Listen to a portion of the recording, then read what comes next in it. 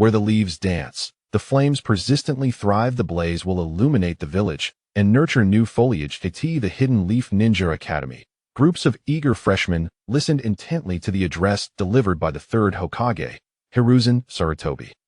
Many of the newcomers wore expressions of admiration, even fervent excitement. At this moment, the third Hokage was in his prime, not yet 40, and the Second Great Ninja War had yet to ignite. It was a time of peace.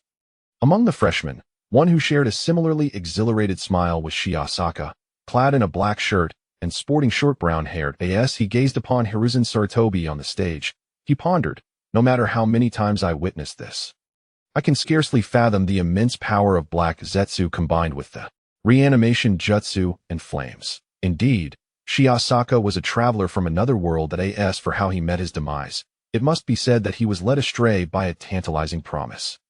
That fateful day, he had yearned to witness an official explanation, only to find himself misled by a mere illusion.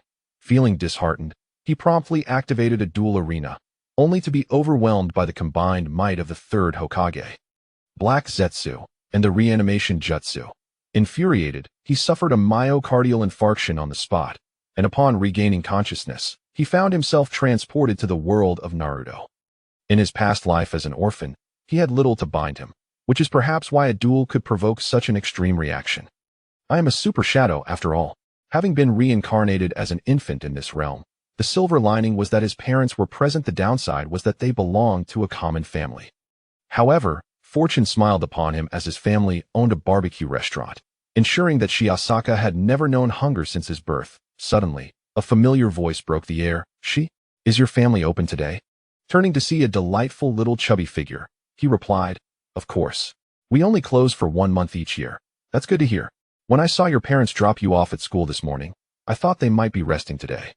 I wish they could take a break, but alas, our business is thriving. Shiosaka's family had previously run a barbecue restaurant, yet the majority of the market had been claimed by the Akimichi clan, as those who love food know best how to create culinary delights. However, when Shiosaka was 3 years old, witnessing the meager profits of their struggling barbecue shop, he proposed a novel idea to transform the establishment into a grill house with entirely different offerings. The key, he asserted, lay in the seasoning. As a native of Northeast China, he was well versed in the art of barbecue, adept enough to make it a monthly affair. Each point of interest in the ninja world was drawn to his restaurant because he had worked part-time there. Initially, his parents harbored concerns. But after tasting the unique seasoning and grilling techniques that Shiosaka devised, they were completely won over. As for why they did not question how their 3-year-old son could innovate barbecue, one could only attribute it to his remarkable talent in this world, where the illogical could easily be deemed genius. Was it not common knowledge that Itachi Uchiha contemplated the meaning of life at the tender age of 6? Thus, it was only natural that Shiosaka, at 3 years old, could create barbecue innovations. Little Chubby, known as Akimichi Dongbang, belongs to the Akimichi clan, yet does not reside within the clan's residential area, as he follows his mother's surname. His mother married a commoner, and they live opposite the Asakawa family. Indeed, every time I go, there's no line, he remarked. Isn't it because you always wake up too late? You live right across the street, yet you can't even get a number, came the retort. Actually, Asakawa, you could secretly grant me a privilege, like skipping the line, Dongbang suggested. Asakawa, feeling somewhat exasperated, replied, that's why I suggested you come directly to my house's kitchen, but you refuse. How could that be? Dongbang protested. My mother taught me that one must always pay for their meals. To be honest, your kitchen doesn't serve freshly grilled food. It pales in comparison to freshly cooked meals. Due to the high volume of business, the barbecued skewers are prepared in batches when time permits. And if Asakawa wishes to eat, he helps himself. Hey, just having food is already a blessing. Do you have any idea how busy my family is? Even with so many employees, my parents still work when I return home. I'm just helping out. I can only eat after all the chores are done, Dongbang explained. Despite Asakawa's lengthy explanation, Dongbang seemed oblivious, gazing at him with wide, pleading eyes. All right. I'm intimidated. I'll mention it when I return, to see if we can arrange a VIP membership scheme. What's VIP? Dongbang inquired. It's a membership for privileged individuals. Essentially, if you pay, you receive a card that allows you to skip the line every time you visit, Asakawa elaborated. Dongbang jumped up in excitement. Oh, that would be fantastic. Asakawa quickly grasped his hand to restrain his exuberance. Keep it down a bit. Hee, my apologies, I got a bit too excited, he admitted sheepishly. Asakawa glanced around, relieved that the nearby students were too engrossed in their own excitement to notice their conversation. However, when he lifted his gaze to the third Hokage, who continued his speech, they shared an intimate glance. Oh no, has the third Hokage noticed us? Asakawa thought, regretting the unfavorable impression he had made so early in the school year. Yet, Sarutobi Hiruzen continued his address, his eyes warm and kind, seemingly unconcerned with the distraction of the two. Asakawa felt a bit bashful under that gaze, scratching his head in embarrassment. Meanwhile, Dongbang, with thoughts solely on food, paid no heed to Hiruzen, already contemplating how to queue up after school to ensure a warm meal. Once he calmed down, Asakawa turned his attention back to Hiruzen's speech. While the address was somewhat repetitive, it was undeniably inspiring, filled with valuable insights. The meaning behind the Will of Fire was clear. The youth are the future's hope, and the older generation must trust and protect them. The sacrifices made by the elders are not in vain. Rather, they serve to motivate the younger generation to become the pillars of the future. The flames of burning leaves symbolize the brave sacrifices of the older generation, while the new leaves represent the youth. Shallow Ao Zongxi found this statement to be profoundly accurate, observing that many individuals, including his own parents, embody this sentiment in their endeavors. They toiled diligently to operate a barbecue restaurant, all in the hopes of securing his admission to the esteemed Ninja Academy. Although the academy is accessible to commoners, not everyone is granted entry. Those who fail to meet the requisite standards face elimination. Throughout his life, Shallow Ao Zongxi has never had to worry about sustenance, maintaining a disciplined regimen of physical exercise and enjoying a diet rich in fish, meat, and protein, which allowed him to easily excel during the entrance examination. This achievement is undoubtedly attributed to his parents, as well as his grandparents. Indeed, his grandparents are a mere 45 years of age and run a pharmacy. From a young age, Shallow Ao Zongxi has indulged in medicinal baths, fostering a robust physique. He attained an impressive 5th place in the recent entrance examination. The top 4 positions were claimed by Uchiha, Hyuga, Sarutobi, and Shimura, names that are unfamiliar to him, as he had scarcely encountered them in the original narrative. While he has watched Naruto, the intricate details have faded from memory. He retains only a vague understanding of the overarching plot. His arrival at this point in time is rather awkward, leaving him in a state of bewilderment and ignorance. Yet, adhering to the philosophy of making the best of his circumstances, Shallow Ao Zongxi resolved not to dwell excessively on uncertainties. As long as he possesses the strength to safeguard himself and his family, he feels content. However, amidst his peers, he does recognize a familiar figure, one of the young blonde boys in the back rows, who gazes at the third Hokage with an expression of fervent admiration, the prince's father. Chapter 2.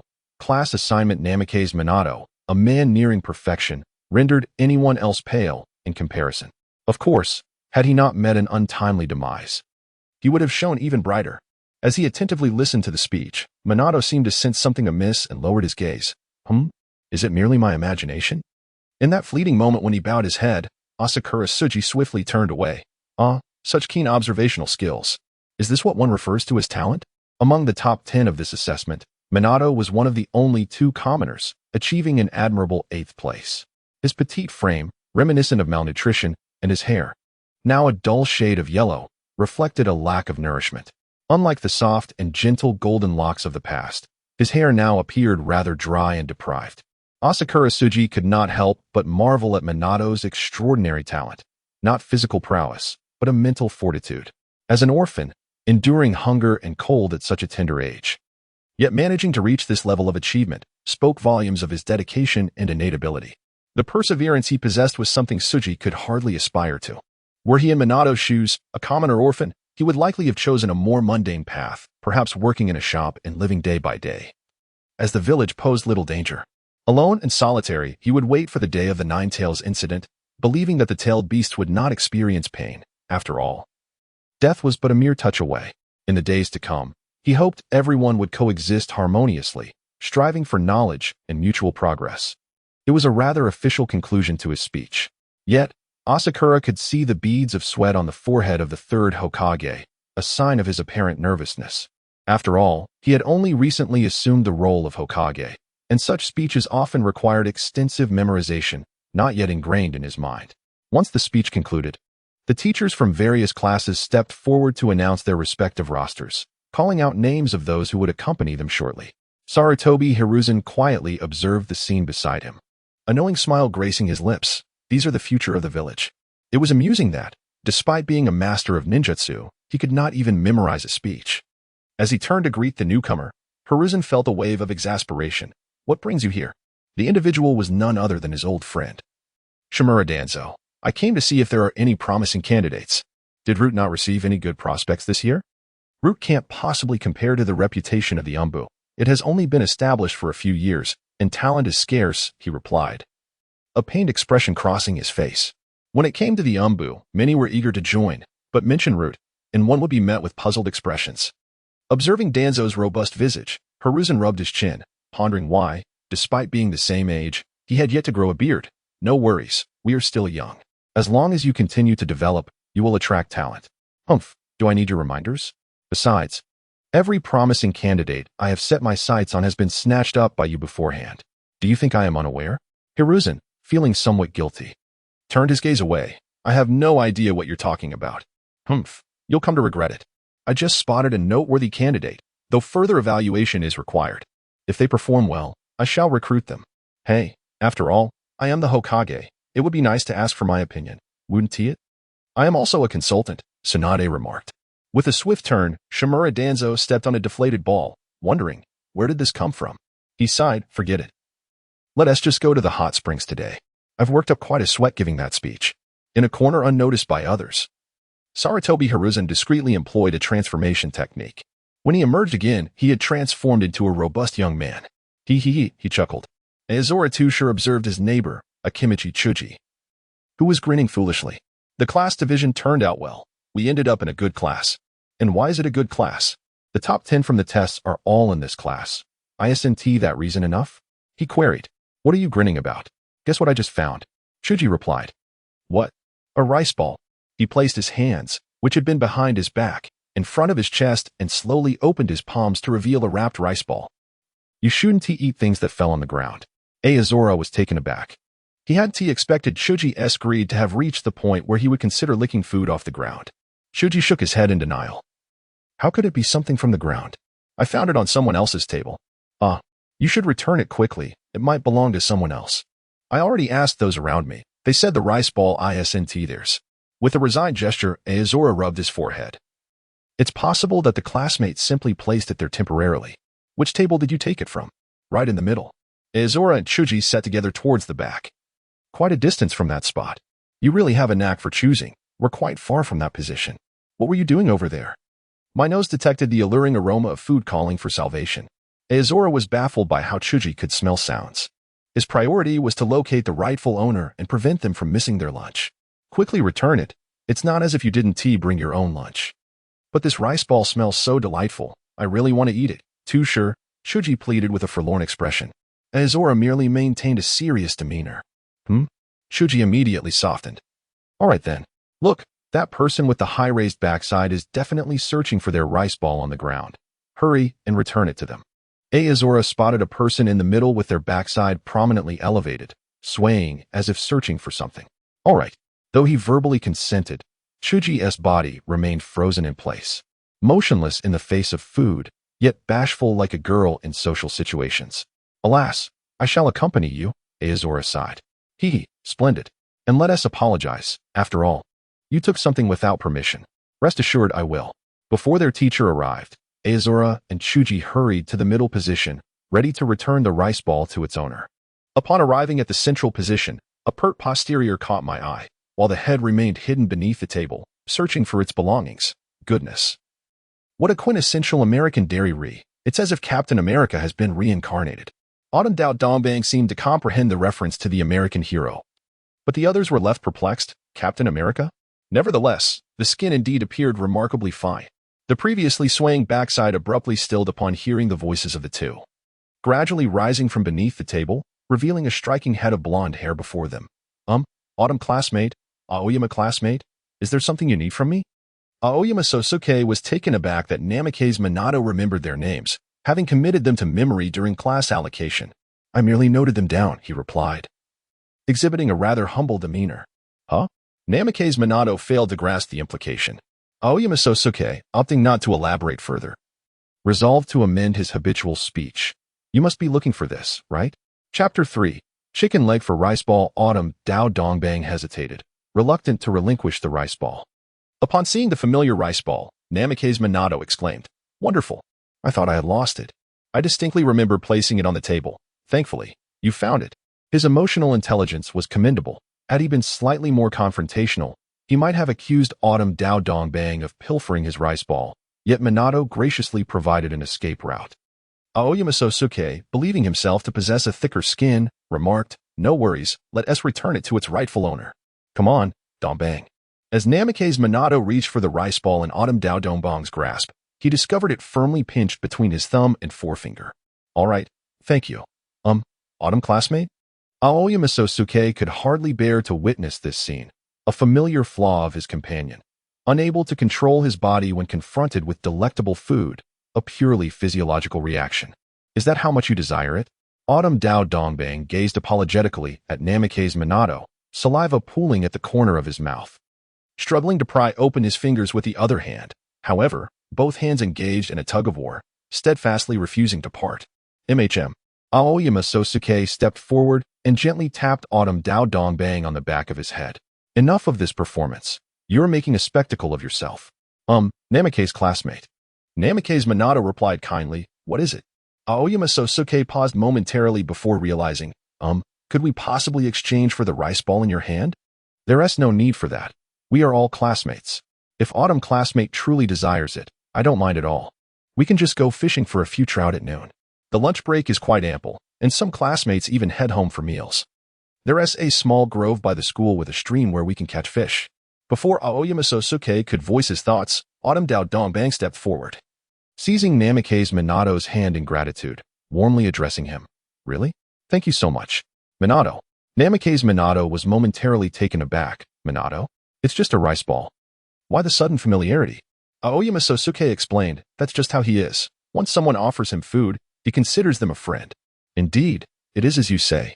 If you wish to indulge tomorrow, I can prepare an extra. With a gentle tilt of his head and his eyes closed. Kakashi Hataki's amiable voice enchanted the nearby chubby boy, embodying the very essence of a little son. At such a tender age, he already possessed an undeniable charm. Shikamaru Nara, not overthinking the matter, simply admired Kakashi's prowess, feeling he would make an excellent friend. Did you make this yourself? That is impressive. Don't worry. We want to take it without giving something in return. How about we trade you some drumsticks? In a swift motion, Shikaku Nara approached his seat, retrieving a sizable package from beneath the table, revealing a colossal lunchbox brimming with drumsticks. Take as many as you desire. However, Kakashi's attention was drawn to another matter. The lunchbox contained at least a dozen drumsticks, and judging by the bulging nature of Shikaku's package, there were likely more food items within. Do you eat this much in one sitting? This guy can eat quite a lot. Most of this is for him. I'll just have 2. But since it's a trade, the bulk will naturally go to him, Shikaku remarked, gesturing towards Shikamaru. To his surprise, Shikamaru had already begun enjoying the rice balls. Delicious. Kakashi, you should try some. My mother's drumsticks are exquisite. Given that they had only rice balls for lunch, fishing would further delay their training. With this delightful solution at hand, Kakashi graciously accepted. The exchange of drumsticks for rice balls was unusual, yet it transpired nonetheless. As class was about to commence, Shikamaru rubbed his belly, the single rice ball barely making an impression, stirring a sense of hunger within him. I'll have some snacks later. Shikaku observed his companion's appetite, recalling that the rice ball was at least the size of 2 hands, consumed in mere seconds, yet he still remained hungry. You certainly have quite an appetite. Have you begun training with the family's secret techniques? Shikamaru shook his head. Not yet. My mother says it's still a bit early. I need to gain more weight. Still too light? You weigh nearly double what I do. Though they were of similar height, Shikamaru's girth was indeed twice that of Shikaku. Yes. My mother insists I should wait until next year, until I have more fat and weight before I begin training.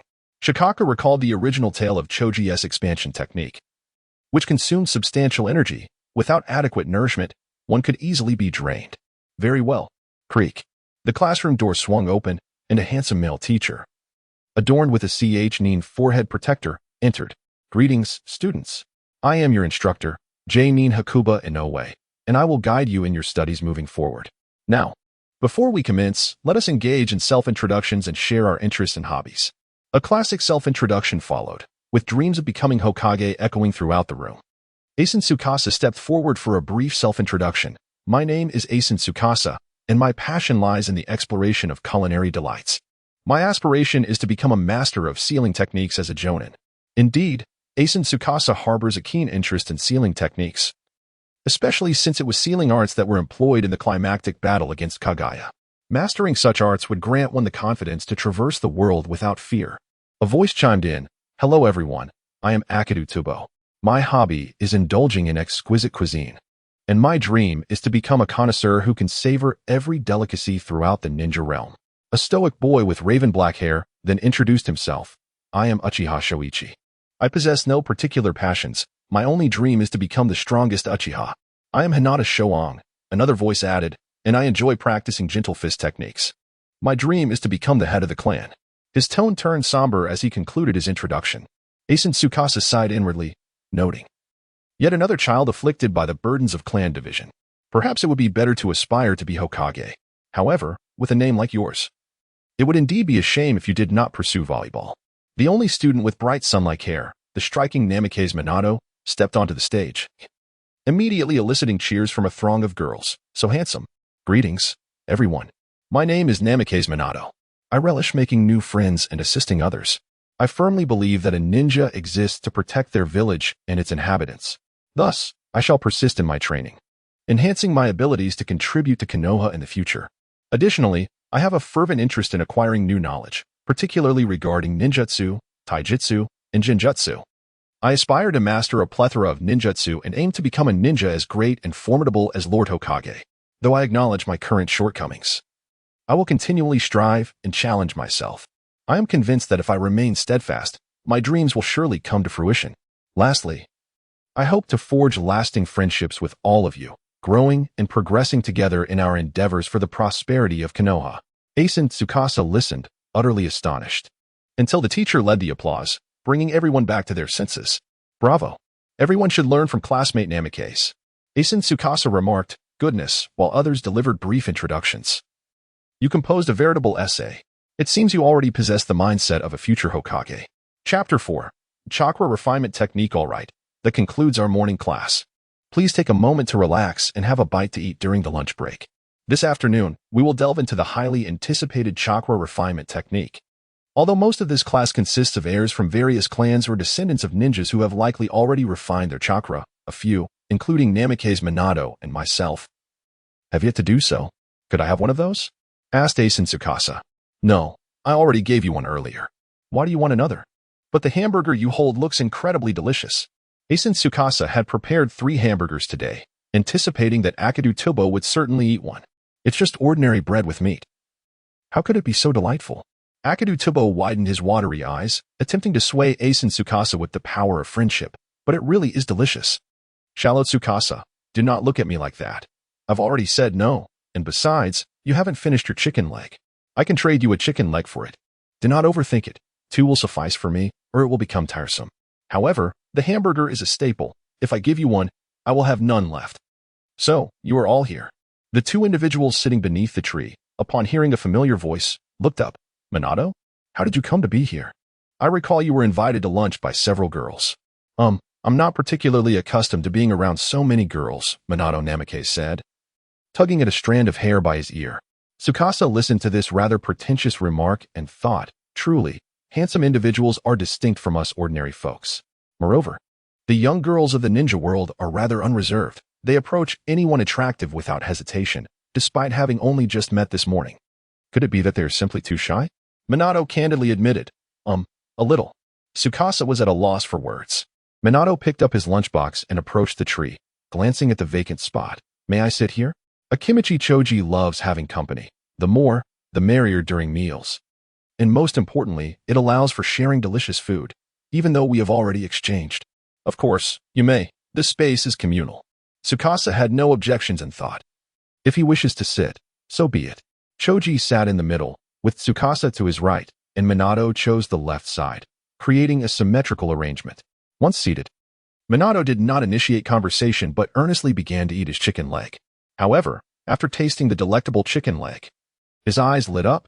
This chicken leg is incredibly delicious. Chouji, your mother's culinary skills are truly remarkable. Haha, it's nothing extraordinary. My mother merely provides the chicken legs. The marinade was invented by Tsukasa. Minato turned to Tsukasa. Tsukasa, I didn't realize your culinary skills were so impressive. After all, you excel in the study of gastronomy. Tsukasa silently consumed his lunch, casually waving his hand. It's merely a small feat, nothing to boast about. He executed this act so skillfully that no one noticed. However, as childhood friends, they were well aware of Tsukasa's demeanor. In his words, it was a classic display of pretentiousness. Yet, they refrained from exposing it and instead posed a question to Minato. By the way, Minato, is the rice ball your own creation? Or did your family teach you? It's truly delicious. The sweetness and the fragrance of plum, a perfect balance of salty and sweet, one could never tire of it. I created it myself. It was taught to me by the elderly lady who sells rice balls next door. Really? Could you tell me where this grandmother resides? I wish to purchase some after school. Tsukasa interjected quietly. I suspect you mean to buy not just a few, but rather a mountain. As the shelf life of rice balls is quite short. Never mind. Tsukasa suddenly recalled the physique of Chouji's family of 3. Even if he bought a mountain, they would surely finish it in one evening. Of course, let us do this. Chouji, after school, you can accompany me. All right, it's settled then. Please do not leave early after school. Shallowed Songzongsi was uncertain whether it was merely an illusion.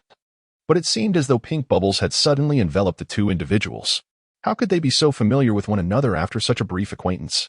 By the way, Shallowed Song, would you like to join us? Me? Even if I... Xiao Dao Dongbang casually draped an arm over Shallowed Song Zongxi's shoulder, proclaiming, Zongxi will certainly come, won't you? Reluctantly, Shallowed Song Zongxi acquiesced.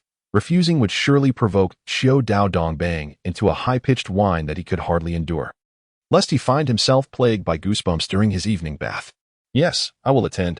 After relishing a delightful lunch, they arrived at the class that Shallowed Song Zongxi had been looking forward to the most, the lesson on chakra refinement. If one were to consider what was most extraordinary about being transported into the world of Naruto, it would undoubtedly be chakra. Whether it be ninjutsu or taijutsu, the foundation lies in the possession of chakra. However, having chakra and being capable of refining and utilizing it are two distinct matters. Shallowed Song Zongxi had learned to form hand seals quite early on, as the barbecue restaurant he frequented was often visited by numerous ninjas. Each time he spotted one, he would eagerly approach them, brimming with admiration and inquiries. Although they did not impart the secrets of chakra refinement, they were willing to teach the hand seals that could be demonstrated to children. He had mastered the 12 basic hand seals. While he wouldn't claim to know them by heart, he could execute 4 seals per second. However, practicing these seals at such speed without mastering chakra refinement rendered him incapable of performing ninjutsu. His mind raced, yet the instructor, by Ma Jingshang, was preparing to commence the lesson. Aware that most of the students in the class had likely already refined their chakra, By Ma Jingshang nonetheless began with a thorough introduction. This morning, we discussed the history of the ninja world. To utilize ninjutsu, one must possess chakra. Chakra refinement. Alright, now you may feel free to experience it. Once the instructor concluded, Shallowed Song Zongxi found his teaching quite commendable and easily comprehensible. Although everyone had previously learned chakra refinement, they had to maintain a fade, as the established rule dictated that ninjas were not permitted to privately teach ninjutsu to civilians without authorization, even if the students were family members. To wield ninjutsu, one must attend a ninja school and become a ninja. In just a few minutes, students began to raise their hands, announcing their success. After all, it was merely a review for them, with only 2 exceptions, the uninitiated Bo Feng Shui Min and Shallowed Song Zongxi. When Bo Feng Shui Min raised his hand, exclaiming, "I succeeded, teacher," all eyes turned towards him. After all, he was one of the only 2 students whose parents were not ninjas and who did not hail from a ninja clan, but were ordinary civilians. So quickly? Bo Feng. Really? Well then, take a moment to appreciate it, by Ma Jingshang remarked, surprised by Bo Feng Shui Min's rapid comprehension. He had anticipated it would take at least half a day. Such speed is intriguing. A typical Uchiha youth. Bo Feng Shui Min? Fascinating. Shui Min, You are impressive. Much faster than I was, exclaimed one of his admirers. Indeed, not only does he possess good looks, but he also has remarkable talent. Tsuku couldn't help but marvel at the brilliance of his peers. It was only when he genuinely commenced his studies that he grasped the daunting challenges ahead. Feeling utterly lost as if enveloped in darkness. While he relied on instinct, the process proved far from simple. However, as the class neared its conclusion, Tsuku triumphantly raised his hand, only to blink in surprise upon seeing the teacher. Teacher? Baima Jingshang generously showered him with praise. Excellent, Tsuku. Thank you, teacher. Chapter 5, The Invitation, Part 1. How does it feel to be a teacher? In the Hokage building, within the Hokage's office, Sarutobi Hiruzen inquired of Baima Jingshang, who stood before him, having transitioned from a combat ninja to an educator due to injury. It feels quite good, though there is not much in terms of experience. After all, in an elite class, extensive guidance is seldom required. Ha ha ha. Indeed, they are all intelligent children. Sarutobi gazed contentedly at the scene of students leaving school captured in the crystal ball, a glimpse of the village's future. By the way, Lord Third, I have high hopes for 2 students in my class. Oh, do tell. Baima Jingshang proceeded to discuss the potential he saw in Namikaze Minato and Shallow Tsuku, noting that their chakra refinement speed was remarkable for commoners. Is that so? Then please take the time to mentor them. Commoners lack the opportunities to learn ninjutsu, and without guidance, their graduation may only yield the basic 3-body technique. Of course, after discussing future teaching plans, Baima Jingshang prepared to take his leave. I shall take my leave now to prepare for tomorrow's lessons. Farewell, Lord Third. Do take care of your health and avoid overexertion. Sarutobi placed a reassuring hand on his shoulder. In that fleeting moment, Baima Jingshang felt a wave of comfort wash over him. The lingering pain from his injuries considerably alleviated. With excitement, Baima Jingshang looked at Sarutobi. Lord Third, it's merely a minor ninjutsu. Teaching is one thing, but healing must be prioritized. I understand. Thank you, Lord Third. Once Baima Jingshang departed, a low voice resonated within the office. Sarutobi, entrust those 2 children to me. Just as he was about to sneak a glance at girls bathing, his old friend arrived, leaving Sarutobi to helplessly rub his forehead. You've uttered that line countless times. I maintain the same stance. It is not permissible. Shimura Danzo, aware that force would not work, opted for a softer approach. What if they willingly agree to join the roots? Sarutobi, who was more susceptible to persuasion, responded, What do you mean? Are you attempting to entice them? Humph. I need no such enticement. My status is sufficient to secure their allegiance. Sarutobi found himself exasperated, as if everyone in the village knew Danzo, as though he were Hokage. Danzo, acutely perceptive, immediately noted the implications in Sarutobi's gaze. What kind of look is that? Being Hokage is significant, but I am also one of the Hokage's advisors. Indeed, I never implied otherwise. However, if you can persuade them to join willingly, that would be acceptable. Shimura Danzo remarked. That being said, while voluntary participation is one thing, you must refrain from harboring any nefarious intentions. They are merely children. Although the foundation has only recently been established and the number of recruits is limited, Sarutobi Hiruzen has previously recommended several promising talents. Yet, none of those recommended have returned unscathed.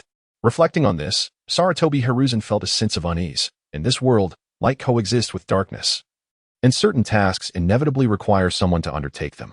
They have all devoted themselves to Kenoha, and I have not wronged them in any way. Danzo understood Hiruzen's perspective. Engaging in shadowy dealings invariably carries risks. Sometimes, infiltrating other villages as a spy necessitates emotional investment, which can be profoundly distressing. It is precisely because they voluntarily contribute to Kenoha that we feel a sense of guilt towards them. By the way, has the compensation for this month been duly allocated? Hiruzen inquired. Rest assured, I am more familiar with these matters than you. Every detail has been properly addressed. During this period, Danzo's spirit had yet to be tainted by darkness. Although his thoughts were somewhat radical, he still maintained a clear sense of reward and punishment. That is reassuring. Danzo continued. By the way, I've heard that the Umbu has recruited a formidable individual. What are you plotting now? It would be a shame to place such talent in the Umbu. They would be better suited to my before Danzo could finish his thought. Hiruzen interjected. Enough, Danzo. I am the Hokage. You should not even entertain the idea of this person. I have already permitted you to engage with 2 children. I did not anticipate granting you such excessive authority, even coveting the elite around you. Danzo merely indulged in idle talk. Acquiring them would be ideal. But their absence was of little concern. TCH, you will regret this, he retorted. Regret? I have yet to witness any genuine remorse from you, Hiruzen replied. Meanwhile, Akimichi Chouji, with a rice ball in each hand, stood with his mouth agape, eagerly awaiting his grandmother to prepare more. Delicious, delicious, Grandma, I want more. Slow down. Even Grandma can hardly keep up with your pace, she replied kindly. While a typical individual might be astonished by Chouji's voracious appetite, the rice ball vendor felt a sense of joy. Perhaps, in the eyes of the elderly, a child's hearty appetite is a blessing.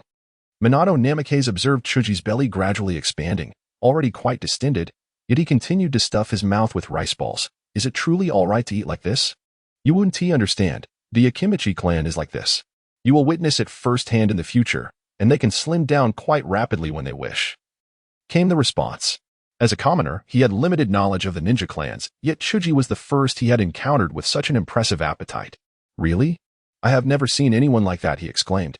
Of course, once you become a ninja, you will understand. Ninjas can eat a great deal. Our family's barbecue shop is frequented by many ninjas daily. They consume vast quantities, Akimichi Chouji's friend replied. Due to the remote location of the residents of the Wave Wind Watergate, it is rare for ninjas to inhabit or shop in this area, which is predominantly frequented by small vendors. Consequently, the Watergate had seldom witnessed ninjas dining. Asaka Soji gazed at the modest two-story building beside the old woman's small house, exclaiming, "Is this your home? It's quite spacious," feeling a tinge of embarrassment. The Watergate pointed to the small wooden cabin nestled between the two structures, saying, "Actually, that is my home." Asaka Soji observed the cabin, which bore a striking resemblance to a public restroom, and could not help but think it was intended for that purpose. "So you live there all by yourself?" Akadu Tubo also directed his gaze towards the small wooden cabin, asking, "Is it just you living there?" The Watergate responded matter-of-factly, "I am an orphan. So I live alone." Akadu showed a hint of guilt. "I'm sorry."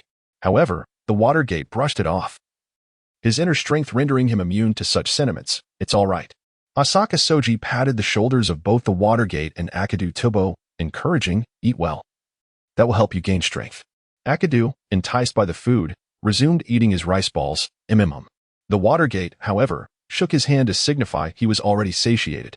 Chapter 6, Invitation, Part 2. Once they had feasted, the trio prepared to return home. The Watergate did not invite the two to stay. Considering the late hour and his lack of preparation, he resolved to extend an invitation once he was better equipped next time. Akadu did not dwell on it. Content as long as food was available, while Asaka noticed but chose not to comment further. "See you tomorrow. See you tomorrow." The Watergate watched as the two figures gradually faded from view. Only after they disappeared did he return to the present, noticing the old woman starting to tidy up. He hurried over to assist her. "Let me help you, Granny." "Thank you, little Watergate. It's nothing. You've made friends, how wonderful." They lived on the same street, and she had watched him grow up. The street was filled with elderly residents with few children, as most struggled to provide for themselves, let alone raise kids. The Watergate was, in fact, the only child on that street. Unlike other children, the Watergate had cultivated a sense of gratitude and a desire to help his neighbors from a young age, displaying remarkable maturity and developing both inner strength and kindness. The old woman felt genuinely happy for him in making friends, and the Watergate was thrilled to hear her refer to them as friends. Amazed that he had made acquaintances on his very first day at school. After tidying up, the Watergate returned to his home. Although it was merely a small wooden cabin, it was impeccably clean and well-organized inside. After a brief morning routine, Minato Namikaze seated himself cross-legged on the bed, commencing his practice of chakra refinement. Though he had already acquired the technique, it was imperative to consolidate this knowledge and achieve mastery. Being a commoner, Minato was acutely aware of his standing. If he wished to catch up to the formidable ninjas and aspire to become Hokage in the future, relentless effort was essential. "Come on," he silently encouraged himself. After some time spent in training, a knock on the door interrupted his concentration. Knock, knock. Who could that be at this hour? Minato opened his eyes, perplexed. He slowly approached the door and opened it, revealing a middle-aged man with brown hair, neatly styled bangs, and a distinctive cross-shaped scar on his chin. This man was Danzo Shimura, who had come to recruit Minato. Typically stern in demeanor, Danzo's face appeared somewhat grim under the dim moonlight, exuding an intimidating aura. However, Minato had never been one to judge by appearances and was merely curious about why a stranger would seek him at such an hour. "May I ask who you are?" Danzo, slightly irritated that this young boy did not recognize him, chose not to dwell on it. After all, as long as Minato proved valuable, it mattered little. Humph. A commoner is a commoner. I am Danzo Shimura, advisor to the Hokage. Upon realizing the identity of the visitor, Minato's surprise was palpable, and he quickly bowed in respect. Danzo, pleased by the show of deference, decided to overlook Minato's earlier ignorance. What brings you to me, Lord Danzo? Minato inquired. I hold your talent in high regard. How would you feel about joining the route? What is route? Just as Danzo was about to elucidate, he was interrupted by a sudden voice. Hey, why are you still out here so late, Minato? Minato turned to see Jiraiya, a long-haired man clad in a bathrobe, his white hair cascading down to his waist, adorned with a red mark beneath his eyes. Lord Jiraiya? I didn't expect to see you here for a bath again. Ah, yes. After all, this is the only bathhouse that truly offers me comfort among all these streets. Danzo? What brings you here? Danzo, equally surprised and puzzled, wondered why Jiraiya was present. Was it a matter of Hiruzen's or merely coincidence? I was about to inquire why you are here. Don't think that just because you've recently become a Jonin, you can disregard the 3 prohibitions of a ninja. Danzo, well acquainted with his old friend and his 3 disciples, could easily deduce Jiraiya's recent activities from his attire. Ha. Rest assured, I want to forget. Jiraiya chuckled, scratching his head, attempting to deflect the conversation. Danzo pointed at Minato and addressed Jiraiya. Do you know this boy? Ah. I'll offer him some guidance when I have the chance. Ninjutsu? Just some basic training. I see this kid is quite diligent. Don't worry. I want to impart any ninjutsu without permission. Jiraiya approached slowly, reaching out to ruffle Minato's hair affectionately. Shinmura Danzo. So, is this lad your disciple? Jiraiya suddenly adopted a mischievous expression. Of course not. You know how it is. Shinmura Danzo. Never mind. I am not one to covet another's favor. As soon as he finished speaking, before Jiraiya and Namikaze Minato could utter a word, Shinmura Danzo vanished abruptly. Danzo's technique for swift movement is truly remarkable. Jiraiya resolved to adopt such pretentiousness next time. Lord Jiraiya, what on earth is happening? Nothing. Let us hurry back to sleep. School awaits us tomorrow. All right. Namikaze Minato, somewhat bewildered, found it peculiar to encounter 2 prominent figures in a single evening. Although he occasionally met Lord Jiraiya, their conversations were often limited to a few exchanged words. After closing the door, Jiraiya sighed and rubbed his forehead, gazing at the sky. Sigh, I hope I haven't disrupted Danzo's plans for gathering disciples. Whatever. I shall continue gathering material. Undeterred by his failure to recruit Minato, Shinmura Danzo moved on to his next target, Aoi Sure, harboring a premonition of success. Within mere minutes, he arrived at Aoi Sure's doorstep, brushing off the dust from his attire. Unlike the orphan Minato, who bore no particular concerns, Aoi Sure, with both parents alive, necessitated a certain decorum. Knock. Who is it? A gentle female voice responded, and a young woman clad in a white house dress and apron opened the door. May I inquire who you are? Hello, I am the Hokage advisor, Shinmura Danzo. The young woman promptly bowed. Ah, Lord Danzo. Yes, I am here to see Aoi Sure. Of course, he is upstairs training. I shall go fetch him. No need. Do not disturb his training. I shall take a look myself. Upon hearing that he was training, Shinmura Danzo's interest piqued. After all, knowledge gained from books feels superficial. To truly assess a person's talent, one must observe their practice firsthand. Danzo prepared to witness Aoi Sure's training methods. Chapter 7. The Invitation, Part 3. Sitting cross-legged on his bed, Aoi Sure felt the chakra he was extracting increasing in abundance. As if his entire being were brimming with power, eager to unleash ninjutsu, though regrettably, he knew none. Sigh. He exhaled in resignation.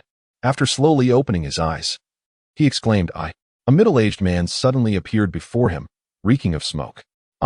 What do I mean? Aoi Sure was nearly startled. Taking several deep breaths to regain his composure, it's nothing, merely surprised. Lord Danzo, you may continue your conversation. I shall go prepare tea for you. The couple exchanged glances before closing the door. Danzo nodded. I appreciate it, madam. Aoi Sure regarded the middle-aged man, noting his rugged complexion and the cross scar on his chin, which was starkly different from the bandaged, sinister-looking Danzo he would later encounter. Lord Danzo? Yes. Do you understand why I have come to seek you? Shallow Blue, the commander, shook his head in confusion. He truly had no knowledge of why Shinmura Danzo would suddenly seek him out, having never had any prior interaction with him. Are you familiar with the Umbu? Shallow Blue nodded, stating, I am aware. It was mentioned in class today. And what of the root? Shallow Blue's eyes briefly widened in surprise. But he quickly masked his ignorance with a blink, asking, what is root? Is it referring to? Gesturing towards the ground beneath him. Danzo retorted, such lewd thoughts. Well, I couldn't think of anything else. He continued, root is akin to Umbu, yet it surpasses it in grandeur, requiring a greater caliber of elite individuals, as well as undertaking more stringent missions. To join root, one must contribute to Kenoha. And what are the benefits? Danzo, expecting admiration, was taken aback by the inquiry. What? Are you suggesting that root is superior to Umbu? Of course, he affirmed. But what about the remuneration? How does the reward for missions compare to that of Umbu? Danzo hesitated, admitting, I have not given much thought to that, as I control the finances of root. The funds for mission execution are under my purview. And the ninjas of root essentially reside within its confines, attending to all their needs without significant expenses. Thus, their salaries depend on whether I choose to grant them. He cleared his throat, however, this is something I can only disclose upon your joining root. In truth, Shallow Blue was reluctant to join, as the shadows of the ninja world were not merely jest. The scheming nature of Danzo was something he preferred to avoid. Even though Danzo had yet to reveal his more sinister traits, Shallow Blue remained cautious, unwilling to gamble on. What if I choose not to join? Danzo was perplexed as to why many were disinterested in joining root. While it was understandable that Minato Namikaze would decline, he was baffled that Jiraiya, who had shown interest, was now joined by Shallow Blue in rejection. Why? Shallow Blue noticed Danzo's facade beginning to crack. Lord Danzo, please calm yourself. I hope my refusal does not lead you down a path of psychological distress, gradually distorting your psyche. Danzo took a deep breath, firstly. I have yet to become a ninja. He nodded for Shallow Blue to continue. Moreover, I only just learned the Chakra refinement technique today, with my current abilities. Can I truly join root? This inquiry caught Danzo off guard. Even if Shallow Blue were to join root, he would not be an effective combatant without further training. However, Lord Danzo, you could invest in me. Invest in you? I have no interest in business, he replied, mistakenly assuming Shallow Blue referred to his family's barbecue establishment. However, the young and naive Tisaka shook his head and pointed to himself, although it may seem somewhat shameless. You could invest in me and teach me the ways of ninjutsu and sealing techniques. Once I become a ninja, I shall repay you. No, you haven't joined the foundation.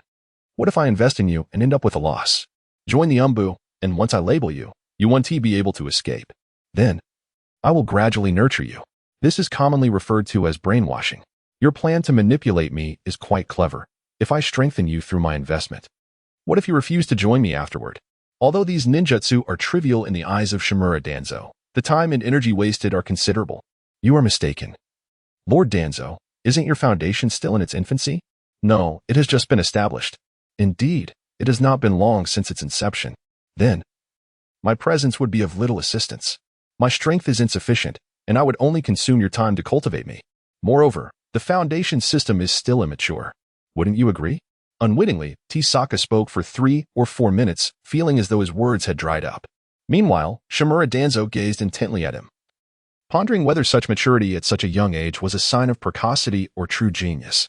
After hearing so much, Danzo could only draw one conclusion. So, does this imply that you are declining? Of course not, Lord Danzo. How could I ever refuse your invitation? It is merely that the time is not yet ripe. Once I graduate, I will wholeheartedly serve the foundation.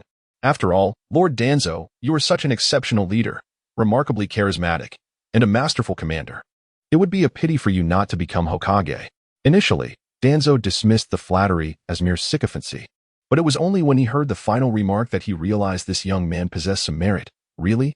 Absolutely. Then I shall await you for a while. Do not disappoint me. That is assured. Subsequently, Danzo tossed over a scroll. Here.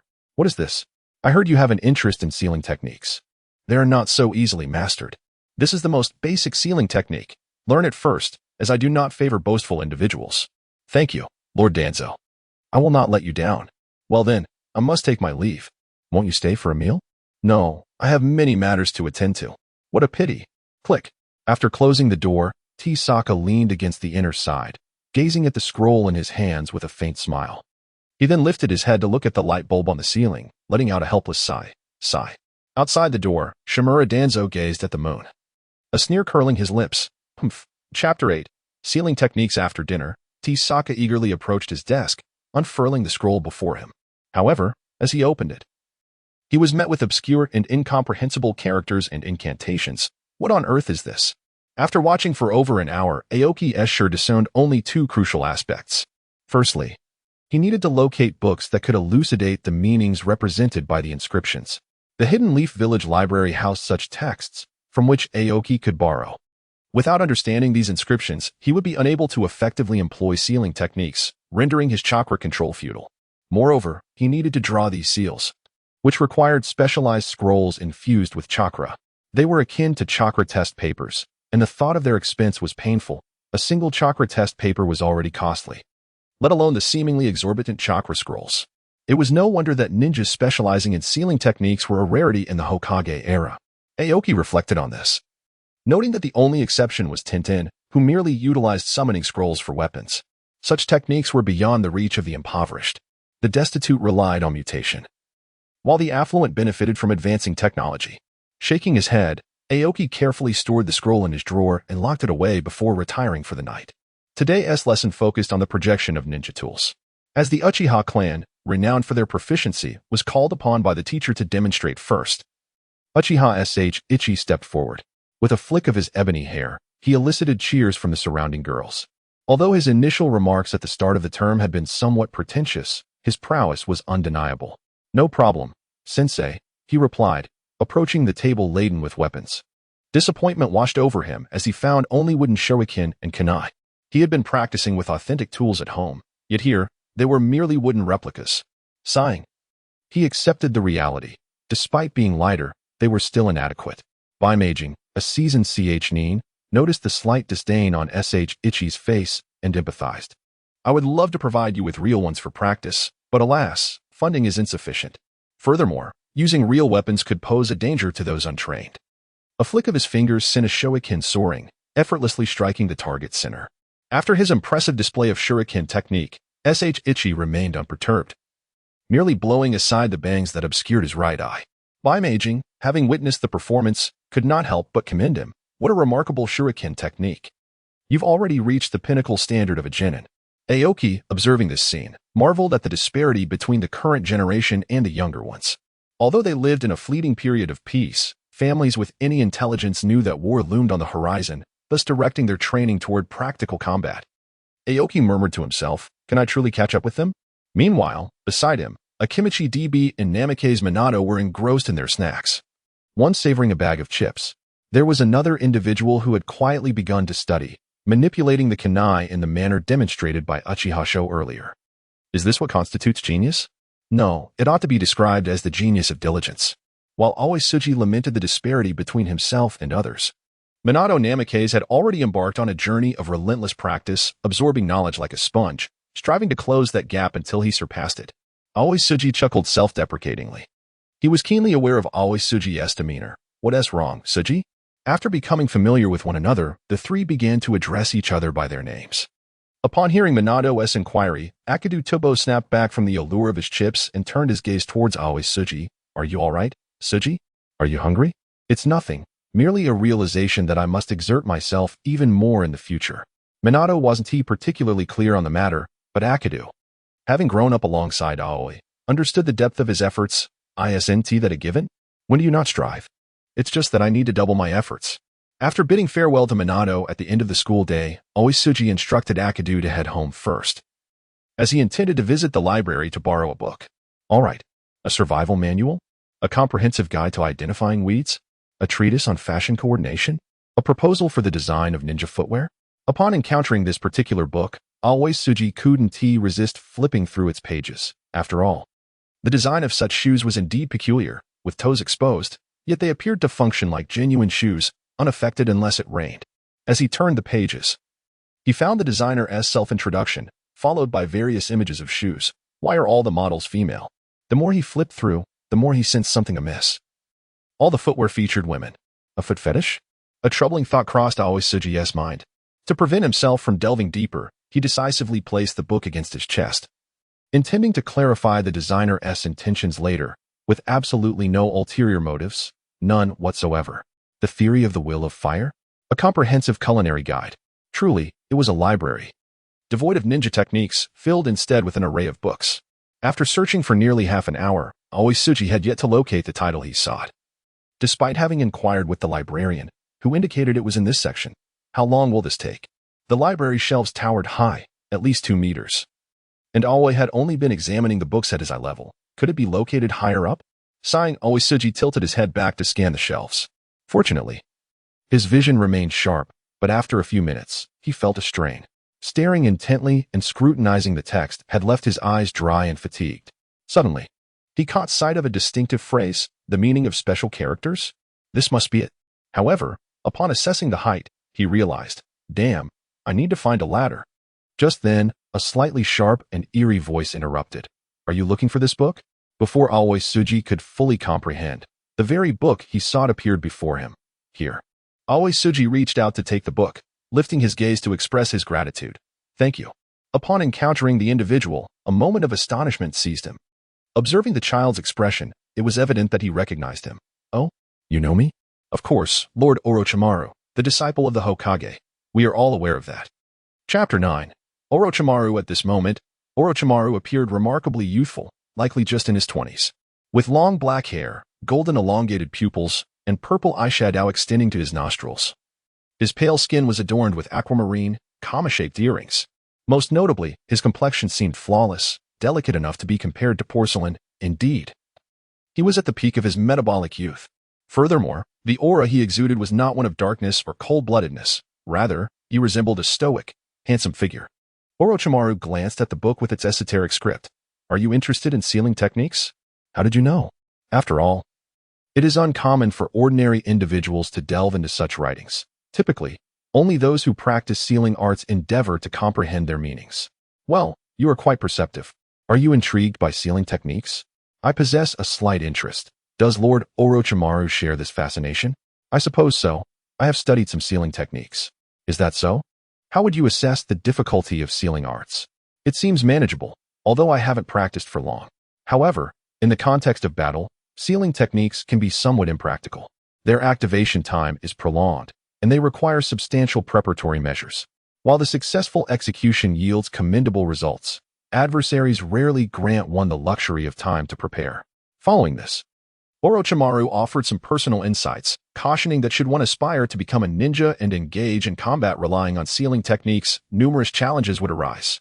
This was a mere casual remark from a scholar, accompanied by verbal counsel. Yet, it was clear that Aoisuji was not fully attentive. Primarily due to his genuine interest in sealing arts. Lord Orochimaru, do you possess any tips regarding sealing techniques that you could kindly share? Tips? First, focus on honing your chakra control. Is that so? Thank you, Lord Orochimaru. Although Orochimaru later exhibited some rather extreme tendencies, one could not deny that in his youth. He was undeniably a bona fide genius. His capacity for rapid learning, coupled with an innate grasp of theoretical knowledge and scientific experimentation, rendered him a multifaceted prodigy, albeit one hampered by the limitations of bloodline. By the way, I believe you are the son of the barbecue shop owner from the commercial street. What prompted you to suddenly study sealing techniques? Who encouraged you? Of course, if you prefer not to disclose that, it is entirely your prerogative. This was merely Orochimaru's innocent curiosity. I am surprised you still remember me. Your memory is impressive. In truth, Aoisuji had previously encountered Orochimaru, as well as Tsunade and Jiraiya, having dined at his home. However, at that time, Aoi had merely been serving in the background and did not approach the trio. It was astonishing that Orochimaru's keen observational skills allowed him to recall him after such a fleeting encounter.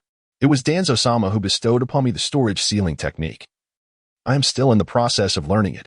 Upon hearing a familiar name, although there was no direct connection between the two individuals, my teacher, Sarutobi Hiruzen, was quite acquainted with Shimura Danzo. Hence, they had exchanged pleasantries. However, Orochimaru was well aware that Shimura Danzo was not as simple as he appeared. He was, at the very least, coveting the title of Hokage. Danzo? Indeed. Following this, Orochimaru fell silent, and an awkward stillness enveloped the atmosphere. Aozora Ritsu had already buried his toes into the ground in discomfort.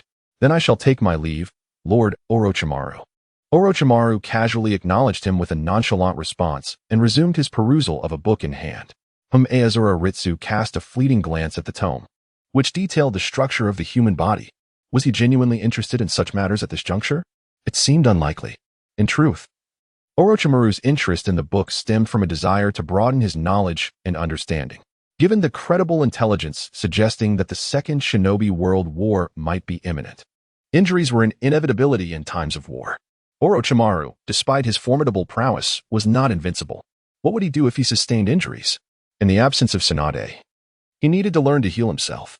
On his way back, Aozora Ritsu specifically purchased a pin, chakra scrolls, and chakra test paper. He seized the opportunity to also acquire the latter to ascertain his elemental affinity. A month's worth of pocket money had vanished in an instant. Alas, this endeavor is rather costly. Must I truly become a sealing technique ninja? He sighed, conceding that he might as well learn, as there were no other ninjutsu techniques available for study.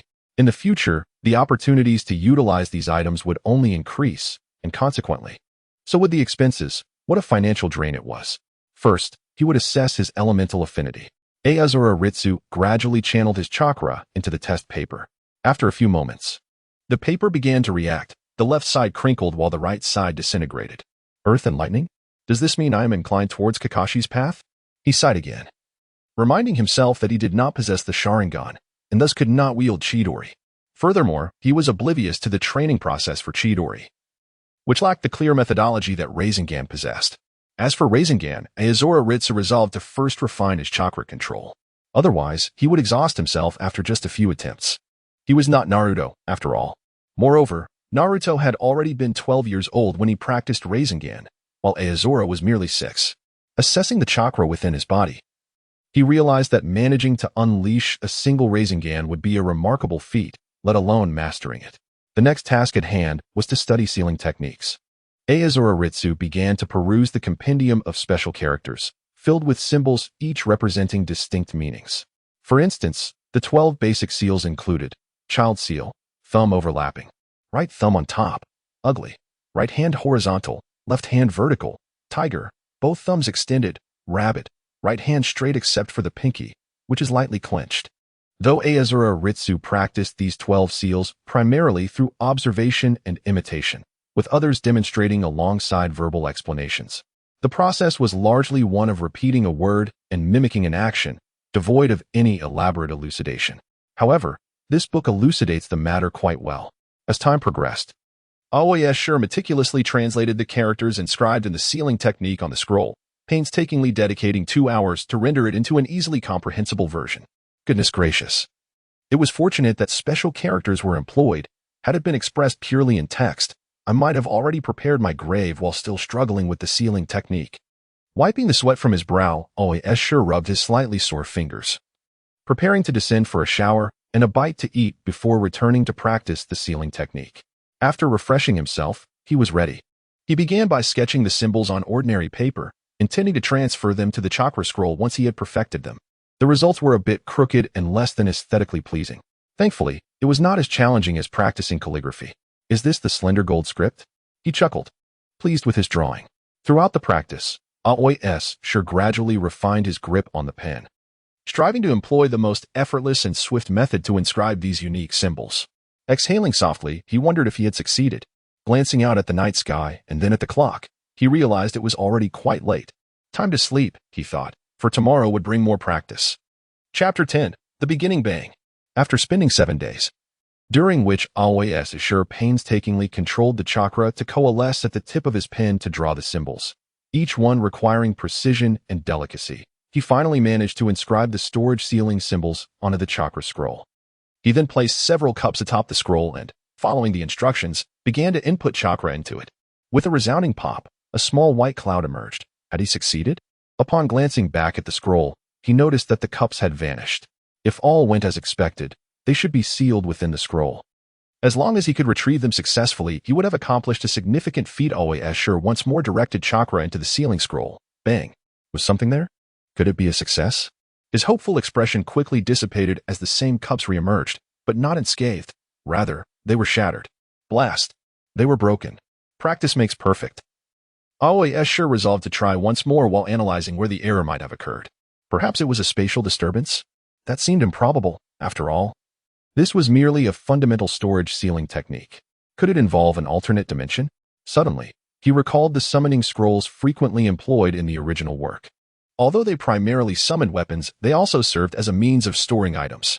So, merely being able to draw was not enough. One must also utilize it? Aoi S. sure was incredulous. Without innate talent, such techniques would remain out of reach. He meticulously compared his work, attempting 3 times. The cups transitioned from shattering to merely cracking, gradually improving with each iteration. I have made no errors. My drawings are undoubtedly correct. Each of the 3 attempts was identical.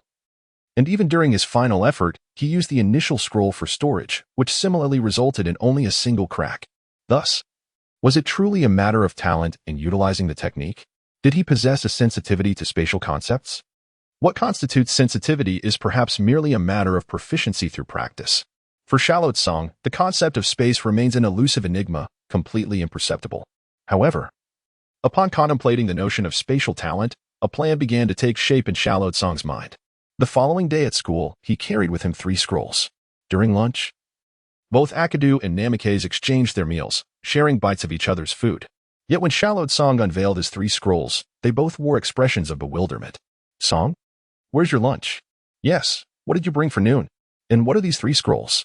These scrolls contain my lunch. To prevent damage to my belongings, after all. The cups at home have already been shattered. Should further mishaps occur, our barbecue guests would have no vessels for their drinks. Thus, I filled them with some food. If it does break apart, it might even become softer and easier to consume. Inside the scrolls, Shallotsong had packed rice balls and grilled meat. Once crumbled, it would transform into a delightful dish of grilled meat over rice. This must be a storage scroll, right? Did you purchase it from the ninja tool shop? It must have cost quite a bit, and you're using it for food? How extravagant. I crafted it myself. What? You made it yourself? Namikaze stared in astonishment at Shallotsong. Are you implying that you drew this scroll? Akadu also turned to Shallotsong, who nodded affirmatively. When did you learn sealing techniques? It has been long. Lord Danzo bestowed the sealing technique upon me, and I've made some minor breakthroughs by following his instructions over the past few days. Impressive. This is wonderful. Now I won't have to carry a heavy burden of snacks. With scrolls, I can store as much as I desire. Carrying a load to school every day is exhausting. You should work on your physique as well, Akadu added. Indeed, consider it a form of exercise. All right, both of you. Channel your chakra into the scrolls. I will guide you through the hand seals, in case you're unclear about the process. Once they completed their practice, he inquired. Are you both ready? Yes, they replied in unison. Now, summon the contents from the scrolls. Release. Unseal. With a puff of smoke. Akadu gazed at the remnants of his meal. So your lunch today is grilled meat over rice? May I partake? Shallotsong observed the crumbled meat and the indistinguishable rice ball, realizing it had indeed become a true grilled meat over rice. It's for you. Eat without worry. Namikaze looked at his portion, which consisted of a fine piece of grilled meat alongside a beautifully crafted rice ball. Mine includes rice balls and an entire piece of grilled meat. Is this a different way of eating? Truly, one destined to master the Flying Thunder God technique possesses remarkable spatial talent. The initial use of the scroll yielded such results. Shallotsong, feeling envy and admiration for Namikaze's gift, resolved to practice diligently. Yes, it is indeed a different way of savoring food. Quickly, Shallotsong adeptly performed the unsealing technique. Release. What appeared before them was a substantial piece of roasted meat accompanied by a rice ball, albeit the seaweed atop the rice ball was somewhat torn. Asanokawa TG let out a sigh of relief, acknowledging that progress had been made. I began to indulge. In the blink of an eye, a week had passed, and Asanokawa TG had become adept at drawing storage seals.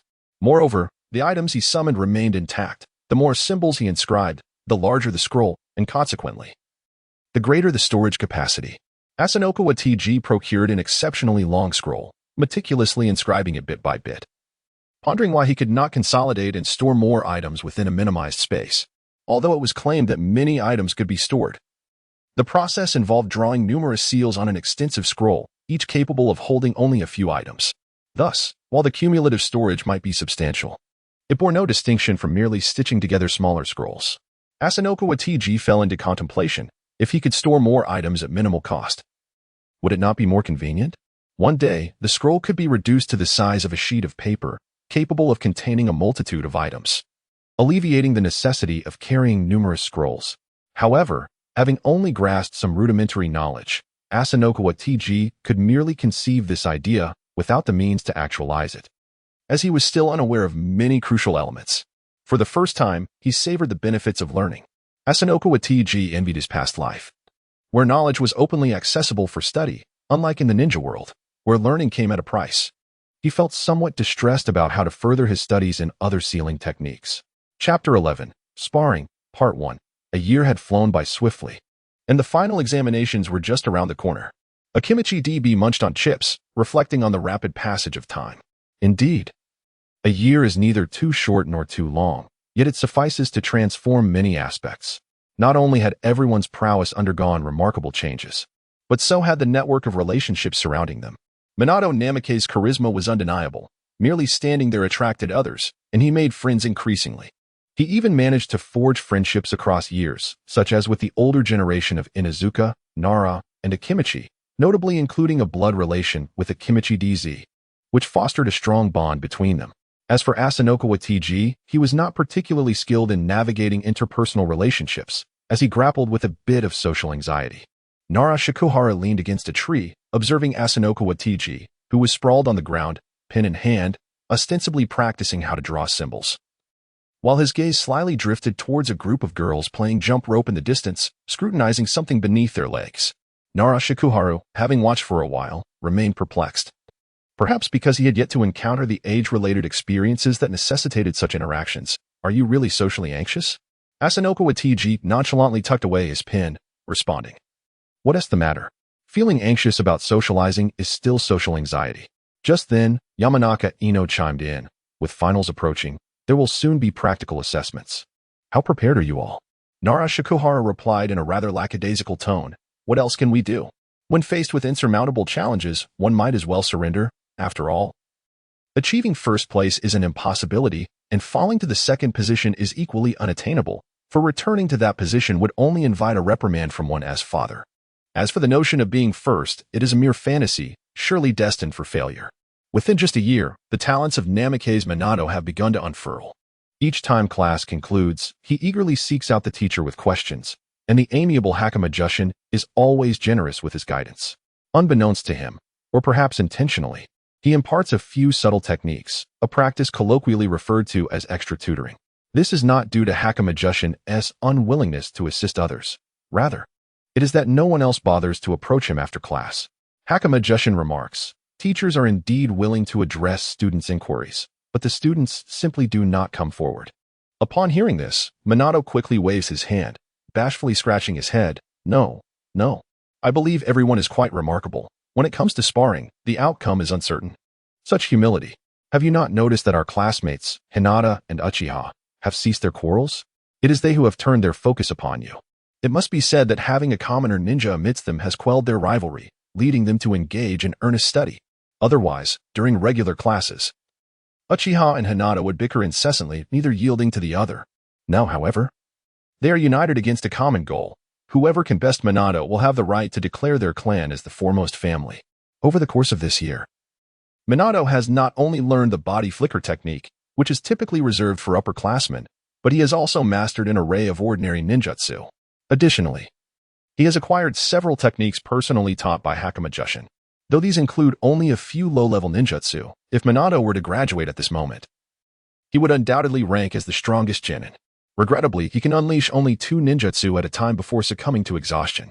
However, which child can boast of executing 2 ninjutsu at the tender age of 7, and as a commoner at that? During this same year, Aoisuji has not lagged behind. He too has approached his teacher, albeit without meticulously inquiring about various ninjutsu. Recognizing his aptitude for sealing techniques, he wisely chose to focus his inquiries there. Unfortunately, Hakama Jushin possesses only a rudimentary understanding of sealing techniques and has not imparted any advanced knowledge. Nonetheless, Aoi has gleaned some insights. His current storage sealing technique is capable of containing a substantial amount of items. By inscribing sealing symbols on paper no larger than the palm of his hand, he can store nearly 1,000 pounds of goods, a considerable feat. However, it is regrettable that since he received a scroll for personal study, Shimura Danzo has not sought him out again.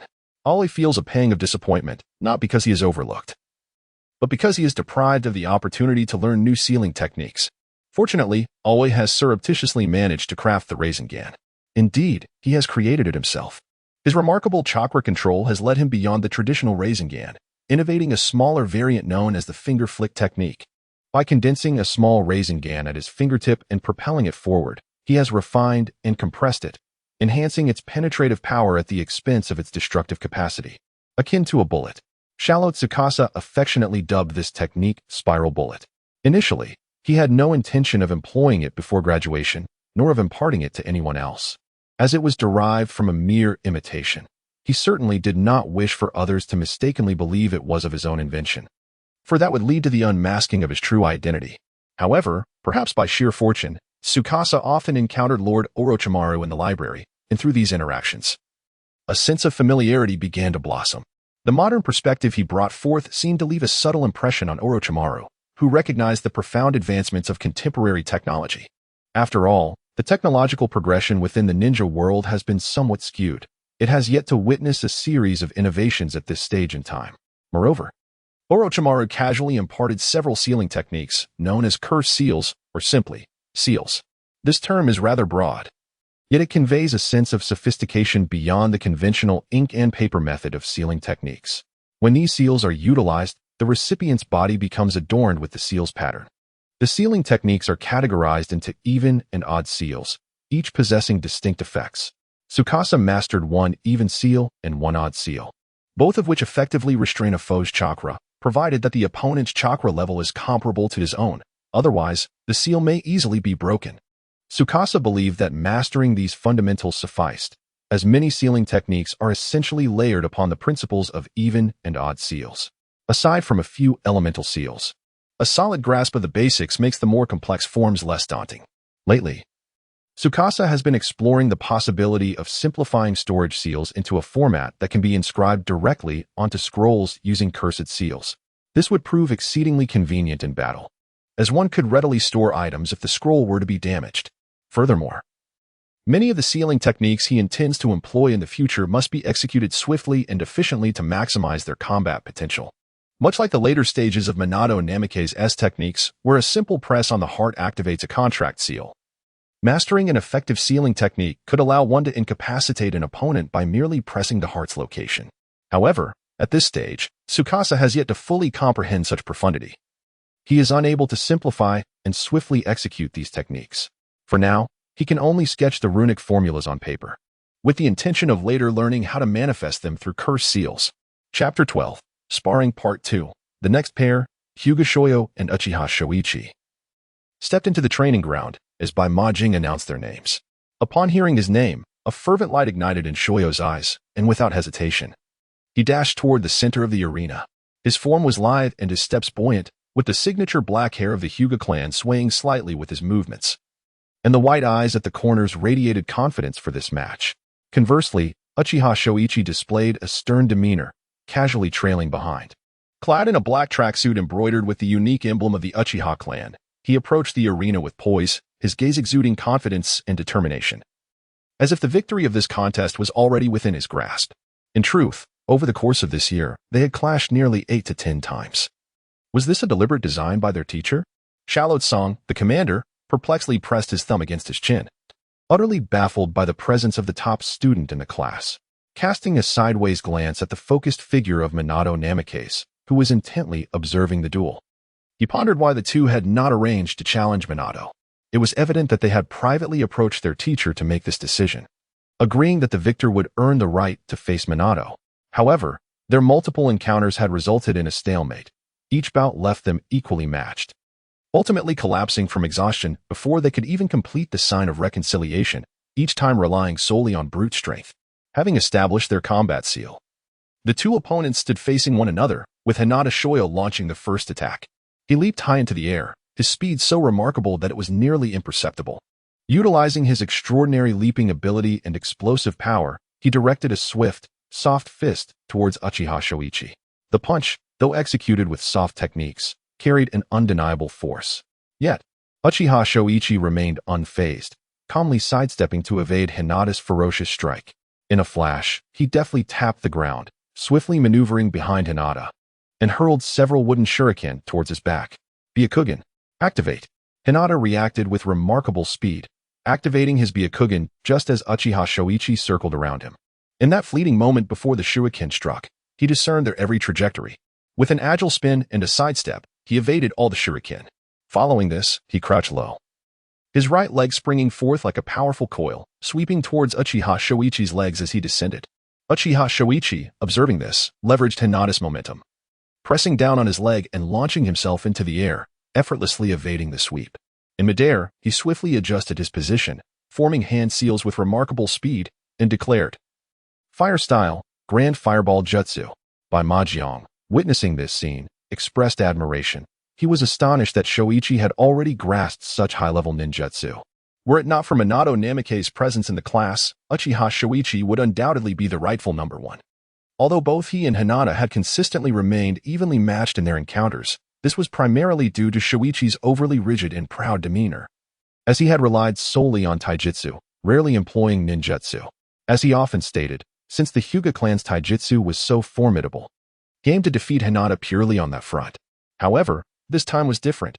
This was the final examination, a true battle of honor to determine which clan would claim the title of the foremost family in Kenoha, as perceived by Uchiha Shoichi and Hinata Shoyo themselves. A massive fireball erupted from his mouth, radiating waves of scorching heat as it hurtled towards Hinata. Unfazed by the approaching inferno, Hinata's resolve only strengthened. Taking a deep breath, he rapidly channeled chakra, releasing it from his chakra points like a surging tide. Simultaneously, his body began to spin at an ever-increasing speed, creating an afterimage that was nearly imperceptible to the naked eye. A vast amount of chakra enveloped him, forming a semi-spherical protective barrier around him as he twirled. The chakra shield shimmered with a crystalline brilliance, exuding an overwhelming sense of pressure. Accompanied by a low hum generated by the rapid rotation and formidable chakra, the 8 trigrams palm, returning heaven. At the moment the fireball struck, a resistance persisted for a brief duration, only to be gradually neutralized by returning heaven. As the rotation ceased, Hyuga Hayashi shook his slightly scorched palm. After all, it was fire. Though he managed to counter it, the temperature remained high. Nevertheless, it was of no significant concern as he advanced forward. Uchiha Shoichi, having just executed a ninjutsu, was still likely recovering, considering the considerable chakra required for the great fireball technique. Upon landing, Uchiha Shoichi was undeterred, deftly evading Hyuga Hayashi's attacks while simultaneously seeking an opportunity for counterattack. Suddenly, he seized a moment of vulnerability in Hyuga Hayashi's assault, lunging forward with a powerful right fist aimed squarely at Hyuga Hayashi's abdomen. Such a display was indeed magnificent. Could it be that students from the Ninja Academy could exhibit such prowess? I felt they could graduate immediately, as their strengths were unmistakably first and second tier. Aoi SG watched the thrilling confrontation with envy, reminiscent of scenes from the Naruto anime. Witnessing the great fireball technique in the 8 trigrams palm, how unfortunate that he could not master such techniques. Kushina and Minato observed the duel intently, aware that, barring any unforeseen circumstances, he would likely face one of these two. So, how do you predict the outcome? He inquired. I believe they are evenly matched. Do you not agree? Why do you say that? Look into their eyes, Kushina and Minato replied. Both combatants displayed a fierce determination, an unyielding spirit that suggested they would not concede easily. Not everyone is like you, who holds back during a match, he noted. Not only do you hold back, but when executing techniques, you also say, be careful, or excuse me. Did that hurt you? It's one thing to say that to a girl, but to a boy as well? Kushina Minato was perplexed, yet we are all from the same village. Why must we strike hard against our comrades? OASG remarked, perhaps those from prominent clans carry such burdens. Nara Shikaku, feeling somewhat exasperated, interjected, hey, don't drag us into this. Who could possibly compare to you? You're just being lazy. Nara Shikaku continued. They must bear significant responsibilities, otherwise. Why would they exhaust themselves in every battle, pushing themselves to the limit just to determine a victor? It is precisely because they consistently exhaust themselves that they have never fought Kushina Minato, as their pride does not permit them to provoke him privately. Thus, with such a matchup, Kushina Minato emerged as the first. Midway through, Uchiha Shoichi unleashed another high-level ninjutsu, yet it was once more deflected by returning heaven. One's chakra was already depleted, and the other was not faring much better, as returning heaven required substantial energy, and his palms were burned. Both were at their limits. However, the two remained steadfast, glaring intently at one another. It appeared the conclusion of their duel was imminent. As expected, it seemed to follow the same pattern. Chapter 13, Sparring, Part 3, Bang. At nearly the same moment, both individuals collapsed to the ground. Bai Majing, upon witnessing their fall, swiftly appeared at the center, hastily administering treatment while announcing the outcome. Good. It's a tie. This occurrence had become a familiar interlude, and the other students were merely surprised at the display of ninjutsu. The result, having been witnessed no less than 7 or 8 times over the year, held little novelty. As the next pair stepped forward, Nara Shikahisa and Asakura S. Sure. Nara Shikahisa gazed at Asakura S. Sure, hoping he would go easy on him. Oh, here we are again. This time, do let me off lightly. Asakura S. Sure regarded this cunning individual before him and remarked, if you truly wish to concede, why not simply surrender outright? Must you prolong the fight before yielding? It's most irksome to engage in combat with someone who overthinks. Likewise, replied Nara Shikahisa as they formed a combat seal, preparing to engage. However, once they reached their designated positions, a full minute passed without either making a move. Why the delay? Asakura S. Sure was keen to observe what tricks this fellow would employ. Last time, he had acted first and fell into Nara Shikahisa's trap. If the enemy remains still, so shall I, Nara Shikahisa sighed, shaking his head in resignation. Alas, in this day and age, honesty is rarely believed. After a moment of silence, Nara Shikahisa took the initiative, swiftly forming hand seals and proclaiming, shadow binding jutsu. In an instant, the shadows on the ground surged forth like living creatures, lunging toward Asakura S. Sure with remarkable speed. Asakura S. Sure's eyes sharpened as he deftly leaped backward to evade the advancing shadows. Once he had retreated a sufficient distance, the shadows could advance no further. This was the limit of Nara Shikahisa's control. Should they extend beyond this point, their effectiveness would diminish, making it easy for the target to break free. Do spare me the theatrics, just unleash your techniques, or don't blame me for being ungracious later, he declared. Assuming a stance for 1,000 years of pain, Nara Shikahisa seemingly recalled an unpleasant memory. Ah, how I detest fighting familiar opponents. It's quite challenging. It turned out that his earlier struggle had merely been an act to confuse his opponent. Yet, Asakura S. Sure was not fooled. Battling someone with a keen intellect was indeed troublesome. It was evident that like father, like son, particularly with the Nara clan, renowned for their intellect. Shadow Spike. The shadows that had remained on the ground abruptly transformed into black spikes, launching directly at Asakura S. Sure. Foreseeing this, Asakura S. Sure raised his right hand, revealing a small white scroll nestled in his palm. For convenience, he had sewn the scroll into his glove, eliminating the need to retrieve it later. The scroll bore the character for shield. With a resounding clash, while the shadow's control was impressive, its attacking prowess was merely mediocre, especially against a specialized shield scroll. Nara Shikahisa licked his lips, his mind racing to devise a countermeasure. Meanwhile, Asakura S. Sure was not idle. He quickly formed hand seals. Shadow Clone Jutsu. 3 clones emerged, each wielding a shuriken. Go. The trio surged forth in a straight line towards Nara Shikaku, and upon reaching a certain distance, they suddenly diverged, encircling him in a triangular formation. They hurled their shurikens, 6 projectiles attacking from 3 distinct angles at rapid speed, without the Byakugan or the Sharingan. And bolstered by the swift motion of the clones, Nara Shikaku's perspective became obscured, rendering it impossible for him to discern the true body. Shadow imitation technique. He could only produce 2 additional shadows, which sped towards the 3 Asakura Tsuji. Futile, I have already controlled the distance, Asakura Tsuji declared, extending the gap even further than the range of the previous shadow thrust. Heh. Nara Shikaka chuckled softly, murmuring, explode. What? As the 3 shadow thrust approached, 3 explosive tags suddenly revealed themselves. Nara Shikaka was aware that this would be ineffective, so he covertly concealed the explosive tags beneath the shadows, hoping they would not cause harm. After all, the destructive power of the explosive tags was considerable. Meanwhile, Shirahama Inoue stood ready, poised to assist at a moment's notice. The explosion required a certain amount of time to initiate, but given Asakura Tsuji's speed, evasion seemed unlikely. Should Asakura Tsuji display any sign of panic, Shirahama Inoue would employ the body flicker technique to swiftly intervene. However, the 3 Asakura Tsuji, upon seeing the explosive tag so close, did not betray any alarm. Instead, in perfect unison, they extended their right hands. Before Nara Shikaku could comprehend the meaning behind this, a voice echoed beside him, Earth-style, heart-piercing technique. Nara Shikaku barely managed to utter a word before feeling an immense force pull him downwards. He found himself ensnared in the earth, with only his head protruding. Asakura Tsuji emerged from a small opening in the ground, slowly crouching beside Narashikaku. Phew, remember to treat me to a drink. This earthy flavor is quite unpleasant. Having burrowed underground, it was inevitable that he would be coated in mud. Fortunately, Asakura Tsuji had prepared an extra outfit. Though some dirt had still managed to enter his mouth, Narashikaku languidly rolled his eyes. All right, I concede. Hurry and pull me out.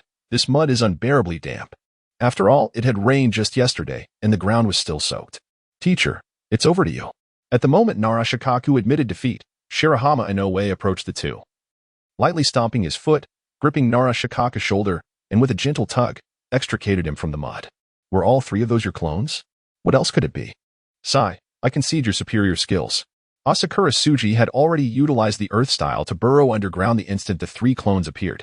Are you not afraid of suffocating yourself? After all, the battle with the three clones had lasted quite a while. Rest assured, I am not so foolish as to place myself in such a perilous predicament. Narashikahiza casually extended his right hand, and upon noticing this, Asakura Tsuji mirrored the gesture, forming a sign of reconciliation. Bema Jingya then proclaimed the victor of the match. Asakura Tsuji emerged triumphant. The spectators applauded enthusiastically for him, while Narashikahiza, resigned, brushed off the dirt from his back and reverted to a nonchalant demeanor. Perhaps next time, he should simply concede. Indeed, I would genuinely prefer that you surrender outright. Using an explosive tag, how audacious of you, Asakura Tsuji remarked. The explosive tag truly caught him off guard. He had anticipated that Narashikahiza's shadow imitation technique could last a bit longer, considering how often this fellow tended to boast. In any case, it surely won't kill you. I've calculated it all perfectly. At most, you'll be bedridden for 3 days, but rest assured, the medicine from the Nara clan will have you healed in a day. Narashikahiza smirked slyly. Asakura Tsuji responded, well, I truly appreciate that. There's no need for such formality. Chapter 14. Namikaze Minato. The subsequent matches unfolded in succession, with each student showcasing their utmost abilities.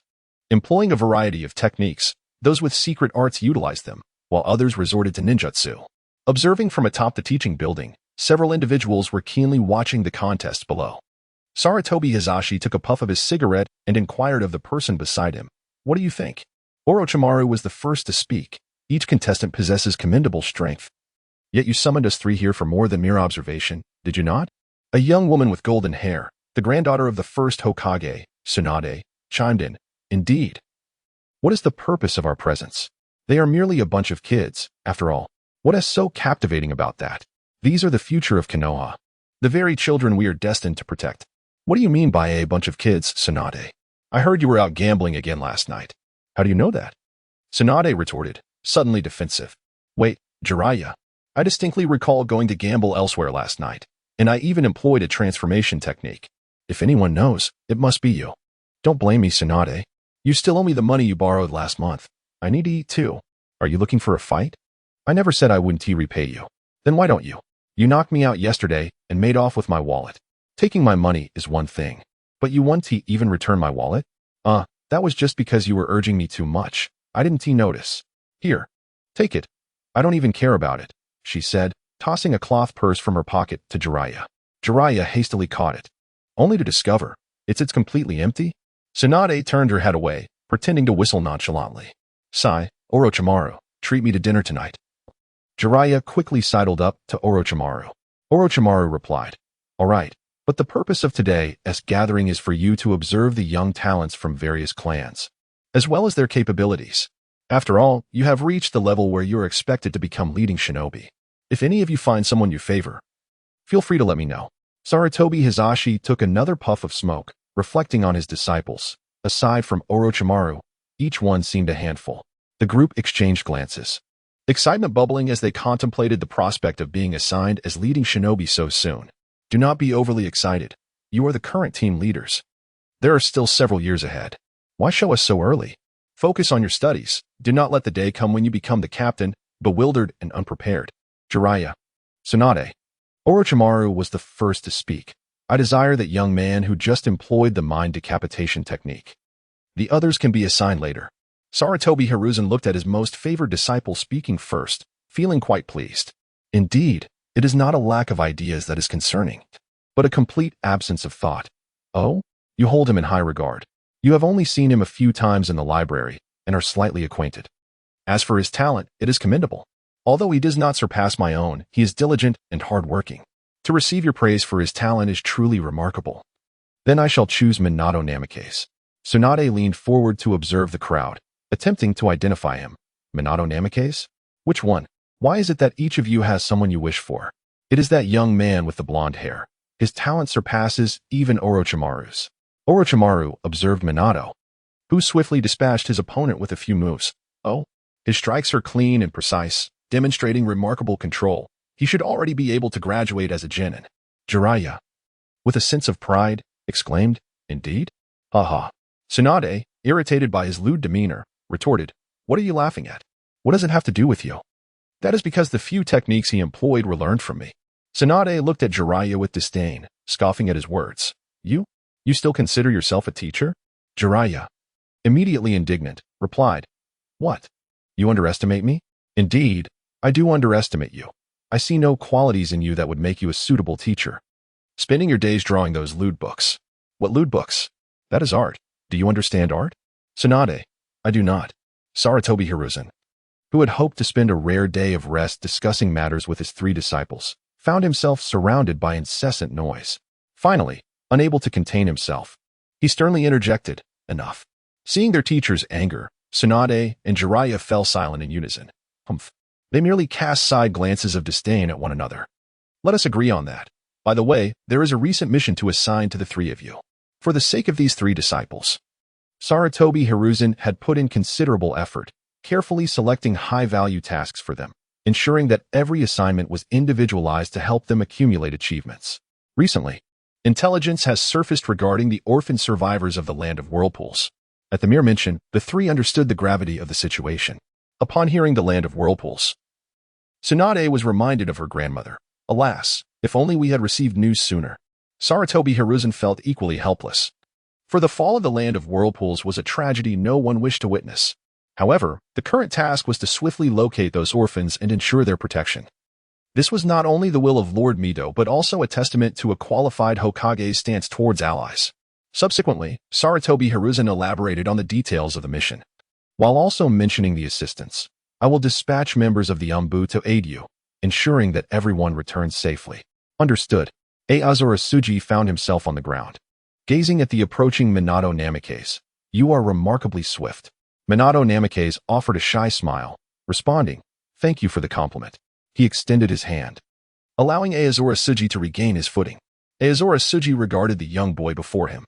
"Just now, both of us executed the Shuiken technique simultaneously, showcasing a few ninjutsu, each slightly surpassing the other. Ultimately, I succumbed to Minato Namikaze's body flicker technique.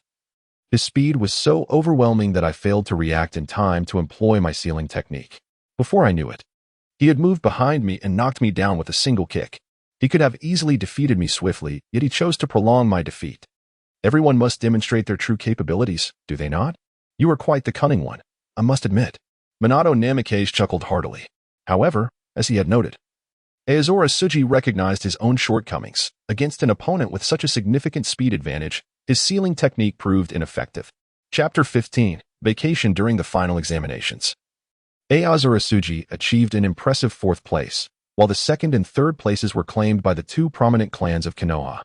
Although the 2 had drawn in their match and did not participate in the subsequent battles, the scores were determined by the teachers, and it was evident that they were slightly stronger than Aozora Tsuji, who had not showcased his true potential. Without a doubt, the top position belonged to Minato Namikaze. Aozora Tsuji believed that even if he unleashed the spiraling sphere, he would likely not stand a chance against him. After all, with Minato Namikaze's terrifying reaction speed, should he decide to take things seriously, Aozora Tsuji would be unable to grasp even the hem of his garment, let alone defeat him. However, if he could set traps in advance, Aozora Tsuji might have a fair chance, but that would be the extent of it. With the final exams concluded, there would be no school the following day, ushering in a period of respite. What should one do during the holiday? The fatigue from the previous day left Aozora Tsuji disinclined to venture outside. He simply wished to lie at home, contemplating how to spend his time off. Yet, as he lay there, he drifted off to sleep once more, and upon awakening, he was greeted by a chubby little face and a head of yellow hair. "It's me." Startled, Aozora Tsuji sat upright. causing his back to collide with the headboard with a dull thud.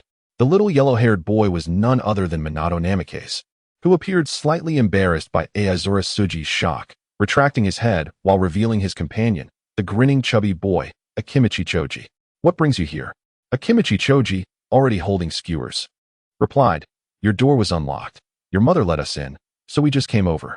Aozora Tsuji rubbed his aching back, observing Akimichi Chouji devouring skewers early in the morning. Feeling quite overwhelmed, "I meant, why did you come to find me? Why not rest at home? Today is the day for our gathering, don't you remember?" As Aozora Tsuji reminisced about the conversation they had after school yesterday about gathering for a meal, he thought, "You did not specify it would be today. Wasn't he yet understood that the day for the gathering was today?"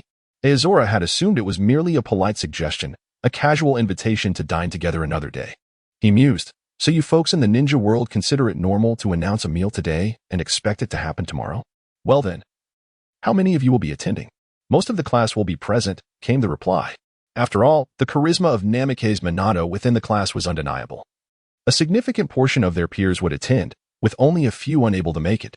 Even Uchiha Shoshi and Hinata would be there. "You might as well take on the role of class leader. You're practically there anyway. With your influence, you could dominate the ninja academy." "Me? As class leader? I think not. Besides, other classes don't have designated leaders. Generally, when teachers wish to assign tasks, they would approach students directly, even when they sought to delegate.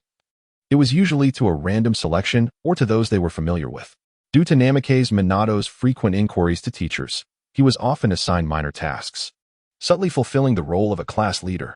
Indeed, if they recommended you as class leader, many would likely object. Most are boys, after all. Who could resist that handsome face? Good looks aside, his skills are commendable, making him quite popular among the girls, which leaves many boys feeling somewhat envious. Though it was merely a simple jealousy, Aozora interpreted this as a competition for the attention of the girls. In this precocious ninja world, Aozora found it astonishing that children as young as 6 were already arranging lifelong commitments with their peers, even meeting parents to discuss such matters. "Come on, let's hurry, Tusher. I wonder what delectable dishes await us at this gathering. I am absolutely famished." With a hint of exasperation, Aozora replied, "Could you please swallow that barbecue in your mouth before speaking? I'll be back later. Goodbye, Mom. Goodbye. Take care, dear." Aozora's mother waved goodbye to the three with a smile, cautioning, "Be careful on your way." "All right. Should we purchase some ingredients to bring along?" Aozora displayed several small scrolls, each the length of a pinky finger, from his waist. "Do not worry. I have brought plenty of skewers." Akadu Tuban was already drooling, having not been satisfied with the few he had eaten at Aozora's home earlier. "Are they cooked?" "Of course they are raw. Barbecue is best when freshly grilled. If I bring them cooked, they will cool down by the time we arrive." "Very well. Too sure. Are you truly able to inscribe such things on scrolls of that size now?" Namikaze Minato queried, observing keenly. This remark indicated that Aozora must be concealing his capabilities, especially since he had not utilized such small scrolls during their battle yesterday. These diminutive scrolls could serve as hidden weapons, even smaller than shuriken, particularly if they contained something sealed within. "Well, it's manageable." Minato remained silent. Since Aozora preferred to keep certain matters to himself, he refrained from pressing further. After all, everyone had their secrets. "By the way, has your leg improved?" Yesterday, during the match against Namikaze Minato, the force of a sweeping kick was rather substantial, leaving Uchiha Shinkai seated on the ground for an extended period. Yet, there was no cause for alarm. In truth, there was no significant issue, as Shinkai was encumbered by weights, which absorbed much of Minato's strength. The reason for his inability to rise at that moment was, of course, a deliberate performance. "Is that so? However, I did not anticipate that your legs would be quite so resilient. Upon returning home and washing my feet, I noticed my big toe was swollen." Upon hearing this, Shinkai glanced down. Although the swelling had subsided, it was evident that a portion of Minato's toenail had been clipped. After all, I tend to eat quite a bit, so perhaps my muscles are a bit more robust." Minato, observing the jovial Shinkai, squinted and smiled. "Is that so?" "Indeed. We arrived in the great outdoors, surrounded by lush woods, a crystal-clear lake, and gentle breezes, truly an idyllic setting for a picnic. Coupled with the laughter and chatter of the students, it was a scene of sheer harmony. Apart from Minato, who was immediately surrounded by several girls eager for him to sample their homemade dishes, he politely replied, "I'm not hungry at the moment, my dear classmates. I shall go fishing instead." He quickly dashed to the lakeside, removing his shoes in preparation. Are those your shoes, Minato? Hey, what kind of gaze is that? Shinkai could no longer suppress his amusement. Little did he expect that despite his own peculiarities, there were indeed genuine eccentricities present. Ahem, allow me to assist you. He stepped to the lakeside and inadvertently stepped on Minato's shoes. Thank you. I'll be sure to toss the fish to you later. However, aside from the antics here, there were other forms of competition for attention. Fire style, fireball jutsu. A fireball landed upon a piece of pork. And Uchiha wiped his mouth. Grilled pork. Who wishes to partake? Gentle fist. Pressure point technique. With a few precise strikes. The rice brought along transformed into glutinous rice balls. Please, enjoy.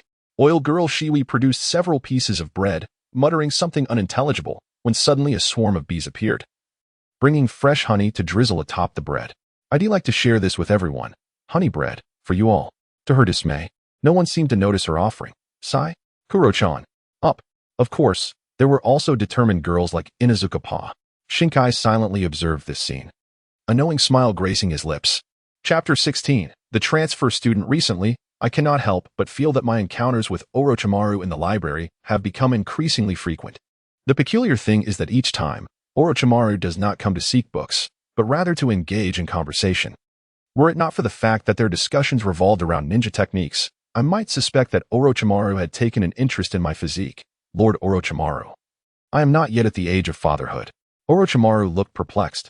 What do you mean? Ahem, it's nothing of consequence. While inquiring, Orochimaru seemed to believe there was no issue, as this was merely a level sealing technique. How is your study of the fire sealing technique progressing? When it comes to the sealing fire technique, it was indeed Ashikawa, the commander, who proactively sought to learn it. Though this sealing technique is classified as advanced, it is undeniably formidable, capable of sealing even Amaterasu, as well as nullifying all fire-based jutsu.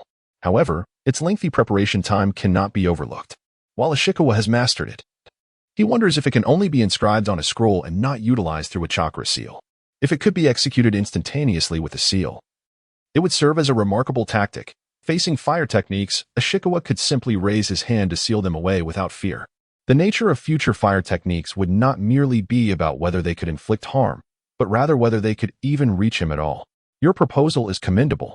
Yet regrettably, I cannot achieve it, nor can anyone I know who excels in sealing arts.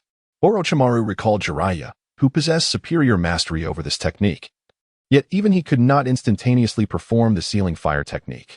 To accomplish such a feat, one must possess profound comprehension of sealing arts. Some techniques can indeed be executed swiftly, while others cannot. Orochimaru also remembered the advanced sealing techniques brought by that child a few days prior, which could primarily be executed in the form of chakra seals. Indeed, the Uzumaki clan is renowned for their proficiency in sealing arts, executing them with remarkable ease and efficiency. With a single hand gesture, one can manifest seals, rendering anything they wish to seal into reality. While this method is undoubtedly convenient and astonishing, it lacks offensive capabilities. Although the preparation time is short, the defense remains weak, rendering it ineffective against attacks. Ultimately, one would be left with no choice but to resort to the corpse demon seal as a last resort. Is that so? Very well. Ashikawa's tone carried a hint of disappointment. However, Orochimaru failed to notice the glimmer in his eyes, a gaze that did not suggest one prone to surrender easily. Despite his words, Ashikawa remained unconvinced. If ninjutsu can be simplified, executed with a mere clap of the hands, then why should sealing arts be any different? Even if one does not master the 4-symbol seal or the 8-trigram seal, those techniques that can be performed solely with hand movements, what does it matter? After all, they are merely extensions of fundamental techniques, and Ashikawa resolutely pursued this path. Orochimaru-sama? May I pose a question to you? Certainly. Why do you treat me so well? Is there a need for a reason to be kind to you? I do not fancy men, especially those older than myself. Orochimaru observed the expression on the boy's face. If it were not for the seriousness he displayed, he would have been tempted to crush the boy's head. To speak frankly, that is simply how it is. So that's the case, I was wondering what it was. Ashikawa sighed in relief, primarily concerned about being subjected to human experimentation. Given that the sealing fire technique was a trade-off for his idea of artificial insemination with Orochimaru. By the way, your notion of artificial insemination and test tube babies was indeed correct. That woman truly became pregnant, which has resolved the issue for many who struggle with infertility.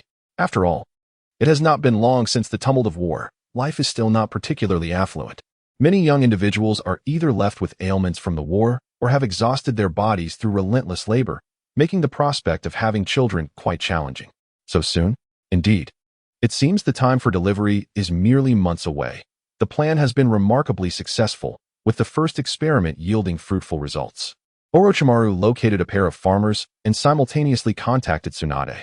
Initially, Tsunade approached the plan with a sense of seriousness, having never encountered such an idea before. Nor the concept of test tube babies. To conceive a child, one traditionally relies on natural means. If achieved artificially, is it still one's own child? The answer is undoubtedly yes. The sperm belongs to the male, the egg to the female, and ultimately, it is from the female's womb that the child emerges. Why then would it not be considered one's own? It merely omits an intermediary process. If the plan succeeds, it could be effectively promoted. A village's prosperity hinges not only on its economic strength, but also on its population and workforce, particularly in the ninja world, which suffers from a sparse population. A realm where even children are thrust into battle. Shinju Isaka was uncertain whether his proposal was right or wrong. In a peaceful era with a larger population, such a plan would undoubtedly pose no issues. However, the present circumstances are dire. What is it, Orochimaru-sensei? The sudden address caused Orochimaru to pause momentarily. Yet he did not refute it. The matter had been made clear. Although he had not formally graduated from the Ninja Academy, a master-student relationship had already begun to take shape, making the address entirely appropriate. What is it? When will the war come to an end? It would be disingenuous to claim one does not despise war. From the moment Isaka stepped into the ninja school, he understood that he would inevitably face the battlefield. And not just once. However, engaging in combat entails casualties, which is a primary motivation for him to enhance his strength. He does not wish to perish. Orochimaru fell silent upon hearing this. His own parents had perished in the war, and he harbored a profound disdain for conflict. Yet, war does not cease simply because one detests it. If only everyone in the world could be well-fed, Isaka mused, uttering words even he struggled to believe. Setting aside past lives, it is not that every individual can be satiated, but at the very least, starvation should not be a fate one faces. Yet, despite this, various wars still erupt. The desires within the human heart are insatiable. Orochimaru pondered whether the day of peace would ever arrive, even if every person could be nourished. As long as divisions exist, there will be competition for resources, and where there is competition, there will be war. Contemplating such matters is futile. One should focus on their studies. By the way, in a few days, your class will welcome a transfer student. A transfer student? Isaka suddenly recalled someone, thinking. It could not be. Yes, if possible, do take care of them. With Orochimaru-sensei's instruction, the students would certainly comply diligently. Orochimaru smiled faintly. Chapter 17. Kushina Izumaki. A few days later, the new academic year commenced. Early in the morning, a red-haired girl entered alongside Hakuba. In that fleeting moment, Aoi Tsuji recognized her instantly. It was indeed her, Uzumaki Kushina. Cautiously, Uzumaki Kushina lifted her head to gaze at the group of students seated above her, suddenly noticing a boy whose hair color strikingly matched her own. Namikaze Minato had also taken notice. One might say he was aware the moment she entered. Yet he exhibited no particularly noteworthy reaction. Beimajingi continued to speak. This is the new student who will be joining our school from today.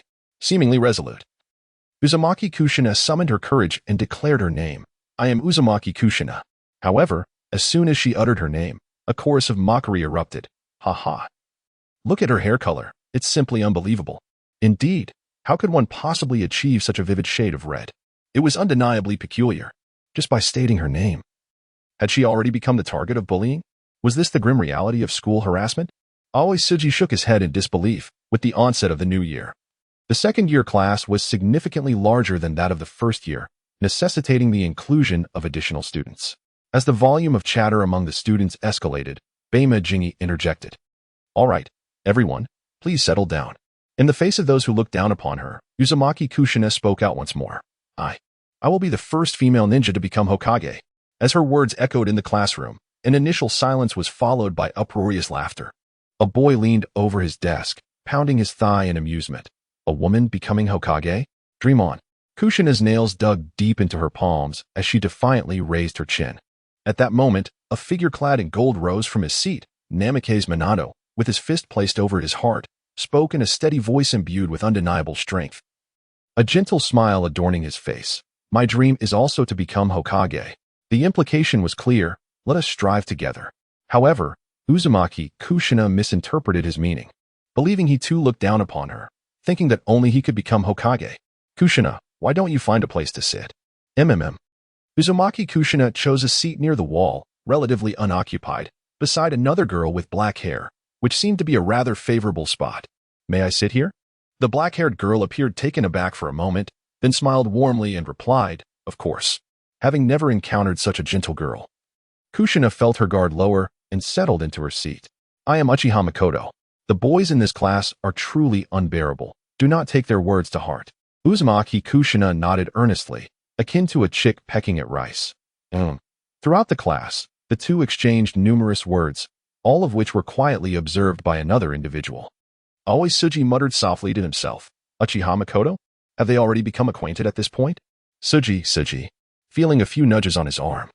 Always Tsuji turned to see Akidu Tubo poking him with his elbow, whispering, What's the matter? There are so many beautiful girls in the class. After the initial shock, Always Tsuji looked incredulously at Akidu Tubo. Are you no longer interested in the food? Have you reached the age of budding romance this year?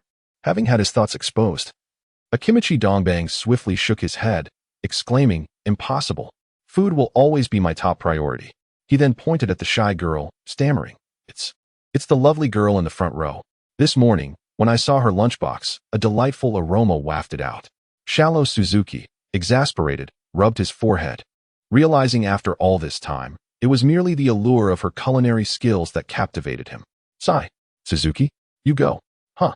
All right. The morning classes passed by at a moderate pace, and despite the seriousness of the lectures, Uzumaki Kushina, encountering the knowledge of ninjas for the first time, grasped the concepts swiftly, having learned similar things in her village, albeit expressed differently. All right, everyone, let us take a break. We will continue in the afternoon, announced Beima Jing. As soon as class ended, Akimichi Dongbang approached, leaning eagerly on the table, awaiting Shallow Suzuki's response. How about we go for some delicious food later? Since you have extended such a gracious invitation. Great, I'll ask Minato. Sure. Akimichi Dongbang called out, Minato, I brought lots of tasty food today. Let us go eat together. Of course, Dongbang, Minato replied with a smile, though his gaze seemed to drift elsewhere. Unperturbed, Akimichi Dongbang moved on to invite someone else. Still looking? Your eyes are practically glued to her.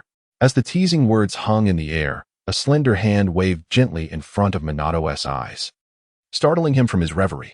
He blinked away the fatigue from prolonged staring and, upon recognizing the visitor, smiled warmly. Suzuki?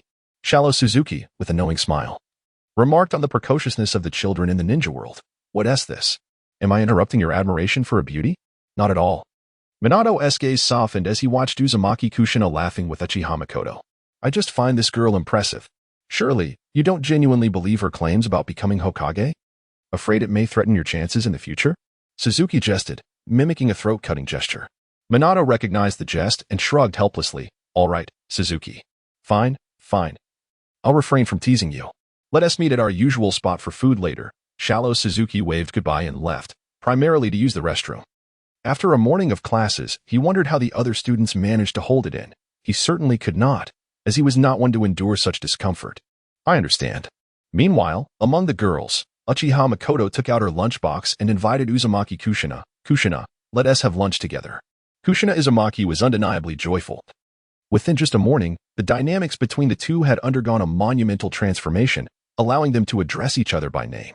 This rapid evolution was primarily attributed to the gentle nature of Makoto Uchiha. Upon her arrival in the class, just as she was becoming acquainted with her peers, an enchanting girl had unexpectedly captured her heart, leaving her deeply moved. Ah, of course, Kushina replied. However, there were always unruly children ready to disrupt the moment. Hey. Transfer student. Tomato, from today onwards, you shall be called Tomato. A chubby-faced boy, accompanied by two followers, approached, pointing at Kushina. With his round visage and red hair, he certainly resembled a tomato, and he was quite proud of it. He had just joined the class and was determined to conquer it, starting with this new student. Meanwhile, several boys nearby gathered, drawn by the amusement of the situation, indeed finding her appearance reminiscent of a tomato. Just as Makoto was about to intervene, exclaiming, Hey, what you're saying is too much. Another voice interrupted, Makoto. Shichi? Come here for a moment. Despite her hesitation, Uchiha merely furrowed his brow lightly, prompting Makoto to nod in agreement. You are not to bully her, Kushina.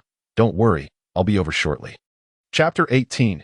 Blood red chilly. As soon as her friend departed, Kushina's demeanor shifted dramatically. At that moment, a child was tugging at her hair, taunting, "It's tomato festival time. Let us go gather the fruits." Embarrassed, Kushina glanced around, only to find no one paying her any heed. She noticed the yellow-haired boy, Minato Namikaze, observing the scene but not intervening, which filled her with disdain. Humph, cowardly and effeminate. I bet he's one to bully the weak. Unable to contain her temper any longer, Kushina seized the wrist of the boy who had pulled her hair, causing him to wince in pain. Who are you calling tomato? For the record, I detest tomatoes. With a swift motion, she grabbed his arm and executed a 360-degree spin, sending the surrounding children sprawling. She then caught hold of one who had fallen and, sitting atop him, unleashed a barrage of blows. If you continue to underestimate me and call me tomato, you'll regret it. Sensing a shift in the atmosphere, Kushina turned back toward the previously mentioned yellow-haired boy, only to find him smiling, unable to suppress his amusement. What is so funny? She snapped. Caught off guard, Minato quickly averted his gaze, though his eyes still betrayed a curiosity that he couldn't quite suppress. In a corner outside the classroom, Uchiha addressed Makoto. Recently, my father has issued a directive to limit contact with that transfer student.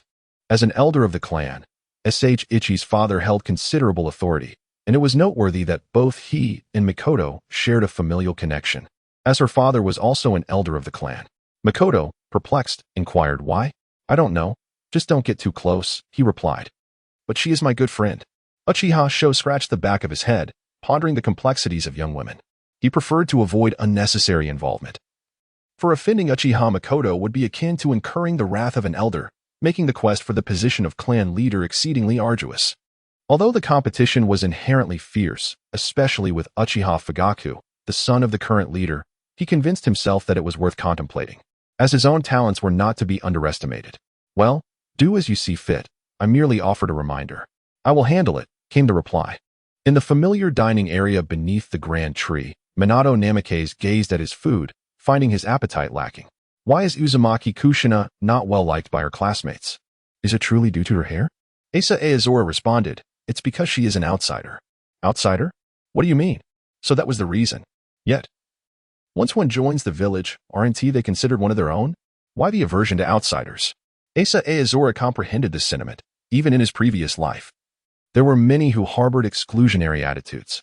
Not to mention the disparities between nations, even provinces would often look down upon one another. Outsiders coming to conduct business in one's province could easily become targets of disdain. It's quite common, given the history of conflict. Conflict? Minato mused. The very existence of Konohagakure stems from war. It united people, fostering a desire for peace and stability, hence the formation of our village. Yet, war also leads to displacement. And those who are displaced often congregate, giving rise to new villages. Villagers are united, but the relationship between villages is another matter entirely. Otherwise, the Great Ninja Wars would not have occurred. When outsiders enter our village, it feels like invasion, a threat to our resources and interests, which breeds a natural aversion, even if it's just one individual. However, Minato interjected, isn't it true that the village of the Whirlpools and Kenoha are allies? They shouldn't be considered outsiders. Especially since the wife of the first Hokage, Mito, hails from the Uzumaki clan. Asa Aozora raised an eyebrow. You know about the village of the Whirlpools? Were you just researching that? You claimed you're not interested. Minato coughed lightly. No wonder you took so long during lunch. You truly do have your ways. I was merely curious. Asa chuckled, casting a skeptical glance at Minato. Regardless, this issue seemed insurmountable for the time being. If Kushina desired the acknowledgement of many, she would need to conquer them through her own strength or possess an inner fortitude that rendered their opinions irrelevant. However, Asa Aozora found it difficult to gauge her character. Knowing only that in the original narrative, Uzumaki Kushina bore the nickname Blood Red Pepper, a moniker that suggested a fiery temperament. Minato murmured thoughtfully, slipping into contemplation. Is that so? Shallow Blue Zongsi said little, for most who referred to her as an outsider were mere commoners. Those with a modicum of knowledge or members of prominent families would not look down upon Uzumaki Kushina. For her surname alone commanded respect, it was shared with that of the first Hokage's wife. Moreover, at this juncture, Uzumaki Makoto had yet to depart. So how could anyone dare to bully Uzumaki Kushina? Such audacity could only stem from those outside the clan. Indeed. It was not long before the moniker Blood Red Chili Pepper echoed throughout the class, instilling both fear and awe in many, albeit primarily among the common folk. Yet, on this particular day, Uzumaki Kushina faced a grievous ordeal. Unexpectedly, one of the defeated boys summoned his younger brother, a shinobi, leading to a cruel torment of Kushina. Grasped by the hair, tears of indignation streamed down her face as they vilified her, igniting a tempest of anger and sorrow within her. Perched high in a tree, Shallow Blue Zongxi hung upside down from a branch, arms crossed, observing the scene unfold before him with an air of curiosity directed at Minato Namikaze, who stood on a branch above. Are you merely going to watch? Minato's gaze was fierce, his fists clenched, yet a subtle ferocity mingled with his typically gentle demeanor, creating a striking contradiction. I have faith in her. Do not question why Shallow Blue Zongxi found himself in this position, for he was merely honing his chakra control. Having stealthily come to practice, only to witness a dramatic spectacle, Zongxi pondered a strategy, musing, if you were to play the hero, she would surely develop feelings for you. She is a remarkably resilient girl. At times, he genuinely wished to delve into Minato's mind. Did he truly lack the skills to woo women? With so many girls orbiting around him, one might suspect otherwise. Yet, when faced with a girl he admired, he seemed at a loss for words. As anticipated by Minato, it was not long before Uzumaki Kushina broke free from her constraints. Though a few strands of hair had been severed, her fury intensified, enabling her to deftly overpower a shinobi. Shallow Blue Zongxi remarked from the sidelines, with such prowess, she will surely excel by graduation. Unbeknownst to them, Uzumaki Kushina had already taken notice of the two. Dismissing the ordinary boy hanging beneath the tree, her attention was drawn irresistibly to the carefree, smiling blonde on the branch. Her previously simmering frustration erupted uncontrollably. Is it simply because I am an outsider that you refuse to assist me? Minato was momentarily taken aback by her accusation. Realizing he had been misunderstood, as he attempted to explain, he found himself at a loss for action. Words failed him, only reinforcing Kushina's assumptions. Her voice trembled with anger as she declared, you think the same way. With tears flowing freely, Kushina turned to flee, but Minato, concerned, leaned against the tree, yearning to pursue her, yet unsure of how to justify his actions. It was then that a bystander could no longer remain silent. Hey! Kushina suddenly found herself rooted to the spot, unable to move. Minato, startled by the voice, then noticed Kushina's distress. Zongxi? Don't blame your brother for not helping you. 5 minutes should suffice for a proper explanation. Shallow Azure, the commanding figure, patted the shoulder of Minato Namikaze and then leaped away from the scene with several grand bounds. Kushina Uzumaki gazed quizzically at her feet, upon which several seals had appeared. Is this a sealing technique? Minato Namikaze descended from the tree and slowly approached Kushina Uzumaki. Chapter 19. Summoning Technique. Another year of study has passed, and Shallow Azure's sealing technique has reached a level sufficient to qualify for the sealing class. This elicited admiration from Orochimaru, who marveled at the boy's innate talent for the art of sealing. If there exists a seal of fire, why not a seal of water? A seal of thunder, or a seal of earth? So, have you made any substantial progress with the seal of fire you have been practicing? I have now streamlined some of the required symbols for the seal of fire, while also reducing the size of the scroll needed. Shallow Azure produced a scroll the size of his fist. Orochimaru took the scroll and, upon unfolding it, discovered that it was merely the length of a face. The previously calm serpentine eyes suddenly widened in astonishment.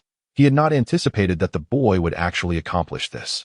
Although he had not achieved instant activation of the seal, reaching this level in just over half a year was indeed remarkable. For the first time, Orochimaru entertained a thought, yet he felt compelled to test it. By the way, how did your last assignment turn out? Given the strength of the Uzumaki clan, they hardly require my assistance, and besides, the young couple is busy with their romance. Shallow Azure shrugged, fully aware of the matter he was referring to, Kushina Uzumaki. He chuckled. Are you talking about that fellow named Minato Namikaze? As far as I know, Jiraiya has taken him on as a disciple. Although Shallow Azure had anticipated this outcome, a twinge of envy crept into him. Indeed, he is handsome, powerful, and has a girlfriend. The two are still in the flotation phase. It remains unclear what Minato said during his last visit, but since that day, Kushina and Minato have become good friends, making mealtimes a shared affair with both Kushina and Mikoto Uchiha, which left Shallow Azure feeling somewhat unsettled, unable to eat heartily. Now, he even has a distinguished background. In just 1 year, Shallow Azure felt the distance between them growing, not due to a disparity in strength, but rather an inequality of status. For a moment, he felt lost, reminiscent of his past life. In university, everyone was close as roommates and friends, yet upon graduation, they all went their separate ways, engrossed in their individual careers. Even if they held similar jobs and salaries, their interactions dwindled. Even Chouji Akimichi recently moved away from the neighborhood, returning to the Akimichi clan to undergo systematic training in their secret techniques, which necessitated remaining within the clan to avoid any potential leaks. Additionally, he needed to partake in specialized medicinal baths and specific foods to facilitate better training. Shallow Azure could only see him at school. It was hardly feasible to seek him out in the Akimichi clan, not to mention the awkwardness of such an intrusion. Orochimaru gazed at the despondent figure of Asakatsu before him, understanding the source of his melancholy. After all, when comrades are ahead, there is an innate desire to catch up. Observing his downcast demeanor, Orochimaru recalled the words of his former mentor, Sarutobi Hiruzen. "Tusher, what is your dream?" Upon hearing the word dream, Asakatsu fell into a contemplative silence. To be candid, everything he engaged in stemmed from mere interests, whether it was cooking or other pursuits. Even the sealing techniques he practiced were a fleeting curiosity.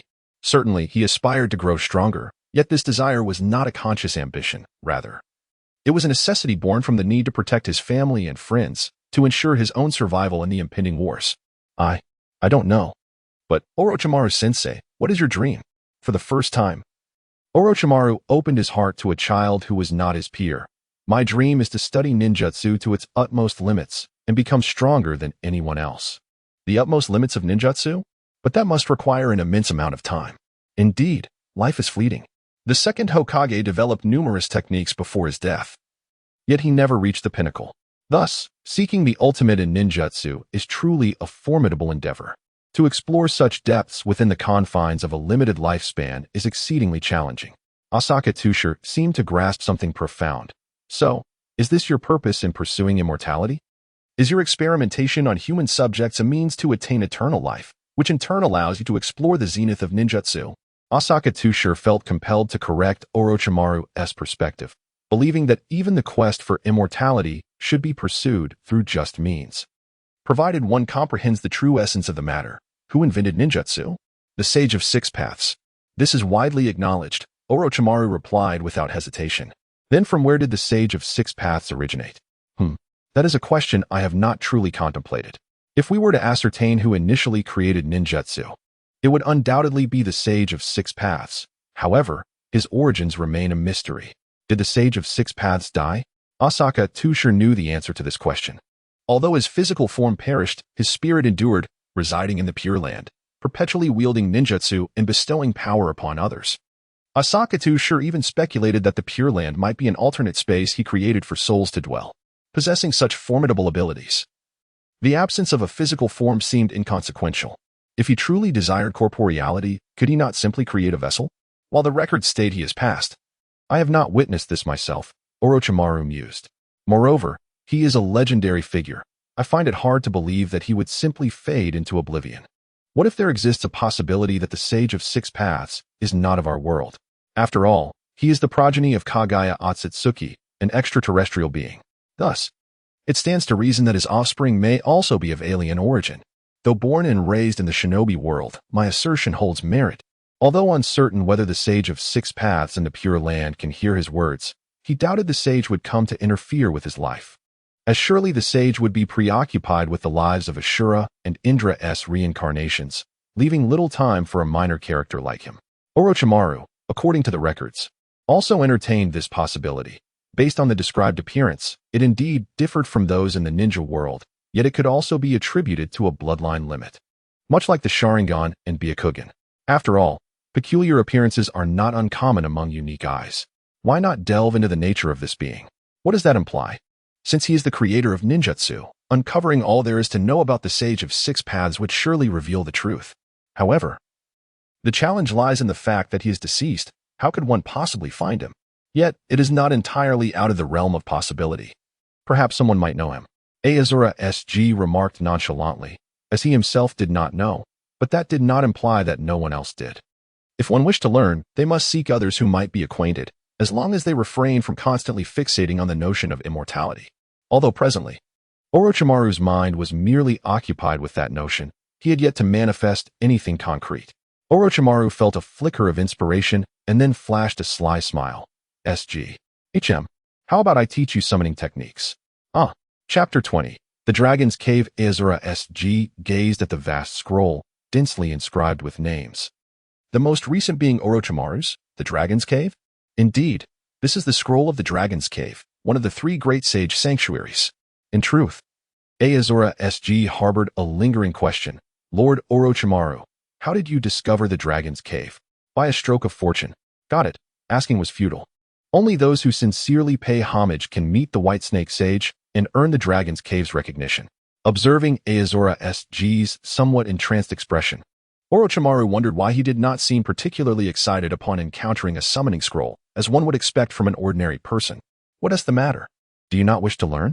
If Azura SG could fathom Orochimaru's inner thoughts, he would certainly nod fervently. Who was unaware of the notorious disobedience of the snakes from the Dragon's Cave? They are not akin to the frogs of my Bokuzen, after all. It is well known that to command the great snakes, Orochimaru had to provide them with vast amounts of sustenance. Furthermore, the sage arts of the Dragon's Cave are notoriously difficult to master. After all, they are one of the powerful techniques that can elevate one's prowess to the level of a Kage. To claim disinterest would be a falsehood. Yet the risks associated with learning the sage arts from the Dragon's Cave are exceedingly high. A mere bite could inject natural energy into one's body. If one could withstand it, they would succeed in their studies, but failure could lead to death. My Bokuzen at least offered some means of tempering the process. One would not easily become a stone statue unless they were truly willing to gamble. The Dragon's Cave, however, seemed to thrive on one's demise, eagerly awaiting to consume them. Despite these thoughts, the ability to master this summoning technique could significantly enhance Azura SG's current strength. Thus, he nodded and stated, "Of course I wish to learn." Then sign your name on the scroll and leave your handprint. A sense of tension intertwined with excitement filled the air. Yet a sudden thought crossed the mind of Aoi-Tsuji. Orochimaru-sensei? Should I address you as teacher or master? Observing the young man before him finally reacting, Orochimaru offered a faint smile, deeming him not entirely foolish. You may call me whatever you wish. Aoi-Tsuji grinned and declared, Orochimaru-sensei. Now, go ahead and sign your name. Yes. He inscribed his name, slightly cutting his palm to leave a blood seal upon it. That should suffice, I presume. Indeed, now attempt to perform the summoning technique. Aoi-Tsuji had learned the hand seals for summoning long ago, as it is a form of sealing art akin to a summoning technique. Thus, he comprehended the seals well. Surveying the library around him, he pondered whether summoning a snake might startle others. Shall we step outside? Sensing his unease, Orochimaru shook his head. Given your current chakra level and the fact that this is your first summoning, there is no need for concern. Very well. Aoi-Tsuji bit his thumb and formed the hand seals. Summoning technique. Boom. A plume of smoke materialized, revealing a snake of human size. Orochimaru's gaze reflected admiration. Considering Aoi-Tsuji's chakra level, summoning a snake of such size was commendable. It seemed he had mastered the summoning technique quite well and practiced the seals diligently. Who summoned this young master? A large snake with an oval-shaped head covered in medium-sized scales, its yellow eyes possessing vertical pupils, appeared, bewilderedly observing its surroundings while clutching a mouse in its mouth. Rising to its full height, nearly that of a person, it exclaimed, Huh? You? Aren't you Orochimaru? Aoi-Tsuji noted that the type of snake before him bore a striking resemblance to a cobra from his past life. Cobra? What cobra? I have a name. Call me Golden Snake. Hey, Orochimaru, why did you carelessly give the contract of the Dragon Cave to an outsider? This is my disciple. And I did not give it away recklessly. I consulted with the White Snake Sage yesterday, and she did not refuse. How infuriating. I was not present yesterday and received no notice. I cannot believe you managed to summon me. Impressive, kid. Golden Snake, still chewing on the mouse, greeted Aoi-Tsuji. It seemed he was not as cold-blooded as one might expect. Indeed, the many snakes are exceptionally powerful. However, since you have summoned me, you must prepare some food for me, so hurry and bring it forth. Golden Snake moved with astonishing swiftness, and in the blink of an eye, Aoi-Tsuji perceived a golden flash. The Golden Snake swiftly coiled around Aoi-Tsuji's entire body. Its scales shimmered with an eerie glow, and the cold sensation swiftly spread across his skin. Aoi-Tsuji attempted to struggle but found the constricting force increasing, rendering his breathing labored. The Golden Snake raised its head slowly, its crimson slit pupils fixed intently upon him, its mouth agape, releasing a wave of bloody aroma. Likely from the mouse it had just devoured. Shallow Tsukasa felt an overwhelming sense of helplessness and decided to retract his earlier thoughts. After all, a snake is an inherently cold-blooded creature. Caught off guard moments ago, he found himself in a rather precarious situation. Taking a deep breath to steady himself, he infused his chakra into the surface of his body and declared, "Hey, release me in 3 seconds." Huh? It seems you are the one in a passive position now. Allow me to remind you, young master. Shallow Tsukasa glanced at Orochimaru, who was observing his plight with a bemused expression, and felt compelled to inquire if he might assist him. Master? However, Orochimaru appeared to disregard him entirely, seemingly indifferent to his predicament, merely watching with a slight smirk. Clearly entertained by the unfolding drama. Yet, this was also a test of sorts, if one could not succeed even in such a straightforward challenge. It would indicate a lack of suitability for the contract with the Dragon Cave. Unless in a life-threatening situation, Orochimaru would not intervene. And any rescue would signify the forfeiture of the summoning rights to the Dragon Cave. Very well, just don't roll around in pain later. What? The binding technique. Shallow Tsukasa lightly touched the surface of the golden serpent's skin and uttered a command, causing a multitude of sealing symbols to envelop the entire serpent. Oh, is this the binding technique fused with sealing methods?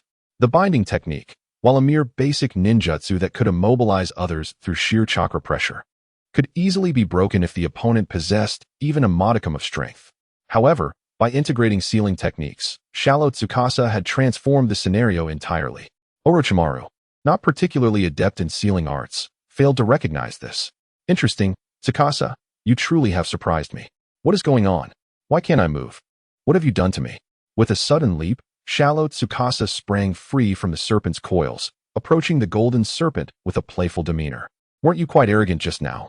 As the golden serpent gazed upon the sinister smile of the human before it, an unsettling premonition surged within. Hey, what do you intend to do? I warn you not to act recklessly. My mother is Takitsuhime. If you dare harm me, she will undoubtedly devour you.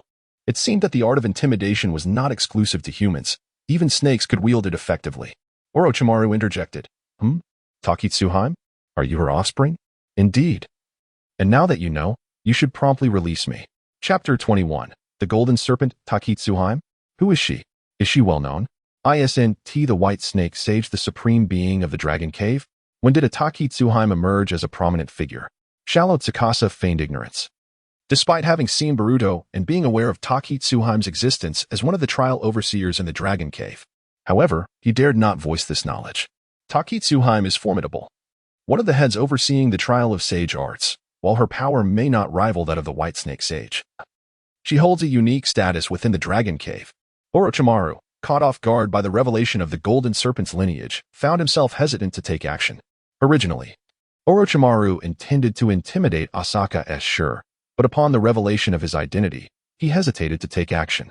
However, Asaka S. Sure remained undeterred. When you ensnared me earlier, you should have anticipated the consequences. Now, you dare to unveil your identity and issue threats? How amusing. Asaka S. Sure casually scratched his ear and retorted. What does that have to do with me? Huh? What are you planning to do? He slowly approached the Golden Serpent, and Orochimaru did not intervene. Instead, he observed the scene with keen interest, eager to see Asaka S. Sure's next move. Have you ever heard the saying? The Golden Serpent paused, perplexed. What saying? Strike the serpent at its vital point. Asaka S. Sure revealed a chilling smile, his hand curling into a claw. In that moment, as his dragon-like claw was poised to strike at the Golden Serpent's heart, the latter, in a panic, exclaimed, "I surrender."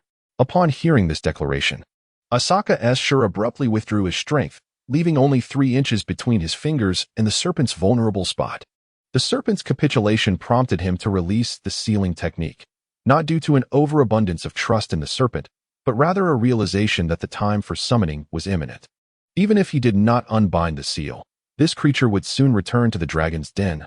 Thus, it was better to engage in a few more words while the opportunity remained. The golden serpent collapsed to the ground, cold sweat soaking its mottled scales, panting heavily. When it finally raised its head again, its gaze towards Asaka S. Sure was filled with astonishment and a hint of fear. Now we can communicate properly, can't we? But I am not one to impose. After all, we are destined to become comrades fighting side by side, and harmonious coexistence is indeed essential. Asaka S. Sure extended his hand amicably. The golden serpent hesitated momentarily before proudly lifting its head and extending its tail in response. Indeed, cooperation shall be delightful. Asaka Escher reassured, rest assured, should the need for battle arise, I will ensure you are well supplied with numerous mice as provisions afterward. Upon hearing the word mice, the golden serpent's eyes sparkled. Such delicacies were a rare treat. You better not be deceiving me. It insisted. Of course not. I can even offer you mice of various flavors. In an instant, the formerly proud and noble golden serpent transformed into a gluttonous little creature. Really? The atmosphere shifted dramatically. And Asaka Escher rubbed his eyes, uncertain if it was merely an illusion. When he regained his composure, the golden serpent had reverted to its normal demeanor. Meanwhile, Orochimaru looked on enviously at Asaka Escher. This golden serpent seemed rather agreeable, only requiring mice for sustenance, unlike his own myriad serpents, which demanded numerous humans to be appeased, or else they would refuse to assist.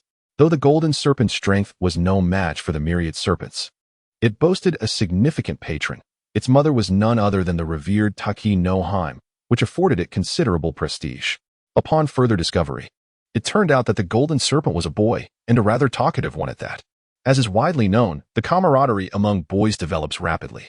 Once they shook hands, they swiftly delved into animated conversation. Let me tell you, I am destined to inherit the title of immortal. Do not be deceived by the white serpent sage's esteemed reputation in the dragon's den. He is bound to pass on his techniques to me. Heh. Is it really acceptable for you to say that? In terms of lineage, the white snake sage should be considered an ancestor of this young fellow, perhaps even sharing a blood connection. Otherwise, he would not dare to speak so audaciously. What issue is there with this? The white snake granny imparted this wisdom to me when I was quite young. What kind of gaze is that? Are you underestimating me? Let me tell you, I was merely negligent earlier, which led to you immobilizing me. Do you think I lack capabilities? Behold, the art of invisibility. In an instant, the golden serpent vanished before our eyes. The young master Shanqiao reached out, yet found nothing to grasp. He then closed his eyes to employ his chakra sensing technique, a rather rudimentary form of perception, but he could not detect anything at all. When Shanqiao looked up at Orochimaru, he observed a slight furrowing of the latter's brow followed by a shake of the head. Shanqiao was utterly astonished. Even someone as formidable as Orochimaru could not perceive it, indicating just how remarkable this invisibility technique truly was. A soft voice of the golden serpent echoed in his ears, and in the next moment, its true form gradually re-emerged. Have you come to appreciate my prowess? Is this what sage arts entail? There are even greater wonders. I can fly too. With a light leap, the serpent slowly floated into the air. Is this all taught to you by the white snake sage? No, my mother taught me this. I have only mastered these two techniques. Shanqiao replied, fine. I had hoped to learn the true teachings of the white snake sage. The three great sages possess unique abilities. The toad sage predicts the future through dreams, while the white snake sage seems to possess the knowledge of all events, akin to listening to the voices of all beings. This is indeed powerful. Dreams may not occur daily, but this ability can be accessed every day, perhaps the mightiest form of perception. With this skill, one could ascertain the whereabouts of figures like Kaguya and Obito, and even discern their discussions. If such were the case, wouldn't he, the white snake sage, have already been aware of these plans? Why didn't he inform Orochimaru back then? What does it matter to me? Is there any benefit? They can't reach me anyway. It seems the summoning time is drawing to a close. I shall take my leave now. Until next time. Until we meet again. Akin. Akin? That has a nice ring to it. I shall call you Shanqiao. Of course. With a bang, smoke erupted, and the golden serpent vanished, signaling the end of the summoning time. Frankly, one cannot help but covet sage arts. In any of the three great sanctuaries, the techniques are formidable. Orochimaru, is sage arts truly powerful? I have not practiced it myself, so I cannot ascertain its potency. However, I have witnessed others wielding it, and it significantly enhances one's strength. Orochimaru recalled Jiraiya, who often lamented that it was not the complete sage mode, and had yet to unleash even a fraction of its power. Still, Orochimaru sensed that sage mode was indeed formidable. Then why haven't you learned it, Orochimaru? This was a question Shanqiao also wished to pose. I failed to learn it. The consequence of failure is to be devoured by snakes.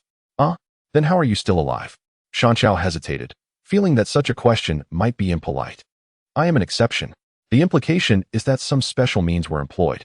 Although the other party did not elaborate, Asaka Tsuji chose not to pursue further inquiries. Chapter 22. 2 years graduation is just around the corner. 2 years may seem neither long nor short, yet in Asaka Tsuji's perspective, it has been ample time. However, it also signifies an impending signal. The ninja world war is about to erupt. Within a year at most, they will find themselves on the battlefield. During this year, Asaka Tsuji's primary focus must be learning from the Jonin instructor how to survive in warfare.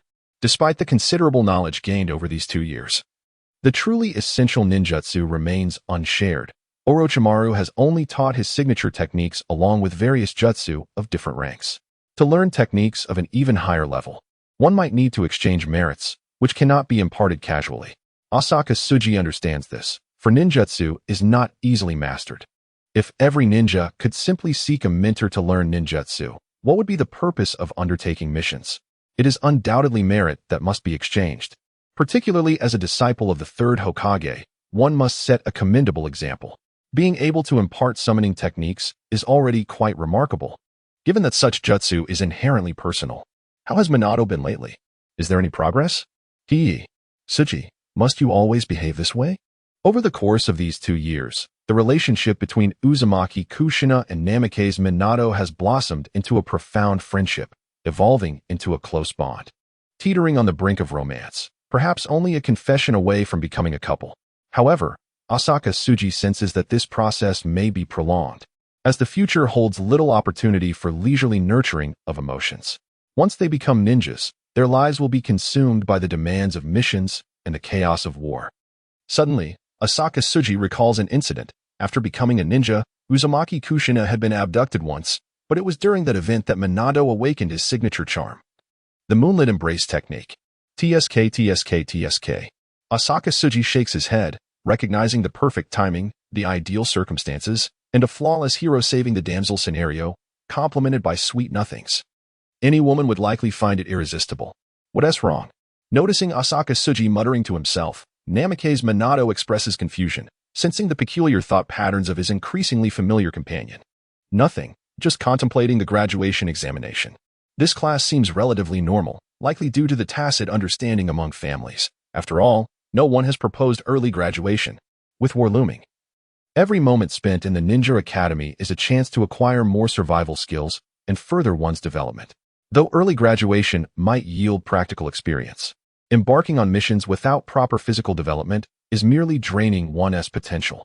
In the blink of an eye, you will soon graduate in 4 years. How swiftly time passes.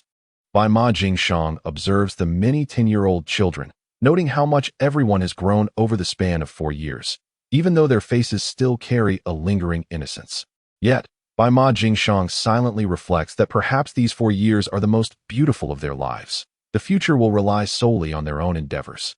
The graduation examination proved rather straightforward, featuring the classic art of shuriken throwing, alongside tests of body technique and a series of written questions.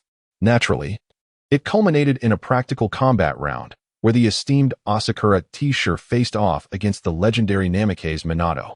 This final bout determined the rankings for first and second place. Minato, give it your all. Bring him down, exclaimed Uzumaki Kushina, fervently raising her fist in support. Your little girlfriend truly is passionate, a voice remarked. Hey, what are you talking about? Who's the little girlfriend? Kushina blushed fiercely, transforming into a crimson pepper. Unable to suppress her embarrassment. Nearby, Uchiha Mikoto stifled a laugh, yet could not help but inform Kushina, Mikoto, I'm sorry. I truly didn't mean to laugh. I simply couldn't hold it back. As for the standout contenders of this cohort, they were none other than Hyuga and Uchiha, who, after 4 years of rivalry, still remained evenly matched. However, this time, Uchiha emerged victorious, as he managed to bring Hyuga down just a second before collapsing himself, thus securing his triumph. Albeit without any subsequent matchups. Unleash your strength. T-Sure, cease hiding your capabilities, urged Namikaze Minato, having briefly been stirred by Kushina's enthusiasm, yet quickly regaining his composure. It seems my words lack potency. Nevertheless, this is what I wish to convey. Do not conceal your prowess any longer. There are certain techniques that cannot be employed. T-Sure was well aware that using 2 summoning techniques would undoubtedly result in collateral damage to the surrounding structures. No kidding. Let us go. Minato executed his signature moves, swiftly dispatching a flurry of shuriken. With a final burst of speed, he vanished in an instant. as T-Shirt beheld the multitude of shuriken before him, and the sudden appearance of Minato behind him. He marveled at the latter's speed, which aptly exemplified the adage, in martial arts, speed is paramount, and nothing can withstand it. However, speed alone does not suffice. Strength is equally essential. Even as Minato released his shuriken, T-Shirt had already cast a scroll to the ground. Once unfurled, the scroll bore the symbol for shield. Channeling Chakra into his feet, he lightly stepped upon the scroll. Shield. A pale blue chakra shield enveloped him, resonating with the sounds of the shuriken's impact. Clink, clink, clink, clink, clink. The source of this last sound was none other than Minato. T-Shirt sensed something amiss, glancing back to find Minato wielding a kunai. Hey, is this really necessary? In our previous encounters, we only used our fists. And now you're bringing weapons into this? If my shield isn't sturdy enough, am I destined to bleed? Minato smiled slightly. I know your shield is quite resilient. You sly one, T-Shirt thought. Though unfamiliar with the term sly, he understood from years of friendship that it certainly wasn't a compliment. Planting his feet firmly on the shield, he executed a graceful somersault, landing deftly on the ground. With hands forming seals, he declared, Wind release, great breakthrough. Unleashing a whirlwind attack. This battle served as a true manifestation of one's ninjutsu prowess, surrounded by numerous clan leaders and parents, as well as the Hokage and their apprentices. Therefore, Aoi felt no need to hold back. Earth release, earth wall. A weakened version of the earth flow wall. With hands forming the necessary seals, a small earthen barrier rose from the ground. Boom. It successfully blocked the fierce wind, though the wall shattered, indicating that both attacks were evenly matched. In the stands, Sarutobi Hiruzen sat quietly, while three of his disciples engaged in spirited discussion. Who do you think will emerge victorious? Jiraiya exclaimed, Of course, it will be Minato. I believe SG will win, replied Tsunade, gazing incredulously at the two. Can't you provide any substantive opinions? You're both just supporting your own students. Sarutobi Hiruzen then interjected, I think Minato has the greater chance of winning. Just watch. Chapter 23. Namikaze Minato. Following the ninjutsu clash, the contest transitioned into a display of taijutsu. Aoi SG initiated the engagement, aware that his opponent's speed was formidable, and he could not afford to be passive. Utilizing the dust raised by the shattering earth wall as cover, Aoi SG advanced, launching a straight punch towards Namikaze Minato's face. Minato deftly sidestepped the blow, simultaneously extending his hand in a knife strike aimed at SG's ribs. In a swift retreat, SG bent his legs slightly and sprang into the air, executing a spinning kick. Minato crossed his arms to block, the tremendous force of the impact forcing him back 2 steps. Before Minato could regain his footing, SG landed and slid forward, his hands transformed into claws. Reaching for Minato's throat, this was his self-created dragon claw technique. Minato's eyes narrowed as he exerted force through his waist, astonishingly arching his body backward. SG's hand grazed just beneath his chin. In the next moment, Minato propelled himself off the ground like a released arrow, delivering a sweeping kick. SG raised his arm to block, but the sheer power left his arm tingling. The two exchanged blows, their fists and feet creating gusts of wind. SG's robust techniques packed immense strength in every strike, while Minato relied on agility and finesse, consistently evading attacks and countering at critical moments. Seizing an opening, SG delivered a powerful knee strike aimed at Minato's abdomen.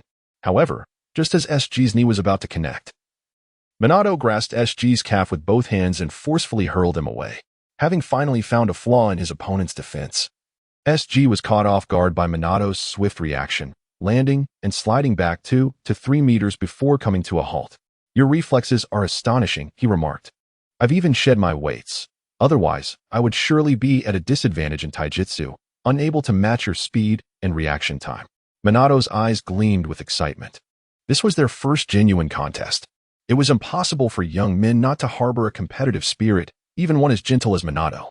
Though they shared a camaraderie akin to brothers, in the heat of battle, the desire to claim victory emerged. Neither of them wished to leave without establishing a clear winner.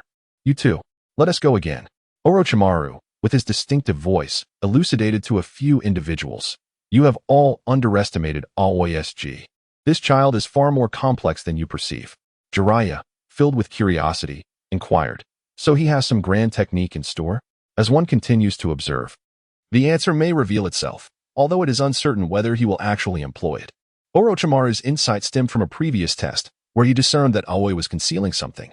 prompting him to resort to more perilous techniques to elicit a response. Orochimaru remarked, "I had no idea his reflexes were so formidable. I merely summoned the Serpent of 1,000 to intimidate him, yet he unleashed his ultimate move instead."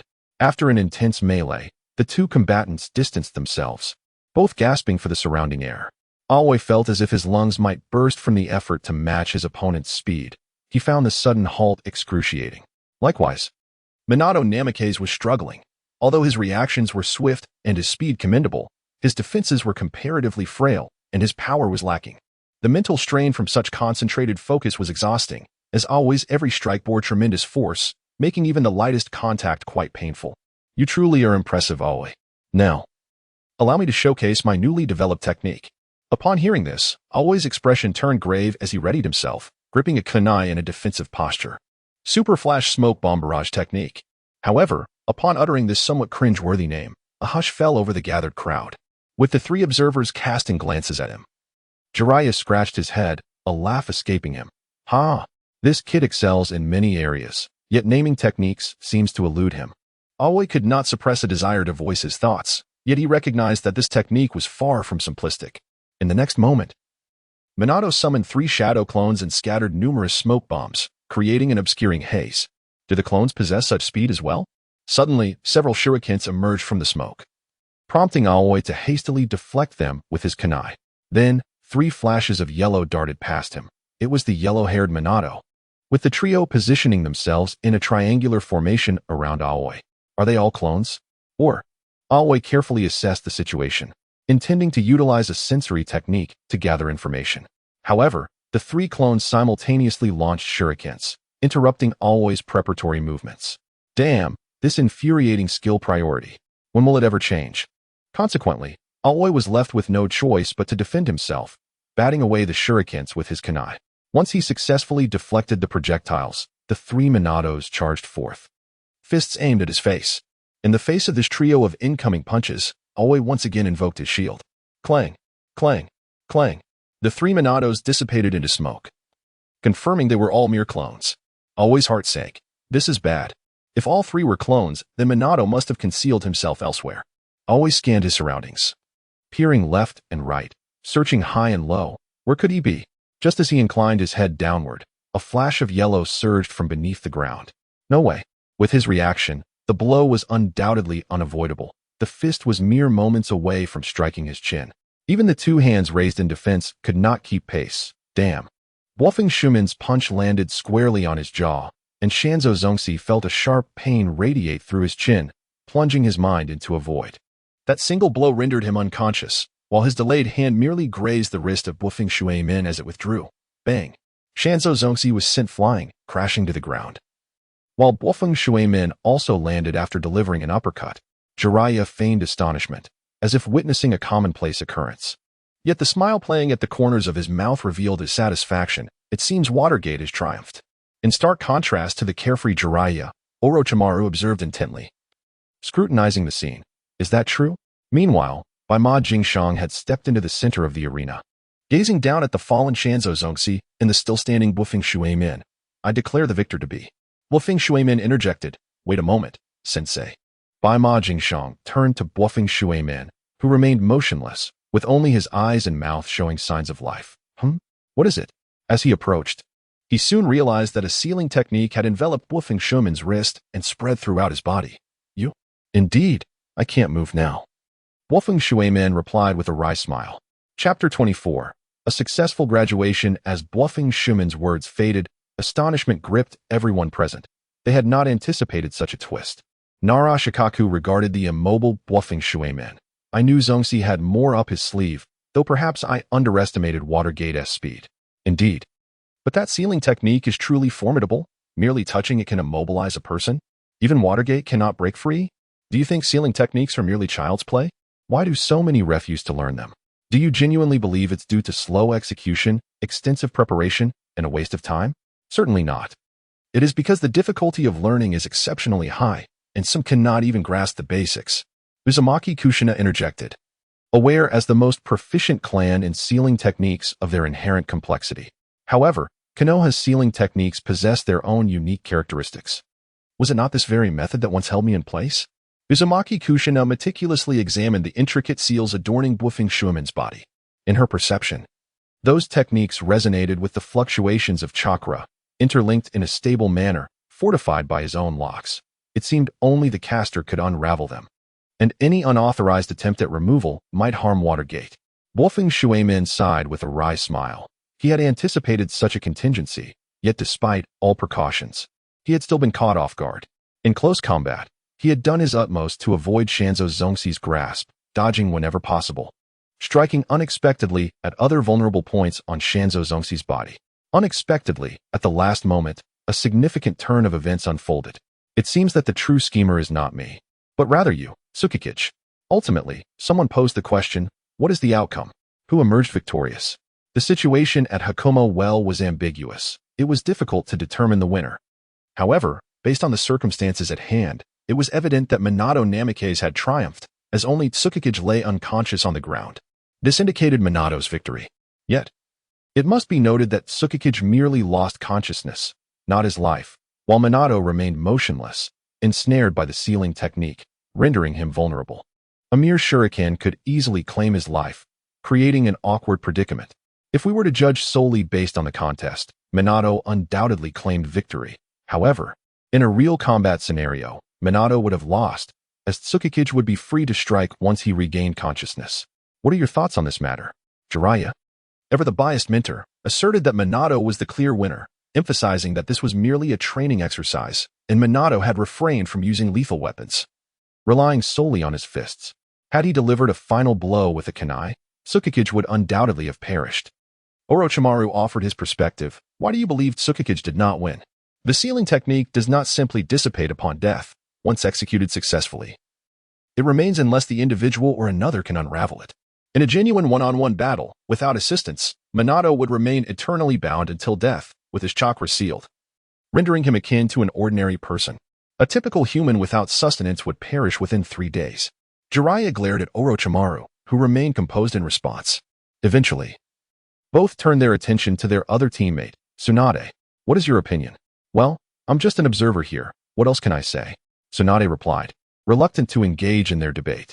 The current generation of children is undeniably impressive, possessing abilities that rival those of Chunin even before graduation.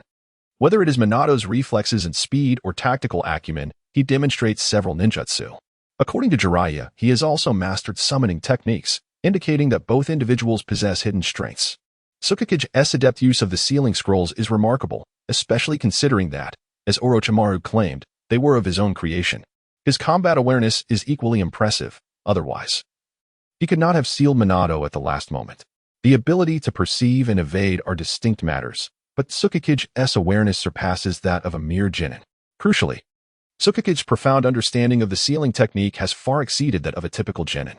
The clash between these two is not simply that of students nearing graduation. It rivals even the Chunin exams. Regardless of Tsunade's inability to assess the outcome, it was ultimately Sarutobi Hiruzen who spoke up, since neither party can continue the fight. How about we declare it a draw? The three individuals turned to Sarutobi, who suddenly teleported from the stands and reappeared at the edge of the Hakuba Well, articulating his perspective. Upon hearing this, Hakuba Well's eyes lit up.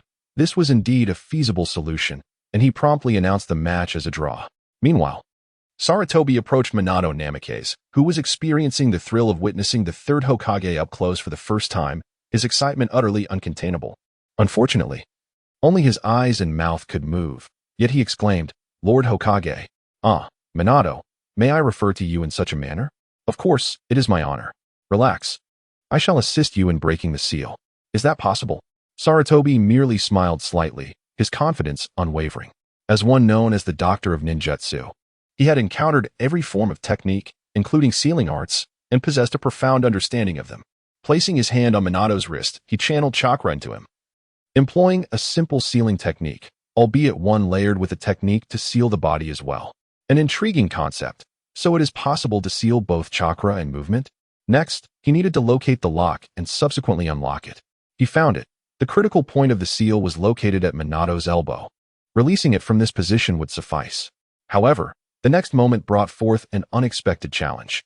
He sensed entirely unfamiliar characters, symbols that bore no explanation in any sealing technique. Utterly novel characters. Sarutobi muttered, "How ingenious. Have they created a complex script of their own?" Nevertheless, Sarutobi was no novice. When conventional methods failed, he resorted to forceful measures. While brute force would typically endanger Minato, Sarutobi's remarkable chakra control allowed him to dismantle the sealing technique without inflicting harm. A gentle layer of chakra enveloped Minato's body. Minato felt a warmth wash over him, followed by a peculiar itch, and soon heard Sarutobi's voice. "All right, you may now move your body." Upon hearing this, Minato experienced newfound control over his limbs. He shook his hands, kicked his feet, and bowed in gratitude. "Thank you, Lord Hokage." It was nothing. When Asuka Escher finally regained consciousness an hour later, he observed his fellow students approaching one by one to receive their ninja headbands, realizing they had successfully graduated. Chapter 25. Leading Jonin. How do you find this student's sealing technique? Sarutobi Hiruzen couldn't help but marvel at Asuka Escher's imagination and creativity. Though it pertained to sealing arts, it was a brilliant display of unique understanding, most notably the invention of new characters. Creating characters is no simple task. It requires an understanding of the comprehensive intricacies of character design, enabling one to seamlessly integrate straightforward and comprehensible text into complex symbols, thus crafting a language of sorts. Indeed, in dealing with such matters, one can only resort to brute force, utilizing chakra to forcibly erase seals. If only Tsukikage possessed a modicum more strength. Perhaps the removal could be executed solely by you, esteemed teacher.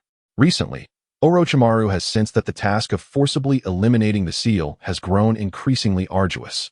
Initially, he could perform the extraction flawlessly without harming a fish used for experimentation, yet as time progressed, the endeavor became progressively challenging, leading to numerous attempts over the ensuing days. Indeed, should Otoy Tsukikage reach the level of chakra typically reserved for AJ Nin, his seals may only be resolved by the likes of Lord Mito within the entire ninja realm. And what of you, dear teacher? My comprehension of sealing techniques pales in comparison to that of Lord Mito, Sarutobi Hiruzen humbly replied. Orochimaru recognized this as a display of modesty from Hiruzen. Yet there remained a possibility that it might not be entirely unfounded. After all, the removal process necessitates not only a certain degree of understanding of sealing techniques to identify critical points, but also a vast reservoir of chakra coupled with exceptional chakra control, each component equally indispensable. However, within the entirety of the ninja world, individuals who meet all these criteria are few and far between. Nonetheless, whether Aoi Tsukikage will evolve into the figure they envision remains subject to the passage of time. Sarutobi Hiruzen wished to engage his disciple in further discussions when, unexpectedly, the office door swung open. With a resigned sigh, he remarked, "Danzo, why do you never knock before entering?" Danzo entered with a huff. Surveying the room and noting only Orochimaru was present, prompting him to state bluntly, "Hiruzen, Tsukikage has graduated. And he has promised me that he will join the root organization post-graduation. You cannot impede me now." His words dripped with triumph. Rather than nurturing him at a languid pace, it would be more effective to refine him through a more direct approach. Danzo had already envisioned how to cultivate him further. If executed well, he could become a formidable asset. Danzo had indeed attended today's graduation assessment, albeit incognito. Witnessing Tsukikage's mastery of sealing techniques reignited a long-dormant excitement within him. In truth, Danzo had merely cast aside an unwanted scroll during their initial meeting, inadvertently planting a seed he had never anticipated would flourish. Now was the time to reap the rewards. Upon hearing this, Sarutobi Hiruzen's pupils dilated sharply. His pipe clattering ominously in his palm, Danzo, Tsukikage has already been taken under Orochimaru's wing, and he will be his leading J-Nin. Do not harbor any illusions. What did you say? What do you understand? Do you know how he has attained such prowess today? It was I who, during our first encounter, bestowed upon him a sealing technique. Without my guidance, what would he have learned? This is my gift to him, and he must repay it. Are you seriously attempting to negotiate with a child? Humph. If I recall correctly, he should have already become a genin. Why not speak of it? Shimura Danzo unreservedly attributed the accomplishments of Asakura Tsuji today to his earlier assistance. Having encountered shamelessness before, Sarutobi Hiruzen found Danzo's audacity particularly egregious. All right. You must have heard the news by now, he remarked. Observing the solemn expression on Sarutobi's face, Danzo sighed. Indeed, the Foundation has already gathered information. War is likely to erupt within a year.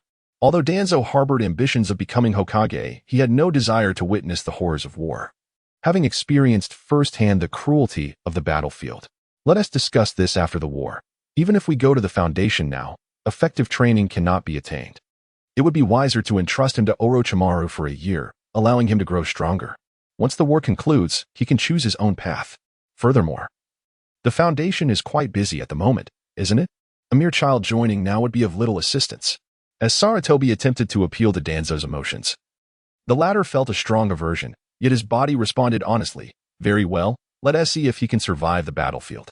After all, only those who endure can truly be deemed geniuses. If one cannot survive in war, joining the foundation is out of the question. Whether this was indeed Danzo's innermost thought remains a mystery, yet Sarutobi was elated upon hearing it. Thank you, Danzo. Danzo's face flushed with embarrassment as he turned away with a huff and exited. Meanwhile, at the Ninja Academy, Asakura Tsuji proudly donned his ninja headband. Its cool metallic texture feeling quite comfortable. No wonder it could withstand 1,000 needles. He tied it around his forehead and pondered, should I cut my hair?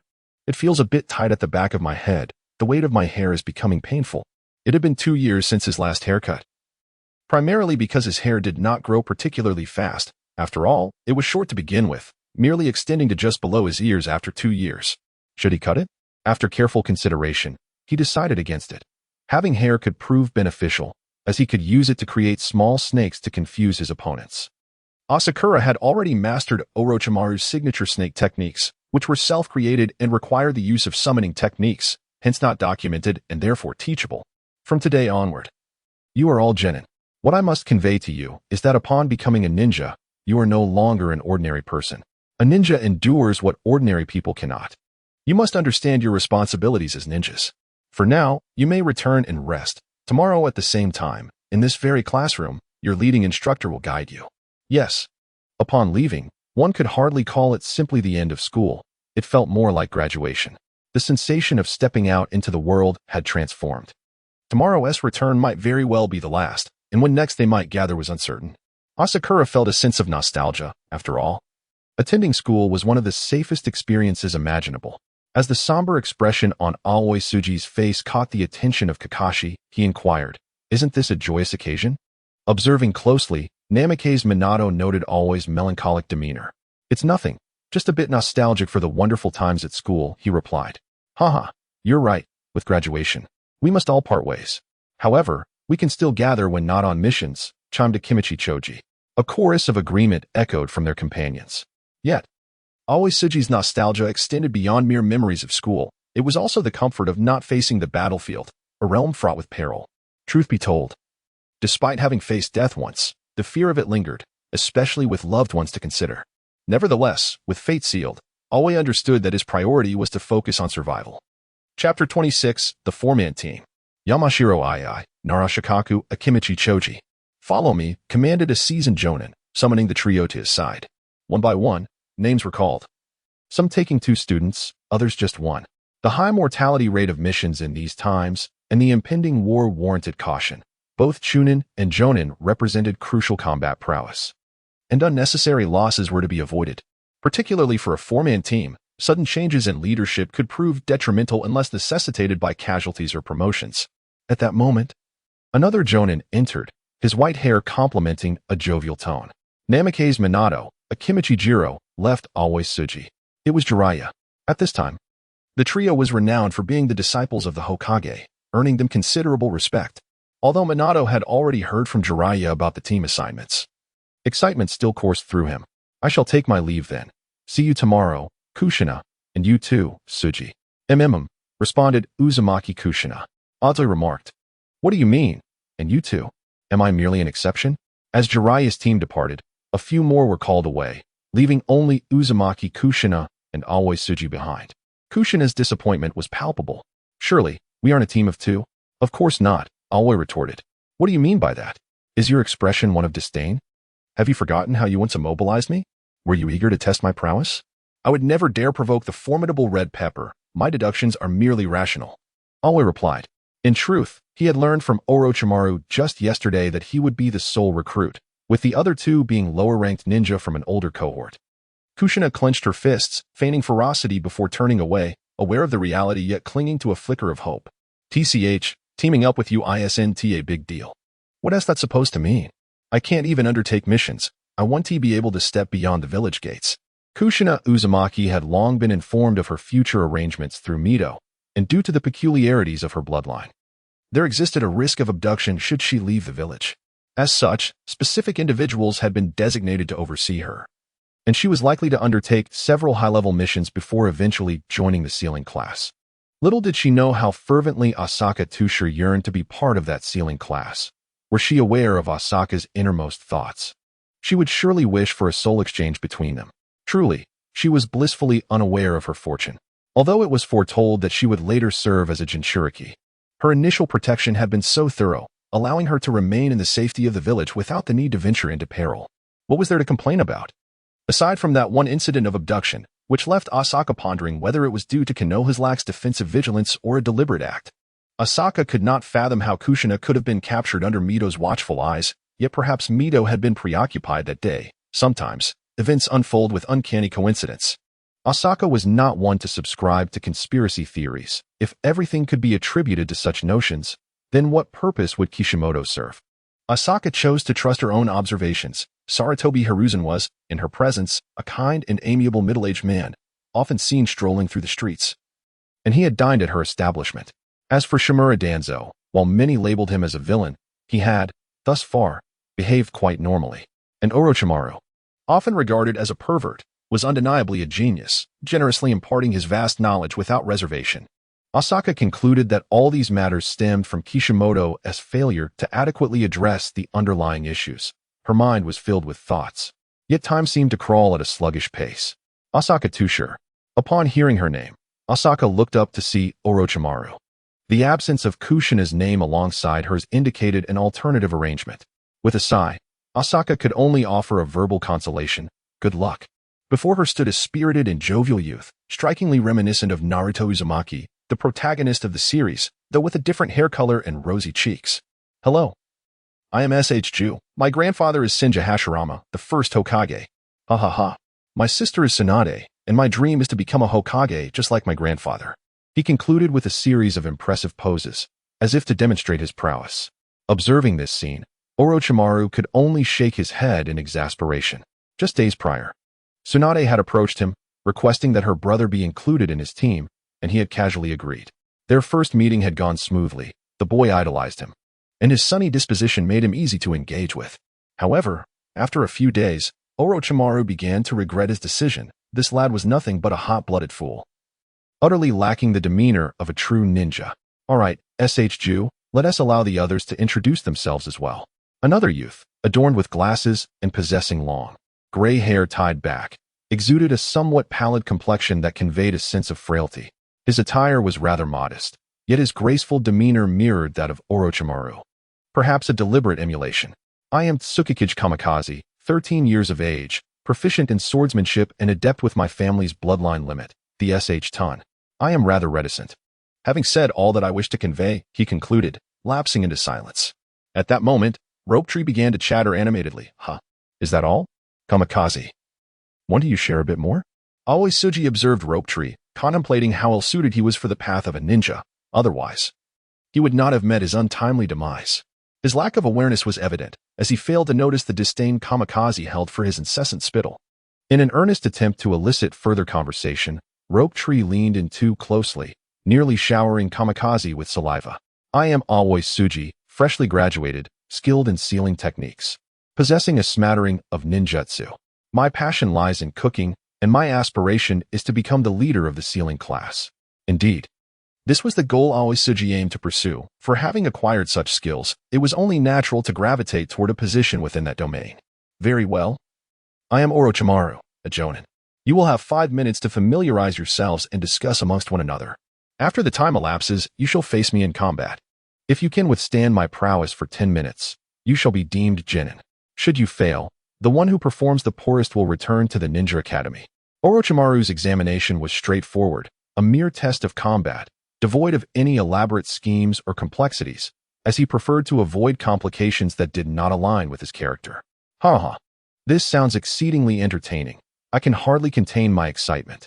Rope Tree declared, fists clenched, his eyes gleaming with fervor as he gazed at Orochimaru, eager to charge ahead. Hold on, Must you be so exuberant? Remember, you must endure for 10 minutes against him, and Orochimaru is no ordinary jonin. What audacity fuels your exuberance? It is merely a twist of fate that we are not engaging in the traditional bell-stealing exercise. Always Chouji felt a profound sense of exasperation toward his comrade. Previously, he had admired Naruto Uzumaki's bravery in anime, yet now, as a teammate of such a person, he felt overwhelmed. Chapter 27, The Trio, Orochimaru, Part 1. 10 meters away, Always Chouji pulled his companions away from Orochimaru, preparing to confer on their forthcoming tactical strategy. What is there to discuss? Let us just charge in. After all, Orochimaru is incredibly formidable. Instead of devising intricate strategies, we should demonstrate our strength. Ultimately, all cunning plans crumble before true power. Listening to Rope Tree's words, Always Chouji was nearly compelled to strike him. Brother, this is not a one-on-one battle. Do you understand what Orochimaru-sensei is testing us on? It is our tactical acumen and the synergy of our cooperation. Will you simply charge in during future missions? The last statement was nearly a low growl, laden with frustration. Shallow Tsukasa sensed the impending onset of his aversion to foolishness. Upon hearing this, Nagashi realized he had completely misunderstood the intentions of his elder brother, Orochimaru, and with an awkward smile, he scratched his head and asked, "So, what do you propose we do next?" It was not yet a lost cause. At the very least, he would heed the words of others. Taking a deep breath to steady his emotions, Shallow Tsukasa continued, "First and foremost, we must avoid close-quarters combat. Orochimaru-sensei excels in various ninjutsu and hand-to-hand combat. In close proximity, our disadvantages will be magnified exponentially. After all, be it height, weight, or speed and strength, adults, especially jonin, will far surpass us, compounded further by their practical combat experience. Engaging in close-range battles would be utterly self-defeating. Thus, we must leverage ranged attacks and the terrain to confine him." As he spoke, his gaze swept across the surroundings, eventually landing on a nearby grove. "Do you see that thicket over there? The terrain is complex. We can lure the battlefield there, using the surrounding trees as cover to disperse our actions, preventing Orochimaru-sensei from attending to all three of us simultaneously. But if we disperse, wouldn't that make any one of us more vulnerable against Orochimaru-sama?" In contrast to Nagashi, whose mind was filled with the words just spoken, Tsukikage Shinkai pondered more deeply and articulated his thoughts with a calm demeanor. "This is precisely what I mean by cooperation." Shallow Tsukasa turned at Tsukikage Shinkai. "The three of us must form a triangular formation, maintaining a safe distance while being able to support one another. When one of us draws Orochimaru-sensei's attention, the other two must seize the opportunity to launch an attack. For instance, Nagashi, you excel in taijutsu, with remarkable speed, making you an ideal bait to lead Orochimaru-sensei on a chase through the hills." Shallow Tsukasa had discerned at first glance that Nagashi harbored a significant amount of chakra within him. After all, his grandfather was the god of ninja, and his sister was Tsunade. There was no reason for him to possess a meager chakra reserve. "How do you know I excel in taijutsu?" Nagashi inquired. "The rough calluses on your fists are unmistakable, and you are the tallest among us. Besides, it's simply a matter of observation. Time is of the essence. So let me finish." Shallow Tsukasa scrutinized Nagashi's muscular legs, concluding that if he were not skilled in taijutsu, he would gladly concede. Meanwhile, Tsukikage Shinkai was astonished. He had not anticipated that after such a brief acquaintance, Shallow Tsukasa would glean so much information with such precision. Continuing with his battle strategy, Shallow Tsukasa addressed Tsukikage Shinkai. "As far as I know, the Tsukikage clan possesses a unique bloodline limit. If convenient, could you enlighten me about it?" Although he already had an inkling, such distinctive family abilities were typically unknown to the average person, so he deemed it necessary to inquire. Shallow Tsukasa would not grant anyone the opportunity to hold something against him. "My bloodline limit is the H-ton, which allows me to mask my presence and render my entire body transparent, effectively concealing my form," he articulated succinctly, conveying the functionality and advantages of his bloodline limit in just a few words. Shallow Tsukasa believed that the boundary of bloodstains was truly remarkable, perfectly suited for assassination. He pondered why the swift wind would perish, questioning why one could not simply hide and execute stealthy kills instead of confronting head-on. A tragic demise indeed. "Very well. Since it is thus, we too shall take the lead in the offense while you will handle the surprise attack. We will first head to the grove. When Master Orochimaru enters, I will use earth-style techniques to create a trap beneath his feet, restricting his movement." However, Shallow Tsukasa knew that this method was merely temporary. A series of subsequent chain traps would need to be set, as long as they proved effective. Shokugi would feign an attack to draw fire. After all, your strength is formidable, your speed remarkable, and physical combat is your forte, albeit also your weakness. Should you find yourself overwhelmed, retreat promptly. Yet, the term retreat echoed in his ears and transformed into two other words. Flee. How could that be? This was termed a strategic retreat. Could we not refrain from? Shallow Tsukasa felt his trigeminal nerve pulsating, an urge to deliver a punch to the lad, though he feared his own hand would suffer from the blow. The boy's skin clearly toughened by experience. Should he become ensnared, we would seize the moment, and the three of us would concentrate our firepower, launching a combined ninjutsu assault. However, Master Orochimaru would undoubtedly not fall into a trap so easily. Moonlight Shinke's frowned and remarked, "Simple traps are likely to be recognized by the opponent." Shallow Tsukasa pondered carefully, then suddenly a flash of inspiration struck him, a confident smile gracing his lips. Thus, we shall employ feints to confuse him. While Shokugi lures him, do not merely flee. Occasionally feign a counterattack, leading Master Orochimaru to believe there are openings, thereby lowering his vigilance towards the surroundings. Furthermore, we must continuously vary our methods of attack and positioning, preventing him from discerning our patterns. As long as we cooperate harmoniously, we shall uncover his vulnerabilities. Understood. Shokugi clenched his fists, determination igniting in his eyes. Though Master Orochimaru is formidable, united, the three of us shall surely overcome this trial. Shallow Tsukasa felt this lad had finally uttered something of worth. Though not the sharpest, he was at least somewhat receptive to advice. The trio exchanged insights on their respective skills, with only a minute remaining. Shallow Tsukasa produced 2 scrolls from his possession, whispering secrets into the ears of his companions. Do you understand? Shokugi and Moonlight Shinke's appeared somewhat exhilarated after his words, nodding in acknowledgement. Then let us commence. In the distance, Master Orochimaru calculated the time. And when only 20 seconds remained, he finally spoke. There are but 20 seconds left. Have you concluded your discussions? Run. Shallow Tsukasa had no intention of engaging in a formal duel. After 20 seconds, standing before him, he would announce the commencement of the test. Only a fool would act thus. The three swiftly dashed toward the grove behind Master Orochimaru, passing him along the way. Each brushed past him, yet he exhibited neither surprise nor pursuit. Instead, he nodded in approval. Now, that is the clever approach. When the task is finally executed, the enemy will not adhere to notions of fairness. Chapter 28, The 3-Person Team, Orochimaru, Part 2. With just 10 seconds remaining, Aoi, the commander, swiftly executed a technique to create several earth pits, placing explosive tags within them. He then summoned a few small snakes, instructing them to lie in wait upon the trees, ready to strike anyone who dared to approach. Meanwhile, Moonlight Shinke's began his stealth as soon as he entered the grove, seeking a suitable hiding spot to prepare for action. Aoi took cover beneath a large tree. Employing the shadow clone technique, one clone stood atop the tree while he prepared to burrow underground, aiming for an element of surprise. Rope Tree looked at the two who had concealed themselves and pointed to himself. What about me? Stand next to my clone. When the time comes, let it engage first. Your strength is greater, so you can launch the explosive tags from a distance. Avoid close combat unless absolutely necessary. Maintain a safe distance. Understood. As the final 10 seconds elapsed, Orochimaru did not leisurely stroll into the forest. He used the body flicker technique to appear instantly at the entrance, briefly surveying the surroundings while remarking, to set these traps so expertly in such a short time is commendable. Even a typical nin would struggle to accomplish this. Yet, he deftly avoided each trap with every step. Aoi, concealed underground, felt a pang of frustration as he observed Orochimaru skillfully evade all the traps. Though he knew the traps were present, the situation felt rather futile. Nevertheless, he had another plan. Suddenly, Orochimaru sensed something amiss, feeling vibrations.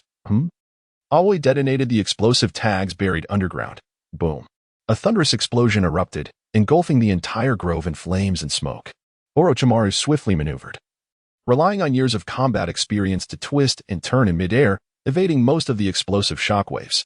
Yet, even so, the force of the blast tore his robes, leaving them soiled and tattered, though he remained uninjured. A commendable backup, Orochimaru remarked, licking his lips with a glimmer of excitement in his eyes. At that moment, the small snakes that had been lying in wait on the tree lunged down, fangs bared, aiming for his face. With a cold smirk, Orochimaru drew a kunai from his back and casually waved it in the air. The moment the snakes made contact, they dissipated into smoke. Always clone, positioned in the trees, seized the opportunity and rapidly hurled dozens of shuriken. A barrage of shuriken, accompanied by debris, hurtled toward Orochimaru. Simultaneously, Rope Tree gritted his teeth, unleashing bundles of explosive tags like a torrential downpour. In an instant, shuriken and explosive flames intertwined. The sharp projectiles, now enhanced by the explosions, transformed into deadly shards, creating a perilous zone of destruction. Yet, Orochimaru seemed to have anticipated this. He clapped his hands against the ground. Earth-style, earth flow wall. A robust earthen wall erupted from the ground, shielding him from both the shuriken and the explosions, while simultaneously shattering Always Clone to pieces. Seizing upon the momentary distraction of the onlookers, Orochimaru swiftly materialized before Ju, brandishing a kunai with the intent to strike at his neck.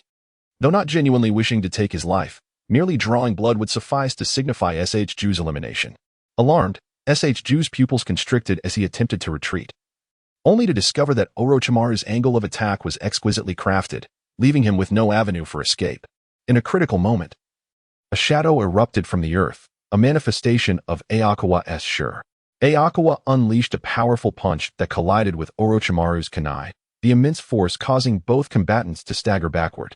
Although Orochimaru had not exerted himself with particular seriousness, he was evidently taken aback by Ayakawa's strength. A glance at Ayakawa's hands revealed the answer. Ah, you have already learned to incorporate Doton into your strikes? It appears rather rudimentary, yet achieving this level through self-study is commendable. With time, you shall grasp the essence of transformation. Well done, Orochimaru praised, his gaze shifting between the two. However, Ayakawa paid no heed, instead hastily pulling the still trembling Ju back, while keeping a wary eye on Orochimaru. He shook the debris from his hands. The force of that punch had left his hands stinging, such was the prowess of Nin.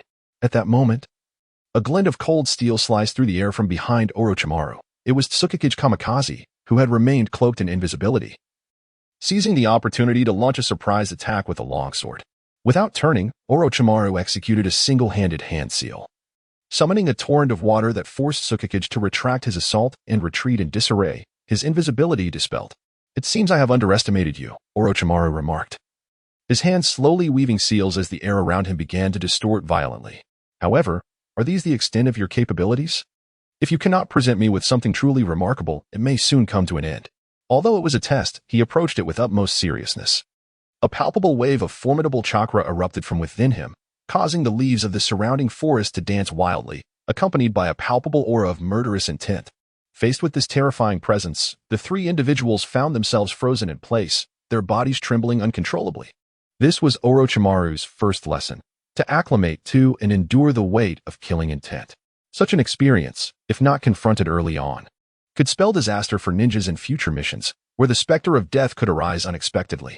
Is this what killing intent feels like? The disparity between one who harbors such intent and one who does not is stark, for the former is far more likely to extinguish the latter's life, even if the latter possesses greater strength. Is this what it truly means to fight for one's life, propelled by adrenaline? Ayakawa began to grasp the essence of that sensation. After releasing his killing intent, Orochimaru did not pursue further action but instead observed the trio with quiet intensity. Such a force, if mishandled, could lead to mental collapse. Yet if they could withstand it, it would signify their readiness for the battlefield. Orochimaru harbored a flicker of curiosity regarding which of the three would be the first to break free from their constraints. In truth, even if one were to succumb to mental collapse, it mattered little. Sealing away that memory could easily rectify the situation. Aoyasg recalled the surge of adrenaline and, gritting his teeth, dug his nails deeply into his palm. In a short span, blood began to flow from the wound, the pain compelling him to remain alert. He pressed firmly against the injury, the sharp sting awakening his adrenaline, allowing Aoyasg to regain a modicum of composure amidst the overwhelming intent to kill. Catching sight of the trembling Ju and the pallid moonlight kamikaze beside him, Aoyasg understood that should they falter now, all three would plunge into despair. Do you remember our ultimate plan? He rasped, each word imbued with unwavering resolve. Our success hinges upon this moment. Chapter 29, The Trio, Orochimaru, Part 3. Ju slowly turned his head, anxiety lacing his voice. But my entire body feels paralyzed. If you cannot overcome this, then perhaps you should reconsider your aspirations of becoming Hokage. Hokage. Indeed, I am destined to become the Hokage. In an instant. SHG transformed from a quivering bundle of nerves into a fervent fool. AOSG thought to himself, and what does my bloody pomp signify? The spirited fool was indeed admirable. Merely uttering a key phrase could ignite his vitality. Orochimaru regarded SHG with a hint of exasperation. In truth, AOSG's approach was the more rational one. Not everyone possesses a singular mindset. To put it plainly, simplicity can border on foolishness. Suddenly revitalized, SHG summoned every ounce of strength and delivered a powerful punch to the ground, a resounding boom. With that thunderous impact, the earth fractured into a spiderweb of cracks centered around where SHG's fist struck, sending fragments of gravel soaring into the air. Orochimaru raised an eyebrow, a flicker of admiration crossing his gaze. He had not anticipated that this seemingly reckless youth would unleash such formidable power.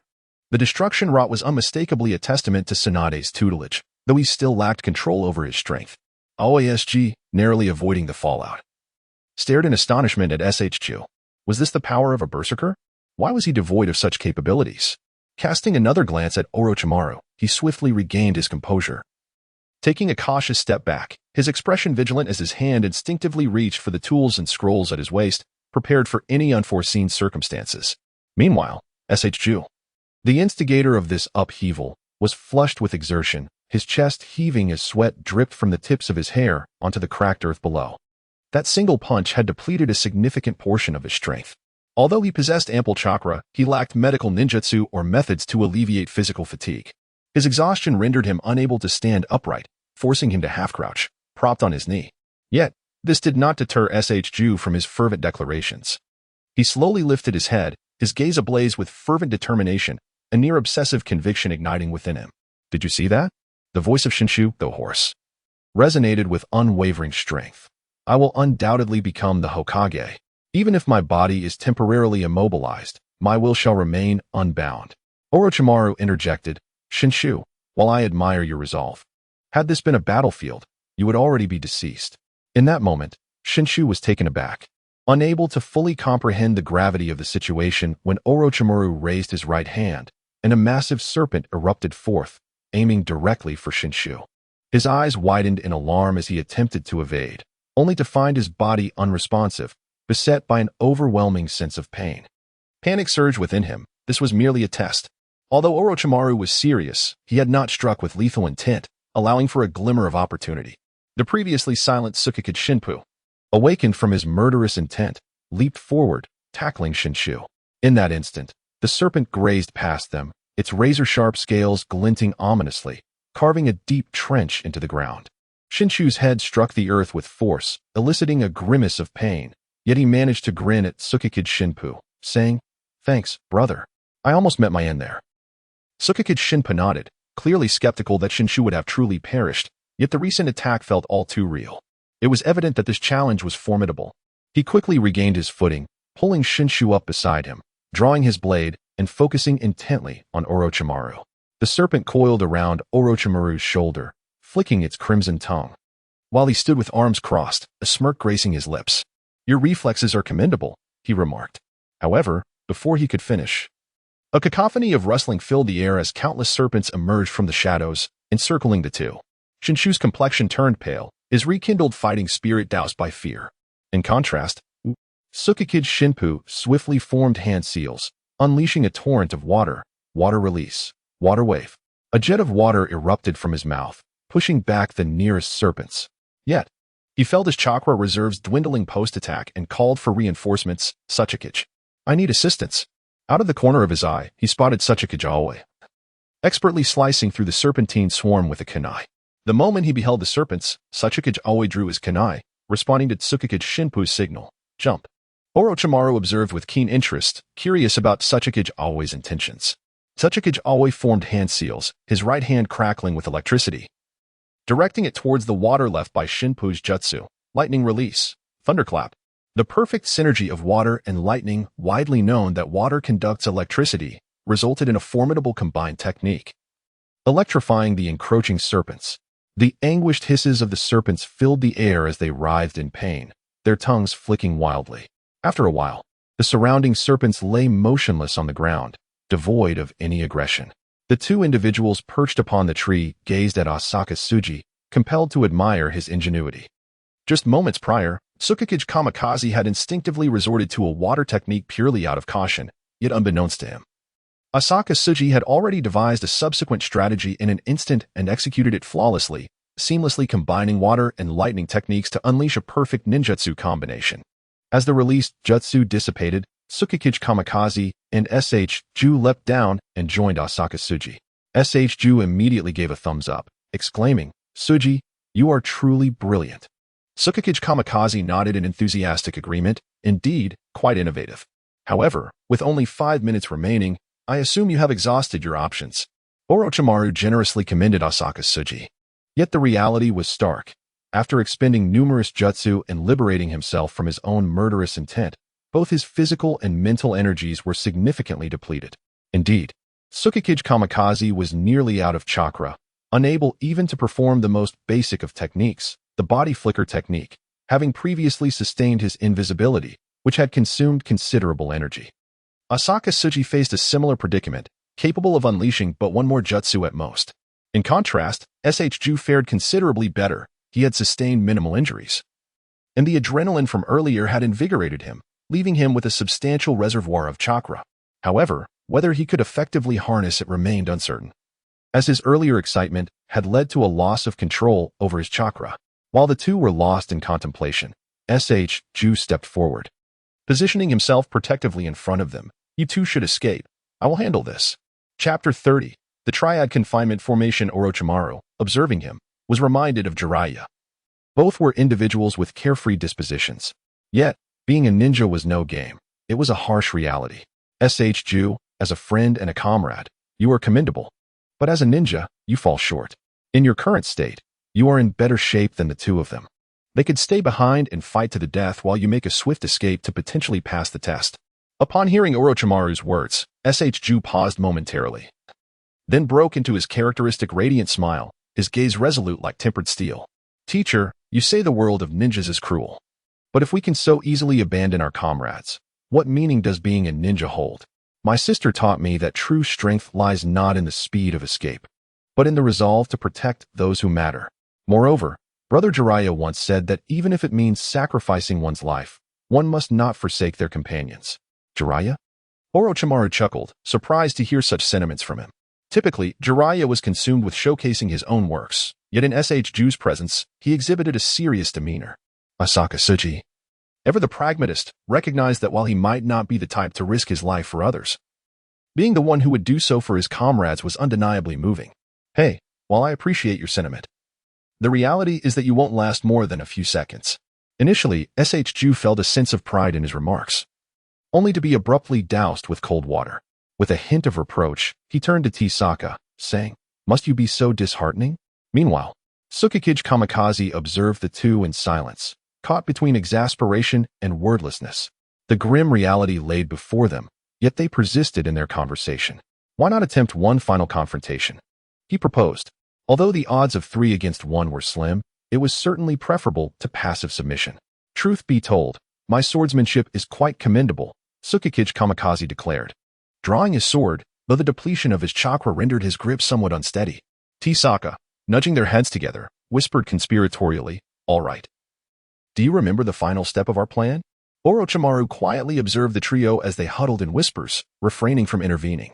This was, after all, a test of their capabilities. If they could not showcase their full potential, how could Orochimaru devise a subsequent growth strategy for them?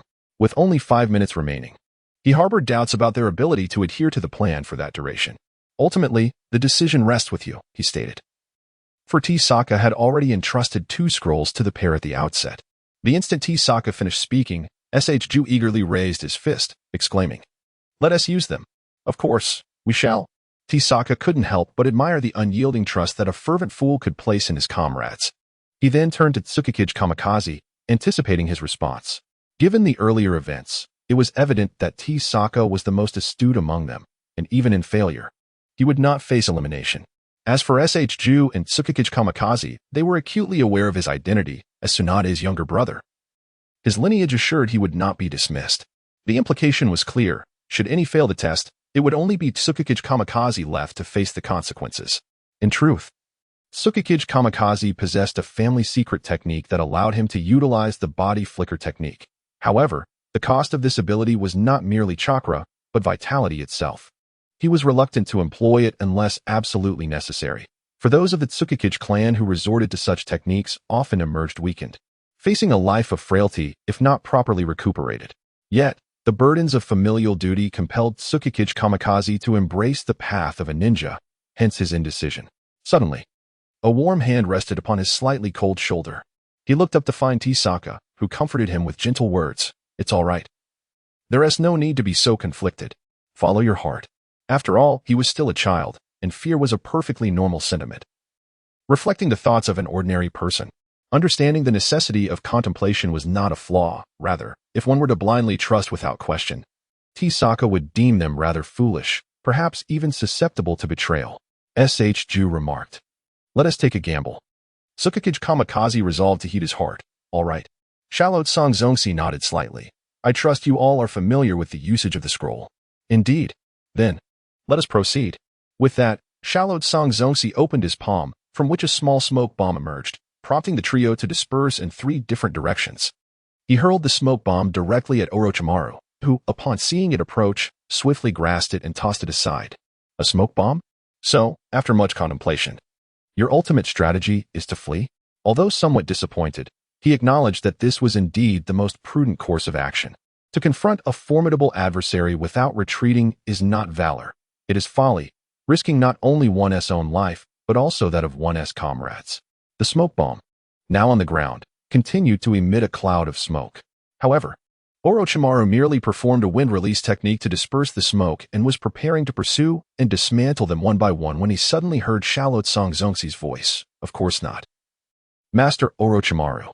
There stood Shallowed Songzongsi, merely 5 meters ahead, flanked by Moonlight Shinfeng and Chouji, who had not fled but rather positioned themselves 5 meters diagonally behind him, forming a triangular formation. Are they planning to surround me? Or perhaps employ a sealing technique? After all, Shallowed Songzongsi was the only one among them skilled in sealing techniques. Yet, Orochimaru had never witnessed a triangular sealing formation, and a sudden thought struck him. Why is there no triangular sealing technique? Could it be? Impossible. That is a high-level sealing technique. Orochimaru recalled the tripartition seal mastered by his teacher, Sarutobi Hiruzen, a formidable high-level sealing technique with potent offensive capabilities. Anyone trapped within would face imminent obliteration, a truly terrifying fate. Upon hearing about the tripartition seal, Shallowed Songzongsi mused, "Master Orochimaru, you truly hold me in high regard. Is that something I am capable of mastering at my current level?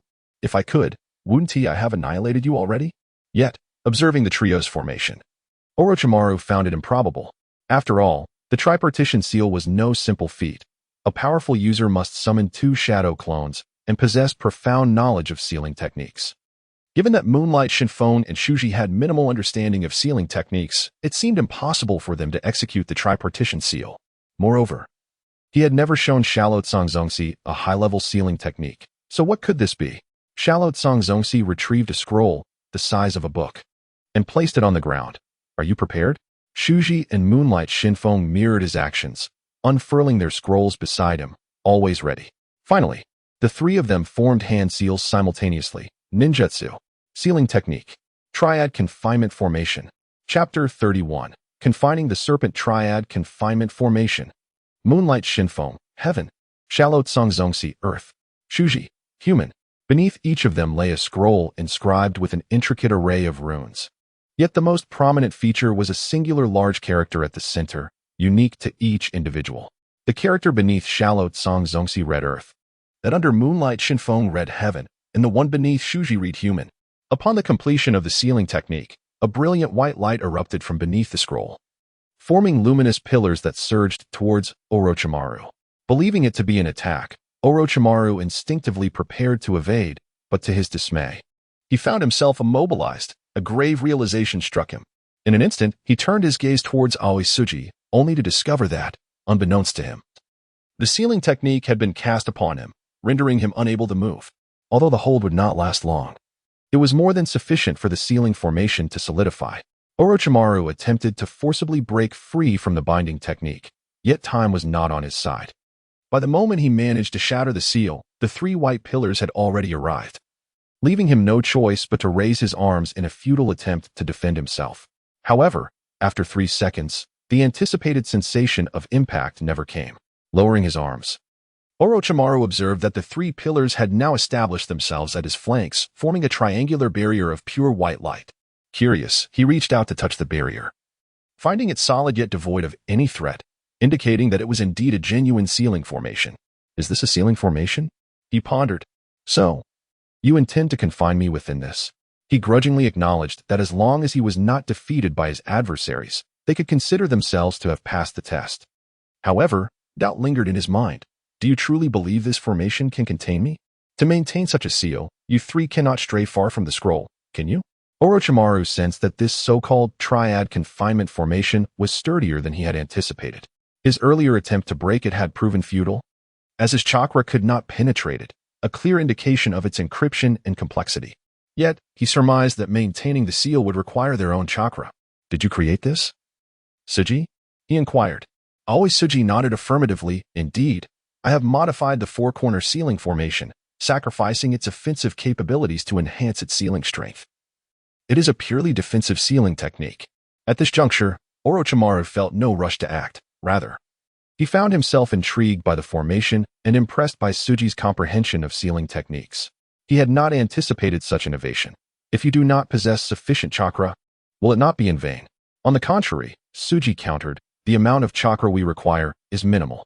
The heavenly scroll merely needs to be activated to draw upon a myriad of energies from the air. The moisture and sunlight can be transformed into the strength needed for sustenance.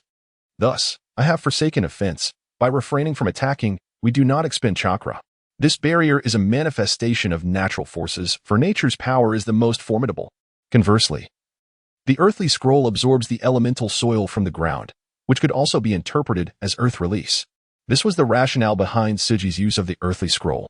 His own chakra possessed an earth attribute, without which he could not activate it. The heavenly scroll, however, required water attributes, as the moonlight divine wind had conveyed to him from the outset. And what of the human scroll? Orochimaru queried. Surely, it must rely on human energy to be sustained. He directed his gaze towards SHK, who stood atop the scroll, panting yet gazing at him with unwavering resolve. Indeed, the human scroll necessitates the consumption of one's chakra. Yet the required amount is merely 1/10. Implicitly, this means that while you exert 10 parts of chakra within, I need only 1 part to defend from the outside. Thus, overall, this is not a disadvantage unless confronted by a tailed beast. Shallotsong, the commander, contemplated this very aspect, which led him to entrust the human scroll to Rope Tree, as the chakra within him surpasses the combined total of Shallotsong and Moonlight Godwind. Shallotsong, I genuinely envy this. An intriguing notion. So this is not merely chakra? Orochimaru sensed the aura within the barrier, tinged with the earthy scent of soil, and noted its texture, sometimes soft, sometimes firm. This must be the air. The barrier was in a state of flux, yet this did not diminish its remarkable sturdiness. This could be considered a high-level sealing technique. After all, it sacrifices offensive capabilities, transforming solely into defense and confinement. Orochimaru observed the triangular barrier formed among the 3 pillars, indicating a sealed space. Upon contemplating the enclosed space, Orochimaru suddenly recognized a crucial issue. Wait a moment. He chuckled, actually. There's one more thing I haven't mentioned. The air within the barrier will also be utilized. Orochimaru, not only he, but the other 2 companions gazed at Shallotsong as if he were a monster. During the use of this sealing technique, Shallotsong had merely informed them of its effective control, without revealing that it would deplete the air inside. Orochimaru sensed the increasingly thin oxygen within, altering his breathing to slow its rhythm. I miscalculated. This can indeed be classified as a high-level sealing technique, and it bears no side effects. High-level ninjutsu is typically forbidden and often entails some degree of adverse effects. Shallotsong, upon hearing Orochimaru's generous praise, shyly scratched the back of his head and smiled. It's not that exaggerated.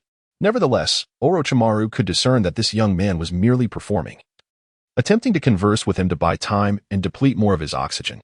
However, you just mentioned that while the ratio is 10-1, if the disparity between both parties is too vast, it may not be unbridgeable. Shallotsong remained silent, for Orochimaru had already begun testing the limits with action. He formed hand seals with both hands, casually tossing a shuriken, and exclaimed, Ninjutsu. Shuriken Shadow Clone Technique. In an instant, hundreds of shuriken rained down upon the barrier, attacking with the ferocity of a machine gun, clattering relentlessly. The barrier shimmered with a blinding white light under the relentless assault of the shuriken, spiderweb-like cracks spreading at a visible pace.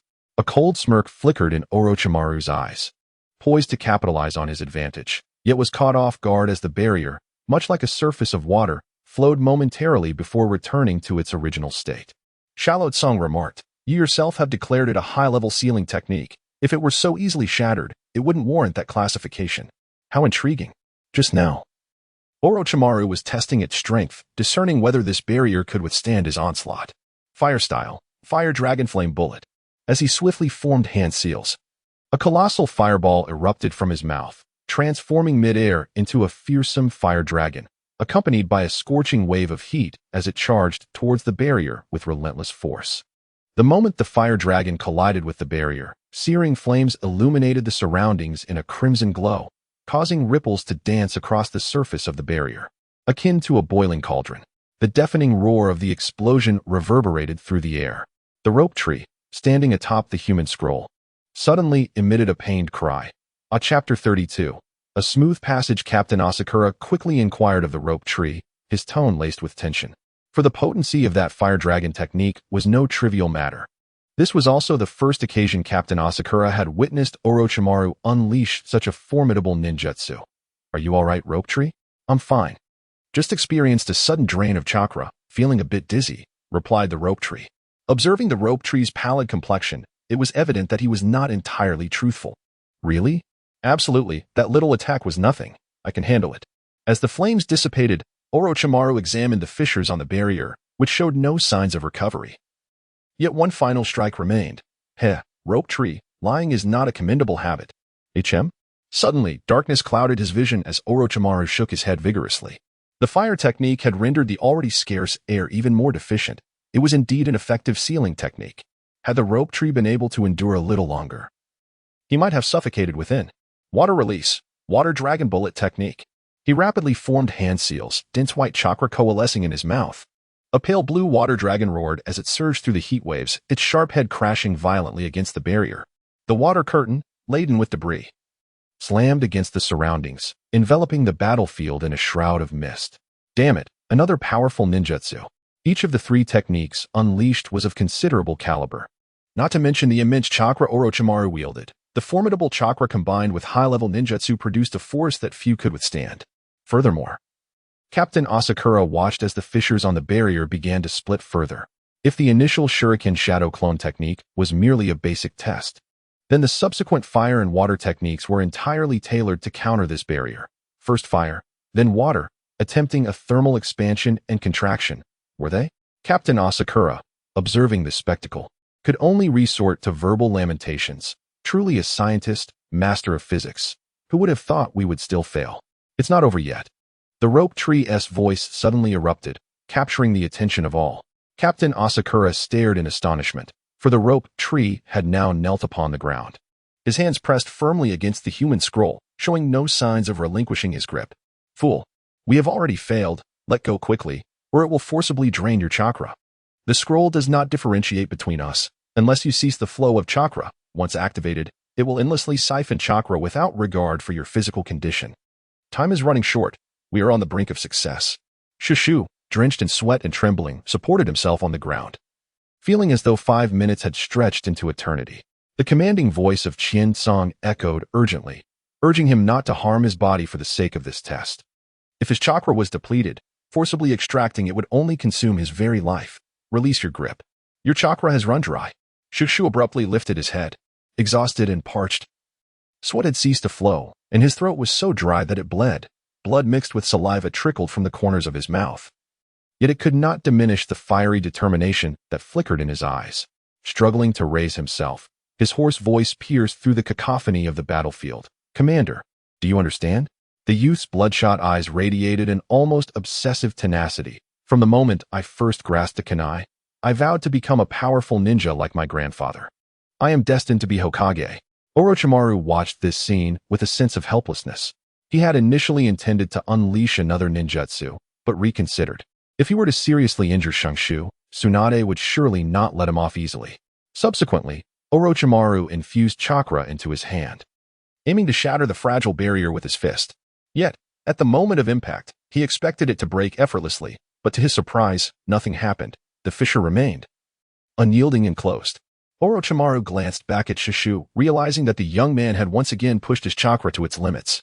Despite the agonizing pain gnawing at his insides like ants, Shoshu pressed his trembling hands firmly against the ground, the barrier's radiance surging in response to his determination. This shield was not merely to block Orochimaru. It was to demonstrate that Shoshu would never abandon his comrades. He would pass this test alongside them. Even if it meant shattering his bones to extract the last vestiges of chakra, he would prove that the ninjas of Kenoha would never bow down in the face of despair. His resolute expression astonished all present. However, in the next moment, a shadow appeared behind him, delivering a swift chop. Shoshu felt a blur before his vision darkened, his head spinning, and he collapsed heavily to the ground, remaining oblivious to what had transpired until the point of unconsciousness. What? Beside him, Tsuki no Kaze remarked, "Commander?" Indeed, the figure had been Qian Song, who, after listening to the impassioned speech, felt a mix of emotions, touched yet embarrassed. After all, experiencing something in anime and reality was entirely different. "There's nothing I can do about you." Before further depleting his chakra, Qian Song left his earth scroll, swiftly appearing behind Shoshu, catching him off guard with a decisive chop. He then lifted Shoshu and brought him to Tsuki no Kaze's side, who had also vacated the heaven scroll. With no one left to maintain it, his efforts seemed futile. "Kaze, please take good care of him." Cradling Shoshu, Tsuki no Kaze was perplexed. "You're not planning to join in as well, are you?" "What is this, Commander? What are you trying to do?" "Oh, you don't think you can match me, do you, Commander? Surely you aren't as oblivious as Shoshu." Shallot Song Zongxi felt somewhat troubled. Alas, he had not intended to reveal his abilities prematurely, yet circumstances left him no choice. "Ah, of course, after all, I am an intelligent being." Without the support of the three, Orochimaru merely kicked lightly, causing the barrier to shatter completely with a crisp sound. "What other techniques do you possess that I am unaware of? Aside from this self-created sealing technique of yours, of course." Orochimaru licked his lips, intrigued. He had not anticipated that after spending so long together, this boy still had hidden cards up his sleeve. Did he truly not trust his teacher? "Actually, it's not anything particularly formidable. It's something you taught me, Sensei, summoning technique." Shallot Song Zongxi bit his finger, formed seals with both hands, and pressed them against the ground. "Summoning technique, you say? But judging by the minuscule amount of chakra you currently possess." Orochimaru sensed the scant chakra remaining within Shallot Song Zongxi. Even if he invoked the summoning technique now, he could only call forth a few small snakes, which would hardly constitute effective combat power. However, what Orochimaru did not anticipate was a sudden burst of smoke. Boom. All three had vanished without a trace. Orochimaru exclaimed, well, I did not expect a reverse summoning."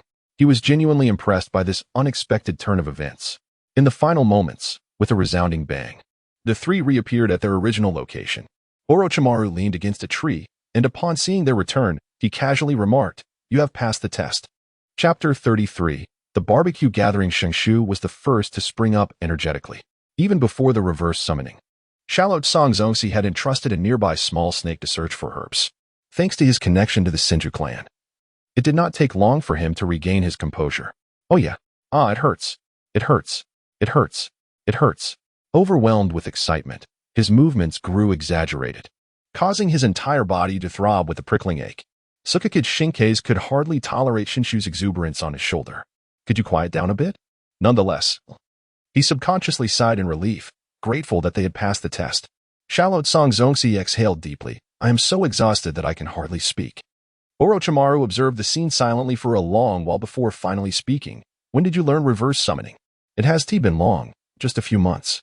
Primarily, it was because that greedy fellow, the golden snake, took several months to be satisfied after catching mice.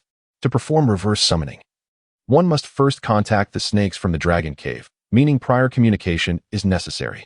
The snakes must actively engage in the summoning technique in conjunction with one's own summoning technique to achieve reverse summoning.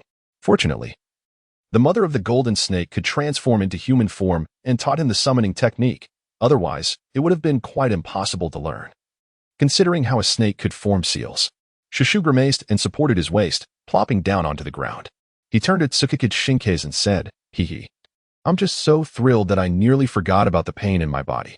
He rubbed his sore shoulder, and suddenly his gaze fell upon the weary figure of Shallow Tsang Zongxi. Zongxi, why didn't you reveal this technique sooner? You truly went through a lot this time. If it weren't for your prior preparation, I shudder to think of the trials I would have endured. Shan Tsang. The commander waved his hand dismissively, his voice hoarse. Do you think it's that simple? I communicated in advance. Did you think there would be no need for preparation? You, my friend, should refrain from such chaotic antics in the future. He then leaned against a tree, slowly sinking to the ground, and retrieved a small bamboo tube from his pocket, taking a few sips of water to soothe his throat. However, this test proved to be far more perilous than I had anticipated. After all, success is not guaranteed every time. Sometimes, the serpents of the dragon cave require rest. What if, when reaching out, the contact is asleep? That would render the effort futile. Orochimaru stepped forward, his snake-like eyes shimmering with a ghostly light. To pass a 10-minute test, albeit with a touch of cunning, demonstrates that in real combat, any means necessary can be employed. This, in fact, attests to your considerable potential and creativity. Yet, this is merely the beginning. The true shinobi world will not afford you such ample time for preparation. His gaze swept over the trio, finally resting on SH-Ju, especially you, SH-Ju. Though your talent is commendable, your impulsiveness may lead to significant setbacks if not tempered in the future. Speaking of SH-Ju, Orochimaru felt a twinge of frustration, akin to Tsunade's penchant for gambling.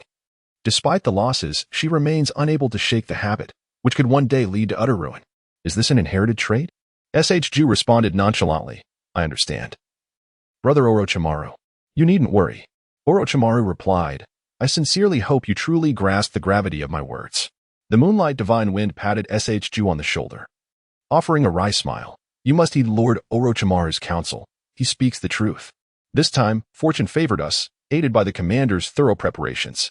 Next time, it will not be so straightforward. Shan Tsang remained silent but nodded in agreement. Should the reverse summoning fail, the test would have been deemed unsuccessful. Nonetheless, this attempt at reverse summoning sparked a flicker of inspiration for Shan Tsang, revealing room for improvement. All right, you three, take a moment to rest and consume these 3 pills. Orochimaru distributed a soldier's ration pill to each of them before moving beside SH-Ju. The other 2 appeared utterly exhausted, while this young man bore internal injuries, albeit merely a rupture of capillaries.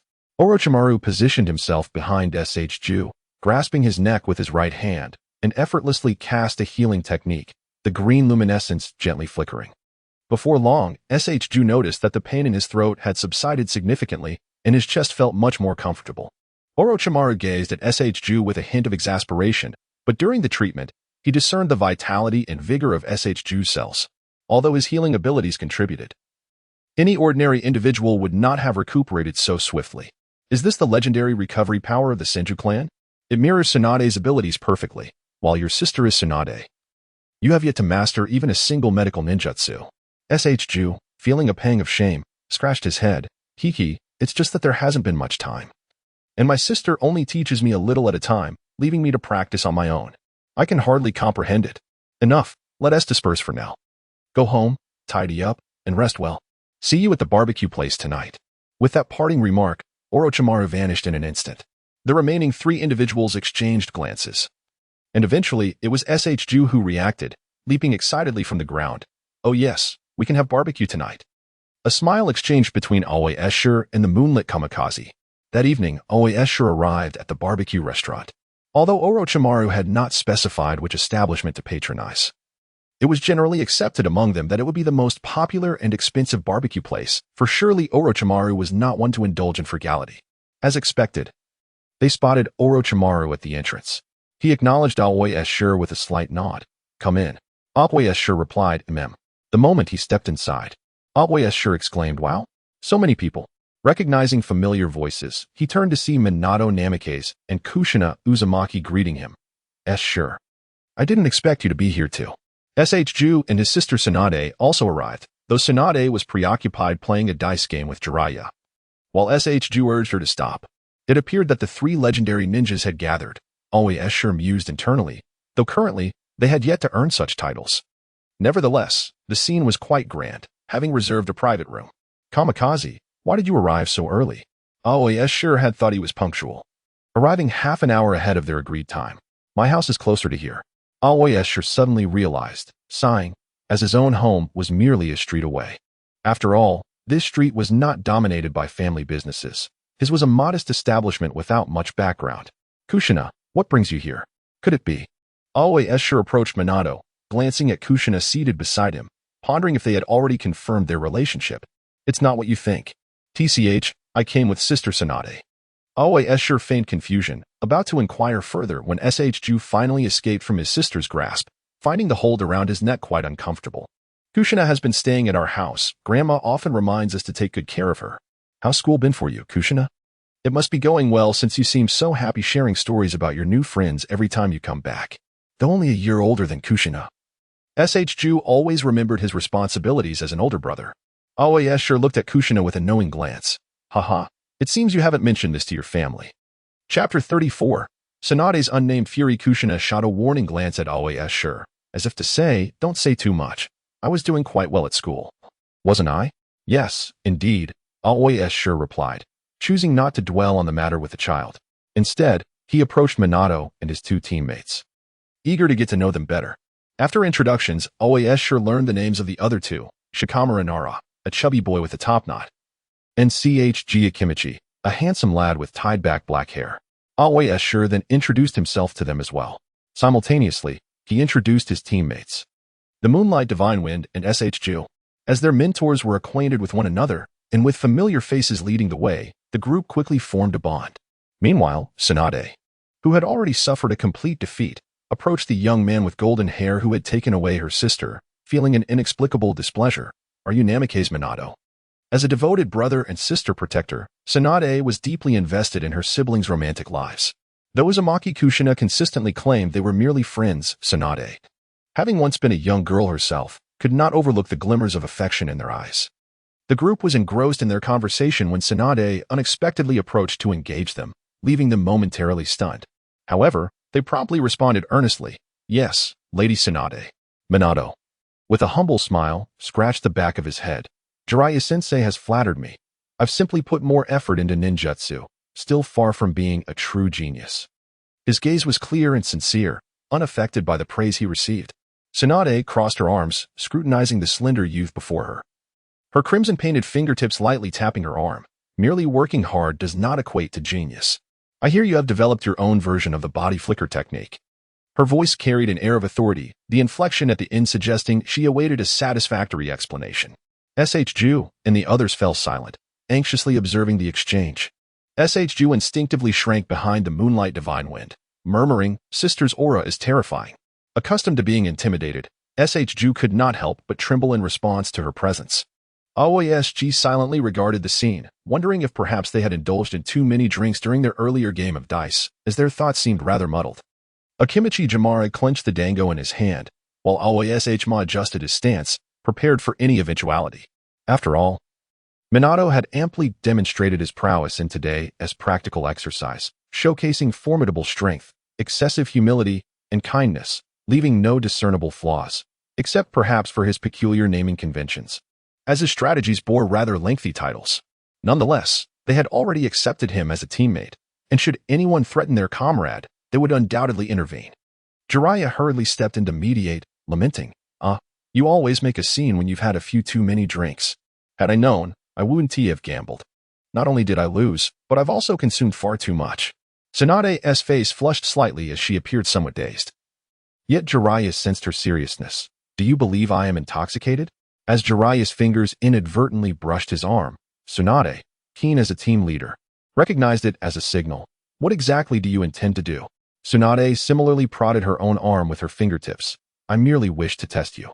On the opposite side of this tense scene, unbeknownst to anyone, the naive Aoki Soshiro had distanced himself from the quarrel and approached Orochimaru, who was leisurely seated at a table, sipping sake with complete indifference to the unfolding drama. Orochimaru-sensei, are you not going to intervene and put an end to this farce? He gazed into his cup, knowing that Tsunade would not easily succumb to intoxication. He had clearly observed the signals exchanged between the other two, and thus had no intention of becoming embroiled in the matter. However, Aoki's performance remained rather juvenile, failing to elude Orochimaru's keen perception. What piqued his curiosity was how Aoki had managed to discern the situation, Could there truly be someone astute enough to reach such conclusions? You noticed, didn't you? Aoki was not particularly clever. He merely inferred from the available information, and perhaps it was a test, for after all, Kushina Izumaki was destined to become the Jinchuriki of the Nine Tails. Not everyone could be her romantic partner. The bond of friendship is one thing. Yet the ties of a couple are an entirely different matter, involving a lifelong companionship. If ill intentions were at play, it would inevitably lead to disaster. Although there remained some time before the emergence of the Nine Tails Jinchuriki, Aoki believed that these three individuals, given their intelligence and backgrounds, had likely already come to understand the situation. Tsunade and Jiraiya continued their encrypted dialogue. Minato is a wonderful child. I have already tested him. What does that have to do with me? Do you not trust me? Of course not. Your tests are your own, and mine are mine. Huh? What on earth are you talking about? Jiraiya felt utterly bewildered. The complexities of a woman's heart were as elusive as a needle in the ocean, impossible to fathom. Step aside, or I fear I may unintentionally harm you. Are you serious? What else would you expect? Do not worry, my strikes are measured, ensuring pain without any lingering consequences. Do you not trust my medical ninjutsu? But I will only give you 3 seconds. At this moment, the signals exchanged were comprehensible to anyone present. Tsunade raised her hand, extending 3 fingers, slowly lowering them one by one. Aoki had been attentively observing, and upon witnessing this conspicuous gesture, he could hardly fail to comprehend its meaning. Orochimaru-sensei. Orochimaru looked up, noting the unmistakable anger in Aoki's eyes, a rarity in his experience with the boy. It seemed that Tsunade had indeed overstepped her bounds today. Although his tone was inquiring, Aoki did not turn to face Orochimaru, implicitly conveying his determination to proceed regardless of any opposition. You would not dare to stop me, would you? Orochimaru chuckled softly, shaking his head slightly. Of course not. Thank you, Orochimaru-sensei, but I must reiterate, your actions this time have gone too far. Orochimaru's silence spoke volumes, confirming his acquiescence. Perhaps only the naive Jiraiya remained oblivious to the underlying truth, or perhaps he was aware but unwilling to accept it. Jiraiya muttered a phrase under his breath, then swiftly executed his ninjutsu, Be Gentle. The technique, known as the Hidden Earth Needle, manifested as countless strands of white hair extended under Jiraiya's control. The onlookers were caught off guard. After all, they were not adversaries and thus felt no need for excessive vigilance. Jiraiya moderated his strength, ensuring each strand precisely struck the nape of their necks. The bewildered individuals were rendered unconscious without harm to their minds, efficient and precise. Chapter 35, Tsunade, Part 1. The only child remaining unscathed was Minato Namikaze, who could only gaze at Jiraiya in confusion. Sensei Jiraiya? He inquired. Apologies, Minato. If you must harbor resentment, direct it towards me. Once this is over, I promise to provide you with a satisfactory explanation. Jiraiya turned away, unable to bear the sight of Minato's expression, for he knew that if he did, he would undoubtedly intervene. Tsunade, however, appeared nonchalant as she twisted her wrist, preparing to commence her formidable truth-telling technique. Should she pass the test, erasing memories would suffice. Minato remained baffled by the unfolding events, yet Tsunade's actions indicated her intent to engage. Lady Tsunade? He called, eager to inquire further. Enough chatter.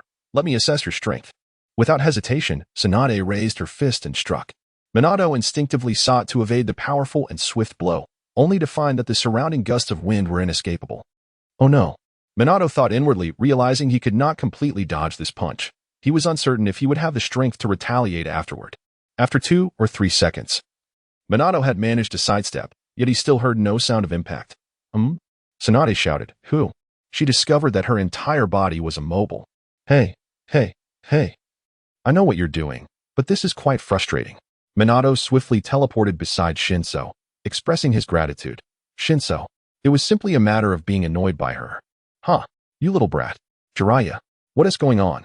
Jiraiya had also overlooked that his ninjutsu had targeted specific positions, thus he remained unconcerned. It was indeed quite sudden. Had he not been vigilant, he might have been hit. Shinso formed hand seals with her left hand for a sealing technique, while her right hand retrieved a kunai from behind her neck. Minato felt as though he was enveloped in confusion. He was utterly unaware of the sudden developments. So, what exactly is happening? Shinso, do you have any idea? I'm not certain, but I can vaguely deduce something, Shinso replied, her gaze drifting to the unconscious Kushina Uzumaki. Minato followed her line of sight. Kushina? But, Lady Tsunade, aren't you her close sister? I don't understand why this is happening. Tsunade forcefully utilized a burst of chakra to break free from the sealing technique, resulting in a momentary disarray in her breathing. However, as a medical ninja, she swiftly regained her composure. Nevertheless, her words were far from normal. Therefore, I advise you to keep your distance from Kushina. Aoi lowered his left hand, taken aback by the immense quantity of chakra within Tsunade. The most alarming aspect was her utter disregard for the consequences. She had not even glanced at the sealing technique and had directly forced her way through, displaying a reckless bravado that left her slightly injured yet capable of self-healing. Aoi found such impulsive foes particularly irksome. Why? Kushina and I are very good friends. Why should I distance myself from my friend? With friend constantly on his lips, did he not have the sense to discern their relationship? The two of them were perpetually entangled in ambiguity while discussing friendship. Aoi sighed in exasperation, resting a hand on his forehead. Minato, you are still too naive. Can't you discern the underlying meaning in her words?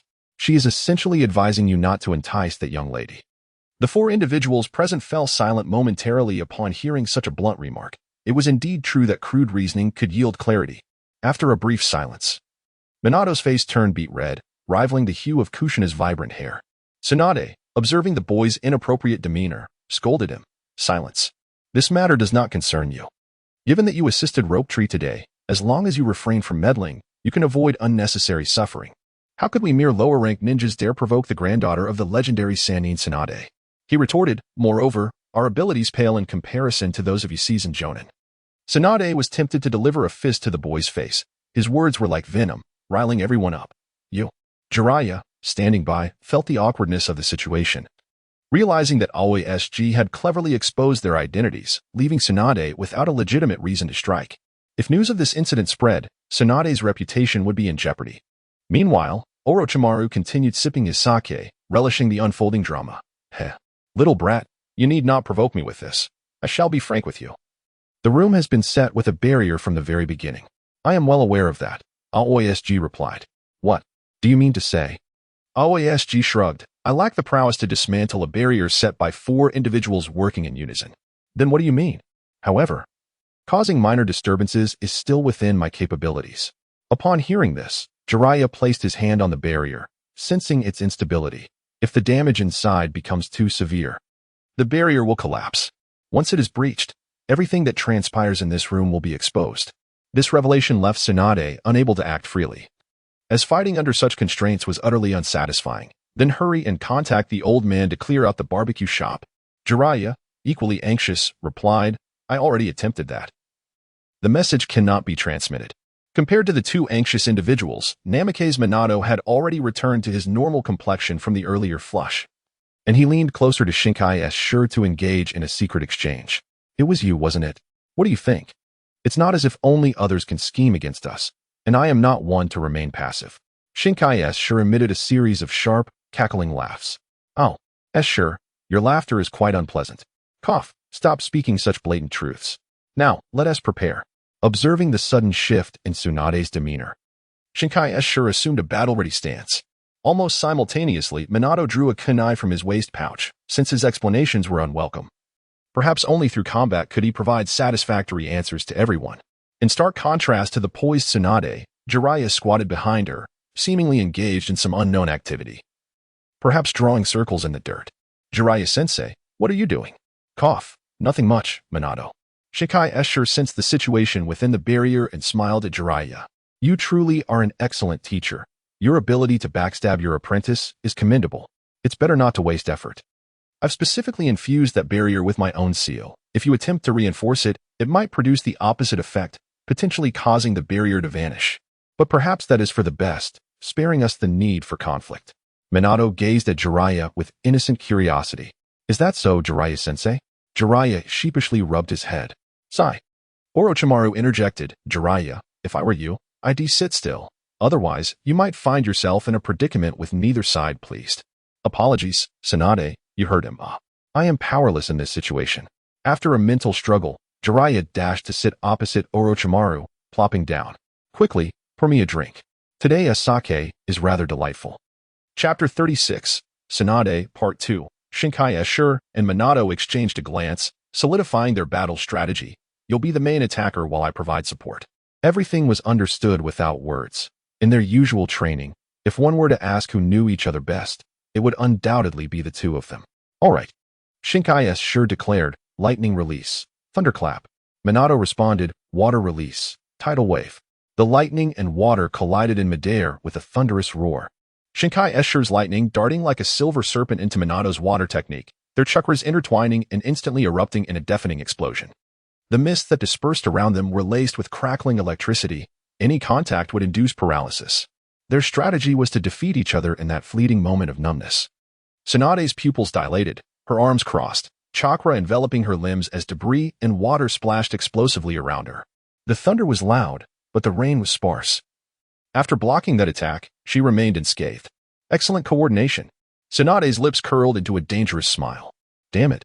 As a taijutsu ninja, Tsunade possessed not only an abundance of chakra but also remarkable resilience, rendering most attacks ineffective against her. Reflecting on the original story where Kakashi received a lightning technique head-on without being a specialized taijutsu ninja, it was evident that such resilience was formidable. Ordinary ninjutsu attacks are certainly ineffective, and approaching the opponent is fraught with peril, especially considering Tsunade's formidable strength, which is widely recognized. A single blow from her could easily send one to the hospital. Thus, alternative strategies must be devised. Minato Namikaze hurled Shuriken and instantly teleported forward, declaring, I will lure out her vulnerabilities. If the two were to collaborate, Tsunade acknowledged the situation would be somewhat challenging. She had not anticipated that this brash young man, with his impulsive demeanor, would charge in without a plan or purpose. How foolish, she mused. Do you truly believe your speed is exceptional? With a powerful punch, Tsunade unleashed a gale, striking Minato squarely in the face, resulting in a resounding impact. Huh? Shadow clone? The Minato that was struck dissolved into smoke, prompting Tsunade to glance at Jiraiya. You rascal! Jiraiya feigned ignorance, turning his head aside to whistle nonchalantly. It was merely a basic shadow clone technique, not a significant feat, he thought, believing that Orochimaru had imparted the knowledge. In truth, Orochimaru had not taught it, nor had Shinkai T-Shirt mentioned it. While shadow clones could obscure the true body from the opponent, they would also divide the user's chakra in half. Given Shinkai T-Shirt's already limited chakra, having it would render him significantly weaker. The previous maneuver was merely a decoy, utilizing lightning release and water release to afford Minato the time necessary to employ a shadow clone and conceal himself for a surprise attack. In the moment the shadow clone was dispelled, Tsunade experienced a fleeting doubt, yet she seized upon that moment of uncertainty. Wind release. Great breakthrough. Tsunade pivoted swiftly, delivering a powerful kick, having intentionally created that opening. Minato, midair and forming hand seals, had barely exhaled a gust of wind when Tsunade's kick intercepted him, leaving no room for evasion. This is bad. Tsunade disregarded the wind that could strike her in return. She required a decisive blow, although the wind might injure her. Landing the kick on Minato would undoubtedly incapacitate him. Am I invisible? Accompanying that voice, both combatants recognized it as Shinkai T-Shirt, who remained stationary at a distance. Shield. Shinkai T-Shirt formed a single-handed seal, and a sequence of circular seals materialized before Minato, conjuring a colossal chakra shield that intercepted Tsunade's kick. The chakra shield shattered, but Minato seized the opportunity to swiftly retreat to Shinkai T-Shirt's side. Thank you, T-Shirt. Indeed, that kick possessed tremendous force. Although the instantaneous technique's potency was somewhat diminished compared to what was inscribed on the scroll, it was still approximately 70% effective. Tsunade's kick had unexpectedly shattered the chakra shield. This is somewhat troublesome. Is there a better approach? There is, but it requires time. Then I shall buy us time. Shinkai T-Shirt felt a twinge of concern. While Minato's prowess was formidable, it depended heavily on the opponent. Tsunade, as a high-ranking jonin, was not someone just any jonin could contend with. Is that feasible? The gentle smile of Minato Namikaze radiated a sense of reliability. Rest assured, I shall not disappoint you.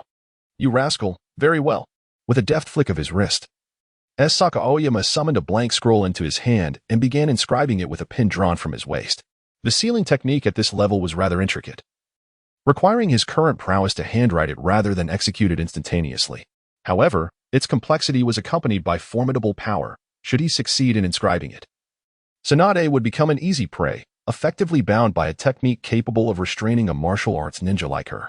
The moment Suk revealed the scroll, Tsunade charged forward, her keen perception discerning the gravity of the situation. It was evident that a mere sealing technique would not necessitate the use of a scroll. This young man was concealing a powerful move, and she could not afford to falter. Minato swiftly retrieved shurikens from his pocket, hurling them with an impressive speed as if they were of no consequence, each accompanied by an almost invisible thread. Tsunade propelled herself across the tatami mat, the ground beneath her feet fracturing with each step. Amidst the rising dust, her fist enveloped in tumultuous chakra surged towards S6's face. Simultaneously, the shurikens Minato had released sliced through the air, tracing sharp arcs, each aimed directly at Tsunade's eyes. Realizing the peril, Tsunade abandoned her assault on S6, retracting her arms to shield her face as the metallic clang of shurikens colliding with her arms rang out. Orochimaru, witnessing this exceptional shuriken technique, remarked, "Your apprentice possesses remarkable skill with shurikens." Indeed, Minato has always known where the enemy's weaknesses lie, yet he refrains from exploiting them against his comrades. This is something Jiraiya finds particularly gratifying, he mused. However, given the disparity in their strengths, if weaknesses were not targeted, Tsunade would undoubtedly endure the blows, as the shurikens would only inflict minor wounds that her body could naturally heal in mere moments, leaving S6 at a disadvantage. Feeling an unusual sensation in her arm, Tsunade noticed the thread glistening ominously under the light. Minato had skillfully used the shuriken to ensnare her arm with the thread, exerting force with both hands before biting down on one of the threads to forcibly propel Tsunade's entire body aside. I was too careless. Tsunade underestimated my apprentice. Tsunade landed atop a table, shattering it into 4 pieces with a resounding crash. Jiraiya, patting the head of the nearby SHRU, proudly proclaimed, "I'm glad I brought them along." Regaining her footing, Tsunade swiftly tore the thread from her arm and removed her outer garment, which had been shredded by the earlier thread. A fierce battle spirit ignited within her. "You little brat. Come again." Minato stood ready, knowing that his greatest asset lay in speed. Thus, he would use his swiftness to keep Tsunade in check. For a moment, he managed to hold his ground against her, trading blows with remarkable agility. Wolfgang Watergate sensed that his legs were on the verge of numbness, while Tsunade drew ever closer. For the first time, he felt the disparity between himself and the higher-ranking shinobi, as well as the inadequacy of his own abilities. "Hold on." Tsunade, gazing at his vulnerable neck, declared, "I've caught you, kid." Sealing technique. In an instant, after completing the scroll, General Asaka placed it on the ground and shouted, "For limbs resealing." Subsequently, dozens of orange chains emerged from the scroll. "Go." Asaka directed the chains towards Tsunade, who, upon seeing them, thought to herself, "This is bad." "Orochimaru, you still dare to criticize me? You taught him a sealing technique of this caliber?"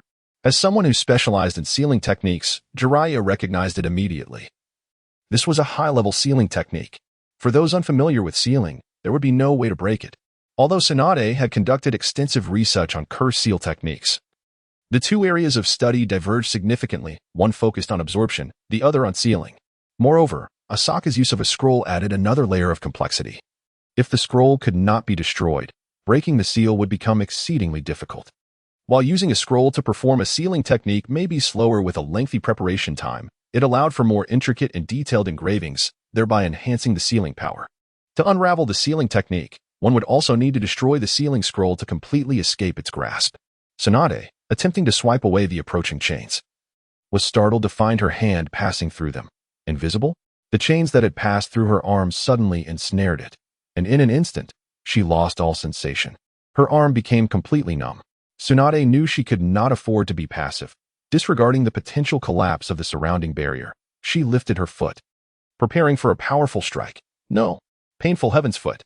However, General Asaka would not grant her that opportunity. He used 3 chains to bind her foot. Buzz.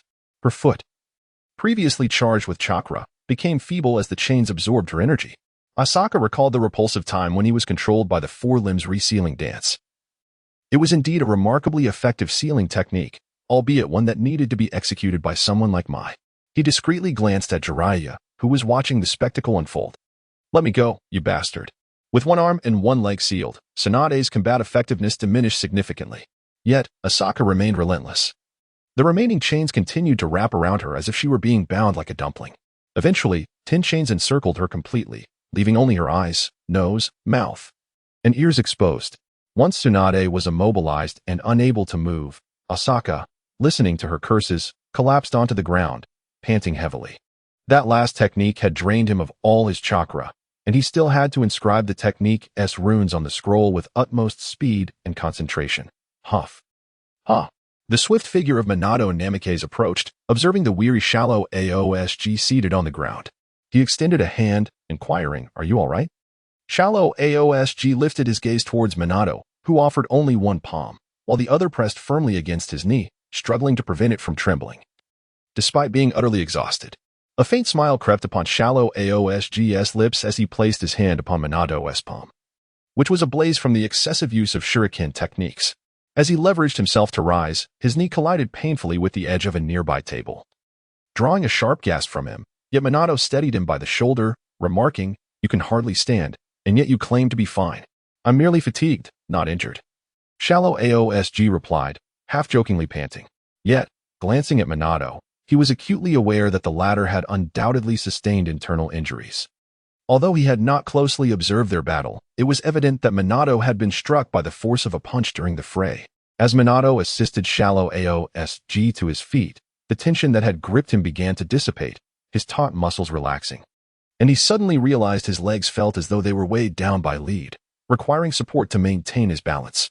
He shook his head with a rueful smile, acknowledging, "Indeed, I am still too weak. Had I been stronger, perhaps our situation would not have devolved into such disarray."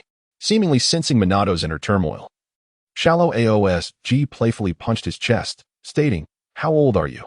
Your potential for growth far exceeds that of these old-timers." Jiraiya, sitting nearby, scratched his face awkwardly, muttering, "Why does it feel like we've just been scolded?" Orochimaru remained silent, while Tsunade lamented, "Wah wah wah," overwhelmed by the earlier tirades. Shallow AOSG felt as though his ears were calloused, and he promptly sealed her mouth with chains. Minato interjected, but Shallow AOSG feigned a mournful expression. "If even you utter such words, perhaps I should cease to exist. Your chakra far exceeds mine." Minato hurriedly gestured, "That's not the case. The success of this battle is largely due to your sealing techniques. If you hadn't detained Lady Tsunade, I would have been captured long ago, leaving no time to employ the sealing arts." "Enough, Minato, do not belittle yourself. If you continue to do so, then no one shall be deemed worthy of being a ninja. You're exaggerating." "Not at all.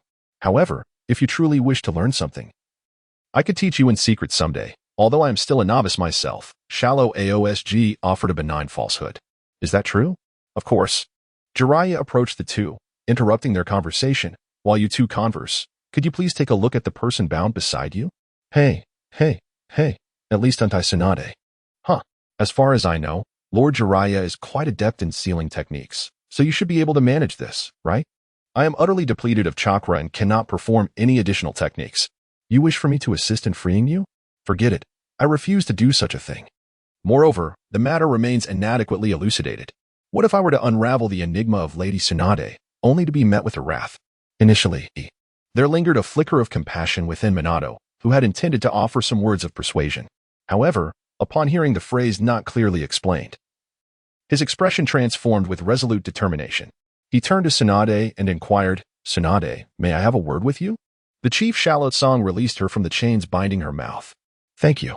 Lady Tsunade, I understand your concern for your sister Kushina's well-being in social interactions, and I can empathize with your worries. Yet, as I previously stated, Kushina and I share a profound friendship, and I would never place her in jeopardy. Nor would I harm my dear friend. I pledge my solemn vow." Ignoring the two engaged in conversation, Shallow Song unceremoniously plopped down before her mentor. "Is that fresh grilled meat?" Orochimaru, leisurely sipping sake, was cooking meat over the fire. Without hesitation, Shallow Song seized a piece and devoured it, oblivious to its temperature, driven by hunger that echoed within her stomach. "To think you have mastered sealing techniques of such a high caliber, including the resealing of limbs," she remarked. "Oh." "It took considerable time," he replied. "While the basic sealing arts require a modicum of ingenuity and creativity, akin to the fundamental operations of addition and multiplication in mathematics, advanced sealing techniques resemble higher mathematics, with intricate calculations that differ entirely. You truly possess a remarkable gift for sealing arts." Chapter 38, Maintaining Pishinshu. Gnawing on grilled meat, inquired about the earlier events. "So what exactly transpired? Did we fall asleep?" Shallow Song placed a piece onto his plate. "Nothing significant, just eat quickly." "Aren't you still hungry?" "Of course I am. Today has left me famished. I must indulge in a hearty meal." "Brother Orochimaru, I intend to ensure you incur a loss, he declared. Ha ha ha, that's quite the aspiration, if you can manage it, Orochimaru chuckled. Humph. Don't underestimate me, watch this. The gluttonous technique. Shinshu pretended to perform a series of hand seals before wildly grabbing chopsticks to shove grilled meat into his mouth. Smack. Tsunade delivered a sharp slap to the back of Shinshu's head, nearly causing him to choke. Chew slowly. You fool. Shinshu patted his chest vigorously. Cough, cough. After the reprimand, he looked at Tsunade with a pitiful expression. Sister, that was rather excessive. You nearly knocked the breath out of me. With her arms crossed, Tsunade retorted. Who told you to eat so hastily? What if you choke? And that gluttonous technique of yours is merely a display. Jiraiya, chuckling, interjected to diffuse the tension. All right. Let us not bicker. Let us continue enjoying the grilled meat. It's a rare opportunity to relax, so let us keep the spirits high. Upon hearing this, Shinshu was invigorated, his eyes sparkling with mischief. Let us have a contest then, to see who can consume the most grilled meat. The loser must fulfill a condition for the winner. However, no one paid him any mind. Aoyes sure was already indulging in grilled meat, the vigorous consumption having left him quite famished. Nevertheless, he savored each bite, for it is through careful chewing that the body best absorbs nourishment. Minato Namikaze was equally unperturbed. Kushina Uzumaki, observing Minato devouring the grilled meat, found herself puzzled. Had he not eaten today? Why was he so ravenous? Yet Kushina's heart swelled with joy. For while Minato relished his meal, he also remembered to place several pieces in her bowl. Wait, why was I having such thoughts? Could it be? What was that? Kushina, why aren't you eating? With a brief lament about the wooden demeanor of her companion, Kushina picked up a piece of grilled meat and began to eat, declaring, it's nothing. Seeing that no one was engaging with him, SHRU felt a twinge of disappointment. Why is no one paying attention to me? Just eat your food. Everyone is starving. And there is no time for a competitive eating contest. We can discuss that later. Sister, why are you so irritable today? You're usually quite tempestuous, but today... Bang. Just eat your food. With your mouth so full, you ought to be able to keep it shut. Why was this so? Naturally. It was because she had just been bested by two genin. Although she hadn't exerted her full strength, a defeat is a defeat. And there is no excuse for it. Tsunade was not one to shy away from loss. In that moment, all present were immersed in the enjoyment of grilled meat. Orochimaru-sensei. With your keen hearing, you must have overheard the conversation between Minato and Tsunade. Could you elaborate? Would it not be better to ask Minato directly, considering your relationship with him? If you choose not to speak, that is fine. I can surmise a bit. It's likely a solemn vow, perhaps even involving self-harm. Just moments ago, Minato and Tsunade were indeed exchanging oaths. Suddenly, Aoyes could no longer hear the conversation and turned to see Jiraiya beside him. Jiraiya was grinning at him. It was evident that he had employed a barrier to obscure their words, though he could still see them. Aoyes noticed a broken shuriken on the ground and was certain that it had not shattered during Minato's fight. Thus, there was only one possibility. Either a surprise attack had gone awry, resulting in Tsunade shattering it with a punch, or Minato had been dramatically professing his love, proclaiming, "If you do not believe, I am willing to stake my life on it." A move from the first Hokage, is it? Aoyes clearly leaned towards the latter, his mind racing while his mouth never ceased its activity. Is it all gone so soon? Let us have the chef bring out more. Orochimaru stared at the empty plate, which had accumulated over a meter high, his brow twitching. Well, next time, let them pay for themselves. After finishing the feast, even the relatively affluent Orochimaru couldn't help but feel a pang for his wallet. With the already voracious SHRU, combined with the increased appetites of Aoyes and Minato following the bout, not to mention the number of diners, the bill had surely mounted considerably. Regarding why the other two adults did not pay, Tsunade said, I have lost all my money. How can I pay? Do I need to pay to dine with you? Jiraiya replied, I lent all my money to Tsunade. As for what she used it for, I am unaware. Orochimaru interjected, enough. As they parted ways, Orochimaru instructed his team. Gather at the Hokage building entrance tomorrow at 8 a.m. I will take you to accept a mission. Yes. SHU exclaimed with enthusiasm. Aoi, the captain, found it puzzling. SHU was a year older and had become a ninja a year earlier than him, so he should have undertaken some missions. Haven't you accepted missions before? Why are you so excited? That's different. Previously, I took missions alone and could only accept low-ranking ones. But now that we have formed a team, we can undertake higher-level missions. Due to a lack of personnel, not every year saw graduates becoming ninjas, resulting in some lower-ranked ninjas remaining each year. Aoi was somewhat puzzled. It shouldn't be so. The identity of SH Ju couldn't possibly be. He looked at the innocent and joyful SH Ju, who was well protected. After a satisfying meal, Aoi and Minato returned home together, as their residences were not near the commercial district but rather in the commoner area. Under the moonlight, they walked side by side in silence. Aoi was not one to initiate conversation, but he would respond wholeheartedly if someone else did. Do you think I can become Hokage? Minato's voice pierced the quiet night, filled with both apprehension and hope. He gazed at Aoi, his eyes shimmering with fervent aspiration, their dreams. Aoi paused, glancing at Minato. Was he disheartened by today's events? The moonlight illuminated Minato's youthful, resolute face, and Aoi sensed the strong conviction in his tone. After a moment of silence, Aoi smiled faintly and replied earnestly, Minato, I believe you can. You possess exceptional talent, and more importantly, you harbor a determination to protect the village and seek happiness for its people. These qualities are precisely what the Hokage requires. And I swear by the name of Kishimoto that you will become Hokage. Upon hearing Aoi's affirmation, Minato's eyes sparkled with joy, a warm rush filling his heart. Followed by a sudden question, who is Kishimoto? A comic artist. Aoi laughed, and Minato joined in, their laughter echoing in the serene night. Two dreamers reveling in their aspirations. Chapter 39. Accepting missions early the next morning, Aoi had breakfast and set off for the Hokage building. Am I early? Upon arriving at the entrance, he discovered it deserted. Save for two gatekeeping ninjas, not a single teammate was in sight. It can't be. It's already this late. A familiar voice echoed. As Shinshu swiftly dashed to the forefront. T-Sick, you've arrived quite early. Are you two traveling together? Accompanying him was Tsukikage Kamikaze. Yes. This fellow appeared at my doorstep early, claiming he and T slept a wink throughout the night. Is there really such excitement? T-Sick glanced at Shinshu, whose face was aglow, seemingly unaffected by the sleepless night. Truly, the Senju clan radiates vitality and spirit. I had intended to sleep, Shinshu confessed, but for some reason, slumber eluded me, and my body hardly feels fatigued. Perhaps I dozed off inadvertently at some point yesterday. Tsukikage Kamikaze added, actually, I too sensed a bit of energy yesterday. Yet I forced myself to rest. T-Suk remarked, I've yet to hear that Jiraiya's hair possesses properties that enhance sleep.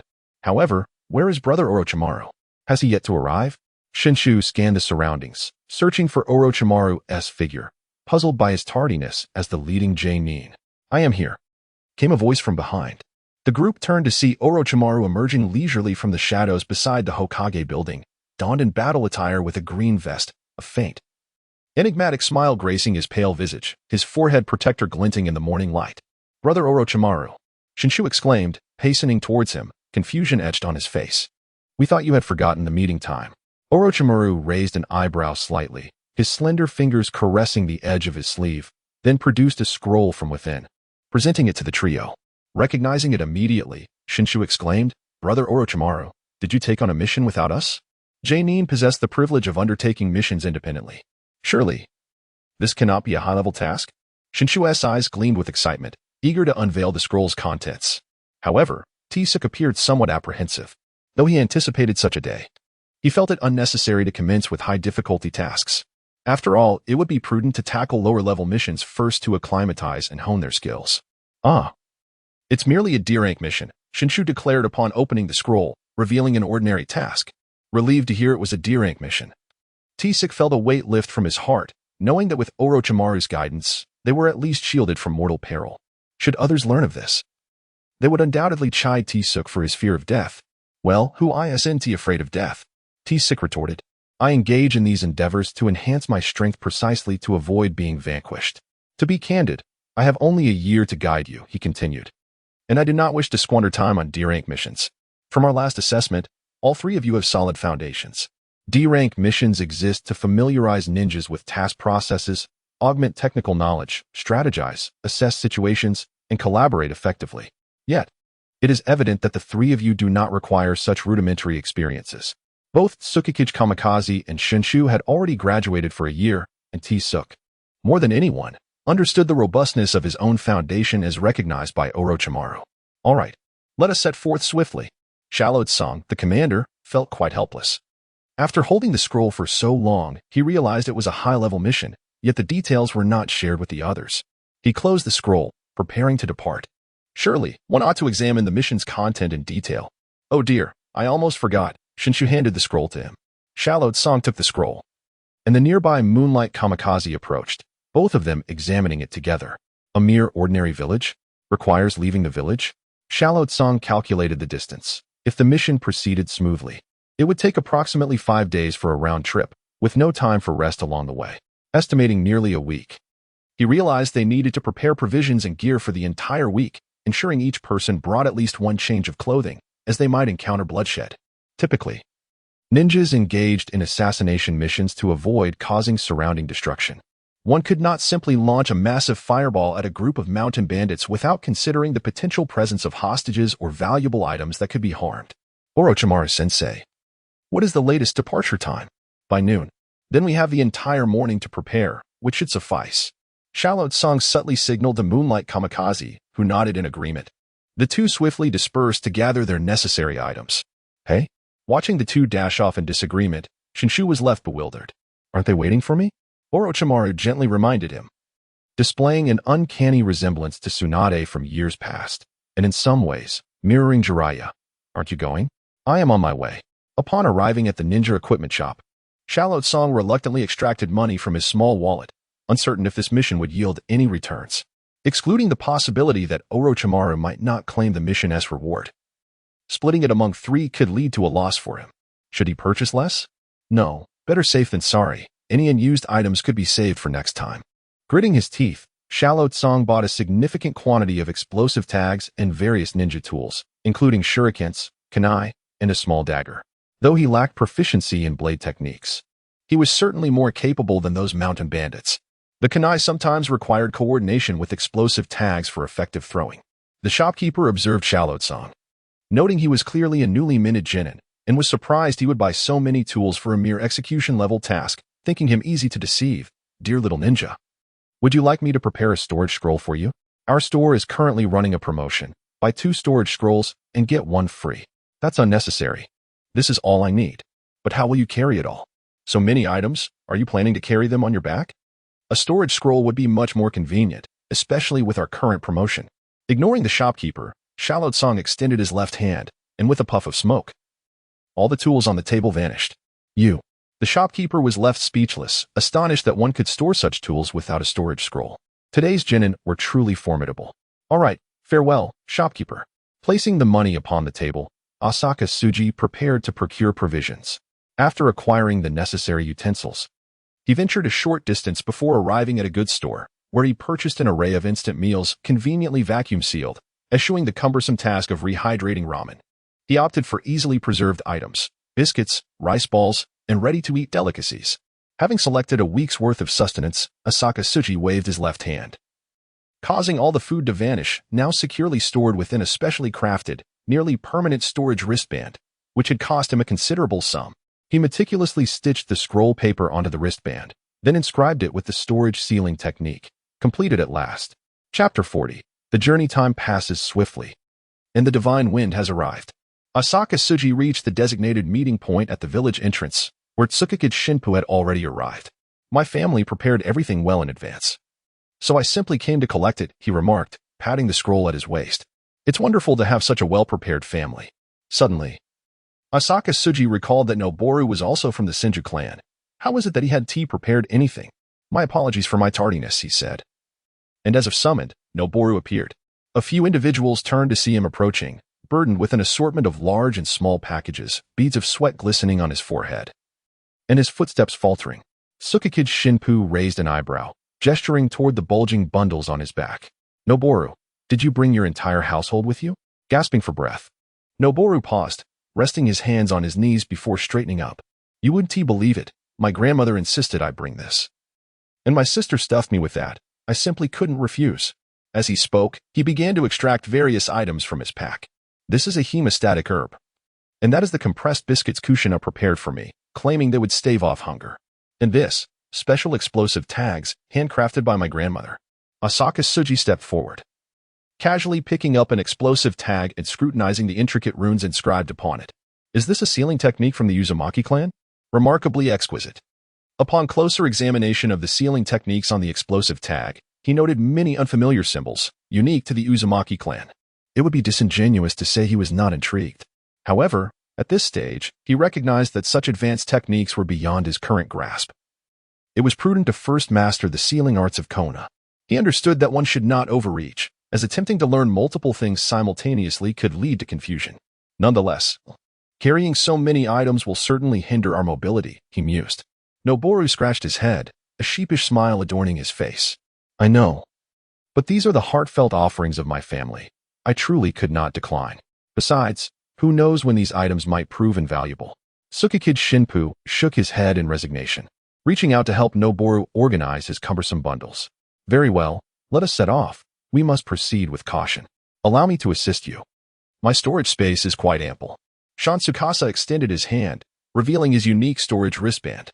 Thank you ever so much, he expressed gratefully. Although physical strength was one of SHJu's considerable advantages, carrying so much weight on their journey would inevitably prove to be taxing.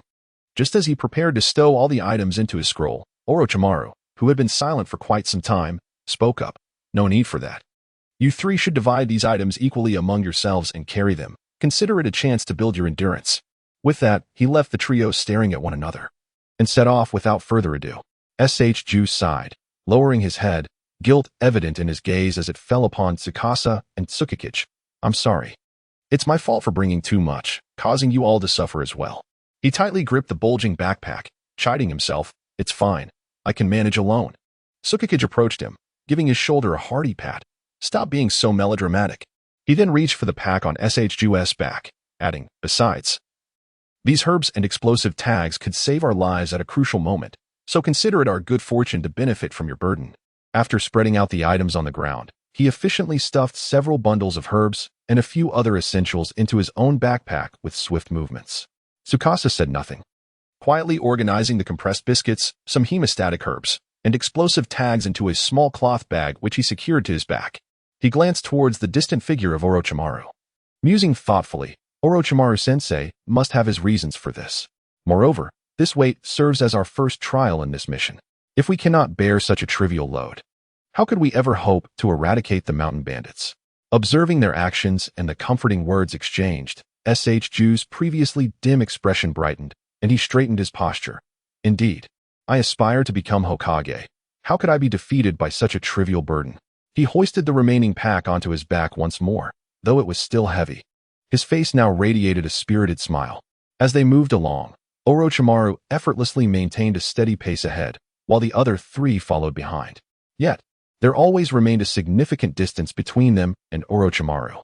Whenever the trio attempted to draw closer, he would unknowingly widen the gap, maintaining an elusive speed that was visible yet unattainable. Phew, is this the stamina of a jonin? Tsukikage gasped, panting heavily as sweat dripped from his hair onto the tree trunks.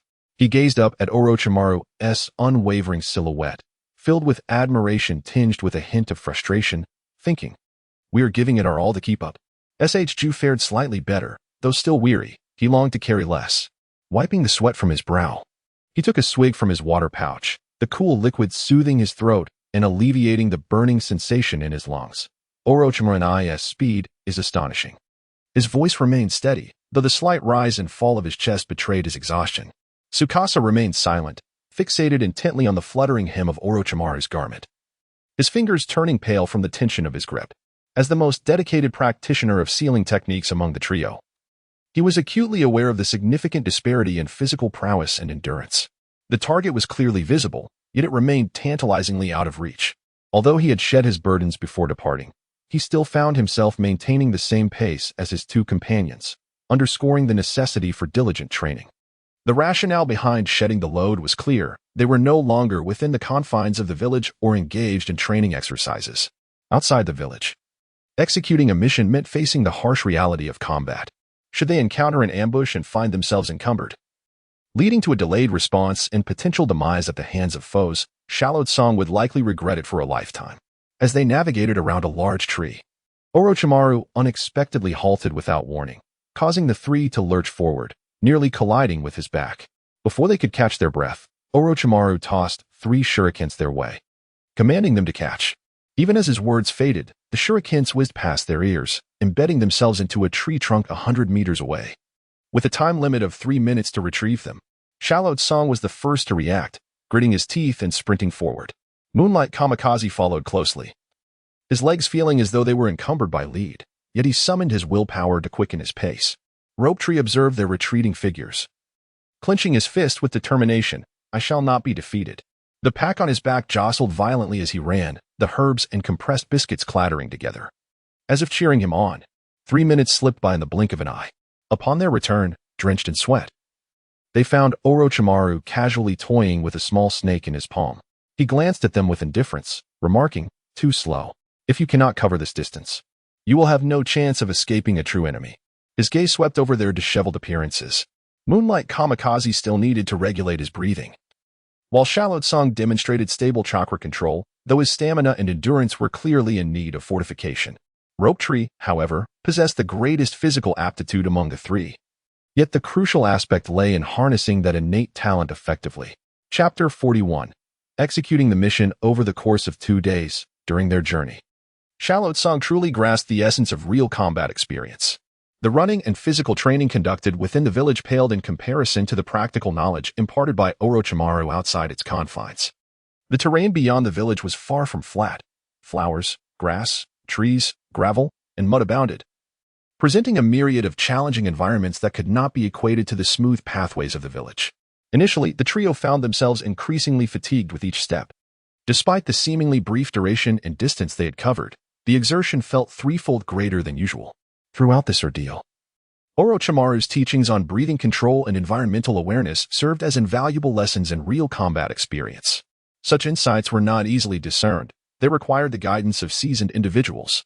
Without personal experience, synthesizing such knowledge would take an extensive amount of time. It was no wonder they needed a leader, not only for protection but also for the transmission of wisdom. Shallow Tsung absorbed a wealth of knowledge during this journey. After 2 days of arduous travel, the three companions finally arrived at the village, only to discover that it was exceedingly impoverished. Adhering to the principle of avoiding waste, they refrained from consuming any food offered within the village, prioritizing their safety and the desire to not squander resources. Instead, they opted for the provisions they had brought along. Having subsisted on compressed biscuits for 2 days, the flavors had long since faded from their palates. They resolved to endure, knowing that better food awaited them upon their return, and it seemed unlikely that this village would offer any culinary delights worth mentioning. Logically, one would expect the villages near Konohagakure to be relatively affluent, given that the Land of Fire is one of the most prosperous regions among the great nations. It was surprising to encounter such destitution here. Surely, banditry could not be to blame. It seemed improbable, aside from the possibility of bandits. The geographical conditions of the area must play a significant role. The land was not particularly suitable for cultivation, and merely ensuring the villagers did not starve was a remarkable feat. Moreover, if bandits could reduce a prosperous village to such a state, it would suggest a severe lack of vigilance in the village's defenses. As the trio observed the villagers, it was evident that nearly everyone wore patched clothing, their faces gaunt and weary. Yet, they shared laughter and conversation, suggesting that while their meals may have been meager, they were, at least, sufficient to stave off hunger. Suddenly, a small hand reached out before them, presenting 3 steamed buns. When they looked up, they saw a little girl accompanied by an adult. Mistaking their tattered attire for that of vagabonds, she felt a surge of compassion. It dawned on them that after 2 days of relentless journeying, they had not washed their faces or changed their clothes. Their garments were tattered and soiled, a testament to their travels through dust, mud, and branches. With their disheveled appearances, they certainly resembled drifters.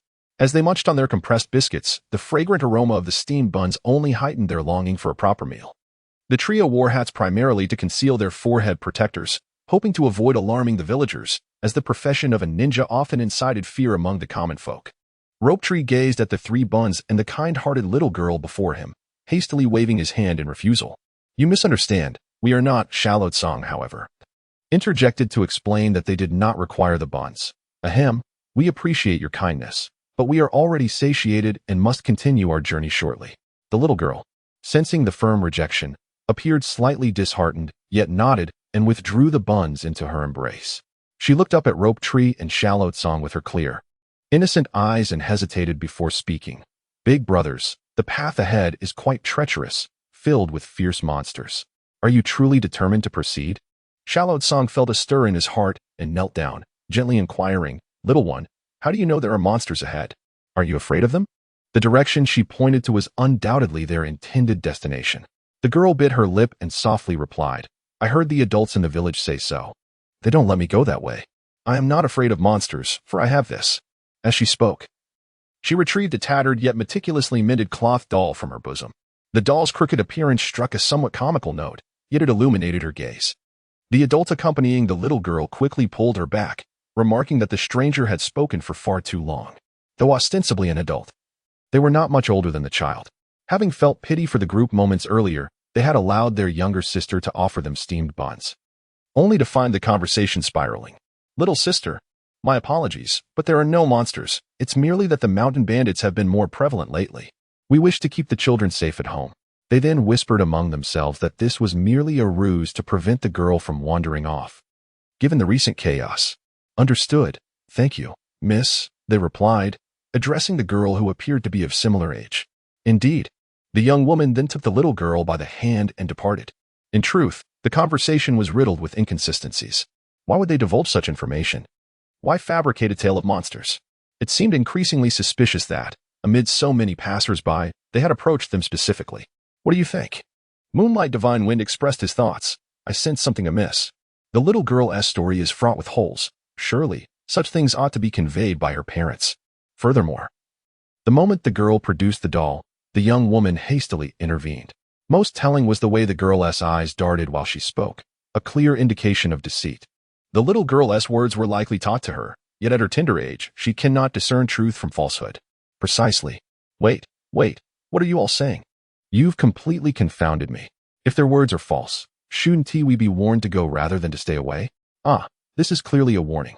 I suspect they are aware of our true identities. Otherwise, they wouldn't have sought us out so deliberately. There may be ninjas among these mountain bandits."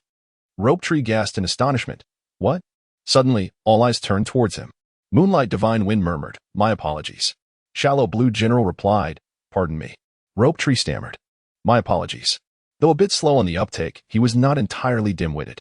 Their words suddenly struck him. If that were the case, then the young woman and the little girl might be in peril.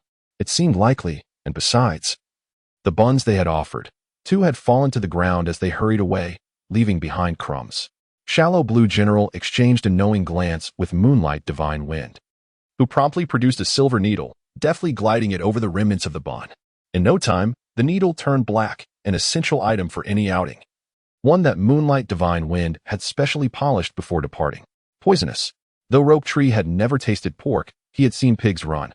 And with a sister who was a medical ninja, he possessed a modicum of knowledge. The needle turning black was indicative of either oxidation or poison. "No, I must go save them." Chapter 42, The Rescue Operation. As Rope Tree finally stood up, he was abruptly seized by both sides and found himself plopped down on the ground. "Ouch, what are you doing?" he exclaimed. Moonlight Wind interjected, "According to the ninja code, one should not meddle in others' affairs. Are you not aware? Clearly, this is an obvious trap." Commander Asaka remained silent, yet his silence spoke volumes. However, the two individuals appeared to be mere civilians, innocent souls caught in the fray. Commander Asaka gazed coldly at Rope Tree, stating, "Regardless, it remains a fact that they attempted to poison us with tainted buns." Meanwhile, the earlier duo, having departed from Commander Asaka and the others, did not return home but instead ventured into an abandoned alley. Upon entering, the girl knelt down with the little girl beside her. The child, oblivious to fear, obeyed her sister's command, kneeling while tightly clutching a rag doll. "Oh, esteemed ninja, I have complied with your instructions. I beseech you, spare us and our parents," the girl pleaded, bowing fervently. Before long, a figure emerged from the shadows at the alley's depth, dressed in tattered black clothing. With a masked face and a bald head adorned with a scar by the eye, he approached the two. "Did those three consume the buns?" he inquired. The girl, suddenly tense, shook her head. "No." The man, enraged, kicked the kneeling girl to the ground. "Then how can you claim success?" "But I followed your orders. They refused to eat. I truly had no choice. Please, spare us," she implored. The little girl, witnessing her sister fall, rushed to help her up. "Sister, why is this wicked man hurting you?" "I shall grant you one last opportunity. If you fail again, be prepared to collect your parents' corpses," the masked man threatened, producing an object from behind him and tossing it to the ground. The girl picked up the item, only to find it was a pair of shoes. "These are father's shoes." she gasped, noticing a trace of blood upon them. Suddenly, a voice echoed from above. I expected to catch a big fish, but instead, I've snagged a little calamari. The masked man shouted in alarm. Who goes there? In an instant, a figure descended from the sky, delivering a powerful punch to the masked man's face. It's your grandfather. Die. With a thud, the man collapsed, unconscious. The bewildered girl and her sister finally recognized the newcomer. It was Rope Tree, one of the trio from earlier. Just moments before, Rope Tree, Moonlight Wind, and Commander Asaka had been embroiled in their own debate. Commander Asaka did not perceive ninjas as noble professions, merely characters in a tale. He challenged Rope Tree, questioning whether he would fare any better in the role. Ninjas are not heroes. If you cling to idealistic notions of heroism, then do not pursue the path of a ninja. The primary objective of a ninja is to prioritize the execution of their mission. Under the luminous glow of the moon, Kamikaze found himself in a perplexing situation, paired with an ardent and righteous ally. It was uncertain whether this was a blessing or a curse. On one hand, it provided the comfort of entrusting his back to a steadfast companion. On the other, it mirrored their current predicament. The commander is correct, SHU. I recognize your noble intentions, yet we are now ninjas, especially during a mission. However, the thought of remaining idle while witnessing another's peril was beyond his capacity. What if those two individuals are connected to our mission's target? Orochimaru has been absent for an extended period without communication, clearly testing us to resolve this matter independently. We must gather intelligence and locate the objective ourselves. Furthermore, Commander, did you not state that this situation is quite complex? The adversary has already recognized our identities, indicating a breach of our intelligence. We must identify the mastermind behind this. Kamikaze fell silent. Commander Asakura. Suddenly, both men regarded him with peculiar expressions. SHU scratched his face, uncertain of where he had erred. Why are you looking at me like that? Speak up. Asakura longed to delve into SHU's mind to discern whether he was astute or dim-witted. At that moment, SHU's thoughts were clearer than anyone else's, and there were several points he had overlooked. How is it that your mind is racing so swiftly now? Kamikaze could not help but marvel at SHU's quick thinking. Although somewhat erratic, each notion struck the mark. Ha ha ha. Are you implying that you find me clever? Not at all, both Kamikaze and Asakura replied in unison. Though some of your reasoning may seem tenuous, one cannot deny that if there is a concealed explosive behind us, it is indeed precarious. Exactly. And if this matter is indeed linked to our mission, it signifies a breach of our intelligence. Quite right. It is conceivable that someone from the village has leaked information. If the client divulged details to conspire with the target, the stakes of this mission would escalate significantly, and our adversary would undoubtedly be more formidable than anticipated. Indeed. Asakura interjected, what now? Should we proceed with the rescue? Among the trio, Asakura had subtly assumed the role of leader. Observing the expectant gazes of his companions, he calmly issued the command. First, incapacitate the others, then gather intelligence. The rescue will be secondary. Understood. Wonderful. But how will we catch up? SHU suddenly realized he was unaware of the two individuals' whereabouts. I left a mark on the bun earlier. I can sense it. SHU gazed at Asakura with heartfelt admiration. I always knew you were the brightest, Commander. Please, I am no hero. It is merely a rational assessment of the situation. Your word is law. Kamikaze chuckled. Shushu and Song Zongsi simultaneously turned to gaze at the suddenly beaming Moonlight Shinkase. No, hehe, Moonlight Shinkase chuckled. Following the imprint on the bun, the trio swiftly reached the location of the two sisters, hiding atop the roof, poised to gather intelligence. So fragile, I expected more strength. Shushu mused. Unexpectedly, Shushu could not contain himself, and with a single punch, he knocked the masked man unconscious. Song Zongsi had intended to use a sealing technique to control his movements and extract information, but instead, he rendered him senseless, which was far from his goal. After incapacitating the masked man, Shangshu glanced at the sisters, who had fallen to the ground in fear. Are you all right? He inquired. The girls, looking at the kindly smiling Shangshu, were overwhelmed by a tumult of emotions: guilt, fear, sorrow, and concern, culminating in an outburst of tears. Why you all? I'm so sorry. Woo-woo. Witnessing the girl weep, Shukshu felt at a loss. Hey, please don't cry. It was only after the girl wept until exhaustion that she finally ceased.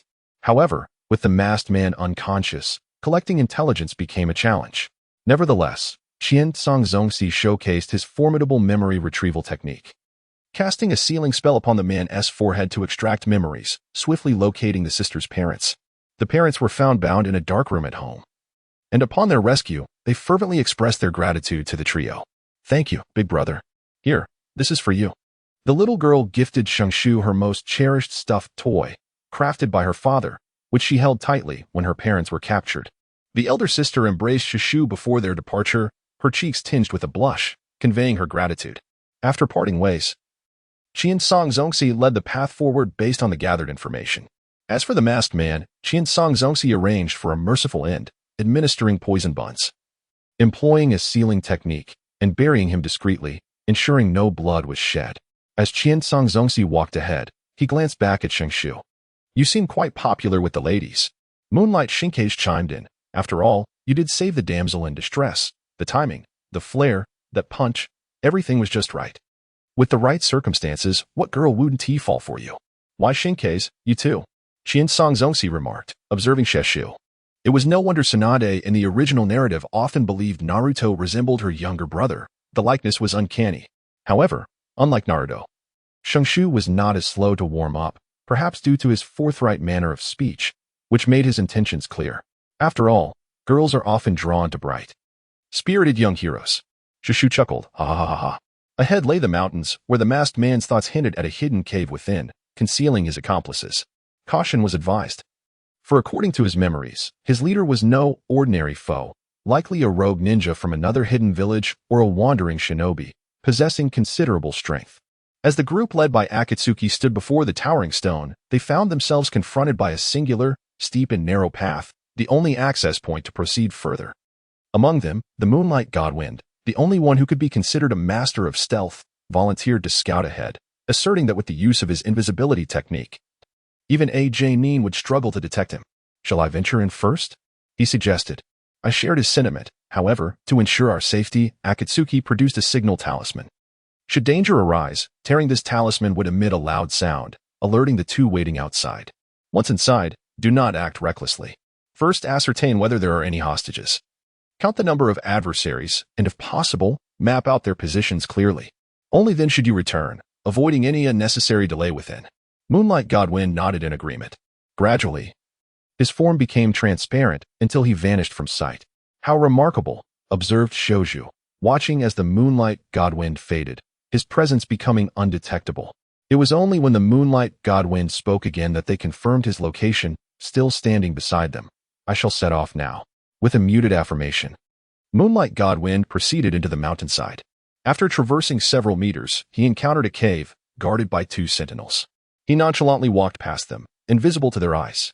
Meanwhile, the two outside remained vigilant, scrutinizing the surrounding geography. They noted that the rock face was not as formidable as anticipated. It had eroded over time, rendering it rather fragile. Should a confrontation arise, the use of explosive talismans could lead to a catastrophic collapse of the mountain.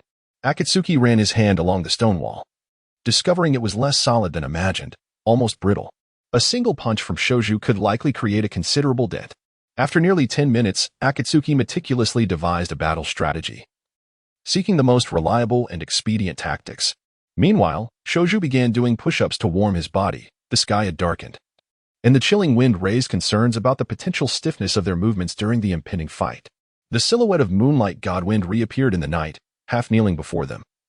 Beads of sweat trickling from his brow, dampening several strands of hair. Maintaining his bloodline limit for an extended period had proven to be quite taxing.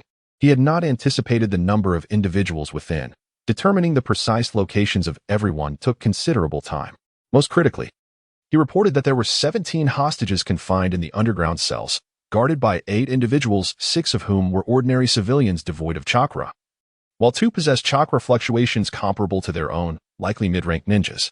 Their forehead protectors indicated they were renegades from an obscure ninja village. There were also 2 gatekeepers, alongside a gathering of mountain bandits within, numbering at least 10, with the most pivotal figure among them being their leader. As the tension mounted, Xingtian listened anxiously, inquiring about the leader's condition. "What is the matter? Speak." The leader's chakra surpassed theirs by a significant margin, and he was a rogue ninja from a Wagakure. Although he lacked the title of a Jainin, he was certainly formidable. While he was unfamiliar with the headbands of several smaller ninja villages, he was well aware of a Wagakure's insignia. Even the typically composed Captain Qian could not refrain from expressing his dismay. Initially, he believed that 2ch Nin would suffice. Yet it turned out there was also a J Nin involved. This situation was no longer classified as a mere D rank mission. It had escalated to at least a C rank. Possibly even a B rank, given the number of hostages in the presence of a J Nin alongside 2ch Nin. Damn it. We must promptly inform Orochimaru-sensei. This is beyond our capabilities. As Captain Qian prepared to summon a serpent for communication, he had barely conjured the small snake when it immediately declared, "Of course. Orochimaru has already informed me. He expects you to resolve this on your own." Captain Qian was taken aback. What the? After summoning the snake, Xingtian heard a series of incomprehensible utterances, sensing the creature's anger. "What is he saying?" he asked. "I have no idea," replied Yukike's. Following a torrent of curses, the previously unassuming snake suddenly adopted a familiar voice. "Do not be so anxious." The little serpent was now under Orochimaru's control. "Orochimaru-sensei, according to my investigations, the opposing leader is not a J Nin." Just as Captain Qian was about to breathe a sigh of relief, Orochimaru's next words reignited his frustration. However, his strength is likely on par with a J Nin, as his defection was due to the village's failure to promote him. Captain Qian was no longer concerned about this. Understanding one's enemy was crucial for devising a strategy. "Is there any additional information?" His name is Tsukikata Sanseki, adept in earth release and water release. Before his defection, he absconded with several ninjutsu from the village, albeit they were only C-rank techniques. Orochimaru's tone was calm and measured, and Captain Qian listened intently, though his expression remained grim after the revelations. Chapter 44. The battle plan, is that all? Are there no weaknesses? Furthermore, if we manage to defeat him, Iwagakure should not hold us accountable, right? After all, he is a rogue ninja from their village. If we act independently, especially in this sensitive period, the potential for conflict could become unpredictable. Rest assured, he is not an especially noteworthy character. Iwagakure has not sent anyone personally to capture him, merely placing him on the bounty list. That is a relief. Do you have any further inquiries? The summoning time is about to conclude. Captain Qian asked, "Will you ensure our safety?" Orochimaru paused momentarily, then responded with a smile, "I will assess the situation accordingly." Captain Qian, were it Jiraiya, Asaka Shoji would undoubtedly consider ingesting. Yet this is Orochimaru. Although Asaka Shoji is confident of surviving, he cannot escape the pain. What if he were to suffer severed limbs? Surviving yet becoming a cripple is hardly a favorable outcome. I understand now. Upon concluding the conversation, two individuals approached. What did teacher Orochimaru say? "We shall resolve this ourselves." What? Both were taken aback. However, perhaps it was merely Asaka Shoji's illusion. But did Chu's eyes not glimmer with a hint of excitement? "I will now devise a battle plan. Our objective is to eliminate the bandits while ensuring our own safety, subsequently rescuing the hostages. Shouldn't we rescue the hostages first and then eliminate the bandits, returning triumphantly in the end?" Asaka Shoji cast a disdainful glance at Chu. "Have you been reading too many heroic novels?" Mikazuki Kaze, who stood nearby, face-bombed with one hand. "Our original mission was indeed to eradicate the bandits, but the strength of this adversary far exceeds our expectations. This is no longer a Class A task and warrants reassessment. Even if we were to abandon the mission, it would be entirely justifiable. Furthermore, rescuing the hostages? Do you truly believe 3 of us can escape with 17 defenseless hostages surrounded by a J Nin, 2ch Nin, and numerous bandits? Is that realistic?" Chu hesitated, wanting to rebut but at a loss for words. The harsh reality was evident. Could 3 individuals successfully escort 17 utterly helpless hostages out of an encirclement composed of a J Nin, 2ch Nin, and many bandits?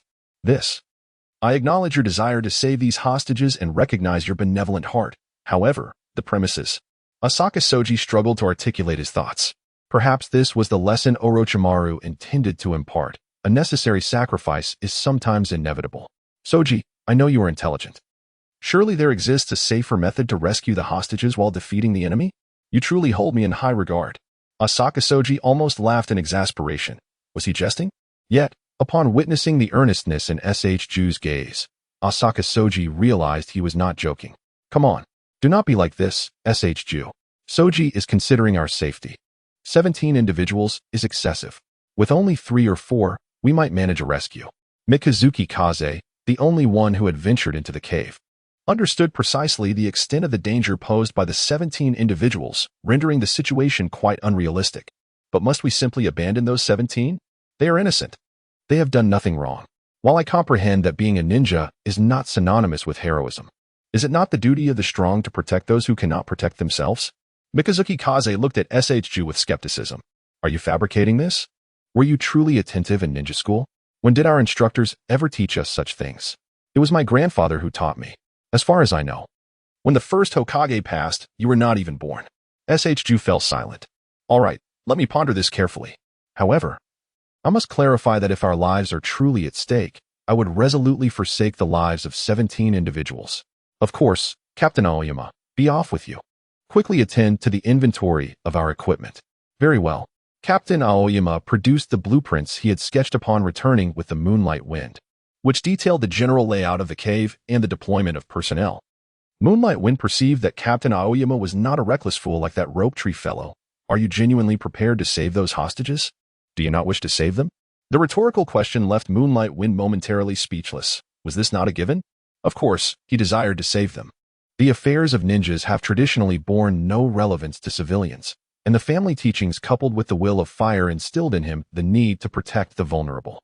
Yet, these 17 individuals were not from the village of the leaves, and Moonlight Wind found himself somewhat exclusionary. At this stage in his life, a tumultuous period of indecision. The contemplation of whether to save or not weighed heavily on his mind. Did he truly wish to rescue them? In a single word, yes. Moonlight Wind articulated his innermost thoughts, and upon doing so, felt a considerable sense of relief. Isn't that sufficient? Although this mission is designated as a bandit eradication, I sense that Master Orochimaru has concealed much from us, failing to convey the true intelligence of the mission. Apart from this being a test, the village chief who requested this task must be aware that villagers have been abducted and will certainly address this matter. Thus, regardless of the circumstances, the mission must be executed, implying that these 17 individuals are imperative to rescue, which presents the most challenging aspect. How can we extricate these 17 individuals whilst ensuring our own safety? What plans do you have? Observing Captain Aoyama as he scribbled and erased on the blueprints, biting the tip of his pen in contemplation. There is a tentative plan, but at this juncture, it is not feasible. Are you considering waiting until they slumber? Precisely. The latter half of the night is the optimal time to carry out the mission. Have you ever taken a life, Wind? Have you ever truly shed blood? Captain Aoyama suddenly lifted his gaze, seriousness etched upon his features as he inquired. Moonlight Wind, unsure of the reason behind Captain Aoyama's question, responded truthfully, No, I have not. And if you were to wield a knife to slit a person's throat until they bled out, could you maintain your composure? The nature of a ninja is to take lives. Moonlight Wind had long understood this through the teachings of his family, and he answered with clarity. However, upon witnessing the earnest gaze of Captain Aoyama once more, he fell into deep contemplation. Of course, I have not killed anyone. I do not know. Thus lies the crux of the matter. The psychological fortitude of the three of us is the most critical aspect of this mission. Should any slight misstep alert the enemy, not only would the rescue of the 17 hostages fail, but we three might also find ourselves ensnared within. It seems that Shallowed Song Zongxi has become aware of the chill in his tone. However, as the only adult among the three, he must maintain his composure. Shushu, I know you were listening. My words were not uttered in hushed tones. There are still 4 hours until the latter part of the night, granting us ample time for preparation and adjustment. Should we fail to manage our mental state, all will be lost. This statement was not only directed at the two individuals present, but also served as a reminder to himself. In both his past life and the present, Shallowed Song Zongxi has never taken a life. He has merely caught fish. The masked man they had previously encountered was merely incapacitated and buried, awaiting a natural demise, which is vastly different from murder. Before long, Shingshu spoke up, I understand. Yet, the two felt no emotion in his tone. Echoed the Moonlight Divine Wind. Shallowed Song Zongxi chuckled self-deprecatingly, acknowledging that among the three, his psychological fortitude was the weakest. For hours later, the trio stood poised at the entrance of the cave, ready for action. Chapter 45.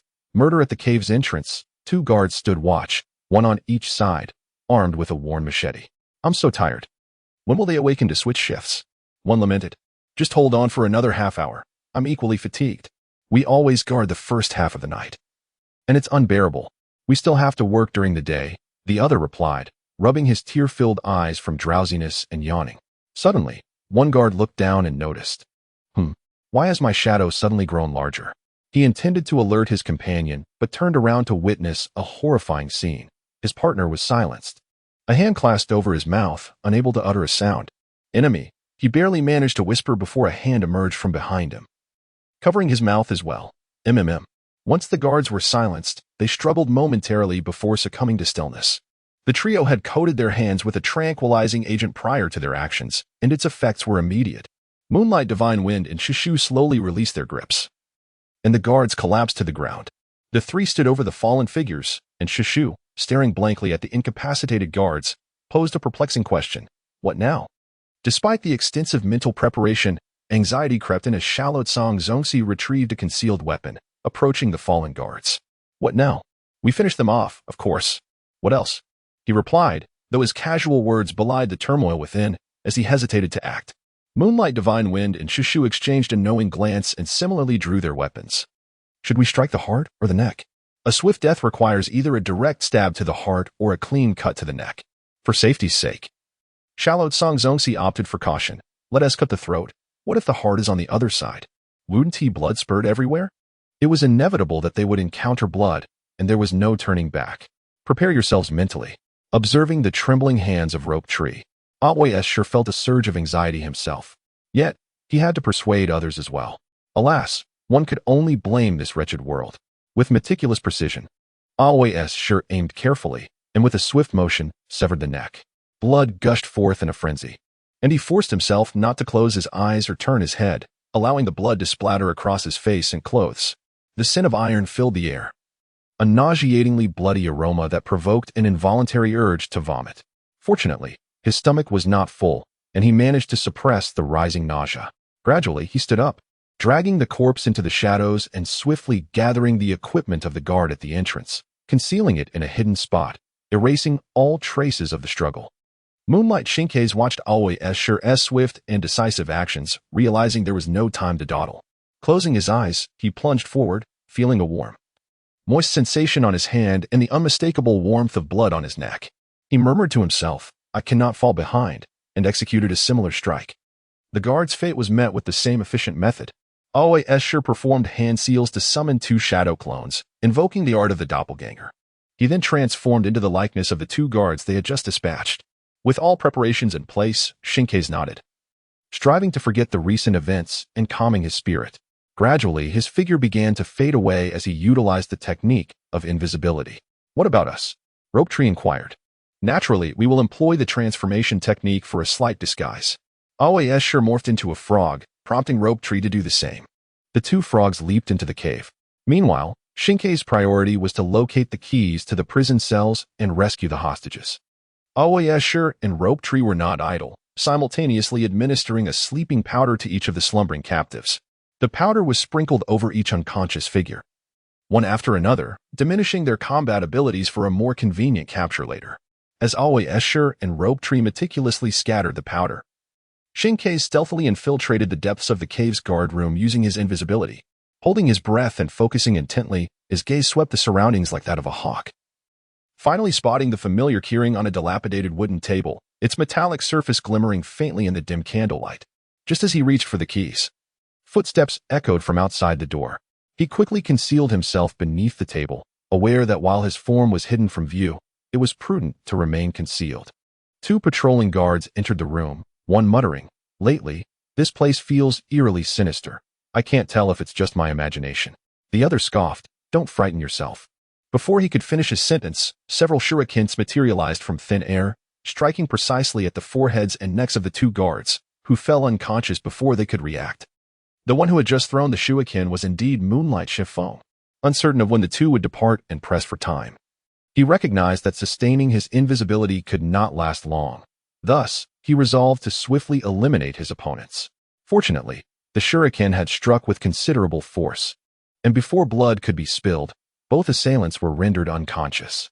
Moonlight Shinfeng seized the key that lay on the table and hastened towards the dungeon. Simultaneously, Asakura SG and SH Ju completed the dispersal of the sedative, and soon the cave was filled with the sounds of slumber. This concoction would induce a deep sleep in all those present. Observing that everyone had succumbed to sleep, The two transformed back into their human forms, drew their weapons, and prepared for any unforeseen circumstances as they approached the leader's chamber. Upon reaching the entrance of the prison cell, they encountered the two most formidable guards, both possessing the strength of a Chunin. Internally, they lamented the predicament, while the guards themselves voiced their grievances. Isn't it time for the shift change? Why haven't those two arrived yet? Surely they haven't fallen asleep from drinking. How infuriating. It's your fault for losing at rock, paper, scissors and letting them drink. How can you blame me? You participated in the game too. Those of us who are novices can't compete with seasoned gamblers from the casinos. If the boss hadn't forbidden me from taking action against them, I would have unleashed my ninjutsu long ago. They flaunt their authority in front of me daily. If you had unleashed your jutsu, who would have done our work? I have no desire to engage in such dirty and exhausting tasks. Yet here you are, still guarding the cell.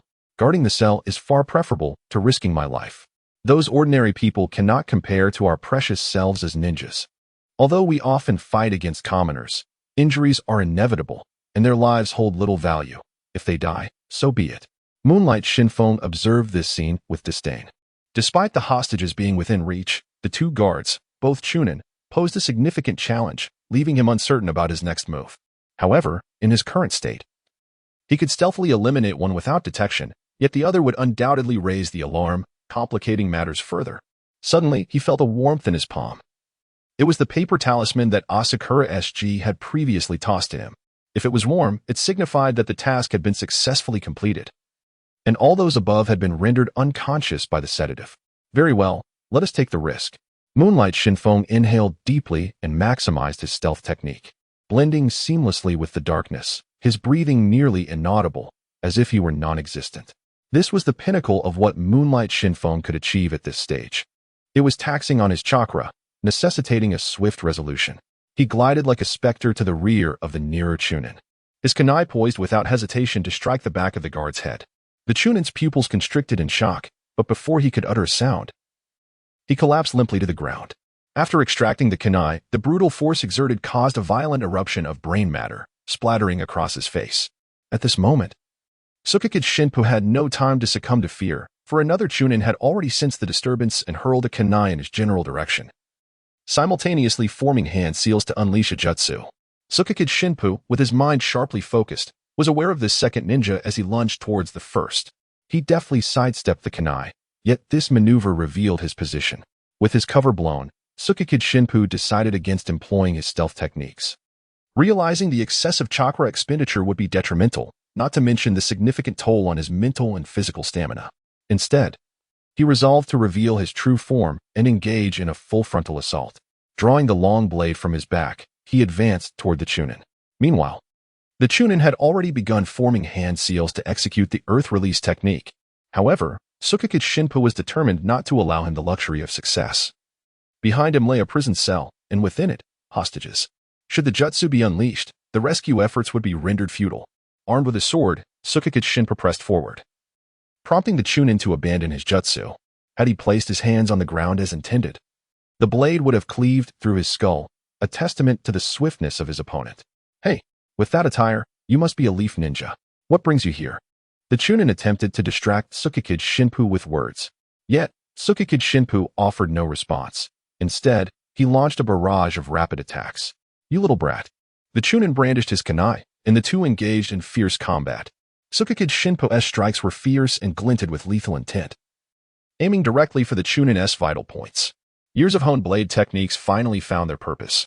The confined space and the intensity of the engagement left the Chunin no opportunity to cast jutsu.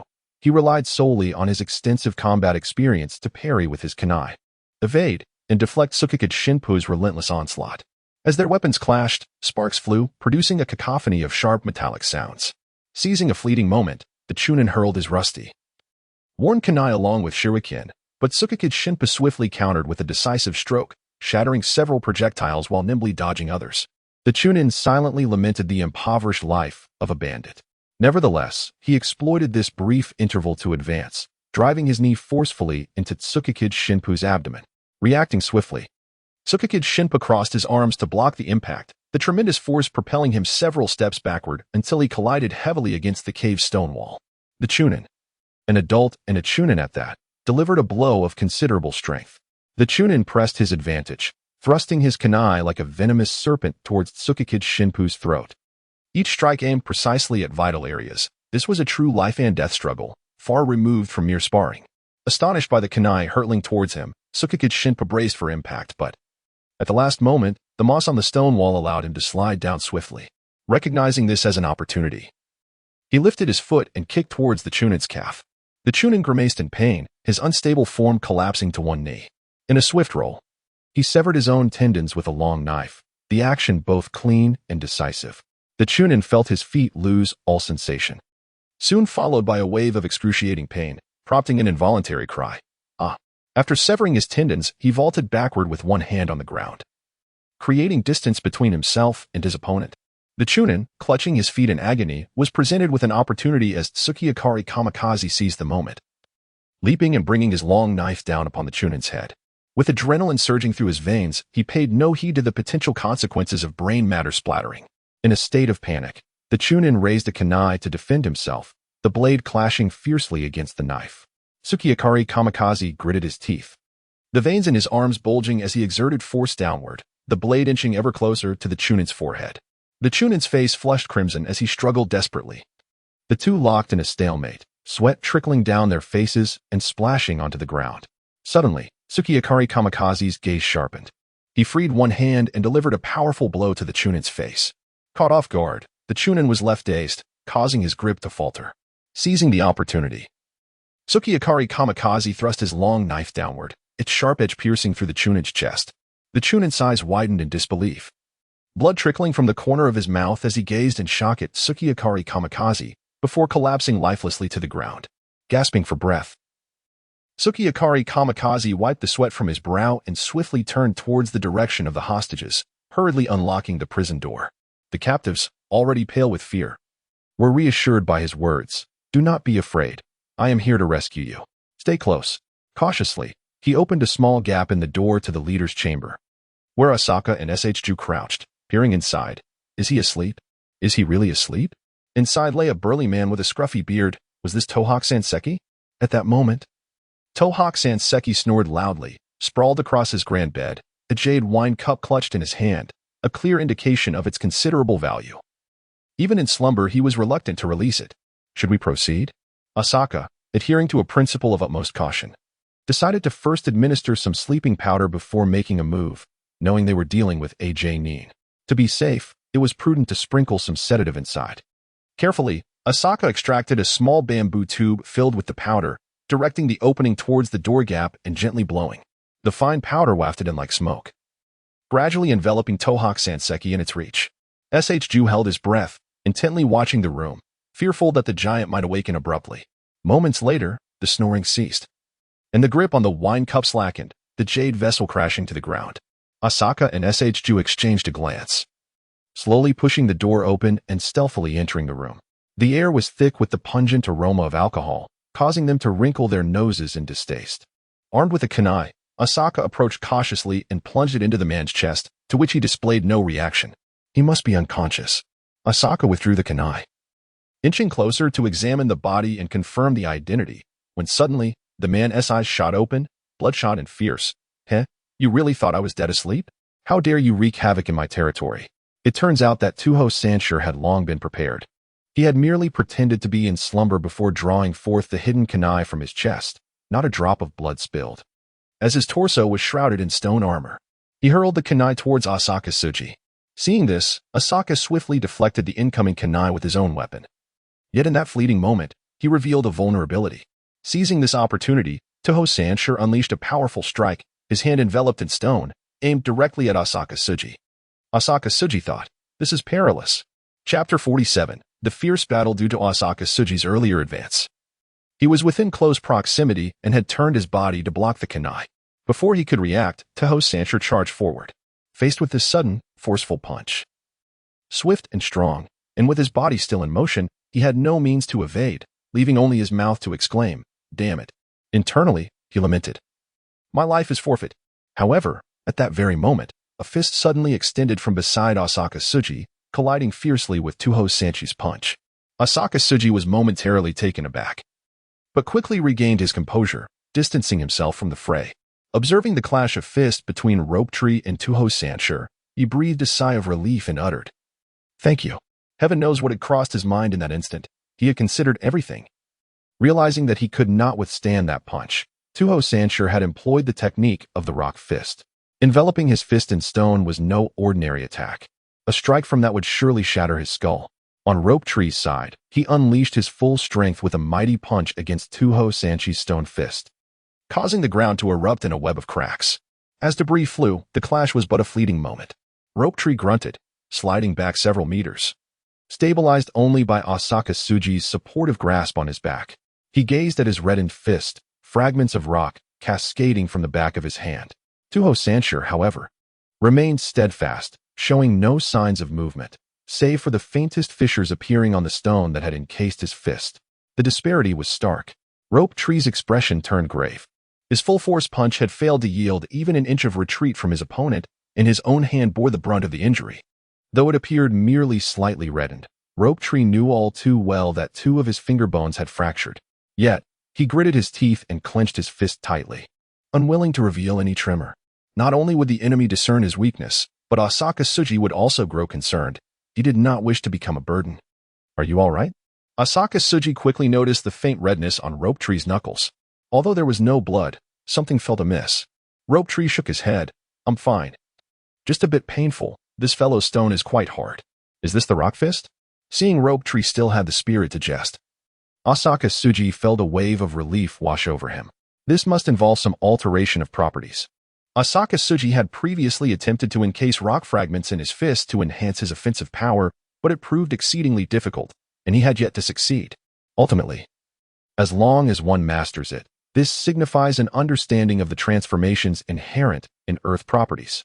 On the opposite side, the formidable Tuchong Sanshur immediately discerned that this was a ninjutsu, as the adversary commenced hand signs once more. In the blink of an eye, several rocks on the ground slowly coiled around his fist, albeit rather ruggedly. This was a far cry from the elegant rock fist displayed by Kuratsuchi in the anime. After reinforcing his own rocky fist, Tuchong Sanshur stomped fiercely on the ground, sending a flurry of gravel and stones soaring. "Die, you wretches." Surrounded by a cloud of floating debris, he conjured sharp stone spikes that rained down upon Asaka SG and SH-Ju. "Scatter!" Asaka SG shouted. The two swiftly diverged in opposite directions, yet the vast area and the small, fine debris left little room for evasion. Asaka SG's pupils constricted, and in a desperate retreat, he formed hand signs. Earth release, earth flow wall. Just in time, a wall of earth, roughly humanoid in size, erupted forth, barely shielding him from the majority of the incoming stone spikes. The sound of gravel striking the earthen barrier resounded in a rapid succession of thuds. However, several cunning stone spikes penetrated the weaker sections of the wall, grazing his shoulder and ripping through his clothing, leaving traces of blood. Damn it. Meanwhile, SH-Ju deftly rolled to evade the oncoming stone spikes, only to find a colossal boulder plummeting directly above him. He spun and leapt, channeling Chakra into his uninjured fist, unleashing his formidable strength to strike at the center of the rock. With a resounding explosion, the boulder shattered into numerous fragments, sending shards flying. Seizing the moment, SH-Ju propelled himself skyward once more. Twisting in midair, he lunged his feet toward the shattered rock spikes, delivering a powerful kick. The fragments shot forth like bullets towards Tuchong Sanshur, who snorted dismissively, manifesting an earthen armor that instantaneously thickened. The sharp debris clashed against it, sparking and ricocheting off. Before SH-Ju could land, Tuchong Sanshur formed hand signs and slammed his palms onto the ground. Earth release, land split wave. The earth surged like a boiling surface, grotesque fissures extending toward SH-Ju. As stone blocks erupted from the ground, they formed a jagged rocky cage. SH-Ju spun in midair, narrowly dodging the crevices, only to see a massive rock sphere coalescing above him, descending with a howling wind. In a critical moment, Asaka SG rushed from the side, his hands enveloped in lightning chakra, striking fiercely at the boulder. Boom. In the instant the boulder exploded, Asaka SG seized SH-Ju's arm, propelled by the blast shockwave. Panting, he reflected on his first use of the Chidori, acknowledging his lack of proficiency. Without the Sharingan, along with limited practice and a simplified version that sacrificed much of its power and speed, he struggled to keep pace with the situation.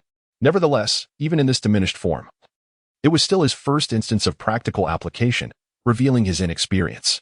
He had sacrificed the signature chirp of the Chidori to slightly expand its range, allowing him to better shield against the debris, but the pain was indeed real.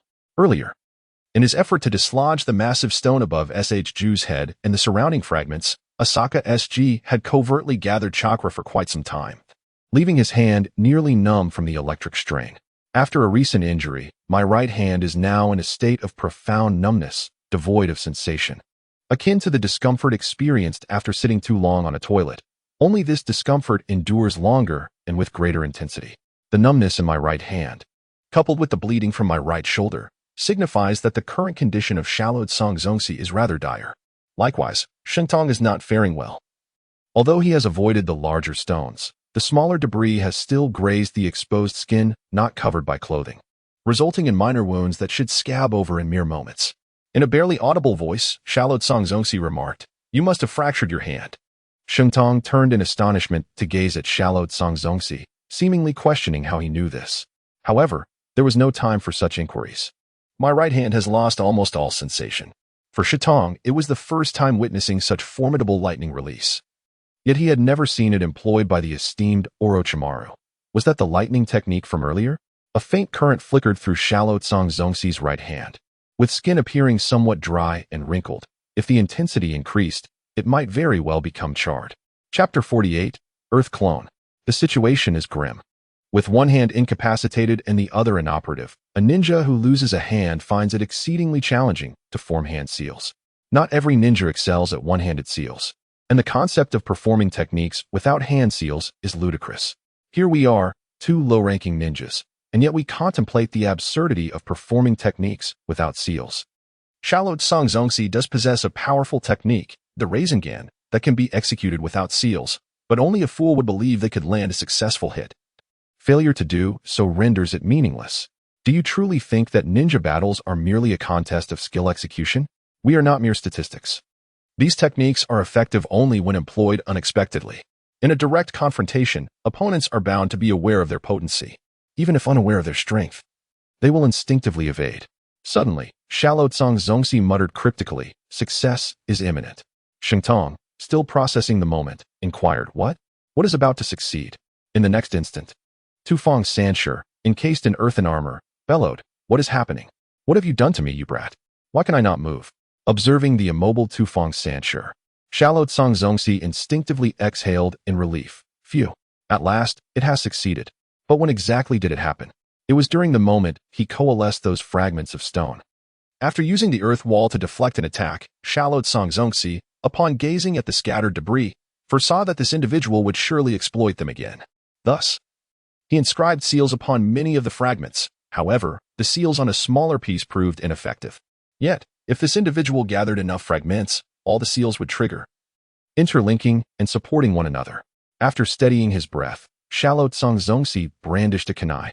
Seized the moment. Shentong quickly followed suit, armed with his own kunai. Right. As Shallowed Song Zongxi's kunai pierced Tufong Sanchi's throat, he anticipated a spray of blood, but instead, the adversary's form collapsed into a soft, yielding mass of mud. Shallowed Song Zongxi felt a tremendous suction enveloping his wrist. A chilling aura of murderous intent surged from behind, causing Shallowed Song Zongxi's pupils to constrict sharply. Instinctively, he attempted to evade, yet the clay had ensnared his wrist, rendering him temporarily immobile. A sharp rock spear lunged towards his back, while Shitian, positioned behind him, had already discerned the unfolding events. A miniature version of the painful Skyfoot struck, sending debris flying. Damn it, it's a clay clone. A Jonin employing a strategy against two Chunin. Shallowed Song Zongxi muttered in exasperation, even as he strained to free himself from the clay. It was a miscalculation on his part. He had not anticipated the timing of the clay clone's deployment. Meanwhile, the genuine Tsuchikage Sanshur erupted from the ground, his rocky armor shimmering with an eerie glow. A grin on his face as he regarded the duo. Fools. Ninja combat is a battle of information. Are you unaware that revealing all your cards without gathering intelligence is a foolish endeavor? Shallowed Song Zongxi attempted to buy time with words. I didn't expect you to be so brutish yet mentally astute. The sharp-tongued youth had initially intended to torment him for a while longer, but now, he was determined to end it. Nanny, is that explosive tag hidden within the clay clone? Damn it. Shallowed Song Zongxi was taken aback, realizing he was on the verge of being blown up. Shungtian, run. No. We must go together. You. Get back. With a serious expression, Xingtian, adhering to the principle of trust in his comrade, retreated a short distance. The left hand encased within the clay clone swiftly began to gather chakra, spinning and accelerating. Rasengan. In an instant, the Rasengan detonated within the clay clone, a powerful shockwave scattering debris in all directions. Shansong Zongxi grunted as the force of the blast sent him hurtling backward, crashing against the wall, blood spilling from his mouth. Yet, the exhilarating rush coupled with adrenaline dulled the pain. Success. Suchikage Sanshur was taken aback momentarily at the technique employed by the youth, but then smirked. Seizing the opportunity amidst the chaos, he swiftly formed hand seals, earth-style, rock pillar prison. Dozens of sharp rock pillars erupted from the ground, isolating Shansong Zongxi from Shitian. Desperate, Shitian was about to rush towards Shansong Zongxi when he saw Suchikage Sanshur materialize before him like a specter, a fist encased in rock hurtling towards him.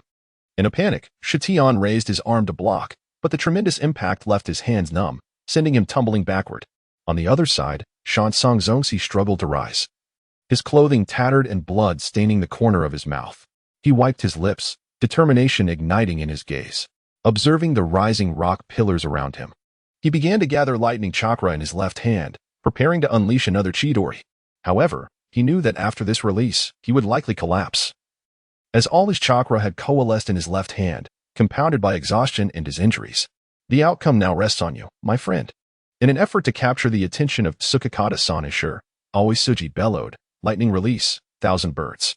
Simultaneously, he amplified the sound of the birds, whose resonance was strikingly penetrating. The lightning chakra invigorated his cells, enhancing his speed, yet Aoisuji's reflexes and vision could hardly keep pace, a significant drawback indeed. However, there was no time for hesitation. Lightning Jutsu countered Earth Jutsu. With a flick of his left hand, several rock pillars crumbled effortlessly, and Aoisuji charged towards Tsukikata Sanishi's approximate position. How swift! And the piercing force! He could not afford to be struck by this attack. Observing the mere brush against the rock pillars being shattered with ease, Tsukikata Sanishur understood that a direct hit would be far from pleasant, if not fatal. Aoisuji's speed was astounding. Tsukikata Sanishur had less time to unleash his jutsu than to evade. Just as he prepared to dodge, the fallen Shina, lying nearby, suddenly sprang forth, executing a slide tackle that ensnared Tsukikata Sanishi's legs with a vice-like grip. Internally, Tsukikata Sanishur cursed his misfortune as he struck Shina's head with his fist. The impact shattering rock against flesh. Had it not been for Shina's robust constitution, the force would have likely splattered his brain matter. Let go. The most pressing issue was Shina's overwhelming strength, making escape nearly impossible. The earlier Earth clone, though merely a projection, had consumed a considerable amount of chakra. Not to mention the energy expended to execute its jutsu and form a stone armor, which left Tsukikata Sanishur with diminished protective coverage, barely shielding his upper body. I will never release you. Tsukikata Sanishur growled, then I shall crush you before I flee. Yet, when he raised his left arm, he found himself completely immobilized. What is happening? He wondered. Unknown to him, Shina had affixed numerous sealing tags to his feet. These were the very seals Aoisuji had provided during a prior mission, and now they were proving effective. As Aoisuji drew near, he could not help but commend Shina's tactical acumen. Well done. No, I cannot perish. Tsukikata Sanishur strained to control his arms, managing to shift a fraction of distance. It seemed the simple sealing tags could not fully restrain AJ Nin, but they sufficiently hindered his movement. His stone arm shielded his head and throat, encased in stone armor. This has to hold, he thought, refusing to believe that the formidable barrier he had conjured could be breached. Chapter 49, 1,000 Birds. Critical hit. As the moment drew near, tension enveloped the three. Just as Aoisuji was about to close in, he bent his knees, calling out, Shina, lie down. Almost instinctively responding, Shina released his grip and collapsed to the ground. His legs still encircling Tsukikata Sanishi's feet, his head pressed against the earth. A flicker of curiosity crossed his mind as to why he was instructed to lie down. What followed was an unforgettable spectacle. Aoisuji's left hand unleashed the 1,000 birds, piercing through Tsukikata Sanishur. Thud. There was no resistance whatsoever, and the unmistakable sound of flesh being punctured echoed through the air. Immediately, a scream reminiscent of a pig's slaughter reverberated throughout the cavern. At that moment, the moonlight god Wind, who was fleeing with hostages, also heard this anguished cry. He raised his hand to signal the group trailing behind to pause momentarily. Hold on. That sound? It seems rather familiar. They should be fine, right? Although concern gnawed at him, the pressing need was to escort the hostages to safety, enabling a swift return to offer support. A second scream pierced the air as Shallowed Song Zongxi withdrew his left hand. Ah! Thud! Shallowed Song Zongxi collapsed to the ground, utterly drained of strength. What are you waiting for? Hurry and deliver the final blow. Initially, Shallowed Song Zongxi intended to strike towards the belt area, as his upper body was ensnared by stone, necessitating an attack on the exposed regions. However, it was possible that this adversary had an admirable physique, with a longer lower body than upper body, allowing Shallowed Song Zongxi to accurately strike the opponent's lower region, resulting in a critical hit and an excruciating experience. At this moment, Shushu had yet to comprehend what transpired. During the piercing assault, he was positioned directly beneath. He witnessed an unforgettable scene until a foul liquid dripped onto his forehead, jolting him back to reality. He glanced at Tuchong Sanshur, who lay on the ground clutching his lower body, nearly fainting from pain. Let me grant you a swift end. No. Tuchong Sanshur attempted to plead for his life, but the searing agony caused his very soul to tremble, rendering him incapable of uttering a coherent word. Even gathering chakra to staunch the bleeding was beyond his capacity. The pain was unbearable. Only men could truly understand such suffering. With a swift motion, Shinshu's kunai severed the opponent's throat, granting him a merciful release. Tuchong Sanshur, despite being a Jainin, blinked a few times after having his throat cut, his body convulsing for a moment before he finally succumbed to death. Overwhelmed by the repugnant odor, Shushu wiped his face, hoping it wasn't the foul remnants of Tuchong Sanshur. What is this? It reeks. It was not until the prostrate Shallowed Song Zongxi spoke that Shushu was brought back to his senses. Come help me up. Sheshu approached. Zongxi, please never use that technique on me again. The memory of the earlier scene sent shivers down his spine. Shallowed Song Zongxi struggled to sit up. Yet his body was weakened from the fierce battle, his complexion ashen. Enough of your nonsense. If it weren't for that guy's upper body being encased in stone armor, I wouldn't have resorted to that move. He felt utterly nauseated, his left hand stained. Though covered in blood, he couldn't shake the sensation of an odd, foul odor, distinctly different from the metallic scent of blood. However, before he could finish his sentence, a violent cough erupted, blood seeping through his fingers and staining his clothing, indicating internal injuries. Shushu swiftly aided him to his feet and retrieved a pill from his pocket. Quick, take this. I have no idea how the God Wind is faring. There has been no word yet. Shallowed Song, the commander, swallowed the pill and felt a warm current gradually flowing from his stomach to his limbs. Before long, he experienced considerable relief in his chest. At least he was no longer coughing up blood. The potency of this medicine was remarkable. The absence of noise was indeed the best news. Why couldn't you learn a few medical ninjutsu techniques from your sister? Now, it seems we are both unable to move. The rope tree had barely managed to help Shallowed Song to his feet, yet as soon as he did, he lacked the strength to continue walking. The rope tree sat down heavily on the ground, producing a ration pill and swallowing it whole, slowly beginning to recover his chakra while adjusting his breathing. Perhaps we should rest for a while. Shallowed Song, unable to stand upright, felt utterly drained both mentally and physically. If he couldn't recover, he would only hinder any efforts to assist. It would be better to recuperate. All right, he finally conceded, also collapsing onto the ground. For a moment, neither spoke. Concerns of life and death faded into the background amidst the urgency of the situation. The most pressing matter was to swiftly regain their strength and spirit before offering assistance. Outside, countless others remained in peril. Meanwhile, Moonlight Godwind had led all the hostages past one sleeping bandit after another, reaching the cave's entrance. Observing the frail and vulnerable group, he concluded that they were now largely safe, as the three who had entered the cave previously confirmed there were no remaining enemies. Does anyone here know the way back? A small boy, half the height of Moonlight Godwind, stepped forward, raising his hand. I know the way. At that moment, the boy showcased a degree of alertness and resilience compared to the rest, whose eyes were vacant and hollow, clearly gripped by fear. Many had not even responded to Moonlight Godwin's inquiry. Very well, then I entrust the task of leading to you. Rest assured, I will guide you. Moonlight Godwind was eager to return to his two companions and the sleeping bandits. All right, I place my trust in you. He watched as the little boy walked ahead, wielding a stick like a miniature hero, declaring, come on, follow me. I will lead and protect you. When I grow up, I want to be like that ninja brother. Moonlight Godwind chuckled softly, haha. He then turned and re-entered the cave. After only a few steps, he arrived at the chief's chamber. As he entered, the door creaked open wide, and he initially intended to employ his phasing technique, but through the gap, he spotted Shallow Tsong and the rope tree resting on the ground with their eyes closed. He pushed the door open. "Are you both all right?" Hearing the door open, Shallow Tsong instinctively tensed, but upon recognizing the visitor, he sighed in relief. "We're fine, just need a moment to recover." "What about you?" "It's nothing serious. Just a minor injury." Observing Moonlight Godwin's pale complexion, which was usually quite ashen, he noted it appeared even more so at this moment. "You should also recover quickly and take some medicine." Moonlight Godwin nodded in agreement, not wishing to seem overly dramatic. "Yes." Chapter 50. The annihilation of the bandits. The taste of this ration pill is truly unpalatable. The Moonlight Godwin chewed the soldier's food pill, finding it both bitter and astringent. Although he had consumed it before, this time it was particularly unpalatable. It belonged to the rope tree family and was presumably specially crafted, thus likely to be more effective. After all, good medicine is often bitter, and the more unpleasant the taste, the greater the effect. Shallow Blue Commander could only console himself with this thought. Surely, it would be simpler to swallow it whole. He had never chewed it before due to its extreme bitterness. Yet, one must engage both hemispheres of the brain. How could he ascertain its true bitterness without chewing, considering it bore a mild aroma? After holding it in his mouth for a spell, he finally swallowed it down. After a brief respite of 5 minutes, the three of them rose from the ground.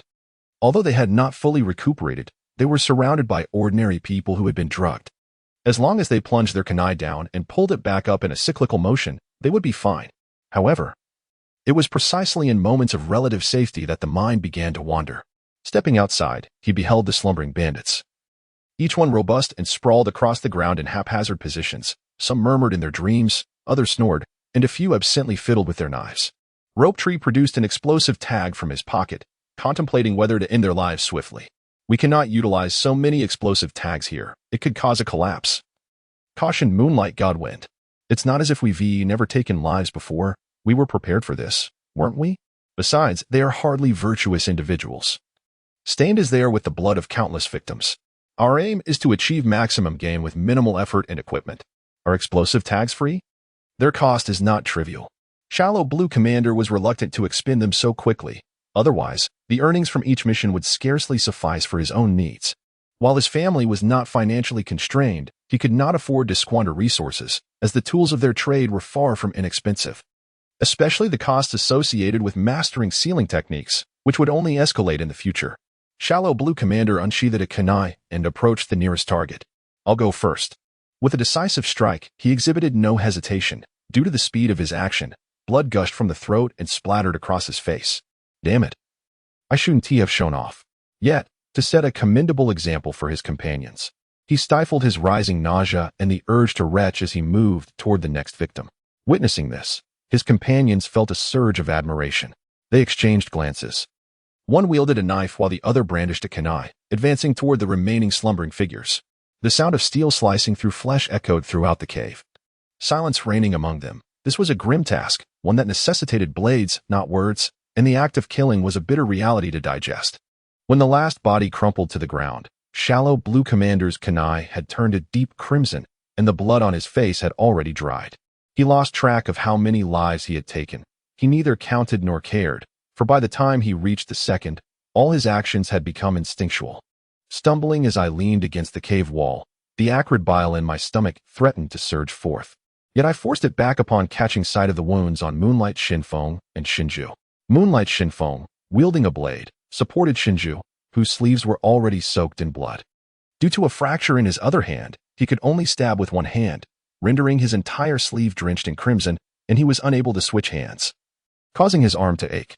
The three of us swayed unsteadily, yet instinctively straightened our spines. The stubbornness of youth compelled us not to reveal any weakness before one another. Once we emerged from the cave, we simultaneously declared, "I need to use the restroom. I must wash my face. I'll just wash my hands." Shinju dashed behind a tree, clutching its trunk as he began to retch violently. Ugh!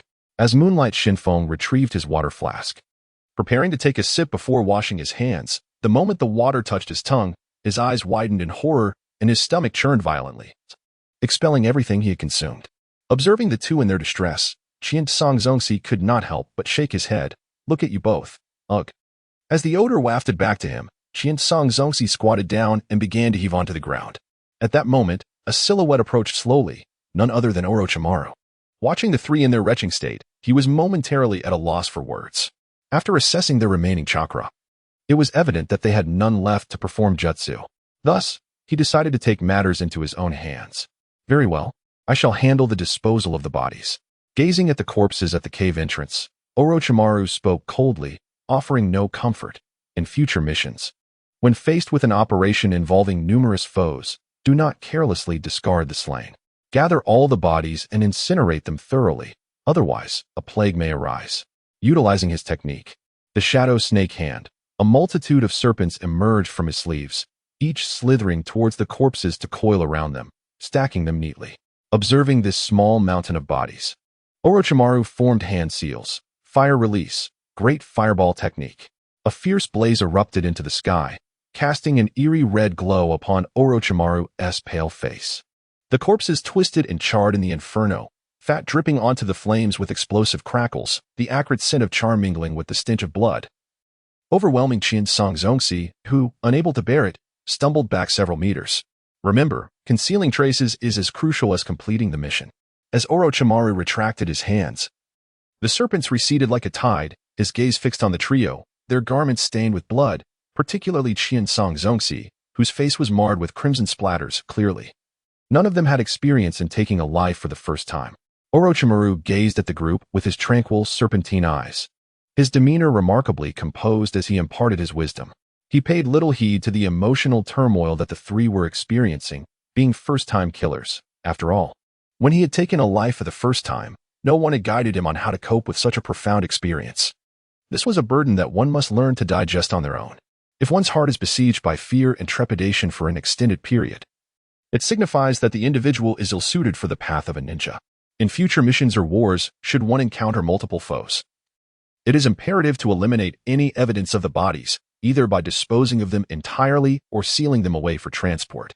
Failing to do so may allow the enemy to trace back to the remains of comrades, resulting in mission failure or death. In instances of overwhelming odds, retreat is advisable. Having concluded his discourse, Orochimaru departed, gesturing for the three to follow him. Let us proceed. Yue Guang Shifeng remarked, Orochimaru's sensei truly embodies serenity. Shushu added, I once thought Orochimaru was merely cold in visage, yet his character is equally aloof. Nevertheless, I am determined to show him my earnestness as his disciple during our time together. As the one among the three who had spent the most time with Orochimaru, Asakura SG was familiar with him from the original narrative and through their exchanges. He largely concurred with Orochimaru's philosophy and teachings, after all. Being a ninja necessitates decisiveness in the face of death. Indecision due to the act of killing would hinder participation in the wars to come. However, the emotional difficulties that accompany one's first kill are unavoidable, and Asakura resolved to rest for a fortnight upon their return. Chapter 51. Return to the village at long last. They had returned. The journey back was significantly slower than their departure, as they were compelled to tend to their wounds and regain their strength. Yet, in such circumstances, they were required to maintain pace with Orochimaru. Several times, Asakura and his companions felt as though they would be sick, but Orochimaru remained unyielding in his pace. Nonetheless, he intentionally moderated his speed to ensure they were exhausted but not on the verge of collapse. Upon reaching the village gates, although the two sentinels recognized Orochimaru, the necessary protocols must still be observed. This is the exit document. Very well, please hold on a moment. The ninja examined the seal on the document, confirming its validity. Welcome back to the village. With a slight nod, Orochimaru strode into the village, raising his hand to signal the three to follow. Initially, the guards had not noticed the trio. However, as they emerged from the thicket, supporting one another, the guards gasped in disbelief. Good heavens! The sentinels widened their eyes in utter astonishment as they beheld the three, their faces ashen, their steps unsteady, and their attire tattered, resembling scavengers. Each bore stains of blood and sweat, and the stench emanating from their muddy toenails was detectable from a distance, prompting the guards to instinctively cover their noses. As if sensing the disdainful gestures directed towards him, Shinshu managed to force a smile that was more pitiable than tears, his voice raspy as he implored, Uncle, please do not look at us like that. If there were a hole in the ground at this moment, I would undoubtedly dive into it without hesitation.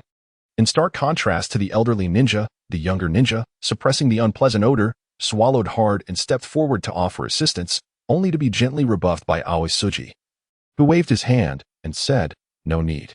Allow us a moment to catch our breath. Could we trouble you for a bit of water?" The three of them leaned against the wall at the village entrance, gradually sliding down to the ground. Their chests heaved violently, sweat soaking their garments, clinging to their bodies in a most disheveled manner. Their parched lips were a testament to their extreme dehydration, while the dirt and stench surrounding them had become the least of their concerns. Initially, Aoi Tsuji had been quite repulsed, but soon he became numb to it. At that moment, Orochimaru, who had taken a few steps away, paused and turned to gaze at the three sprawled on the ground. A subtle, almost imperceptible smile appeared at the corner of his mouth, his eyes gleaming with a mix of pride and something else. He then spoke leisurely, "Once you have rested sufficiently, do return. I shall handle the submission of the mission." Without waiting for their response, he continued onward. Upon hearing this, Aoi Tsuji gritted his teeth. Trembling hands braced against the ground as he attempted to rise, veins bulging on his forehead as he posed a particularly crucial question. "How shall we handle the distribution of the mission rewards?" The other two exchanged glances, then turned to look at Orochimaru, who had his back to them. "It's all yours to divide. After all, I did not contribute significantly." Oh joy! Ouch, ouch, ouch! Shinshu had just begun to celebrate when the pain in his hand, pinched between the wooden planks, snapped him back to reality. "Moonlight, Shinkei's, sigh." Aoi Tsuji replied, "As long as there's money involved, I'm content." Thus, the three leaned against the village wall to rest. It wasn't that they did not wish to move. The entrance was frequented by teams returning from missions or departing for them. Each time a small group passed by, they would cover their noses and cast peculiar glances at the trio. Initially, they felt a twinge of embarrassment, but soon they resigned themselves to the situation, thinking, "Let it be. I will rest adequately, and until I do, no one shall force me to leave." As they drank the water provided by the elderly ninja and munched on rice balls, Shinshu felt as if he were savoring the finest delicacies in the world. Aoi Tsuji and Moonlight Shinkei's remained silent, merely nibbling on their rice balls. Suddenly, a familiar voice resonated above them. "Hey, Tsuji, Shinshu, Shinkei's." The three, caught up in their meal, looked up in surprise, their eyes widening. It was indeed them. "What on earth happened to you? Are you injured?" It was none other than Minato Namikaze, who had just returned from a mission. Seeing their disheveled state, he gently inquired about their condition, asking if they had sustained any injuries and how the mission had fared. At that moment, his kind words, coupled with the warm sunlight and the concern etched on his face, made Minato shine like the sun upon them. Aoi Tsuji wiped away the crumbs of rice from the corner of his mouth and managed a bitter smile. "Minato, you needn't inquire. Speaking of it brings nothing but tears." Shinshu took a large gulp of water, swallowed the rice ball in his mouth, and then exclaimed, "Following Orochimaru on a mission was an ordeal. The return journey was hardly bearable." Moonlight Kamikaze silently pointed to his own battered toes, caked with dark mud and fragments of grass, exuding an unpleasant odor. If it weren't for the fact that these were his own feet, he would have contemplated severing one. Minato Namikaze squatted down, his gaze sweeping over the trio's weary faces and visibly injured limbs, his eyes filled with empathy. "Hold on. Take your time to speak. If anyone is injured, head to the medical department promptly." Shinshu's voice carried a note of grievance. "We were pushed to our limits by Orochimaru. He maintained an indifferent pace while we were utterly exhausted." Shallow Blue Commander patted Shinshu on the shoulder, signaling him to refrain from excessive complaints. For another figure stood behind Minato, a tall man with long white hair, Jiraiya. "Lord Jiraiya, feel free to laugh. Just don't harm your own health," he chuckled heartily. "Oh, I never expected to see you in this state. And Shinshu, you should have suggested to your sister to join me back then. Look at how poorly Orochimaru cares for kids." Jiraiya compared the present Shallow Blue Commander to the spirited warrior he once knew. They seemed like entirely different individuals. He glanced at Shinshu, teasing, "You chose not to pick me, and now you're suffering the consequences." Ignoring Jiraiya, Shallow Blue Commander observed Shinshu's pout. "Humph. I shall inform my sister." Upon hearing the threat of a complaint, Jiraiya hastily crouched beside Shinshu, fervently explaining, No, I was only concerned for you." Shallow Blue Commander then met Minato's concerned gaze, studying his attire and that of his two teammates. Besides their tired eyes, they bore no injuries or bloodstains, presenting a stark contrast to the expected appearance of those returning from a mission, resembling instead a group that had merely enjoyed a leisurely outing. "You don't look travel-worn at all. Shouldn't you at least be a bit dirty?" Shallow Blue Commander voiced his confusion. "Minato, what sort of mission did you undertake?" "Indeed," came the reply. Chapter 52. Returning home, did you kill anyone? At this, a shadow of gravity crossed Minato's expression as he nodded silently. Clearly affected by the emotional weight of his first kill, Shallow Blue Commander, now indifferent to the matter of killing, questioned, "Why do you bear no dirt or blood? Despite the same level of mission?" "Oh, regarding that, our mission took place in the land of hot water. Afterward, Jiraiya-sensei took us to soak in a hot spring." Shallow Blue Commander felt as though struck by lightning. A cloud of discontent swiftly enveloped his heart. The same sentiment echoed in the ears of Shingshu, who was still engaged in a standoff with Jiraiya, and Moonlight Kamikaze, who was inspecting his own feet. The trio fell into a momentary silence before Shingshu erupted. "Why is that fair?" The Moonlight sighed with a sense of melancholy, while the esteemed leader Aoi exclaimed in surprise. However, the gazes of the trio were not directed at Namikaze Minato, but rather fixated on Jiraiya. "Why, oh why? Must you indulge in such special treatment during the execution of a mission?" Jiraiya could no longer withstand the intensity of their stares, so he cleared his throat and said, "Ahem, well then, we should proceed to submit our mission." He felt that if he lingered any longer, the three might very well devour him with their glaring eyes. "Orochimaru. Oh, Orochimaru, how could you behave in such a manner? I do not wish for you to treat them as I do. Yet it is equally unacceptable to torment them in this way." Resolute in his decision to vacate this contentious place, Jiraiya mused that jealousy could drive one to madness. If he remained, he feared the trio might mutate into something unrecognizable. "Very well, here is a specialty I brought back from the land of soup. If you find yourselves hungry, please enjoy this." Due to the impending meeting with the Hokage, the matter of submitting the mission could not be delayed. Yet, upon observing the pitiful expressions of the three, Minato swiftly retrieved a beautifully packaged box of desserts from his satchel and placed it before them. "Let us reconvene at the barbecue restaurant tonight, the same one as before. Jiraiya-sensei mentioned we would dine there this evening." Aoi and the others were initially taken aback, showcasing their talent for changing expressions. Upon seeing the dessert box, their eyes glistened with emotion, then shifted to a foolish greed, and finally, upon hearing Minato mention Jiraiya's treat for the night, their expressions transformed once more. Their eyes seemed to convey a singular message: "If we do not impoverish you tonight, I shall not bear the name Aoi. I shall not be known as Senju Rope Tree. I shall not carry the name Waigao Shinkase. Thank you, Minato. No trouble at all. I shall accompany Jiraiya-sensei to submit the mission now." "Take your time on the way," came the reply, once Jiraiya and his team of four departed. The remaining trio exchanged glances, contemplating how to divide the treat, or perhaps save it for the barbecue restaurant. "Let us take it to the barbecue. Good things are meant to be shared, after all." Minato isn't exactly affluent. He may have even advanced this mission as reward to buy it. Indeed, if Minato does not get to savor it, wouldn't it be a wasted purchase? Aoi declared, "I shall hold on to it for now, and we can bring it along tonight. For now, we must return home, take a bath, and rest. We mustn't overindulge for tonight." "I understand," came the reply. Enduring the stares of passers-by as if he were a beggar, Aoi returned home.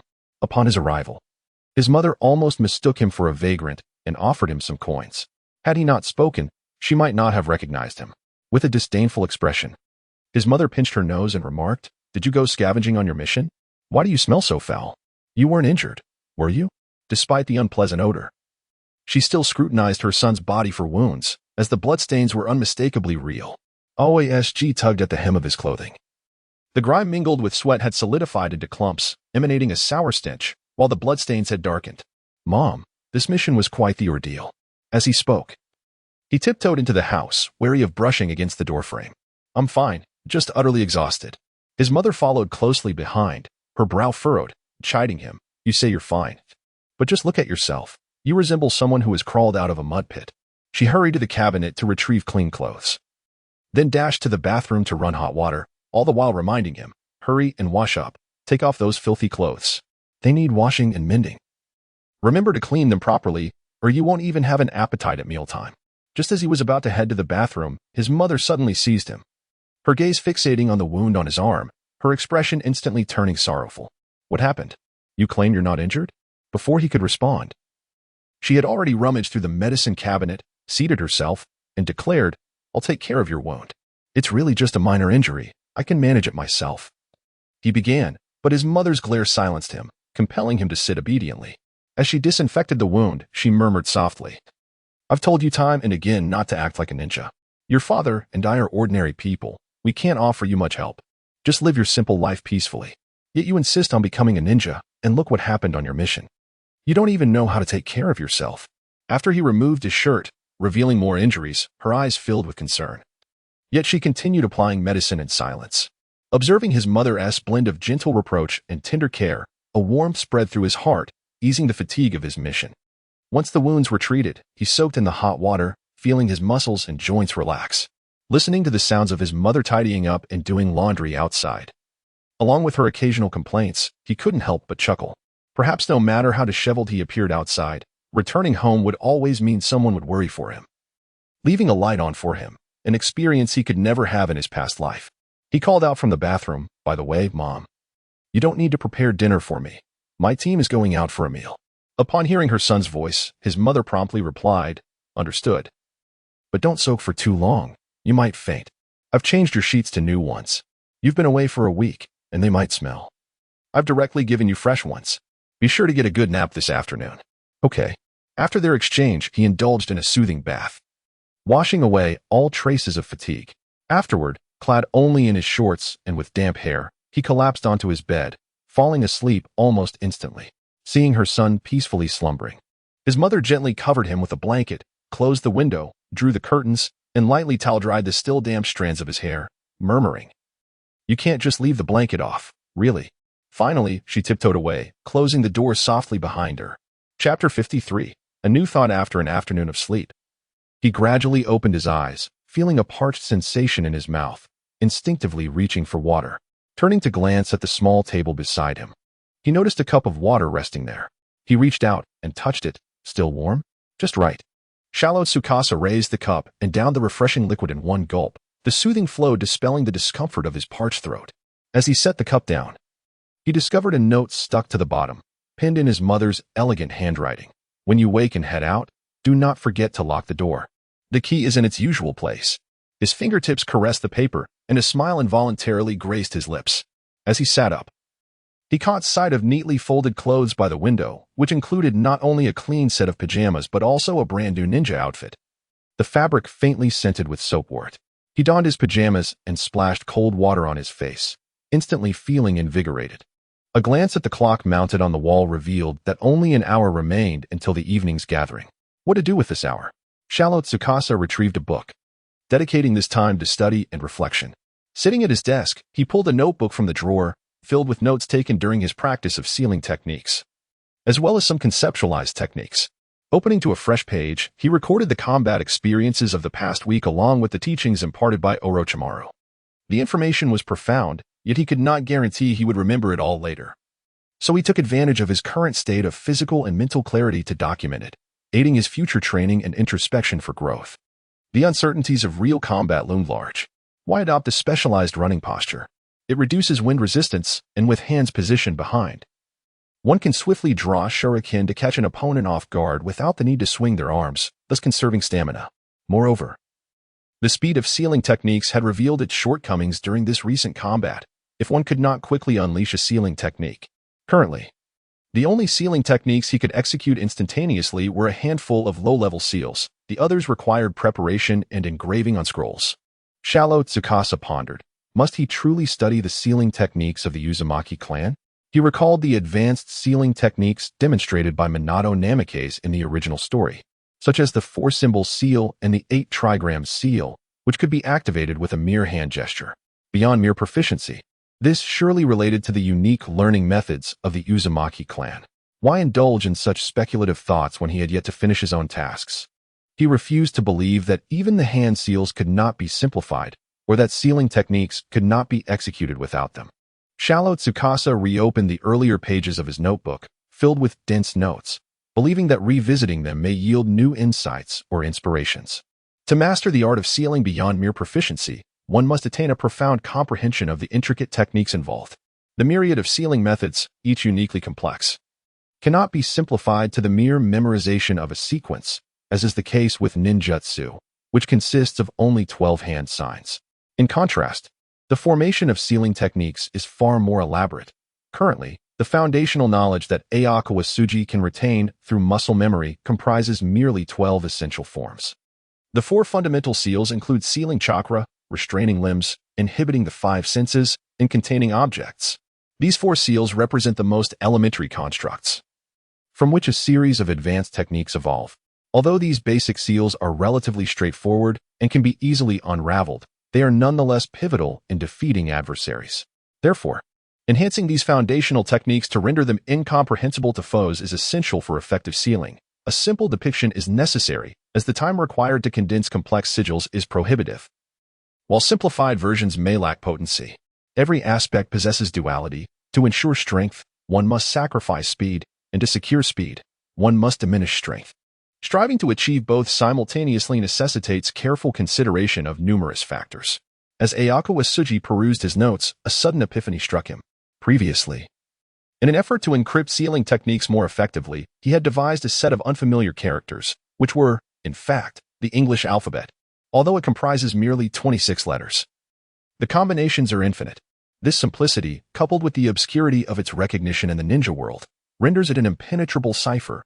Any attempts at decryption would require brute force. Eureka! Initially, he had incorporated only a few characters, but now he aspired to amalgamate the new and the old. This endeavor promised to be quite challenging. Would he have to relearn everything? Casting a glance at the clock on the wall, he noted that only half an hour remained. He resolved to transform all foundational seals first. Ayako Asuji retrieved a scroll and a brush, commencing the inscription of the most basic sealing techniques. Meticulously documenting all requisite characters and subsequently inscribing the 26 letters of the English alphabet. The next step involved their integration. Certain characters demanded specific strokes, precise curves, and particular dimensions to elicit unique responses. For instance, which possesses a greater spatial presence, a lowercase letter or an uppercase one. Doubling the original 26 letters leads to 52? Thus began the process, with one attempt after another, exploring which characters could effectively replace specific letters.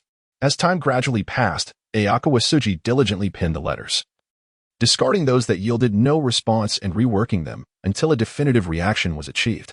Some individuals' handwriting appeared as flawless as printed text, while others resembled a potato with a tail. Finally, Ayako Asuji succeeded in representing the most fundamental sealing technique using English letters, exhaling a sigh of relief. He had inscribed a total of 5 characters, which meant that this sealing technique could be represented by 5 distinct symbols, as if discovering the gateway to a new world. The moment was interrupted by the ringing of the nearby alarm clock.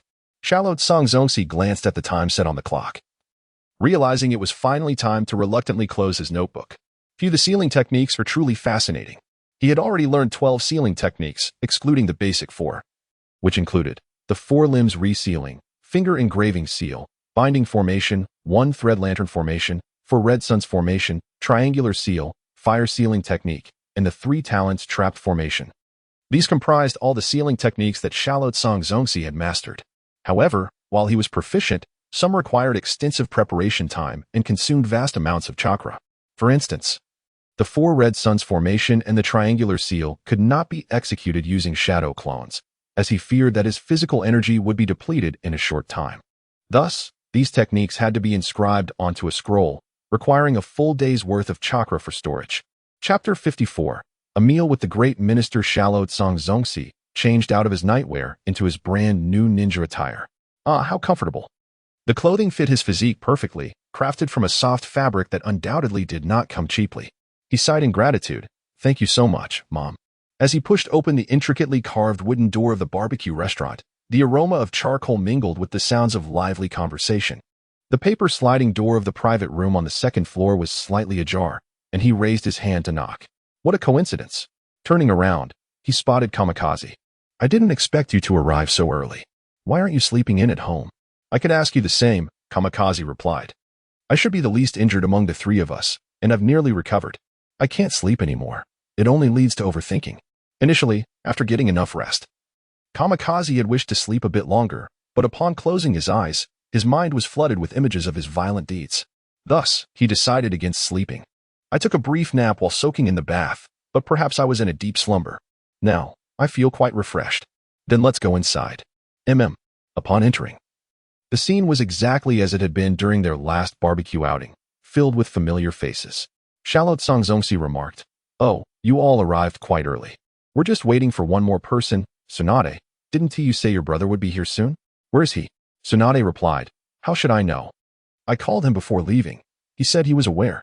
He might have fallen back asleep. Who knows? Xiaolou Song Zongxi placed the dessert box that Buofing Shuimin had brought for the three of them onto the table. Here, Shuimin. Buofing Shuimin scratched his head. Did you all not eat? Is it because you don't like sweets? I thought it was something I bought for myself. And that the three of you didn't enjoy them. Of course not. Good things should be shared among everyone. And besides, this is yours. You haven't even had a bite yet. Just as Buofing Shuimin was about to speak, a commotion erupted from downstairs. Shortly after, the wooden stairs creaked as a boy with a messy hairstyle rushed in, with bits of grass sticking to his neck. Sorry. I encountered an injured kitten on the way. Shoshi. Seeing his brother arrive at such a late hour while everyone was waiting, Tsunade's eyes widened in disbelief. Do you see what time it is? She seized the round fan from the table, poised to strike, but upon noticing the bandage wrapped around the forehead of SHU, she relented. Never mind. Let us just take a seat. Aozora Soji chuckled as he made room for SHU, teasingly gazing at him. Is it truly because you saved the kitten? Due to the three groups not sitting at the same table, Orochimaru and his companions occupied one table, while Minato Namikaze, Kushina Uzumaki, and their teammates sat at another. Lastly, Aozora Soji, Tsukikage Kamikaze, and SHU formed the final group. Hush. I merely woke up late and tripped on my way out. Please don't tell my sister.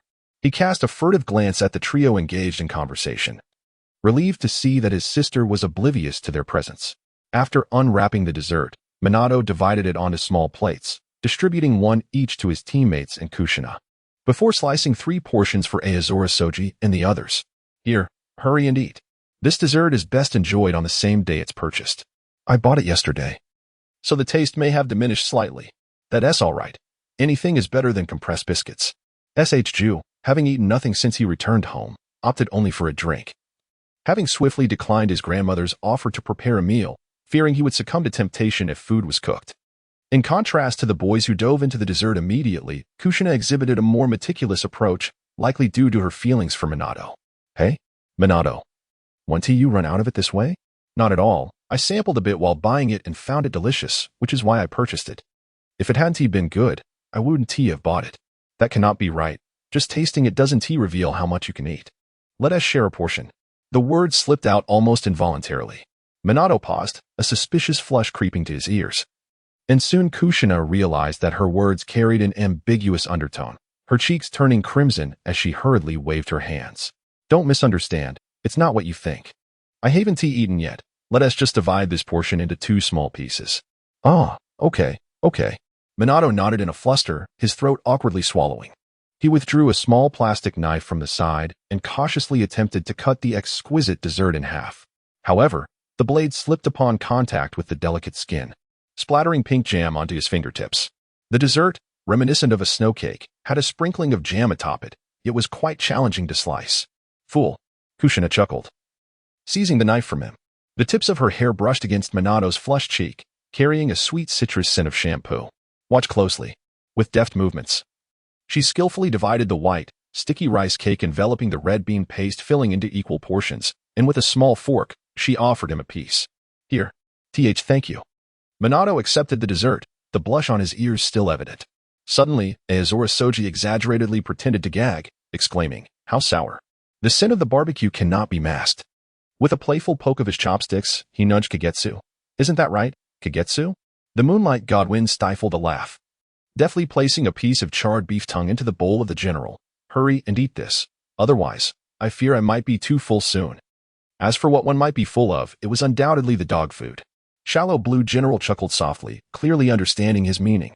His peripheral vision caught the sight of Shinji, who was intently observing the interaction between Uzumaki Kushina and Namikaze Minato, curiosity brimming in his eyes. In contrast, Tsunade at the adjacent table merely cast a fleeting glance before returning her attention to her sake, which she drank deeply, her earlobes tinged with a faint blush. Meanwhile, Jiraiya watched the scene with great interest, surprised to discover his disciple possessed such charm, effortlessly flirting, and even inciting a reciprocal response. Ah, is this what they call the art of effortless seduction? How splendid. Just then, having finished his dessert, Namikaze Minato seemed to recall something and hurriedly retrieved 3 small cloth bags from his ninja tool pouch. During a mission, I passed through a small town and bought some local herbal candies, said to aid in restoring stamina. He distributed them to everyone, his fingers trembling slightly as he handed the largest portion to Kushina. Yours is the biggest. Uzumaki. Kushina accepted the herbal candy with a smile, playfully tucking a strand of her red hair behind her ear while softly saying, "Thank you." Shallow Blue General urged, "Eat up." Moonlight Godwin chimed in, "Devour it." Shinji added, "Feast heartily." The three, unwilling to suffer any more of this metaphorical dog food, along with Jiraiya, who had vowed not to feast upon them earlier that morning, embarked on a fervent assault on the grilled meat. Jiraiya watched in dismay as the three devoured the meat at an astonishing speed, his mouth twitching as he thought to himself, "No." Chapter 55, A Brief Respite Upon Returning Home. Shallow Blue General found that an hour had already passed, yet he could not stop hiccuping. Hic. Delicious. Before parting ways, Orochimaru had specifically instructed the trio that there would be no other missions for the next half-month. Their sole task was to rest and recuperate, though they all understood what that entailed. As night fell, Shallow Blue General continued his customary stroll alongside Namikaze Minato, chatting extensively about their respective missions, the sights they had encountered, and the adversaries they had faced. Upon hearing that Shallow Blue General and his companions had even encountered a Jonin, Minato's eyes widened in surprise and curiosity. Shallow Blue General, noticing the glimmer of intrigue in Minato's gaze, proudly lifted his chin and patted the kunai at his waist. That Jonin was indeed formidable. Initially, we were quite overwhelmed. He deliberately elongated his words, catching sight of Minato inching closer, and stifled a chuckle before lowering his voice. Then I took him down as he spoke. He mimicked a slashing motion across his neck. Minato responded, "Huh?" Shallow Blue General laughed heartily. "All right, I'm just teasing you. The Jonin is indeed strong, far more than we had imagined. Although he doesn't compare to Master Orochimaru and Jiraiya, he remains beyond the reach of a single one of us. To tackle him, we would need at least 3 people, and they must be of Chunin caliber. It is not mere self-promotion. Although Asaka Tsuji and his companions are merely low-ranking ninjas, their prowess undoubtedly surpasses that of mere genin." Subsequently, Asaka Tsuji elaborated on some pertinent details. "Recently, I have made significant strides in sealing techniques, and what I must now do is hasten my understanding, for I have been plagued by an ominous sense of impending turmoil." Asaka Tsuji did not articulate his thoughts entirely, hinting at the looming specter of war. "Do you sense it too?" Asaka Tsuji perceives this through the lens of a time traveler, yet how does Namikaze Minato know? Could it be that Jiraiya has spoken of it? What is this feeling? A premonition of significant events approaching, though I know not why. It must be a fateful intuition. Perhaps? Asaka Tsuji harbored doubts that his remarks bore any relation to the impending conflict. A fateful intuition? Is it akin to the fabled moonlit embrace? Suddenly, Asaka Tsuji jested with a teasing tone. "Oh, a fateful intuition, you say? Perhaps destiny is at hand." Minato felt his cheeks flush slightly at Asaka Tsuji's unexpected teasing. Instinctively, he touched the back of his head, stammering, "Why, you mustn't speak so recklessly. I merely meant the state of the ninja world." Yet, despite his words, an uncontrollable image of the spirited red-haired Kushina Uzumaki flashed through his mind. Observing this, Asaka Tsuji erupted into laughter, nearly choking on his mirth. "Very well. Let us not dwell on this any longer. However, Minato, since we share this premonition, we must indeed prepare ourselves diligently. I shall delve into sealing techniques. While you refine new jutsu, come what may, we shall face it with composure." As he spoke, he placed a reassuring hand on Minato's shoulder, his eyes brimming with sincerity. Minato nodded, suppressing his earlier embarrassment, his expression turning grave. Indeed, the friction along the borders of various nations has intensified, and even for our recent mission, the people of the Land of Water have received troubling intelligence indicating that major ninja villages are secretly mobilizing forces, while no overt signals of war have emerged. The atmosphere of concealed tension is undeniably unsettling. Asaka Tsuji was taken aback, surprised by the accuracy of Minato's intelligence and his keen insight, nearly articulating the very word war. Yet, whether the conflict truly materializes or not, speaking of it would only serve to disturb the hearts of those around us. Even without the omniscient perspective of a time traveler, Minato's astute perception and analytical prowess had already unveiled the signs of discord. Asaka Tsuji could not help but exclaim, "Minato, you are indeed remarkable. With you around, Kenoha shall surely be safe." "Do not speak so. The peace of Kenoha is a collective guardianship of all ninjas." Minato responded with a gentle smile, his eyes sparkling with unwavering determination. Throughout their journey, they engaged in further conversation, unknowingly arriving at a crossroads. Until tomorrow, then. Yes, until tomorrow. After bidding farewell to Minato, Asaka Tsuji made his way homeward, arriving at his doorstep in no time. Upon entering, the warm, golden light enveloped him, and a wave of fatigue washed over him instantly. Returning to his room, he collapsed onto his bed, reflecting on the experiences of the past few days. A smile unconsciously gracing his lips. Perhaps this is the daily life of a ninja, filled with thrilling missions and warm moments shared with comrades. With this thought, he drifted into slumber, a satisfied smile adorning his face, eager for the leisurely yet fulfilling rest that lay ahead. The moment his head hit the pillow and his eyes fluttered shut, the sound of his gentle snores filled the air. Meanwhile, in stark contrast to the dimly lit residential areas and commercial streets, the Hokage building shone brightly. Sarutobi Hiruzen, enveloped in a cloud of smoke, was diligently sorting through the tasks undertaken by the ninjas over the past few days, alongside a series of intelligence reports. The cigarette perched between his fingers glimmered intermittently, its smoke swirling in the yellow light, casting shadows over his furrowed brow. The pile of intelligence scrolls on his desk nearly obscured half of his face. The latest report from the border was marked with a red ink circle, indicating a large congregation of ninjas at the junction of Sunagakure and Iwagakure. While the Kenoha Umbu's operatives embedded in other hidden villages were relaying unusual troop movements. Knock, knock, knock. A soft rap echoed from the door, prompting the third Hokage to respond without lifting his gaze. Enter. Umbu Captain Hatake Kakashi slipped in like a shadow, kneeling on one knee as he spoke in a low tone. Hokage-sama, unidentified ninja have been spotted within the borders of Amigakure, with initial estimates of their numbers exceeding 100, heading directly towards the Land of Fire's border. Sarutobi Hiruzen's tobacco pipe struck heavily against the ashtray, sparks flying. He rose slowly, approaching the vast ninja world map, his calloused fingers tracing the border inch by inch until they settled on the area adjoining Amigakure and the Land of Fire. There, he had tied a copper bell with red string, which now emitted a faint humming in the draft, as if heralding the onset of war. Yet he knew that the war had not fully ignited. All was merely a probing between the villages. Dispatch orders for all CH9 and above to enter combat readiness. Umbu, intensify patrols, particularly towards Amigakure, the third Hokage commanded, his voice imbued with undeniable authority, though laced with a hint of fatigue at the end. Also, summon Orochimaru, Jiraiya, and Tsunade. I have matters of great importance to discuss. After Kakashi departed to carry out his orders, silence once again enveloped the Hokage's office. Sarutobi Hiruzen gazed out at the moon hanging high in the sky, recalling the days of his youth alongside Shinji Tobarama, executing missions in a similarly tempestuous ninja world. He pulled out a family photograph, where his wife and son beamed brightly. Perhaps it was this tender yet heavy concern that weighed on his heart.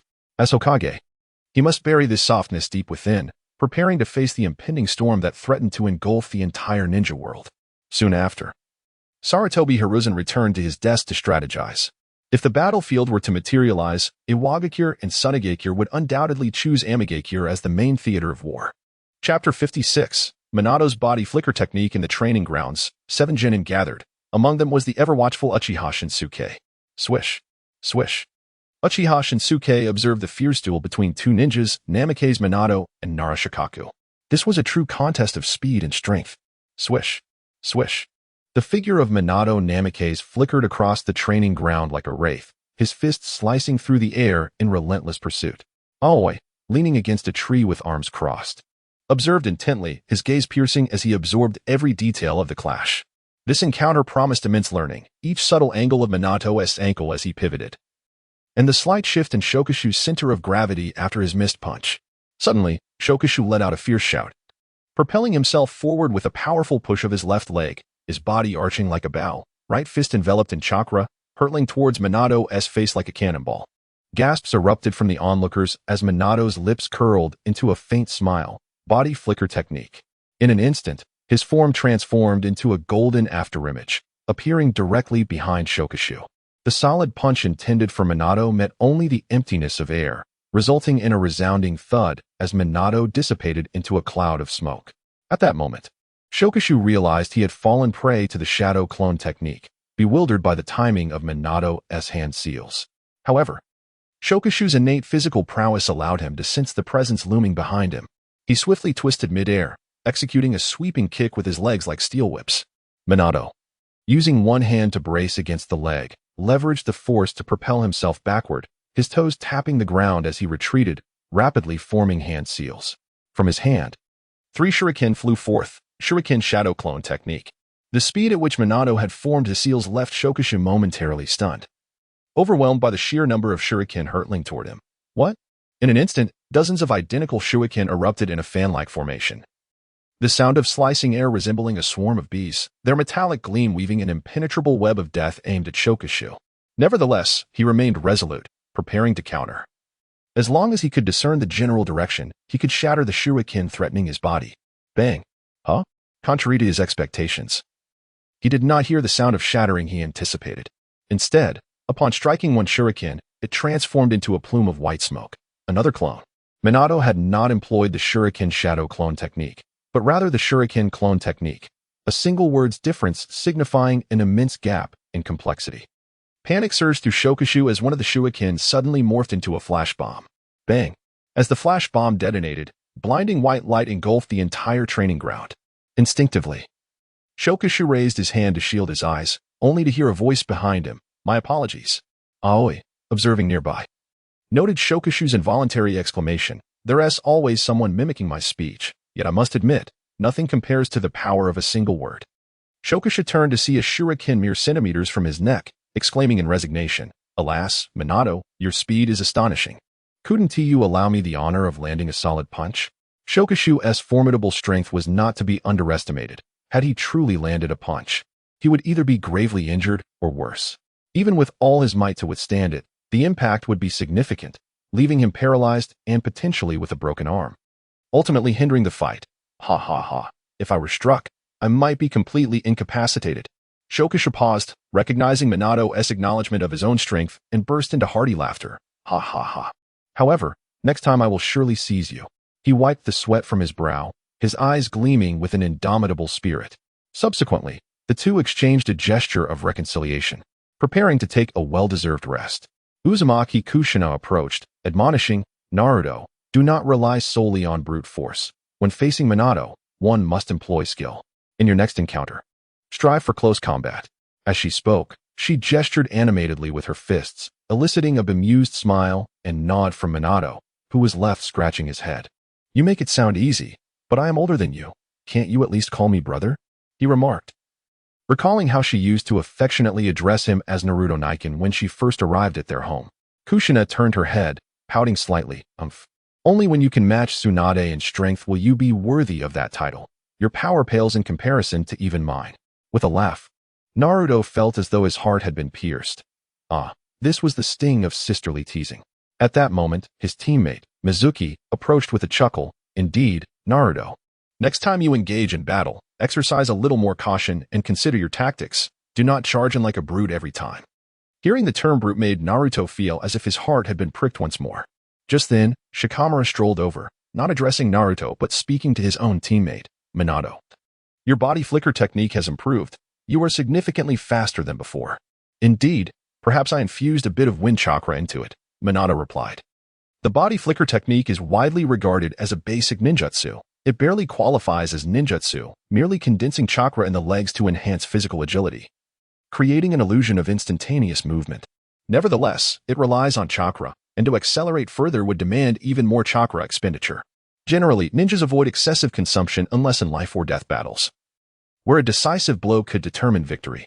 Not everyone possesses the vast reserves of chakra like Naruto, enabling continuous instantaneous movement at blinding speeds without concern for depletion. Another method is the Edo Tensei technique, which allows for limitless usage without fatigue.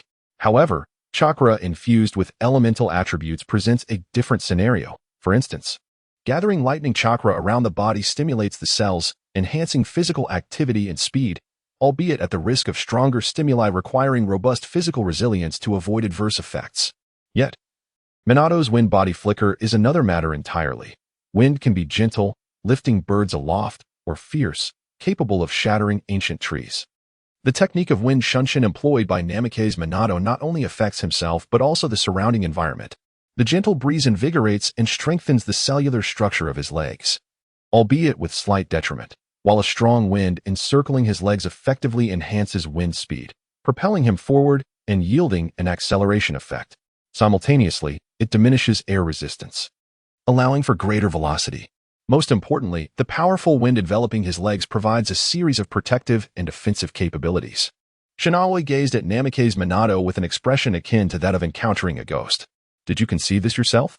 In truth, it was not entirely his own innovation. Rather, it was inspired by his mentor, Jiraiya, who had mentioned that the Hidden Cloud Village possessed a technique similar to Raijin Shunshin. However, Minato lacked lightning chakra. Although it could be cultivated through effort, it could not yield immediate combat effectiveness. Consequently, he abandoned that notion, opting to experiment with his wind affinity. As wind similarly possesses an accelerating effect, does it not? Chapter 57, Rasengan. Upon hearing Minato's insights on the development of his technique, it became evident that the Rasengan was merely the tip of the iceberg, certainly not the only remarkable skill at his disposal. Was he on the verge of mastering the nature transformation of wind? While it sounded deceptively simple, Minato effortlessly demonstrated it. Yet, only Shinaoi, who was dedicated to studying nature transformation, understood the profound difficulty involved. If such transformations were indeed so straightforward, Aoi would not still be struggling to wrap his arms in earth from underground, unable to encompass his entire body. As for Chidori, Aoi had nearly resolved to abandon the pursuit of developing it like Sasuke, especially as he lacked the Sharingan.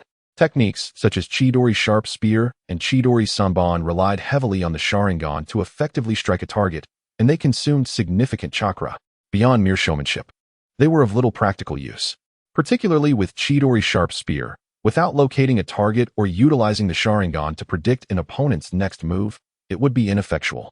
Not everyone presents themselves as an easy target, vulnerable while resting in bed. Orochimaru remarked. Then there is the lightning release, Kirin. Throughout the 720 episodes of Naruto, this high-level jutsu has only been showcased twice, requiring extensive preparation and stringent conditions. Setting aside the fact that Aoi lacks fire chakra, the time wasted on post-training is considerable. One cannot afford to stand idly by, allowing enemies to watch as one ineffectively spews fire into the sky. Enemies are not fools. They would seize the opportunity to strike. As for the Kirin in Boruto, Aoi scoffed. Please, is that truly a Kirin? What kind of Kirin resembles that? Lacking exceptional dynamic vision. Aoi's intended development of lightning nature transformation should resemble Kakashi's subsequent Raikiri, which possesses broad control, paralysis, and formidable lethality. In fact, one could emulate the Hidden Cloud Village and create a wind release, wind armor. However, the challenge would be immense, given the absence of prior experience. Moreover, the lightning armor of the Hidden Cloud has historically been accessible only to the Raikage, indicating that the conditions for learning are exceedingly demanding. After all, the lightning attribute envelopes the entire body. Without sufficient physical strength, one would inevitably face adverse effects. At present, it is a time of respite. Apart from a Kimichi Yashimaru and a Kimichi Tab, who are engaged in a competitive feast, the others are either engaged in casual conversations or savoring their meals. Only Asaka SG and Minato Namikaze are earnestly deliberating on the application of techniques. I, too, have been pondering this matter. However, at this stage, I can only condense wind-release chakra in my legs. The chakra required to envelop my entire body is quite substantial. Though Minato possesses a significantly greater chakra reserve than the average individual, it is still not to be squandered. If one were to concentrate wind-release chakra throughout their body, not only would it lead to waste, but the average person would be unable to keep pace with his speed, let alone strike him. Moreover, the defensive capabilities of wind release are not particularly robust. Even when condensed at the surface of the body, it does not provide adequate protection. What do you intend to do? You currently possess speed techniques and strategies, yet you lack that one decisive move. That is not entirely accurate. I am in the process of saving up to commission a specially crafted kunai made from chakra metal. Regular kunai have poor chakra conductivity, making it challenging to attach the nature transformation of wind release. The lethality of wind release is formidable, and when affixed to a weapon, it can greatly enhance both cutting strength and the ability to shatter. Asaka SG astutely articulated the crux of the matter. However, chakra metal is quite expensive. In response, Minato could only manage a wry smile. Despite previously being financially constrained, he had not felt the weight of it too heavily, for he believed that although life was modest, it was not dire. He had sufficient food and drink, and occasionally took on odd jobs, allowing him to save enough for a new set of clothing each month. However, it was only after becoming a ninja that Minato truly recognized the importance of money. Without funds, The expenses for explosive tags, ninja tools, shuriken, and kunai prior to missions constitute a significant financial burden. Even the rewards from completed missions would merely suffice for the preparations for the next endeavor. Not to mention the astronomical cost of a kunai made from chakra metal, when he inquired about the price from his mentor Jiraiya. It appeared as an astronomical figure for him at that moment. Given his continuous undertaking of high-level missions, Minato felt he would never be able to afford it. In fact, Asaka SG secretly contemplated, why not seize the opportunity to win over Uzumaki Kushina? With her modest wealth, acquiring a simple kunai made from chakra metal would be a trivial matter. However, despite this thought lingering on the tip of his tongue, Asaka SG hesitated to voice it. I have a technique that could potentially resolve your current dilemma. Upon hearing this, Minato's previously dim expression was suddenly illuminated. His golden hair aglow, making Asaka SG almost squint. What? What is it? A ninjutsu of my own creation. Minato's mouth fell agape, his eyes wide with astonishment as he gazed at Asaka SG. No seal? Ninjutsu. The typically unassuming Asaka SG was someone Minato had never imagined would clandestinely create a ninjutsu without seals. The mere act of creating a ninjutsu is astonishing enough. To have developed a no-seal technique is truly remarkable. Shallow Blue Commander whispered furtively. Moreover, this technique possesses no attributes at all. The revelation elicited an exclamation from Minato Namikaze, drawing the attention of those around them. Shallow Blue Commander was taken aback by such a significant reaction. After all, there are very few attribute-less ninjutsu techniques in the entire ninja world. It was only natural for everyone to be astonished, noticing the gazes of the crowd. Shallow Blue Commander quickly waved his hands and clarified, "It's nothing, nothing at all. I merely shared a rather audacious idea with him." The others, upon hearing this, did not dwell on it too much, for even if they were to join the conversation, the discourse between the two was not easily comprehensible. It was all profound understanding. Despite being contemporaries, how could these two be so exceptional?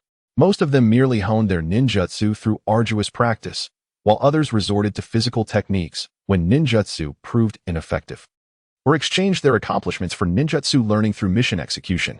Yet here were these two, engrossed in devising their own creations, relying on what was readily available, unwilling to learn what they could excel at.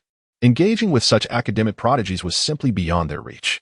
Shallow Blue Commander surreptitiously shared training techniques, detailing how to rotate and suggesting they first find a water sphere, progressing through phases 1, 2, and 3. Minato Namikaze, being the original creator of the Rasengan, swiftly grasped the principles after a brief explanation. The remainder lay in practice. What shall we call this technique? He inquired. Rasengan, replied Shallow Blue Commander. Rasengan?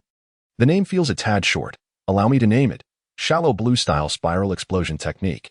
I believe Rasengan suffices quite well, Minato responded, feeling at a loss for how to express his gratitude, for such a ninjutsu was undoubtedly of a high caliber. But, Commander, why did you share this with me alone? Who said I only told you? I already informed East Pole, but he deemed it too bothersome and preferred to practice his own techniques instead. Well, nonetheless, I am truly thankful. Once I earn some money from missions, I must find a way to repay you. Shallow Blue Commander patted Minato on the shoulder, reassuring him. Rest assured, I will always keep that opportunity open for you. Just wait until you become Hokage. Chapter 58, Confessions After a Week of Rest. The first 3 days were spent in the training grounds, engaging in mutual exchanges, while the latter 3 days saw everyone returning home to commence their respective training regiments. After all, aside from Shallow Blue Commander and Minato Namikaze, each individual had their own clan, which had established training plans and new skills to acquire.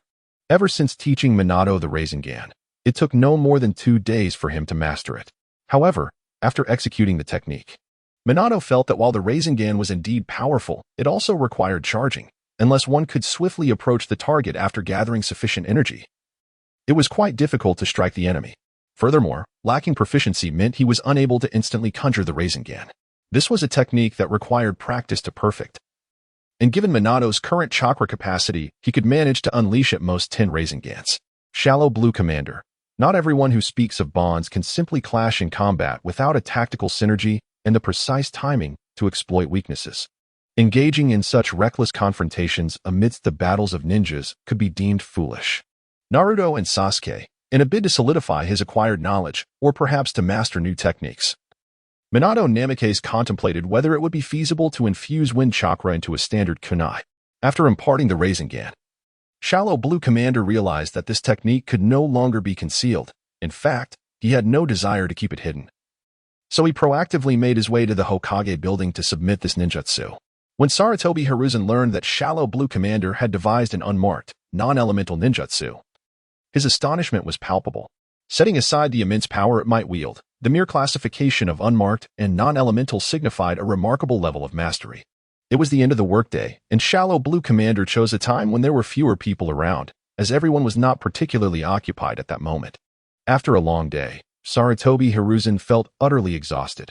However, upon hearing such delightful news, his fatigue was instantly replaced with joy, and he could not help but praise Shallow Blue Commander. Good child, haven't you eaten yet? Ah, I appreciate your kind words, Hokage-sama. I'm merely doing what I can for the village. Shallow Blue Commander offered the customary pleasantries, having experienced the corporate world in a previous life. I haven't eaten yet. I'll head home for a meal shortly. Sarutobi Hiruzen looked at him with satisfaction, recognizing that the saplings of Kenoha were flourishing. The growth of these prodigies validated that all his efforts were not in vain. Discreetly stowing away the crystal ball, he changed into his casual attire and waved his hand. Let us go directly to my home for dinner. Shallow Blue Commander was momentarily taken aback, instinctively wanting to decline. Yet he could not resist the warmth radiating from Sarutobi Hiruzen's eyes. Hiruzen swiftly folded the Hokage's robes and hat, placing them neatly in the wardrobe, donned his wooden sandals, and approached Shallow Blue Commander, patting his shoulder before heading towards the door. The sound of his wooden sandals striking the stone floor resonated with a lively rhythm. Though my wife's craftsmanship may not rival that of your mother, it is still quite commendable. His wife, Bawako Sarutobi, had made few appearances in the original Naruto series, and Shallow Blue Commander knew little about her. The only notable instance was during Kushina Izumaki's childbirth when she tragically fell victim to Obito's machinations, despite her amiable nature. As Hokage, Sarutobi Hiruzen remained one of the mightiest ninjas in the current ninja world. Though his words were casual, the authority he exuded rendered it impossible for Shallow Blue Commander to refuse. Thus, he followed in Hiruzen's footsteps, traversing the corridors of the Hokage building. As the twilight painted the sky in hues of orange and yellow, Shallow Blue Commander noticed Hiruzen deliberately slowing his pace, occasionally pausing to gesture at the large tree outside the window, its branches and leaves extending inside. As Hiruzen caressed the leaves that had encroached upon the window, he inquired, "May I call you Commander?" His words carried the gentle musings of a senior, easing the previously tense atmosphere. As if embodying an ordinary uncle, Sarutobi Hiruzen's demeanor was exceedingly gentle. Bathed in the warm glow of the setting sun, Shanchao Zongxi felt an unparalleled comfort in his presence. To be candid, Shanchao Zongxi seldom encountered Sarutobi Hiruzen, let alone in such a congenial state. The imposing aura felt earlier seemed like a mere illusion. Now, he exuded the charm of a kindly neighborly figure. Of course, he replied, this tree may very well be older than you. I planted it myself before I became Hokage. It has borne witness to my gradual ascent as Hokage. Sarutobi Hiruzen's fingers caressed the intricate veins of the leaves, the sunset casting a golden hue upon his visage. When I first took on the Hokage mantle, this tree was no thicker than my wrist. I often watched it sway precariously in the wind from my window, always fearing it would not survive. He chuckled softly, a sound imbued with the weight of years gone by. In time, I experienced much. My mentor, the second Hokage, Tobirama Senju, imparted countless lessons. He spoke of the time when he and I were pursued by a formidable force of approximately 20 adversaries known as the Kinkaku Brigade, to safeguard the future of Kenoha. We resolved that one among us would act as bait to draw the enemy away. Jindo, paralyzed by fear, refrained from volunteering, while I stepped forward with determination. Ultimately, Tobirama chose to assume the role of bait himself. Before departing, he named me as his successor, the third Hokage, and tragically perished while covering the retreat of his subordinates. Upon hearing this, Sarutobi Hiruzen fell silent, clearly pained by the recollection of past sorrows. Shanchao Zongxi listened intently, allowing Hiruzen to continue. Truth be told, I was terrified and anxious at that time. When we returned to find Tobirama, he had, alas, his departure was so abrupt, none of us anticipated it. My ascension to Hokage was not unanimously embraced. It was not merely a matter of the previous Hokage's endorsement. A plethora of intricate procedures ensued, support from the populace, votes from the ninjas, and the endorsement of the daimyo of the Fire Country, among many other requirements. The path was fraught with challenges. And following the conclusion of the First Shinobi World War, it took 2 to 3 years of relentless effort from Sarutobi Hiruzen and his colleagues to achieve peace. Consequently, it took an additional 1 to 2 years to garner the necessary support to officially assume the role of Hokage.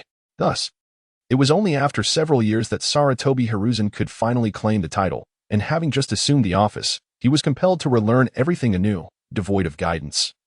As his mentor's absence left a significant void, those who assisted him were also novices in their roles. While one could label Sarutobi Hiruzen as conservative or rigid, it would be unjust to deem him inept. Under the circumstances of gradual exploration and learning, his ability to elevate Kenoha to its current stature is a testament to his considerable competence. Chapter 59. Visiting the Sarutobi household. I apologize for sharing so much. I nearly lost track of time for our meal. Upon exiting the Hokage building, the sun was on the verge of disappearing, and the moon began to make its hesitant appearance.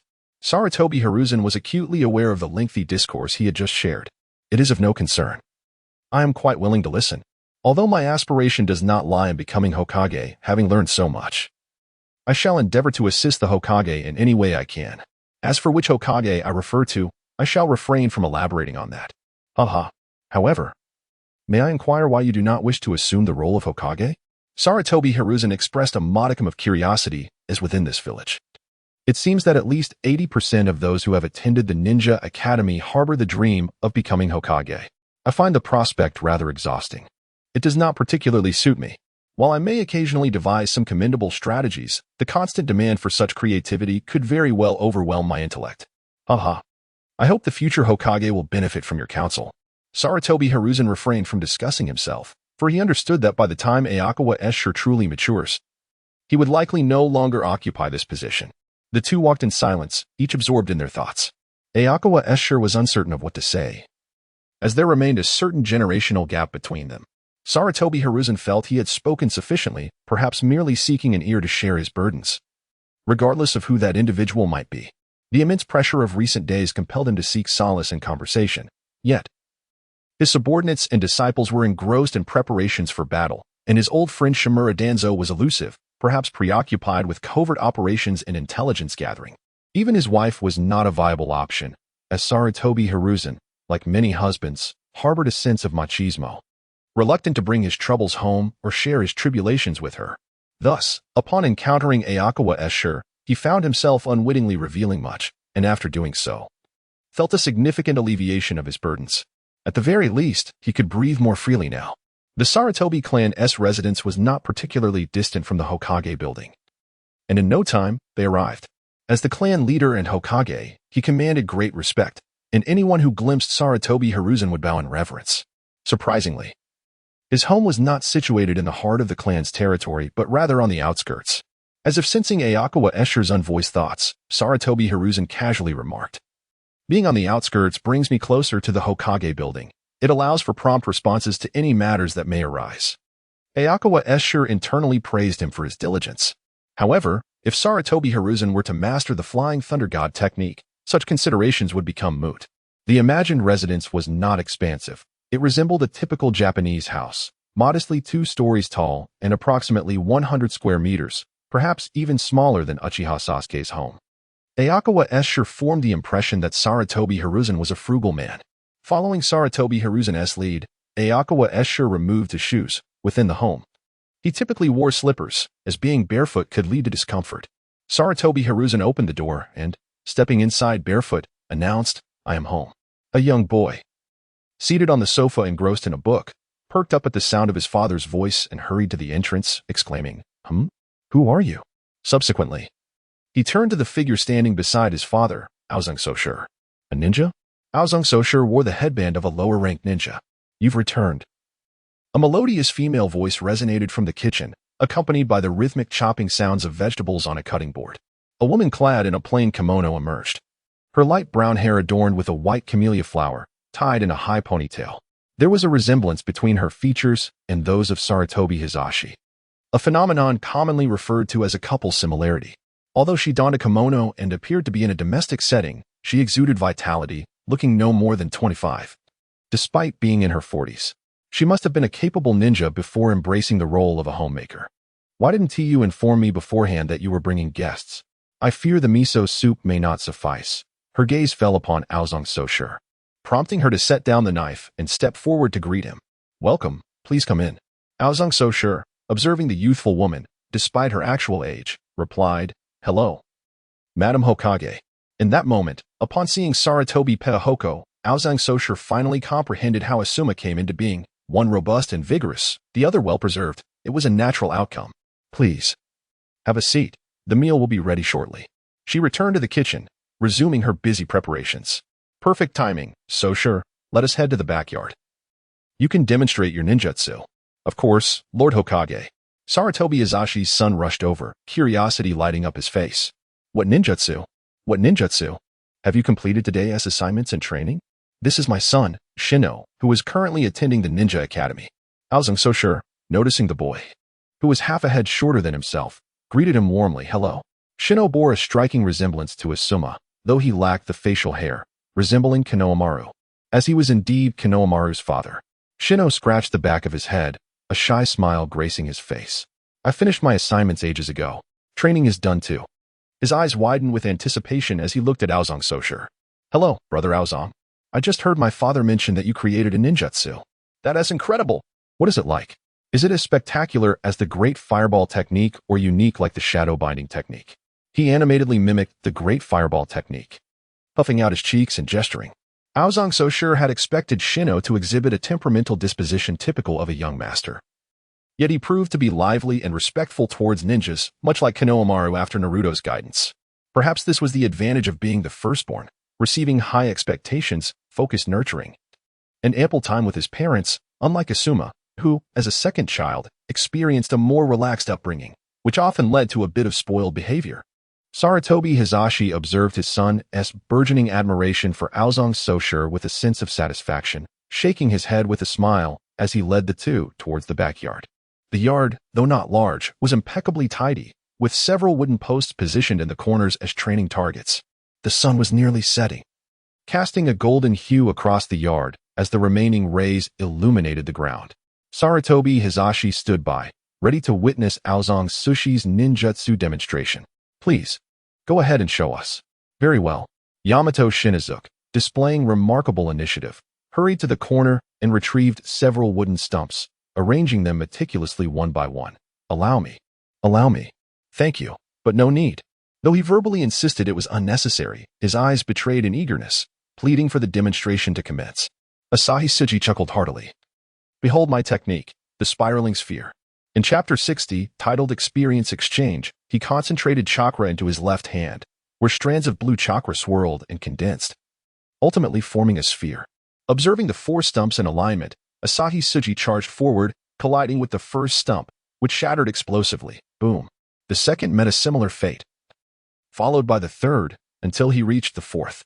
By then, his spiraling sphere was on the verge of dissipating, leaving merely a small crater on the last stump.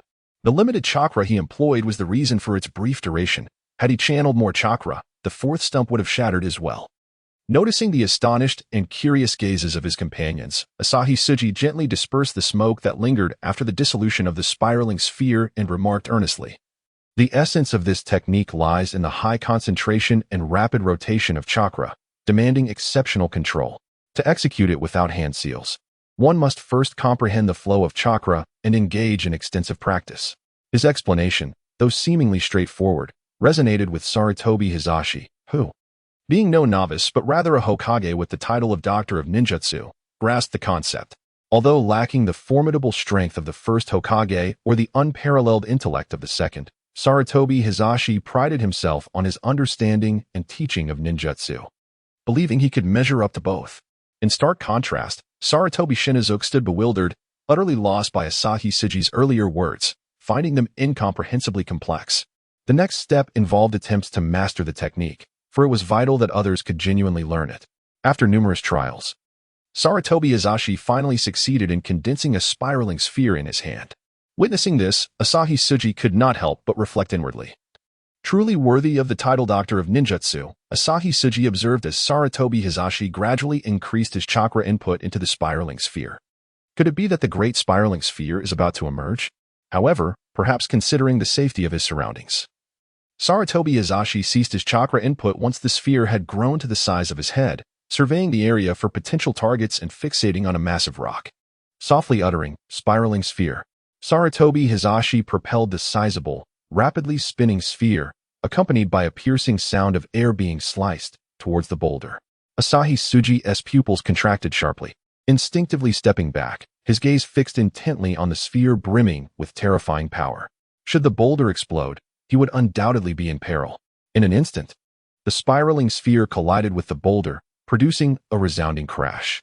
A brilliant white light erupted forth, and a powerful shockwave radiated from the impact point, sending clouds of dust and debris flying in all directions. Fortunately, I had distanced myself in advance, yet flying debris still posed a threat. The esteemed Saratobi Asuma raised his hand to shield himself from the onslaught of gravel, squinting through the swirling dust in an attempt to discern the aftermath of the impact. Truly, he resembled the grandfather of Kenomaru. The resemblance between the two was uncanny, as the power of this Rasengan approached that of Kenomaru himself. Though no larger than a human head, the destruction it wrought was beyond imagination. As the dust gradually settled, the sight before him left him utterly astounded. The colossal boulder, which once stood as high as 2 men, had vanished, replaced by a gaping crater nearly a meter deep, its edges jagged and uneven. The walls of the pit bore the spiral patterns left by the Rasengan's rapid spin, and the base was a chaotic mixture of shattered stones and earth. Resembling a site where a bomb had detonated, its force exceeded that of an explosive tag. Having witnessed such an effect, Saratobi Asuma was not particularly surprised. Rather, it fell well within his expectations. In truth, he had initially intended to amplify the Rasengan's size. But he discovered that extreme compression and expansion yielded comparable destructive power, one being more penetrating, while the other was more suited for group combat. As he stroked his small beard, he pondered meticulously. If a name were to be assigned, the enlarged version of the Rasengan could aptly be called the Utama Rasengan. What do you think? Certainly, that is its original name, Asuma replied, still in awe. Is it true that the techniques of the Saratobi clan differ from others? Everyone employs similar moves. Yet your clan's techniques possess a strength and flair that surpasses the rest. Had he not been familiar with the original tale? Asuma might have questioned whether the Saratobi clan possessed a bloodline limit that augmented their jutsu's potency, along with an abundance of chakra. At the very least, he had never witnessed Saratobi Asuma running low on chakra, with arms crossed and a satisfied smile gracing his face. Saratobi Asuma then contemplated for a moment before turning to Asuma, his tone laced with certainty. Asuma, the power of this Utama Rasengan is already considerable. However, it is far from its limit. Initially, Asuma had intended to express how reminiscent this Rasengan felt of the tailed beast bomb. As someone who had participated in wars, he was acutely aware of the formidable nature of the tailed beast bomb, recognizing a striking similarity between the two techniques. Ultimately, however, he attributed this notion to the musings of a genius, for sometimes the thoughts of prodigies elude the understanding of ordinary minds. Innovation and creativity are but natural for them. Asuma clicked his tongue. Indeed, this technique was not yet complete. After all, it was merely pure chakra, devoid of elemental infusion. This meant that any attribute could be incorporated, provided one had the capability to do so. In an instant, Saratobi Asuma began to explore his ideas further. The Rasengan held vast potential for enhancement, as it was an attribute-less jutsu. If elemental changes could be integrated, he could scarcely fathom the implications. The sheer power of an attribute-less technique was already formidable. Envisioning the cutting force of wind release, the intense heat of fire release, or the destructive power of lightning release was beyond his wildest dreams. Saratobi Hizashi dared not ponder further. If attribute changes were integrated, each technique could be deemed a formidable ninjutsu. Meanwhile, Saratobi Shino had been silent for quite some time. Perhaps the author had forgotten him. A humorous thought indeed. After witnessing the power of the Rasengan, whether executed by his father or by Asaka Tsuji, all he felt was admiration and longing. Since the moment he beheld their Rasengan, Shino's mouth had been agape. Caught between astonishment and aspiration, he too yearned to become a ninja of their caliber. However, at this moment, neither Saratobi Hizashi nor Asaka Tsuji paid special attention to Shino, for the lad was engrossed in his own self-directed theatrics, alternating between surprise and yearning before igniting his own fervor. He began to motivate himself, proclaiming, "I will catch up to both of you. I shall become an even more powerful ninja," and thus commenced his rigorous training. Chapter 61. Ninjutsu instruction. The process unfolded smoothly. As Asaka Tsuji's Rasengan, a technique of exceptional caliber, was imparted to Sarutobi Hisashi, who duly incorporated it into the sealing tome. Henceforth, anyone wishing to learn could exchange it through merit. So, what ninjutsu do you desire? Asaka Tsuji found himself momentarily taken aback. Indeed, you have provided a ninjutsu, which counts as merit.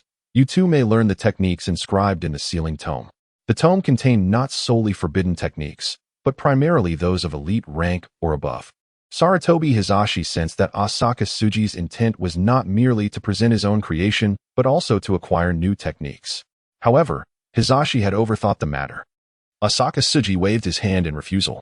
No, Lord Hokage, the triple seal that you entrusted to Orochimaru sensei has already far surpassed the value of this ninjutsu. Asaka Tsuji's submission of the Rasengan was a gesture of gratitude. Although it was Orochimaru who requested it, the true beneficiary was still Asaka Tsuji, who had mastered the triple seal. Given the learning difficulty and potency of the triple seal, it could be classified as elite sealing art.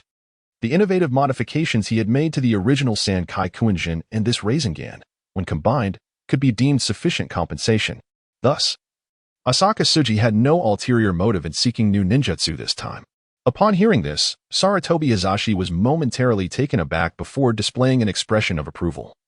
Feeling gratified that such an outstanding junior in the village understood the importance of contributing to their community, Asaka Tsuji rubbed his nose, slightly embarrassed. However, Lord Hokage, as a renowned scholar of the ninja world, there are still certain techniques where your guidance would be invaluable. Ha, not at all. Should you encounter any difficulties, feel free to ask, and I shall do my utmost to assist you. Asaka Tsuji then shared his newfound insights regarding sealing techniques. Recently, I have encountered a bottleneck in my sealing art, yet I have conceived a new approach, a method for creating simpler and more efficient characters. During a mid-discussion, Aoyama SG demonstrated a concept using English letters, which astounded Sarutobi Hisashi, who found the idea to be both innovative and creative. Indeed, others have ventured down this path before, but it is quite time-consuming, and few pursue the art of sealing to such depths. After all, when faced with an adversary, the instinct is to eliminate the threat rather than to seal it away. If one cannot become an effective force of destruction, few would dedicate themselves to this discipline. Previously, I too attempted to create new characters, but the challenge proved greater than I anticipated. It is essential to find suitable new characters that can seamlessly integrate with the older ones, ensuring that both stroke and fluidity meet the required standards. The clan most accomplished in sealing techniques is undoubtedly the Uzumaki clan. Aoyama SG continued, have you heard of the Uzumaki clan? You might not know that Kushina was a member of this clan, yet, tragically, it was ultimately annihilated. He lamented the fate of the Uzumaki clan, expressing both sorrow and regret. The clan was renowned for their mastery of sealing techniques, and Mito was particularly proficient in this regard. When the name of Mito Uzumaki was mentioned, Sarutobi Hisashi's gaze reflected a sense of loss and the inevitability of time. Mito was aging, and he feared that in a few years, she would no longer be with him. Moreover, he was apprehensive, knowing that Mito was a Jinchuriki, harboring the nine tails within her. If she were to pass away, who would be capable of sealing the beast? As for Uzumaki Kushina, Sarutobi Hisashi had initially welcomed her arrival in the village, recognizing her as a pitiable child. However, as time progressed, he understood her true purpose and Mito's heartfelt intentions to select Kushina as the next Jinchuriki after Mito's departure. Sarutobi Hisashi sighed, feeling a sense of indebtedness towards Kushina. Consequently, he indulged her in every matter, despite Mito's advice against excessive favoritism. He could not bring himself to assign Kushina to perilous missions, nor could he deny her choice of assignments in the medical and sealing teams. He even arranged for Tsunade to be her instructor, although they lived together. Approaching the subject with her would be an entirely different matter. As if sensing Hisashi's contemplations, Aoyama SG stood silently beside him, offering no interruption. Once Sarutobi Hisashi had gathered his thoughts, their conversation resumed.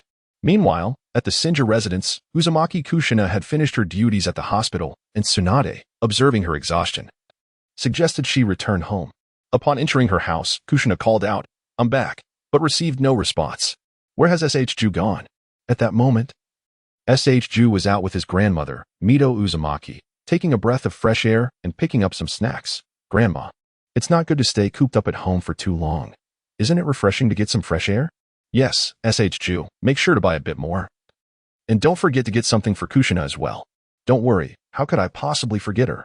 Kushina Izumaki entered the backyard, then made her way to the living room, finding it empty. Have they all gone out? I'm back. Is anyone here? Upon opening the kitchen door, Kushina exclaimed. In truth, I have conducted some research on the sealing techniques of the Uzumaki clan, which were initially lent to me for reference by Lord Mito. I must say, they are quite impressive. No wonder the Uzumaki clan is renowned for their sealing arts. The instantaneous activation and structure of the curse marks are remarkably straightforward, and the resulting effects are formidable. Moreover, there exist numerous sealing techniques with significant destructive power, albeit with unknown side effects. Itsuka Watusher found himself somewhat captivated. After all, the instantaneous sealing technique was something he greatly coveted. To achieve such instantaneous sealing, one must not only be adept and possess a profound understanding, but also simplify the steps involved. The mere act of simplifying these steps is already quite a daunting task, and that is precisely what Itsuka Watusher was currently engaged in. Although he was tempted to inquire further, he recognized that Sarutobi Hizashi had not yet finished his explanation. No technique is devoid of drawbacks. If there were none, would it not be possible for anyone to dominate through sealing arts? However, the primary drawback lies in the necessity of possessing a substantial amount of chakra to construct the sealing technique. Whether in its application or in the reinforcement post-usage, a considerable amount of chakra is required, rendering the sealing technique rather simplistic. With even a modicum of preparation, one could potentially unravel the sealing technique prematurely. Perhaps this was something the Uzumaki clan had not initially considered, given their innate abundance of chakra. Now I see, Itsuka Watusher mused. It is no wonder that, aside from Kushina Izumaki, only Namikaze Minato and, at most, Sarutobi Hizashi are seen utilizing the sealing techniques of the Uzumaki clan in the original narrative. While they may be easy to learn, their execution proves to be exceedingly challenging. Sealing an individual consumes a significant portion of one's chakra. How can one possibly manage this? Nevertheless, after studying the techniques, Minato did optimize them, relying on his own innovations. When sealing the Nine Tails for his son, he fortified the seal not by expending his own chakra, but by absorbing the chakra of the Nine Tails for reinforcement. Chapter 62, The Moonlit Embrace of Death, Part 1. Next came the time for dinner. Itsuka Watusher, Sarutobi Hizashi, and others gathered around the table. I shall begin. After the meal, Itsuka Watusher and Sarutobi Hizashi returned to the backyard, observing Sarutobi Shinizuke, who was diligently training, without intervening, as they continued to discuss their understanding of sealing techniques. In truth, sealing techniques, though varied in application, remain fundamentally rooted in their essence. The myriad effects are ultimately derived from the sealing formulas and characters. Whether through curse marks or scrolls, comprehension of the written formulas is essential. Herein lies some of my understanding of the foundational techniques of the Uzumaki clan, alongside some of my own conceptualized sealing arts. However, I currently lack the time to delve into these new ideas, so it would be better to entrust them to you. The basic sealing techniques of the Uzumaki clan yield effects akin to some of Kenoha's foundational techniques, albeit constructed differently. You may take this back for reference. From the voluminous folds of his robe, Sarutobi Hizashi produced an ancient notebook. How can this be? As gazed upon the time-worn notebook, its cover yellowed with age and each page adorned with numerous labels, the overall neatness remained unimpaired. It was evident that it had taken great care of it, as there were no creases left after each writing session. Gently placed the notebook into his hands, his calloused palm patting the young man's shoulder. Perhaps these hands are meant to grasp a pipe and a cane rather than a pen, he mused, for age has dulled my mind's clarity. Observe the perspiring under the moonlight, a gentle gleam surfacing in his eyes. The future of Kenoha requires fresh blood. Your ability to create techniques such as the Rasengan and the Sanjike Rin may yield delightful surprises in the realm of ninjutsu. In the world of shinobi, what holds the greatest value? Not the formidable ninja themselves, but the ninjutsu they conceive. Knowledge of ninjutsu is paramount, as it is the foundation for the continuous emergence of new shinobi. Lacking such knowledge leads to stagnation, much like the initial wandering trio of Nagato, who, under Jiraiya's tutelage, evolved into the infamous Akatsuki. Thank you, Hokage-sama, exclaimed, shook his head gently. No need for thanks. My only wish is for you to strengthen your abilities, so that when danger arises, you can protect yourselves and others. Nodded in understanding. After speaking, turned his gaze towards the moon, earnestly wishing for these lower-ranked shinobi to grow stronger. Whenever he organized teams, aside from special circumstances, endeavored to allocate members based on their individual strengths for better cooperation. As war loomed on the horizon, With war comes sacrifice. Even those children currently training to become J-nin would be thrust into battle should the need arise. Glanced at his son, contemplating that early graduation would necessitate his presence on the battlefield. It was imperative that only shinobi, not civilians, face the horrors of war. Sai, at that moment, yearned to return home to immerse himself in books, for while school felt tedious, the pursuit of new knowledge was a thrilling endeavor. Suddenly, a shadow leapt over the wall of his residence, swiftly materializing before, kneeling on one knee. Hokage-sama, upon observing the individual's attire, deduced that they belonged to the Umbu. The Umbu's voice trembled slightly, beads of sweat adorning their forehead, indicating an urgent report. Discerning the Umbu's distress, inquired, "What is it? What has happened?" The Umbu cast a glance at, who understood the need to depart. However, raised a hand to halt him. "It's fine, special circumstances warrant special treatment. As long as this remains confidential.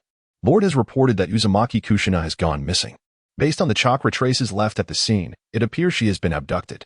Both gasped in unison. "What?" Exclaimed, "Could it be that she was captured today? This should not be the case. With Lady Mito present. Who could possibly abduct someone right under her nose?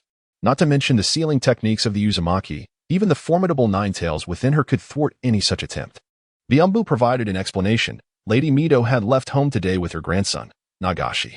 Understanding this, Sarutobi Hiruzen swiftly commanded the mobilization of all Umbu teams to search in 4 distinct directions, certain that the culprits were ninjas from another village. The 4 directions corresponded to the other 4 ninja villages. Any intruders would inevitably traverse the borders, and if they reached that location, they could retrieve the abducted individual. Based on the timeline of the disappearance, they should be able to catch up if they exerted maximum effort. Although he was aware of the original plot, one could never be too cautious. Uzumaki Kushina could be considered a friend. And Aoi Escher sought permission from Sarutobi Hiruzen to join the search. "I wish to accompany you." Hiruzen did not decline. Every additional ally would bolster their efforts. Very well. Upon arriving at the village gate, Aoi Escher spotted a familiar face. Nagashi? The latter's expression was etched with anxiety and regret as he muttered, "It's all my fault, all my fault. If only I hadn't urged Grandma to." Beside him, Tsunade appeared somewhat vexed, lamenting that she should have returned with Mito. However, now was not the time for such thoughts. She patted Nagashi on the shoulder, urging, rather than dwell on regrets, "We must act swiftly." Umbu teams began to assemble one after another, preparing to strategize their pursuit. Aoi Escher followed the Umbu that had just conveyed the message to the vehicle entrance. Catching Nagashi's attention. Dressed uniformly in masks and Umbu attire, Aoi Escher stood out as the relatively shorter figure. "Escher? What brings you here?" "I was visiting the Hokage, and then I received this news." "What is the situation?" According to Grandma's perception, 3 individuals abducted Kushina. As for their strength, that remains uncertain. But they must be at least Ch-nin level. Those infiltrating other villages as spies would not employ low-level genin, nor would they assign high-ranking J-nin. Only Ch-nin, who possess experience and caution, are suitable for such roles. It is imperative for spies to remain inconspicuous, neither revealing their strength nor exhibiting excessive chakra. An Umbu, wearing a fox mask and sporting white hair, surveyed the gathered members. "Is everyone assembled?" "All present. Form teams of 3 and disperse in the 4 directions. Upon locating the adversaries, signal immediately." "Understood." The Umbu moved with remarkable speed. Before Aoi Escher and Nagashi could fully comprehend the situation, they found themselves alone. "Choose your direction, but do not follow me." Tsunade, fully aware of the Umbu's prowess, glanced at the 2 and resolved to split up, believing that 3 individuals pursuing different paths would increase their chances. Within mere seconds, Tsunade had vanished from sight. So where do we go? Chapter 63. The Moonlit Embrace of Sisterly Retribution, Part 2. Do not rush. Let me contemplate. In times of urgency, it is crucial to maintain one's composure. Aozang SG began to reflect on the narrative of the original story, recalling how Namake's Minato had discerned the whereabouts of his target. At that moment, Minato was swiftly pursuing the abducted Uzumaki Kushina, guided by the strands of hair strewn upon the ground. Earlier that afternoon, Minato had intended to invite Kushina for a delightful ramen meal at the newly opened Ichiraku Ramen, having received several discount coupons upon its grand opening. His first stop was Kushina's home, but upon arriving and knocking at the door, he was met with silence, just as he began to assume she had yet to return. His keen eyes caught sight of the hair on the ground. One by one, he deduced from the strands that Kushina had been taken, leaving behind her crimson locks as a marker. Leaping onto a nearby tree, Minato deftly used a kunai to inscribe a signal. Convinced that the incident would soon be discovered and the Umbu would come to track her down, by leaving a distinct mark, he aimed to facilitate their reinforcements and ensure he wouldn't lose his way upon returning. Clutching the red hair tightly, he fervently prayed for Kushina's safety, quickening his pace as if surpassing his own limits. Meanwhile, Aozong SG crouched on the ground, attempting to uncover useful clues. Recalling that Kushina had likely shed some hair as a marker. Let me see, don't rush me, allow me to think, he murmured. However, after an extensive search, he found not a single strand. His companion, SH Key, growing increasingly anxious, approached SG with impatience. What are you looking for, SG? Are you searching for clues? SH Key exclaimed, his frustration evident as beads of sweat formed on his brow. But, if we can't find any clues, Kushina will be in danger. Even if we can't find anything, we must take action. Surely one of the 4 directions will lead us to her. Before he could finish, Aozong SG suddenly smote his thigh, rising with a spark of realization in his eyes.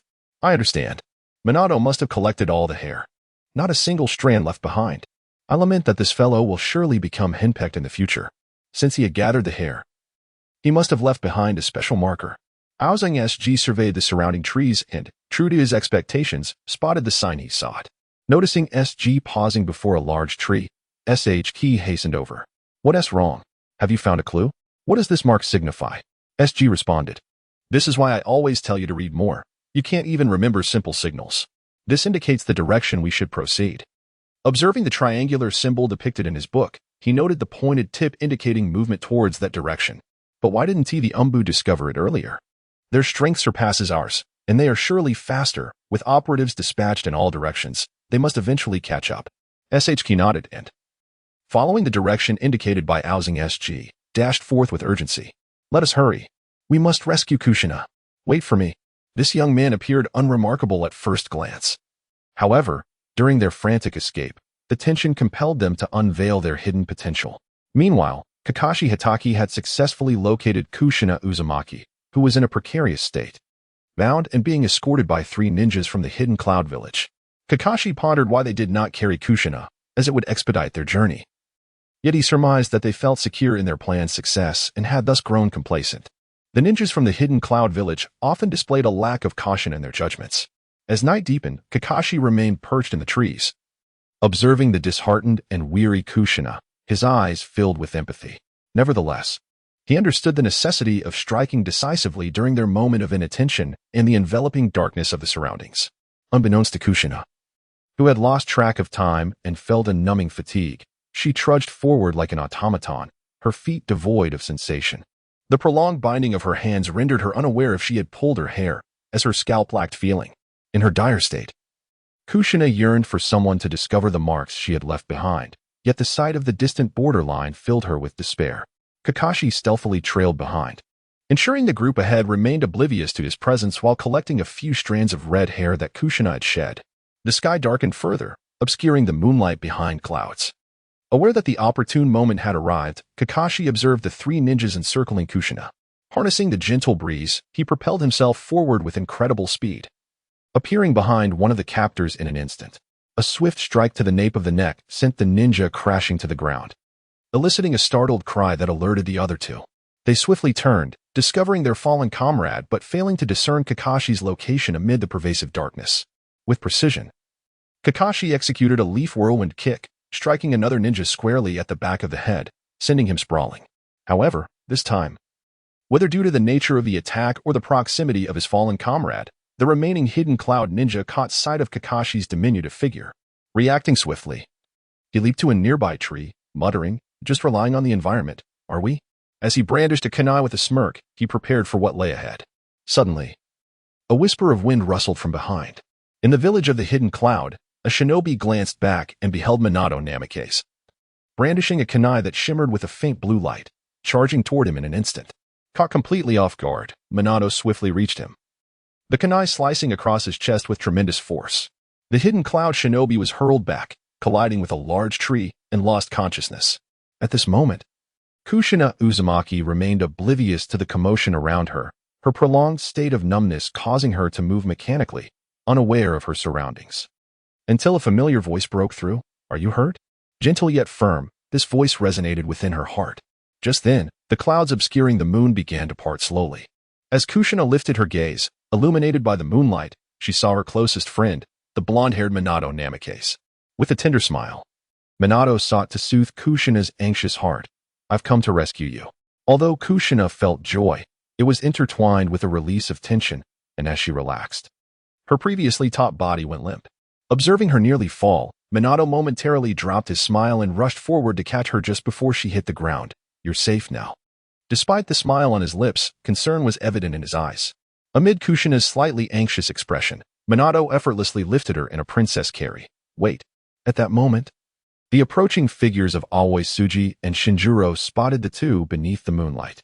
In reality, witnessing such a scene was entirely different from viewing it in an anime. Aoi was certain no girl could possibly resist such a romantic gesture. Is this the legendary ultimate technique for wooing women, the moonlit princess carry? Shinjuro lacked such eloquence, simply exclaiming in genuine admiration, what a beautiful scene. However, after his admiration, he sighed in relief. Thank goodness they're all right. That's truly a relief. Logically, the Umbu should have arrived sooner, so where were they? By the way, what about the Umbu? There they are. Aoi pointed towards the unconscious hidden cloud shinobi. Two dead and one unconscious, destined for interrogation. But why aren't they moving? If Minato can't handle this alone, wouldn't Kushina be in danger? Perhaps it was a test of Minato's abilities, or maybe the Umbu refrained from acting until the situation became dire. After all, the Umbu was called such for a reason. They preferred to keep their identities concealed. As always surmised, the Umbu had indeed caught up with the hidden cloud shinobi. But they also noticed Minato, who was stealthily tracking them. To avoid alarming the enemy and to observe how Minato would execute the rescue, they chose not to intervene immediately. This guy really knows how to show off, floating in the air for so long. Always squinted, placing his hands beside his eyes. Finally realizing why Minato could remain airborne for such an extended period, the wind chakra beneath his feet had yet to dissipate. Is this the innate skill of charming women? Where unconscious flirting proves to be the most captivating. Flirting? Are you implying that Watergate harbors feelings for my sister? Aozang Escher rolled his eyes. No, brother. You should know better. Such matters are understood tacitly by all. You can't truly be oblivious, can you? Ju chuckled awkwardly, attempting to dismiss the topic. What? How could I possibly be unaware? Aozang Escher gazed at Ju with an expression that suggested he might actually believe him. Meanwhile, the person in question, Namikaze Minato, was unconsciously uttering sweet nothings while twirling a strand of red hair. Such beautiful hair, which is why I always notice it. Yet I have never offered my assistance. Though he had previously explained during her last encounter with trouble, which girl wouldn't you wish for a hero to rescue her? For I am well aware of your strength, both physical and emotional. Feeling as though he could no longer linger in the air, Namikaze Minato sought a lofty tree as a place to land. However, this time it is a dispute between villages, unlike the petty squabbles of the past. So although he had rehearsed these words countless times in his mind, when it came to actually voicing them, there emerged a natural nonchalance that eased his tension. I do not wish to lose you. Uzumaki Kushina. Elated internally, yet she was acutely aware of her identity, even though I am an outsider. You have lived in Kenoha, thus you are a companion of Kenoha. Moreover, Ju, Lady Tsunade, they are all your family, are they not? And you have many companions, like Mikoto and the others. As Uzumaki Kushina absorbed these words, her heart raced, and her cheeks flushed with embarrassment. Meanwhile, Namikaze Minato squinted and smiled, though internally he felt quite nervous, recognizing this as a confession of sorts. However, since Kushina remained silent, he was left uncertain whether she agreed or not, merely continuing to smile. Ahem.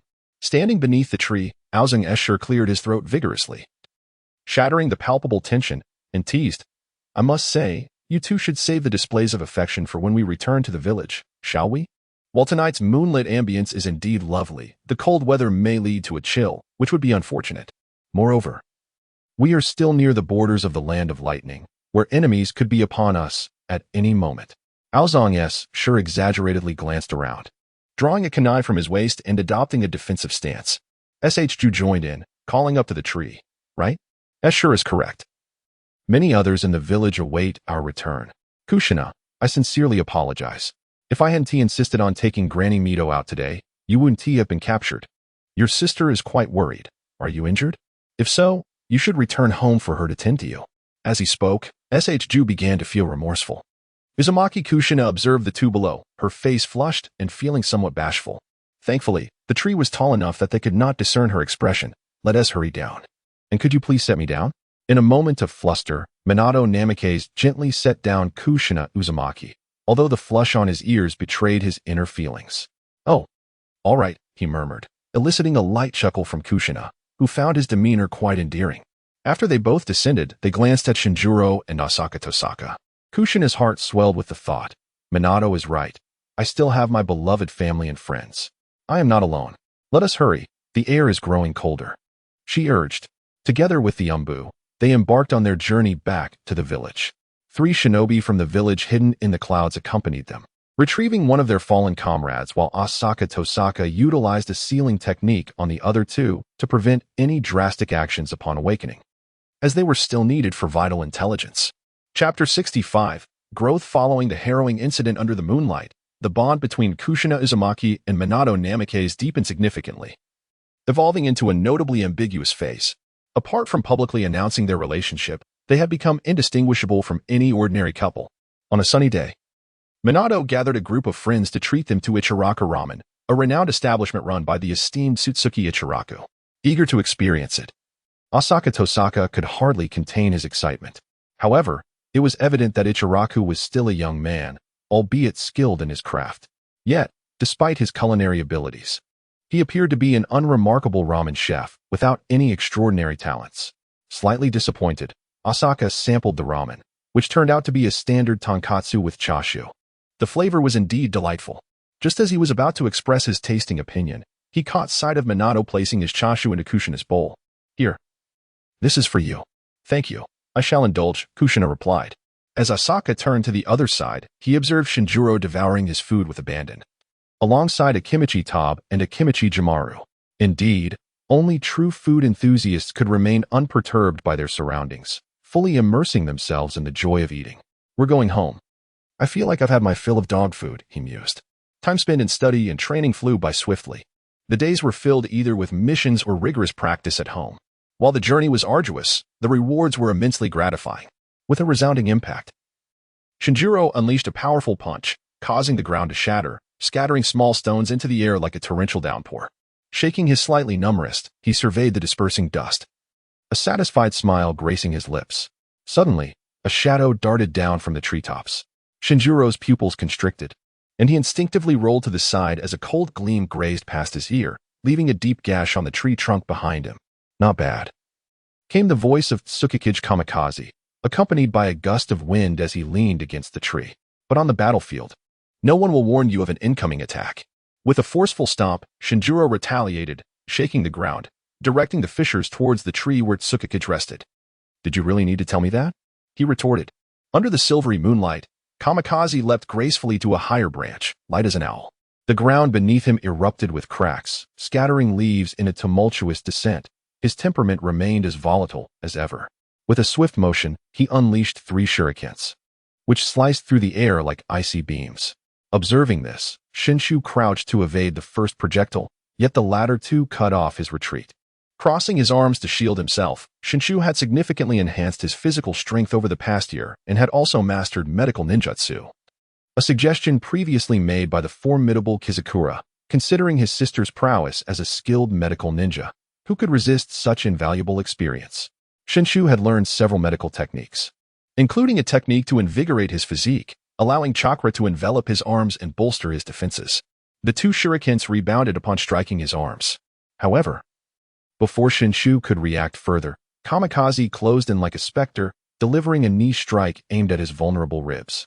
Mighty fist barrage, Shinshu roared, chakra surging like molten lava into his fists. A flurry of punches formed an impenetrable wall, colliding with Kamikaze's assault. The shockwave sent debris flying, creating a swirling vortex around the 2 combatants.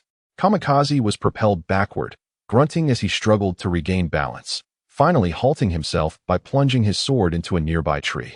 In that fleeting moment of stillness, Kamikaze formed hand seals and employed his unique technique of invisibility, Ton. He vanished from Shinshu's sight. As Kamikaze's teammate for a year, Shinshu was somewhat prepared to counter this, yet he was baffled as to Kamikaze's whereabouts. Where did he vanish? He could only pause, relying on his senses to adapt to the unfolding chaos. In the distance of the forest training ground, 2 observers watched this captivating duel, Kizakura and Orochimaru. What is your assessment? Orochimaru inquired, having just posed the question to Kizakura. In a direct confrontation, Shinshu would undoubtedly hold the upper hand, for his strength and endurance surpassed that of Kamikaze. Reflecting on the recent mighty fist barrage, Kizakura would not dare to engage head-on. Nonetheless, Kamikaze is formidable. Though I couldn't discern the details, it is likely that his blade remained unsharpened. Otherwise, had he faced that barrage, Shinshu's resilience, no matter how robust, would surely have resulted in injury. Presently, his fists are merely slightly reddened and, thanks to his remarkable healing abilities, are on the verge of recovery. Indeed, your powers of observation are commendable. Do you understand why I did not allow you to participate in the battle? Orochimaru contemplated. He had initially intended for the three to engage in a free-for-all, as such scenarios more accurately reflect the complexities of real battlefields, where allies may not share the same faction. However, based on his understanding of Kizakura, Orochimaru felt that including him would be somewhat unjust to the other two participants. If I were to join, Kizakura remarked, I would undoubtedly lurk in the shadows, waiting for the two to exhaust themselves before employing a sealing technique to ensnare them both, thus reaping the rewards. Orochimaru mused internally, this is precisely why I excluded you from participation. In the span of a year, not only did the other two individuals experience a significant enhancement in their prowess, but also Shallow Blue Commander made considerable progress. His thoughts became increasingly cautious and meticulous. On several occasions, Orochimaru nearly found himself bested during sparring sessions with the trio. I recall one particular training match where the three of them faced off against him. Due to the late hour, they were instructed to return the following day. However, Shallow Blue Commander, along with his two companions, stayed up late into the night, shrouded in darkness, to set up an enhanced sealing array across the entire training field. The next day, they feigned nonchalance as they engaged in battle. Orochimaru was lured step by step into their trap. Had he not summoned the Rashomon in time for defense, he would have easily fallen victim to their combined assaults, narrowly avoiding a disastrous defeat. Thereafter, he forbade the trio from attacking him collectively, opting instead for a free-for-all among themselves. To his surprise, he found this arrangement quite entertaining.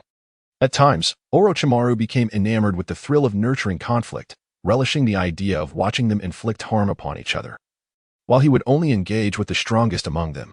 Shallow Blue Commander quipped, have you been possessed by the spirit of a Gu master? Compared to Orochimaru, who was incessantly vocal, Shallow Blue Commander's gaze remained fixed on his two teammates' duel, which was nearing its conclusion, with a victor about to emerge. The Moonlight's divine wind was on the verge of concluding its invisibility, and its techniques were nearly charged. In contrast, Shiboka remained stationary. Yet his immense chakra was fervently accumulating, preparing for a powerful technique. Chapter 66, Orochimaru, Part 1, The Dance of the Crescent Moon.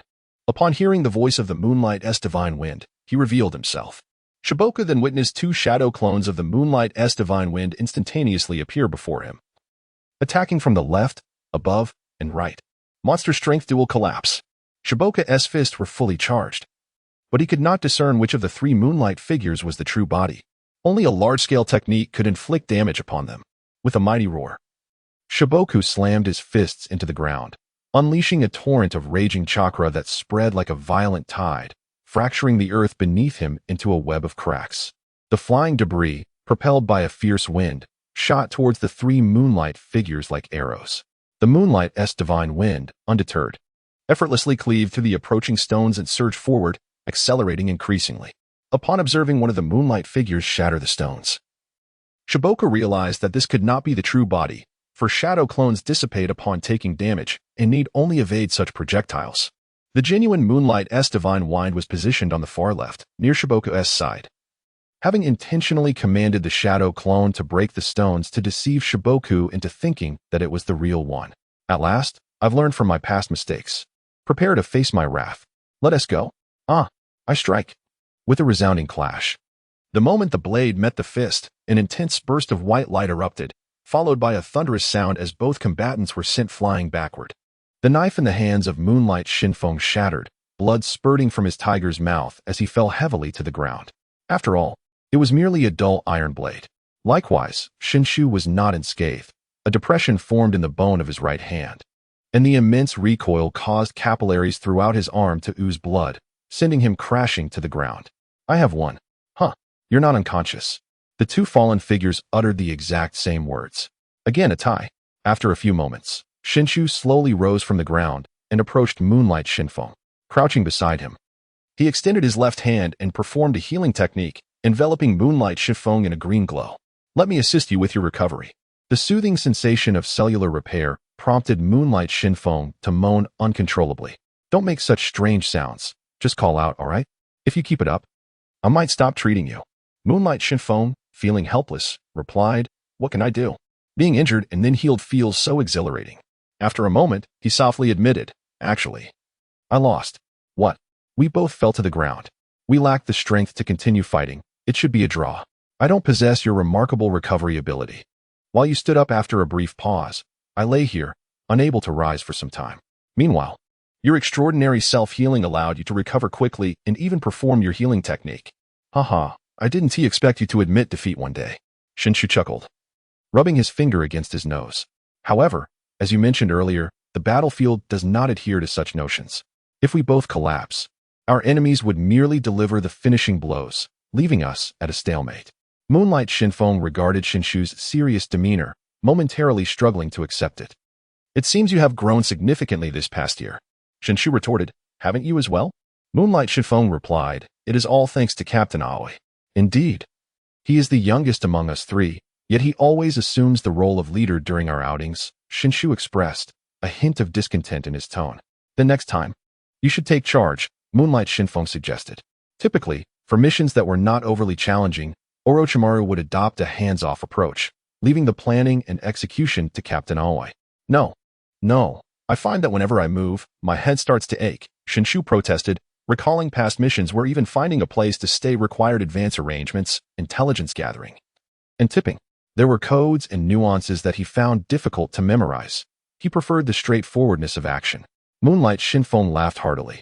Shinshu turned his head away. I am merely stating facts. Once both had sufficiently recovered, they supported each other as they exited the woods, encountering Orochimaru and Captain Aoi waiting outside. Captain Aoi, seemingly unsurprised, remarked, see? I told you they would end in a tie. Orochimaru has either overestimated the combat attitudes of the two individuals or underestimated the bond they share. Without the conviction of a decisive victory, a stalemate is easily reached. You guessed correctly. Thus, when we engage in our sparring later, I shall refrain from utilizing summoning techniques. The ever-scheming Aozora chuckled mischievously, exuding an air of ill intent. You said it yourself, teacher Orochimaru, do not regret it.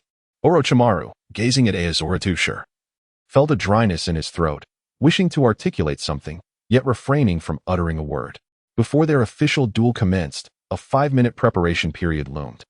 Aozora made no preparations, instead approaching his two comrades, observing their disheveled state. Are you both all right? Of course, we are fine, Tusher. You are truly wonderful. Always able to spar with Orochimaru-sensei. Initially intending to express concern, Aozora expression darkened upon hearing this, and he replied languidly, you should have mentioned it sooner. I shall inform teacher Orochimaru right away. With that, he lifted his foot, preparing to stride over. Of course not. I was merely jesting. Sh. who dared not challenge Orochimaru, recalled a previous encounter where the sight of those serpentine shadows made him feel physically ill, especially when his own powerful punches had proven ineffective against the slick, slithering forms that ensnared his arms. Mikazuki Kamikaze shuddered at the recollection, seemingly haunted by unpleasant memories. Perhaps next time we could implement a lottery system, assigning who faces Orochimaru-sensei.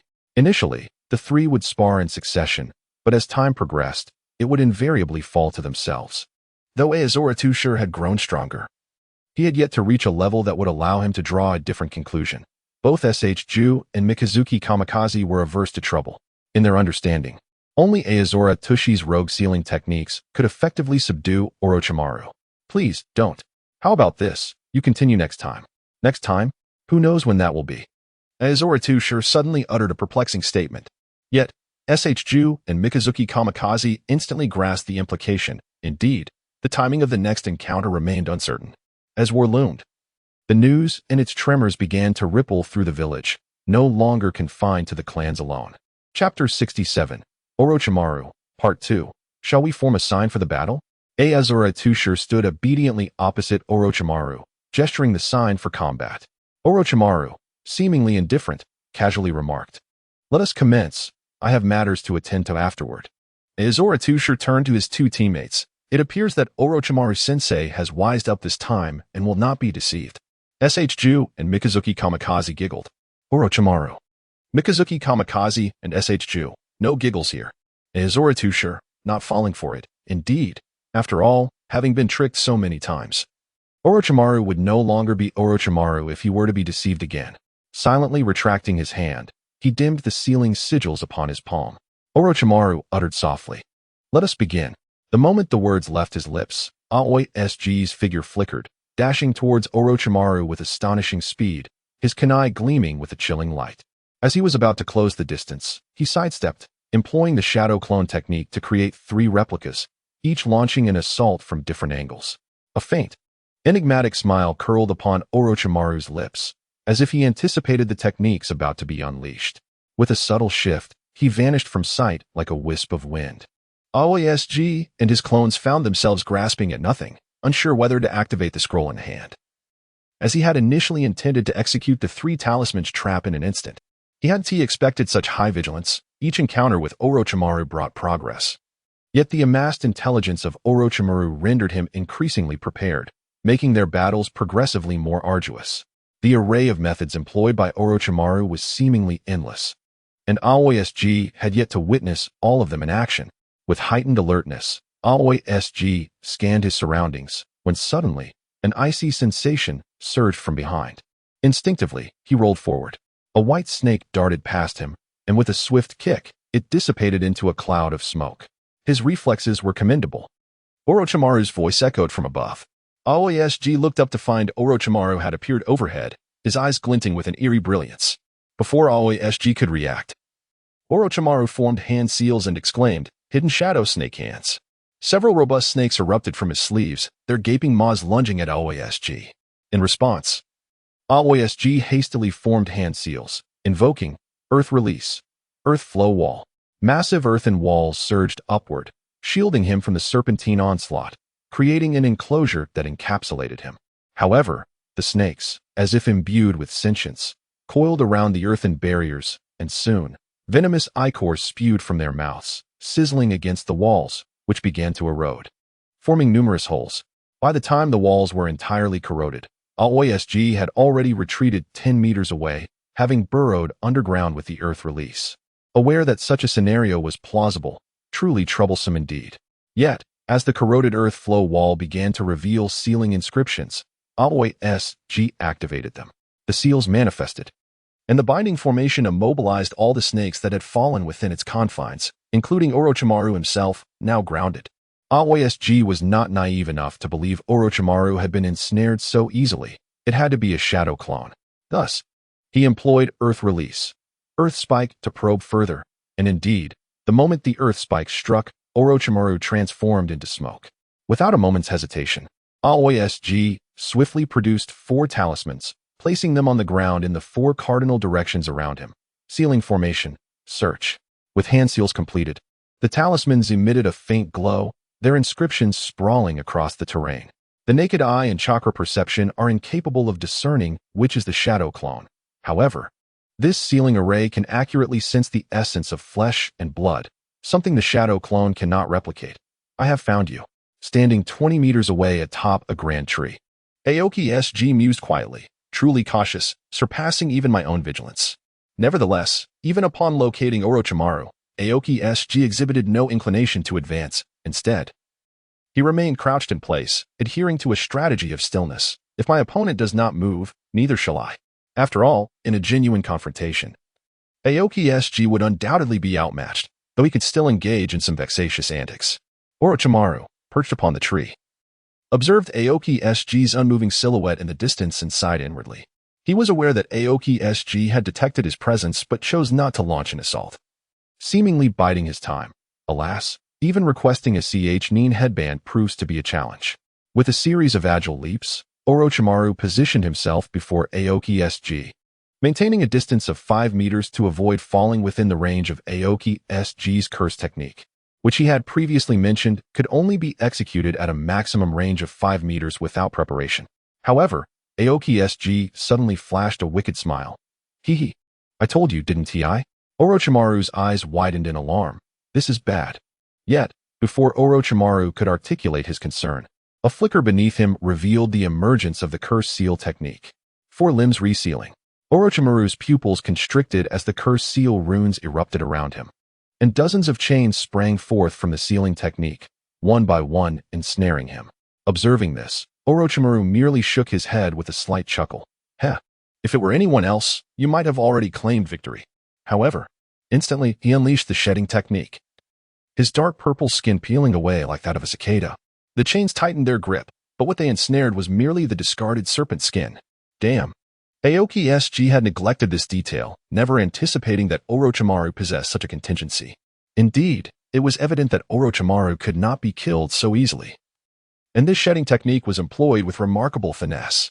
Having escaped through the serpent shedding technique, Orochimaru swiftly regained his form and launched an attack towards Aoki SG. Just as Aoki SG began to comprehend the situation, his pupils dilated in alarm, and faced with Orochimaru's swift, serpent-like strike, he deftly retreated, his toes barely touching the ground. The air was pierced by the sound of slicing wind as Orochimaru's kunai reached him first, narrowly grazing Aoki SG's ear before penetrating the tree behind him. One could only imagine that had the strike been more accurate, Aoki SG's head would now bear a perforation. Do not lose focus when your proud techniques are countered. A disordered mind will only lead you further down the path to demise. Orochimaru's words accompanied a forceful kick that sent Aoki SG hurtling away. He hastily raised his arms to block, yet the tremendous power still propelled him a considerable distance. Chapter 68. Orochimaru, Part 3. If it were anyone else, this move would undoubtedly succeed. However, having spent considerable time with Orochimaru, I underestimated my opponent.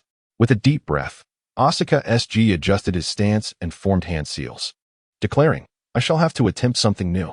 Yet, Orochimaru would not let this opportunity slip by. He prepared to interrupt the incantation with remarkable speed. Fire style, fireball jutsu. A massive fireball erupted from his mouth.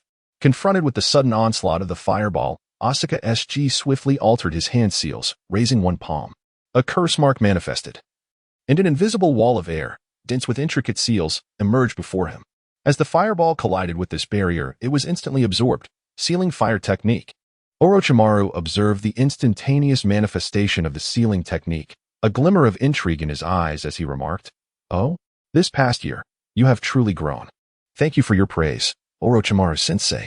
Asuka SG responded, reversing the sealing technique. If the normal sequence of the sealing fire technique was meant to restrain fire, then reversing it would allow him to unleash it once more. Here it comes. Fire style, fireball jutsu.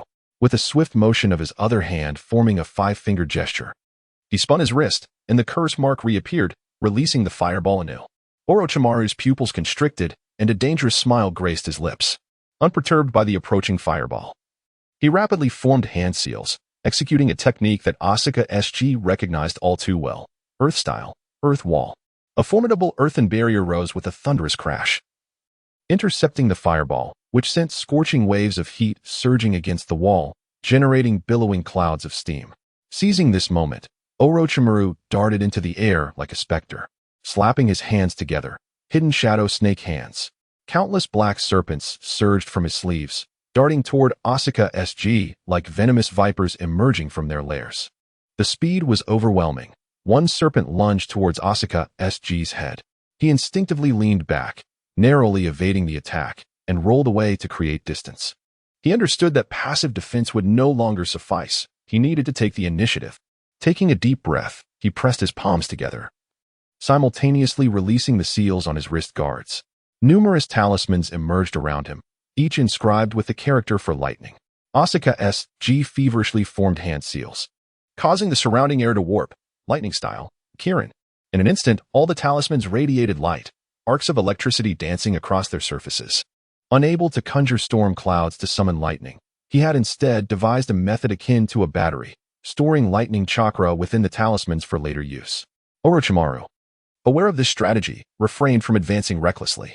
The ground was littered with talismans brimming with lightning chakra, creating a perilous field. Any approaching serpent would be reduced to vapor.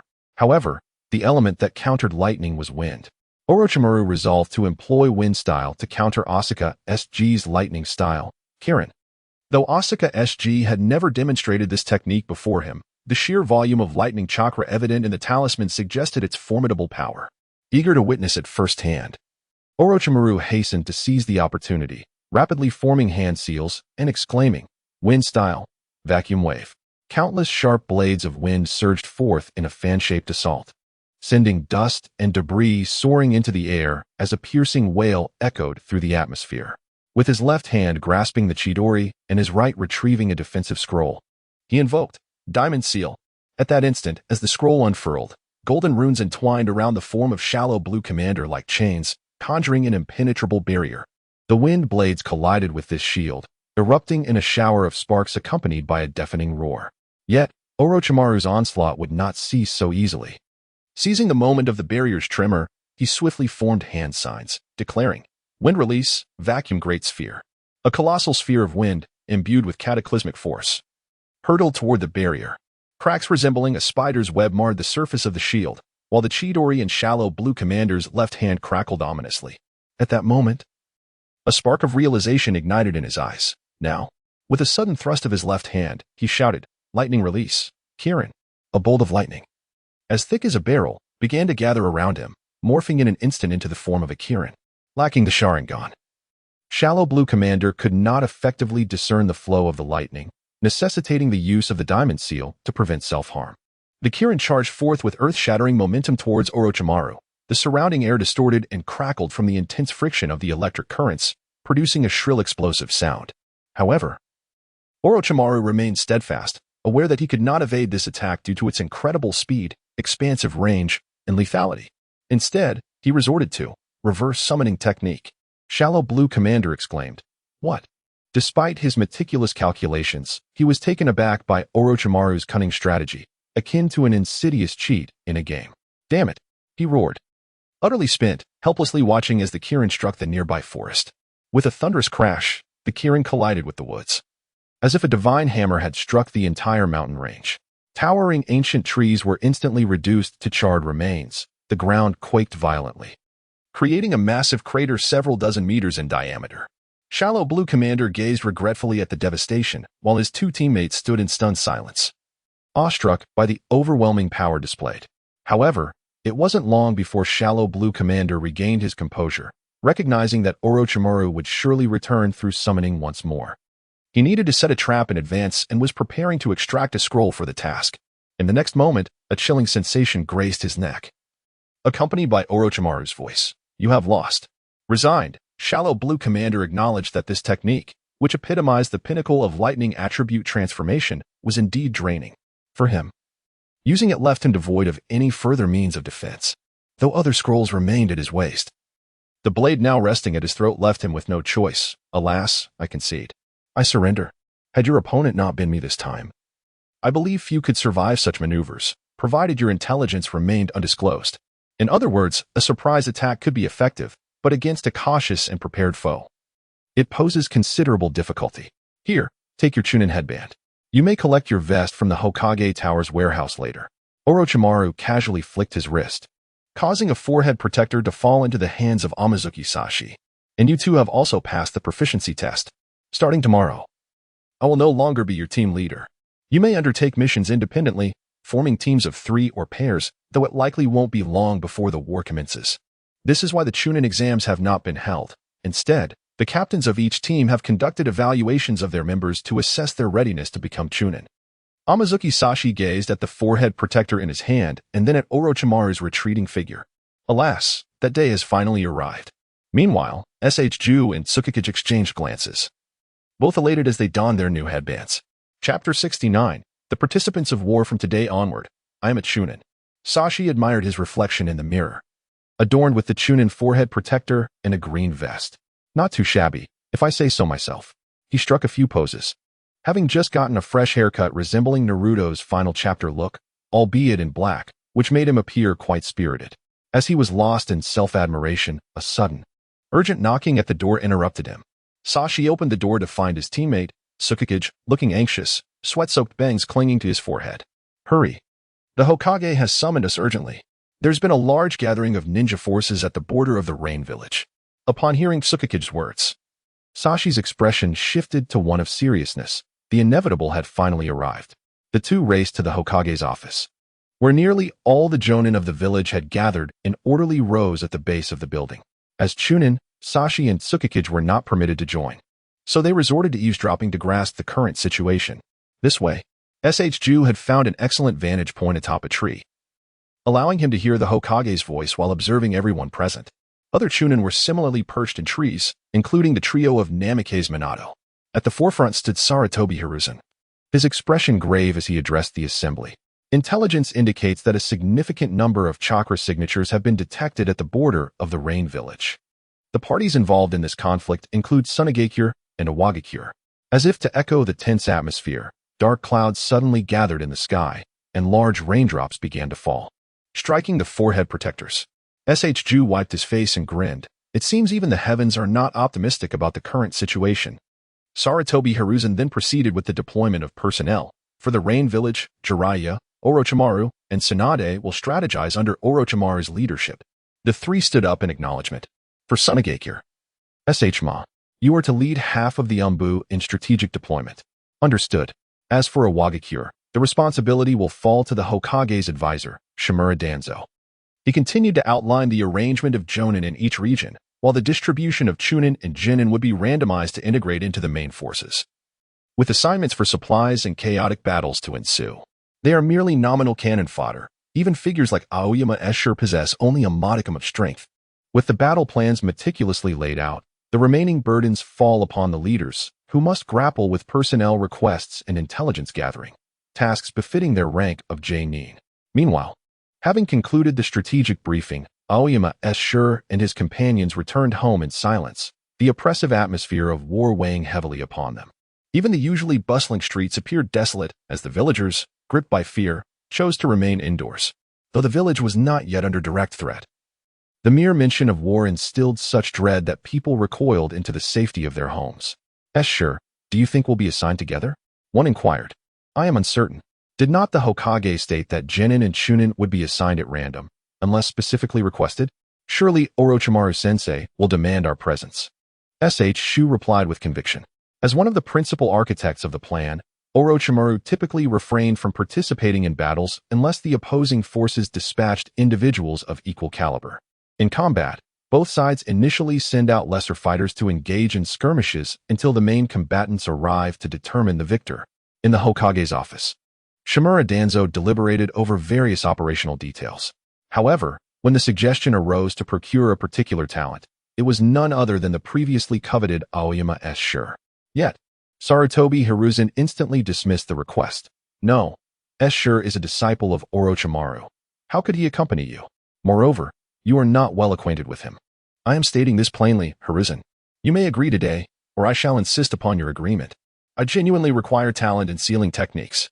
Aoyama Escher's involvement with Orochimaru in Amigakure will not significantly impact our combat capabilities. Adding him to our ranks will neither enhance nor diminish our strength. And he lacks proficiency in medical ninjutsu, as you are aware. Furthermore, this engagement involves a four-way conflict, with Amigakure designated as the primary battlefield. You must be cognizant of the toxicity of the salamander's venom. Ultimately, only 3 factions can participate. Iwagakure is too distant, and their numbers are limited. Thus, I must lead a surprise assault to expedite the conclusion of battles there, which will be crucial for our forthcoming strategies. What relevance does Aoyama Escher hold in this matter? He continued. Old Z and Han are both perfect Jinchuriki. There was no need for further elaboration. Sarutobi Hiruzen understood the implications. Although Awagakure's participation would be scant, their quality was unmatched, with 2 perfect Jinchuriki and Noki, effectively presenting 3 shadow-level powers. Shimura Danzo faced immense pressure. Amigakure lacked a tailed beast Jinchuriki, and the Shikaku of Tsunegakure often proved indiscriminate when summoned, refraining from engagement unless absolutely necessary. Is our sealing team truly understaffed? I have already allocated half of our personnel. If more are taken, who will maintain the seals within the village? This war proves to be more arduous than anticipated. After all, the venerable water master of my village has grown frail, and there is yet to be a new Jinchuriki. Thus, it is likely that Sarutobi Hiruzen will have to take to the battlefield if the situation demands it, to triumph over Inoki, the 3rd Tsukikage. Sarutobi Hiruzen is an indispensable force. I previously inquired with Orochimaru about the understanding of sealing techniques held by the esteemed General Asaka, provided there are enough participants. Sealing techniques of various levels can be achieved. Should the enemy transform into a tailed beast, we could then proceed with the sealing. Alas, I must express my concerns beforehand. Do not portray me as a brainwasher. Inquire among the roots and discover who does not hold me in utmost respect. I have never resorted to violence against them. Sarutobi Hiruzen. The two continued to exchange additional intelligence, and just as Shimura Danzo was about to take his leave, Sarutobi Hiruzen suddenly rose and took a puff from his pipe. Danzo. Shimura Danzo halted his steps, not turning to look back. You must return alive. Although Danzo had just stated that, if necessary, Sarutobi Hiruzen would have to engage in battle, he understood that his old friend was tough on the outside but soft-hearted within. I know, no need to remind me. This adversary is significantly more formidable than anticipated. Inoki, the old man, and Han. 3 individuals of Kaga-level prowess. It had been quite some time since Danzo faced such a formidable challenge, and the thought exhilarated him. With a flourish of his robes, he left the Hokage's office, brimming with vigor. Chapter 70. A request. Upon receiving the news that he was to depart the following day, General Asaka was taken aback. So soon? Was the announcement of the operational leader made just yesterday? Their plans are being deployed at an astonishing pace. As he examined his assigned team, General Asaka was left utterly bewildered. One person he truly did not wish to encounter was the 5th Hokage, Shimura Danzo. Clutching the notification in his hand, which indicated that the leader of the Iwagakure mission was none other than Danzo, General Asaka found himself assigned to the 1st Operational Unit's sealing team. What? The moment he received the news, General Asaka hurried to the assembly point, where he found Shimura Danzo exuding confidence as he outlined his plans. Asaka glanced at his comrades. A significant portion from the roots, some wearing expressions of confusion, and of course, the sealing team. After all, General Asaka had previously engaged in discussions with the sealing team and had become acquainted with a few members. General, do you think Iwagakure is particularly perilous? Inquired one of the female ninjas from the sealing team. Being one of the few individuals he recognized, General Asaka pursed his lips, diverting his gaze from Danzo's battle attire, and managed a strained smile. It should be fine. However, internally he was fervently lamenting. Iwagakure is one of the 5 great villages, teeming with formidable warriors. Most importantly, that Tsuchikage, Inoki, frequently participates in battle, wielding the perilous dust release technique, capable of reducing one to mere ashes with a single strike. The task at hand appeared anything but simple, especially with Shimura Danzo's unpredictable temperament and his tendency to act before anyone else, suggesting he harbored a unique combat strategy that rendered this mission exceedingly arduous. The female ninja furrowed her brow in concern, voicing her apprehension. I have heard that the earth release techniques of Iwagakure are formidable, and their ninjas excel in prolonged battles. Could this mission prove to be quite challenging? No sooner had she spoken than Danzo abruptly turned to face them, his piercing gaze causing the female ninja to freeze in place. Now that you have been selected for this operation, cast aside your cowardice, he commanded in a cold, sonorous tone. While Iwagakure may appear powerful, they too possess vulnerabilities. Our objective is to catch them off guard and dismantle a covert supply base they have established. If our plan unfolds smoothly, it will be a mere matter of seizing the opportunity. Yet, one could not suppress a retort. But Lord Danzo, as I understand it, the terrain surrounding that base is intricate, and there are multiple protective barriers. If we act recklessly, Danzo's gaze fell upon the speaker, a jonin not of his own root. And irritation flickered across his features. Were it not for the lack of manpower from the root, I would not have summoned you, he remarked. Nevertheless, the presence of a jonin signified considerable strength within the village, and inquiries warranted responses. Do you dare question my strategy? Danzo's eyes turned icy, the air around them seemingly stilled. You need only to follow orders, refrain from asking what should not be questioned. Do you not see the members of the sealing team? I have brought them along specifically to address those barriers. Are there any further objections? And no, none at all. The imposing aura of authority silenced any further dissent. Aizura SG observed the exchange quietly. Being merely a subordinate, he recognized that compliance was the appropriate course of action. Yet, he noted that the root ninjas kept their heads bowed, exuding an air of unquestioning obedience, while the other members of the sealing team displayed visible unease. It was uncertain whether this hastily assembled unit, lacking cohesive cooperation, could navigate the challenges ahead and fulfill their mission. Danzo continued, The plan has been sufficiently outlined. He surveyed the assembly. Are there any remaining questions? If there are none, then let the forces advance. Silence enveloped the group, and with a single wave of his hand, all root members responded in unison. Yes. We depart tonight, striking them when they least expected. The evening still lingered, and traveling at full speed would have them arrive by dawn, an opportune moment for a surprise attack. As dusk deepened, the last vestiges of twilight were engulfed by ominous clouds. Aozora S.G. kept pace with the main contingent, the sound of brittle leaves crunching beneath his ninja boots. Stealing a glance at the members of the sealing team beside him, he noted their evident exhaustion, each burdened with scrolls. In comparison to the root members, who were specifically tasked with combat, the stamina and prowess of the sealing team were lacking. Leading the way, Danzo evidently recognized the disparity.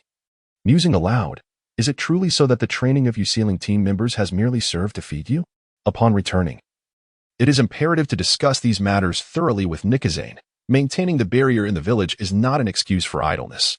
As the team traversed a mountain hollow, a sudden, piercing sound of slicing air echoed. Scatter! Danzo bellowed, his figure vanishing into the shadows. Several shurikens grazed past the ears of some individuals, each attached with explosive tags, detonating against the rocks. From the surrounding thickets, a number of masked ninjas emerged, obscured by the earth-style technique that conjured dust and debris, shrouding their vision. Despite their faces being concealed, the distinctive attire signified they were operatives from a Wagakure. They are ambushing us, someone shouted. The root ninjas swiftly assumed combat stances, forming hand seals, fire-style, fireball jutsu. Flames surged forth, only to be effortlessly blocked by the opposing earth wall. Captain Asaka also readied his shuriken in anticipation, but his peripheral vision caught sight of the sealing unit members frantically attempting to organize themselves. Meanwhile, the root ninjas, like venomous serpents, infiltrated the enemy ranks, their blades glinting ominously in the night. Stay composed. Follow the secondary plan. Danzo's voice cut through the melee, yet the only response was the cacophony of battle cries. Although the root ninjas were obedient to orders, in the heat of conflict, few cared for the commands being issued. Captain Asaka noticed one of his root ninjas surrounded by 3 Awagakure ninjas, but no teammates rushed to assist. They were all engrossed in their own skirmishes, lacking coordination and oblivious to the looming threats around them. Concurrently, the sealing unit was struggling. Many Awagakure ninjas had identified this as a vulnerability and were closing in on several members. I must act. Captain Asaka gritted his teeth and charged forward. His shuriken precisely aimed at an enemy's nape, instantly claiming a life. All sealing unit ninjas, deploy your defense scrolls and form an octagonal matrix. He shouted. Understood. Came a reply, and one by one, they complied. The current predicament had caught them off guard. Their numbers were limited, yet they were well-versed in sealing techniques. No one cared whether Captain Asaka belonged to the sealing unit. Effectiveness was what mattered. There were 8 members in the sealing unit, perfectly matching the 8 defense scrolls they held, and they formed an octagonal matrix, a wall of yellow chakra rising instantaneously, sheltering them within. Captain Asaka commanded. Do not dispel the barrier until all enemies are vanquished. Understood, came the agreement, and he plunged back into the fray. Chapter 71. A Wagakure war is simply war. There is no room for illusions.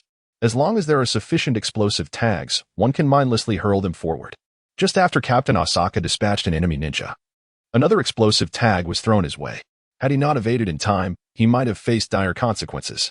Rolling on the ground, dirt mixed with tiny stones scraped against his cheek, the acrid scent of gunpowder choking his breath. Before he could rise, the sound of slicing air rang out once more. This time, it was not one, but a full 7 explosive tags, fanning out like a storm, descending upon him. Is this a jest? The area is too vast. I cannot evade, he thought, retrieving a defense scroll in preparation. Wind style, vacuum great sphere. The translucent chakra coalesced in the mouth of Shimura Danzo, forming a colossal sphere of wind that mercilessly shredded the 8 explosive tags ahead. Danzo?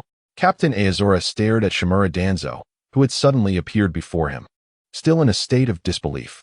What did you call me? Danzo-sama. Aozora quickly corrected himself. Address me as Captain Danzo. We are not within the confines of the village, and you must heed the captain's commands. All units, gather in a surrounding formation. Shimura Danzo instantaneously transported himself to the treetops, channeling wind chakra around his mouth to amplify his voice. The tumultuous skirmish that had raged on came to an abrupt halt as everyone paused to heed the booming command. They then distanced themselves, and the ninjas allied with Danzo converged around him. There's no need. Danzo dismissed his subordinates. I am not yet so frail as to require protection. Azora, however, was eager for assistance, standing amidst the throng alongside the sealing squad. The chaos of a free-for-all was starkly different from a sparring match. The fray was so disordered that distinguishing friend from foe became challenging. The explosive tags and shuriken were hurled indiscriminately, and the risk of inadvertently wounding allies was ever present.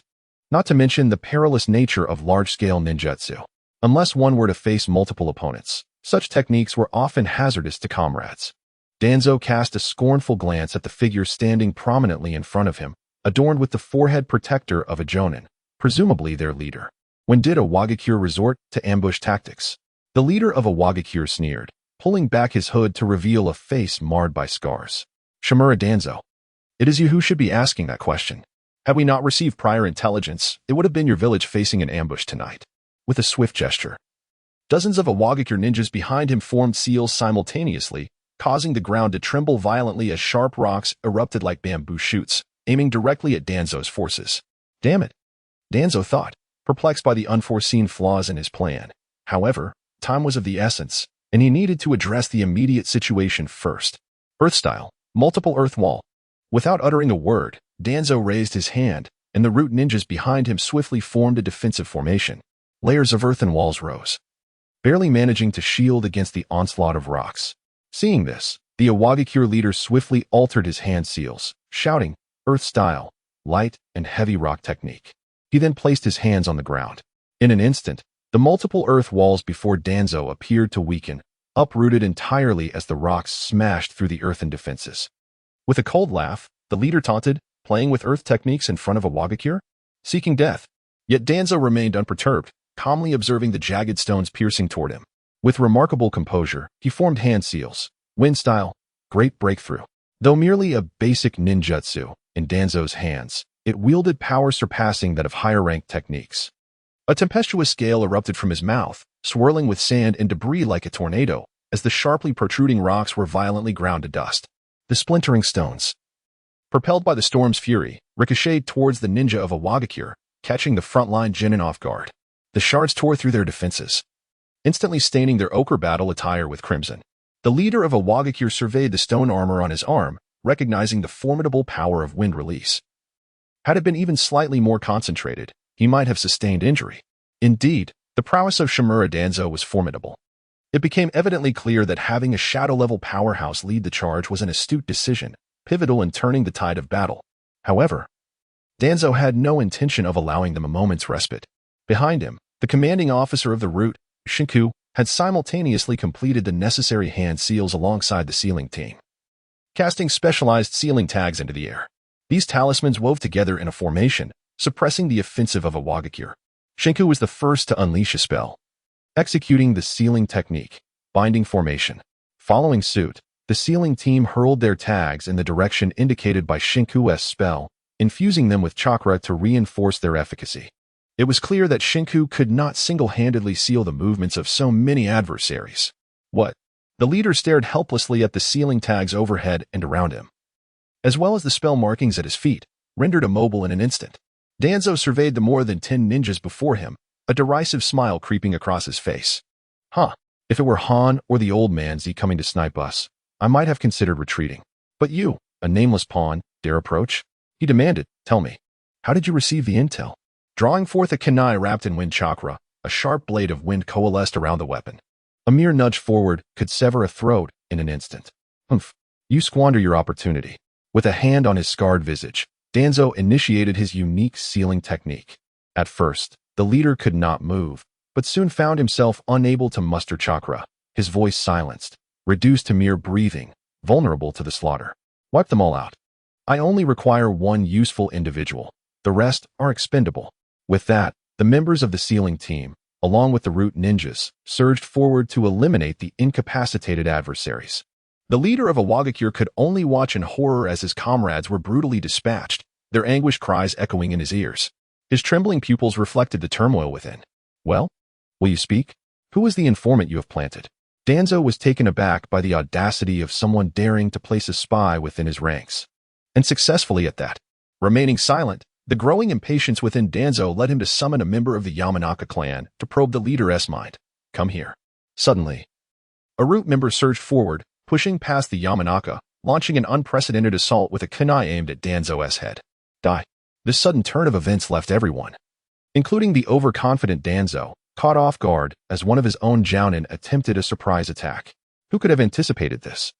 As Shigemura Danzo gazed at the kunai perilously close to him, he exerted every ounce of reaction to evade it, yet the weapon was already alarmingly near his eye. Chapter 72. Ambush. Shigemura Danzo's eyes widened in disbelief as the kunai approached his right eye, inching closer and closer. He never imagined that he would find himself in such a predicament.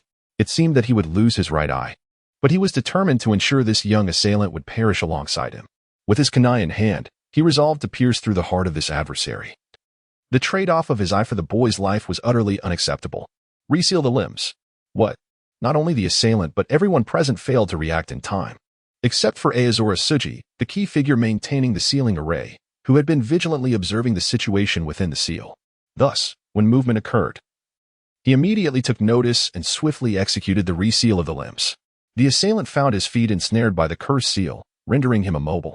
In that fleeting moment of hesitation, Shigemura Danzo seized the opportunity, deftly evading while delivering a few swift strikes to the assailant's limbs, severing his tendons with kunai enveloped in wind chakra. The assailant howled in agony, collapsing heavily to the ground. However, the seal was already in place and remained unaffected by his fall, as layer upon layer of chakra chains coiled around him, binding him completely. Witnessing the contorted face of the fallen assailant, twisted in rage, Shigemura Danzo wiped the cold sweat from his brow. It was a near miss. He had come perilously close to losing his right eye. Danzo could already envision the consequences of such a loss. He would be left incomplete. Could a flawed individual ever ascend to the position of Hokage? In an instant, countless thoughts flooded his mind, including the potential of being unable to fulfill his dream of becoming Hokage due to this injury. The mere thought of being denied that title ignited a fierce anger within him, his gaze turning as cold as steel as he looked down upon the crumpled foe. So, I invested 3 years in your training, only to discover you were a traitor. Reciting the assailant's codename, Danzo felt his ire intensifying. Wait a moment, Lord Danzo. Just as his fury reached its peak, a voice interrupted, belonging to Orochimaru, whose tone softened considerably. After all, this young man was far more astute than anyone else present, a stark contrast to the timid sealing team and the rigid root members who merely followed orders without thought. Clearly, Orochimaru was the one who had saved his right eye. What is it? Please hold on a moment. Orochimaru approached slowly when I sealed him. I sensed other techniques at play. If my suspicions are correct, it should be that. He knelt before the fallen assailant, lifting his clothing to reveal an array of explosive tags plastered across his torso. The audacity of this young man to wear explosive tags as if they were garments, unbothered by the imminent threat of detonation, left everyone present in a state of dread as they beheld Zo, his upper body covered in explosive tags. If Shigemura Danzo had intended to sacrifice one of his eyes to kill the boy, he would certainly have activated the explosive tag, resulting in a fate of either death or severe injury. Danzo envisioned the boy being pierced through the heart, momentarily alive but assuredly gripping his hand to trigger the explosion. At that moment, Danzo would find himself restrained by chains, his chakra ceasing to flow, and all tendons in his limbs severed, rendering him incapable of activating the explosive tag. How infuriating. Asa Aoi placed a hand over the explosive tags, erasing the seals inscribed upon them. There, these explosive tags are now rendered useless. Danzo nodded slightly, his gaze intensifying with murderous intent as he observed the carefully cultivated figure before him. Asa Aoi chose to remain silent, refraining from voicing his thoughts. His previous actions were merely to eliminate potential hazards. After all, Danzo was the leader of a battalion, and any injury to him would significantly diminish the overall combat strength of the unit. A decrease in combat capability would inevitably lead to heightened risks. Asa Aoi did not wish to encounter formidable foes without anyone to stand in their way, especially after witnessing Danzo's formidable prowess. Asa Aoi realized that he had held back during the encounter with Sasuke. With a swift motion, Danzo dispatched the spy.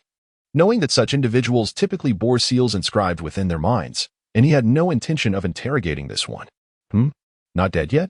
A few more stabs should suffice, Asa Aoi observed, while others remained silent about the act, understanding the necessity of venting frustration. Next came the interrogation of the captured leader. Rest here for half an hour. The rest period was divided into two small groups. One team was handling the corpses, while the accompanying Jonin and Chunin maintained vigilance. They took turns resting. And the sealing team, including Asa Aoi, sat together. "Do you think Lord Danzo is being too cruel?" one asked. "Indeed, it makes me feel nauseous. Hey, this is war. Mercy towards the enemy is cruelty towards oneself.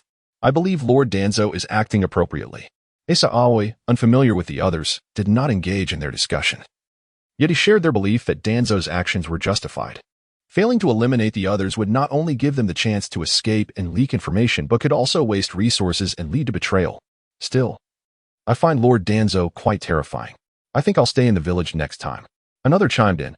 I wonder what he was thinking, calling us from the sealing team to participate in the battle. Be quiet. You might attract Lord Danzo's attention. However, the sealing team was summoned to seal tailed beasts. If the enemy transformed into tailed beasts, they needed to prepare the sealing array in advance. Should the tailed beasts unleash their chakra bombs, it could spell disaster for the entire battalion. It was easy to say, but with only 8 of us, plus the commander, 9 in total, unless a safe environment was established, it would be quite challenging to set up the array when the conflict erupted. Do not let it be the case that as you just activate the scroll, an adversary appears and swiftly slits your throat. What fun would that be? Since the ambush on Shimura Danzo today, it has become evident that this battle will not be easily won. Alas, Captain Asaka feels a profound sense of foreboding. Why must he come to this battlefield? The opposing side boasts 2 formidable allies who have already joined the fray, not to mention the presence of Noki. Captain Asaka is at a loss as to how the original narrative managed to depict a victory here. He silently observes Shimura Danzo, who is engrossed in gathering intelligence and devising plans, pondering whether he possesses some secret weapon. Sensing a gaze upon him, Shimura Danzo looks up, revealing a smile he believes to be congenial.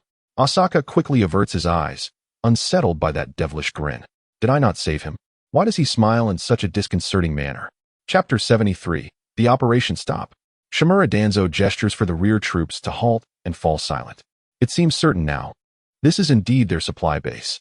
His intelligence, coupled with the memories extracted from the leader of the ambush team from Awagakure, has pinpointed the location. The supply base of Awagakure is strategically situated, surrounded by mountains, making it easy to defend yet difficult to assault. Danzo and his team only managed to locate it by ascending the mountain based on their gathered information. Otherwise, the myriad paths below would have concealed the entrance entirely. However, someone gazing down into the valley remarks, "Why is there not a soul in sight?" "Captain," Saratobi Hizashi communicates with a glance. "Understood." Asaka's standing within the ranks has risen significantly, likely due to his exceptional abilities and the indirect assistance he has provided to Shimura Danzo. Wherever they go, Danzo insists on bringing Asaka along, while the sealing unit, those weaker individuals, are best left in the midst of the main forces, out of the way. From his elevated position, Asaka surveys the empty basin below, furrowing his brow. He then forms a hand seal and casts a search array. There is a response from a barrier. The enemy must have employed some form of concealment to shroud the entire base. Is there a solution? The more Danzo observes Asaka, the more he perceives him as a reliable talent, capable, astute, and not one to engage in flattery. If assigned a task, he executes it flawlessly. Asaka's spell seal emanates a ghostly blue glow, his gaze piercing as he focuses on the faint chakra fluctuations within the basin. He states solemnly, "This is a composite concealment barrier. The surface employs a combination of earth release and illusion techniques for misdirection, while the underlying layer consists of a Wagakure's unique rock prison barrier. Forcibly dismantling it would unleash a distinctive shockwave, potentially alerting the enemy. Yet, all is not lost. Every barrier possesses formation nodes, and if these nodes are destroyed, the barrier can be rendered ineffective." Shimura Danzo strokes his chin, feeling the cross-shaped scar, and lets out a low, satisfied chuckle. "I knew I was right about you. Speak freely about your needs. The personnel from the Root and other elite shinobi are at your disposal." Behind him, dozens of masked ninjas emerged simultaneously. As for the other elite shinobi, despite the youth of Shallow Tsangzongsi, his displayed wisdom and reflexes throughout the journey, coupled with his extraordinary sealing techniques, garnered no dissent regarding his command. However, the assistance of the sealing team was still necessary. How to proceed? The nodes are easily identifiable, but once they are deactivated, the individuals inside will undoubtedly notice. Therefore, it is imperative to set up another layer of barrier. Are you suggesting that the barrier team should create an external barrier to prevent those within from escaping? That assertion holds merit. Yet if we wish to seize this stronghold more efficiently, we could employ an illusionary barrier. With this reminder, Shimura Danzo rapidly devised a strategy by utilizing an illusionary barrier. Even if we dismantle their established barriers, they will remain ensnared in the illusion that their barriers are still intact, allowing us to execute stealthy assassinations. Precisely, Lord Danzo. This method would save both time and effort, enabling us to capture the stronghold with minimal exertion. Excellent. Sealing team. Yes. The 6-pointed star illusion array, everyone should have studied it. Through searching and locating, Shalot-song Zongxi identified 4 node positions, each guarded and strategically placed at the 4 corners of the stronghold. All 4 nodes must be destroyed simultaneously, followed by the immediate deployment of the illusion array to ensure our actions go unnoticed. Shalot-song Zongxi surveyed the sealing team. Are there any questions? None. But we could prepare in advance. After all, contacting each other later would waste valuable time. When the nodes are destroyed, a signal is needed, creating a time lag. That is feasible, yet early preparations will consume time and chakra. The illusion array is not a mere sealing array. Maintaining the illusion requires chakra, as well as real-time manipulation by the user. Allow me to handle it. I possess a certain level of expertise in illusions. That would be ideal, Lord Danzo. Then let us set forth. This is the dissolution talisman. Once affixed, I will receive all sealing techniques from the nodes, enabling their unified destruction and deactivation. Akin to solving a puzzle. Let us form teams of 3, as we will also need to deal with the guards at the nodes, for elite shinobi, for root agents, and 4 sealing team members. Yes, when the dissolution talisman illuminates and is affixed to the node, we will proceed. Understood. Action. Shalot-song Zongxi and his 2 companions set off towards the most distant node, accompanied by the 2 strongest allies. It should be within that cave. Shalot-song Zongxi stood, gazing at the cave ahead, knowing full well that it would be riddled with ambushes. An elite shinobi inquired, how many are there? A root ninja utilized sensory ninjutsu, 4. And their chakra levels are at least that of a CH nin. Very well, let us act swiftly, Commander. The root agent placed a hand on Shalot-song Zongxi's head, sharing his sensory position. Shalot-song Zongxi nodded slightly to acknowledge the information, understood. He then pressed his palms to the ground, 1 thread lamp array. Though it is a rudimentary sealing technique, Ashikawa sure has refined it by augmenting its complexity and streamlining its execution speed. In essence, the control has intensified while the operation remains straightforward. For dark lines of incantation unfurled at his feet, swiftly penetrating the cave. Moments later, apprehensive voices echoed from within. What is happening? What is this? Oh no, I cannot move. AJ Nin dashed inside, followed closely by the root, and within mere seconds, silence enveloped the cave. When someone finally emerged, Ashikawa sure recognized his teammate and, upon receiving a nod, dismantled the sealing array. Upon entering the cave, it became immediately apparent what the node was, a stone pillar before him, adorned with conspicuous seals. Is it to be executed through earth release? He pondered, contemplating the intricate connection to the earth that would transmit chakra, necessitating the skill of a sorcerer to construct. It was a clever notion. Yet achieving such a feat required advanced manipulation of the earth element. Only the most resilient earth release could withstand destruction. Ashikawa sure reached out to gauge the hardness of the stone pillar, testing it with a kunai at its base, but it remained impervious, devoid of even a scratch. It appeared he would need to employ a more formal approach to unravel the seal. If only Tsunade were here, he mused, perhaps her immense strength could shatter the pillar. Thus dispelling the node. Chapter 74. Dispelling the barrier, Ashikawa sure affixed a talisman to the stone pillar and then sat cross-legged, closing his eyes to scrutinize the sealing technique, analyzing it step by step. Only through comprehensive understanding could he proceed with the disassembly. Concurrently, the other 3 directions, though the process was somewhat protracted, were successfully resolved. They promptly affixed their talismans to the pillars, with the members of the other sealing teams also engaging in the disassembly of their respective seals. Have they already begun disassembling? Faster than I anticipated. Ashikawa sure noted, sensing that the talismans activated by the other 3 had begun to work. Taking a deep breath, he immersed himself entirely, his consciousness plunging into the esoteric realm of sealing techniques. His awareness transformed into a spiritual essence, navigating the intricate web of incantations, layer by layer, within his mind. Each rune danced before him like a living entity, emanating an ancient and mysterious aura.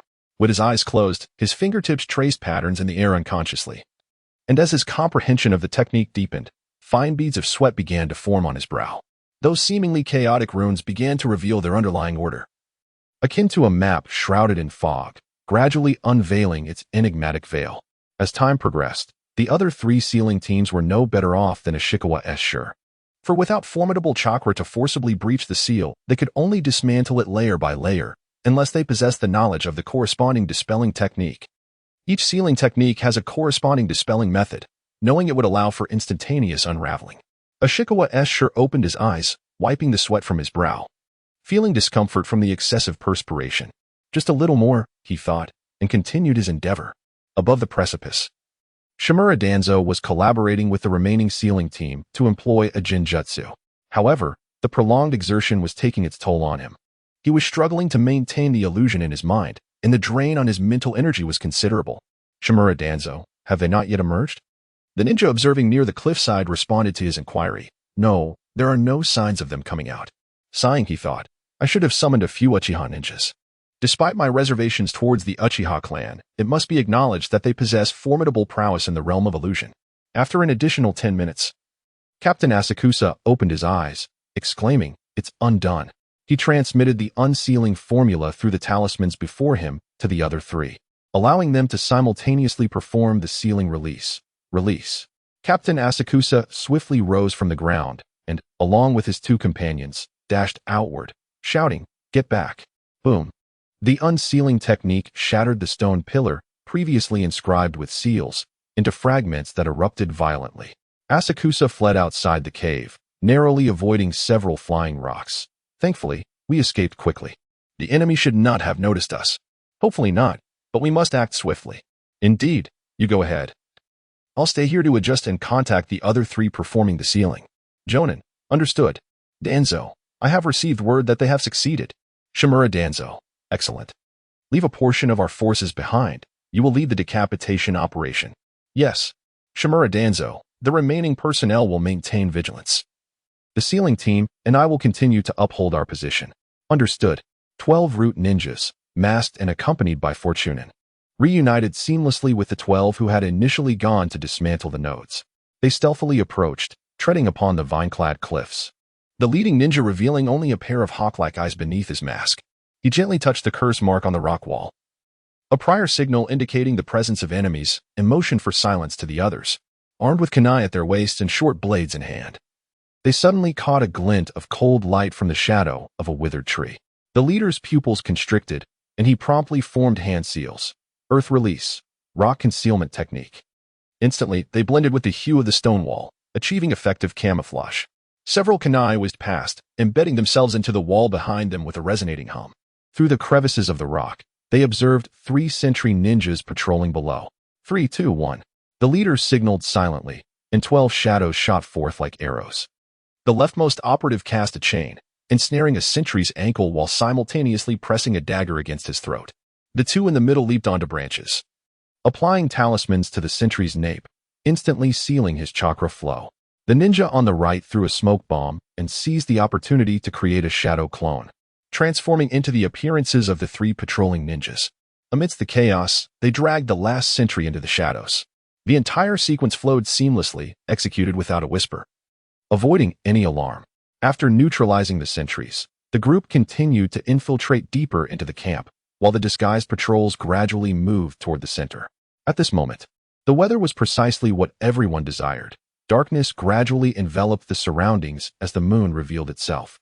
The temporary seal barrier erected by Commander Shanchao emitted a faint glow, casting its light upon the 3 members of the sealing class who remained inside, awaiting their return once the ordeal concluded. The ninjas from the sealing class smiled gratefully at him, producing a series of talismans from their robes, saying, I hope you find these useful. Commander Shanchao did not decline, responding with a simple, It is no wonder that the sealing class possessed considerable resources.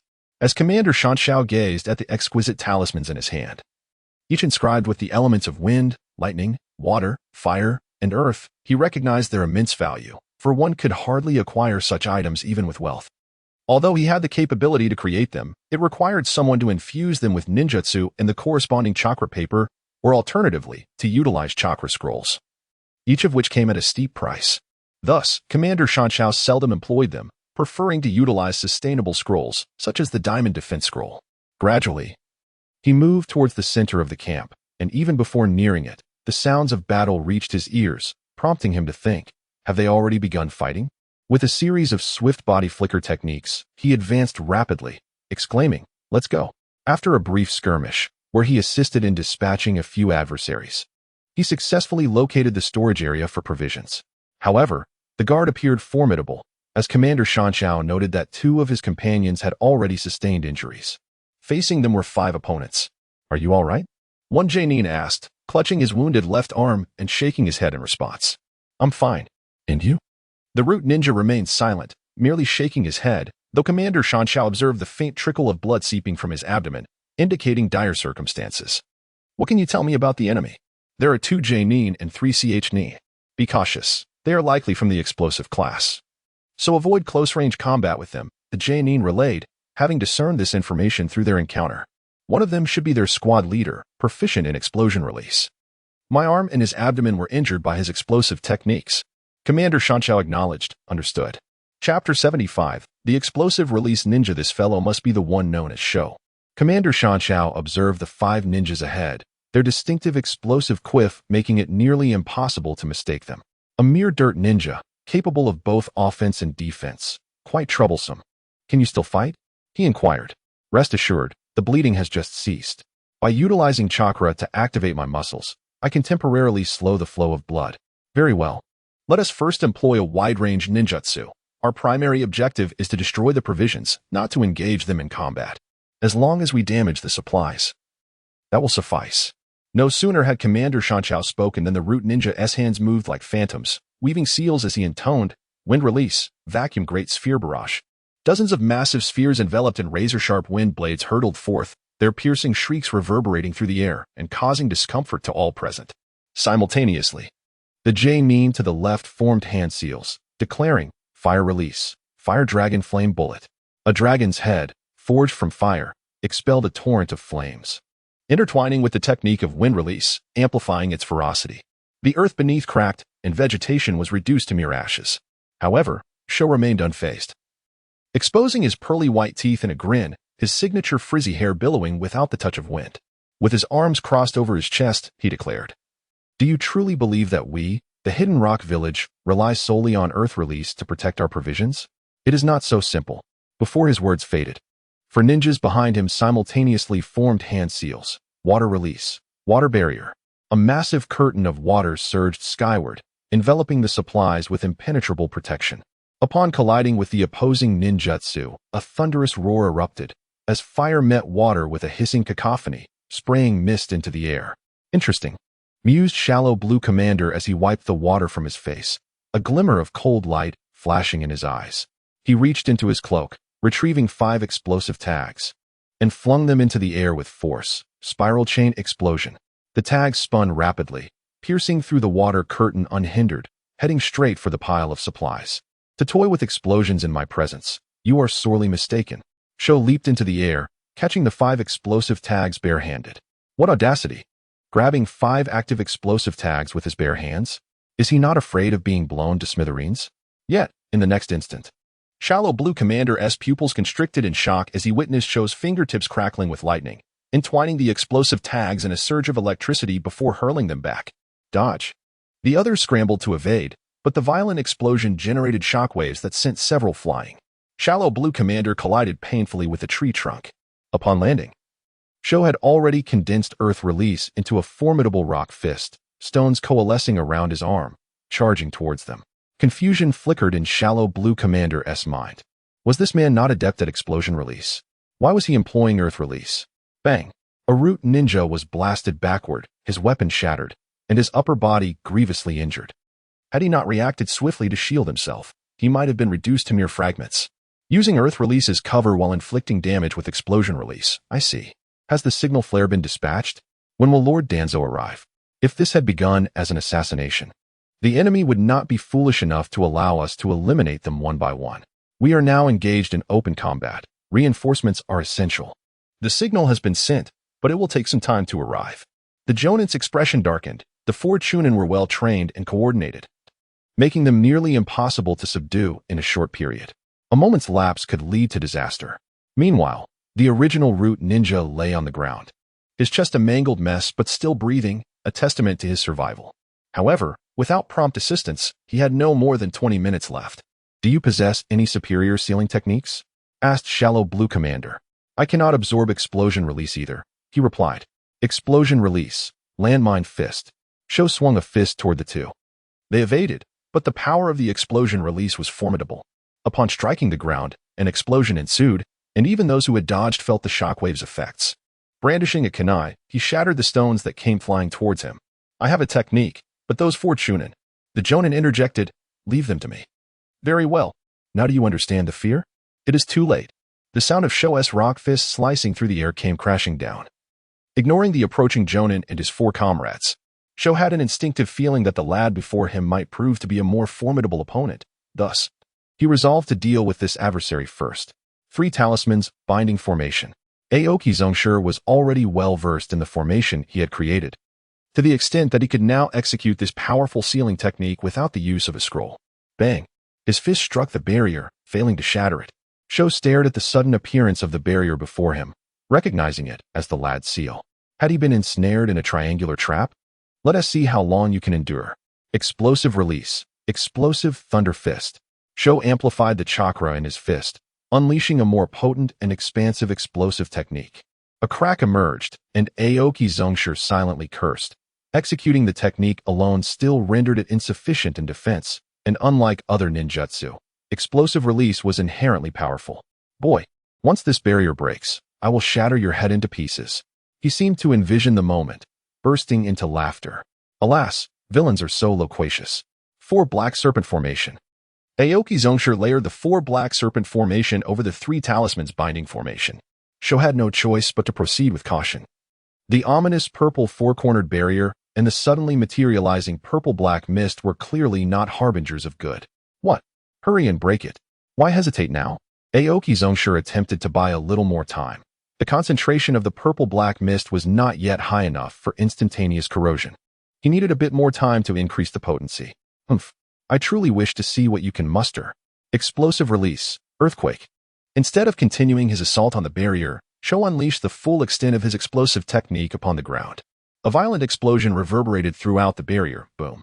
The sound was immense, echoing through the entire valley, and the dust and smoke obscured Aoki Zongshur's view of the situation within. What does this guy intend to do? Is he trying to attract others?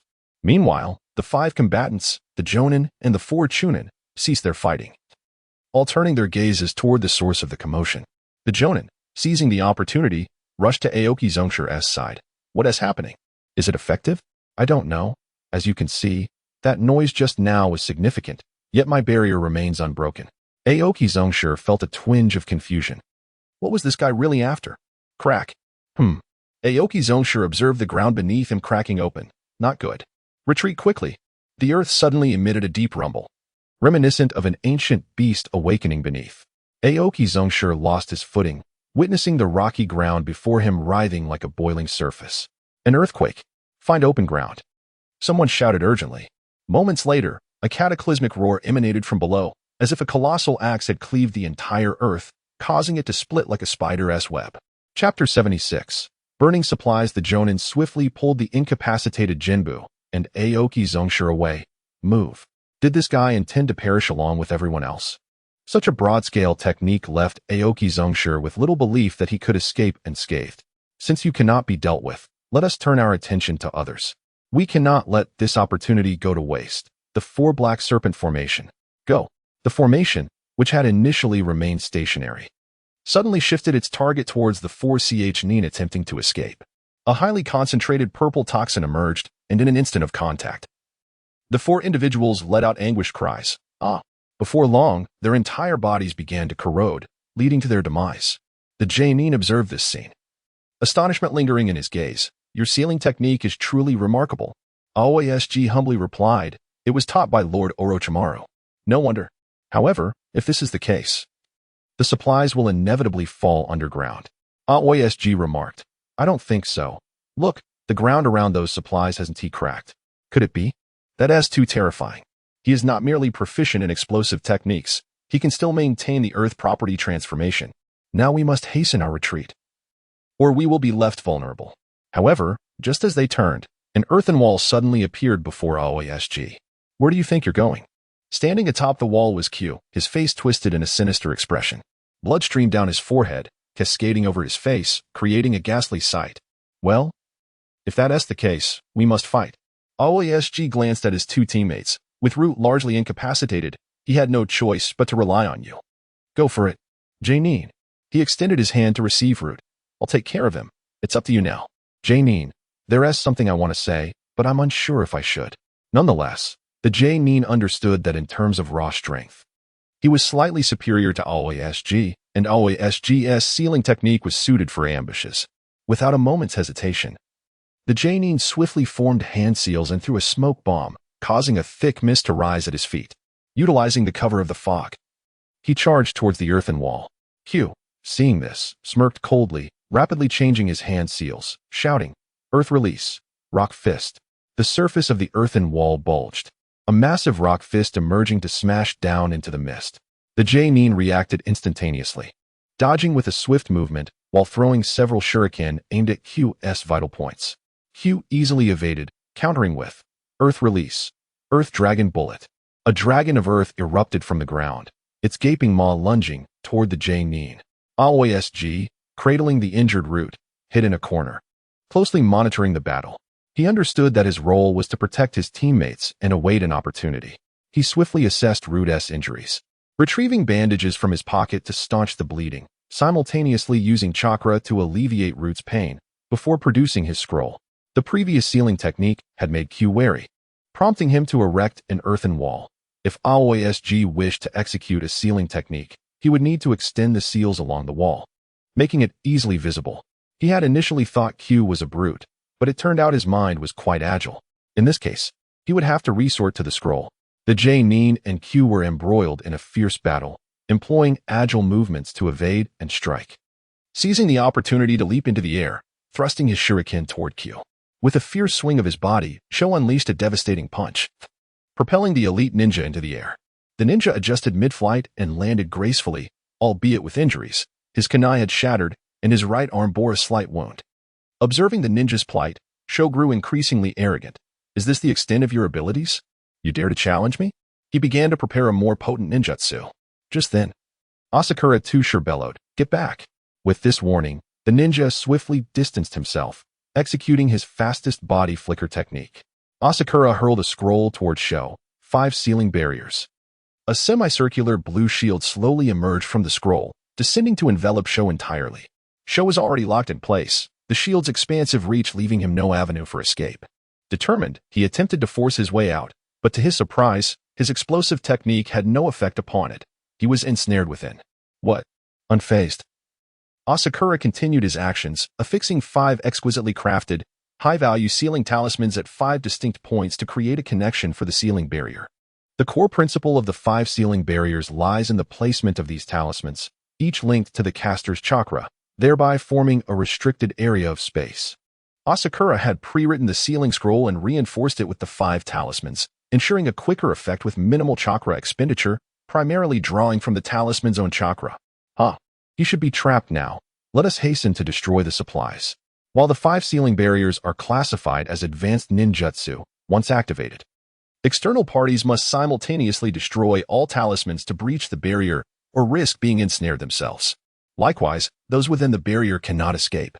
Although the 5 sealing barriers possess weaker offensive capabilities, their defensive and locking abilities are formidable. Unless the caster is trapped inside, they can escape at will.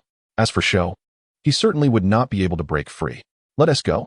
The elite ninja and Asakura exchanged a determined glance, one forming hand signs while the other retrieved explosive talismans, unleashing a barrage upon the supply depot ahead. The thunderous explosions reverberated through the sky as the supply depot collapsed amidst a blaze of fire. Thick smoke, interspersed with embers, surged into the heavens. Trapped within the barrier, Sho watched this scene unfold, his hands weary from futile efforts, yet the barrier showed no sign of damage. The smoke also spread around the barrier, completely obscuring Sho's view. As Asakura launched the final explosive talisman, he rolled behind a nearby boulder, shielded by the shockwave of the explosion. The elite ninja seized the opportunity, employing wind release, violent wind palmed to push the burning debris and smoke away from himself and his allies. The previously furious and arrogant Sho, witnessing the complete destruction of the supplies, was now consumed by despair. The loss of the provisions indicated impending defeat for the main force. It was merely a matter of time, and he knew the blame lay squarely upon his shoulders. "It's over." A familiar voice echoed. "Well done." It was Danzo. "Shigemura TZ. Indeed, I did not anticipate that you would encounter the hunt. It explains the prolonged absence of smoke rising here. The granary is not singular. Yet the one at the Osaka General Headquarters was the last to emit smoke." Chapter 77. The situation grows dire.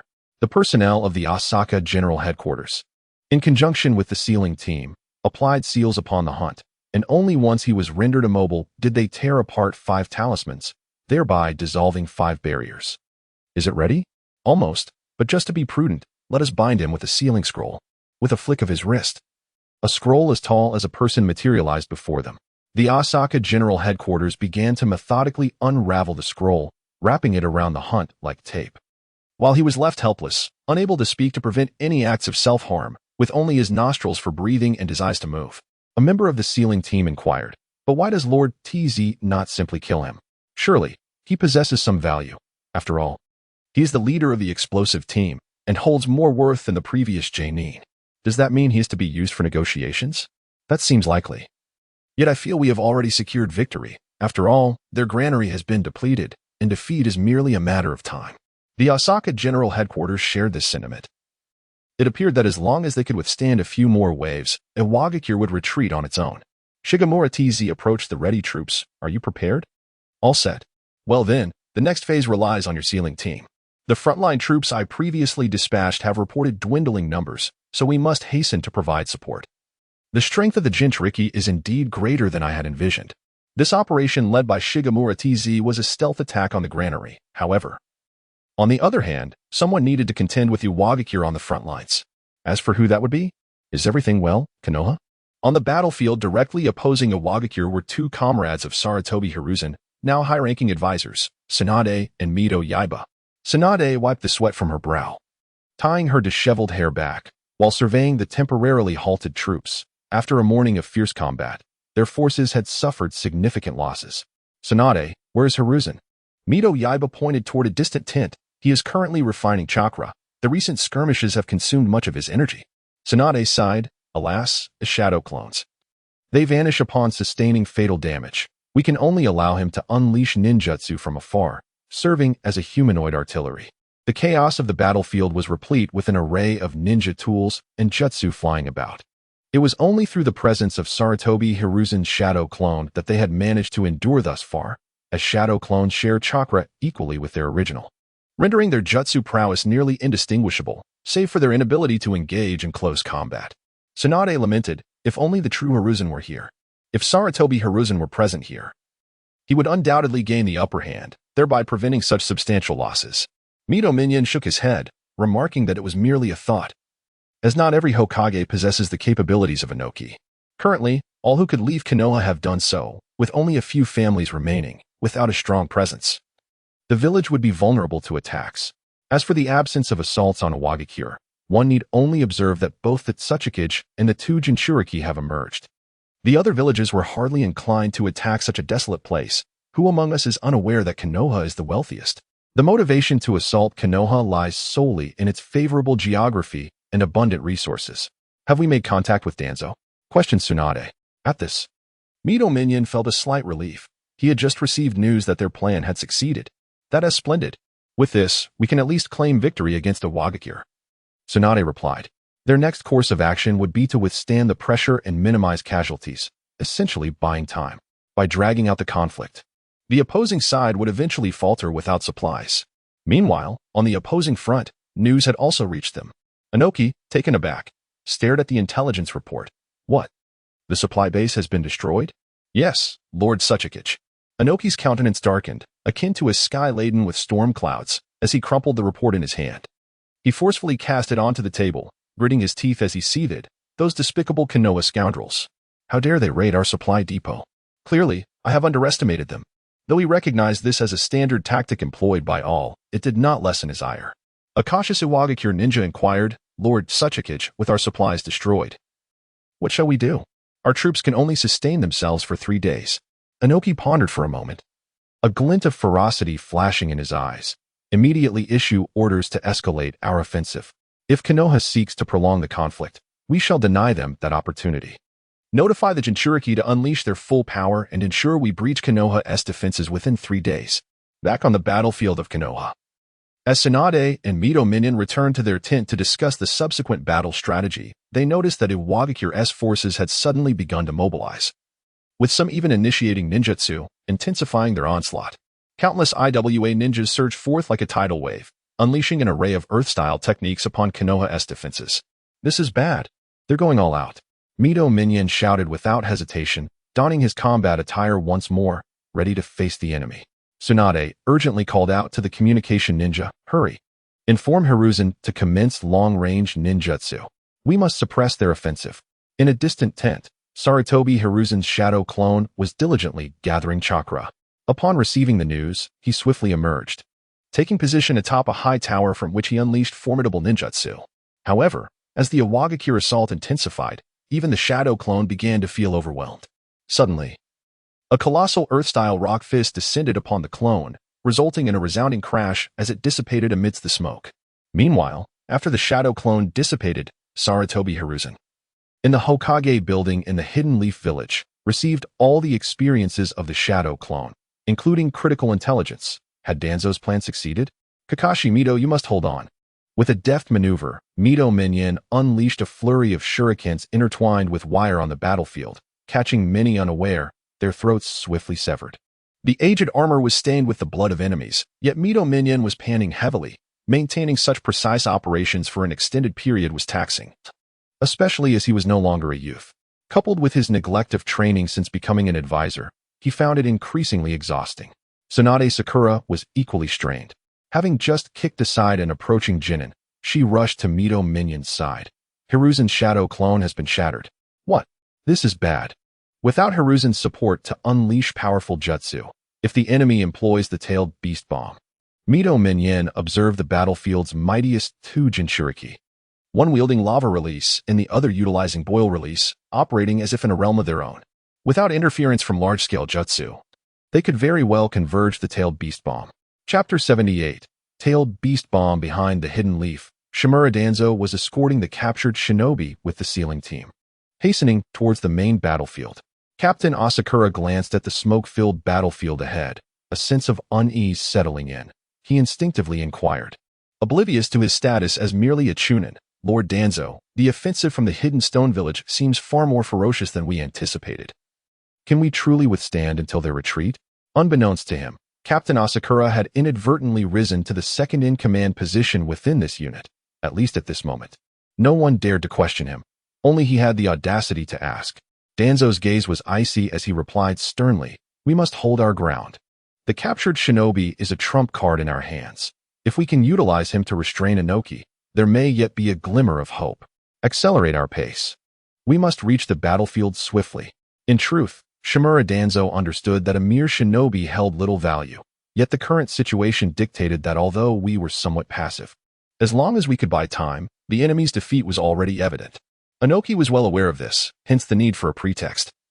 The captured shinobi could serve as an excellent bargaining chip.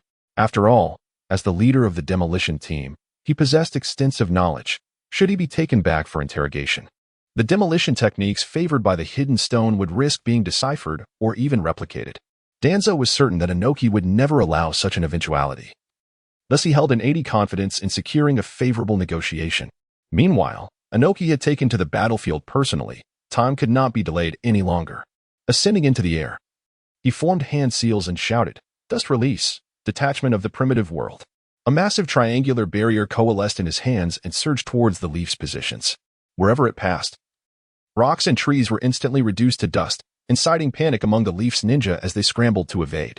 Tsunade Sakura and Mito Minion exchanged a glance, gritted their teeth, and simultaneously formed hand seals. Fire release, fire dragon flame bullet. 2 colossal fire dragons soared skyward, colliding with the dust release, resulting in a violent explosion. However, this merely served to temporarily halt the onslaught of dust release. The The two individuals were expending vast amounts of chakra, their faces paling significantly. Noki commanded them, Old Purple, Han. Now is the time to gather the tailed beast bomb. The recent dust release had disrupted the enemy's formation, preventing them from concentrating their efforts to unleash ninjutsu. If they could unleash two tailed beast bombs now, the tide of battle would surely turn in their favor. In stark contrast, Tsurugi Komatsu and Uchiha Inan observed the dire situation with despair in their eyes. They were all too familiar with the devastating power of the tailed beast bomb. Evasion was futile unless one possessed the prowess of their teacher, the second Hokage, Tobirama Senju, just as the defense of Kenoha teetered on the brink of collapse. Shimura Danzo and his cohort finally arrived. Danzo, standing atop a high vantage point, shouted at the two Jinchuriki who were already concentrating their tailed beast bombs. Noki, look who has come. If you wish to spare your explosive squad leader, immediately command a cessation of hostilities. With that, he forcefully removed the seal from Kaku, revealing his agonized countenance. Upon catching sight of Kaku, Naka's pupils constricted in alarm, and he bellowed, Danzo, how dare you resort to such despicable tactics? Yet, his offensive momentum could not help but wane.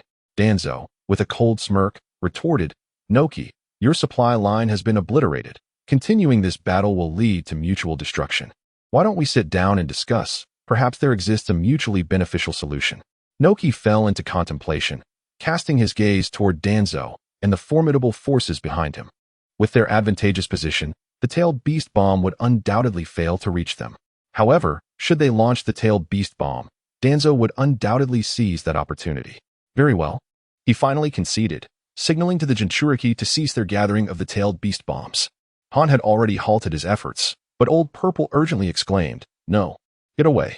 Possessing a slightly greater mastery over the tailed beast's power, Old Purple had already amassed a significant portion of the bomb and could only release it now, lest it detonate before him. Seeing this, Noki urged, quickly, fire it off. Thus, the incomplete tailed beast bomb was launched by Old Purple. After the discharge, the crimson chakra enveloping him gradually receded. However, just as they thought one Jinchuriki had dispelled their tailed beast bomb and felt a momentary relief, they were startled by the sudden appearance of another tailed beast bomb soaring toward them. Tsurugi Komatsu exchanged glances with Uchiha Inan. This is bad. We must retreat. Danzo commanded. Sealing team. Yes.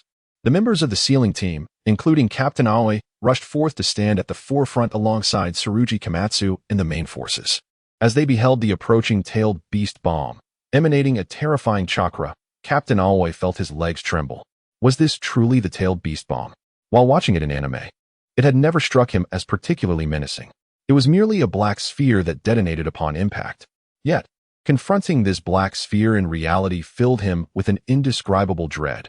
His legs quaked uncontrollably, a visceral manifestation of both psychological and physical terror.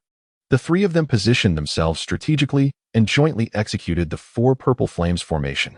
Although it pales in comparison to the 4 crimson yang formation, the tailed beast ball from the opposing side is certainly not the Ten Tails version, nor is it a complete tailed beast ball. Suddenly, the 4 purple flames formation rose, and a towering wall of violet fire enveloped the tailed beast ball. The tailed beast ball, carrying a cataclysmic momentum, crashed violently against the internal firewall. The commander, Shanchao, felt as though his eardrums might shatter from the piercing shriek, while the ground trembled violently beneath his feet, as if it would split open and consume everything in an instant. The firewall contorted and warped under the impact of the tailed beast ball, with the purple flames pressed nearly to the ground.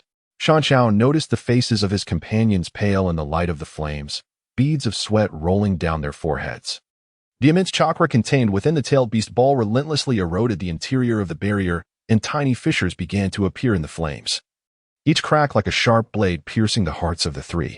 Hold on. We cannot allow it to break through, one of them shouted through gritted teeth, his voice trembling with evident fear and frustration. Shanchao pressed his hands firmly against the barrier, his nails digging deeply into his palms, blood dripping from his fingertips unnoticed. He could distinctly feel the terrifying power of the tailed beast ball gradually gnawing away at the defenses of the 4 purple flames formation. Every pulse of energy made his heart race. If they failed to withstand this assault, not only would the practitioners of the barrier perish, but the entire contingent behind them would also be obliterated.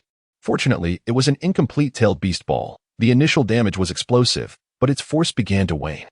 Though the 4 purple flames formation teetered on the brink of collapse, it ultimately managed to withstand the onslaught.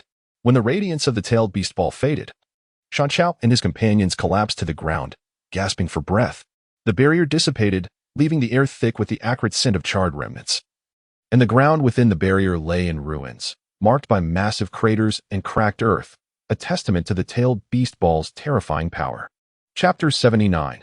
The retreat of a Wagakure. Shanchao sat on the ground in disarray, exhaling deeply. It was not that he lacked the will to stand, but his legs trembled, and the enormous chakra expended in casting the barrier had drained him completely.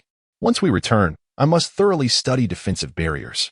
Encountering such wide-ranging, destructive ninjutsu without the sealing team would have been utterly insurmountable. It is no wonder that Shimura Danzo insisted on bringing the sealing team. It was not merely to seal the Jinchuriki, but to defend against the tailed beast ball. Meanwhile, the smoke on the battlefield gradually dissipated, leading both sides into a brief stalemate, followed by an uncomfortable silence.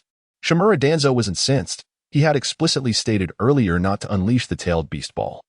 Yet this individual had done so nonetheless. Fortunately, they had managed to block it. Otherwise, the consequences would have been unimaginable. Although Anoki was aware that it was a blunder on the part of his own ninja, what did it matter? Should he, as the Tsuchikage, lower himself to admit fault? In truth, when the tailed beast ball was launched, Anoki had hoped for a significant impact, perhaps even a chance to exploit the situation, but it was thwarted, leaving him disappointed. Regaining his composure, he cast a glance at Shimura Danzo beside him, then surveyed the weary Iwagakure forces, his heart brimming with resentment. Yet, he was acutely aware that the current situation was exceedingly disadvantageous for Iwagakure. Persisting in battle would only lead to further catastrophic losses. A negotiation concerning a ceasefire and the exchange of interests was set to unfold amidst a tense atmosphere. This negotiation was attended solely by the high-ranking officials, Noki, his guards, and 2 Jinchuriki, while Konohagakure was represented by 3 Hokage advisors. A tent had been specially prepared for the discussion. At the negotiation table, an unspoken understanding prevailed among the participants as they refrained from mentioning the recent tailed beast bomb incident, whether intentional or otherwise, as arguing over it held no significance at that moment. The negotiations at hand revolved around resources, the surrender of the defeated, or the concessions of the victors. In the rest area, upon entering the medical tent, General Asaka observed the grievous casualties sustained by the frontline forces.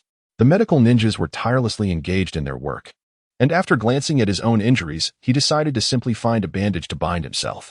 Just as General Asaka grasped a bandage, a sudden thud echoed from behind him as a stretcher-bearer collapsed, dropping a blood-soaked patient heavily onto the ground.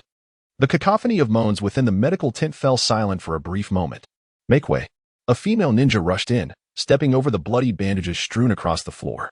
Her forehead protector, stained with blood, obscured her weary eyes, yet she exerted every effort to tend to the wounded. Your injuries are stabilized for now. Are you all right? The female ninja inquired. The ninja who had just fallen quickly regained his footing. I'm fine. I can continue. Don't be reckless. Your legs can't endure much longer. The female ninja swiftly reached for his injured leg. As her fingertips grazed his pant leg, he suddenly trembled violently. In the dim candlelight of the tent, she noticed the fabric, soaked in dark purples and blacks. Why didn't you mention this sooner? How long has this wound been festering? It's already become infected. It's nothing. I'm not of great assistance anyway. My medical ninjutsu is quite lacking. My life isn't worth much. If I can carry one, I will. As an ordinary, weak genin with only rudimentary knowledge of medical techniques, he had been assigned to the medical unit, initially feeling pleased to avoid the battlefield, which implied safety. However, when the first wave of injured personnel surged into the camp like a tide, he realized that the medical tent was far from a sanctuary. Carrying stretchers to rescue the wounded also posed the risk of ambush, and he had only sustained a minor cut on his leg, which paled in comparison to the severe injuries of his comrades. At that moment, the female ninja tore open his festering pant leg as the necrotic flesh surged forth. Pus dripped from the bandage, prompting several nearby injured individuals to retch. Your life isn't worth much? The female ninja removed her mask, revealing her blistered lips, crusted with scabs. Do you have any idea how many lives you've saved by promptly retrieving the injured these past few days? She deftly inserted tweezers into the wound, extracting a fragment of a broken kunai. If you hadn't risked yourself to bring back the Nin 3 days ago, he would have rotted away to nothing. The lower ninja trembled in pain, cold sweat mingling with tears as they fell to the ground. But I can't even properly utilize a decent healing technique. With determination, they grasped the lower ninja's hand and placed it against the chest of an injured comrade. Focusing chakra, they sensed the rhythmic pulse beneath their fingertips. The bloody tips guided the chakra flow, and miraculously, the festering wound began to scab over at a visibly accelerated rate. The lower ninja looked up in astonishment, meeting her bloodshot eyes. Medical ninjutsu is not sorcery. It is a means of extending life using your own. Hurry and clean your leg wound. I trust you know how to do that. Yes, yes, the lower ninja nodded excitedly. Meanwhile, Captain Asakura simply took a roll of bandages and departed. Alas, such is the cruelty of war. Being weak is a fundamental sin. Had Captain Asakura not exhibited exceptional performance and innate talent, they might have ended up like this lower ninja, or worse. Captain Asakura silently passed by a corpse draped in white cloth. On the other hand, Noki contemplated the negotiation materials meticulously prepared by Shimura Danzo, pondering the latter's unwavering confidence in his impending victory. No, the lakes and commercial resources here must be shared. Shimura Danzo retorted, remember, you are the defeated, I am the victor. Noki responded, are you intent on tearing the veil of civility? Do you truly believe your three can match us? This was not a matter of underestimating them. It was simply that one Hokage and two Jinchuriki could hardly falter against these three advisors. Not to mention, Shimura Danzo's companions were nothing but mere novices. The reason they had not been subdued was entirely due to Sarutobi Hiruzen's shadow clone maintaining a vigilant watch, wielding an abundance of ninjutsu and chakra as if it were inexhaustible.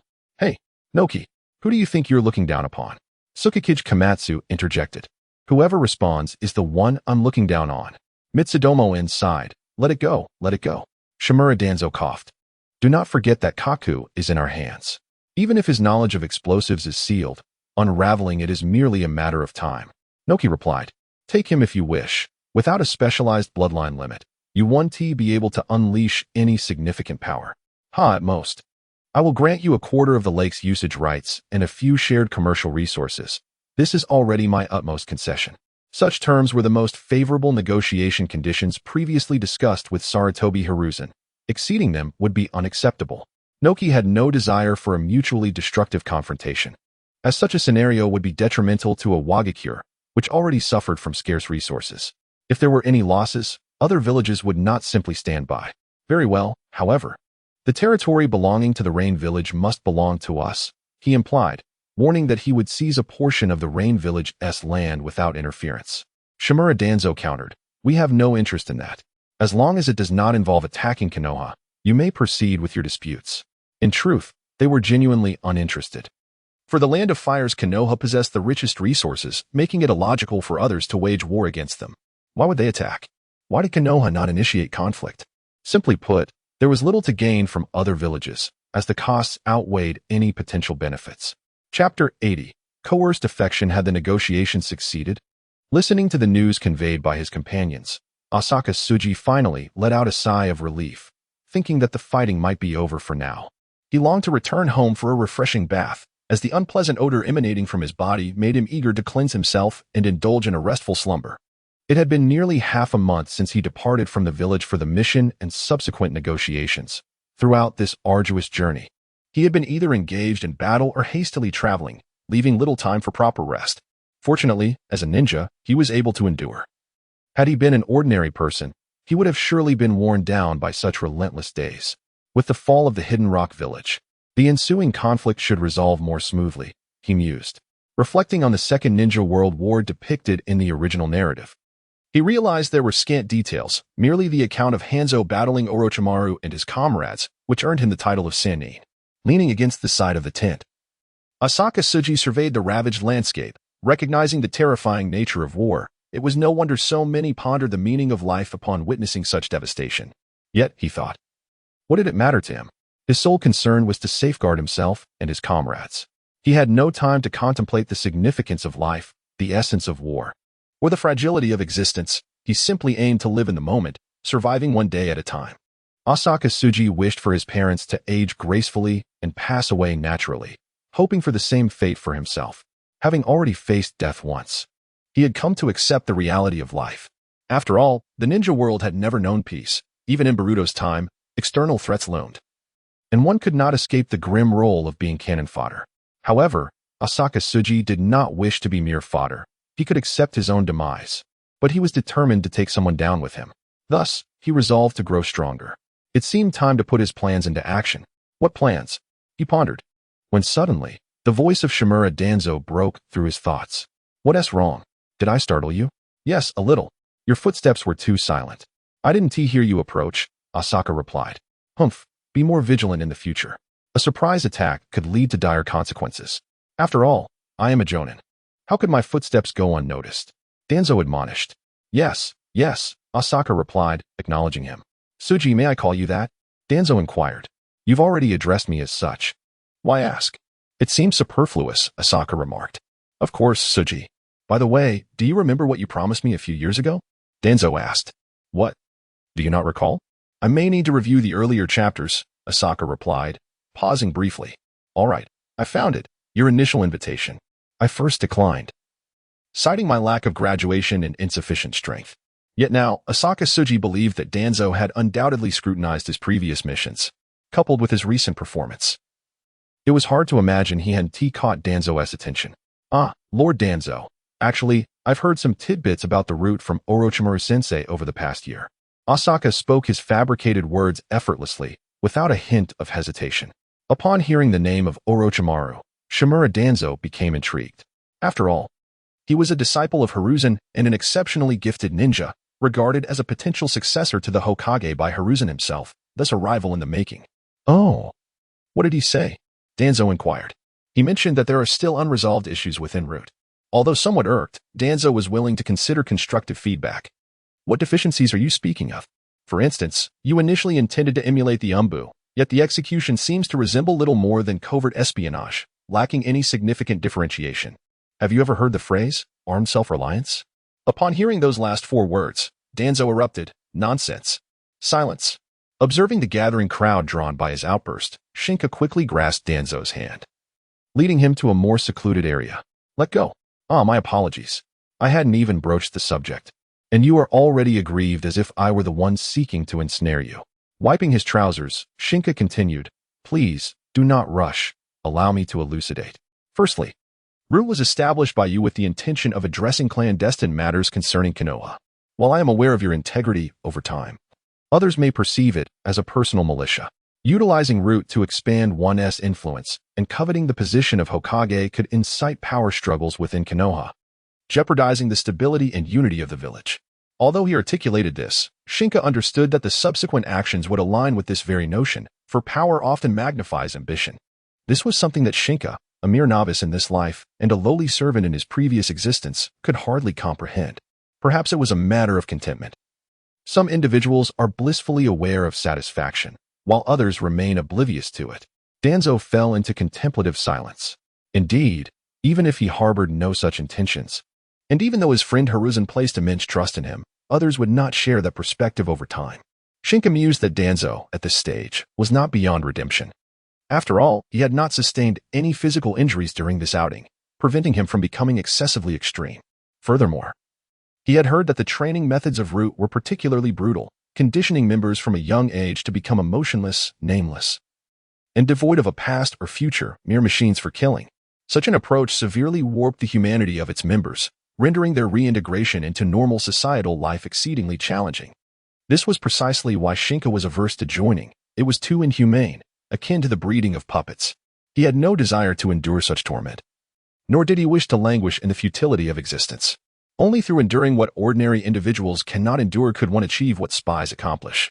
Thus, they must remain devoid of emotion. If a spy were to develop feelings, the repercussions were left unspoken. You are mistaken, Lord Danzo. Sometimes it is precisely emotions that compel individuals to act, is it not? Even the orphans who have lost their homes due to war feel an abundance of love in Kenoha, which makes them willingly dedicate themselves to the village. Is this not the most appropriate sentiment? Shimura Danzo, speak plainly. Do not meander with your words. Having lived this long, what have I not seen? You speak of love as if you were a member of the Uchiha clan. Chapter 81. Concept. Ahem. What we must do is leave a lasting impression on the members of the Root, and that impression is love. For instance, introducing them to potential partners when they reach a suitable age, enhancing their welfare, allowing them to marry and have children. Ah, yes. This way they will have concerns for their families, and they will hesitate to betray us. Amigakir's commander. While your reasoning holds some merit, must it be so blunt and direct? What is it? Is that not the essence of the matter? Amagecure's commander would not concede. It should be about your wives and children, your parents, whom I will provide for. Of course, that is not the intention. It is about fostering a sense of attachment. Why resort to such coercive measures? After all, they are commoners, devoid of the oppressive ideologies of prominent families. I have never believed in those sentiments. I only think that the bonds of kinship will ensure obedience. Your perspective remains overly simplistic. Shimura Danzo, At some point, these two individuals, decades apart in age, began to converse as equals, both oblivious to this shift. They continued, why so simplistic? Such training will yield only deathly warriors, emotionless killing machines, not true talents. Consider this, an emotionless assassin, if manipulated, what then? This is impossible. I have inscribed the tongue-twisting curse upon them, ensuring they cannot divulge anything about me. How can you be so certain? What if someone can unravel it? How could that be? This seal can only be undone if I. At that moment, Shimura Danzo suddenly realized. Amagecure's commander stated calmly, unless the caster is deceased. Shimura Danzo. Impossible, thus I will brainwash them. Amagecure's commander. How blunt indeed. Is it not possible for others to be brainwashed? You are aware that within the realm of espionage, there are both minor and major agents. Although children may be sent as spies, should they be captured by the enemy, their memories can be erased and they can be turned against us. While they may be unable to speak of it, their minds will retain clarity. Every ninja village possesses such methods. Shimura Danzo felt a flicker of doubt. Indeed, this is a flaw. Thus, we must train them to resist brainwashing, and the prerequisite for this is that we ourselves do not resort to such tactics. We must use love to touch their hearts, to grant them a complete family in Kenoha. When they have their own children, their loved ones, and a home in Kenoha, they will be reluctant to leave. If we wish for them to obey orders and act as spies, then we must be the ones to provide them with love and family. Regarding children, I believe that Lord Danzo, you could establish an orphanage and serve as its director. I recall, Lord Danzo, that you are still unmarried. Am I correct? This raises an intriguing question posed by Captain Asakura. Matters of love and affection do not concern me. Do you indulge in foot baths? What foot baths? Captain Asakura suddenly revealed a knowing look. I mean, do you visit hot springs? Danzo's face flushed with embarrassment as he instantaneously faltered. Do you think I am like that fellow from the land of the rising sun? All right. No need to be so agitated. I suggest you give it some serious thought. I understand your heart. Who wouldn't he aspire to be Hokage? What did you say? However, even if you achieve that position, what difference does it truly make? What do you mean? Everyone ages and ultimately passes away. Your ascension merely signifies your own elevation. While the successors are beyond your control, and they will not be your kin. Danzo's mind was struck with clarity, reminiscent of the connections among the first, second, and third Hokage, direct and indirect. If you were to become the head of the orphanage and assume the role of a father to those children, your offspring would multiply. If even a few among them possess talent, it is conceivable that even those without exceptional abilities could become ninjas and gain electoral rights. And even commoners could steer public opinion.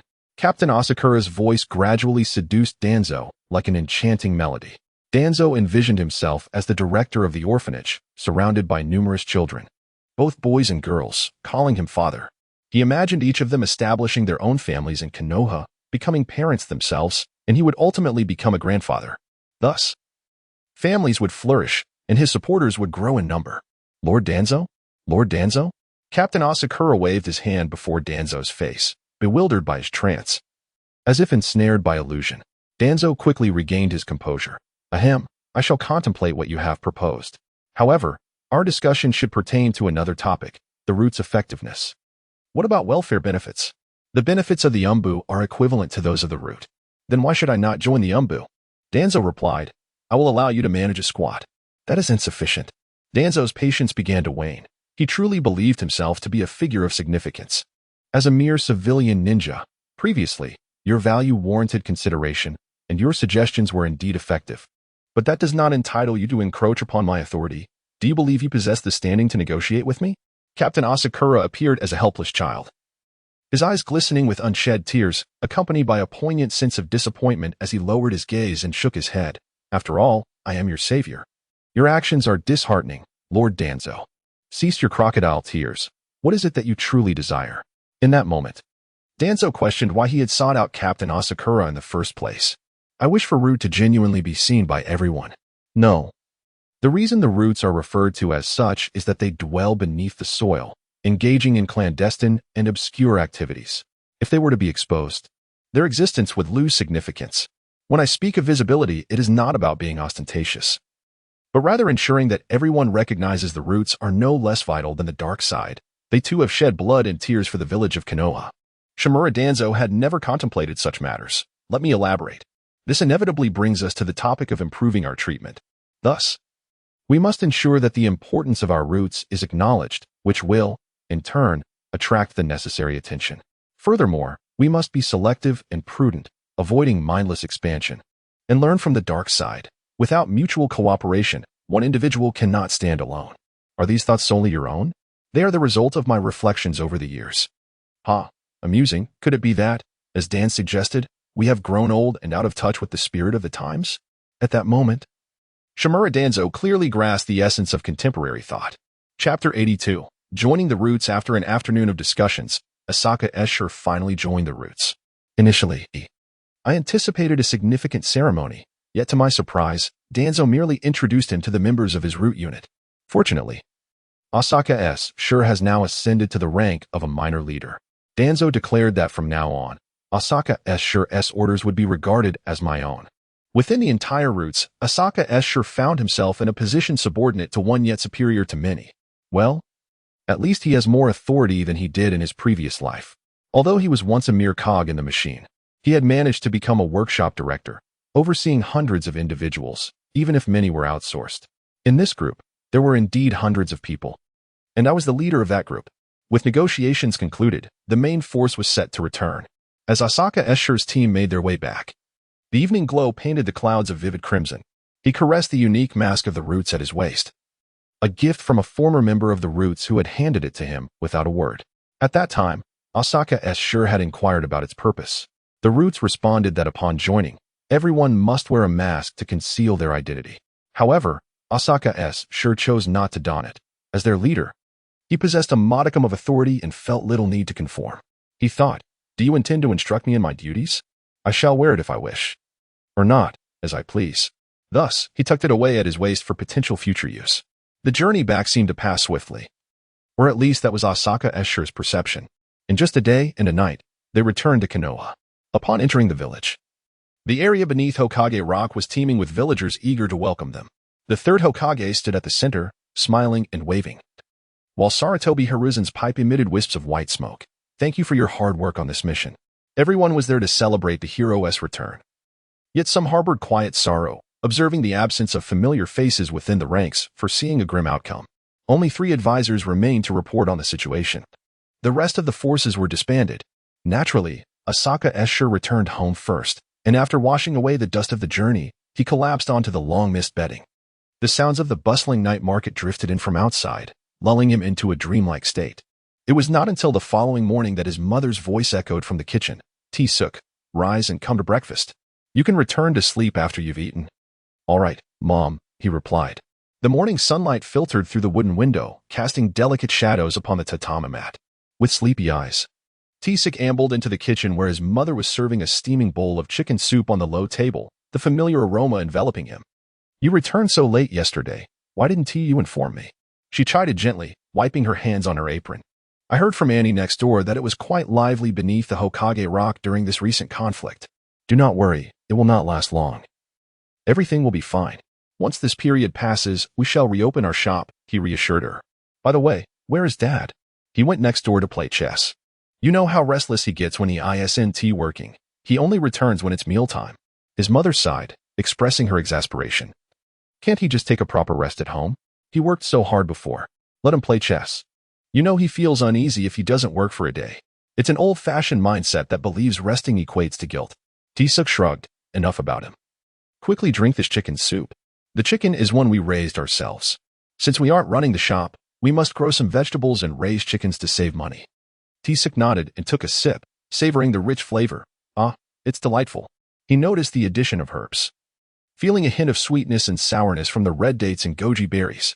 "How long will you be resting this time?" T-Suk shook his head. "I'm not sure. Perhaps half a month. or maybe just a few days. After all, the other battlefields have not yet concluded. If any emergencies arise, I must be ready to provide support. All right, be cautious. Protecting yourself is of utmost importance, his mother urged. Rest assured, Mom, I understand. After breakfast, T-Suk, like the other returning ninjas, proceeded to the Hokage building to report on his combat experiences, detailing his achievements and the number of adversaries he had dispatched. Such records were essential for future rewards or the exchange of jutsu. Once T-Suk completed his report on his accomplishments and the jutsu he had executed, the scribe paused, looking up with a hint of surprise at T-Suk. Another little genius, I see. And that was the end of the exchange. In this place, deceit was nearly impossible. Aside from the formidable pressure exerted by the interrogating ninjas, many would stutter under scrutiny. The presence of the Yamanaka clan and other ninja comrades made it difficult to fabricate lies, as they could easily serve as witnesses against you. All right, the records are complete. Would you like to save your achievement points or exchange them? T-Suk pondered carefully, realizing he had nothing he wished to exchange at the moment. Let us save them for now. Very well. Once everything was finalized, the ninjas began to return in succession, awaiting further instructions for their next deployment or support mission. Initially, Shallow Tsukasa intended to return home for an afternoon nap. However, upon stepping outside, he unexpectedly encountered a masked ninja from the route. It was not his fault for the misrecognition, as the attire of the route and the Umbu bore a striking resemblance, characterized by their wholesale-style combat uniforms and the masks they habitually wore. The route ninja remained silent, merely standing there. Is Lord Danzo looking for me? Tsukasa inquired. Yes, he has requested that I escort you to the route base. Then let us proceed.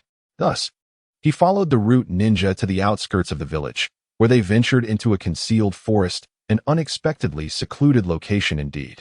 It must be underground, Tsukasa blurted out. The ninja formed a hand seal with one hand, and a square entrance materialized in the ground, revealing a staircase below. Tsukasa followed the route ninja down into the depths.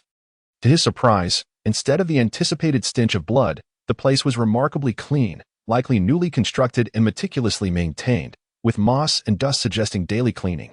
Upon entering the base, which spanned approximately 200 square meters, Tsukasa speculated it might eventually expand.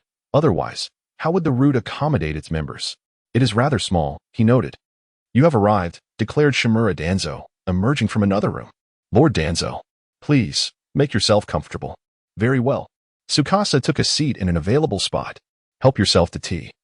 I prefer a relaxed atmosphere here. Tsukasa felt as though he were attending an interview, surprised to discover this side of Danzo. Chapter 83. A minor reform, Lord Danzo. Regarding the orphanage I previously mentioned. Constructing an orphanage is no simple task. It requires not only funds, but also land acquisition. Most importantly, one must manage sustenance and care. Do you comprehend the expenses involved? As the leader of the route, Shimura Danzo was well aware of the adage that a penny can thwart even the mightiest of heroes. That is indeed a dilemma. However, I have a plan. I wonder if Lord Danzo would be interested? Danzo replied, Oh, please, elaborate. Allow me to present my humble proposal. Do you know what incurs the most expense? Danzo, growing impatient, urged, Get to the point. I merely wish to embellish my words a bit. It appears that wish shall remain unfulfilled. It boils down to indulgences in food, drink, and various vices. These four pursuits are the most extravagant expenditures. For the lower class, merely filling their belly suffices, with no excess spending. Thus, exploiting the common folk yields little profit. However, for the upper echelon, indulging in all four is commonplace, and therein lies the substantial profit. Tsukasa gestured dramatically as he spoke. Indeed, your reasoning is compelling. Please continue. It is common knowledge that the greatest nations in the ninja world are the 5 great countries: wind, fire, earth, lightning, and water. Yet, do you know which among them is the wealthiest? Danzo fell silent for a moment before reluctantly uttering, the land of hot water. Precisely, the land of hot water. Located in the northeastern part of the land of fire, renowned for its abundant hot springs and unique geographical features, replete with natural thermal baths. This resource not only attracts visitors from all corners of the ninja world, but also profoundly influences the nation's economic and cultural development, coupled with a plethora of ancillary expenditures. One can only imagine the wealth amassed over the course of a year. As you mentioned, it lies adjacent to the land of fire. After all, it is merely a small nation reliant on a great power. General Asakura. So you don't regard small nations as legitimate states, do you? This is a quintessential manifestation of excessive superiority complex, akin to disregarding the financial accountant in a company. After all, it is the accountant who holds the lifeblood of the organization. You are gravely mistaken. These small nations have thrived on their aspirations for peace and a clear vision, evolving into prosperous entities. Small nations possess their own advantages, a sparse population, a favorable geographic location, and the ability to forge alliances with various countries. Do not presume they rely solely on the land of fire. I am certain they have extended olive branches to every nation, and at the very least, provided additional. General Asakura rubbed his hands together, envisioning the bribery of the feudal lords with wealth. Although the original text does not elaborate extensively on the feudal lords, General Asakura understands that these so-called lords are merely remnants of the aristocracy. As long as they are well-fed, warmly clothed, and enjoy their wealth, they remain indifferent to the welfare of the villages below. This indifference is precisely why there are perennial conflicts among villages.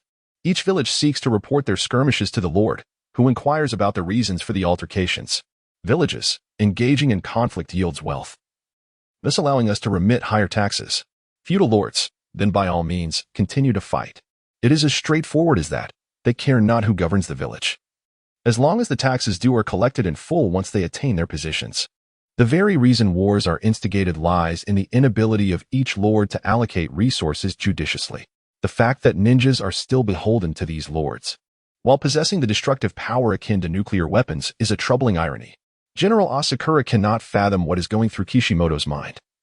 Were he to extract a few bricks from the capital where the lords reside, he could amass considerable wealth. Is this not the essence of aristocratic avarice? They prefer extravagant indulgence over sharing with the orphans and commoners within their villages. Alarmingly, even the orphans and commoners who become ninjas are influenced by such a mindset. In a world defined by hierarchy, the order is clear. Feudal lords and aristocrats reign supreme over Hokage, who in turn hold dominion over ninjas, followed by the villagers. General Asakura has witnessed the cinematic portrayals. Even the modest dowry of a princess from the land of snow is substantial. Despite the geographical challenges that result in lower agricultural output and GDP per capita, the land of snow boasts its own dedicated ninjas, heavy industry, and advancements in chakra technology that outpace other nations. For a nation to attain strength, technological innovation is paramount. It liberates human resources and streamlines processes, thereby naturally filling the coffers. However, it is still premature to discuss such matters. The quickest route to wealth lies in courting the affluent. Just observe the land of water, where one finds only the wealthy and noble. Even relatives of feudal lords from other nations flock there. What is their purpose? Undoubtedly, to indulge in hot springs. But is it truly just for the sake of relaxation? Shimura TZ, what else could there be? Asakura SG. Lord TZ, have you ever experienced love? Shimura TZ, why this sudden inquiry? My life has been devoted to the village. Matters of romance are trivial. Yet, why is Lord Hokage married and had children? Humph, can he be compared to me? I intended to comment on what kind of person he is, but I still have clarity regarding my friends. I certainly cannot share my thoughts with Asakura SG. However, one who has read the original work would naturally know. Isnt he just a lecher? What is the big deal? If a man isnt lecherous, is he even a man? Well, what does this have to do with hot springs? Asakura SG. No, Lord TZ, do you truly not know? Hot springs. With hot springs comes massage. Who provides the massage? Of course, it's the ladies. As long as you pay handsomely, you can have the massage anywhere. Shimura TZ. There is such a thing. No wonder. No wonder that every time he has free time, Saratobi Hizashi invites me to relax in the hot springs of the land of water, yet I never went due to being preoccupied with other matters. It turns out there was this underlying reason. And look at Lady Tsunade. You must be aware of her interests, right? Speaking of this, Shimura TZ felt a wave of frustration, but ultimately, it is her own family's money that she loses. So he decided to ignore it. Where does she gamble every time? Isnt it's still the casinos of the land of water? The land of water is quite close to the land of fire. As a ninja, one can reach it in less than half a day. I have been to the commercial street there. The prices are exorbitantly higher than those in our village, far beyond what an average person can afford. Only wealthy nobles and merchants can manage it, and I certainly haven't seen many commoners. It's truly tragic, toiling for them, only to spend the earnings there, creating a cycle. The most common tasks I undertake are escort missions or eliminating mountain bandits, benefiting only the people of the land of water and the merchants doing business there. I believe Lord TZ. You might consider investigating the extent of commerce in the land of water. Perhaps every country has merchants from the land of water conducting business. While the previous matters are trivial, the last remark about every country having merchants from the land of water is significant. Although Shinmura TZ has never engaged in business, after years of serving as an advisor in the village, overseeing subordinates, he understands the importance of finances. The economic lifeblood is essential for maintaining a village and a nation. If the land of water possesses such means, it would not be surprising that they have remained in a state of peace for so many years. Chapter 84. The plan. Asakura SG spoke extensively, having conveyed most of what needed to be said. After all, to strengthen a nation or a village, military power is vital, but it does not address the root cause. Technology is the true productive force, and the economy is the driving force for development. Oh, it's a lot to digest, and Shinmura TZ gazed at the youthful face of Asakura SG. SG, are you truly only 12 years old? Of course. How do you know so much? After all, my family is engaged in commerce, albeit on a modest scale. Nevertheless, our reputation remains commendable. And we have numerous apprentices, some of whom hail from the land of soup. I see. Shimura Danzo stroked his chin, his gaze imbued with scrutiny and contemplation.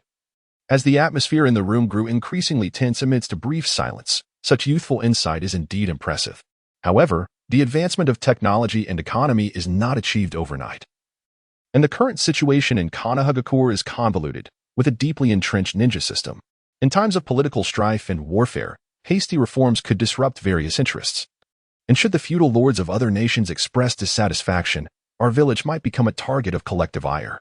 While conflicts frequently arise, instigated by proposals from the village to the feudal lords, who either consent or deny, the village is compelled to engage if the lords initiate action. Aozora, Toshi stood tall, his gaze resolute as he met Danzo's eyes. Precisely for this reason, we must prepare for the future.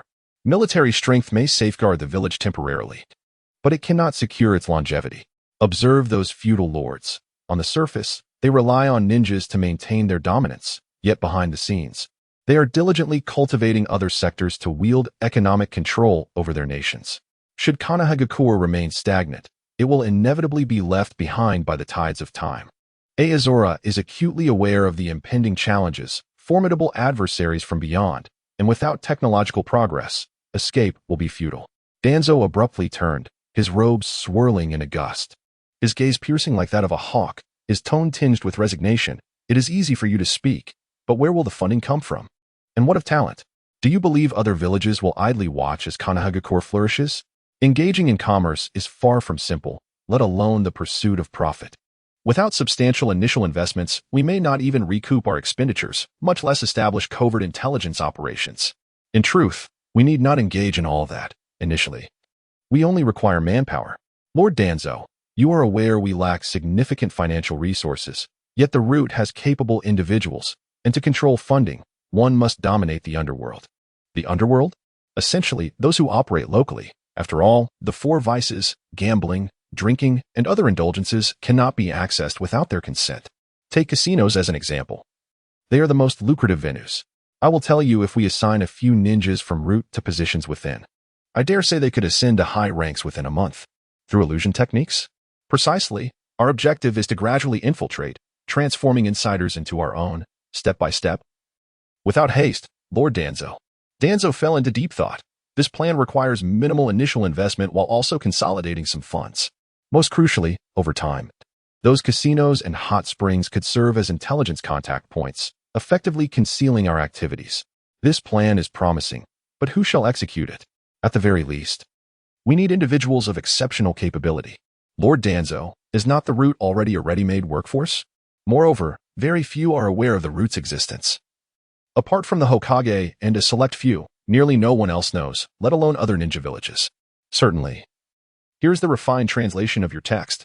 Is it not an immense drain on manpower? What shall we do if we find ourselves lacking sufficient hands? One must give the gain, remarked Owsing Escher. Eventually, we shall allow them to engage, and with the funds generated, establish orphanages, thereby nurturing a fresh crop of talent. There must be a cycle. One cannot reap rewards without sacrifice. Moreover, this endeavor bears minimal risk. It is not as though we are sending spies to other villages. I am confident many will be willing to participate. Ji Village Toanzo has never broached the subject of loyalty within the root organization. Although there was a singular incident involving a spy, it was an unforeseen event. At my word, they shall be eager to serve. Indeed, indeed. Who among the roots would dare betray Lord Tuanzo? Aozong sure concurred. Let us proceed with this plan, albeit after the war concludes, for we are still required elsewhere. And I must discuss this matter with Nikizan. Although he harbors no objections regarding my arrangements within the roots, it is still prudent to inform him. Ah, it is the old confidant, indeed. Our bond is truly strong. One wonders what experiences have led to this transformation. Very well, you may return now. I need to devise a meticulous plan for this matter. Understood, Lord Tuanzo. Just as Aozong Escher prepared to rise from his seat, a sudden sound interrupted. Tuanzo placed a sealed scroll upon the table, its thickness suggesting substantial content. What is this? I shall not shortchange my own, he replied.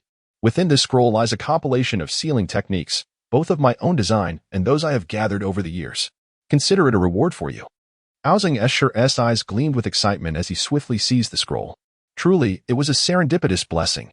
He had no doubt regarding Tuanzo's sealing arts, which were reputedly fraught with danger and offensive capabilities. Though it merely sealed off half of a bridge, it was indeed a spatial sealing technique. Thank you, Lord Tuanzo. You may return now. With utmost care, Aozong Escher tucked the sealing scroll into his bosom and offered another respectful bow to Tuanzo before hastily departing the base. As he stepped outside, a refreshing breeze washed over him, easing his previously taut nerves. Reflecting upon his earlier conversation with Tuanzo, he felt a mixture of exhilaration, apprehension, and a hint of caution. His proposal had been acknowledged, and he had unexpectedly acquired a scroll of sealing techniques. However, the looming specter of war imbued everything with uncertainty. And given Tuanzo's somewhat suspicious and sensitive nature, Aozong Escher deemed it prudent to maintain a relationship defined by decorum, avoiding any further intimacy. Walking through the streets of Kenoha village, the setting sun elongated his shadow. The calls of vendors wafted through the air, mingling with the laughter of children at play and the enticing aroma of grilled dumplings, adding a touch of warmth to the seemingly tranquil evening. Yet, Aozong Escher had little inclination to appreciate such moments, his mind consumed by the contents of the scroll. He quickened his pace towards home, and upon arrival, he found his mother napping on the sofa.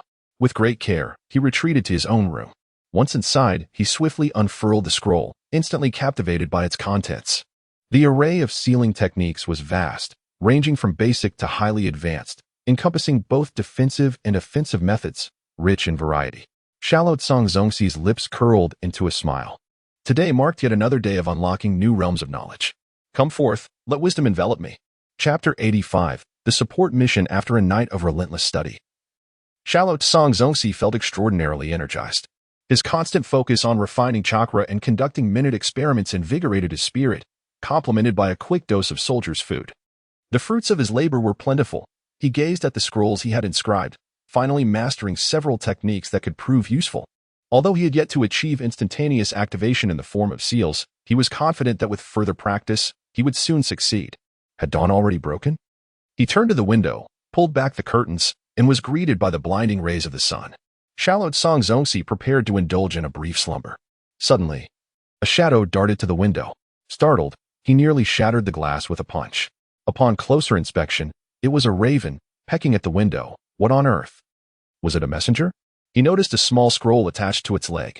Opening the window, he carefully removed the envelope from the raven's leg. Inside was a single message, a symbol at the Hokage's office. What had transpired? Dismissing his fatigue, he hastily tucked the experimental scroll into his attire and dashed towards the Hokage's office. Along the way, he observed that the Uchiha patrols were 3 times their usual number, with other ninjas also heading towards the Hokage building. He encountered a few acquaintances, exchanging nods as they journeyed together. Upon reaching the Hokage building, he identified himself to the guards and proceeded inside. The office was bustling with ninjas from various divisions, sealing, medical, and genjutsu teams alike. Shallow Tsang Zongxi stood patiently, waiting for his name to be called before entering the Hokage's office. Inside, the third Hokage was deep in contemplation, studying a wall of intelligence maps. Danzo lurked in the shadows, his brow furrowed in thought, evidently uncertain about the course of action. The situation at the front lines in the Rain Village is dire, Danzo. What news from the route? Sarutobi Hiruzen inquired, the implications of his words unmistakable. I will deploy all available personnel. What of Kohara and Mito? You are aware that following the last battle, They sustained severe injuries and will not be ready for combat anytime soon. Danzo ruthlessly dismissed the two. Cowardice is cowardice. To be frank, I hold them in the lowest regard. Their abilities are lacking, yet their words flow more swiftly than their prowess. They only managed to endure for so long due to your shadow clones on the battlefield. Otherwise, Sarutobi Hiruzen sighed. After all, they are advancing in years, having long been absent from the front lines. Are you and I any different? Hiruzen, you are the Hokage now. Can you not act with greater decisiveness? Do you truly wish for me to be more resolute in my actions? Shinmura TZ, capable individuals should indeed be given ample opportunities for reemployment, while those lacking in utility ought to be discarded or allowed to contribute whatever residual value they possess. Let us not forget the recent battlefield at Iwagakure. The families of T-Rin, Kamurasaki, and Kazumoto suffered significant losses. Did the Shinmura clan not contribute any personnel? At the mention of this, TZ's temper flared. Were those two not the ones who relegated their kin to logistical and medical roles? Who stood at the forefront? Was it not the Shinmura clan, your Sarutobi clan, and other civilian ninjas? Had it not been for their insistence to persevere until that moment, I would have sought retribution against them. Sarutobi Hizashi, too, felt a pang of sorrow. However, it was beyond remedy. The Shinmura and Sarutobi clans possess strength that surpasses the other two clans. Ultimately, that chapter has closed. Our focus must now shift to how we can support Orochimaru and his faction. I have provided all that I can. Do you still wish for me to personally intervene? Sarutobi Hizashi, it is not entirely out of the question. Shinmura TZ, Sarutobi Hizashi, I was merely jesting. I understand that you have numerous responsibilities following our last negotiation.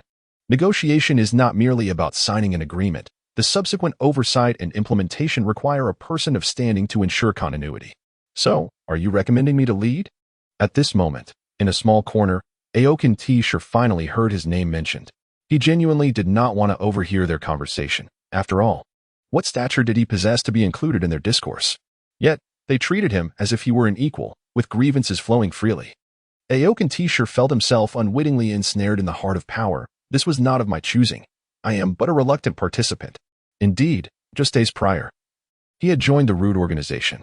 A glimmer of pride shone in Shinmura TZ's eyes. What you sought to withhold, I have ultimately grasped. Oh, is that so? Sarutobi Hizashi felt a tinge of disappointment. Despite his meticulous safeguarding of the tender sapling, it had ultimately fallen into TZ's hands. Aoken T-Shirt, what are you two performing before me? Sarutobi Hizashi, indeed, T-Shirt, while TZ may be a tad extreme, there is much to learn in following him. Aoken T-Shirt found himself at a loss for whether to respond positively or negatively. Do you think I am unaware? Whatever you can teach him, I too can impart. Your methods are simply too feeble. Extraordinary times call for extraordinary measures. Sarutobi Hizashi, see, when I say extreme, he truly is. His emotions are exceedingly unstable. I cannot fathom how difficult it must be to work under him. Shinmura TZ, Hizashi, you think merely following your example suffices?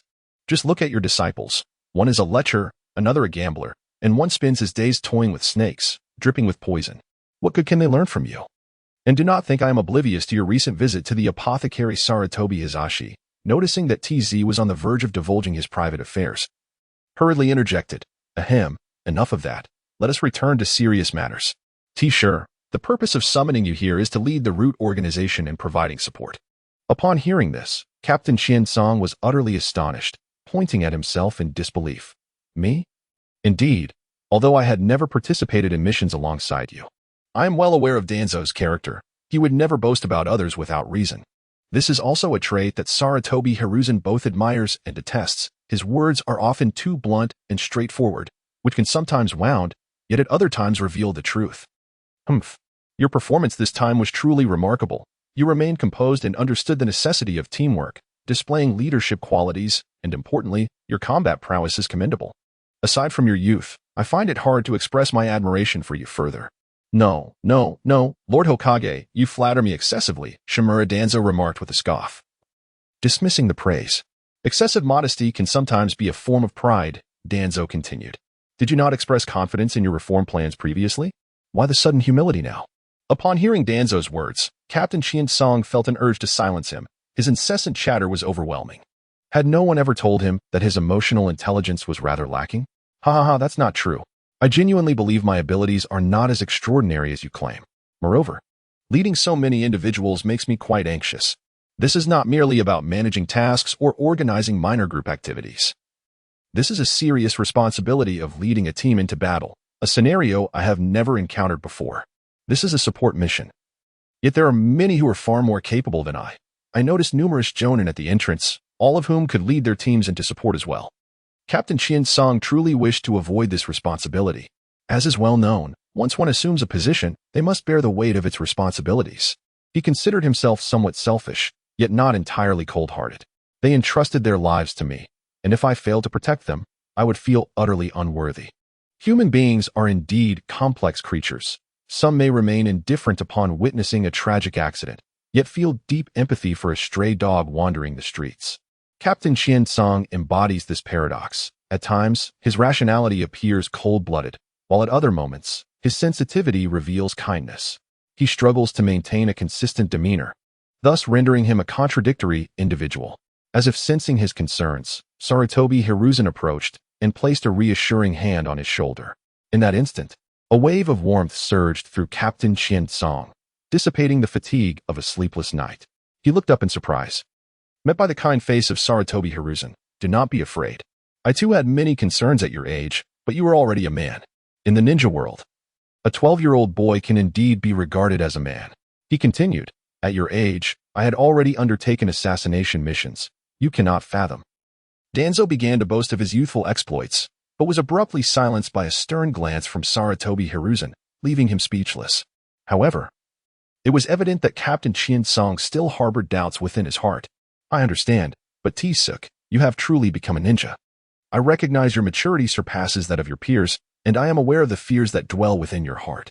I have traversed this path at your age, and I comprehend it well." Sarutobi Hiruzen spoke slowly. T-suk Asakura felt his heart gradually calm. The future of the ninja world ultimately belongs to the youth, and I wish to nurture your growth step by step before my time is up. However, the current situation is precarious, and I apologize for placing such a heavy burden upon your shoulders. T-suk Asakura replied, "There is no need for apologies, Hokage-sama. This is not your doing. I would like to say to you, with great power comes great responsibility." T-suk Asakura's eyes widened in astonishment as Sarutobi Hiruzen observed his reaction. As if he had anticipated it, this phrase had been a labor of thought for him, deserving of such a shocking response. Is this from Sarutobi Hiruzen? Thus, "I hereby confer upon you the title of Special Jonin." From behind, Sarutobi Hiruzen produced a brand new forehead protector. It is well known that a Jonin possesses but one forehead protector, while those ranked Chunin and above bear no significant distinction apart from their vests. Yet, there are subtle differences, particularly in the color of the forehead protector's band, which is notably darker.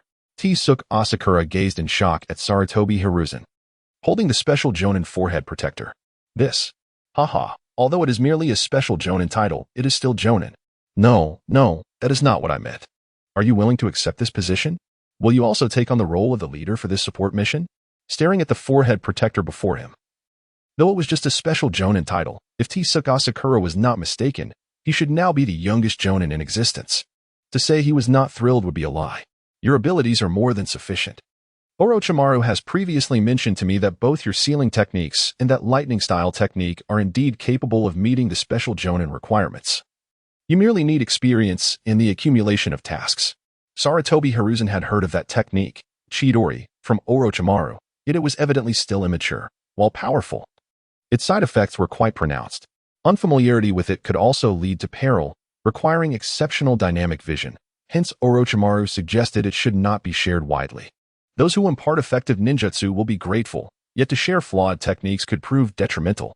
He wished T-suk success in this support endeavor. Creak. T-suk Asakura closed the office door, staring at the mission scroll, the appointment letter for Special Jonin, and the Hokage's letter for the leader of the support unit. To claim he was not bewildered would be false. Even now, T-suk Asakura felt disoriented. Had he truly just been granted the title of Special Jonin? Was he so easily permitted to lead a large contingent? Isn't the Hokage supposed to be steeped in conspiracy? Why does it feel so simplistic? Akin to a child's play? T-suk Asakura mused. Indeed, conspiracy theories are but illusions. Kishimoto's mind could not conceive such intricacies. A mere manga artist dabbling in politics, does he seek to outdo the terror of nuclear weaponry? Stepping out of the Hokage building, Commander Asakura could hardly contain his excitement. Ha. From now on, I shall hold a significant position. Previously, I was merely a common ninja, yet now I have ascended to the role of second-in-command of the route, a special jonin, and the temporary leader of the support unit. Henceforth, anyone who dares to disrupt the unity of our village shall face my wrath. Asakura profoundly understood the adage about sour grapes. Having power was indeed exhilarating. From now on, I can enjoy foot baths for free. He chuckled gleefully. Meanwhile, two individuals observing from above pondered, could this be too much pressure? Am I truly doing the right thing? The sight of Asakura laughing heartily to ease his own spirits troubled Sarutobi Hiruzen, who worried that excessive pressure might crush him. Shimura Danzo remarked, "Why do I feel this young man is simply overwhelmed with excitement? By the way, regarding the Uchiha clan's desire to join the battle, what do you think? Naturally, we must refuse their involvement. Did not the teacher advise us to remain vigilant against the Uchiha clan?" Sarutobi Hiruzen replied. "But they have integrated well into the village now and wish to contribute," Danzo countered. "Isn't assigning them to the security team sufficient?" Chapter 87. Onward to the Rain-Hidden Village battlefield. This support mission was rather unique. It was not primarily combat-focused but centered on rescue efforts. Thus, we must remain vigilant regarding the battlefield's dynamics, striving to assist as many teams as possible to survive. Asakura surveyed the large assembly before him, comprising the sealing unit, medical team, root ninjas, and several Chunin squads, totaling around 200 individuals. Sarutobi Hiruzen and Shimura Danzo had even selected 2 jonin from their clan to assist Asakura, resulting in an impressive configuration. However, it would be disingenuous to say there was no anxiety, as not all present might be compliant. As Asakura concluded his speech, a subtle commotion rippled through the crowd. A ninja from the sealing unit raised his hand cautiously, expressing his concern. "Commander, it has been reported that the rescue area may contain residual poisonous gas left by enemy summoning beasts. Our conventional sealing scrolls may prove ineffective against it." A leader from the medical unit echoed his apprehensions. "If the poison is localized, we can avoid it or use medical ninjutsu to address it. However, if the battlefield is engulfed in widespread poison, we too may fall victim to its effects." "I have anticipated this," Asakura replied, revealing several gas masks. "These are protective masks that will effectively prevent you from inhaling toxic fumes. However, the poison from Hanzo the salamander can also harm and corrode upon contact with the skin. Therefore, it is imperative that you minimize any exposed skin, ideally. Use sealing bandages to cover your fingers, neck, and ankles. After supporting your comrades, if the enemy is manageable, swiftly eliminate them and retreat from the poison zone. If they are not, assist your teammates in their withdrawal." As the crowd was about to disperse to gather supplies, a randomly selected team leader among the ninjas suddenly let out a cold laugh, appearing to be of considerable age. He remarked with a tone of derision, "It's easy to speak lightly, but when faced with an indomitable opponent, how can one expect to retreat unscathed? Captain Asaka, you wouldn't be merely engaging in empty rhetoric, would you?" With these words, the atmosphere in the vicinity instantly stiffened, and all eyes turned to the ninja who had openly challenged him. Captain Asaka's gaze was piercing as he fixed it upon the challenger and slowly replied, "I understand that some among you may harbor doubts and regard my youth as a sign of inexperience. However, on the battlefield, life and death do not consider one's credentials. If there are any reservations, you may withdraw from the team or report to Lord Hokage. The situation is urgent, and I do not have the luxury of time to indulge in further explanations. You will either obey orders or depart." The abruptness of his last few commands momentarily startled the questioning ninja, who bowed his head in acquiescence. Noticing this, Captain Asaka chose not to elaborate further and turned his attention to the 2 genin dispatched from their respective clans. "Esteemed seniors, I request that you each lead a team to provide rear guard and emergency support. Should any unforeseen circumstances arise, I trust you will act promptly." The 2 genin nodded slightly, their expressions reflecting a newfound respect for Captain Asaka's composed arrangement, as well as the authoritative pressure he had just applied. A leader who engages in excessive explanations with subordinates not only wastes time, but inadvertently diminishes their respect. "Very well, you have 1 hour to prepare your supplies. We shall reconvene at this location in 1 hour. Is that understood?" "Understood." "Dismissed." "Yes." As the group gradually dispersed, the 2 genin beside Captain Asaka proceeded to prepare their combat supplies, while he discreetly approached the team leader who had earlier questioned him. "Thank you, Uncle Tai." The seasoned nin, named Tai, instantly broke into a warm smile. "It's nothing. Although my rank here is not particularly high, I am, after all, the oldest, and my standing allows me to take the lead. It's better to be the first to step forward, having served in this capacity for over a decade. Tai could confidently assert that his experience was substantial. It was inconceivable that he would publicly challenge Captain Asaka's orders given his extensive knowledge and insight.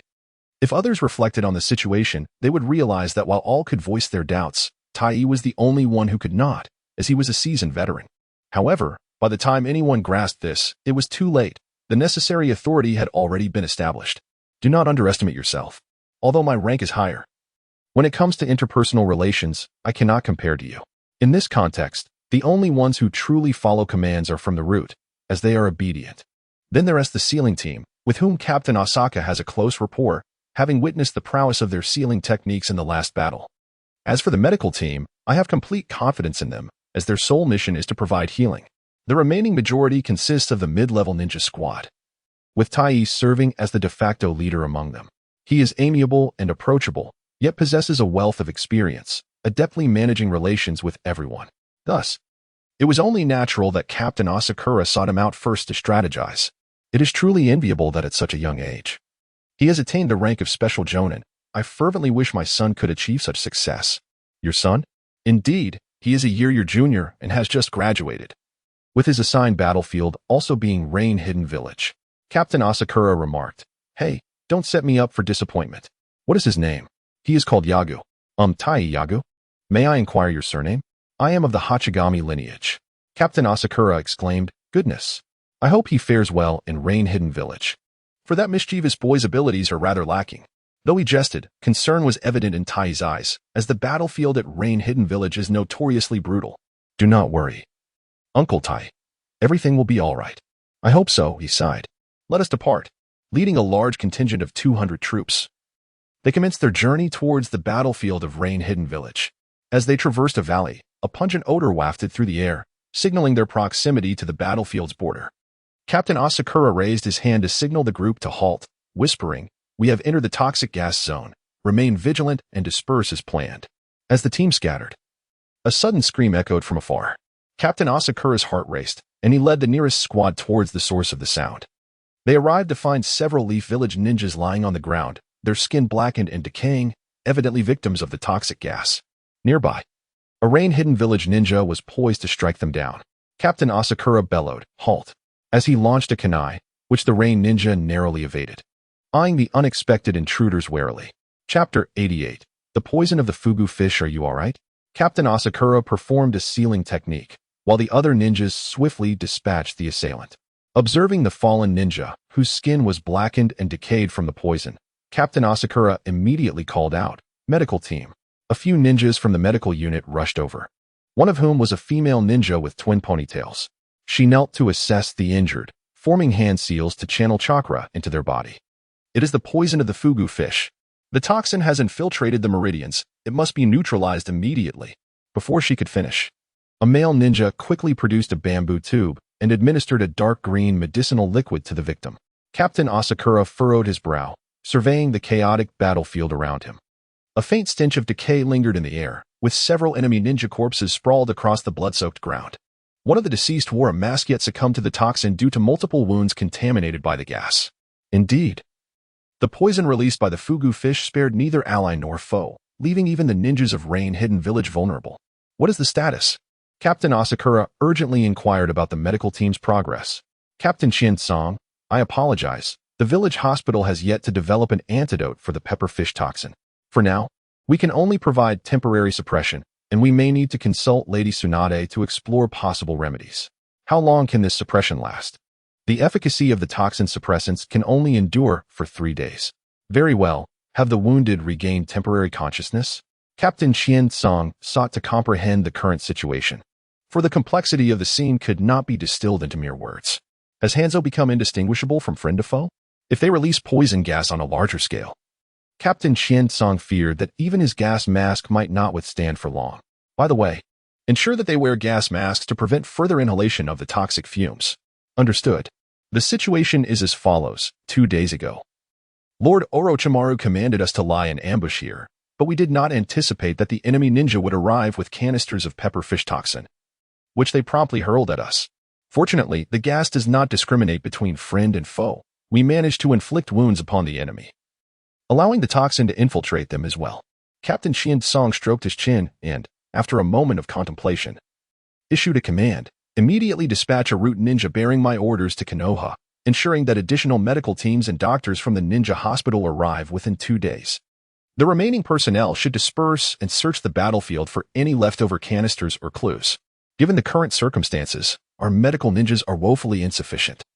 The number of those afflicted by the poison is alarmingly high, and if we do not resolve this conflict swiftly, the consequences could be dire. These decaying corpses are also toxic. However, as Captain Qian-song finished speaking, hurried footsteps approached from the distance. A bloodied ninja stumbled into view, his gas mask shattered, and purple veins crawling along his neck. Captain, we have discovered a large contingent of rain ninja in the southwest. They are transporting a massive gas generator and are moving this way. Captain Qian-song's pupils contracted. Are you unharmed? Quickly, take some suppressive medication. He then turned to the medical team. Medical ninjas, evacuate the injured immediately. The rest of you, hold your positions with me for sniping. Drawing a kunai, he commanded the sealing team, activate the triple barrier. We must destroy it before the gas spreads and prevent any infiltration. Understood. As the barrier opened, a plume of purple smoke erupted from the distant woods. Through the smoke's gaps, Captain Qian-song faintly discerned Hanzo standing atop a massive boulder, the summoned pepper fish continuously spewing toxic gas. Captain Qian-song leaped to the treetops, followed by a dozen ninjas. But as they approached the generator, they were repelled by a barrage of hidden weapons. The rain ninja had concealed poison needles within their kunai, dispersing toxic mist upon contact. Damn it! Back to the barrier. Captain Qian-song's retreat was not born of fear, but rather a strategic maneuver for defense. This toxin must not be touched. Any contact would severely impair combat effectiveness, more dreadful than Jinjutsu. While Jinjutsu could be disrupted by disturbing chakra, this high-intensity toxin, once inhaled, would paralyze the entire nervous system, rendering chakra suppression ineffective for long. Standing atop the treetops, Shallow Blue Commander discerned the approaching figure, donned in a gas mask and wielding a sickle. Could this be the infamous Salamander himself? Unlikely, for if it were indeed him, he would have charged forth immediately. After all, he is a formidable being with a demigod's title, capable of subduing the 3 legendary ninjas. If it were true, he would have already descended upon us. Was it merely a water clone? Commander Shallow Blue recalled that Hanzo was adept at utilizing the water clone technique, so it was not surprising if this foe possessed similar abilities. Damn it, why do I keep encountering such situations? Commander Shallow Blue had initially thought that calling for support would be a straightforward task. He never anticipated confronting a significant clone right away. As the noxious mist began to waft toward them, he urged his companions, use wind release. He too retrieved a wind element chakra scroll, but as soon as he produced it, he felt the air within his gas mask grow heated, his skin prickling with pain. It turned out that the enemy had enhanced their poison formula, capable not only of corroding protective gear, but also reacting violently with oxygen. Commander Shallow Blue, the barrier cannot hold much longer. He heard from his surroundings. Was their resistance to toxins so feeble? After only a brief time, it was already beginning to erode. Damn. Commander Shallow Blue swiftly formed hand seals and invoked the summoning technique. Boom. A massive cloud of smoke dispersed, revealing a golden giant python before everyone. Ah. Long time no see. Commander, what summons me this time? Golden Serpent. I recall you were quite proficient with poisons, are you not? Of course, I am a versatile genius. Look at this purple toxic mist. Do you have any means to counter it? Golden Serpent sniffed the advancing purple haze. It's tolerable. It doesn't seem too toxic. At least not for me. As Commander Shallow Blue observed the mist making contact with Golden Serpent's body without showing any signs of corrosion, it became evident that the serpent's scales were entirely capable of withstanding the purple vapors. Do you feel any discomfort? He inquired. Should the situation become dire, he would immediately dispel the summoning, for he believed that the sage's domain possessed remedies to heal them. Nothing too severe, just a bit unpleasant. Makes me want to vomit. That's excellent. What do you mean? You would want me to inhale all this toxic gas, would you? I have no desire to be nauseous all day. Commander Shallow Blue replied. Even if you wanted to, you couldn't possibly absorb all this gas. It would take forever. I meant to say, you should consume us and then carry us away from here. After estimating the time, he concluded that the medical team should have evacuated by now, and he had initially laid down a sealing array at the location of their encounter, ensuring that even Hanzo would be trapped for at least 30 seconds, ample time for their escape. Wasn't that your advice to me? Let us hurry. You all come in. But be careful not to damage my tongue. Golden Serpent looked at the group with a hint of disdain before reluctantly opening his mouth wide. Let us proceed swiftly. Shallow Blue Commander directed his team, yet he observed them standing motionless, seemingly in a stupor. Is this a summoned beast? It appears that Lord Orochimaru has previously summoned a similar creature. Can we be certain it will not devour us? Shallow Blue Commander lacked the leisure to clarify such concerns. He simply knew that if several individuals did not take cover, they would undoubtedly succumb to poison. Hurry. Which direction shall we take? I sense a substantial chakra response emanating from the 300-degree angle, accompanied by a familiar scent. The Golden Serpent relayed its observations to Shallow Blue Commander. A familiar scent? Is it of your kin? Or perhaps, it could be Orochimaru. Excellent. Let us hasten towards that direction. Shallow Blue Commander sat cross-legged upon the serpent's tongue. Eyes closed, silently communicating with the Golden Serpent, while those around them remained quietly at a distance. How did that technique I taught you last time fare? Shallow Blue Commander replied, do not mention it. It was exceedingly difficult to learn. The technique the Golden Serpent had imparted was levitation, far more challenging than anticipated. Although the serpent described it simply, it was due to its adept Mother-S teachings and the utilization of sage arts, which allowed it to wield natural energy more effectively. When will you come to the Dragon Cave to learn sage arts? The Golden Serpent had retained this inquiry ever since Shallow Blue Commander had expressed his desire to learn. After all, Shallow Blue Commander's prowess in roasting mice was commendable. Is that something I can easily learn? And have you inquired about my potential? Shallow Blue Commander was aware that the Golden Serpent's mother was a disciple of the White Serpent Sage. Ah, I have indeed inquired. Are you not aware of my capabilities? Just follow my lead, and you will learn gradually. What are your capabilities? I am well aware, had it not been for your substantial size. I would have thought your mastery of sage arts was rather rudimentary, the Golden Serpent retorted, but I do not have feet. On a serious note, is there truly no way? There is. It involves the herbs you consume regularly. They contain a slight essence of natural energy. Just a bit during your cooking or when you bathe can help your body adapt to natural energy. Ah. So you still need to bite me to inject natural energy into my body. Of course. Every individual who comes to the Dragon Cave to learn sage arts must endure a bite from the White Serpent Sage. Whether one can withstand it is another matter. Shallow Blue Commander sighed. Do not be so pessimistic. I feel it will be quite manageable. Regarding your strong lineage, I wish to refrain from further comment, especially since I am not a native serpent. In the original narrative, only a few succeeded in their learning, none of whom were ordinary beings. Be it Kabuto or Esgitsu, their bodies had undergone modifications.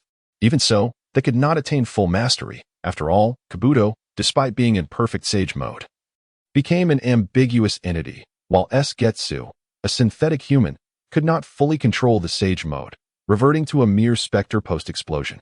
We have arrived. Thank you, Akin. A minor request. Please remember to notify me next time, and do not forget to bring some delicious treats. Captain Aogao emerged from the jaws of the Great Serpent, accompanied by several others, and subsequently dispelled the summoning technique. A familiar voice resonated from the woods behind them. You've arrived. Lord Orochimaru. Indeed. Well done. I have already been informed through a letter from my teacher. Now that you have ascended to the rank of Special Jonin and taken the lead, you must fulfill your duties diligently and not let others down. Understood. Please report on the current situation. On our way here, we encountered Hans. That's impossible. As far as I know, Hans should be with Jiraiya and cannot be here. It must have been his shadow clone, correct? Yet it still posed a significant threat to us. The primary reason for our visit was to coordinate with Lady Tsunade's medical team to develop an antidote. Alas, if creating an antidote were that simple, this war would not be so arduous. What about Tsunagakure? Was it not said that Elder Chiyo had already developed an antidote? She has indeed created an antidote, and according to the current battle scenario, victory is near. However, the situation is quite complex at this stage, and it is unlikely that Chiyo will readily provide the antidote. Orochimaru received news that the leading ninja in this operation was Kakashi Hatake. Initially, things were progressing smoothly. But unexpectedly, Kakashi killed Chiyo's son and daughter-in-law. Such overwhelming strength can be a double-edged sword, leading to Chiyo harboring resentment. Negotiations may be possible, but expecting her to assist Kenoha with the antidote is sheer folly. This Captain Aogao was momentarily at a loss for words. Thus, our urgent task is to ensure the medical team meets with Tsunade to expedite the creation of the antidote. The medical team brings not only personnel, but also a suite of equipment. After all, this is a battlefield. even though Tsunade has brought many supplies. They may sustain damage in the camp. Successfully producing the antidote will be exceedingly challenging without adequate support. Understood. Then, let us leave the sealing team and the Chunin squad here. I will take charge of sniping them while you lead the medical team and the root ninjas to rendezvous with Tsunade. Very well. Captain Aogao nodded solemnly. Just then, the trap setter, SHRU, returned and, upon seeing Captain Aogao conversing with Orochimaru, rushed over with a look of surprise. Huh? Captain? What brings you here? Seeing SHRU unharmed, Captain Aogao instinctively sighed in relief. Of course, I have come to support you all. SHRU, expressing mild disdain, replied, That's splendid. You have no idea how repulsive that salamander-S poison is. Many have succumbed to its effects over the past few days. Chapter 90. The meaning of life after resting for a while. As Orochimaru and his team set traps, Captain Aogao and the medical team took a moment to recuperate, knowing they would soon need to travel at full speed without time for breaks. I can hardly believe you've been promoted to Special Jonin.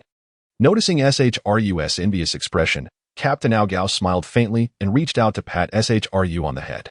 Patting my head? What are you doing? Shan Zongzi exhibited an exceptionally amiable demeanor, his eyes reflecting innocence and a hint of encouragement. It's all right. You are merely a Chunin now. So I thought I would offer you some encouragement. Shengsha regarded him with skepticism after spending considerable time together. He found it hard to believe that Shan Zongzi was genuinely this way. It was evident that he was holding something back, and perhaps it was just another one of his peculiar expressions. Each time they conversed, Shengshu encountered a plethora of novel terminologies and intriguing phrases, each with a distinct meaning. Your methods of encouragement are truly bizarre, he remarked, smirking as he swatted away Shan Zongzi's hand. Come on. What new term do you intend to unleash upon me now? He feigned a stern expression, though his eyes betrayed a curiosity for the unusual. With a sly smile, Shan Zongzi retrieved a compressed biscuit from his ninja pouch, breaking it in half and offering a piece. First, replenish your energy. The rainy weather is rather unpleasant. Isn't it? Upon arriving in rain-hidden village, Shan Zongzi was immediately struck by the cold and dampness. The region's peculiar geography resulted in perpetual rainfall, which was exceedingly uncomfortable. Even Orochimaru, whom Shan Zongzi discreetly observed, was wringing out his clothing, attempting to rid himself of the moisture, only for the drizzle to return shortly thereafter. Shengsha bit into the biscuit, momentarily stunned as crumbs tumbled from the corners of his mouth. Indeed, the environment is remarkably harsh. It makes eating and sleeping quite challenging. The war is far more brutal than I had anticipated, and I have encountered many stronger individuals. Clearly, this conflict had taken a toll on him. Shan Zongzi shook his head. Who hasn't been affected? I was disheartened at first as well. Yet, what can one do? The journey must continue. We must ultimately grow. Not at all. Shan Zongzi exaggeratedly waved his hand. You are a potential gem. Once we return, focus on enhancing your strength, and you shall undoubtedly progress. We are still young. Shengshu's spirits were instantly lifted. That certainly holds true. You truly are swift. Shan Zongzi responded. In the distance, the signal from Orochimaru indicated that the traps had been set, and the medical team began to gather bandages. Suddenly, Shan Zongzi lowered his voice. Once the mission concludes, I shall introduce you to something extraordinary. What sort of thing? A secret. What could possibly warrant secrecy? Is it a classified mission? A classified mission could never compare to such matters. This is something that brings joy, allowing one to forget all fatigue and experience pure exhilaration. By the way, did you bring the Vajra talisman I gave you? Of course, I have it on me at all times, Shengsha replied, pulling aside the collar of his shirt to reveal a scroll inscribed with intricate runes, which he had wrapped around himself, maintaining it in an activated state. How many more attacks can it withstand? Not many left, but this Vajra scroll is indeed impressive. It has thwarted numerous attacks for me. I nearly had a kunai pierce my heart, but thankfully this scroll intervened. Naturally, it can withstand even a minute of explosive tags without faltering. I carry it with me always, having inscribed it over the span of a day and night. Ah, I understand. I know your efforts are considerable. When we return, I shall treat you to a feast. Come here, you said. What is the matter? I'm just here to reinforce you, replied the commander Shanxiao, placing his hand upon his chest.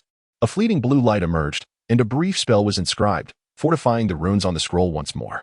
He patted his shoulder, assuring him, this time, I guarantee the explosive talisman's 1T claim your life. Why are you cursing me? I'm not cursing you. It's simply that your thinking is rather straightforward. From now on, exercise caution. Do not be so rash. This is war, not an ordinary mission. In a standard task, there aren't as many unforeseen circumstances, and there are others to back you up. In battle, any underhanded tactic can be encountered. You wouldn't want your clan to be left without support, would you? Shangshu suddenly felt a chill, as if recalling the commander Shanchao's devastating technique from before. Ugh. Please don't be so gruesome. I've only just managed to forget about it. Just keep it in mind, Shanchao replied. All right, I'm ready to go. Shushu extended his fist towards Commander Shanchao, who had unknowingly moved ahead, bearing a heavier burden and facing more risks than himself. Take care. You must return alive. Shanchao mirrored the gesture, their fists colliding. It's a promise. Let us set off. Shangshu watched as Commander Shanchao gradually faded from his sight. Shangshu, turning around. He saw Orochimaru. Do you believe the commander has the potential to become Hokage? Shushu paused and then shook his head. Not at all? No. Rather, he simply does not desire to be Hokage. Perhaps a simple and happy life is what he truly seeks. I couldn't understand this before. But after experiencing this war and witnessing the displaced refugees and even younger children thrust into battle, my perspective has shifted.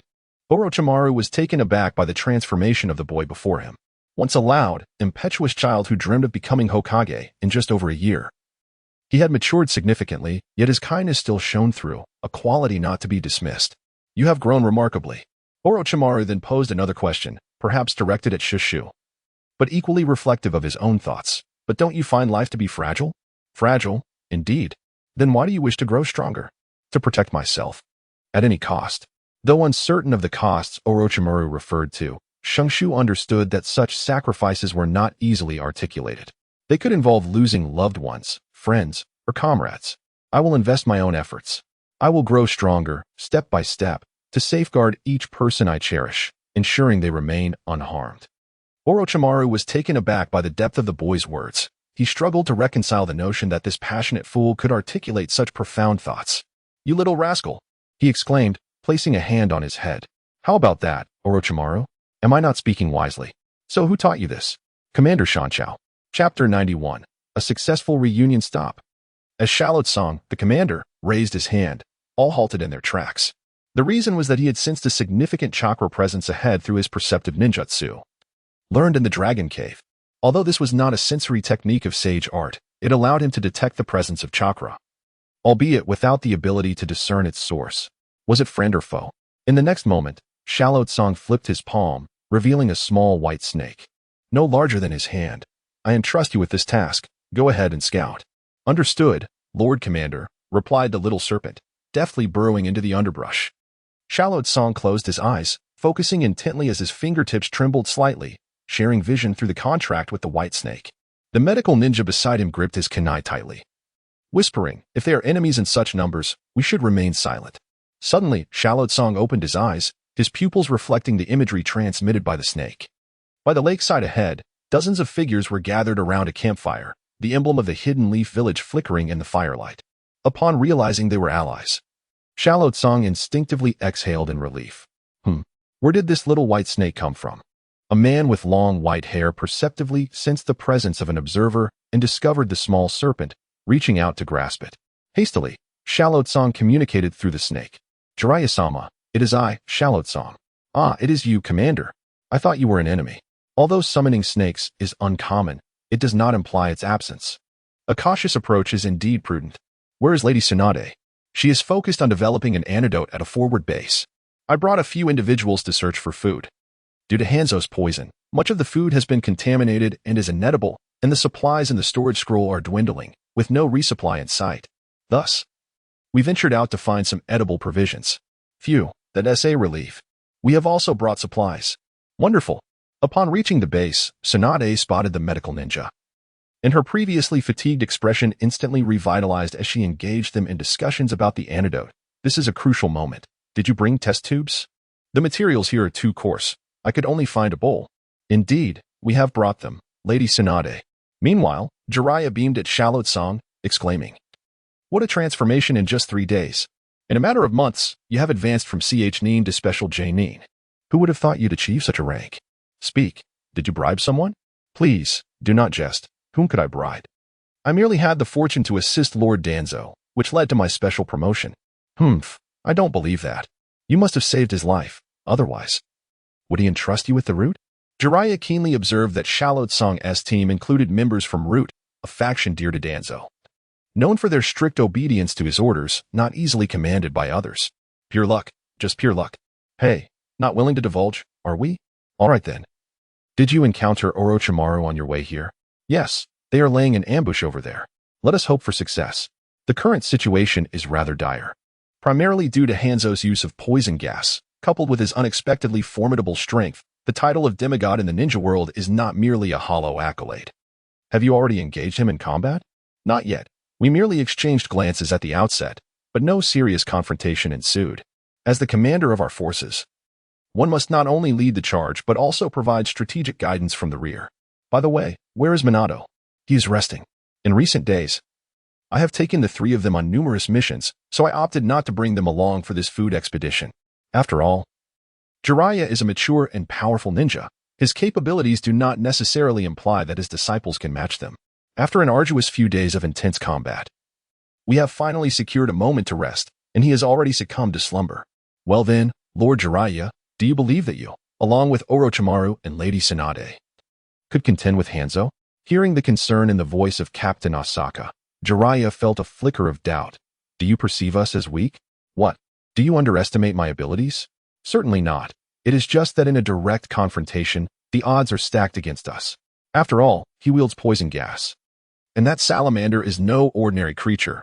However, we too possess summoning beasts, and Tsunade's slug is a divine healer, so there is no need to worry about our injuries. Nevertheless, should the three of us confront Hanzo, it would signify an escalation to a fiercely intense battle. Should we falter, we would lose this war. Captain Asaka replied. You are overthinking this. In terms of overall strength, we far surpass the Hidden Rain village. Hanzo, as the leader of his village, is well aware of this fact. Otherwise, the original narrative would not have spared you three. It would not have conferred upon you the title of the legendary Three Ninjas. The real threat lies not with you three, but with your backing, Sarutobi Hiruzen and the Hidden Leaf Village. As the Hokage's disciples, and with Tsunade being a princess of the Sindra clan, their significance is unmistakable. Should anything happen to them, negotiations would be rendered moot. And the Hidden Rain village could very well face annihilation at the hands of the Leaf. At that time, Sarutobi Hiruzen was still in his prime. The reputation of the ninja world is no idle boast. Jiraiya stroked his chin, a glint of cunning flashing in his eyes.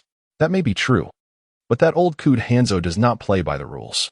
The last time we crossed paths, he discerned Tsunade's role as a medical ninja with a mere glance.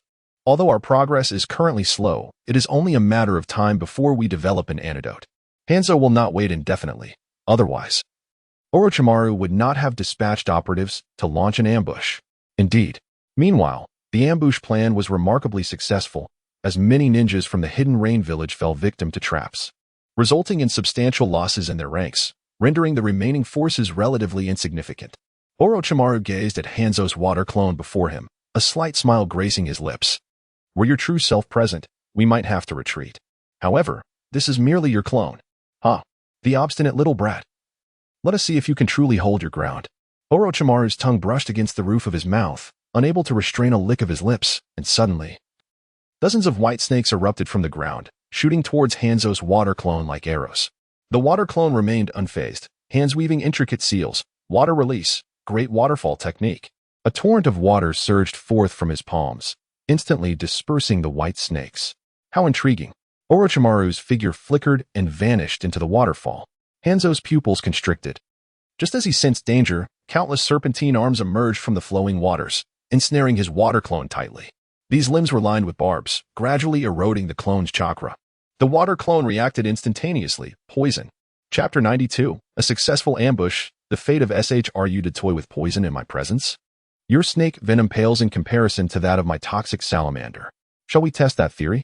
Although you are merely a water clone, I find it hard to believe you wouldn't carry an antidote given your company. So that was your intent. Orochimaru, I must concede your intellect. Due to the indiscriminate nature of the salamander's toxins, Hanzo carried the antidote at all times, ensuring his subordinates would not succumb to the poison. However, not everyone had the antidote on hand to prevent the enemy from easily obtaining it. But do you truly think I will comply with your wishes? The water clone transformed into a puddle. Unfazed, Orochimaru deftly hurled 3 shurikens coated with paralyzing poison, striking true at the phantoms approaching from 3 directions. Illusions are of no consequence to me. He licked his lips, a maniacal grin lighting up his eyes. Is that so? The real Hanzo's water clone appeared high in the air, hands swiftly forming seals. Water release. Water prison technique. A colossal sphere of water plummeted from above, ensnaring Orochimaru within. Savor the sensation of suffocation, you arrogant wretch. Yet, Orochimaru remained unperturbed, chakra surging violently around him as he began to absorb the water within the prison. Do you believe I am merely skilled in trivial techniques? His body gradually became enveloped by white snakes, and under the pressure of his formidable chakra, the water prison began to crack. Now, it is my turn to retaliate. The prison shattered instantly, the myriad white snakes dispersing to reveal his true form. The released white serpents, entwined with dark cursed markings, spiraled upward, forming an enormous serpentine formation. Orochimaru's eyes gleamed with murderous intent, revealing his sharp, white fangs. This technique is called the Serpent's Array. Hanzo's water clone swiftly formed seals, earth release, returning to the land. The ground erupted violently, raising a massive earthen wall to obstruct the oncoming serpents. However, the white snakes disregarded physical barriers, piercing through the wall, their fangs glimmering with an eerie purple light, a unique toxin from the dragon's cave. You think you can win through poison? I have already stated. You are far too inexperienced to play with toxins in my presence. The water clone suddenly clasped its hands together, vapor coalescing into long needles. Water release, 1,000 needle rain. Countless water needles rained down upon the serpentine array, instantly shredding the struck white snakes into fragments. Orochimaru's expression turned grave, but he remained composed.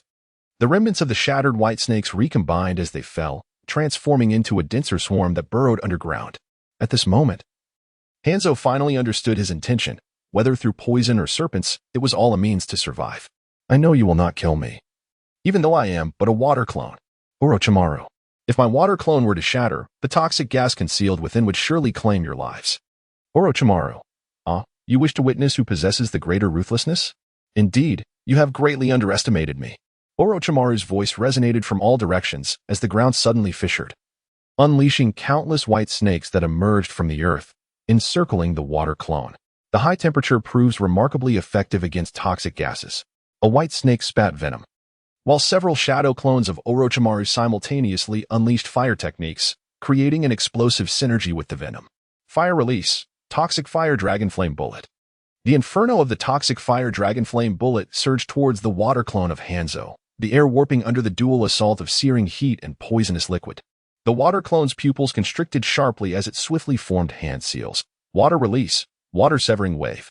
A tumultuous curtain of water collided violently with the toxic flames, generating a swirling haze of poisonous mist and water vapor, transforming the surrounding area into a chaotic battlefield.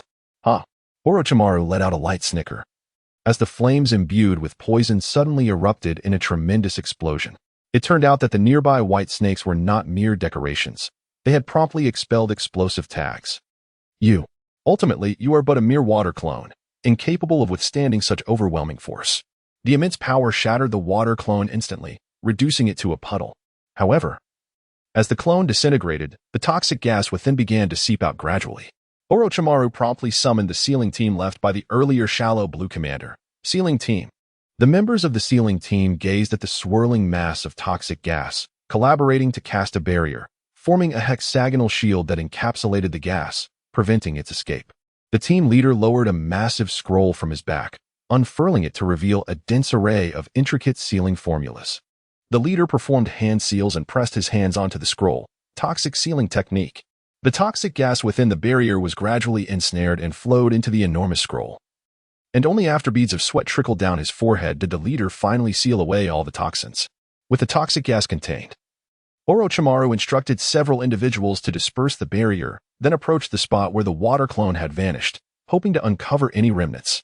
However, as expected, aside from a mound of charred stones, nothing remained, alas. Orochimaru felt a twinge of disappointment had he found an antidote. He could have returned it to Tsunade for mass production, thereby ensuring victory in this conflict. Meanwhile, the other Rain Village ninjas, witnessing the demise of Lord Hanzo's water clone, displayed expressions of horror and began to scatter in all directions. Pursue. Orochimaru led the charge, intent on capturing them. Their role as snipers was to catch the enemy off guard, Should they allow news of this incident to escape, the enemy would retaliate, especially since only Jiraiya and Tsunade remained on the front lines. Just as Nobuki felled an enemy with a powerful punch, the surrounding individuals began to flee. What the? Why are they running? Orochimaru has succeeded. It was until a teammate nearby offered a reminder that Nobuki snapped back to reality. Quick, pursue them. Leave no one behind. Nobuki. Understood. Nobuki swiftly took off in pursuit. An enemy fell in an instant. Orochimaru retracted the snake from his sleeve, as the adversary was nearly dealt with, leaving only a few stragglers. However, he sensed that just beyond the boulder ahead, there was no escape for them. Once the foes were eliminated, the reinforcements arrived, with Shinshu at the forefront. Orochimaru watched quietly, a smile playing at the corners of his mouth. Shinshu. The enemy's morale has been thoroughly crushed. The few who remain hidden are mere insignificant remnants, ripe for harvesting. Shinshu shared the same sentiment, charging forward without hesitation. Yet, as he leaped behind a large stone, he was suddenly ambushed by 3 individuals, and he realized he was standing on an explosive tag. What the? Boom. The nearest ninja was jolted by the deafening explosion, landing on his backside. What is happening? Shinshu. Orochimaru stood frozen, momentarily stunned. Having intended to commend Shinshu for his aggressive pursuit, only to find him ensnared in the enemy's trap. Chapter 93. The Assembly of Forces. Suddenly, a necklace fell before Orochimaru's feet. He recognized it immediately. Whose could it be if not Shinshu's? Could it be? No. That was close. These fiends are truly treacherous, opting for mutual destruction by deploying so many explosive tags. Did they think I was made of iron? Just as Orochimaru picked up the necklace, he noticed a dark-skinned figure standing atop a stone, spitting sand and grumbling. Shinshu? The dark-skinned Shinshu, sporting an explosively messy hairstyle, approached Orochimaru. Glancing at the necklace in his hand, "Brother Orochimaru? Thank you." Fortunately, Orochimaru regained his composure, but the half-step he took backwards betrayed him. What is this situation? No need to say more. I just jumped over and fell into their trap. Thankfully, the reinforced Vajra seal that the commander had given me saved me, but it still hurt quite a bit.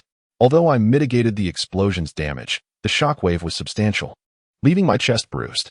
While I had shielded myself from harm, I could not escape the dust and residual heat from the explosion, transforming me into a dark-skinned figure with hair resembling a wild explosion, rendering me nearly unrecognizable. This reminder prompted Orochimaru to notice the scroll peeking out from Shinshu's chest, which turned out to be the Vajra seal that had been bound to him.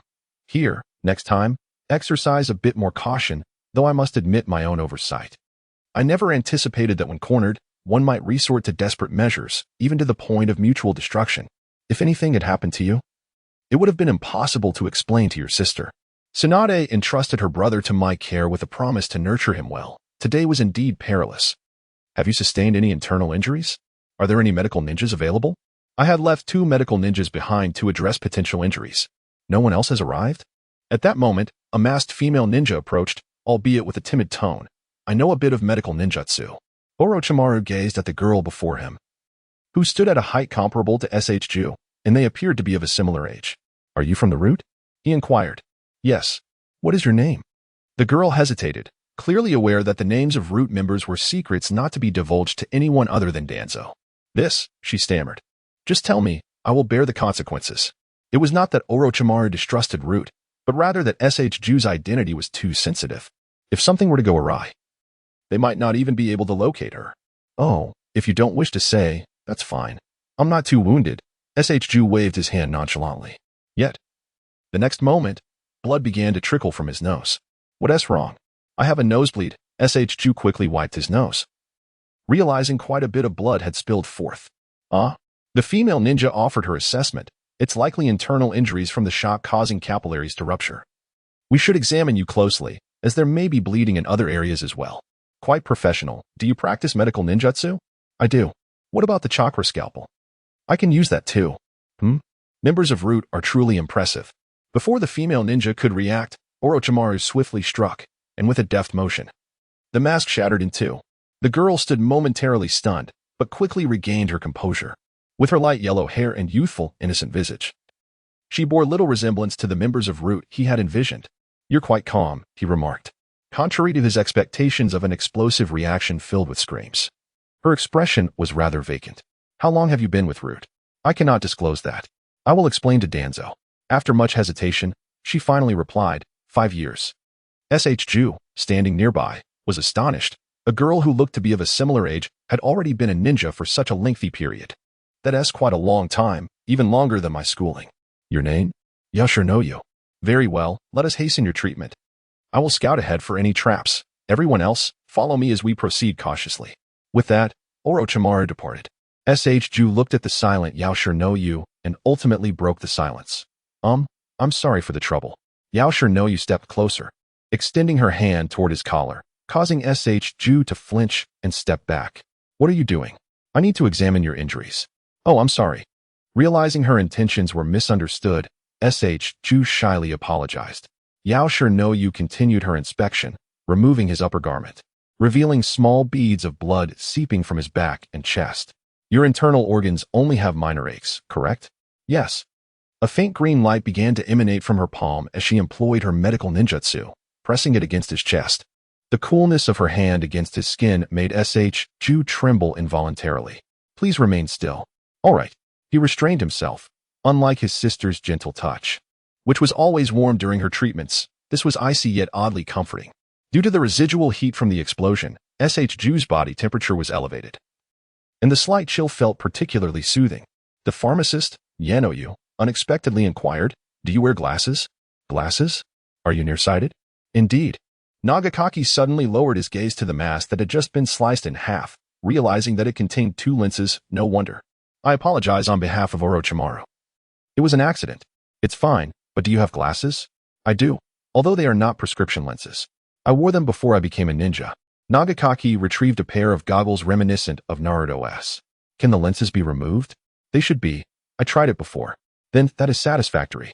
But will it fit? A surgical knife will suffice for cutting. You picked up the lens from the ground and compared it with the goggles in hand. Instantly, her hand was enveloped in blue chakra, wielding the surgical knife, which swiftly cut the lens to a precise size, fitting it into the goggles. All right. Now you can see more clearly. Please turn around. Sure. There are minor burn marks on your back, but it's not serious. Do you feel any pain? Just a slight itch. Your recovery ability is quite remarkable. Typically, one would experience temporary pain after a burn. You observed the red marks on Nagakaki's back, secretly admiring the resilience of the Senju clan. Orochimaru, you have finally arrived.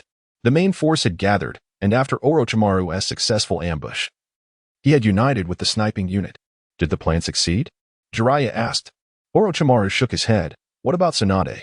Jiraiya similarly shook his head. A few individuals can no longer endure. Chapter 94. Launching the full assault. Commander Asaka, upon seeing Nagakaki, initially failed to recognize him. Where did this wild-haired fellow come from? It was only upon hearing him speak that he realized it was Nagakaki. Hey, how did you end up with such a frizzy hairstyle? Don't ask. I fell into a trap. Thankfully, your diamond seal saved me. Otherwise, I might have.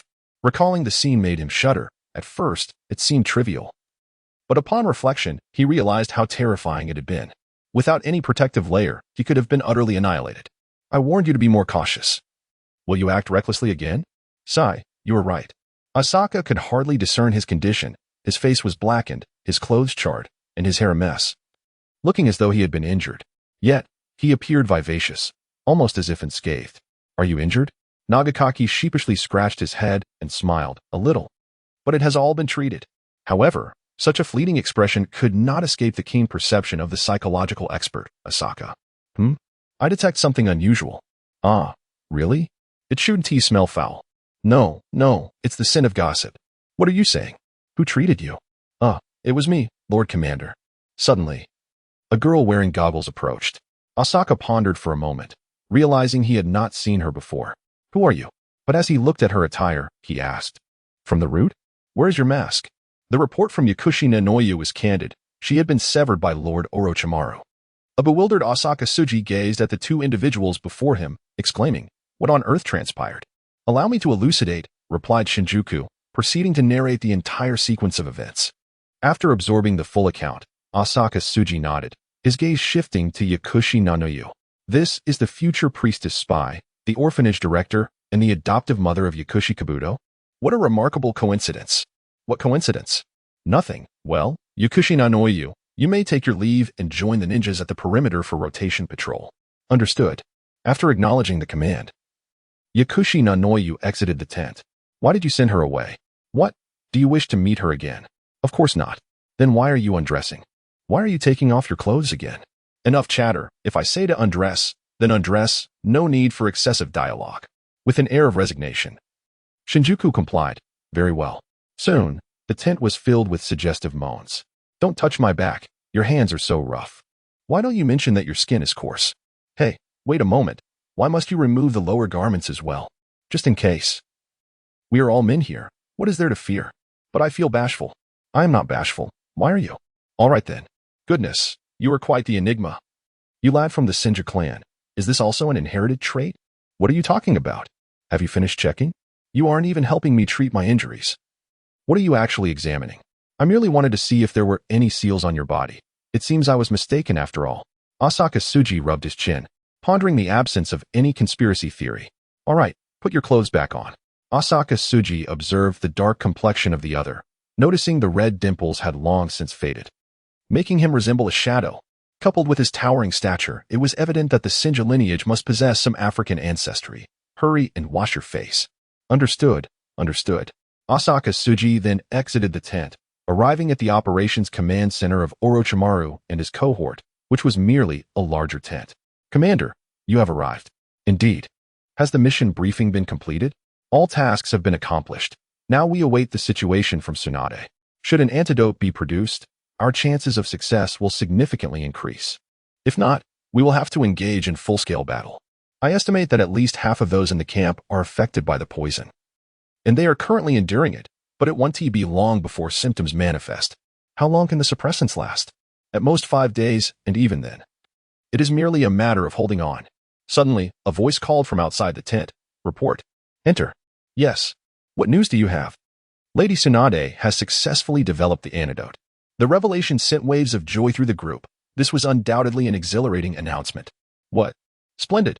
This significantly boosts our chances. Quickly, begin mass production. Understood. Asaka Tsuji recalled that in the original narrative, the antidote was never created. Could it be due to Shinjuku's involvement? In the original narrative, due to his death, Tsunade was profoundly affected, rendering her incapable of creating the antidote, thus forcing a hasty engagement in battle. However, as he remains alive, she can now devote herself to crafting the antidote. Regardless, the current circumstances are favorable. General, please notify the others to reinforce our ranks and gather all those afflicted by the poison in a centralized location, he commanded. Understood. Jiraiya, please proceed to the front lines and ascertain the whereabouts of Hanzo's forces. Very well. Orochimaru's gaze shifted to Nara Shikaku, who was intently observing the strategy board. Shikaku, how is the terrain analysis progressing? There are only 2 battlegrounds advantageous to us, but we must separate our forces. Otherwise, one battlefield cannot accommodate both sides. Does that imply we must act independently? Indeed. Given the present scenario, this strategy maximizes our combat potential. If we amass too many individuals in one area, utilizing large-scale ninjutsu becomes impractical. It was evident he referred to summoning techniques. If Hanzo and Orochimaru combined their summoning abilities, the others would be rendered insignificant. In such a scenario, the larger contingent from Kenoha would be at a disadvantage, especially with Hanzo's toxic gas in play. Orochimaru's expression grew grave. Then it falls upon the 3 of us to restrain Hanzo. We must ensure that the toxic gas remains distant from the other battlefield to secure a swift victory there. Precisely. Under the current circumstances, this is the most prudent arrangement. Let us proceed accordingly. Minato felt as though he had been ensnared in an extended dream. Envisioning a life with Kushina, becoming Hokage, marrying her, and leading a blissful existence with children. Kushina. Look at this guy. He isn't even pretending anymore. Aoi, the general, quipped, pointing at the dozing blonde. Shinju shook his head in disbelief. This fellow can't even let go in his dreams, alas. Huh? What are you all doing here? Minato, accustomed to the battlefield's vigilance, awoke at the slightest sound, observing Aoi, Shinju, and his comrades before him. The others erupted in laughter. As the commanding officer, Orochimaru stood at the forefront of the main force, flanked by Jiraiya and Tsunade. Launch the full assault. Chapter 95, the title of the 3 ninjas, Part 1, Shikaku. The other battlefield relies on you. Understood. Please exercise utmost caution. Orochimaru turned to his 2 companions, his expression serious for the first time. Are you prepared? Jiraiya feigned indifference. Wasn't this to be expected? Tsunade eagerly rubbed her hands together in anticipation of the battle. I've longed to test his prowess. I wonder if his demigod status truly rivals that of my grandfather. Then let us proceed. Meanwhile, Hanzo had evidently taken note of the trio's solitary advance. Oh, so you wish to engage me in a one-on-one duel? The three disciples of Sarutobi, is it? Allow me to gauge your audacity. Remain here, I will confront them. Should any unforeseen circumstances arise, you will take command, he instructed his aide. Yes, Lord Hanzo. The two sides shared a remarkable understanding, opting for a less populated and open area. Jiraiya, his damp hair clinging uncomfortably, lamented the incessant rain. Indeed, it was rather unpleasant. Yet I believe we should focus our attention on Hanzo across from us. Orochimaru remained silent, fixated on Hanzo, intent on discerning his weaknesses. Previous encounters with Hanzo's water clones had yielded little advantage. Without further ado, let me witness the surprises you, as disciples of the Hokage, can bring forth. Go! Shouted Kuei. At the forefront, Captain Asaka commanded, Sealing Squad. 12 Zodiac Formation. The enemies were ensnared within the barrier. Unleash all ninjutsu. In such chaotic skirmishes. Once the opposition was restrained, there was no need to conserve chakra. Large-scale ninjutsu could be hurled without restraint. Kuei decisively commanded, full output. In an instant, various large-scale ninjutsu cascaded into the barrier like a torrential downpour. Flames crackled with the fury of lightning within the barrier, while debris flew amidst the anguished cries of the enemy. The foes trapped inside the barrier struggled to lift their heads, barely managing to maintain their defensive techniques. Kuei kept a vigilant gaze on the battlefield, ready to respond to any sudden developments, as the chaotic battle tilted increasingly in their favor. Just as Kuei's forces intensified their assault, an eerie purple light suddenly flickered within the barrier. A hooded enemy ninja bit his fingertip, casting blood towards the top of the barrier while simultaneously unleashing a purple talisman, shouting, break. The edges of the 12 Zodiac formation began to fracture like a spider's web, and the defensive techniques of the enemies within erupted with renewed vigor. Captain Asaka's pupils constricted. Not good. They are attempting to breach the barrier. It appears the opposition is not as simple as anticipated. Kuei swiftly formed hand seals, sending several wind blades toward the breach, trying to delay the collapse of the barrier. Captain, allocate 5 to reinforce the formation. The rest continue the assault. Medical team, urgently assist the injured. Others, follow up. However, before he could finish, a dark figure surged from the breach like a specter, lunging directly for Kuei's throat. As an experienced genin, he had been vigilant of the enemy's movements.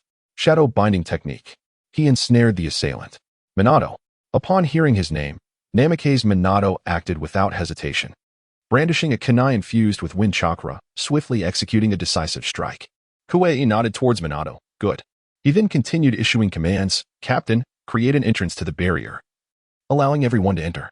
The large-scale ninjutsu has been released. Now it will come down to pure physical combat, as our ranks consist primarily of lower-ranked ninjas with limited chakra.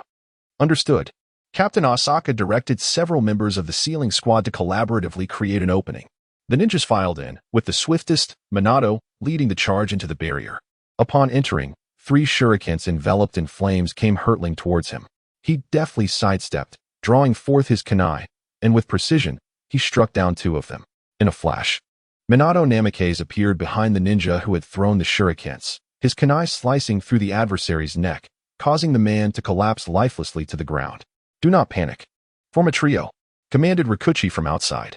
The lower-ranking ninjas swiftly arranged themselves into a triangular formation, encircling the remaining enemy combatants in the center. An enemy genin, grinning maliciously, flung a chain, its spiked end aimed directly at the nearest nin. Rikuchi, remotely manipulating his shadow, executed the shadow neck-binding technique, abruptly twisting the chain's trajectory in midair, ensnaring the caster by the neck and catching him off guard. Though I am the commander, do not underestimate my prowess, he asserted. Sensing impending doom, the enemy began to scatter in a desperate bid for escape. One ninja formed a hand seal, unleashing the water release, water wave technique, blasting a massive wave towards the trio. Shallow Tsukasa, ever vigilant, quickly formed the sealing water technique seals, causing several sigils to erupt from the ground to staunch the oncoming tide, which dissipated shortly thereafter. Minato, akin to a golden lightning bolt, darted through the ranks of foes, leaving a trail of fallen enemies in his wake. Even without mastering the flying thunder god technique, his speed was unparalleled. Kageyuki concealed himself, stealthily maneuvering through the ranks to execute silent assassinations. The Crescent Moon Dance. Each individual showcased their unique might. Key, unusually exhilarated, seemed invigorated as though fueled by adrenaline. Wherever he ventured, no one could withstand his punch. Others' kunai and minor ninjutsu struck him but felt utterly ineffective. Unparalleled brute strength. Is this fellow a monster? Why can he endure so much punishment? Rikuchi exclaimed. Key, mind your actions, called out shallow Tsukasa from outside. My apologies. I got a bit carried away. It turned out that Key had been recklessly charging through the fray due to shallow Tsukasa constantly reinforcing him with the diamond protection seals. Much to Tsukasa's dismay as he sweated profusely. If you don't temper your enthusiasm, you might exhaust yourself before the sealing team does, he warned. The enemy, however, was not foolish. They recognized the necessity to dismantle the barrier, for remaining trapped would be severely disadvantageous. First, eliminate those from the sealing team, they decided, dispatching 10 individuals to confront the sealing squad at the entrance. Key was the first to leap forward, landing directly before the 10 foes with a tremendous crash, creating a vast crater. Hey, did you even ask me before trying to take out my brother? He challenged. Almost simultaneously, Minato arrived, declaring apologies. Passage is prohibited here. With a swift motion, one of the assailants was stabbed in the chest. What is happening? He uttered, the words barely escaping his lips before he collapsed. Kagyuki joined the two, remarking, why waste words? It's just a stab to the chest. Chapter 96, the title of the Three Ninjas, Part 2, Summoning Technique. Orochimaru and his companions, alongside Hanzo, simultaneously invoked the summoning technique, their intentions harmoniously aligned. Jiraiya discreetly inquired, is the antidote sufficient? Tsunade shot him an exasperated glance, retorting, what do you think? Our resources are limited. Jiraiya's concern deepened. Then how do we proceed? The antidote may be scarce, but the toxic gas from the salamander is abundant. Calmly, Orochimaru articulated two potential outcomes, either a swift resolution or succumbing to the poison. The colossal salamander, summoned by Hanzo, loomed ominously at the center of the battlefield, emanating a dense, purplish-black miasma, resembling an ever-expanding net of death, swiftly engulfing the surrounding air.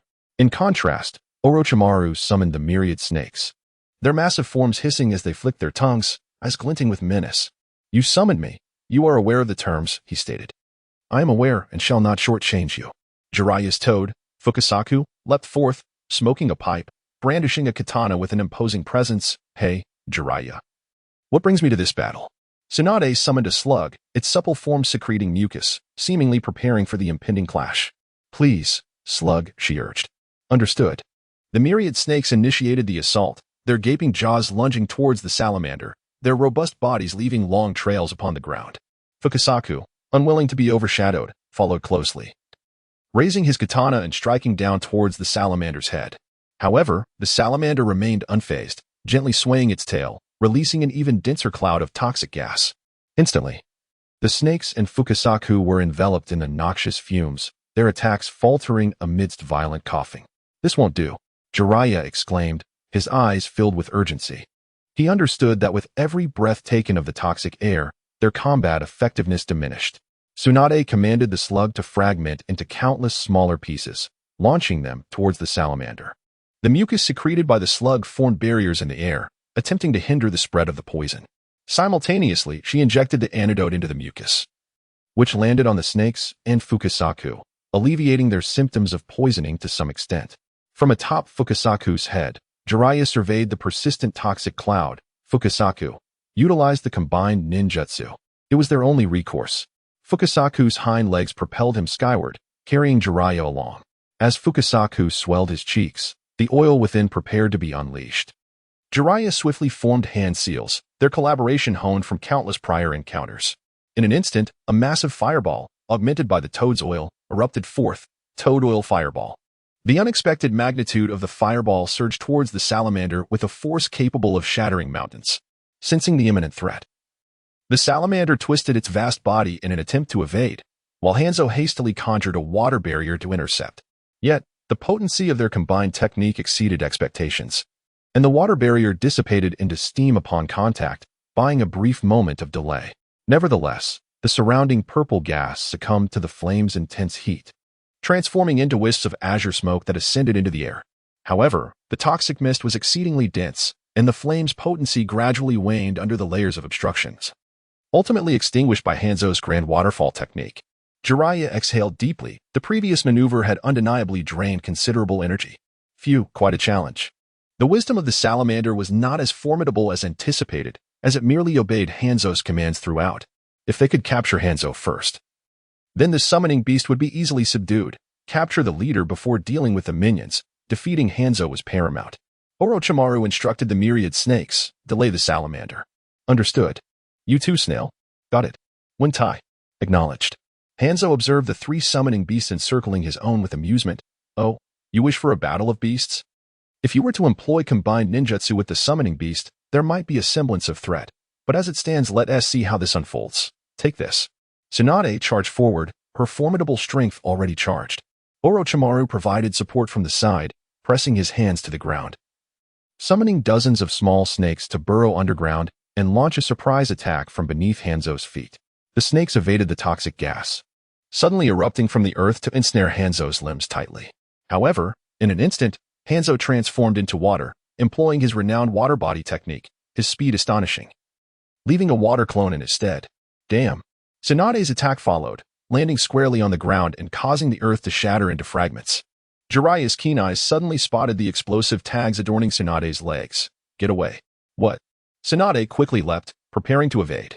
However, the explosive tags that emerged from the ground began to spread and entangle like a spider's web, becoming increasingly inextricable. Lioness main technique. Jiraiya elongated his hair, forming a lioness head to ensnare Tsunade and attempt to pull her back. Success. No, the explosive tags are still there, and they're connected to the ones underground. We can't break free. Let go, Jiraiya. Otherwise, you'll be injured in the blast. You underestimate me, Tsunade. He pulled Tsunade towards him and enveloped them both with his hair. Ninja art. Hidden needle. Bang. Bang. The explosive tags detonated one after another, their power formidable. Orochimaru glanced over with concern. Jiraiya, Tsunade. Haha, don't worry, those 2 aren't dead. Hanzo sensed 2 chakra signatures at the center of the explosion. Prompted by this realization, Orochimaru immediately utilized his sensing technique and confirmed that both were still alive, allowing him to breathe a sigh of relief. As the smoke cleared, Jiraiya released the hair enveloping them, and Tsunade, worried, held the injured Jiraiya, tending to his wounds. Jiraiya, are you alright? I'm fine, I'm not dead yet. Why did you tear off the explosive tags from my legs? After all, I'm tough and well prepared. Don't worry. Damn. Hanzo observed Orochimaru quietly. Your teammates are injured. One is hurt, the other is healing, and you are all alone. Orochimaru said nothing, merely chuckling softly. Heh. Why the laughter? Orochimaru uttered not a word. Instead, he brandished his long sword and charged forward. Do you wish to engage in a contest of taijutsu? Then let us see. The 2 soon became entangled in a fierce struggle. With a swift motion, he delivered a kick that sent his adversary sprawling to the ground. His shuriken aimed directly at the throat. Despite his exhaustion, he executed the movements with precision and agility, epitomizing the prowess of Minato Namikaze. Suk propped himself up on his knees, gasping for breath. His garments were tattered, yet he bore no serious injuries. I have one more than you, Minato. The Moonlight God Wind, observing from the sidelines, couldn't help but scoff. Were it not for Asaka Suk, you would have perished long ago. Meanwhile, at the entrance of the barrier, Asaka Suk appeared as though he had been drained of all vitality. Damn it, Suk. My sister? I have no sister. Oh. Are you referring to Kushina? Minato Namikaze inquired. What of Kushina? Asaka Suk replied. Nothing. Chapter 97. The title of the 3 Sanin, Part 3. Cease your futile resistance. Now, relinquish your weapons. Surrender is paramount. You have already suffered significant losses. Do not make any further pointless sacrifices. Rika concentrated chakra in his throat, striving to project his voice across the battlefield. Within the barrier, the ninja from Rain Village had sustained devastating casualties. In terms of overall strength, without Hanzo of the Salamander, Kenoha was vastly superior, especially with the emergence of numerous young prodigies. I must trouble you once more. The clan leader of the Yamanaka family nodded, gazing at the hesitant commander leading the opposing forces, whose expression was one of turmoil. He promptly employed the mind-body switch technique. Fear not, the mind-body switch technique. Suddenly, the commander shook his head, his weary mind falling under the influence of the technique. Let us surrender. He then discarded his weapon. as the commander relinquished his arms. The remaining ninjas from Rain Village felt their taut nerves relax. They gazed upon their fallen comrades, their hands trembling as they clutched their weapons. Ultimately, under the vigilant watch of the Kenoha ninjas, they cast their arms aside onto the muddy ground. Outside the barrier, the medical ninjas, having been on standby, rushed into the fray, their healing techniques illuminating the injured with bursts of white light. Riku, observing the scene, let out a long sigh of relief, swallowing hard. The chakra he had gathered in his throat had left him parched. Yamanaka approached with a smile. It appears we have emerged victorious. Indeed. But I wonder what the outcome will be for Orochimaru and his cohort. The tide of this conflict largely hinged on the performance of the main forces. Should the primary battalion falter, no individual, no matter how formidable, could alter the outcome. Not even Hashirama Senju could guarantee victory alone. If you dare to force your way in, I shall annihilate the remainder of your troops. A victory for you would merely equate to a solitary triumph. And no general would permit the needless demise of his subordinates. Ninjutsu, Serpent's Hand. Seizing the opportunity while Hanzo was distracted by the other two, Jiraiya swiftly ensnared him with the serpent technique, following up with the ninjutsu, Thousand Needle Jizo, transforming his hair into countless hardened iron needles to assault Hanzo. Hanzo was suddenly ensnared by the shadow snake hands, and just as he attempted to struggle, Jiraiya's countless needles descended upon him like a torrential rain. His pupils constricted, and in an instant, he utilized the water body flicker technique to escape, taking the salamander beneath him along. Why was his salamander still there? Jiraiya observed the creature at Hanzo's feet. After such a prolonged battle, their summoned beasts would have long since been dismissed. This salamander was one he had personally captured, not one from the sacred grounds. It was essentially his pet, requiring no summoning scroll, merely a convenient technique for transport. As he stood upon the salamander, Hanzo sensed the situation on another battlefield. His own troops had already surrendered, filling him with a sense of bitterness. Yet this was reality. It seemed that Kenoha would emerge victorious from this war. I shall grant you a chance at survival. However, a true warrior does not easily utter words of weakness. Jiraiya, supported by Tsunade, bristled at what he perceived as an insult. We do not need your pity. We can continue to fight. Only Tsunade understood the state of his body. Enough, Jiraiya. Hanzo persisted in expressing his perspective. You three are formidable. And to survive even in such circumstances, I shall henceforth refer to you as the legendary three ninjas of Kenoha. You may bear this title, earned at the cost of your lives. With that, Hanzo vanished with the salamander in a flash. Watching the direction he departed, Jiraiya felt a pang of concern. It led to another battlefield. This is bad. Orochimaru patted his shoulder. There is no need to pursue. Given his position, he cannot act against us. Our side of the battlefield has likely achieved victory. Jiraiya, knowing of their triumph, felt joy wash over him. But as he began to smile, pain shot through his ribs. Wonderful, but it hurts. It hurts. Enough with the chatter. Sit down quickly so I can treat you. Your burns are still unhealed. And you've broken ribs. Could you be a bit more careful? Meanwhile, Rui, witnessing Hanzo's sudden appearance on the battlefield, initially felt anxious but, upon not seeing the salamander, deduced the outcome. Mr. Hanzo. Recognizing his attire and the distinctive pineapple hairstyle, Hanzo immediately identified him. From the Narok clan, I presume? Indeed. Kenoha has triumphed in this war.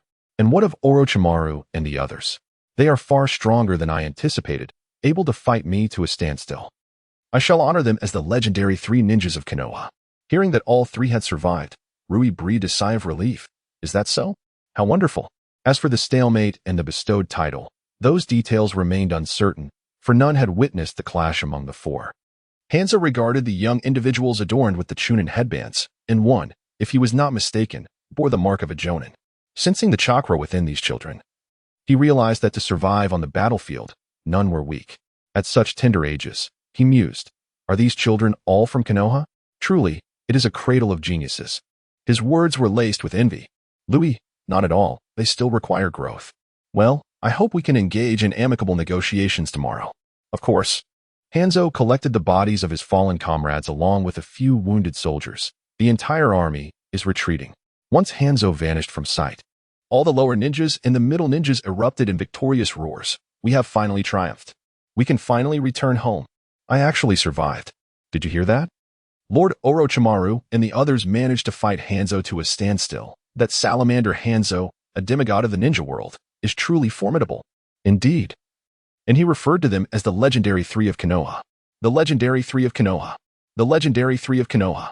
The legendary Three of Kenoha. Asaka, the commander, and the others dismantled the barrier and approached wearily, noticing the somber expression on Minato's face. Why this expression? Shouldn't you feel a sense of relief? The war has finally concluded. Did you not see SHU lying on the ground? That guy is utterly exhausted. Yet upon hearing that the war has ended in victory, he still manages to smile and catch his breath. Tsukikage Kamikaze, are you alright? Can you still walk? SHU, I can't move anymore. Kamikaze, please carry me. Get away. Do you want me to summon the members of the route to carry you? SHU instantly shivered. No, that won't be necessary. Ha ha ha ha ha ha. Chapter 98. The Return of Victory. Seated in his tent, Jiraiya was infuriated and discontented to learn that Hanzo had divulged the titles of the three individuals to everyone. What is this? A disgraceful title? Perhaps it was to spare the teacher's dignity, or maybe to provide a bit more concession in tomorrow's negotiations. As the mentor of the trio, Sarutobi Hiruzen is currently the most powerful in the ninja world and has been the strongest Hokage throughout the ages. As for the first and second Hokage, they had not witnessed their true strength, but they had indeed experienced Hiruzen's prowess. Meanwhile, Tsunade, who was tending to his wounds, had already wrapped his upper body in bandages. All right, how does your skin feel? It feels a bit itchy. Ah, that is a normal phenomenon, fortunately. No internal organs were harmed, just some superficial damage. It should heal in a few days. The itchiness indicates that the skin is undergoing self-repair. In the moment of victory, everyone was joyous, yet following that elation came feelings of loss and sorrow, the deaths of comrades, friends who had just been laughing moments ago. May not be saved in the next moment. Commander, what do you think war brings to everyone? War only brings sorrow. No one favors war.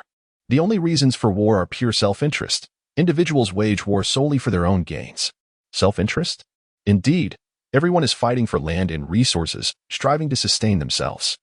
There are no absolute rights or wrongs. No one can claim that the victors are right, nor that the vanquished are wrong. It is merely a failure in the pursuit of interests. Regrettably, at this moment, I am powerless. Minato despises war and loathes the involvement of the village's inhabitants in conflict. While he feels compassion for those from other villages, he strikes harder and faster when the time comes. On the battlefield, only the enemy exists. It is those who survive who can engage in conversation with you. Therefore, strive to become Hokage. Once you ascend to that esteemed position, fervently advance technology and productivity, ensuring that all can enjoy sufficient sustenance, don fine garments, and reside in comfortable abodes. Is that truly feasible? Pondered Minato Namikaze. Many have been displaced by war, and the refugees struggle to find food and warmth. They often resort to violence over mere morsels. The root of the issue lies in local resources. In certain regions, crops simply cannot thrive, let alone provide for the populace. Why shouldn't it be possible? This is the shinobi world, a realm where countless extraordinary jutsu can be conceived. Is it too much to envision a scenario where everyone has enough to eat? Minato reaffirmed his conviction. Indeed, it appears that you possess a greater maturity than I do. Tsukikage, do I? I perceive that you all exhibit a considerable level of maturity. Tsukikage reflected, recalling how, in a previous life, he was merely playing jump rope at this age. Having lived for so many years, I can only aspire to reach your current level of maturity. It must be said that the children of the shinobi world are truly mature. Perhaps I often dwell on these thoughts too much. Suddenly, Minato stood up and bowed to Tsukikage, expressing his gratitude. Thank you. Hey, what are you doing? There is no need for such formality, Tsukikage responded, bemused. Among friends, such gestures are unnecessary. However, I greatly benefited from our conversation, and thus, I must express my thanks. Tsukikage sighed in exasperation, smiling as he pointed at Minato. Just then, the tent flap was thrown open, and Shinjiro strode in. What are you laughing about? Is there a funny joke? Share it with me so I can laugh too. Nothing much. The following day's negotiations unfolded without any unexpected occurrences, proceeding as planned. The terms had already been established prior to the conflict, with both minimum and maximum thresholds set. Regardless of the outcome, a comprehensive strategy was in place. The remaining matters hinged solely on persuasive discourse, with the opponent's highest aspirations likely falling within the realm of the least we could accept. As the negotiations concluded, Jiraiya cast a fierce glare at the departing Hanzo, while Orochimaru could only offer a resigned counsel. Calm down. I understand, but I cannot suppress my frustration. What can be done? Do you intend to chase after him and engage in a brawl? If you wish to prove your worth, let your future performances demonstrate that your title carries more strength than he imagines. Very well. By the way, what news from Sunagakure? Reports have already arrived. They are expected to reach Konohagakure before us. SHM's efficiency remains impressive. However, it is said he has slain Chiyo's son and daughter-in-law. I suspect that old fellow Chiyo will not let this go unpunished. Indeed, for the time being, he cannot be entrusted with any missions. A bounty has already been placed on SHM in the black market. Yet, with the war just concluded, there should be no other assignments. Even if there were, they would likely pertain to internal repairs and restoration, as the casualties have exceeded expectations. Moreover, many have suffered nerve damage from poisoning, rendering them incapable of serving as shinobi in the future. Tsunade furrowed her brow, holding a list in her hands, which bore the names of the deceased, spanning an entire 2 pages. Orochimaru remarked, "Life is indeed too fragile." The journey back took a week, as she had devoted her time to caring for and treating the wounded on the battlefield, in addition to producing a substantial quantity of antidotes, which consumed considerable time. A week later, as she gazed upon the gates of Kenoha, Shinkai felt his body weaken, not from lack of strength, but rather from the comfort of a tranquil environment, which rendered him unavoidably soft. Beside him, Shinaru exclaimed loudly, "We have finally returned." Kenoha. Those nearby were swept up in Shinaru's enthusiasm, echoing, "I'm back." Shortly after entering the village, they spotted Sarutobi Hiruzen, clad in Hokage attire, standing among his advisory team and a multitude of civilians. All the ninjas in the village had gathered under his call to welcome the victors home. Shinkai exclaimed, "Look, it's Kushina." Minato Namikaze responded, "Where? I don't see her familiar red hair anywhere." He then cast a reproachful glance at Shinkai, saying, "You've tricked me again." Shinkai replied, "It was just a jest to lighten the mood. Do not be so tense. Besides, I speak the truth. You truly wish to see her." "Indeed, I long to see Kushina," Shinkai admitted. He had initially thought his companion would feel shy, but it seemed he had abandoned pretense and spoke candidly. Chapter 99. Time flies. The morning sky remains somewhat dim, yet a multitude of individuals congregated before the ninja tombstones, comprising civilians, ninja families, and comrades alike, all there to pay tribute to the heroes lost in the war. At the forefront, Sarutobi Hiruzen spoke little, expressing, "I hope everyone remembers their names. May their spirits endure eternally." His countenance was somber as he bowed before the numerous tombstones, conveying his respect. After a war, such sorrow is inevitable. As if to accentuate this poignant atmosphere, the rain began to fall from the sky. Shinkai gently patted the boy beside him, who was weeping and stood half a head shorter. "Your father was a hero. Taichi was a true ninja. This is his forehead protector. When you become a Chunin, I shall personally hand it to you." In this conflict, Taichi had sacrificed his life. Despite being a seasoned Chunin, he was still just a Chunin, making his contribution unnoticed amidst the chaos of battle. Upon receiving the news, Shinkai was initially taken aback, followed by profound sadness. A veteran Chunin, who had navigated the trials of over a decade, had perished in the war. Was this tragic? The answer was undoubtedly affirmative. "I hope you will become an equally remarkable ninja, just like your father." The boy beside him was indeed Taichi's son. Taichi had come to support his son, but tragically, they had not even met before fate intervened. As for the words spoken by Asaka Tsuji, the weeping Yagami Yago did not quite grasp their full meaning. However, reminiscent of her father's parting words before he ventured into battle, she understood that when a leader speaks to you, no matter the content, merely nodding in acknowledgement is sufficient. Asaka Tsuji sighed, encouraging her to cry freely. Beneath the setting sun, in the twilight hour, the 3 shinobi stood before a magnificent bouquet of white flowers, honoring the fallen heroes. It had been far too long.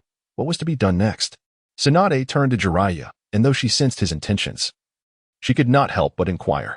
Jiraiya, meeting Tsunade's gaze, averted his eyes, feigning a scratch at his hair. "Although a plan had long been set, I suppose we must continue our journeys. Perhaps somewhere, we shall encounter a disciple capable of transforming this world once more. Is this the fate that befalls you, Jiraiya?" "Perhaps so." Orochimaru, positioned at the far left, turned to depart. He had never placed faith in prophecies, nor did he believe in the existence of a destined savior for the world. Rather than seek, he preferred to take action. What a pointless endeavor. Jiraiya inquired earnestly of Orochimaru, this time devoid of jest, "And what of you?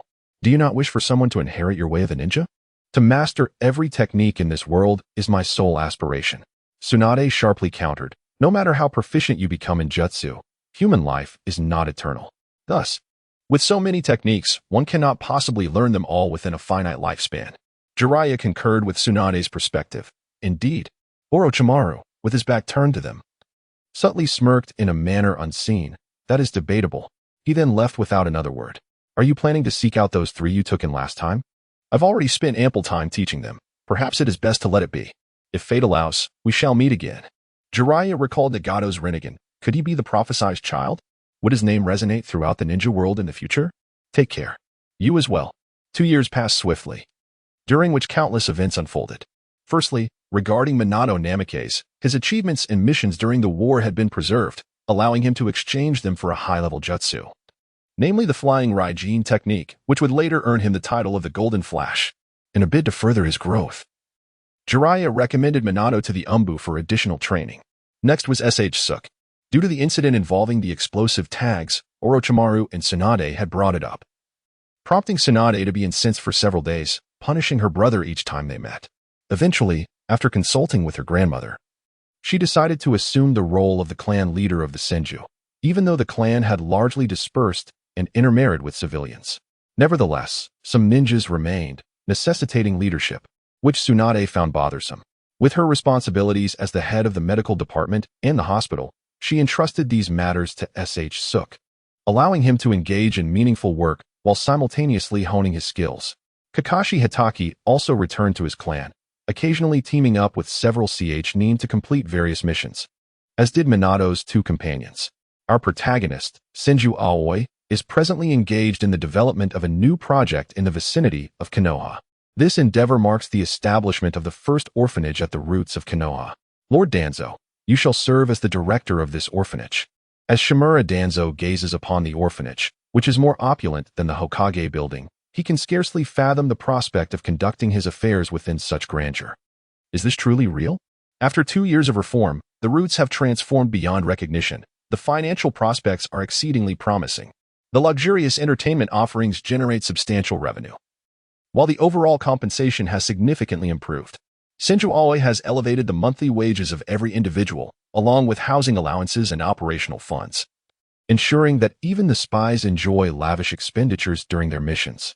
Over the span of these 2 years, it is safe to say that every region boasts a presence of root spies, with at least the 5 great nations being well represented.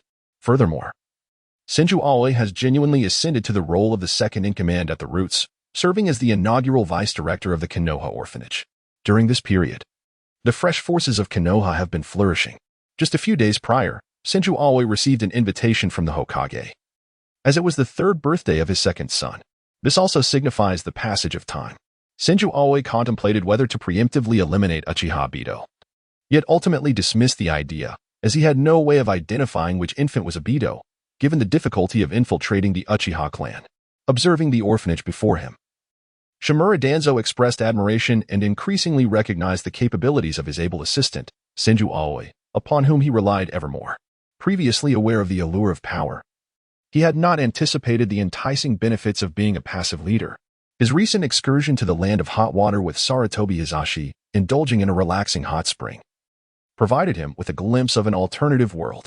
Aoi, what are your thoughts on the Uchiha clan? Are you referring to the recent incidents involving their security force? Lord Danzo? Indeed, their enforcement has been excessively severe, leading to considerable distress among civilians.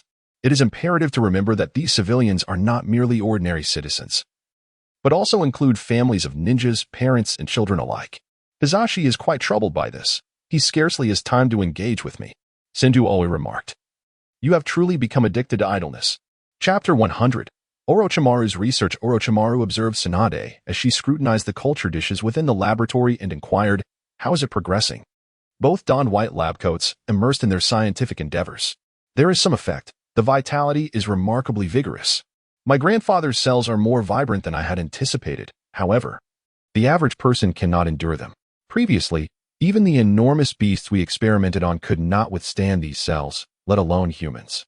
Should we consider human trials? Have you lost your mind? Orochimaru replied nonchalantly, why not utilize the corpses of those rogue ninjas? Tsunade fell silent at this suggestion. After all, if the cells of Hashirama could be effectively harnessed, they could achieve monumental advancements in medical science, potentially saving countless lives. This was precisely why she was willing to confer with her grandmother. Initially, when Orochimaru approached her, Tsunade had vehemently opposed the idea. For how could one dare to offend their ancestors, especially those of the first Hokage? However, the influence of the cells derived from Hashirama is undeniably potent. After much deliberation, Tsunade decided to consult with Uzumaki Mito. Mito did not oppose her. Instead, she remarked, if this can enhance future medical standards and treat more individuals, I believe Hashirama would be pleased. I also hope that before I close my eyes, you will achieve a breakthrough, so that when I meet him again, you can share this good news. As for how Orochimaru became aware of the Hashirama cells, it was through the words of Shinso Aoi, who mentioned that the root database contains a wealth of information, including records of wars and various intelligence regarding both enemy and allied ninjas during those times. It also encompasses the ninjutsu that Hashirama wielded during his lifetime. In fact, Shimura Danzo had previously contemplated cultivating Hashirama cells, but he had yet to discuss it with Sarutobi Hiruzen when Aoi, the second-in-command, had already begun implementing reforms, focusing solely on that endeavor. Currently, the only entities that do not exhibit rejection towards the Hashirama cells appear to be the creatures of the three great sanctuaries, yet there has been no significant enhancement. The cells integrate seamlessly. Orochimaru conducted experiments with a small snake from the Richi cave, where he excised a portion of flesh and implanted Hashirama cells into the wound, allowing for gradual cultivation and repair. There was no rejection response, but neither was there any remarkable enhancement, suggesting that the Hashirama cells possess a natural power. Orochimaru, well-versed in the concept of natural energy, found it to be a yearning he could not attain himself. The sage arts of the Richi cave are notoriously violent, and a single misstep could lead to one's demise. I hear you are recently developing a sealing technique? Indeed, I feel I am nearing success, having progressed to the final stages. Speaking of which, the Senju clan's vitality and recovery ability are truly formidable, although they may not rival the first Hokage. They are still impressive. Orochimaru glanced at Tsunade, leaving his subsequent thoughts unspoken. Yet, no one has been able to awaken wood release, which is one of Tsunade's regrets. If anyone is likely to awaken it, it would perhaps be Zuru, but that boy, he resembles his grandfather. His mind mirrors Hashirama's, yet his prowess is vastly inferior. I heard you recently proposed equipping each team with a medical ninja? Yes, but I have little support, as medical ninjas are scarce. To assign one, we would have to recruit from the medical unit or hospital, specifically for training. However, many in the hospital are merely ordinary individuals with only rudimentary medical knowledge. So when will you make your stance known? At the next meeting. But the Jonin conference isn't until then, right? Still, I don't hold much hope. After all, there aren't enough medical ninja resources. Even if I agree to support you, this plan cannot be realized in the short term. By the way, Jiraiya will return tomorrow to rest for a while. Should we gather together? He's back? After wandering for 2 years, he's finally chosen to return. Although he visited the village a few times during his travels, it was merely to submit missions or report intelligence he had gathered. After just a few days, Jiraiya departed once more. His frequent absences did not imply a neglect of missions. Otherwise, he would become the subject of gossip. As one of the legendary Sanin of Kenoha, it would be unbecoming to be perceived as merely a traveler. Thus, Jiraiya's excuse for leaving the village was to undertake missions, and indeed, he was genuinely engaged in such tasks, resolving matters in nearby locations whenever possible. In the company of only one other person, his close comrade, there were few secrets shared. Casually, the conversation drifted to the topic of Jinchuriki and Lord Mito. Tsunade felt a pang of sadness. However, having experienced much in life, she understood that Uzumaki Mito had, in a sense, passed away peacefully, a fortunate end for an elder. Yet she mused, grandmother may not survive this year. And what of the next Jinchuriki? Tsunade sighed, reflecting on her sister, who had lived in her household for several years, soon to endure hardships beyond the comprehension of ordinary people. It would be Kushina. She wished not to dwell on sorrow, knowing it was her sister's fate. If given a choice, Tsunade would hesitate to take such a risk. This need not be her sister's destiny. Such a weapon as the tailed beasts must remain under one's own control. No one could ever prevent that. At times, she felt utterly powerless, whether concerning the medical team as strategies or the matters surrounding Uzumaki Kushina. Hence, she had invited her companion to join in scientific experiments. TCH, it's merely because I possess some knowledge in this area. And your ability to fund these experiments is largely thanks to your apprentice, she quipped. Indeed, I do not dispute that, came the reply. Although the head of the organization had little interest in scientific biological experiments, it was undeniable that the rapid progress of her research was significantly aided by funding. She had heard that his orphanage was about to open. She had not anticipated that Danzo would become its inaugural director. Tsunade couldn't suppress a chuckle. Imagining what the stern Danzo would be like in such a role. I suppose a visit in a few days will reveal the truth. Very well then. Flying Thunder God. Minato launched several kunai towards Tsunade, who effortlessly evaded them. Begin your performance. In a flash of golden light, Tsunade witnessed Minato, who had been standing still, vanish in an instant, only to reappear beside one of the kunai behind her. It seems you have mastered it, she remarked, plucking a kunai inscribed with the word Sword of Patience. For now, I can only rely on kunai. The engraving process for the Flying Thunder God technique takes time, so I inscribe it in advance. With more practice, I should be able to attach the Flying Thunder God seal at will. That sounds quite convenient. Shall we engage in a sparring match? Isn't that the purpose of your visit? Aren't you here for the same reason? Otherwise, why would you simply watch my Flying Thunder God display? Then let us begin. The two shared a knowing glance and swiftly formed the hand seals for combat. Chapter 101. A renewed duel. With the combat seals complete, they instantly distanced themselves, agreeing tacitly not to employ ninjutsu, opting instead for a fundamental taijutsu confrontation. Soon, the two engaged in a spirited struggle, exchanging blows and banter.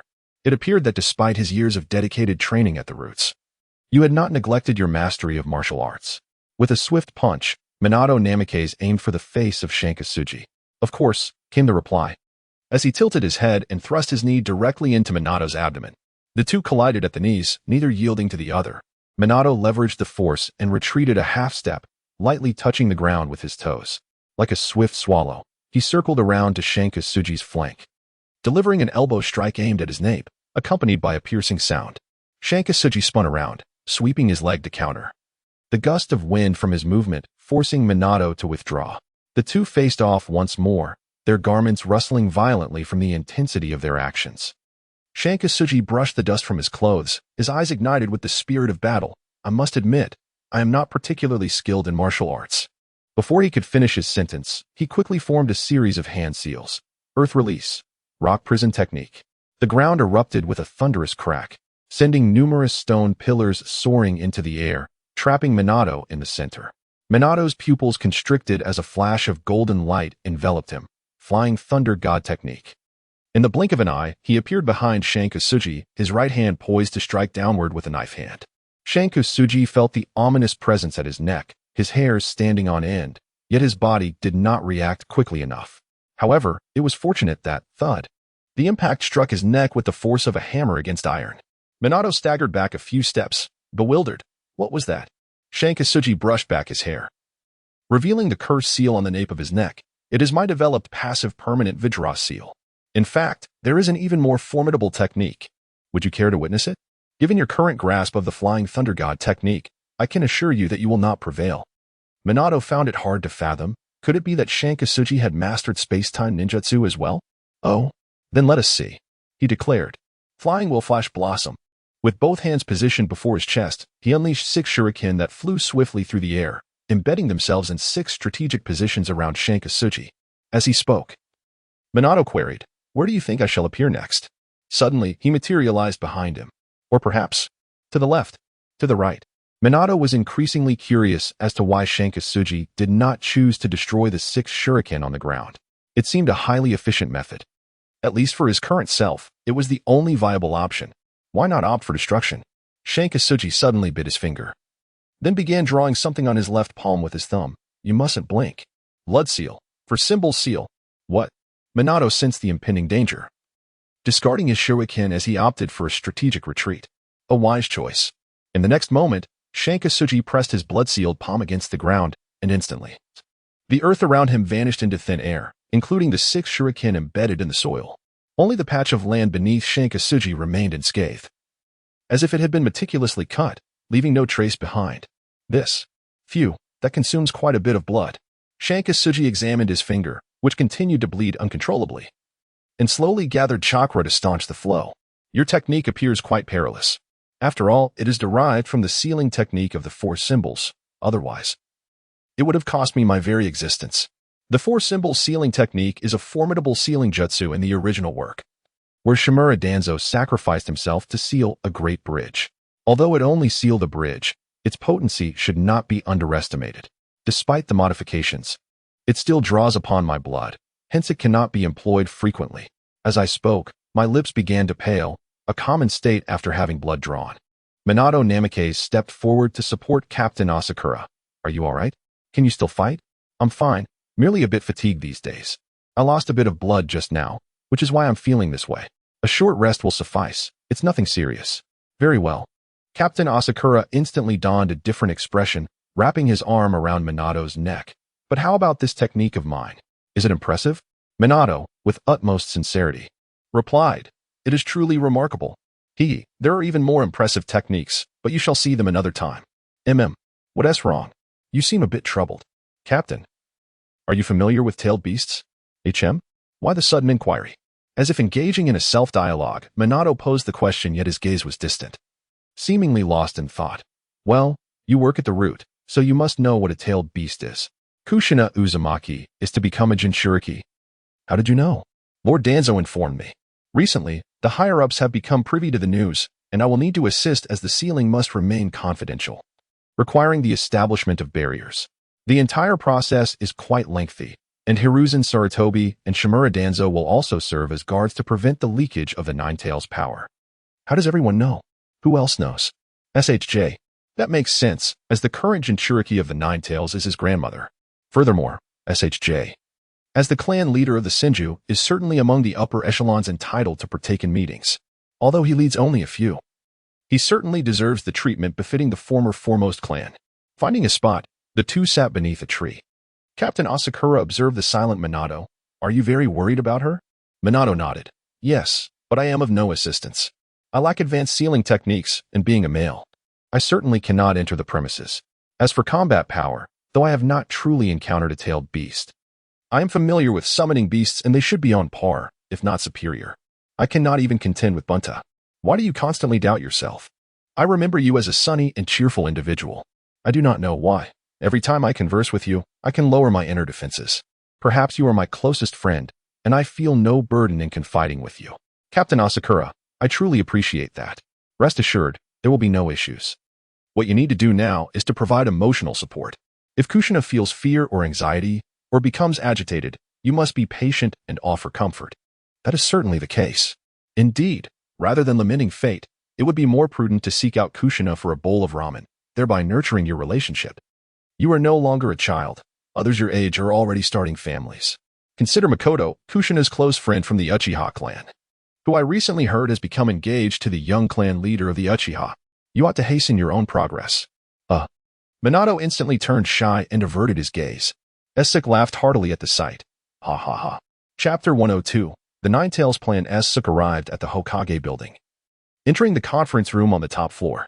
Upon opening the door, he was greeted by a plethora of familiar faces. Quite a crowd had gathered. Over here. Following the direction of the voice, Essek spotted a vacant chair to his left. I saved a seat just for you. Thank you. Oh, it's nothing. We're practically family. Just remember to treat me to dinner tonight. You. Essek shook his head. Sure, but I worry you might not have an appetite. Sitting at the head of the table, Sarutobi Hiruzen cleared his throat and addressed the attendees. Ahem, it seems everyone has arrived. The clan leaders of the Hyuga, Uchiha, and Senju clans were present, along with the legendary Sanin and the captain of the Umbu, Kakashi Hitaki. Additionally, representatives from the Inuzuka, Aburame, and Yamanaka clans. Loyal supporters of the Hokage were in attendance, along with root leader Danzo Shimura and his second-in-command, Essek. The purpose of this assembly was to discuss the sealing and protection strategies for the new host of the Nine-Tails. We shall first convene in the sealing chamber in the back mountain to deliberate on the transfer and sealing of the Nine-Tails. Does anyone have questions? Hokage-sama. The Uchiha clan leader raised his hand. Sarutobi nodded, granting him permission to speak. Will the security team dispatch some personnel to the site? No need. Simply maintain your usual duties. If we were to send security personnel, it might attract undue attention and cause panic among the villagers. After all, the movements of your security team are hard to conceal. The sight of you all in uniform is bound to draw gazes. Human nature, after all, inclines us to observe. Even in the ninja world. Just carry on as usual, but do ensure that civilians keep their distance. We will need to establish a perimeter there. Understood, Hokage-sama. Sarutobi scanned the room and continued. Once the sealing is complete, the protection of the new host is paramount. The Kenoha Umbu will maintain round-the-clock surveillance of the surrounding area, reporting any anomalies immediately. Kakashi, serious in demeanor, nodded in agreement, fully aware of the gravity of the responsibility. At this moment, the Hyuga clan leader spoke, Hokage-sama. The Hyuga clan can utilize the Byakugan's unique abilities to patrol the perimeter of Kenoha, ensuring that no enemy can approach the village undetected. Excellent. With the Hyuga clan's assistance, our safety is further assured, Sarutobi acknowledged with approval. The rope tree also expressed, our Thousand Hand clan will deploy elite members to patrol the vicinity of the sealing chamber, just in case. Ensuring that grandmother and Kushina can successfully perform the sealing of the Nine Tails. As various suggestions were put forth, Shimura Danzo scoffed. It's easy for everyone to speak so lightly. But our route is the main force executing covert missions, and naturally, we cannot be left behind in this operation. Amino, what do you propose our route should do? Amino replied. Goodness, I am still the captain of the sealing team. The entire barrier requires my maintenance that day. And now you want me to lead route to partake as well? Lord Danzo, are you trying to wear me out? However, after a moment of contemplation, Amino frowned slightly and said, Root can be responsible for infiltrating the surrounding villages to investigate any espionage activities from other ninja villages, preventing any plots from other forces. It is not inconceivable that someone might attempt to interfere remotely, so gathering intelligence from nearby villages is quite necessary. By the way, Amino, regarding the barrier, can you ensure that the Nine-Tails Chakra will not leak at all? I previously collaborated with Lord Mito on an experiment. As long as we have sufficient personnel, we can guarantee that no one will detect anything. That's good to hear. If we lack manpower, do let me know. Understood. Danzo nodded in satisfaction. Now that sounds more acceptable. As the meeting drew to a close, Sarutobi Hiruzen turned to Tsunade, Lord Mito. He hesitated, unsure of how to begin. It is common knowledge that once the tailed beast within the Jinchuriki is extracted, the host will perish. I examine grandmother's health every year, though it pains me. She is indeed quite advanced in age, and she is aware of this. Tsunade's tone became heavy, with the birth of the new Nine-Tails Jinchuriki. The previous host's demise is an unavoidable truth. Sai, has Lord Mito mentioned a time frame? In the coming days, grandmother is explaining the entire process to Kushina, aiming for a smooth transition in about a week. Very well, that gives us ample time for our meticulous preparations. As the meeting concluded, everyone took their leave. Sarutobi Hiruzen remained seated alone at the head of the table, quietly gazing out the window, lost in thought. Suddenly, the door to the conference room swung open, and a familiar figure entered. What is the matter? Feeling sentimental? Hiruzen did not turn around. What brings you here? I brought you a bottle of sake. Danzo, this is an office area. Drinking is prohibited. You'll regret it if you don't. Sai. Rest assured, I've stationed root members outside. No one will know. Looking at the bottle of sake on the table, Hiruzen picked it up and sniffed it, noting its rich aroma. Are you sure there's no poison in this? I disdain such actions. However, if you wish to poison yourself, that is your choice. After your demise, I will assume the role of Hokage. Lord Mito has watched us grow. Back when teacher Tobarama led us, both Lord Hashirama and Lord Mito treated us exceptionally well. Yet it seems I haven't visited her willingly for quite some time. Is it due to my busyness? I am unsure myself. Perhaps it is because I lack the courage to confront her. The fall of the land of whirlpools, our delayed rescue efforts, has left us with so few survivors. As for the next Jinchuriki, although we have yet to speak of it aloud, it was Lord Mito who raised the matter. But we must admit, there is a certain relief in that, is there not?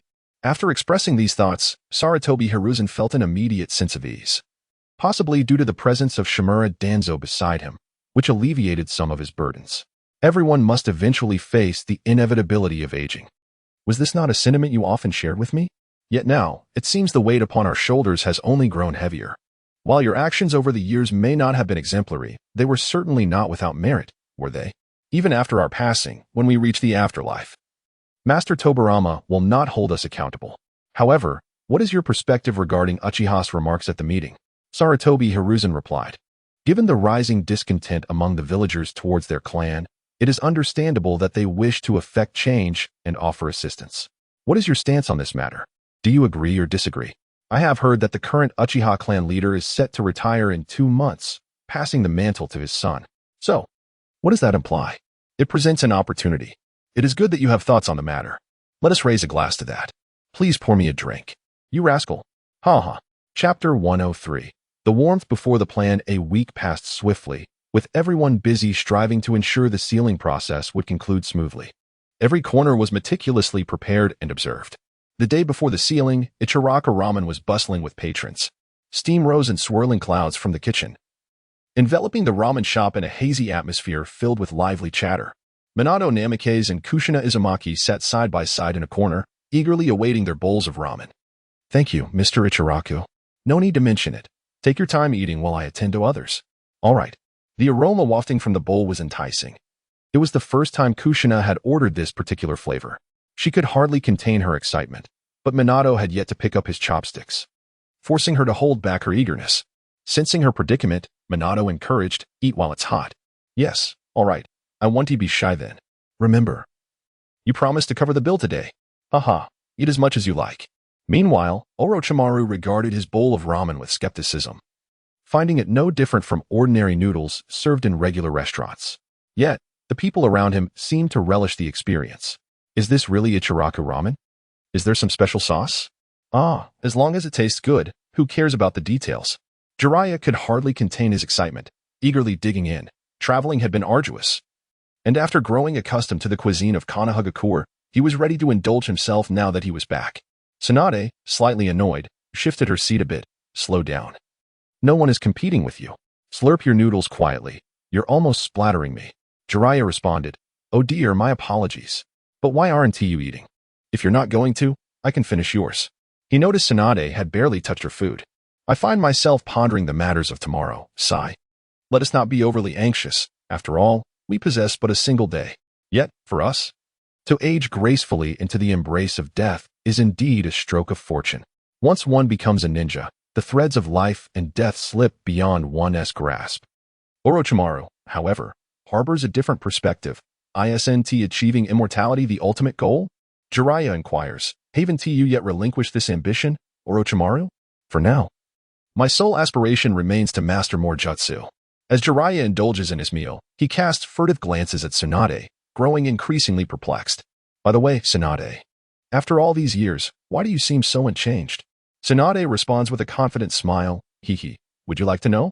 Jiraiya nods vigorously. Of course. But I shan't reveal it to you. Pray tell, why has an additional mark suddenly appeared on your forehead? This is the secret to my youthful appearance.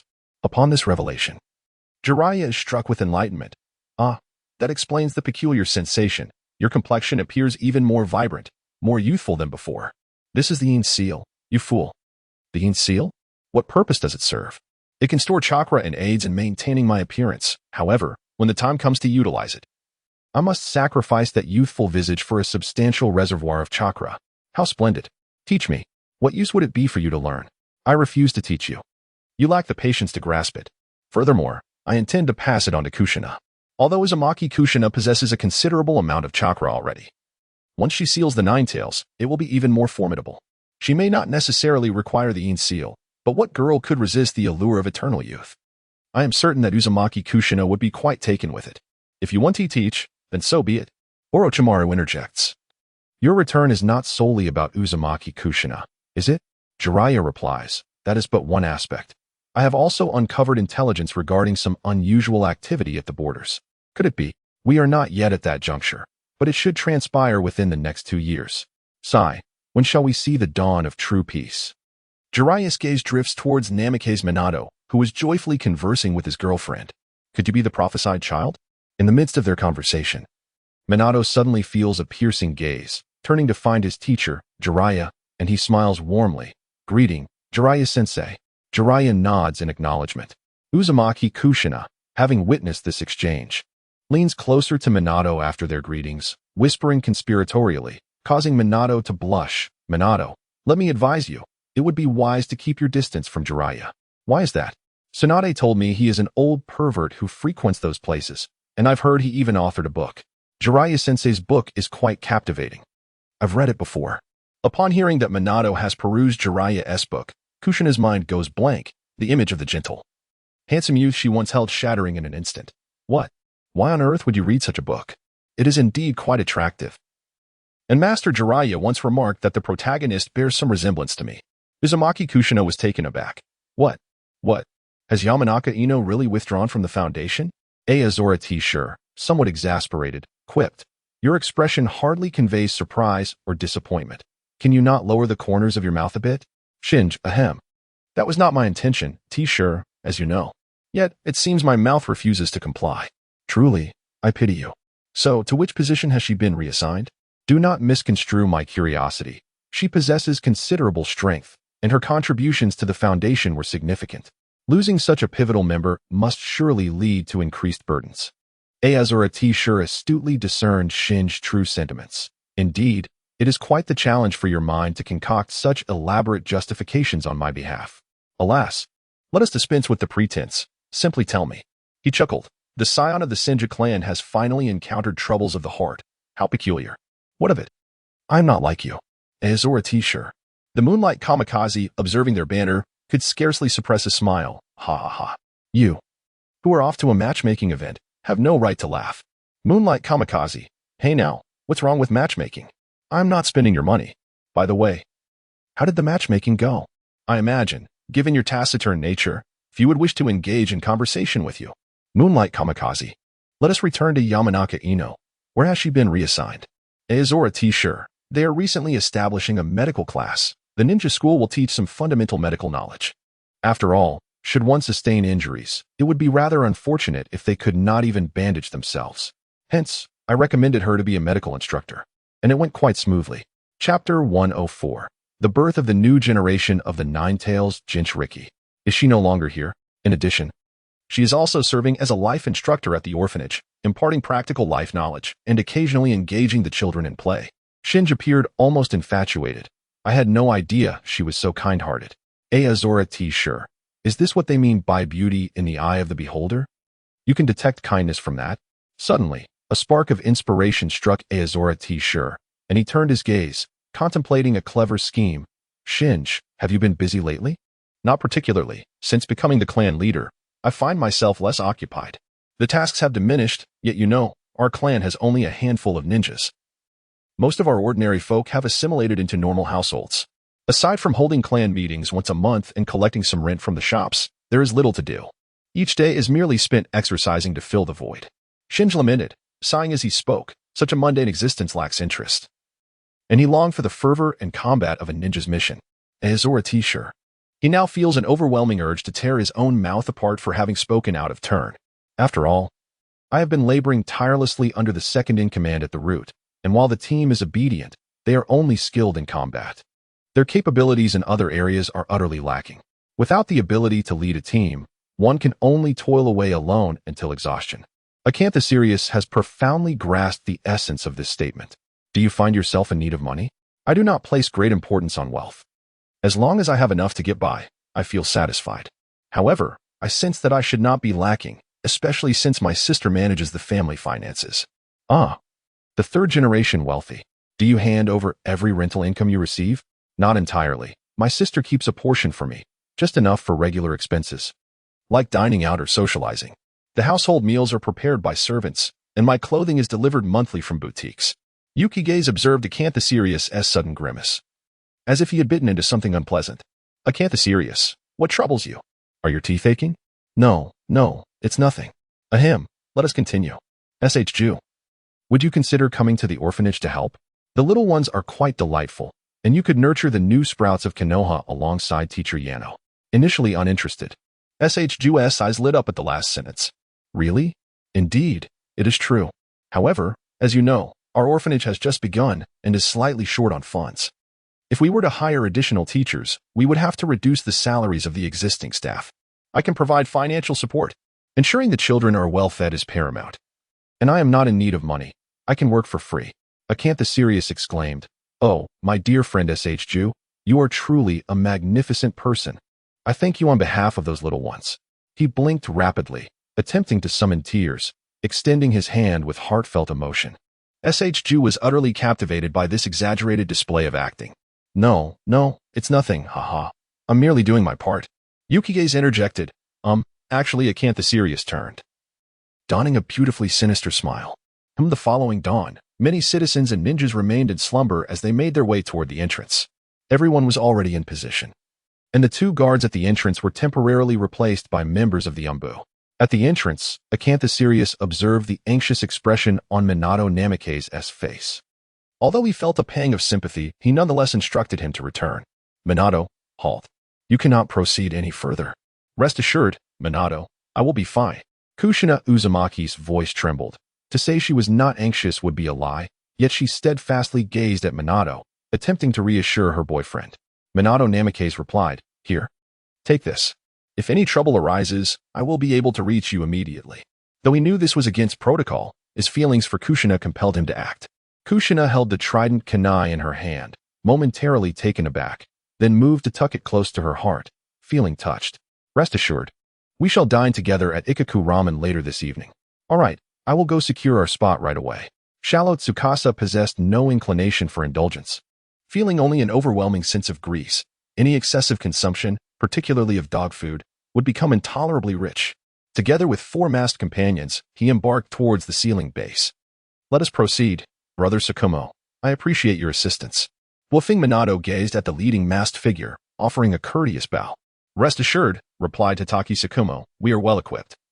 No one shall cause disruption. Should anyone dare to harm Kushina, they must first contend with my body. Truly, Hatake Sakumo epitomized the spirit of Bushido. As for the reason he was easily recognized, it was quite simple, standing at an impressive height of 185 meters, with broad shoulders and a narrow waist. And most notably, his unmistakable white hair. No mask could conceal such distinctive features. On the journey to the base, Shallow Tsukasa maintained a perceptive sealing array around the 6 of them, ready to react at the slightest approach. For the moment, there was no one nearby. How fares the situation on their end? Hatake Sakumo inquired. All is well. No ambushes have occurred. It appears we shall pass the day in peace. Meanwhile, within the base, 2 individuals sat at a sealing altar, the aged Uzumaki Mido and Uzumaki Kushina. It was worth noting that the figure they were escorting was merely a shadow clone of Kushina, who had also created 3 other shadow clones from different locations, all designed to divert attention and lure any potential intruders from other villages seeking to thwart their plans. Do not feel anxious, Kushina. Just perform all that I have previously taught you, encouraged Mido. Kushina trembled slightly. She had previously witnessed the terrifying power of the Nine Tails within Mido's consciousness. Take your time. Mido advised as they began their meticulous transfer operation. Standing beneath the altar were 2 others, Tsunade and Bawako, the wife of Sarutobi Hiruzen. Both were proficient in medical ninjutsu and sealing techniques, ready to intervene should any errors arise during the process. Outside, Sarutobi Hiruzen and 3 advisors stood vigil. While the entire perimeter of the base was filled with personnel, the Umbu, led by Jiraiya and Orochimaru, conducted protective and reconnaissance efforts, while the sealing team maintained the barrier to ensure that the Nine Tails Chakra would not disturb others. After all, the extraction process would inevitably alert many due to the overwhelming pressure exerted by the Nine Tails. Here we are, Shallow Tsukasa remarked, glancing at the nearby shadow clone and nodding. The clone then dissipated into a cloud of white mist, and the 3-pronged kunai clattered to the ground. However, at the moment it fell, a flash of golden light appeared. And Woofing Minato materialized instantly. Hatake Sakumo swiftly drew his white fang, and upon recognizing Minato, gestured for silence. Understanding the situation, Minato pondered briefly and deduced the plan. The earlier Kushina had indeed been a shadow clone. Buzz. The entire base suddenly convulsed violently, and the sealing team on the periphery immediately sensed a palpable tension. It's in your hands now. Go, commanded the captain. Understood. They dashed towards the sealing team to reinforce the barrier. After enduring a half-hour of oppressive pressure, which they ensured remained confined within the base, tranquility finally enveloped the area. This serenity heralded the birth of a new generation of the Nine Tails Jinchuriki. Chapter 105. The peaceful departure at last, it's over. The captain sensed the situation within the barrier. The presence of the Nine Tails Chakra had dissipated, leaving only a faint residue outside. He wiped the sweat from his brow. All right. You all continue to maintain it. Yes, came the reply. The captain turned to face Minato Namikaze. What brings you here? Minato explained. My kunai sensed the sudden disappearance of Kushina as Chakra, and I feared there might be danger, so I came. You should hurry back. However, Minato remained rooted in place, showing no inclination to leave.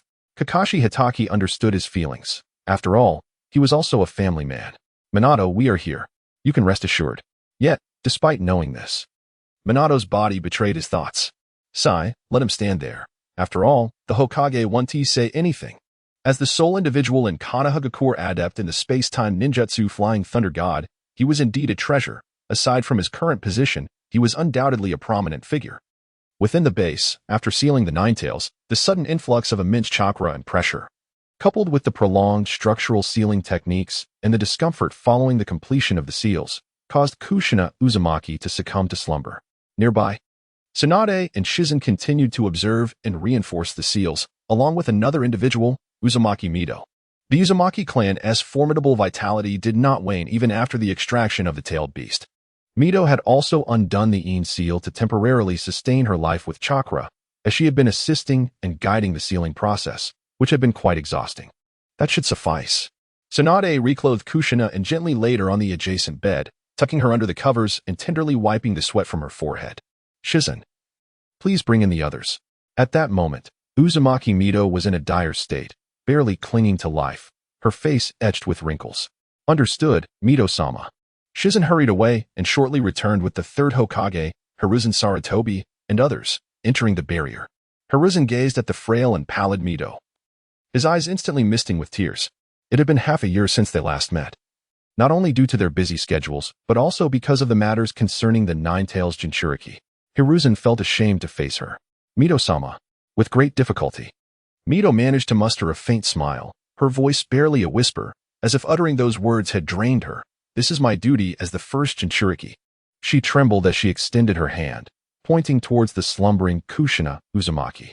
Kushina Uzumaki, inheritor of the Uzumaki clan's strength, would undoubtedly make for a worthy Jinchuriki. Sarutobi Hiruzen stepped forward, kneeling on one knee. Rest assured, Lord Mito, Kenoha will spare no effort in safeguarding Kushina. His gaze was filled with reverence, as this sealing process deeply impressed upon him the selfless dedication of Uzumaki Mito to Kenoha and further enlightened him about the matters concerning Jinchuriki. Uzumaki Mito shook her head. This is my perspective as the Jinchuriki of the Nine Tails. You, as Hokage, need only remember this. Sarutobi Hiruzen, alarmed, raised his head, eager to explain himself. But Uzumaki Mito interrupted him, continuing her thoughts without regard for those beside her. No need for that. However, I wish to speak to you as Uzumaki Mito, or perhaps as the wife of Hashirama, or even as your affectionate elder. Monkeys. I still recall the time when Tobirama took you under his wing. You were such little beans back then, always trailing behind Hashirama and Tobirama, learning. Time indeed flies swiftly. I shall soon catch up with them and venture into that world. Sarutobi Hiruzen lowered his head, tears welling in his eyes. Lord Mito, I am sorry. I am content to have lived this long. In truth, when Hashirama and the others perished, I had foreseen this day. I only thought of Kushina. I did not wish for her to accept the Nine Tails prematurely, hoping to hold on for just one more day. Yet, I did not anticipate that I would be unable to endure. Under Tsunade's care, Kushina gradually regained consciousness. Seeing Uzumaki Mito, who was barely able to speak, she rushed over, tears streaming down her face. Grandma Mito, it's all right. Our Kushina is a well-behaved and beautiful girl. She will lead a happy life. I believe Minato is a wonderful child. Kushina tightly grasped Mito's hand. Tsunade, you must temper your temper. Koharu, Hamura, the two of you as well. And Danzo. Although I did not know you from childhood, you have shared many meals at my home. Try not to lose your temper with Hiruzen. You are both no longer children, past the age of rivalry. Sometimes, you ought to heed the opinions of the younger generation, for I once listened to you. The future belongs to the youth. Shinju Danzo's eyes glistened with unshed tears, yet he resolutely resisted the urge to cry, for he had never been a weak man. Thus, he firmly replied, Yes, Lord Mito. Unbeknownst to her, Uzumaki Mito seemed to glimpse the youthful figure of Senja Hashirama approaching step by step. Hashirama, have you come to take me? Let us go. Uzumaki Mito slowly raised her hand, attempting to clasp the ethereal figure before her. You, at last, are no longer a wooden head. Eventually, she gently closed her eyes, ceasing to breathe. Kushina Uzumaki felt the chilling sensation in her hands and, in disbelief, lifted her gaze to find her beloved Granny Mito had closed her eyes, ceasing to breathe. Granny Mito. Granny Mito. In that moment, Sarutobi Hiruzen did not approach but allowed all present to weep. His wife, Bawako, Tsunade, and the heartbroken Kushina. The atmosphere was steeped in sorrow, heavy with grief. Sarutobi Hiruzen quietly stood, donning the Hokage hat once more, and bowed deeply. Simultaneously, from outside the barrier, Kushina's voice resonated, though none understood why it had emerged. Yet, the name Granny Mito was distinctly heard, spoken through tears, confirming that the Nine Tails had been sealed. And the Mito family had lost its last member, venturing into the afterlife. All those outside, upon hearing this voice, instinctively halted their movements, standing silently as if to offer their prayers and blessings to the last elder of Kenoha, one of stature and contribution. Chapter 106. Large-scale construction. Yes, place that over there. The children's cafeteria must be built with care. Avoid using inferior paint, or the food will lack flavor. Also, ensure all the beds are made of solid wood, no plastic. Shinso always surveyed the rising orphanage, or perhaps a daycare would be a more accurate term. This was yet another of Shinso Aoi's initiatives. As both commoners and ninjas alike were often engrossed in their busy lives, leaving little time to care for children or relying on a single breadwinner, which proved quite burdensome. Thus, the daycare became paramount. Initially, when Shinso Aoi proposed this plan, Shimura Danzo opposed it, questioning the necessity of such an endeavor, deeming it a waste of resources since, in due time, all children would attend the Ninja Academy. However, Shinso Aoi cleverly countered, it is not the same. The Ninja Academy only accepts those with talent. But not everyone possesses such gifts. Everyone has their own unique talents, even if they do not lie in ninjutsu. Anyone can be a genius if they earnestly seek to discover their strengths. Indeed, Danzo found himself tempted by the prospect, eager to gather all promising talents. Thus he refrained from opposing the idea, especially since funds were plentiful and seemingly endless. Within the orphanage, on a vast playground, a man clad in a green jumpsuit led all the children in a ninjutsu-inspired calisthenics routine. All right, children, extend your left hand, then your right, and assume a horse stance. If you cannot do so, you must circle the playground 500 times. The children were left awestruck by the final command. Shinju Shirtake, who had just helped Yano clean up, had intended to simply enjoy some time on the playground and exercise. But upon arrival, he overheard Might Dai's words. Oh Dai, why are you still like this? My apologies, my apologies. I'm just accustomed to it. I have yet to adjust to my role as a teacher. Might Dai scratched his head, feeling somewhat embarrassed. As a mere lower-ranking ninja, was it truly appropriate for him to serve as a physical education teacher at the orphanage? Though his monthly salary was quite substantial, it felt too effortless. Everyone, please warm up on your own, he said as he approached Shinshu. It's perfectly fine. We're all doing this for the first time. By the way, I heard your son is preparing to attend the Ninja Academy? Yes, but alas. Might Dai's expression turned troubled. His son resembled him greatly, lacking any talent for ninjutsu, having failed the test twice already. There remained one final chance for a retest, and he was uncertain whether it would yield success. All he could do was earn money to provide for him, ensuring he ate well and trained alongside him. Don't worry. With your strength, your son will surely pass, Shinshu reassured him. Ha ha ha, Shinshu, you truly overestimate me. No, I speak only the truth. Your physical skills are remarkable. Thank you. By the way, would you care to join me for dinner tonight? I've invited many teachers, and it seems we haven't gathered since starting here. Well, that might not be possible. I need to train with my son this evening. Is that so? Then perhaps another time. But do promise to come next time. Of course. Later that evening, Aoi SG observed a large gathering of teachers indulging in barbecue, hosted by the newly arrived Shinshu. However, he did not appear particularly cheerful. You invited everyone, yet you seem so glum, especially with Might Dai absent. Just then, the door swung open, and Yakushi Nanoyu rushed in, panting with a sheen of sweat on his forehead. I apologize for my tardiness. I was engaged in heartfelt conversation with a child this afternoon. Shinshu's expression shifted instantly as he greeted Nanoyu. You're not late at all. We just began eating. Please, wipe the sweat and have some water.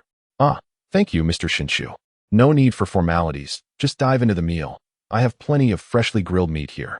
Aoi SG interjected. So, when I wanted to enjoy some barbecue earlier, you claimed it wasn't time, merely to deceive me? I thought it wasn't ready yet. Shinshu willingly took on the task of grilling, much to Aoi SG's delight, who waited eagerly to eat, engaging in conversation with the others about the orphanage's current situation.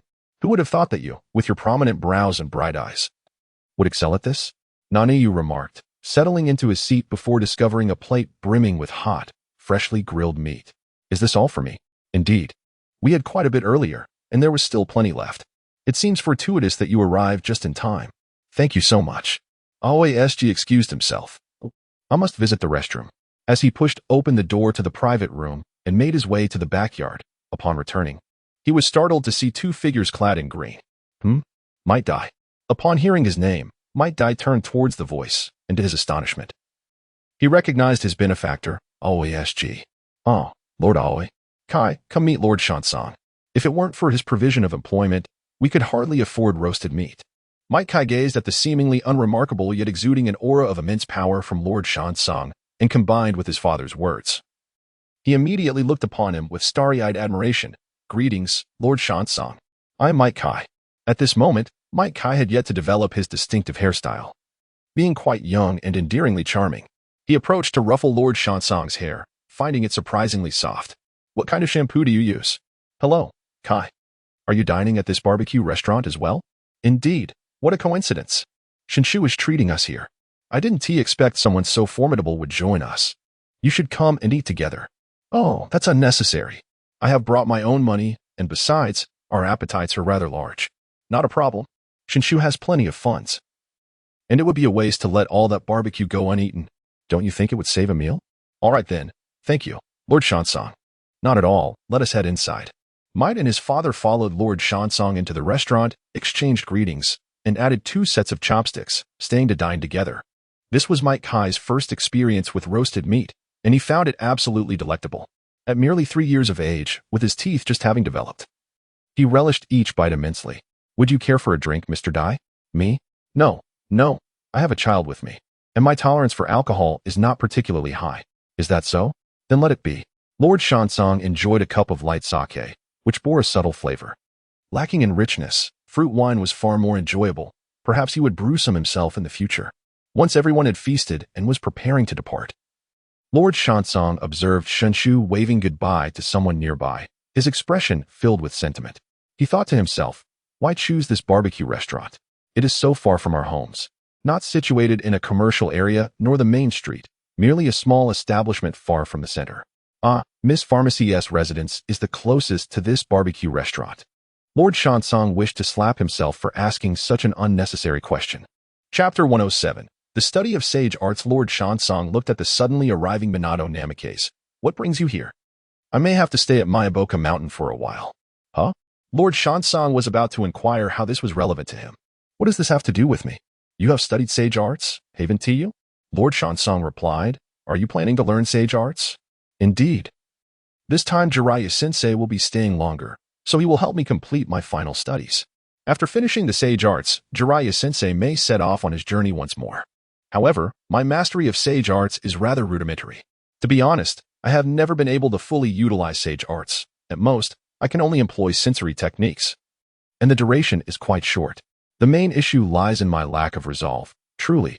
Having been bitten by a snake has left me relying on the food brought from Lonely Cave by the Golden Snake for years, allowing my body to gradually adapt. Simultaneously, I am gradually attuning myself to the natural energies surrounding me. Although challenging, it has proven effective over the years. Suddenly, Shallow Tsongzongsi raised an eyebrow. Are you sure you wish to seek my guidance as a novice? His fingertips unconsciously brushed against the golden serpent patterns on his sleeve, a special sigil connected to the golden serpent, which often conveyed messages and offered sustenance through this mark. Though lacking the courage to be bitten, he sought to achieve a delicate balance with the natural energies through daily study and sensory experiences. Woofing Minato propped his forehead with one hand, twirling the flying thunder god kunai with his fingertips. Your sensory-style ninjutsu holds significant reference value for me. Moreover, he lowered his voice suddenly, his sky-blue eyes reflecting the falling leaves outside. Jiraiya-sensei mentioned that the sage arts of Mayaboka Mountain are not easily mastered. Rash attempts could lead one to become a toad. Zongxi scoffed. You, who have mastered the perfect sage mode, are here to flaunt your prowess, aren't you? Claiming lack of skill while presenting the visage of a flawless sage. Rising from his seat, Shallow Tsongzongsi approached his desk and rummaged through a drawer, retrieving a scroll adorned with sigils. A culmination of years spent refining his natural energy affinity calculation manuscript, with a dried yellow fern from the dragon cave nestled between its pages. Here, take your time to study it, but do remember to share your findings with me once you have mastered it. Of course, thank you, Zongxi. It's nothing. You shared your insights on the Flying Thunder God technique with me previously. After Boofing Minato departed, Shallow Tsongzongsi reclined on the sofa, gazing at the golden serpent sigil imprinted on his wrist, preparing to activate it to connect with the serpent. Suddenly, the sigil glowed to life, and a voice resonated in his mind. This is dire news, Zongxi. What is it? Our affairs have been discovered. What? Shallow Tsongzongsi quickly sat up, intending to summon the serpent, but realized he was at home. The serpent's size made it impossible to call upon it within these confines. As he prepared to exit his room, a weathered voice of an old woman echoed nearby. Young one. Shallow Zongzi turned to look around, employing sensory ninjutsu, but found nothing amiss, aside from his mother cooking downstairs and his father watching television. Who is it? You may refer to the old woman as the White Snake Sage. After a long moment of shock, Shallow Zongzi seemingly resigned to his fate. It appeared the situation had indeed been uncovered. May I inquire what the White Snake Sage wishes to discuss? Come to the Dragon Cave. I have matters to discuss with you. Very well. After agreeing, Shallow Zongzi descended to the ground floor and casually remarked, Mom, you needn't prepare lunch for me. I have something to attend to. All right. Upon stepping outside, Shallow Zongzi formed hand seals to perform the reverse summoning technique, vanishing in a puff of smoke. When he reappeared, he was greeted by an elderly woman and 3 young maidens. To an ordinary person, the presence of other humans within the Dragon Cave would be perplexing. But Shallow Zongzi, familiar with the original narrative, recognized that these 4 were not humans at all, but serpents capable of transformation. Shallow Tsong, the esteemed leader, nodded in greeting to the White Snake Sage. Oh, the elderly lady immediately displayed an expression of keen interest. I believe this is our first encounter, is it not? And pray tell, why do you assume that the 4 of us are serpents? Although it was the summoning scroll bestowed by Orochimaru. This interaction marked the genuine first meeting between the White Snake Sage and Shallow Tsong. Typically, Shallow Tsong seldom employed summoning techniques, and when he did, it was usually to summon small snakes meant for minor attacks or reconnaissance. The only serpent with which he could be considered intimately acquainted was perhaps the Golden Snake. However, after establishing a bond through the Golden Snake Curse Seal, they could communicate frequently without the need for summoning. It must be my imagination, for I cannot discern any semblance of human essence within you. While he was aware of the original narrative, the act of sensing was a matter of honesty. Shallow Tsong was not deceiving. After years of cultivation, he could harness a modicum of the surrounding natural energy with commendable results. It appears you have developed some understanding of natural energy, he remarked calmly, surprising the White Snake Sage. You seem unfazed by this? As one of the 3 great sages, the White Snake Sage was expected to possess knowledge of all matters. Nothing within the ninja realm could escape her notice. She turned to Tenguji, a young maiden of exquisite beauty with long brown hair adorned with a golden crown, topped by a golden orb, her eyes framed with pink shadow extending to her nostrils. And her skin as pale as porcelain. Dressed in a flowing white robe, she bore 3 green crescent-shaped ornaments on her chest. You truly have a remarkable son. Tenguji's face turned pale with fear, feeling somewhat at a loss regarding her son's indiscretions, exclaiming, I apologize, Lady White Snake. You know how young and naive this boy is. Lady White Snake, I coerced the Golden Snake into revealing this. He was unaware. I typically entice him with delightful treats to elicit his words. Surprised by Shallow Tsong's honesty, the White Snake Sage remarked, You are quite different from that rascal Orochimaru. I summoned you here to impart a crucial matter. The sage techniques of the Dragon Cave cannot be learned merely by desire. You must first undergo a test. If you continue down this path without proper guidance, you may inadvertently master sage techniques, yet they would merely be a shallow imitation. The sage techniques that utilize natural energy are entirely distinct from the true sage mode, which involves absorbing natural energy into one's being. I am aware of this. Shallow Tsong replied. This was precisely why he struggled to master the techniques. He could sense the natural energy around him, but lacked the skill to regulate its intake, making him hesitant to absorb it into his body. Otherwise, he might end up akin to the toad oil of Myaboka Mountain, for each sacred place possesses its unique methods. Chapter 108. The Trial of the Dragon Cave. Are you prepared to face the trial? I must warn you, should you fail, we may have to consume you. The White Snake Sage declared, extending her slender tongue and transforming into a half-human, half-snake form, with the 3 other sages following suit. In truth, I felt a twinge of fear within. After all, even Orochimaru-sensei had not recklessly accepted a bite from you during his own trial. That Orochimaru fellow is no ordinary individual. I truly cannot fathom the thoughts swirling in his mind. I shall let him be, yet you, my dear boy, seem to possess a rather sound intellect, and I find myself more inclined to savor the flesh of those who are mentally stable. Shallow Blue Commander. Could we perhaps engage in a more civilized conversation? Must the atmosphere be steeped in such terror? Those who delve into this narrative are well-behaved souls, unable to endure such a frightening ambience. Ahem, might I implore the White Snake Sage for a small concession, perhaps a secret passage, if you catch my drift?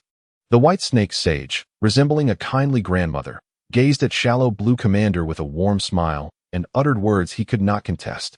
No, dear. Regardless of who you are, one must first undergo trials before mastering the mystical arts. Shallow Blue Commander, very well. Let us proceed. First trial. Temptation of delicacies. Shallow Blue Commander is no longer a child captivated by trivial treats. He is merely concerned with satiating his hunger and has little interest in the extravagant array of delicacies before him. Let us conclude this swiftly. I am aware these delicacies are mere illusions. You are more astute than I anticipated. Shallow Blue Commander, one might assert that your tests are rather juvenile. Only a child would fall for such tricks. As the illusion dissipated, the deity Tianxin appeared before him, and the previously enticing feast transformed into mere bones. Let us move on to the next trial. Indeed, the Boruto saga is quite foolish. Such a simplistic trap is easily discernible, yet some still fall prey to it. I had initially believed this would be a daunting challenge, testing martial prowess, but it resembles something straight out of Boruto. Orochimaru must have navigated a similar trial. Ah, the next door lies yonder. The deity Tianxin stepped aside, revealing the next door, which required Shallow Blue Commander to gently push it open. With an impassive expression, he approached the door. Tianxin, observing his back, contorted her face into a ghastly visage, morphing into a serpent's head. Has no one mentioned that your tests are rather childish? Yet, this does not concern me. Without turning back, Shallow Blue Commander quietly uttered a perplexing statement. Childish? Yet those who failed have become mere bones. Second trial. Inserting blocks into the wall, the deity Ichiru Kojima appeared as an adorable little girl, yet Shallow Blue Commander felt no intrigue. Instead, he examined the numerous small holes in the wall and the disordered blocks strewn about the floor. Let us assemble. You shall never complete it. Just wait here until you perish from hunger. I prefer the slightly chilled over fresh blood. Oh, Shallow Blue Commander casually remarked. Then, observing the blocks, unleashed his lightning release, lightning palm, shattering all the blocks into fragments. Huh? Ichiru Kojima stared at the destruction wrought by Shallow Blue Commander, still processing the scene. What are you doing? Do you not wish to pass the test? Just observe. Why all the unnecessary chatter? Gazing upon the charred and brittle building blocks scattered across the ground, Asakatsushir casually stepped on them, further reducing them to a fine powder. He then poured a small amount of water from his storage scroll, mixing it with the fragments of the blocks until it resembled a pliable mud. He proceeded to fill the holes of the blocks with this soft mixture, without the need to match specific pieces. It sufficed to simply insert them all, given their malleable nature. Behind him, Shirchu Islandheim stared in astonishment at this scene. Let us move on to the next challenge. I have completed my task. All right then. Level 3, Intense Illusion. Long time no see. Too sure. Has my son been a bother to you lately? Not at all, Lady Takuji. Haha. Your words remain as sweet as ever, but I shall show no mercy, even though you are friends with my son. Please, do your worst. Asakatsushir extended his right hand, inviting her to proceed. Takuji Haim remarked, you possess quite a bit of confidence. With a wave of her hand, a thick mist enveloped the surroundings, transforming the scene before Asakatsushir. Realizing that the illusion was taking effect, he swiftly formed a seal with his hands and employed a special technique to dispel illusions. Illusion seal release. Suddenly, sigils materialized around him, particularly around his senses. The eyelids, pupils, ears, and mouth bore the marks of the incantation. In a short span of time, the scenery before Asakatsushir shifted once more, reverting to the previous cavern. You truly are impressive. However, can you withstand this attack? Takuji Haim suddenly appeared behind him, her mouth agape, revealing sharp fangs poised to bite into his neck. Yet, upon contact, the anticipated softness was absent. Thud. My teeth. Why is your neck so hard? Takuji Haim retracted her mouth and licked her sharp fangs. Perplexed by the unyielding hardness of Asakatsushi's neck, as if she had bitten into iron, Asakatsushir touched his neck, feeling only a trickle of saliva. Oh, this is my Vajra seal. It essentially lasts for 24 hours. Since I did not deactivate it, your recent assault triggered its passive defense. Can you remove it? Asakatsushir rolled his eyes. What do you think, Lady Takuji? What an insufferable child. Now I understand why Jinshi is willing to play with you. He recalled his mischievous son, Jinshi, and considered that learning from him might be a fortunate endeavor. Very well, you may enter. Next awaits the true trial from the White Serpent Immortal. Asakatsushir understood this was no mere child's play. The ensuing experience could genuinely involve the impartation of immortal techniques, with death as a possible consequence. He pushed open the door, expecting to see the imagined old woman, but instead, a massive serpent reclined in a chair, smoking a pipe. Asakatsuki bowed respectfully. White Serpent Immortal.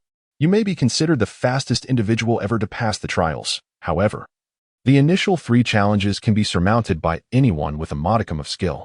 Indeed, many of the skeletal remains you encounter outside are those who successfully passed these 3 tests. Yet, why did they ultimately perish? It is because they could not withstand the onslaught of Senjutsu Chakra and the encroachment of natural energy. Surely, you have heard Orochimaru speak of it? To master the sage mode of my dragon cave, one must endure a bite from me, through which I infuse natural energy into your being. The Senjutsu Chakra I possess is quite volatile. If you cannot endure it, you will descend into madness, suffering severe injuries, or worse, death resulting in your consumption by us. I understand. Chapter 109. Infusing Natural Energy. Do you truly comprehend? The White Snake Sage gazed intently at Shallow Tsukasa, seeking to discern any signs of anxiety in his eyes. You are clever, at least in your ability to conceal your emotions. However, your heartbeat has betrayed you. Shallow Tsukasa. The White Snake Sage smiled widely, revealing an almost toothy grin. I do not boast, but the accolades I receive are well-founded. I am privy to all whispers of the ninja world and its myriad happenings. These are not mere fabrications. Shallow Tsukasa had not anticipated that his concealment would falter. The rapid cadence of his heartbeat was audible even to the White Snake. May I pose a question to you? Oh, what is it? Are you familiar with Uchiha Madara? The White Snake Sage replied calmly. I am aware. Shallow Tsukasa directly revealed the startling truth. Are you aware that he is still alive? At this, the White Snake Sage fell silent. However, the expression on her face spoke volumes. She undoubtedly knew that Uchiha Madara still walked among the living. Why? What do you mean? Why? Given your knowledge of all matters in the ninja world, you should also be aware that Uchiha Madara has been manipulated by others. In that moment, the White Snake Sage was compelled to reassess this young man before her. He possessed knowledge of such affairs. Could he share the same abilities as that old toad from Mayaboka Mountain? Yet, upon closer inspection, he appeared to be an ordinary person. I know. And what of Otsutsuki Kagaya? How intriguing, how fascinating. Just how much do you know, that you even speak of Otsutsuki Kagaya? Shallow Tsukasa did not respond to the White Snake Sage's inquiry. Instead, he pointed to his own temple. My mind is filled with myriad truths. The Sage of Six Paths is indeed the offspring of Otsutsuki Kagaya, and I am aware that she is not of this planet. Her purpose in coming to this world was to consume its energy entirely. The White Snake Sage's eyes widened in astonishment. Just how much do you truly know? At that moment, Shallow Tsukasa felt as though he might unravel. It became evident that the White Snake Sage was acutely aware of these matters, yet remained passive, allowing events to unfold unchecked. Why? Why do you not intervene? Someone will eventually step in to halt the chaos. Moreover, why should I intervene? Or rather, why should I disclose this to others? It is of no concern to us. Even if the entire planet were to be drained of its energy, it would not pose a significant threat to our dragon cave. Faced with the irate inquiries of the shallow and pale General Outsong, the White Snake Sage exhibited a remarkable composure, bordering on cold-bloodedness. For none of this held any bearing on her own interests, nor was there any necessity for her to divulge anything. As for that great toad sage from my Bokuzen, do you think that ancient being is truly as foolish as he appears? I believe he feigns ignorance quite adeptly, and yet, there are still naive youngsters who trust him, chuckling to herself. General Outsong suspected that the foolish youth the White Snake Sage referred to was none other than Jiraiya. At least he had conveyed information in an attempt to avert this impending calamity. Had he not? I have no ties to the Sage of Six Paths, nor do I wish to meddle in his family matters. General Outsong suddenly found herself devoid of counter-arguments. After all, her association with the White Snake Sage was tenuous at best, and she cared little for the lives of ordinary folk. She contemplated asking more questions. So, do you wish to learn sage techniques or not? The extent of what I have shared is merely due to my surprise that you possess such knowledge. Although I am not one to meddle, I am not one to break my word either. If you pass the test, I shall infuse you with natural energy, enabling you to master the sage mode. After a moment of silence, she posed another question. I have but one final inquiry. Speak. This arose from an instinct deep within her. Will I die? I thought you were unafraid. If you cannot endure, do not worry. I will simply swallow you whole, sparing you the agony of struggle. Then let it be. Have you made your decision? Yes.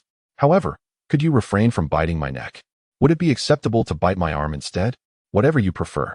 I merely believe that biting the neck imparts a more ceremonial essence.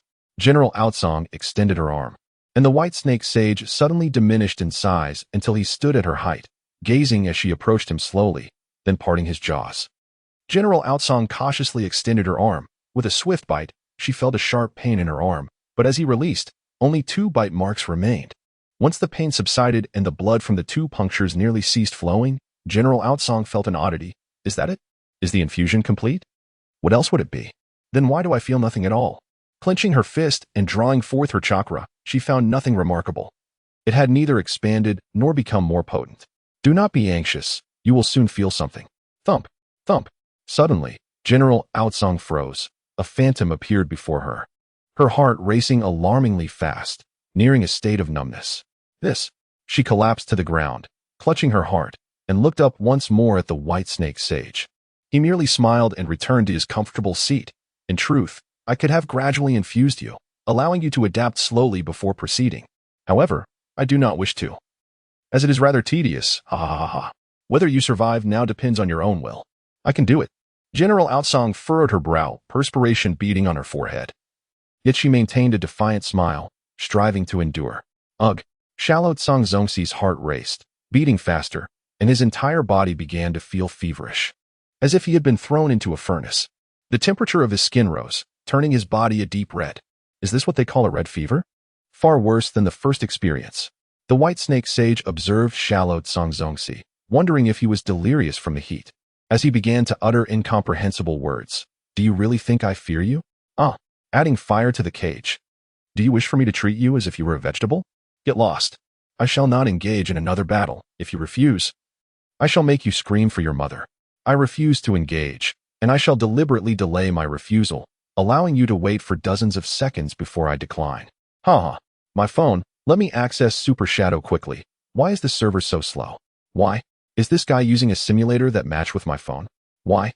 Shallow Tsang Zongxi, at times frantic and at others comical, resembled a writhing insect on the ground, crawling and shouting in utter disarray. Meanwhile, the white snake sage quietly observed this spectacle, pondering how Shallow Tsang Zongxi had come to know such things. Could the Six Paths Sage be orchestrating this from behind the scenes? The white snake sage was aware that the Six Paths Sage had not truly perished, after all. This ninja world possessed the existence of the Pure Land of Yellow Springs. Chapter 110. Perfect Sage Mode. Yes, just like that. Do not move recklessly. Jiraiya gazed at the figure of Minato Namikaze meditating high above, reflecting that, as expected of his disciple, his talent surpassed his own. The process of mastering Sage Mode was far superior to his own. Indeed, compared to Minato, anyone else appeared less remarkable. Minato sat serenely, his upper body bare and clad in shorts, breathing steadily, indicating he was not asleep but truly attuning himself to the natural energy surrounding him. Beside him, a small green toad with a mustache observed Minato, remarking, "Your disciple possesses remarkable talent, little Jiraiya. He is far more accomplished than you." Indeed, Sage Shimizu. By the way, have you found the child of prophecy? Jiraiya shook his head, feeling disappointed. Not yet. This matter is proving to be more challenging than I had anticipated. As the great toad sage did not disclose the age or appearance of the child of prophecy, you need not dwell on it too much. After all, the great toad sage's prophecies are not always accurate. Jiraiya silently nodded, choosing not to comment further. Meanwhile, deep within, the great toad sage was asleep, suddenly slowly opening his eyes. Has a variable arisen? Is this what you mean? His gaze seemed unfocused, directed into the distance. Simultaneously, within a Pure Land of Yellow Springs, an oddly shaped old man slowly opened his eyes and exclaimed, "Interesting." He then closed his eyes once more. So hot.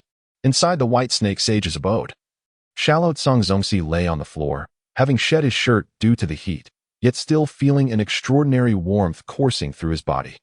Now clad in nothing but his shorts, the sweat cascaded down his body like water, unstoppable, and Shallow Tsang Zongxi's consciousness began to blur.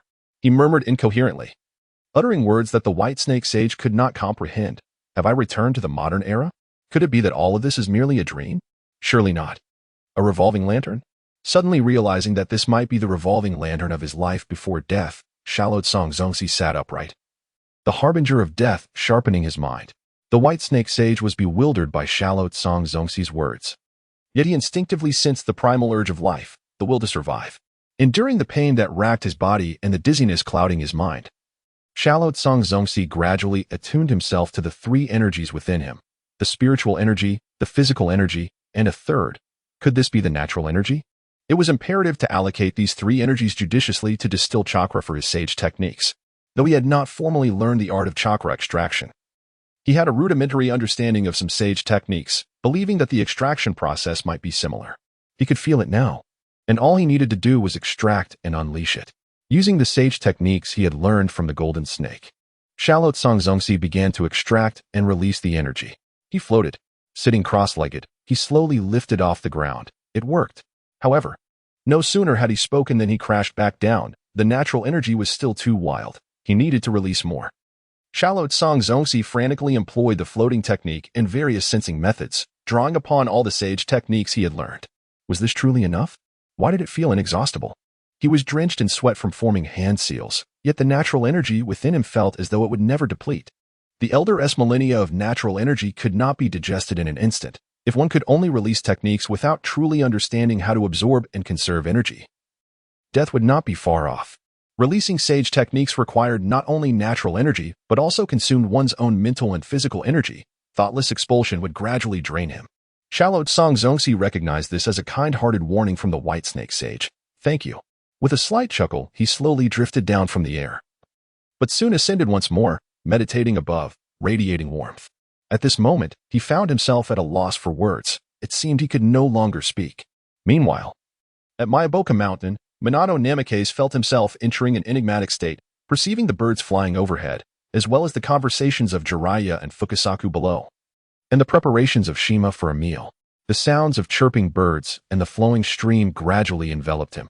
To feel slowly, to sense deeply, was to achieve mastery. Suddenly, Shallow Tsang Zongxi noticed a stillness enveloping him, his ears becoming exceptionally sensitive. The White Snake Sage's breathing resonated in his ears, magnified infinitely. Was this the enigmatic state? Was success within reach? After an indeterminate passage of time, the ethereal figure of Shallow Tsang Zongxi began to manifest the markings of a sage upon his visage. Success. The visage of Minato Namikaze also began to exhibit these markings, resembling the divine patterns of a celestial being. His eyes transformed into slitted, frog-like orbs, adorned with exquisite eyeshadow, embodying the flawless sage mode. Truly, Jiraiya, you have acquired an exceptional disciple. Jiraiya, filled with genuine pride for his pupil, concurred, indeed. I share that sentiment. The White Snake Sage observed Shallow Tsang Zongxi, who floated gracefully in the air, as the patterns emerged on his face, and quietly remarked, "This young man is rather impressive." At that moment, violet shadows encircled Shallow Tsang Zongxi's eyes, and when he reopened them, his once normal black pupils had morphed into golden serpent orbs. He felt an overwhelming surge of power coursing through his entire being. In that moment, he longed to proclaim, "I shall confront 10, no, 100 foes." Not only had his physical strength magnified, but his intellect had sharpened as well, allowing him to conjure intricate sealing techniques that usually required hand seals with instantaneous clarity. Most importantly, his chakra reserves felt extraordinarily ample. Just as Shallow Tsang Zongxi reveled in his newfound strength, an unexpected sensation of weightlessness seized him, causing him to plummet to the ground. The markings on his face vanished, leaving him bewildered. What has happened? Have I succeeded or failed? In response to his predicament, the White Snake Sage elucidated. You expended a considerable amount of sage energy, and only at the final moment did you attain the perfect sage mode. It can only be sustained for a brief duration. Is that so? Can I still utilize it now? Shallow Tsang Zongxi inquired. The sage mode of the Dragon Cave is distinct. While it also requires the accumulation of natural energy, it continuously absorbs it without the need for preparatory time. Take a look at your arm. Shallow Tsang Zongxi raised his arm once more, whereupon he noticed a seal marking at the side of a previous bite. To the untrained eye, it appeared as two inconspicuous black dots, but as a specialist in sealing techniques, he understood these to be two seals. This indicated that the seals would regularly absorb natural energy, allowing him to access it whenever he desired. Not too shabby. How long can this last? He queried. It depends on how well you can balance the three energies within you. Rather than fixating on how much water you can drink, consider how you might contain more water. Thank you. Chapter 111. The study of sage arts. Can I commence learning sage techniques now? Yes, provided you can withstand it. The White Snake Sage tapped Shallow Tsang Zongxi's back with his tail. A sharp pain surged through him. Ouch! At this moment, it became apparent that the skin of Tsang Zongxi was particularly red, resembling that of someone who had been immersed in hot water. Previously, his immersion in the Sage mode had caused him to overlook this detail. Now, having exited the Sage mode, he realized that the intense heat he experienced was not an illusion but a genuine warmth suffusing his body, resulting in his skin being gradually scorched at temperatures exceeding 40 degrees. Here's the scroll containing the techniques from our dragon cave. Take it back and examine it yourself. He tossed the scroll with a hint of disappointment. Qian Songzongxi inquired, "Why do you appear somewhat disheartened?" "Because you are still alive." "Naturally. I am displeased as I have not savored any delectable treats." Qian Songzongxi remarked, "You are indeed quite straightforward. This scroll contains nearly everything you wish to learn. Now, do not disturb my slumber." "Very well, Whitesnake Sage, farewell." With that, Qian Songzongxi exited the room. Once he departed, the Whitesnake Sage suddenly flicked his tail, and a large circular mirror soared into the air. After a while, the mirror as seen transformed unexpectedly, revealing a toad within. "What brings you here?" inquired the toad. Known as Toad Zhang, the figure in the mirror was none other than the great Toad Sage of my Bokuzen. "I have foreseen the future, and the variables of that future reside with you. And so, are you truly unaffected by this revelation?" The Sage of the Six Paths informed me that to resolve the matter of Kagaya Tsutsuki, she must be resealed. However, the reincarnations of Ashura and Indra capable of sealing her have yet to be born. That is because the current reincarnation of Indra has not yet perished, thus, reincarnation cannot occur. The Whitesnake Sage rolled his eyes. "What? No wonder my prophecy was delayed. It turns out the reincarnation of Indra in this battle still lives." Suddenly, the great Toad Sage turned to the Whitesnake Sage. "Why did you not share this knowledge with me? Why should I tell you? Are we so familiar? Do not forget the conflicts we have had. I have no intention of informing you. We are of an age. Cannot we exhibit some maturity and refrain from childish temper tantrums? Such behavior is unhelpful for the future. We all have descendants. We must strive for their future. On what basis do you believe you can gain from the final battle? Whether it is the chakra they wield or the natural energy we utilize, ultimately, it is all power. Defeating them is exceedingly difficult. Had it been possible, we would not have fled to these remote places to escape Kagaya Tsutsuki." The Whitesnake Sage was incensed, showing little desire to engage in this matter. "Ah, sometimes we must have faith in humanity, do we not? At least they are capable of inventing formidable ninjutsu and thoughtful seals." Although chakra was introduced to this planet by Kagaya, the invention of ninjutsu is the crystallization of human wisdom passed down through generations. "I have a premonition. Victory is assured. At your advanced age. On what grounds do you presume your premonition to be accurate? Even if your prophetic child were to triumph, what then? When Kagaya Tsutsuki's allies arrive in the future, what will you do then?" A single utterance rendered the great Toad Sage into silence, for he found himself at a loss, unable to predict events beyond the forthcoming decades. "Thus, do you choose to observe the unfolding events?" "Indeed, I have bestowed all that I could. You are well aware of my capabilities. As long as you possess strength, you may obtain whatever you desire from me, though I shall not intervene directly, for I am no match for them. I possess a gifted child. Yet my prophecy foretells his untimely demise, while his offspring is destined to be the child of prophecy." "Oh, you dare to speak so candidly? No longer feigning hesitation? Do we truly need to engage in such discourse? Is this the sole reason for your visit?" "Certainly not. Rather, there has been a new development in my prior prophecy. The child of prophecy is still destined to be born, yet the one studying here today shall not perish. The source of this outcome lies with your people. It appears that the child has not wandered far. The residual chakra in the vicinity indicates a recent departure." "Whitesnake Sage, are you referring to Shallow Songzongxi? Great Toad Sage, is that indeed his name? He is certainly exceptional, possessing vast knowledge. What knowledge does he hold? Why should I divulge that to you? Enough of this. I wish to sleep. Do not disturb me.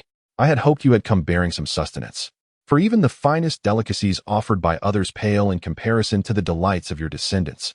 Can we cease this jest? I am discussing serious matters with you. What I speak of is indeed serious. What do you wish to know? Why should I enlighten you? The more you know, the less advantageous it is for us. Only by concealing our truths from those individuals can we safeguard our kin. Merely evading and hiding will not alter any outcome. It is but a means to prolong survival for a fleeting time." The Whitesnake Sage was disinclined to entertain such notions. "That is sufficient. I merely wish for them to grow up joyfully. Furthermore, I have imparted all my knowledge to that child. How much he learns depends on his own fortune. If he can master it all, my role becomes inconsequential." "I did not anticipate that you would be." "Humph. I shall not take action personally. But if others seek to impede and have passed my trials in pursuit of my gifts, it stands to reason that I shall not refuse them. What are you laughing at, old toad? Be gone. With a flick of his tail, the mirror vanished once more. Meanwhile, the great toad sage gazed at the fading reflections, falling into a moment of contemplation. After a prolonged silence, he lifted his head, realizing that he too must present something. Since the future has shifted, let it transform even more drastically. As long as I can protect this planet and safeguard my kin, I am willing to pay any price. I believe you would feel the same, Sage of Six Paths. At that moment, as the revered Sage of Deep Work was instructing the frog kata to Minato Namikaze, an unexpected voice resonated in his mind, transforming the previously light-hearted atmosphere into one of gravity. The sage's expression shifted to one of surprise. Yet after a moment of careful contemplation, he redirected his gaze towards Minato. After a lengthy appraisal, he stepped forward to commence a new phase of instruction. Minato, do you find that the time required to gather natural energy is excessively long, while the consumption is rather significant, rendering it ineffective as a means of attack? Minato scratched his head sheepishly and replied, well, I have indeed mastered the frog kata, which is an impressive physical technique.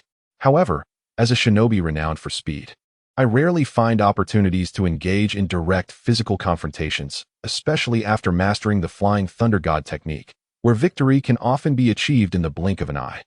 I will impart some new knowledge to you, the sage announced. Jiraiya, who was nearby, expressed surprise. So soon? Isn't that a bit hasty? After all, I did not progress at such a rapid pace. My journey was more gradual. Chapter 112. Sage Technique. Listening to the voices of all things upon exiting the lair of the White Snake Sage. The esteemed Shallow Blue Commander chose not to summon a spirit to return home, but instead lingered in the lush forest of the Dragon Cave. He located the Golden Serpent and settled outside its nest while the serpent went in search of sustenance. The reason for remaining in the Dragon Cave was the dense natural energy that would aid him in mastering sage arts. When he unfurled the scroll in his hand, the sight of its length, surpassing that of a human, left him astounded, his mouth agape enough to fit an egg. So much. Sage Art, White Radiance Technique. Sage Art, inorganic rebirth, and sensory abilities, along with various techniques for levitation, illusions, and mists. Except for a few, the majority of these techniques were auxiliary sage arts, lacking in overwhelming power. As he perused the scroll, he finally encountered an impressive name, Sage Art, listening to the voices of all things. How grand. Is this akin to the Pirate King? This must be the ability of the White Snake Sage. For only by hearing the voices of all things can one grasp the myriad secrets of the ninja world. It is quite extensive, best to approach it step by step. After practicing hand seals and mastering the nuances of sage arts, Shallow Blue Commander activated Sage Mode. The absence of a prelude is indeed favorable, one can initiate at will. However, he was unable to replenish his energy in a timely manner, unlike Naruto Uzumaki, who relied on shadow clones as a source of sustenance. After all, only he could absorb the energy through the cursed seal on his arm. He attempted to maintain the mode without any external aids, purely relying on his own ability, and engaged in physical training. Nearly half an hour later, he deactivated Sage Mode, noting that his endurance was still commendable. White Radiance Technique. The Sage Art, White Radiance Technique manifests as a red, luminous dragon emerging from his mouth, clutching a black orb. The dragon spins around the orb before burrowing into it, causing the orb to explode. The explosion emits a blinding light and a deafening sound, impairing the opponent's sight and hearing and inflicting tremendous pain upon their senses and body. Simultaneously, the intense vibrations of the air can numb the opponent's senses, inducing a tingling sensation in their bones and immobilizing their movements, making it a formidable counter to the Susanoo. Mastering this technique allows one to easily resist illusions. A thin layer of cornea slowly formed around the eyes of Asaka Tsuji, enabling him to effortlessly fend off genjutsu, while the technique known as white activation would not inflict harm upon himself. Inorganic rebirth. This is a ninjutsu that bestows life upon lifeless inorganic matter and allows for its control. It is not merely a simple manipulation of chakra to control substances. Under this technique, inorganic materials move with remarkable swiftness. This technique is indeed impressive and holds significant potential for development. Asaka Tsuji. Floating, after mastering the Sage Mode. Floating has essentially become a passive ability, while mist is specifically used to disrupt visibility. Petrification. Does it require the soil from the dragon's cave? The more he examined the scroll, the more expressive Asaka Tsuji became. The content was truly captivating. And then there is the sealing technique. Upon reaching the section on sealing, Asaka Tsuji could hardly contain his joy. Isn't this my forte? Indeed, it felt as if a pillow had arrived just when he was drowsy. Sage Art, Slime Sealing. The special slime of serpents combined with Sage Chakra, once adhered, the slime would automatically cling to the sealed individual, gradually enveloping them completely. But crucially, I don't possess any slime. Could it be phlegm? Asaka Tsuji decided to experiment, holding a mouthful of phlegm, which tasted somewhat bitter, perhaps a sign of recent internal heat, and then infused it with Sage Chakra, forming hand seals. Asaka Tsuji, Sage Art, Slime Sealing. Instantly, he expelled a mass of phlegm the size of a half-body onto the tree ahead, and upon contact, it began to envelop the entire tree gradually.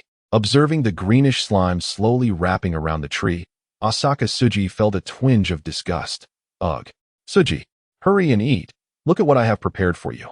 What is it? Speak up. I don't fancy eating rats. Of course not. Just some fruits. Why are there so many bite marks on the fruits? I bit directly into them. Asaka Tsuji was somewhat speechless. Couldn't you have used your tail or sage techniques to pluck them? Didn't I forget? Oh dear. Just eat already. Why all the fuss? If you don't eat, I shall consume them myself. Although I love eating rats, these fruits are also among my favorites. Very well. Asaka Tsuji casually picked up an apple and began to eat while glancing at the scroll. So, it turns out that maintaining Sage Mode for an extended period also requires support from the Sage, much like in Mayaboka Mountain. As he looked at the golden serpent before him, he realized that it had grown to the same size as the myriad serpents he had encountered previously. If it were to perch on my shoulder, it would surely crush me. Thus, it must be those 3 Sage serpents. Remembering the 3 Sage beings in their transformed state, he mused that their true forms must be quite small. I wonder if they would assist me in this endeavor. Sigh, let me peruse the rest. Meanwhile, in Mayaboka Mountain, Minato Namikaze thought he was ready to depart after learning a few things, only to discover there was more to be taught. The art of divination? Wolfing Watergate was somewhat perplexed, pondering the nature of this phenomenon. Indeed, what is it? Why have I never heard of it before? This is because the perfect Sage Mode is exceedingly difficult to master, and one cannot fully grasp the timing of divination. This knowledge was imparted to us by the Great Toad Sage. Jiraiya recalled the unique ability of the Great Toad Sage, the foresight of the future, perhaps? Almost. But not quite to that extent.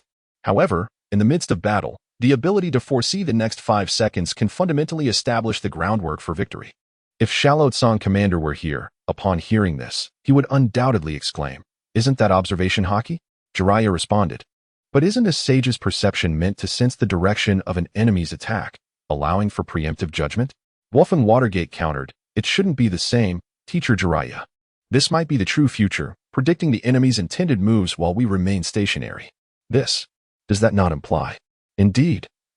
If previously it was a matter of if the enemy does not move, I will not move. If the enemy moves, I will act first. Then mastering this means that as the enemy remains still, I act first. This significantly enhances the chances of victory in battle. Is it truly that remarkable? Certainly not, yet it is exceedingly challenging to learn and demands immense mental fortitude. To maintain a heightened state of vigilance throughout the combat while sustaining focus, one must employ the twin life technique, allowing both myself and Shima to perch upon your shoulders. Jiraiya remarked. No one informed me that I was to teach so many things. Initially, I brought Wolfing Watergate here merely to familiarize him with the basics of sage techniques. And now he seems to have delved deeper than I have.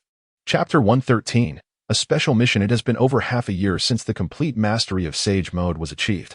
During this time, Shallot-san Commander sought out Wolfing Watergate to compare the Sage Modes of the 2 sanctuaries, curious to see which was superior. Originally, he anticipated showcasing his prowess. But to his astonishment, he inquired, "What is this observation hockey?" No one informed me that one could foresee 5 seconds into the future, although he ultimately triumphed. It was due to Shallot-san Commander's greater endurance. Wolfing Watergate did not summon the 2 sages to utilize the twin life technique, otherwise, the outcome may have been uncertain. In the root base, Shallot-san Commander sat at his desk, beside him a reclining chair occupied by Shimura Danzo, who was leisurely munching on fruit while engrossed in a book, barefoot and utterly relaxed. He muttered, "If you ask me, Hiruzen Sarutobi should have stepped down from the Hokage position long ago. Otherwise, he would be toiling away endlessly." He recalled the last time he invited Sarutobi to the land of soup for a hot spring retreat, only to find him slumped over his desk, exhausted and buried in paperwork upon opening the door to the Hokage's office. Shallot-san Commander heard Danzo's words and could only reflect, Isn't there someone else bearing the burden for you? And has your desire to become Hokage truly been dulled by the comforts of domesticity? By the way, Lord Danzo, have you seen the recent news? Are you referring to the situation in Iwagakure? Indeed. As the conversation turned serious, a different expression crossed Shimura Danzo's face. Is the information credible? Our infiltration of spies is not limited to just one. Barring any unforeseen circumstances, it should prove effective. Shimura Danzo let out a cold snort, his restlessness evident. I knew that old rascal Anoki would always seek trouble. Yet, it is understandable, with Iwagakure being so impoverished. Surrounded by stones, the only path to survival is expansion.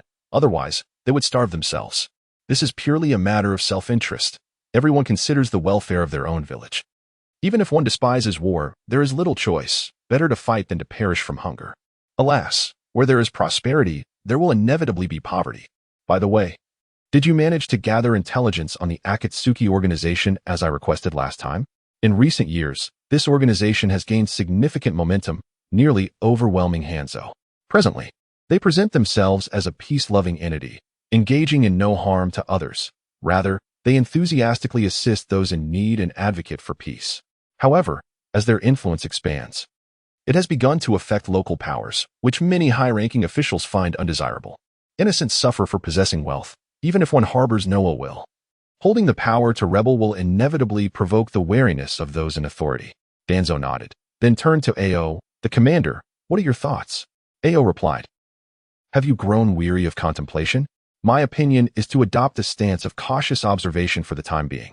I would prefer to place an undercover operative within their ranks, but that proves quite challenging as they only recruit ordinary individuals whom they train personally. Thus, if someone has already refined their chakra, Nagato's Rinnegan would instantly reveal them.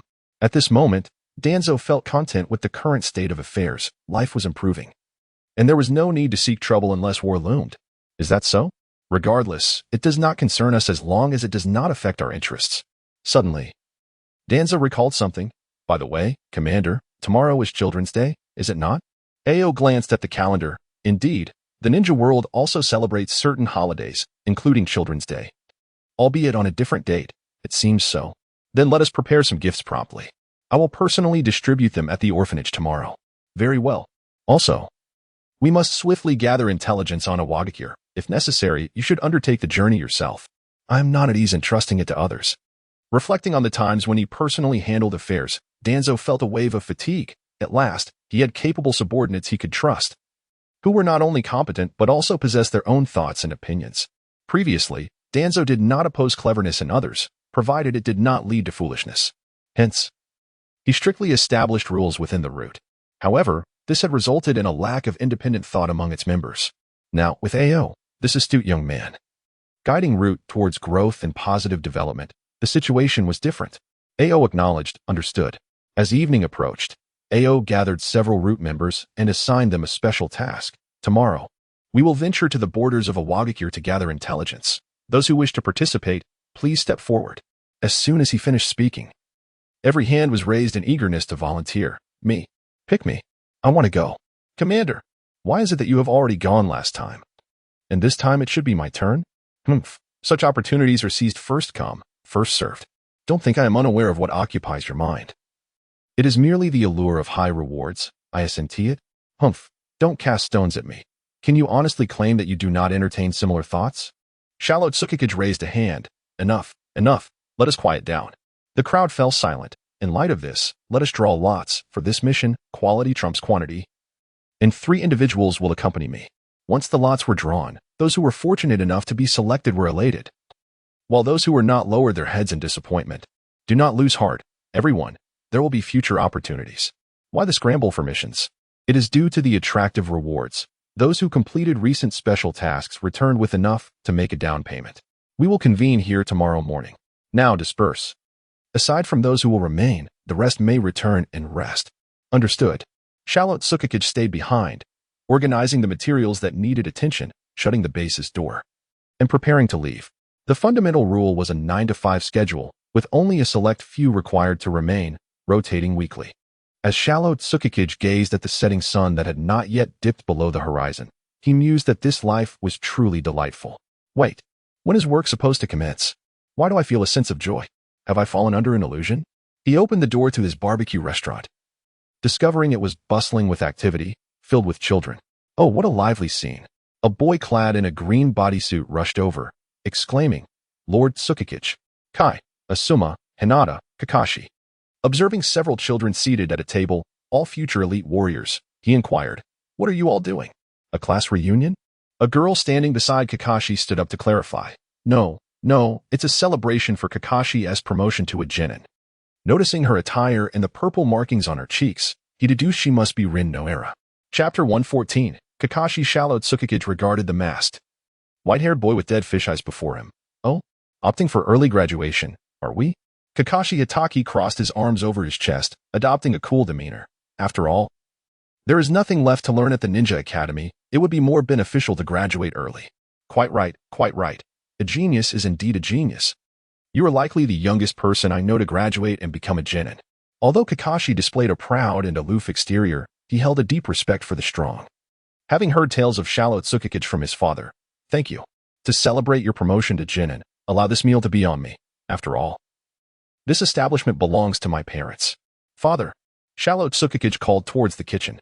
Hearing the familiar voice, his father peeked out and recognized his son. "Tsukikage, what brings you here today?"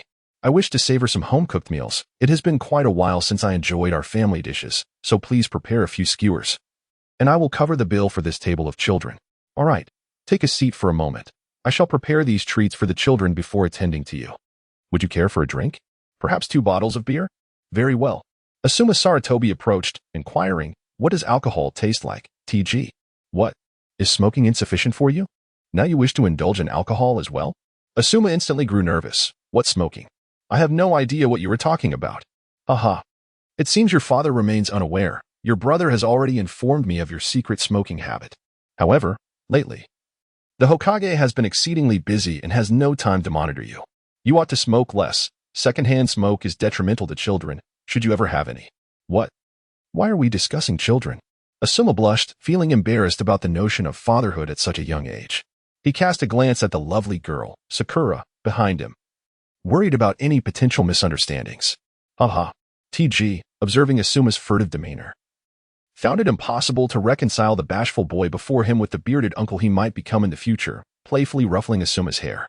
"By the way, Kai, how have your grades been at school lately?" Standing nearby and munching on skewers, Might Guy was puzzled by the sudden shift of focus to himself. They are adequate, I suppose." "Is that so?" "I was referring to your academic performance." Confronted by TG's penetrating gaze, Guy grew anxious. Enough. Do not solely devote yourself to physical training. You must also keep up with your studies. Otherwise, what will you do on missions if you cannot even understand the codes?" "Yes." At that moment, the Uchiha youth, observing Guy's embarrassment over his usual mispronunciation of names, found it quite amusing. "Ha ha ha, indeed. How dare you, the anchor of the class, mock others?"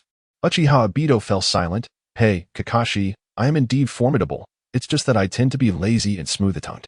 "All right, enough of this bickering," Rin Noera interjected, stepping in to prevent the impending argument between her two friends.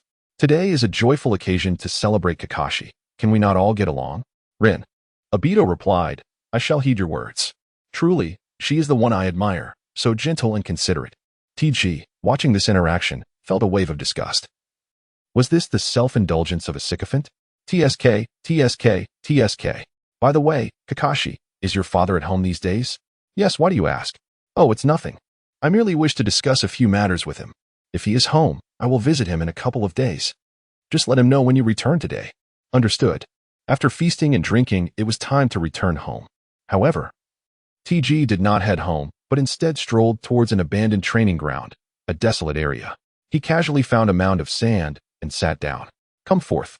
A small figure emerged from the shadows. It was Kakashi Hitaki. "Truly impressive, Jainin. What do you require of me? I have heard of your prowess."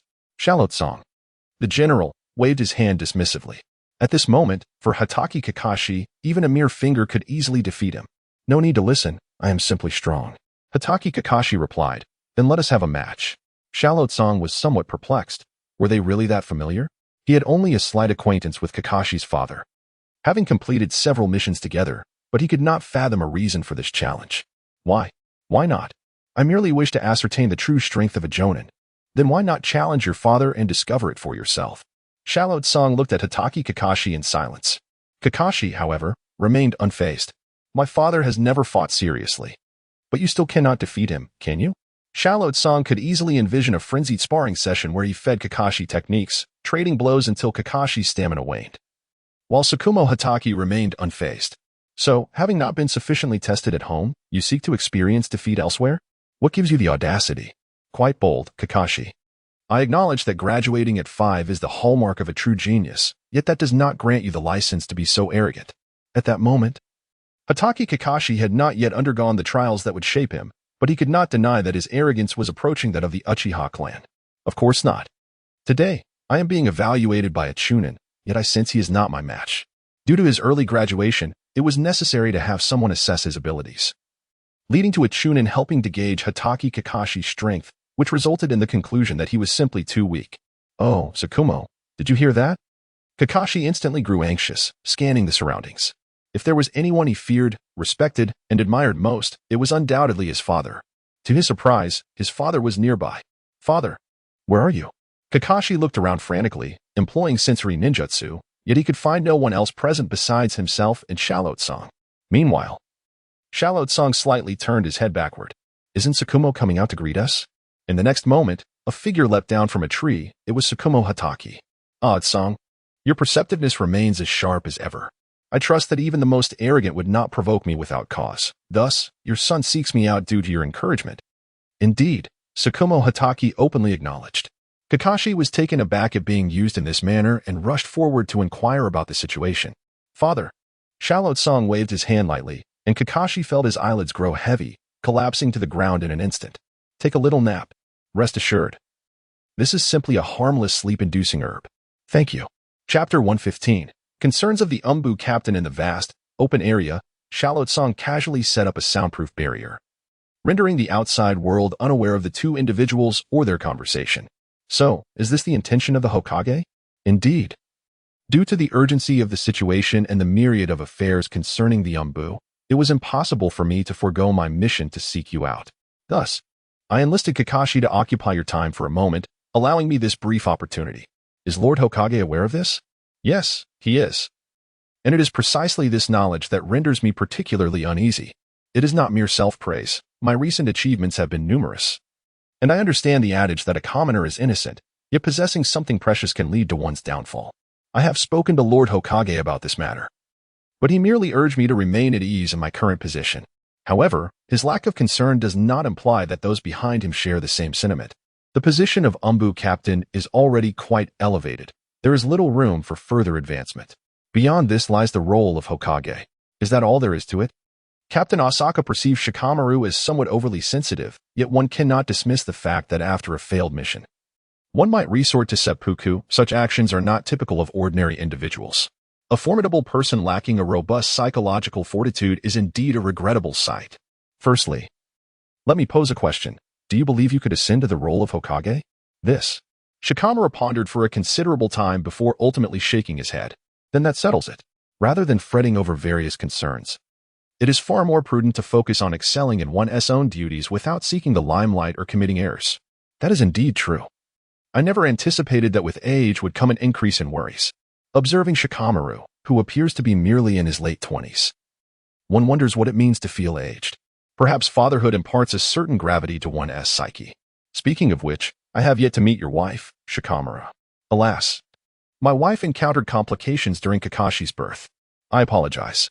It is of no consequence. It is precisely due to this experience that I believe sometimes tranquility is the greatest blessing. Indeed, who does not wish for themselves and their loved ones to live in peace? Yet, this wretched ninja world has yet to embrace the dawn of true peace. Even into the era of Boruto, chaos abounds, with conspiracies lurking in the shadows and foes descending from the skies. Alas, how exceedingly difficult it is to attain a genuinely peaceful existence. This, too, is the fundamental reason I cannot assume the mantle of Hokage. I possess no understanding of the political machinations of those in power. If tasked with killing or fighting, I would harbor no fears. However, contemplating how to improve Konohagakure is, to be frank. In the past, Shikamaru might have claimed he aspired to be Hokage. But after his last discussion with Hiruzen Sarutobi, he realized that being Hokage requires not only strength but also a broader perspective. without the assistance of others. Addressing a series of challenges becomes exceedingly arduous. Shikamaru gazed wistfully at Kakashi, who lay on the ground, unresponsive. Speaking of which, we are set to embark on a mission tomorrow, and I am uncertain when I shall return. What is the matter? Is this mission of prolonged duration? Indeed. I suspect it may extend for a year. Lord Hokage has tasked me with leading the Umbu members to the borders for patrol duties, serving as a deterrent. I believe you have received word as well. There are troubling signs emerging from Iwagakure. The specter of war looms ominously on the horizon. After my departure, I shall buy as much time as I can. Hatake Tsukumo, feeling a tinge of melancholy at the impending conflict, nonetheless harbored confidence in his ability to delay it. My strength should suffice to prolong matters for at least a year, he mused. Where to, you ask? The border of Iwagakure. Ah, how fortuitous that our paths align. You two? Indeed, as you well know, Yuki is not one to remain idle, thus my journey is twofold, to gather intelligence and to retrieve my spy. With war imminent, each village will be on high alert for spies, and should they be dispatched further, their lives would be at grave risk. Tsukumo was taken aback by the words of Commander Isao, who spoke of retrieving the spy, had it been the former Shimura Danzo.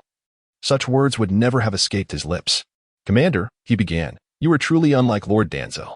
Haha, I cannot compare to him, Isao replied modestly, waving his hand dismissively. Nay, under your leadership, Root will undoubtedly fare far better than under his. Do not underestimate your worth, for my eyes can discern the truth. Isao gazed earnestly into Tsukumo's sharp eyes. Thank you. As night fell, it was time to return home.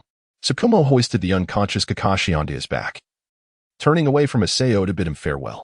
Observing the father and son duo gradually fading into the moonlight, Isao felt a pang of wistfulness. Fate, it seemed, had a cruel sense of humor, and he was uncertain how to alter its course, yet, one step at a time. The following morning at 9 o'clock, at the village gates, Isao was accompanied by 3 elite members of Root, known by their code names, Gon, Win, and Chui. Are all preparations complete? Yes. Ready to depart? Indeed. Then let us set forth. As they journeyed, they fortuitously encountered Tsukumo's Umbu team, the striking white hair of their leader making them hard to miss. I didn't expect you to set out so early, Tsukumo remarked. After all, arriving at the border sooner allows us to assist the troops there more promptly. Furthermore, the Hokage has issued an order. Our travel time is limited to a single day. The urgency of the situation was palpable. They were compelled to arrive within a day. Indeed. We are unsure of the conditions at the border, but according to available intelligence, casualties have been significant and tensions have escalated severely. Daily provocations, crossing the border, have become a common occurrence. It appears Yuki is testing our limits, but they should not mistake our restraint for weakness.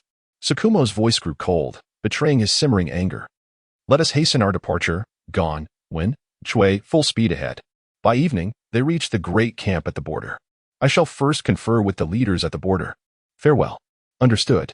Isao prepared to contact his spies, for it was best that as few people as possible were aware of their mission. He had already established communication with the border commander prior to their arrival. The next steps were their own. Isao invoked a summoning technique, summoning jutsu. A small white snake, no larger than a fist, was summoned forth. A glass vial containing a sample of blood was presented to the serpent for its inspection. Please, he implored. Every spy would leave a blood sample before departing, facilitating subsequent identification and location. The little white snake sniffed the scent of blood within the vial and nodded in acknowledgement. Chapter 116. Border Defense Maps and Strategic Resource Deployment. Imperial Jade Liquor, 180 per cup. The Heavenly King covers the Earth Tiger. The Pagoda suppresses the River Demon. Shimizu and Saratobi. Hurry up. It's a signal for good friends. Shallow Azure, the commander, extended a hand in a warm welcome to the towering figure before him. Clad in a sleeveless shirt that revealed his muscular physique, paired with shorts and flip-flops. Welcome back. The two had just exchanged secret signals. Commander, had it not been for the blood sample confirmation, I would hardly have recognized you. After 2 years, you've grown significantly. Shallow Azure compared the man before him with the photograph in his records. The transformation was indeed striking. 2 years prior, he had been an inconspicuous, slender individual, but now, aside from height, his physique was impressively muscular. Let us not dwell on it, Commander. Life in Iwagakure has been exceedingly harsh. It's a desolate place. Each day is consumed by stone mining. Under the moonlight, Shallow Azure discerned the dark muscle contours of the spy. He comforted him with a warm pat on the shoulder, saying, "It's all right. Your days of hardship are about to come to an end." "Yes, indeed," he replied, yearning for the delicious meals of Konoha, longing to escape the monotony of stale bread in a wagakure. At that moment, Gamon and two others surrounded them in a triangular formation, activating barriers and patrolling the vicinity. Have you gathered any intelligence over the past 2 years? Yes, Commander, indeed. The spy removed his pants, revealing a large roll of paper concealed beneath. I apologize, but this is the only way. We undergo searches daily while mining stones, so I had to hide it in this unpleasant spot. After sweating through the workday. No one thinks to check here. It's too damp and disgusting. That's quite all right. Shallow Azure displayed no signs of disgust. Instead, he produced a water flask from his waist. Have a drink. You've endured much hardship these past years. The spy gratefully accepted the flask, taking large gulps. It's not that hard, sob. Meanwhile, Shallow Azure attentively examined the intelligence written on the roll of paper. I never anticipated that Yama would be so cautious, stockpiling such a significant number of troops. It was well known that a Wagakure lacked in resources, except for an abundance of soldiers. The strategy of overwhelming numbers was not merely a saying, but a tactic capable of exhausting adversaries. Moreover, Commander, this is their strategic deployment map. The spy suddenly produced a kunai and, with swift precision, transformed his head into a bald surface. Shallow Azure inspected the strategic map on his scalp. Clever. He then retrieved paper and a pen, meticulously transcribing the details in preparation for a thorough review against the sand table upon his return, ensuring that he could accurately confirm the locations. Very well, once we return this time, let us first take a moment to rest, allowing you to reunite with your family. By the way, your son has been thriving these past 2 years, plump and healthy. Thank you. Thank you. Commander, please do not say such things. All of this is for the sake of our Kenoha. It is not my accomplishment, but a collective effort. After we return and enjoy a heartfelt reunion with our families, I shall arrange a position for you. A new orphanage is about to open, and you would be perfect as a physical education teacher there, given your impressive physique. At this moment, the spy was so moved that he could hardly speak, never expecting that everything was indeed real. Initially, he thought that being a spy meant merely being a tool, with his life not truly in his own hands. Had it not been for the sake of securing a future for his family, he would have truly wished to avoid this path. However, upon returning, he discovered that the promises made by the commander were all genuine. Yes, yes. The spy was so overcome with emotion that words escaped him, and tears flowed freely. Meanwhile, this scene and dialogue were also witnessed by Gon, Wen, and Chui, whose eyes burned with determination, silently vowing to achieve their own merits. Upon returning to the camp, Commander Shallow Blue instructed the spy and the trio of Gon, Wen, and Chui to rest while he proceeded to the headquarters. After notifying the two subordinates outside, a voice called from within, "Come in." Pulling back the curtain, Commander Shallow Blue greeted familiar faces warmly. Nara Shikaku. It has been a long time, and Shin Nosuk. Indeed. Now we all must address you as Commander, Nara Shikaku teased. Ah, one cannot say that. Should I not call you Border Commander? Retorted Saratobi Shin Nosuk. Commander brother. It has been a while. Indeed, Shin Nosuk. I did not expect you to be dispatched to the border for training, said Commander Shallow Blue. Yes, my father summoned me. Shin Nosuk replied. Commander Shallow Blue was surprised that Saratobi Hizashi was indeed willing to send his eldest son to the border for experience, but it made sense. Saratobi Hizashi was not one to misuse his authority. Where is the chief commander? He is discussing matters with Brother Saku. He should arrive shortly. Perfect. Let us wait for them together. You two should take a look at this, Commander Shallow Blue said, revealing a defensive map and placing it on the sand table for detailed comparison. How generous of the Tsuchikage. Nara Shikaku, being the strategist he is, quickly discerned the Tsuchikage's intentions from the map and paper. It was evident that each stronghold was being fortified with personnel, prepared for a strategy of overwhelming numbers, simple yet effective. Indeed, and each of these strongholds is quite distant yet remarkably close to us. Should we dismantle one, the others will surely retaliate en masse. Precisely. Suddenly, two voices echoed from outside. The three turned to see Kiki Tsukumo accompanied by a man of similar stature, donned in a ninja hat and clad in a tight black combat suit, complemented by green Janine armor. Lord Akatsuki. Why, hi, Akatsuki smiled kindly. No need for such formality. As they conversed, they approached the sand table. Zairi Jinhong gazed at the contents on the paper. Is there any additional intelligence? Aoki Zongxi brought forth the remaining items. Indeed. Zairi Jinhong examined the information within. In truth, opting for a proactive strike is not entirely disadvantageous, regardless of their numbers. There will come a day when their provisions run scarce, especially if we choose to incinerate these granaries. Most of the combat troops consist of Chunin and Jinin, and the cost of military rations is exorbitant. They cannot subsist solely on them. Hence, they require regular sustenance to maintain their strength and combat readiness. We employed a similar strategy last time, but this time, the Wagakure will undoubtedly be more vigilant. It is prudent to be cautious. This intelligence cannot be taken at face value, as a Wagakure would certainly anticipate the presence of spies within their village, and the possibility of false information cannot be dismissed. However, this defensive map appears genuine, given its similarity to the sand table. Aoki Zongxi articulated his conjecture. Contemplating the half-true, half-false intelligence, Ziairi Jinhong felt a twinge of frustration. Thus, we must verify everything together. It seems the task falls upon me. I shall lead a small unit to conduct reconnaissance. Kikuki Tsukumo interjected. Why not allow me to undertake this? You are the commander and should remain at headquarters. My speed is an asset. Ziairi Jinhong replied. No need. I do not boast. I am a master of illusion techniques in Kenoha. Matters of stealth are best entrusted to me. Chapter 117. The Akatsuki organization having gathered intelligence. It was imperative to relay this back, as it had been the initial task of the route. Hence, at the break of dawn the following day, Aoki Zongxi set off with his team and the spy, leaving the remainder to their discretion. However, before departing, Aoki Zongxi entrusted Kikuki Tsukumo with a significant item. This is a transportation seal, capable of transporting up to 10 individuals at once. Should you encounter urgent intelligence or perilous situations, it must be utilized. Kikuki Tsukumo, not pondering too deeply given the impending conflict, understood that any intelligence capable of influencing the battle's outcome should reach the Hokage swiftly. Thank you.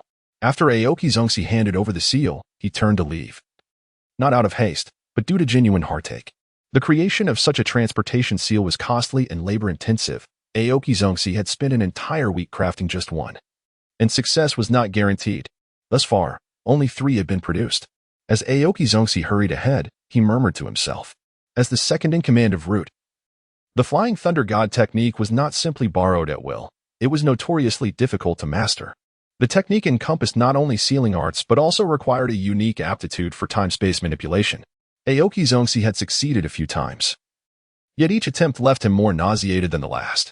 The experience was akin to severe motion sickness, with the possibility of vomiting being a real concern. Time-space ninjutsu is exceedingly challenging. Why must the Flying Thunder God be so arduous to learn?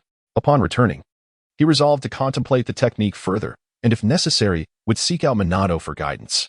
Although they had previously discussed the matter, the teachings of Namikaze Minato had been rather abstract and laden with peculiar terminology that rendered comprehension elusive.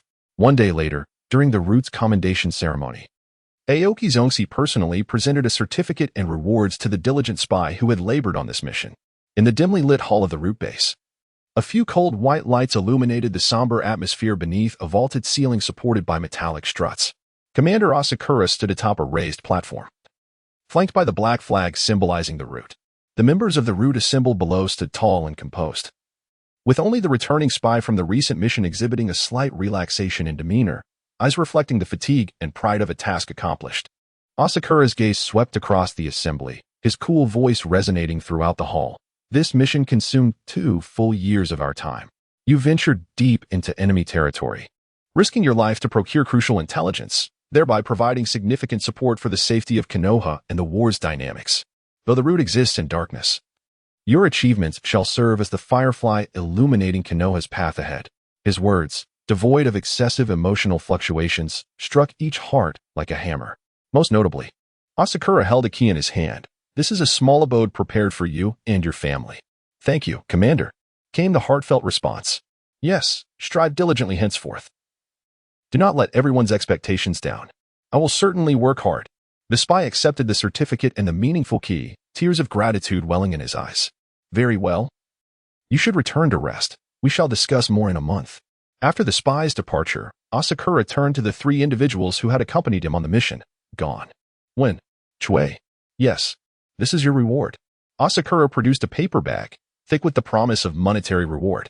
The 3 instantly erupted with joy, yet they graciously expressed their gratitude. However, this display ignited envy among those present, who silently vowed to seize the opportunity in the next operation. Wait, I've just returned, and they want to even let me rest before sending me out on another mission? Asakura glanced at the report before him, feeling momentarily dizzy. There was no choice. Things had been rather hectic lately. Furthermore, with the current tensions, it was uncertain when hostilities might commence, necessitating early preparations. The foremost task was to prevent the Rain Village from interfering. After all, its geographical position was precariously situated amid the various battlefields, leading to significant concerns about potential actions they might take should conflict arise. Asakura scrutinized the intelligence carefully when suddenly, Shimura Danzo bellowed, "Asakura." "What?" Asakura jolted in surprise. "Look into my eyes. I know you are weary, but we are all fatigued, yet we continue to strive in our respective positions." Asakura, somewhat at a loss for words, replied, "I have long surpassed the age for indulging in idle pleasures." "Ahem, answer me. Do you desire to sit in this leadership position?" "To be honest, I do wish for it, as you seem to have stepped back from active duties, delegating everything to your subordinates. I too aspire for such a lifestyle." "Nonsense. I am merely honing your capabilities. Otherwise, how could you possibly take over the route in the future?" Shimura clapped Asakura on the shoulder, urging, "You must strive. Do you understand? Young individuals should not aspire too ambitiously. Without ample experience, how can one bear significant responsibilities?" "Indeed, I understand, having traversed the path of youth myself. I am quite aware of the thoughts that occupy your minds. However, the time is simply not ripe yet. So when do you intend to embark on this journey?" "When I, a mere elder, deem it suitable to entrust everything to you." "Shinra Aoi, it seems you have truly fallen from grace. Logically speaking, one ought to thrive while indulging in leisure. Yet recently, I have observed that Shimura Danzo has lost considerable weight, his dark circles prominent, and his lips appear somewhat pallid. One might mistakenly assume he has taken devices, though I am uncertain what they might be. Although it is not my place to comment. I feel compelled to advise Lord Danzo to exercise moderation." Upon uttering these words, Shinra Aoi departed, leaving Danzo momentarily stunned. What a troublesome lad. Has he truly overexerted himself? My reactions have diminished of late. Perhaps I should seek counsel from Hizashi. How does that old fellow manage to remain so spry each day? Shinra Aoi perused the intelligence reports, along with Danzo and the Hokage's opinions and actions for reference, all aimed at ensuring that the Hidden Rain Village refrains from involvement in the conflict. Negotiating with Hanzo? It unexpectedly involves the Akatsuki organization. I had not anticipated encountering them so soon. Setting aside Hanzo, I wonder if I am capable of facing the Rinnegan at this stage. Chapter 118, Departure to the Hidden Rain Village. On this day, 4 individuals arrived in the perpetually rainy Hidden Rain Village. They walked gracefully upon the surface of the water, undisturbed by the raindrops that fell upon them, leaving their garments untouched. Shinra Aoi was accompanied by Tsukikage Kamikaze, Akimichi Dabaru, and Shinjutsu. As for Minato Namikaze, he was unfortunately occupied with a mission. When I visited Minato's residence, the door swung open, and I was pleasantly surprised, only to be met by Kushina Izumaki. "Live together? What nonsense are you spouting?" Upon hearing the phrase "live together," Kushina's demeanor shifted to one of panic, and she instinctively threw a punch. Thankfully, I activated my passive diamond seal. Otherwise, that strike would have left me severely injured. Could you possibly remain calm? It was merely your choice of words that led to this misunderstanding. We do not live together, all right? Observing Kushina in her apron, I found myself puzzled. Minato is away on a mission, so I came to his home to assist with the cleaning, as I was uncertain how long he would be gone. Shinjutsu, Akimichi Dabaru, standing nearby, noticed my sudden stillness and inquired, "What's the matter, Aoi?" "Nothing much, merely sensing the humidity in the air. The weather in the land of rain is truly dismal, with rain falling incessantly." Shinjutsu, "Indeed, I cannot fathom how the locals manage to live in such conditions. Why did Asaka Tsuji refrain from leading the team from the route?" This endeavor encompassed not only negotiations but also reconnaissance. Naturally, the fewer individuals present, the better. The 4 members possessed formidable strength, with Asaka Tsuji and SH Ju being elite J-Nin, while Tsukikage Kamikaze and Akid TB were distinguished special J-Nin, forming a rather luxurious squad. Furthermore, Tsukikage Kamikaze's abilities were particularly well-suited for scouting. Initially, he intended to include Minato Namikaze, primarily due to the Flying Thunder God technique, which would allow for a swift escape in case of unforeseen circumstances. Although Asaka Tsuji was aware that Uchiha Madara would not easily reveal himself at this juncture, he still pondered the possibility. It is better to be overly cautious than to be caught unprepared. Who could fathom the intentions of that old schemer?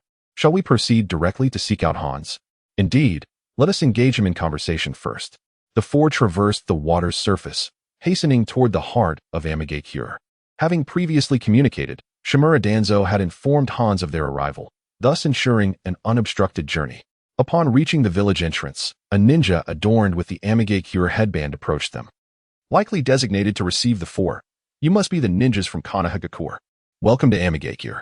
Indeed, may I inquire about Lord Hans? Please follow me. The guide led the quartet along the pathways of Amigakure, which could more aptly be described as waterlogged avenues, given the excessive accumulation of water. Asaka Tsuji observed that Amigakure's development was notably stagnant, largely attributable to the weather. The incessant rainfall hindered agricultural growth, and the village's location at a border zone meant that it frequently became a battleground during conflicts among nations, resulting in its current dire state. As they walked, Ju abruptly halted, his gaze drawn to the left into a narrow alley, only to find it deserted. Could it be my imagination? Asaka Tsuji turned to look at the suddenly motionless Ju. What is it? Ju scratched his head, pondering whether he had merely misperceived the situation. It's nothing. Let us continue. Very well. Tsuji, did you just? Asaka Tsuji subtly shook his head, and Ju instantly grasped his meaning. The area was crowded and rife with prying eyes, best to speak when they were unobserved. After they distanced themselves, three figures emerged in the previously empty alley. A boy with red hair, another with orange hair, and a girl with bluish-purple hair. All clad in black robes and bearing headbands signifying their status as ninjas. That was close. Thank goodness for Nagato. Otherwise, we would have been discovered, remarked the orange-haired boy, crediting Nagato for utilizing his chameleon summoning technique to render them invisible. I fear we may have already been noticed, Yahiko. It's just that they chose not to make a commotion. Nagato harbored a premonition, or rather, he had visually perceived that the leader among the four had employed a sensory ninjutsu, detecting their presence without raising an alarm. Meanwhile, the girl, Konan, remained silently engaged in crafting her paper roses, content to follow the two boys. Those three must be Nagato and his companions, correct? As soon as Ayakawa Soshiro arrived at the entrance of Rain-Hidden Village, he activated his sensory ninjutsu. In that very moment, he sensed an overwhelming surge of chakra, accompanied by a pair of eyes, the Rinnegan. The immense chakra emanated from Nagato himself, while the chakra from the eyes clearly belonged to the Rinnegan. Deep within his thoughts, Ayakawa contemplated the possibility of obliterating the Rinnegan. If he were to succeed, it would spell the end of Uchiha Madara's grand design. Yet, devising a method to destroy the Rinnegan presented its own challenges. Setting aside the formidable strength of Nagato and his companions, should they feel threatened, they might summon the Outer Path Golem, a creature far beyond Ayakawa's capacity to confront, even if he could sway Nagato with reason and emotion. Persuading him to relinquish his eyes was a gamble. One could never predict when Uchiha Madara might make an unexpected appearance. Although old and seemingly frail, one could not underestimate the potential threat if he donned a set of white Zetsu armor and unleashed a flurry of attacks. Ayakawa felt a tumult of conflicting emotions. Should he proceed with such a course of action? The three individuals trailing behind him observed his sporadic nodding and shaking of the head. Pondering Ayakawa's peculiar behavior, what could be troubling him? Had he caught a cold from the relentless rain? Or perhaps his mind was in disarray? Akimichi Dongbang speculated. Could he be contemplating what to say when they encounter Hanzo? After all, he is a demigod in the ninja world. Before long, the four of them arrived at the office building, and Ayakawa refocused on the task at hand, prioritizing the negotiation process. At the negotiation table, the leader regarded Ayakawa, who sat opposite him, and couldn't help but find the situation amusing. Instead of attending the meeting himself, Shimura Danzo had dispatched a mere child to handle matters. Did he truly underestimate the old man? Lord Hanzo, do you not recognize me? Ayakawa asked. Hanzo pondered for a moment, struggling to recall any impression, until a sudden spark ignited in his mind. You are the boy who activated the sealing array on the battlefield, are you not? Indeed, Ayakawa confirmed. In just a few years, have you fallen to such a state? Ayakawa retorted inwardly. I have ascended through proper means. What do you mean by fallen? Show me what falling looks like, old man. Do you dare to challenge me? Despite his inner turmoil, Ayakawa maintained an outward composure, exuding a warm, characteristic smile of death. Thank you for your kind words, Lord Hanzo. I am merely fortunate to have gained Lord Danzo's recognition, which has enabled me to reach this point. Interesting, Hanzo mused, surprised that this young man had not been provoked. It seems there is indeed a reason Danzo has taken an interest in you. You possess some skill. Now, let us review the terms of our negotiation. Should you have additional requests, please do not hesitate to voice them. Ayakawa presented the originally prepared negotiation documents. Hanzo subtly gestured to his assistant, who promptly retrieved the negotiation papers. Upon careful examination of the preceding content, Hanzo's expression was nothing short of captivating, 1 part confusion, 2 parts furrowed brow, 3 parts astonishment, and 4 parts ire, culminating in a sigh that revealed his sense of helplessness. Why must my village, the Hidden Rain, always be chosen as the battlefield? Do you comprehend the duration we require to recuperate after each conflict? I am certain that upon your arrival, you observe the multitude of homeless refugees outside, many having lost their families due to war. Hanzo conceded that initially, he aimed to evoke sympathy and secure some bargaining leverage. However, his words were steeped in truth. He found himself in a quandary, for the geographic position of the Hidden Rain village was undeniably precarious. If he did not contend for it, it would be claimed by others. Sometimes, one cannot simply abstain from battle. The Hidden Rain is a quintessential example of this dilemma. Alas, when the time comes for war, we shall select a location distant from the Hidden Rain. Your only responsibility will be to safeguard its inhabitants and refrain from active participation. I trust that the Tsuchikage will not seek unnecessary trouble. Hanzo continued. In the last Great War, I must admit, I sustained numerous hidden injuries, and my strength has waned. I cannot guarantee the protection of my villagers, but I shall endeavor to do my utmost. Ultimately, the crux of the matter remained that the bargaining chips were insufficient, and here they were, engaged in a tedious negotiation. Were they not? Yet, the esteemed commander refused to broach the subject of increasing their leverage, much to Hanzo's frustration. As anticipated, the subsequent moment yielded no response. Leaving Hanzo somewhat embarrassed, however, his years of governance steadied him. These matters are trivial. I would lay down my life to protect my villagers. It is just that. I wonder if you have heard of the Akatsuki. The commander nodded. I have heard of it, but isn't the Akatsuki an organization that advocates for peace? Indeed. Yet the Akatsuki does not heed our commands and is actively recruiting wandering ninjas and civilians. If this continues, the question of whom the Hidden Rain will ultimately follow may become moot. This has been a source of vexation for Hanzo in recent years. Although the Akatsuki engages in benevolent acts, they disrupt the order of the Hidden Rain, and their growing influence poses a threat to his own standing. What do you imply? Can you assist us in dismantling the Akatsuki? The commander chuckled heartily. Lord Hanzo, you jest. If you cannot achieve it, how could we? As you have observed, we are but 4 in number. Though I have yet to confront the Akatsuki directly, I have conducted some investigations, and they possess many capable individuals. I do not suggest that you confront them head-on, but rather that we collaborate. If we join forces, dismantling the Akatsuki should not be an insurmountable task. Hanzo confidently proposed a partnership. The commander responded, You speak so lightly, yet in the original tale, you met with disaster, bested by Nagato in a moment of sheer power. Actually, you are not without options for negotiation. You could either persuade the Akatsuki to submit or collaborate with them to foster the development of the Hidden Rain, thereby establishing a brighter future, as they do espouse a philosophy of peace, do they not? I have nothing to discuss with those impetuous youths, particularly one among them, who perpetually wears a smile, exuding innocence while preaching ideals of peace and the avoidance of war, as if playing a child's game. Does he even comprehend the nature of this realm? This is the shinobi world, rife with interests and agendas. If one desires to selflessly contribute to a world devoid of conflict, they ought to present tangible benefits, ensuring that all are well fed, that everyone has shelter, and that all possess a sense of security. The mere recollection of the last negotiation fills Hans with ire. Conversing with such immature individuals is infuriating. Were it not for the fear of severing ties, he would have long since confronted them. After all, it is only natural for the young and impassioned to harbor grand ambitions and ideals, yet one must acknowledge that these aspirations are universally cherished, are they not? Could you truly be so naive? Azora, the commander, shook his head. I too aspire to create such a world. Yet to imagine that it can be achieved without the presence of conflict is utterly unrealistic. Moreover, I firmly believe that scientific advancement is the foremost driving force of productivity. Even if one were to emerge victorious in battle, without effective development, there will still be hunger and strife, perpetually cycling in an endless loop. Oh, I never anticipated you to possess such naive thoughts. However, I bear no disdain for them. Once upon a time, Hans was similarly idealistic.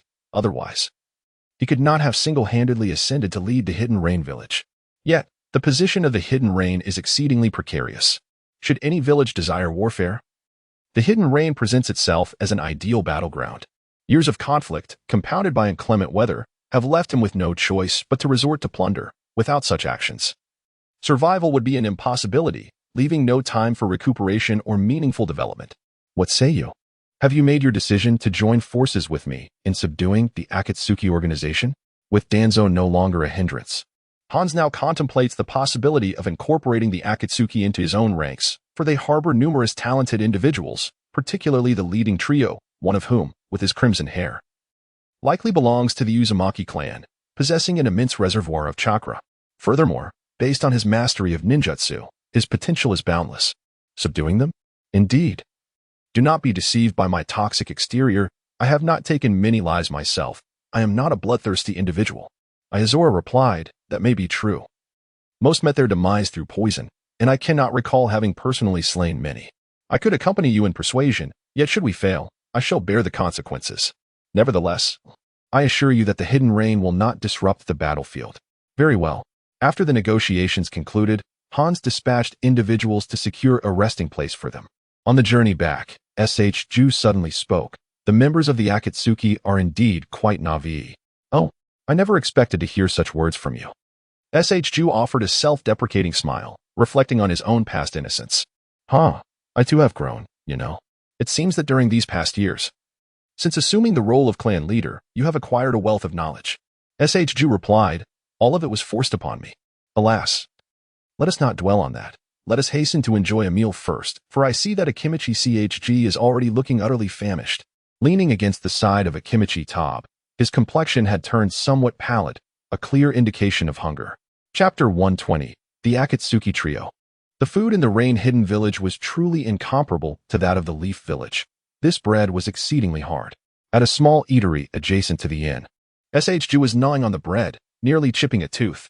The moonlight breeze also took a bite, yet even now, he had yet to swallow. It was too dry. If there's food, one shouldn't be picky, Master Ju, Ayakawa Escher remarked, gesturing towards Akimichi Tab beside him. Look at Tab, he doesn't mind at all. He devours it bite by bite. Akimichi Tab replied, I merely wish to avoid wasting food. However, I must admit, it is indeed not very palatable. Despite his words, it was evident that Tab was consuming the bread with remarkable speed. Escher could not fathom how Tab found it unappetizing. Shouldn't one eat less if the food were unsatisfactory? The proprietor approached cautiously, standing beside them. Excuse me, esteemed ninja. What is it, proprietor? Well, the owner hesitated, knowing that the individuals before him were ninjas of considerable stature, and he could not afford to offend them. Yet, if this robust ninja continued to eat at this rate, they might soon run out of food. Fear not. Speak your mind, proprietor, Escher reassured him, sensing the owner's trepidation. Well, our little establishment may not have enough food left. If you keep eating, we might find ourselves with nothing. Escher was taken aback, not expecting a restaurant to be so ill-prepared regarding its provisions. It is a matter of necessity. In the rain-hidden village, traders seldom pass through, so we must travel great distances to procure ingredients. Our funds are limited, and we can only purchase a small quantity each time, the owner admitted with a rueful smile. Very well, then. Tab, after finishing these few pieces, refrained from eating further. All right, Tab responded, somewhat disappointed, as he had barely satisfied his hunger. After their meal, apart from Tab, the others returned to the inn, clutching their stomachs. The bread, though small, was remarkably filling, especially after drinking water, which made it feel as if it were expanding within them. Consequently, they felt quite bloated. However, Tab was different. After releasing a few farts, his previous state of being half full diminished to merely a third. Let us share rooms 2 by 2. I shall room with Tab, Escher suggested. Agreed. Once they returned to their respective rooms, Escher prepared to wash up, feeling sticky from the lingering moisture of the rain, while Tab merely splashed his face before collapsing onto the bed. No sooner had his shoes been removed than he was fast asleep. When Escher emerged from his bath, he chuckled at the sight of the already snoring Tab. Are we here on a mission or a vacation? You seem far too relaxed. As Escher dried his hair, he did not rush to sleep. Instead, he resolved to read for a while, retrieving his notes from the storage scroll. It seems I have too few offensive sealing techniques lately. Are there any better ones? Since mastering the dual properties of Lei and Tu, Shalot Song, the chief, devoted himself entirely to the art of sealing. He has practically learned all the sealing techniques available in the entire Kenoha village, save for a few perilous ones that he merely studied without practical application. The moon has gradually ascended by the window, and Shallow Song, unaware of how long he has been studying, began to feel drowsy. His notebook was densely filled with his thoughts and ideas. Indeed, studying is an exhausting endeavor for the mind. Perhaps it is best to rest now. As he tucked his notebook away, Shallow Song prepared to retire for the night. Just as he was about to close the window, a raven suddenly flew in. He was initially perplexed by the unexpected visitor, assuming it was merely a common raven seeking a brief respite. However, in the next moment, the raven opened its eyes. Those eyes, unmistakable to Shallow Song, belonged to the Rinnegan, indicating that this raven was a summoned beast of Nagato. In the following instant, the raven began to speak. "Let us meet, ninja of Kenoha." Shallow Song was taken aback, for he had initially believed the raven to be an ordinary bird. Even without activating his sensory ninjutsu, he should not have been so oblivious. Could it be? As he scrutinized the raven again, he sensed almost no life force, perceiving it as a mere shell, albeit one imbued with chakra. Had it been fabricated? Could the Rinnegan have reached such a level of mastery? Shallow Song sensed a formidable challenge ahead. Even the current Nagato was rather daunting, let alone the formidable Uchiha Obito behind him. The raven spoke once more, this time with an excited and sunny tone. "Might we meet, ninja of Kenoha?" In truth, the ninjutsu we study ultimately converge in purpose. Shallow Song replied. "After all, you were taught by Jiraiya." "Very well, the location. In that alley this afternoon. I trust you haven't forgotten, considering you sensed us earlier, did you not?" Shallow Song affirmed. Once he agreed, the raven took flight, observing Akimichi Dongbang still fast asleep. Shallow Song chose not to disturb him. Instead, he donned his attire and approached the window, swiftly leaping onto the rooftop. Within minutes, he arrived at the dim alley from earlier, shrouded in darkness where even the moonlight failed to penetrate. Shallow Song activated his Vajra talisman and retrieved a teleportation talisman, preparing for a hasty retreat in case of unforeseen circumstances. The cheerful voice from earlier echoed again as a young man with orange hair emerged. "You made it? Greetings. Allow me to introduce myself. I am Yahiko, and these are Nagato and Conan." He not only introduced himself, but also his two companions standing beside him. Tian Daozong Si, Shallow Song instinctively blurted out upon hearing their names. Yahiko's eyes widened in surprise as he repeated the four characters, feeling an inexplicable sense of familiarity. Tian Daozong Si. What a magnificent name. Shallow Song Zongsi. Hee, so what brings the three of you to me? Yahiko, I wish to inquire if you are familiar with the Akatsuki organization. Yes, I am aware. Yahiko, are you acquainted with our Akatsuki's ideology? Allow me to share. Our organization advocates for the eradication of war through nonviolent means, establishing an equal dialogue mechanism, and collectively creating a beautiful and peaceful hidden rain village, thus preventing it from becoming a battleground for the great powers vying for interests. The more I speak, the more exhilarated I become, and my words flow uncontrollably. Shallow Song Zongsi, upon hearing such lofty ideals, finds them undeniably beautiful, yet undeniably hollow and impractical. Reality is not synonymous with ideals. Merely speaking of dreams does not guarantee success.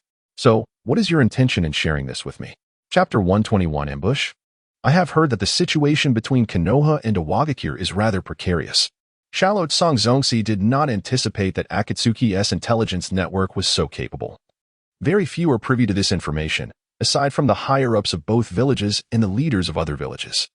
It is also plausible that Awagakure seeks to provoke conflict to alert other villages, thereby forming an alliance to jointly partition Kenoha.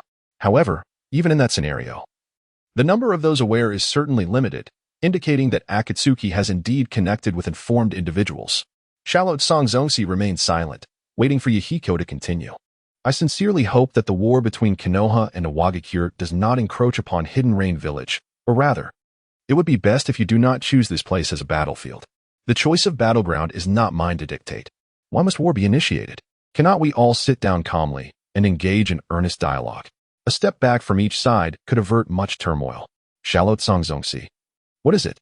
Why do you gaze at me so intently? Am I mistaken in my statements? Yahiko, somewhat perplexed, continued to stare at me. Did I have something on my face? Alas, I did not expect the leader of Akatsuki to be so naive.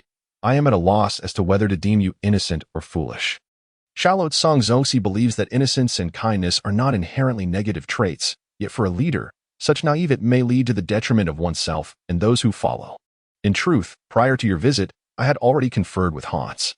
We certainly do not wish to escalate the conflict to Hidden Rain Village. Nor do we desire to involve it in the war. This is an obvious stance. We simply hope you do not regard this place as a battlefield. Should you insist upon it, we shall do our utmost to protect those individuals. Xiaolou Zongzi, do you not advocate for the peaceful resolution of issues? Yahiko, we merely utilize our own strength to safeguard our homeland. It seems you are not entirely foolish. However, can you truly represent Hidden Rain Village? Yahiko, this. Last time we spoke with Hans, he did not agree to our cooperative plan, alas. Observing Yahiko's despondent demeanor, Nagato stepped forward. Placing a comforting hand on his shoulder to console his dear friend. It's all right, Yahiko. Why not place yourselves under Hanzo's wing? Or perhaps engage in amicable negotiations? That is not feasible. Hanzo's ideology is far too radical and fundamentally incompatible with ours. Should we join him, we would merely become instruments in his hands. Yahiko is quite discerning in this regard. If one becomes a weapon for another, it will inevitably strike at the innocent. Sigh. So your sole purpose in summoning me here tonight is this matter? Indeed. I wish for you to return and advise your Hokage not to turn the Hidden Rain Village into a battlefield. Akanuma Tisai found this somewhat amusing. Am I to interpret this as a threat? It is not a threat, but rather a friendly counsel. You are aware this is utterly impossible, are you not? If you do not voice your concerns, how can you ascertain its impossibility? Akanuma Tisai replied, How navi? My grandmother once warned me not to be so innocent, lest one not even comprehend how they met their demise. Nearby. Nagato suddenly became agitated upon hearing this. I advise you to retract those words, though his hair obscured much of his face. Akanuma Tisai sensed a pair of eyes emanating a subtle pressure upon him. What? Do those who cherish peace intend to threaten me with force? Yahiko soothed Nagato. Nagato. Remain calm. Mr. Pain, you are correct. We are indeed navi and immature, yet it is this very innocence and simplicity that is essential for forging a brighter world. I believe that when you entered the Hidden Rain Village, you witnessed those destitute souls, clad in tattered garments, some even unable to fill their stomachs. This plight is a result of your repeated choice of this place as a battlefield. I too lost my home due to your wars. Had it not been for the fortuitous assistance of Master Jiraiya, I would not have reached this point. Undeniably, your actions have been noble, which is why I have engaged in negotiations with Hanzo, offering reparations to ensure he refrains from interference while leading others to retreat, thus preventing them from being ensnared in the flames of war. And what of the homes and rice fields here? Even if the majority evacuates, the fires of conflict will surely devastate these dwellings. So what exactly do you wish for me to do? Akanuma Tisai was weary of further idle chatter. It was futile to reason with someone adept at verbal sparring. A physical confrontation seemed far more straightforward. I wish to meet your leader, or rather, the shadow of your village. I hope you can facilitate an introduction. Akanuma Tisai was left speechless, nearly laughing in frustration. First, meet with the Tsuchikage before you proceed. He turned to leave, but just then, Yahiko stood in his path, blocking his exit. What? Surely this alley cannot withstand our conflict. Nagato. Yes. Nagato formed hand seals, summoning technique. A colossal bird materialized beneath them, lifting everyone away from the alley. Akanuma Tisai stood upon the bird's back, Chakra coalescing beneath his feet, maintaining his balance, arms crossed, silently observing the scene. Where do you intend to take me? I apologize, Mr. Tendo. I understand that this may seem quite rude, yet I sincerely wish for us to sit down calmly and engage in a thorough discussion. We shall soon arrive at the base of our organization. After a brief flight, we reach the base of the Akatsuki. This stronghold is rather modest, serving merely as a venue for meetings, as none of the members reside there. Commander Aoi gazed down at the multitude of Akatsuki members below. Can I interpret this as an ambush against me? Certainly not. Yanagi shook his head anxiously. In truth, I could offer you a favorable alternative, which would involve aligning yourselves with Hanzo, or rather, reaching a mutual cooperation. Moreover, the compensation I am offering Hanzo is ample enough to facilitate the reconstruction post-conflict. Can you guarantee that no harm will come to any of the citizens of the Hidden Rain Village, provided no one deliberately seeks their demise? Alas, I regret to inform you, Mr. Tendo, that we must temporarily confine you here. You intend to leave me here and spread the word that I wish to meet the Hokage, do you? You are quite astute, Mr. Tendo. Haha. Sage mode activate. Commander Aoi silently closed his eyes, and after 3 seconds, upon reopening them, he had transformed into the perfect sage mode. Yanagi understood that this confrontation was unavoidable. Nagato. Conan. Let us proceed. The others should remain hidden within the base. The trio of Yanagi formed a triangular formation, encircling Commander Aoi. I wish to leave. Do you believe you can stop me? Commander Aoi employed the floating technique, ascending directly into the air. Author's note, the timeline here is so convoluted. I noticed that in the original work, at this point, Obito had already made his appearance, implying he is merely 2 or 3 years younger than them. The Third Shinobi World War was not prolonged either. Moving forward, I will adhere to my own timeline, depicting Obito as a mere 5-year-old child, or perhaps, it matters not, I shall just write it as such. There are too many inconsistencies in Kishimoto's narrative. Chapter 122, The Duel of False and True Tendo. Mr. Tendo, we do not wish to resort to violence. Having returned to the ground, Commander Aoi regarded them incredulously. As if to say, you dare to speak of not wanting to employ force after I have just pulled down a universal pull? Very well. Let us see if you can defeat me first. No sooner had Commander Aoi uttered these words than Yanagi charged forward, gesturing that he did not require the assistance of Nagato or Conan, for he would confront Mr. Tendo alone. Commander Aoi looked at the true Tendo before him, bemused. While Nagato was somewhat formidable, what pretense is this? Do you truly believe yourself to be Tendo? You would fare better in death. Yanagi lunged forward with a kunai, engaging in a rather reckless display of taijutsu. Commander Aoi merely sidestepped. You lack the talent for ninjutsu. A swift kick followed. Yanagi forcefully twisted his body to evade the strike, subsequently supporting himself with one hand to execute a flying kick. Commander Aoi blocked with his knee, sending Yanagi careening away. Their strengths were undeniably on different levels. You have witnessed the brutality of war, yet you have not undergone its baptism. In response, Asaka Tsuji merely remarked, war is sorrowful. Yet it also possesses the capacity to fortify you. It was evident that Yahiko had only endured pain, healing it with tenderness rather than resorting to violence for protection. Aware that his physical prowess was no match for the formidable figure before him, Yahiko resolved to employ ninjutsu, forming hand seals, water release, water column technique. However, as 4 water columns emerged around him, he had yet to advance. Suddenly, Asaka Tsuji extended a hand, water sealing technique. The water columns, seemingly devoid of control, were immediately drawn towards him. Once all the water had been absorbed, Asaka Tsuji casually flicked his palm, shaking off the moisture. Is that sufficient?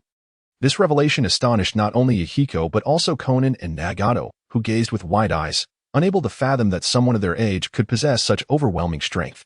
Meanwhile, Yahiko, overwhelmed by despair, crouched on the ground.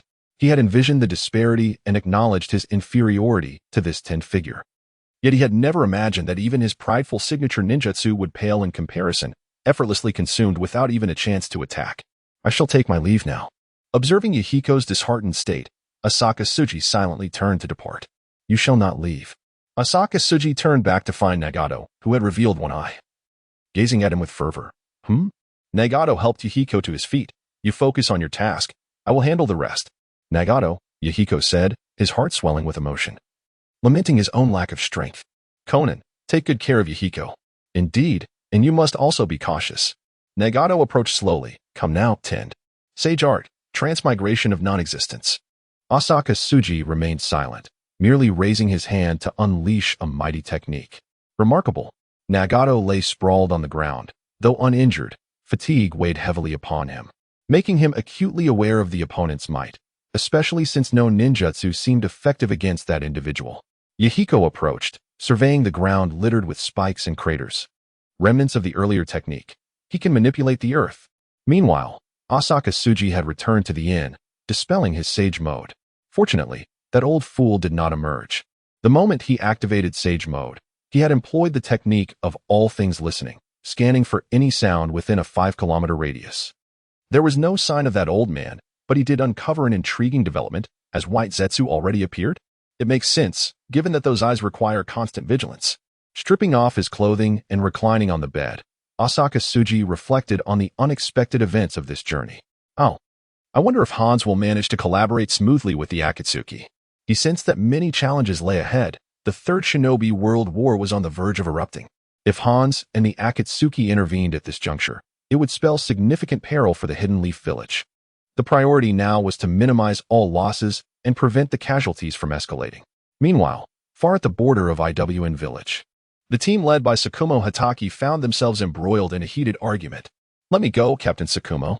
We cannot afford to lose someone as formidable as you with the war still looming. Indeed, we can handle the destruction of the granary ourselves." "Nonsense. You are all my comrades. How could I allow you to sacrifice yourselves? There must be another way, and your abilities do not match mine. It is far better for me to take on this task, precisely because you are strong. We insist you carry the intelligence back while we blow up the granary to buy time. This is the optimal outcome." Caught in a dilemma, Tsukumo Hatake realized their mission was to destroy the granary and return with intelligence, ideally within a day. However, the granary's immense size and heavy guard posed a significant challenge. If they charged in recklessly, it would surely lead to casualties. Damn it, Tsukumo felt the weight of the situation. The plan was far more arduous than anticipated. The following morning, Asuka, yawning, stepped out of the inn, while 3 others were having breakfast nearby.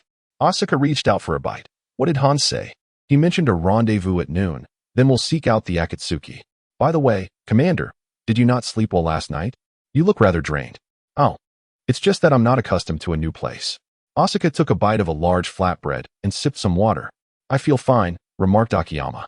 "Of course, your sleep quality is exceptional. For me, staying awake with thoughts racing through my mind is one thing. Dealing with your snoring is another. How could I possibly sleep? All right, enough eating. Conserve your energy. I sense today's events will be complex. If possible, let us avoid inciting a riot." Asuka preferred a peaceful resolution. After all, once conflict erupted, it needed to be swift and decisive, lest they fall prey to an ambush. Noon arrived swiftly, and Asuka and his companions arrived at the designated negotiation site, an open area chosen by Hans and the Akatsuki. Mikazuki gazed at the 2 small factions, questioning whether this was truly a negotiation or a prelude to battle. Are they gearing up for war? Asuka discreetly inquired, "How is the investigation progressing?" "I just observed. Both sides have hidden personnel." Asuka felt uncertain. Surely, they wouldn't actually engage in combat? Chapter 123. Negotiation or conflict. As Asuka emerged from Hans's side, he was greeted with a smile from Yahiko on the opposing side. "Mr. Tendo." "Tendo? Which Mr. Tendo? Do we have anyone by that name in our team?" Hans, puzzled, turned to his aide. The aide shook his head. "Lord Hans, to my knowledge, there is no one named Tendo in our ranks. Could it be a code for an undercover agent? Has the Akatsuki infiltrated our team?" Hans suddenly realized the implication. "Ahem, my codename is Tendo. I met with the Akatsuki last night." Observing their increasingly imaginative expressions, Aoi Tsuji felt that if he did not step forward to clarify matters, a conflict might indeed ensue. Once Aoi Tsuji had finished explaining, Hans suddenly regarded him with an unusual gaze. "Hans, you may proceed with your discussions as you see fit. We of the Hidden Leaf Village are merely here as witnesses. As long as the final outcome satisfies both parties, that is all that matters, is it not?" "Very well," Hans replied, redirecting his attention to Yahiko and the others. "What do you think of the terms I previously proposed? Entering as the second in command, with minimal interference in your actions, provided you adhere to our overarching directives." Yet, in the face of these conditions, Yahiko's gaze remained resolute, showing no sign of wavering. He clenched his fist slightly and spoke in a low, firm voice. "Hans, while your offer is indeed tempting, the original intent of our Akatsuki organization is to bring peace to the war-torn Rain Village, not to become subservient to others. What we seek is a genuine partnership based on equal dialogue, one that aims to foster the welfare of this land together." At these words, the smile on Hans's face gradually faded, replaced by a hint of displeasure. Equality? In these chaotic times, strength is the sole criterion that governs all. You are merely a handful of impetuous youths. Even if you possess some talent, without a formidable backing, how much impact can you truly make? Joining me is your best option. Yahiko shook his head, firmly declining the collaboration. "Then we must respectfully decline your proposal." Witnessing such defiance, Hans's composure shattered. "You insolent boy. Do not mistake courtesy for weakness. I was killing long before you were even born. I have lowered myself to offer you cooperation, and yet you remain ungrateful. You misunderstand. Hans, our ideologies are fundamentally incompatible. Even if we were to collaborate, conflicts would inevitably arise. You speak nonsense. How can you know without even attempting it? You young people always preach the value of trying. Why backtrack now?" Aoi Tsuji interjected. Calm down, Lord Hans. Must we escalate this conflict so swiftly? We are on the brink of a brawl. I insist, since you refuse to entertain peace talks. We shall be left with no choice but to defeat you and reclaim our position. Do not blame me for taking advantage of the youth. Then come at me. Yahiko had anticipated this very clash. Perhaps Master Pain was correct. If one wished to command authority, perhaps force was indeed essential. Let us go, Nagato. Conan. We shall engage as well. Everyone in the Akatsuki, do your utmost to protect yourselves. In no time, the two sides were engulfed in turmoil. However, neither resorted to ninjutsu. Should lives be lost, it would transcend mere skirmish and evolve into hatred. Meanwhile, Aoi-Suji and his companions merely observed, refraining from joining the fray. Why does this feel so haphazard? S.H. Ju remarked. Are they truly willing to kill each other? We came here to negotiate, after all. The Rain Village has shown a degree of recognition towards the Akatsuki. If they were to annihilate us, the people's trust would be lost, resulting in an utterly fruitless endeavor. However, should they succeed in vanquishing and subduing their opponents, the overall strength of Amigakure will undoubtedly ascend to a new echelon. As for the subsequent thoughts, Conan refrained from articulating them, as he too began to grasp the rationale behind Danzo's decision to create a schism between the two factions, employing cunning tactics to incite mutual annihilation. For if these two factions were to unite, the Third Great Ninja War would become exceedingly challenging for Konohagakure, especially with Amigakure's involvement, leading to a plethora of divided interests. Conan observed the fierce clash with meticulous attention, contemplating strategies. Meanwhile, the combatants were fiercely engaged. Hanzo had not summoned his salamander, but was instead overwhelming Yahiko with pure taijutsu. Kid, your prowess is rather feeble, not only this red-haired lad, but even the young girl surpasses you, he taunted. Yahiko gritted his teeth, desperately parrying Hanzo's scythe with his kunai, yet Hanzo effortlessly maintained control with one hand. So what? You have two loyal friends who stand by you. As Yahiko struggled under pressure, Conan rushed forward, launching several paper shurikens at Hanzo. Ninjutsu, paper shuriken, she declared. Oh, an intriguing jutsu, Hanzo remarked, effortlessly shredding the incoming shurikens with his scythe. Meanwhile, Nagato stood nearby, extending his hand to invoke Shinra Tensei. A formidable gravitational force began to pull at Hanzo's form, prompting him to glance at Nagato. Gravity? Red-haired boy. You possess a remarkable jutsu. Is it derived from your eyes? Observing the distinctly unusual purple Rinnegan, Hanzo speculated that it might be an ocular technique, as he had yet to witness anyone in the ninja world mastering gravity-based jutsu. However, such force was insufficient to sway him. Hanzo planted his scythe into the ground and removed the upper half of his clothing, allowing the gravitational pull to take effect. Nagato, watching the garment being drawn towards Hanzo, was astonished to find that his previously effective Shinra Tensei was ineffectual against this formidable opponent, revealing the extent of Hanzo's power. Discarding the clothing, Nagato prepared to unleash a jutsu. Yahiko interjected, "Wait, Nagato," while casting a glance at Hanzo. The moment a jutsu was released, it would signal the commencement of a battle far beyond mere skirmishes, should the onlookers perceive the use of ninjutsu, and were they to feel cornered. It could escalate to lethal measures, transforming the environment into a battlefield. Interesting, you are not as foolish as I had anticipated. Yet your naivety will ultimately lead to your downfall, Hanzo remarked. Yahiko replied, naivety may indeed endanger me, but it can also be my salvation in critical moments. Haha. Hanzo chuckled, seeing a reflection of his younger self in the spirited youth before him. In his own past, he too had been filled with such vigor and innocence, believing that in each duel, one need only defeat their adversary without claiming their life, for he wished to convey that Amigakure was under his protection, and none could oppress it. Yet, reality had dealt him a harsh blow. Amigakure had been reduced to a battleground for the great ninja villages, where anyone could trample upon it. In the end, Hanzo transformed into a figure whom no one dared to kill or provoke. Even when he triumphed over his adversaries, he could only reluctantly spare them, for he understood that the strength of a single village could not rival that of an entire nation. The 5 great shinobi villages were all protected by 5 great countries, while he possessed nothing. Chapter 124. A long-planned surprise on the battlefield. Fervor reigned, yet the commander, Asaka, received unexpected news. The transmission seal he had previously given to Kakashi had been activated. What has transpired? He pondered. Meanwhile, within the roots of Konohagakure, Shimura Danzo sat in a chair, sipping tea while perusing a book written by Jiraiya. Haha, I never anticipated this boy's intellect would be of use one day. How intriguing.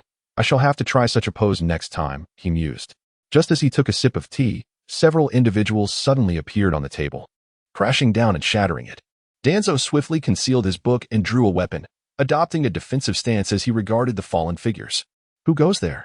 He recognized one of the battered individuals slowly rising. Despite being drenched in blood, the identity was unmistakable. Kakashi. The weary Kakashi lifted his head, hearing the familiar voice. Danzo-sama. Quickly, notify the Hokage. Before he could finish, he collapsed heavily to the ground. Someone come. Initially, SHSH had been observing the skirmish with amusement as a group of lower-ranking shinobi clashed, but he soon sensed something amiss. Something feels off. Why does it seem like that member of the Akatsuki is striking with such ferocity? The battling ninja from Amigakure noticed the discrepancy. The silent opponent before him was executing his moves with alarming brutality. Hey, everyone, just put on a show? This is supposed to be a friendly spar. Before the Amigakure ninja could finish, the Akatsuki member's eyes flashed with a chilling intent, and his kunai swiftly redirected toward the opponent's throat, reacting almost instinctively. The Amigakure ninja ducked and rolled awkwardly on the ground, barely evading the lethal strike. However, he felt a sharp pain at his neck, a small cut breaking the skin. What is wrong with you? Are you truly intent on a fight to the death? The Akatsuki ninja remained silent, only revealing a somewhat morbid smile, his skin appearing pale and sickly. Hey, very well, then. Let us proceed. The Amigakure ninja drew his long blade from behind. Realizing that this was no longer a mere sparring match, it had escalated into a life-and-death struggle. If he did not eliminate this opponent, he would surely meet his own demise. At that moment, Asaka knelt on the ground, one hand pressed against the earth, channeling his sensory ninjutsu, the art of listening to all things. In his mind, he discerned that the Akatsuki member was not merely one individual. There was an absence of a heartbeat, leading him to suspect, could it be White Zetsu? Indeed, they have commenced their machinations, sowing discord from within, as I suspected. Asaka recalled Uchiha Madara's penchant for instigating strife. It was his favorite pastime. Shallotsuku suddenly conceived a brilliant idea. It would be perfect to capture you. Please assist me. I have a matter to attend to below. Shallotsuku created a shadow clone. Although the three were unaware of Shallotsuku's intentions, they nodded in agreement. Very well. Shallotsuku utilized earth transformation to burrow underground, gradually lurking near the two combatants. At that moment, the rain-hidden village ninja was already on the verge of defeating the Akatsuki member before him. You truly are a pervert. Even in the face of death, you can still smile. As his long blade was about to slice through his opponent's skull, the latter, instead of expressing shock, wore a cheerful grin, further solidifying the ninja's belief that he was indeed dealing with a lunatic. Swish. However, the blade struck empty air. The rain-hidden village ninja stared at the wooden figure before him, realizing his foe had employed a substitution technique. Damn it, don't let me find you. The wooden figure had merely been a ruse, cleverly conjured by Shallotsuku to mislead him. At that moment, Shallotsuku sealed away White Zetsu, dragging him underground. After severing his chakra, White Zetsu could no longer maintain his disguise, revealing himself as a white synthetic being. Indeed, it is White Zetsu. White Zetsu gazed at Shallotsuku in astonishment, perplexed as to how this man who had sealed him knew his identity, but it was evident that the situation was dire. Shallotsuku formed a hand seal, and White Zetsu promptly fell into a deep slumber, silence. Subsequently, Shallotsuku retrieved a storage scroll and sealed White Zetsu within. He would serve as excellent experimental material, surely a delight for Orochimaru. Simultaneously, to prevent White Zetsu from transmitting messages or being located by his kind, Shallotsuku enacted multiple seals. Meanwhile, within a shadowy base, has he perished? Why can I no longer sense him? Could the plan have succeeded? Shallotsuku returned to the side of SHU, observing the ongoing battle between Hanzo and Nagato. Have they not finished yet? Moonlight Shinkei's noted that both sides had summoned their summoning beasts, clearly indicating a serious escalation. I sense that the conflict is intensifying. Has the animosity truly ignited? Should we intervene? Let us organize ourselves. We will split up. Shinkei's, you and the East stick together to persuade those below to cease hostilities, while SHU and I will approach Hanzo. Understood. The four separated, and Shallotsuku and SHU quickly arrived beside the salamander. At this point, Nagato had summoned two beasts, a chameleon and a three-headed dog, but they were evidently no match for the salamander. Under the effects of poison, both summoned creatures appeared significantly weakened. Moreover, Nagato was also afflicted by poison, leaning on his knee, gasping for breath atop the three-headed dog. Even in the face of defeat, he could not falter, for his friends were behind him. Hanzo, observing the poisoned Nagato and the two unconscious figures of Yahiko and Konan, declared, "Do you wish to continue fighting? If you surrender, I shall provide you with the antidote." Upon hearing this, Nagato fell into contemplation, weighing the decision to surrender. As Yahiko and Konan were in critical condition, if this dragged on, not only would he face defeat, but they would undoubtedly succumb to the poison as well. As if hearing Hanzo's words, Yahiko, lying on the ground, exerted himself to rise and called out to Nagato, "Don't worry about us." Suddenly, a figure appeared beside him. "How stubborn you are, kid. Who are you?" SHU did not respond, but instead unleashed a green light with one hand, performing a healing technique, Healing Palm. First, he treated the external wounds, then took out a pill and placed it directly in Yahiko's mouth. Hanzo observed Shallot-san, who stood amidst three summoned beasts. "What are you doing, Shallot-san? They have already failed. If we continue fighting, it will only lead to mutual destruction." Hanzo found it somewhat amusing. Mutual destruction required both sides to be evenly matched, and these children could hardly inflict harm upon him. "I am unscathed." Shallot-san remained silent, simply gazing at Hanzo. After a considerable pause, Hanzo turned his head away. Shallot-san recognized this as an opportunity to step down and decided to follow suit. Chapter 125. Successful negotiation with Hanzo settled, it was time to address the other side. Shallot-san turned to Nagato. "What do you say?" Nagato did not meet Shallot-san's gaze, but looked at his two companions, who were gradually regaining consciousness under SHU's care. Yahiko was the first to awaken, having insisted on speaking a few words moments ago. Shallot-san observed Nagato, who in turn looked at Yahiko and Konan. The implication clear, there was no point in seeking Nagato. They must approach Yahiko. Shallot-san prepared to move toward Yahiko, but Nagato interjected, raising a hand. "What are you doing? Please, even if you are close friends, there's no need to go this far. Did you not see my companion saving him?" Shallot-san pointed at SHU, who was treating Yahiko. "What is a close friend?" "Well, how should I put it?" Shallot-san stroked his chin, pondering deeply. "A close friend is a relationship that lies between friendship and romance, limited to male pairs, classified as more than friends but less than lovers. Akin to the bond between Uchiha Madara and Shinja Hashirama." Nagato grew anxious. What nonsense are you spouting? I would never harm Yahiko," Shallot-san replied. Just then, SHU, having completed the treatment, overheard their conversation. "Does this have anything to do with my grandfather?" "Not really. How are those two faring?" "They are stable for now, but as for the antidote, you see, we cannot detoxify them, so we must seek Hanzo's assistance, right?" Yahiko, supporting Konan, strode forward. "Before we cooperate, we must establish a pact. If you are willing to enter into a contract with us, we will agree to collaborate, with the ninjas of Kenoha as witnesses." "What kind of contract?" "A verbal one." "Ridiculous. We shall implant a seal directly into both parties' minds, should either side violate the agreement. The sealing technique will be activated, annihilating both brains." Yahiko was betting on one thing: trust. "You. Ha ha ha ha ha ha. What are you laughing at?" Yahiko asked, puzzled. Hans raised his head and laughed heartily, his eyes glinting with both amusement and scrutiny. Suddenly, he ceased his laughter, fixing an eagle-like gaze upon Yahiko. "How intriguing. Truly intriguing. You, young rascal, possess far more audacity than I had anticipated. Yet, are you not concerned that I might tamper with the seal during its implantation? Leaving it concealed means to counteract you when it matters most."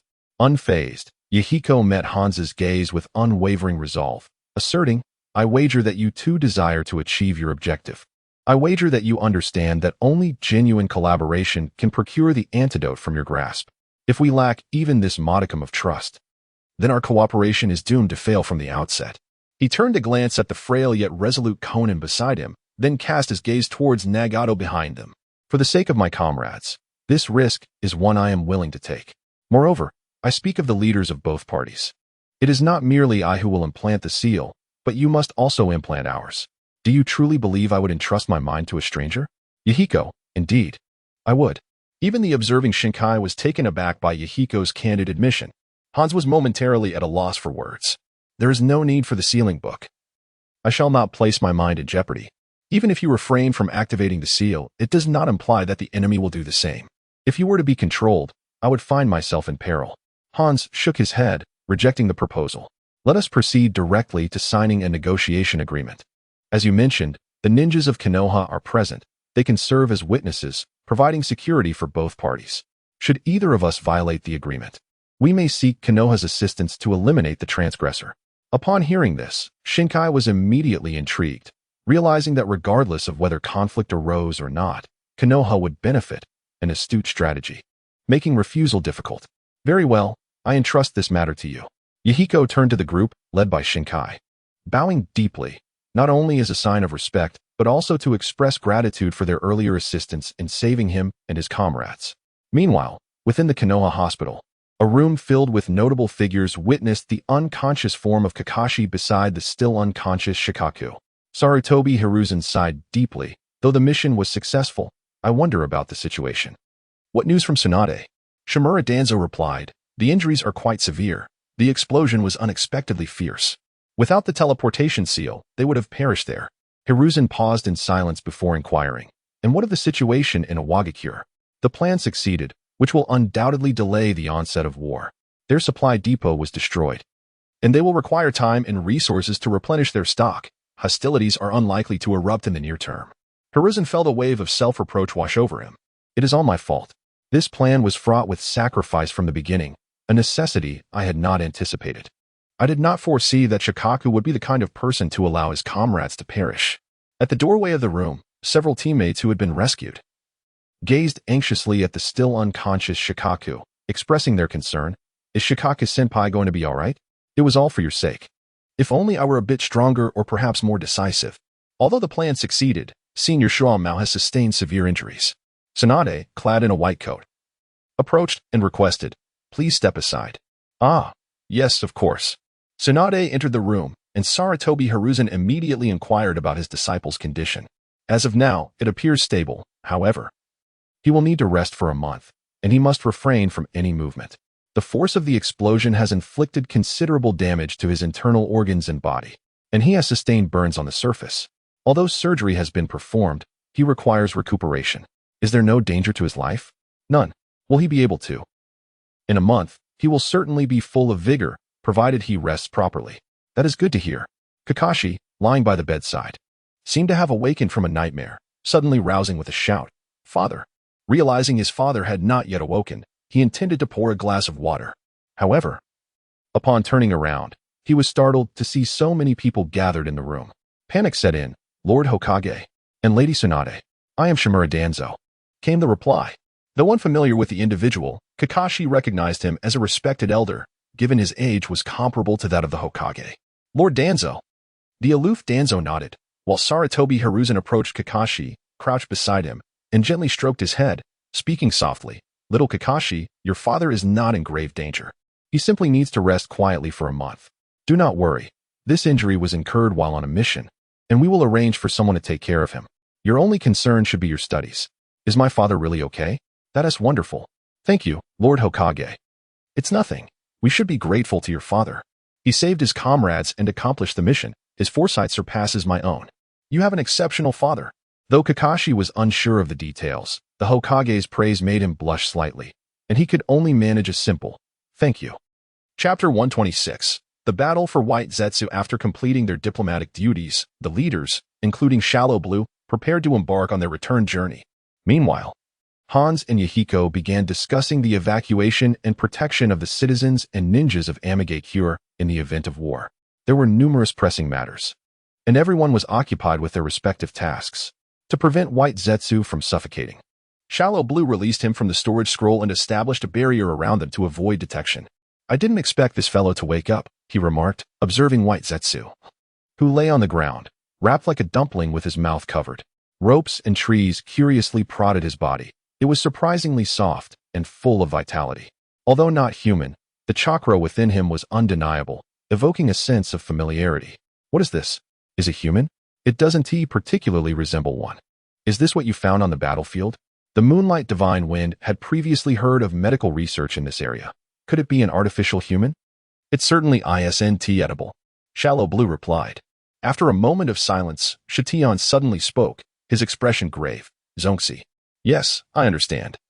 It appears the adversaries have come for this. Even the barrier cannot hold them back. Indeed, Why is the barrier ineffective? Qian Zongzi sensed numerous chakra signatures approaching their quartet, led by one with an overwhelming chakra presence. Could it be a biological instinct between beings?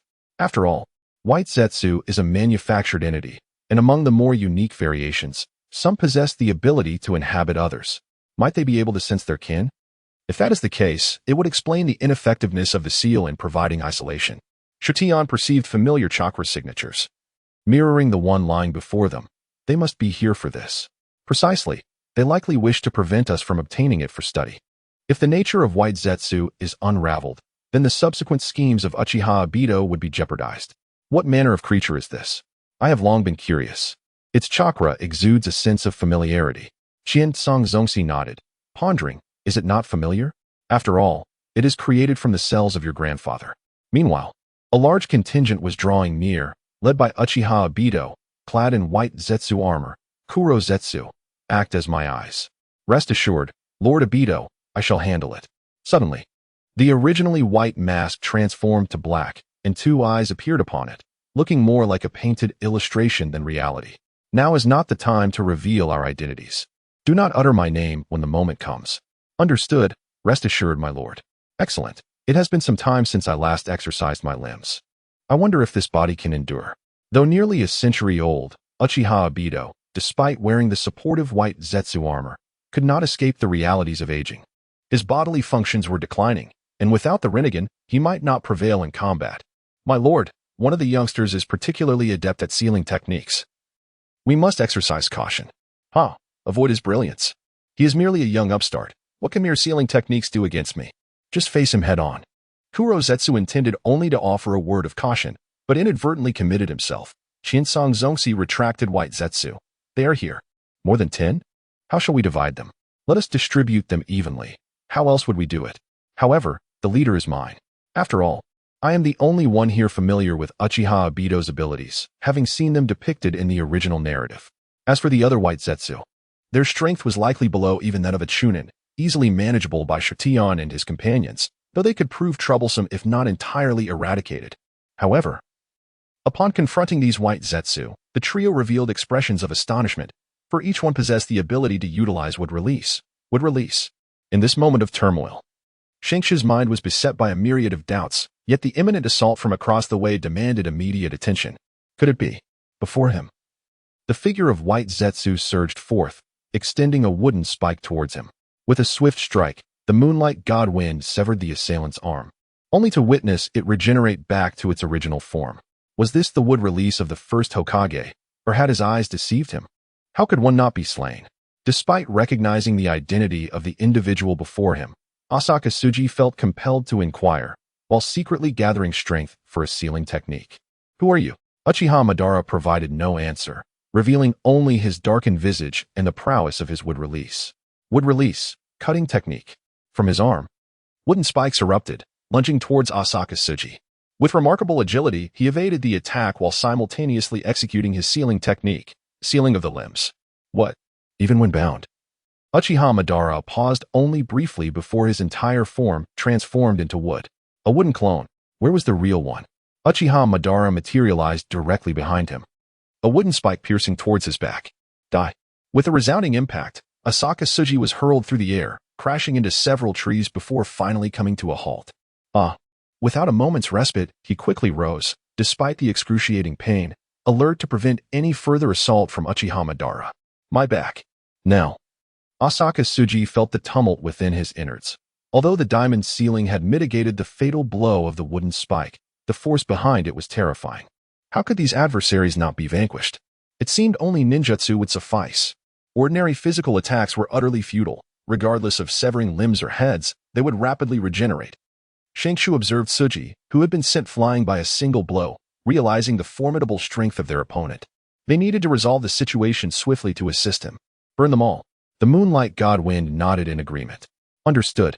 Akiato Tobu responded, got it. Partial multiplication technique. In an instant, his hands transformed into colossal appendages, seizing all the White Zetsu within his grasp. Earth release, earth pit. Shengshu formed hand seals, causing the ground before them to suddenly collapse, creating a chasm. Akiato Tobu hurled all the White Zetsu into the pit, striking them fiercely to prevent any escape. Both Shangshu and the Moonlight God Wind began to unleash explosive tags with fervor. Utilize the explosive tags. Fire Release, Fire Dragon Flame Bomb. Wind Release, Great Breakthrough. The final combinatory jutsu, explosive tags fused with a fiery tornado, erupted in a cataclysmic explosion that resonated throughout the forest, reducing the white Zetsu to ashes, utterly annihilated. This tremendous detonation compelled Uchiha Madara to glance back at the spectacle. Fortunately, their journey had led them to this remote location, devoid of towns and witnesses. Chapter 127. The four-man team Uchiha Madara, White Zetsu Armor. You have truly underestimated me, but alas, you shall still meet your demise here. For you have gleaned knowledge that was never meant for you. Akiyato Toba transformed into a human projectile, dashing towards Uchiha Madara. Human projectile charge. Would release. Tree World Barrier. Uchiha Madara placed one hand upon the ground, and in an instant, a shield composed of numerous wooden vines erupted from the earth to protect himself. The impact of the assault reverberated against the wooden shield, producing a hissing sound, and despite Akimichi Dongbang's relentless efforts, the shield remained unscathed. Dongbang gazed in disbelief at this scene. How could it be so sturdy? Moonlight Kamikaze urgently urged Dongbang to retreat. Fall back quickly. A thick wooden beam emerged at their previous position. Had it not been for Moonlight Kamikaze's timely intervention, Dongbang might have found himself ensnared. Meanwhile, Ju observed his comrade momentarily stalling Uchiha Madara and hurried to Tsuchikage's side, utilizing a healing technique. Are you alright? Allow me to heal you. After a brief moment of healing, Tsuchikage halted the confrontation. We must advance and assist. They cannot contend with him alone. Akimichi Dongbang and Moonlight Kamikaze were utterly incapable of landing a blow on Uchiha Madara, a disparity not only in physical prowess, but also in battle experience. Madara seemed to toy with them as if they were mere children, effortlessly defending against their attacks while scoffing. How dull, how dull. Kenoha remains unchanged, teaching nothing of substance. I had expected a chance to stretch my limbs, yet I find myself confronted by such trifling opponents, not even worthy of a warm-up. With a swift motion, Madara executed a powerful strike enhanced by his duplication technique. He planted both hands on the ground, performing a Thomas spin, and delivered a single-footed kick directly to Akimichi Dongbang's face. The impact nearly rendered Dongbang unconscious as he crashed heavily to the ground, the duplication technique dissipating. Dongbang. Cursed be this fate. Tsukuyami Dance. A trivial skill. Even without my eyes, I shall slay you. Sensing the murderous intent behind him, Uchiha Madara swiftly grasped Moonlight Kamikaze, tightening his grip around his throat. Kamikaze felt the constriction around his neck, the pressure threatening to suffocate him. Release me. Let go of Kamikaze, you monstrous fiend. Accompanied by the sound of immense force, Ju unleashed a powerful punch aimed at Madara's head. Bang! Contrary to expectations of seeing Uchiha Madara sent flying, he firmly caught the punch, holding on to Ju's fist with an iron grip. No matter how Ju struggled, he could not break free. A look of horror spread across Ju's face. This was a strike delivered with all his might, yet the opponent had effortlessly thwarted it. How is this possible? All right, I've played with you long enough. Farewell, grandson of Hashirama. Beneath his mask, Uchiha Madara smirked, preparing to unleash wooden spikes from his hand to eliminate both adversaries. In an instant, Tsuchikage activated Sage Mode and cast a powerful technique, Sage Art, Inorganic Rebirth. The ground suddenly softened, and before Madara could react, he sank into the earth as numerous spikes emerged, aiming for his hands. In a bid to defend himself, Madara had no choice but to release the two. Tsuchikage promptly manipulated the earth to retrieve both of them. Are you unharmed? Under the moonlight, Kamikaze felt discomfort as he grimaced and shook his head, while Ropetree remarked, It's nothing. Who exactly is this person that they could so effortlessly deflect my powerful punch? Just as Kamikaze was about to reveal the identity of the individual, Uchiha Madara emerged from the ground, raising his hand to unleash a technique, Fire Style, Great Fireball Technique. A sea of flames surged forth, threatening to engulf the surrounding forest as he intended to incinerate them all. Sealing Technique, Fire Sealing Method. He executed his signature move, yet this time, Kamikaze miscalculated. Although he sensed that the fire sealing method had contained a significant amount of flames, the great fireball remained unabated, showing no signs of diminishing. Instead, it appeared to be expanding. Ysnt it finished absorbing. He pondered, realizing the trees around them were also ablaze. I'll take care of it.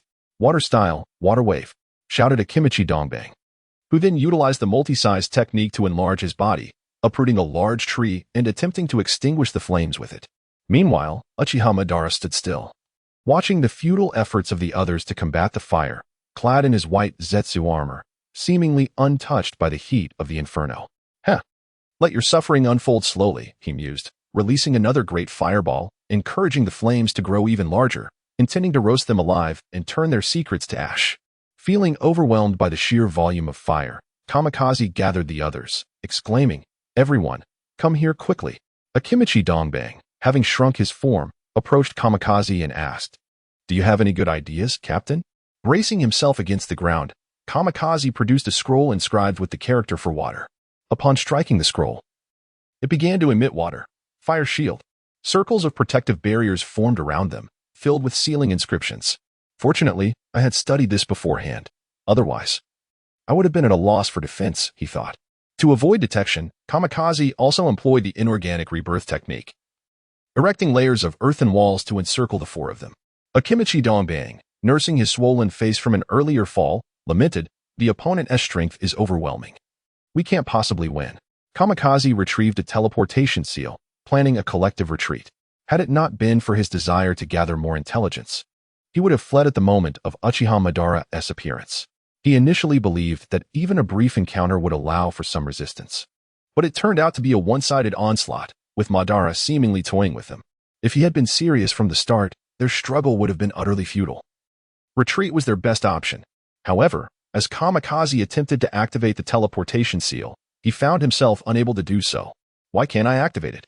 Suddenly, a dark figure appeared before them, holding something in its mouth. "Heh, are you looking for this?" Kamikaze's gaze fell upon the object in the figure's mouth. It was his teleportation seal. "When did this happen?" "You switched it out."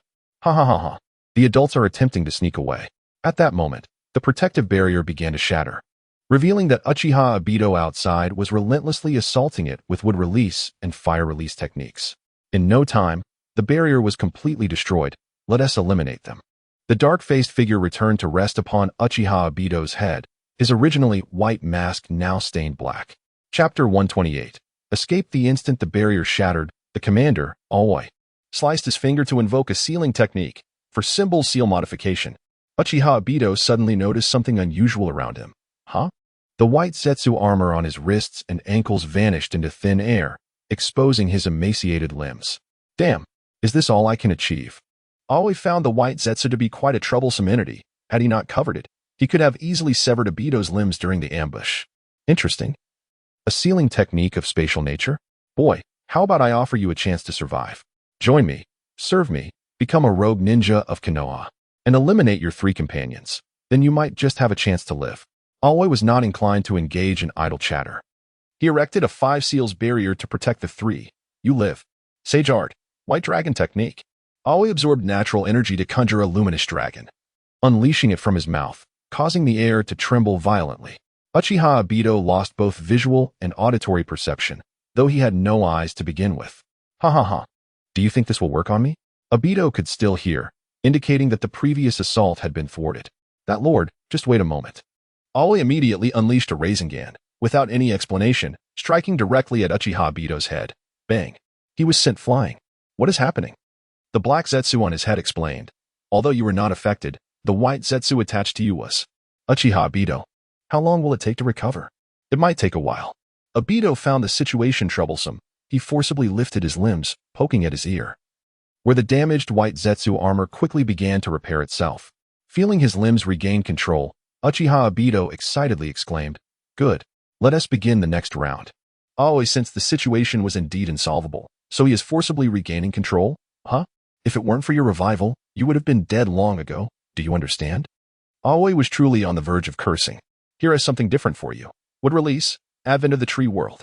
In Sage mode, Aoi was unafraid of the pollen. He could hold his breath for extended periods, but his companions could not.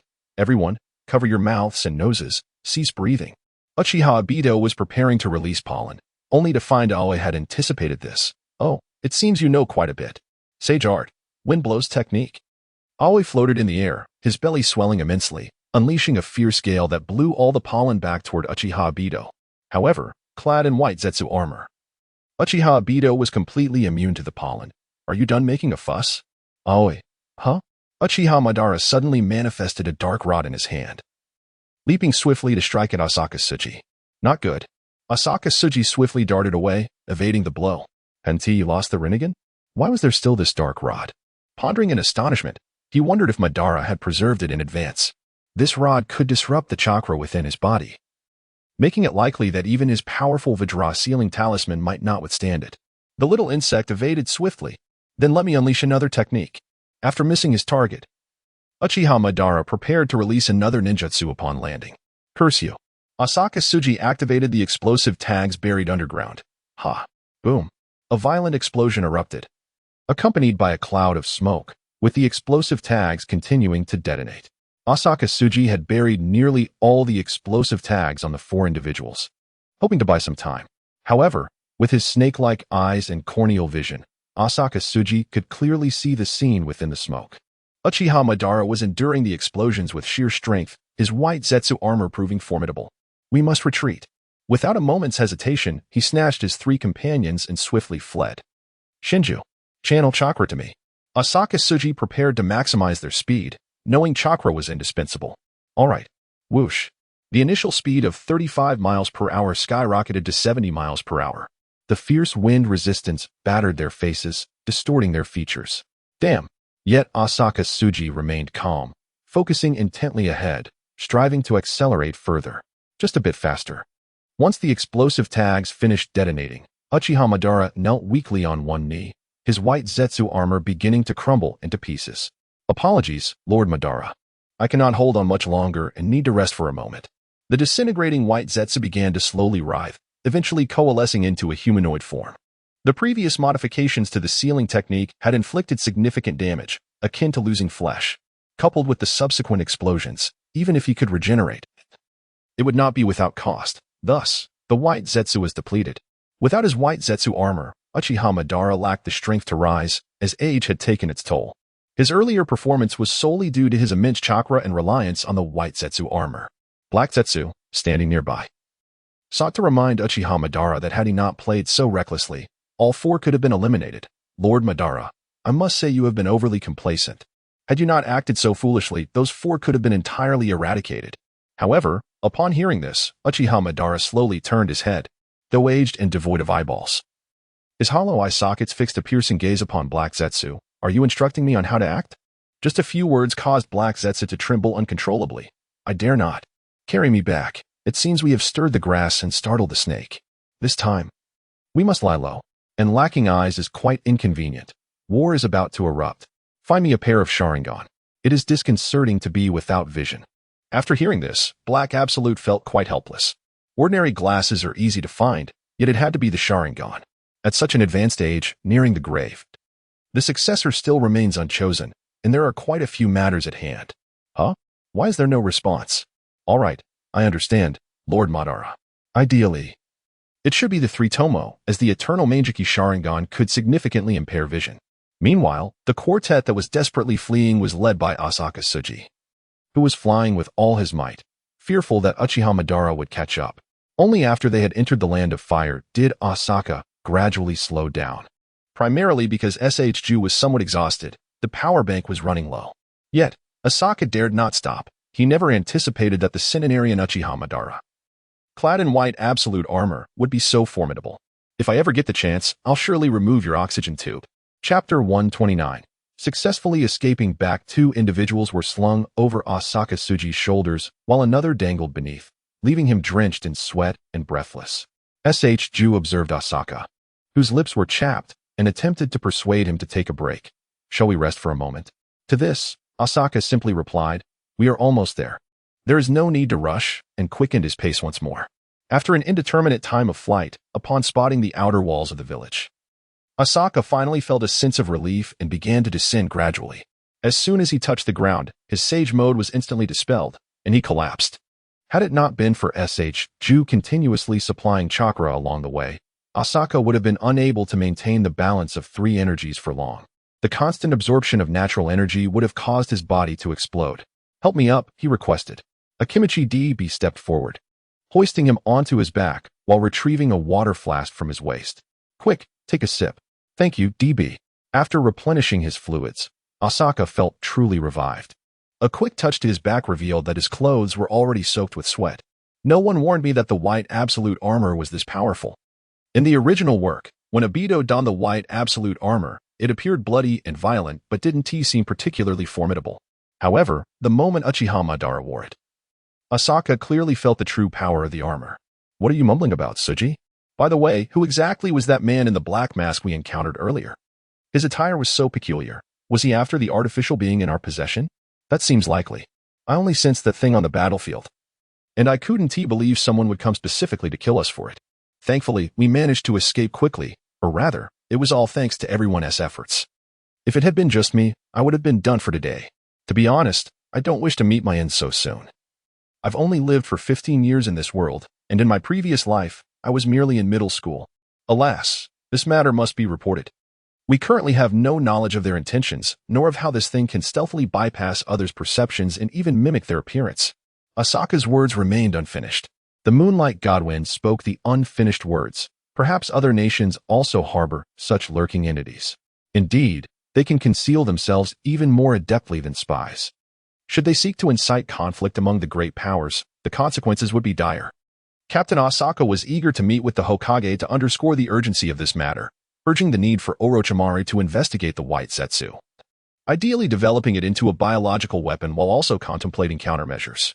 Captain Asaka could only faintly sense the presence of white Zetsu through the activation of sage techniques. In the original narrative, only Naruto, with the unique malice sensed from the Nine Tails, could discern and perceive white Zetsu. Without proper precautions, they could easily fall prey to an ambush on the battlefield. The more he pondered, the more he realized the gravity of the situation. They needed to hasten their pace.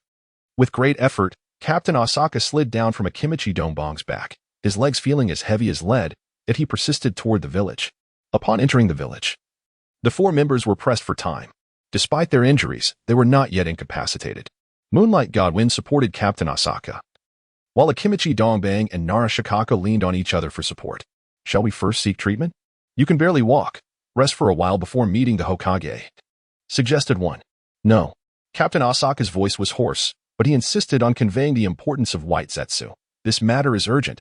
We must inform the Hokage immediately. The trio, unable to dissuade him, accompanied him to the Hokage's office. As they made their way, Captain Asaka's thoughts raced, contemplating how to report the situation to the third Hokage, deliberating on what to disclose and what to withhold, ensuring that he would not raise any suspicions. When they finally arrived at the Hokage's office, the third Hokage, Sarutobi Hiruzen, was engrossed in his paperwork. Noticing the disheveled state of the four, he furrowed his brow and set down his documents. What has happened? Why are you all so injured? Captain Asaka mustered his strength and recounted the encounter with the man in the black mask and the white Zetsu armor, deliberately omitting the identity of the masked man and the reason behind the name White Zetsu. The more Sarutobi listened, the graver his expression became. After a prolonged silence following Captain Asaka's account, he finally spoke.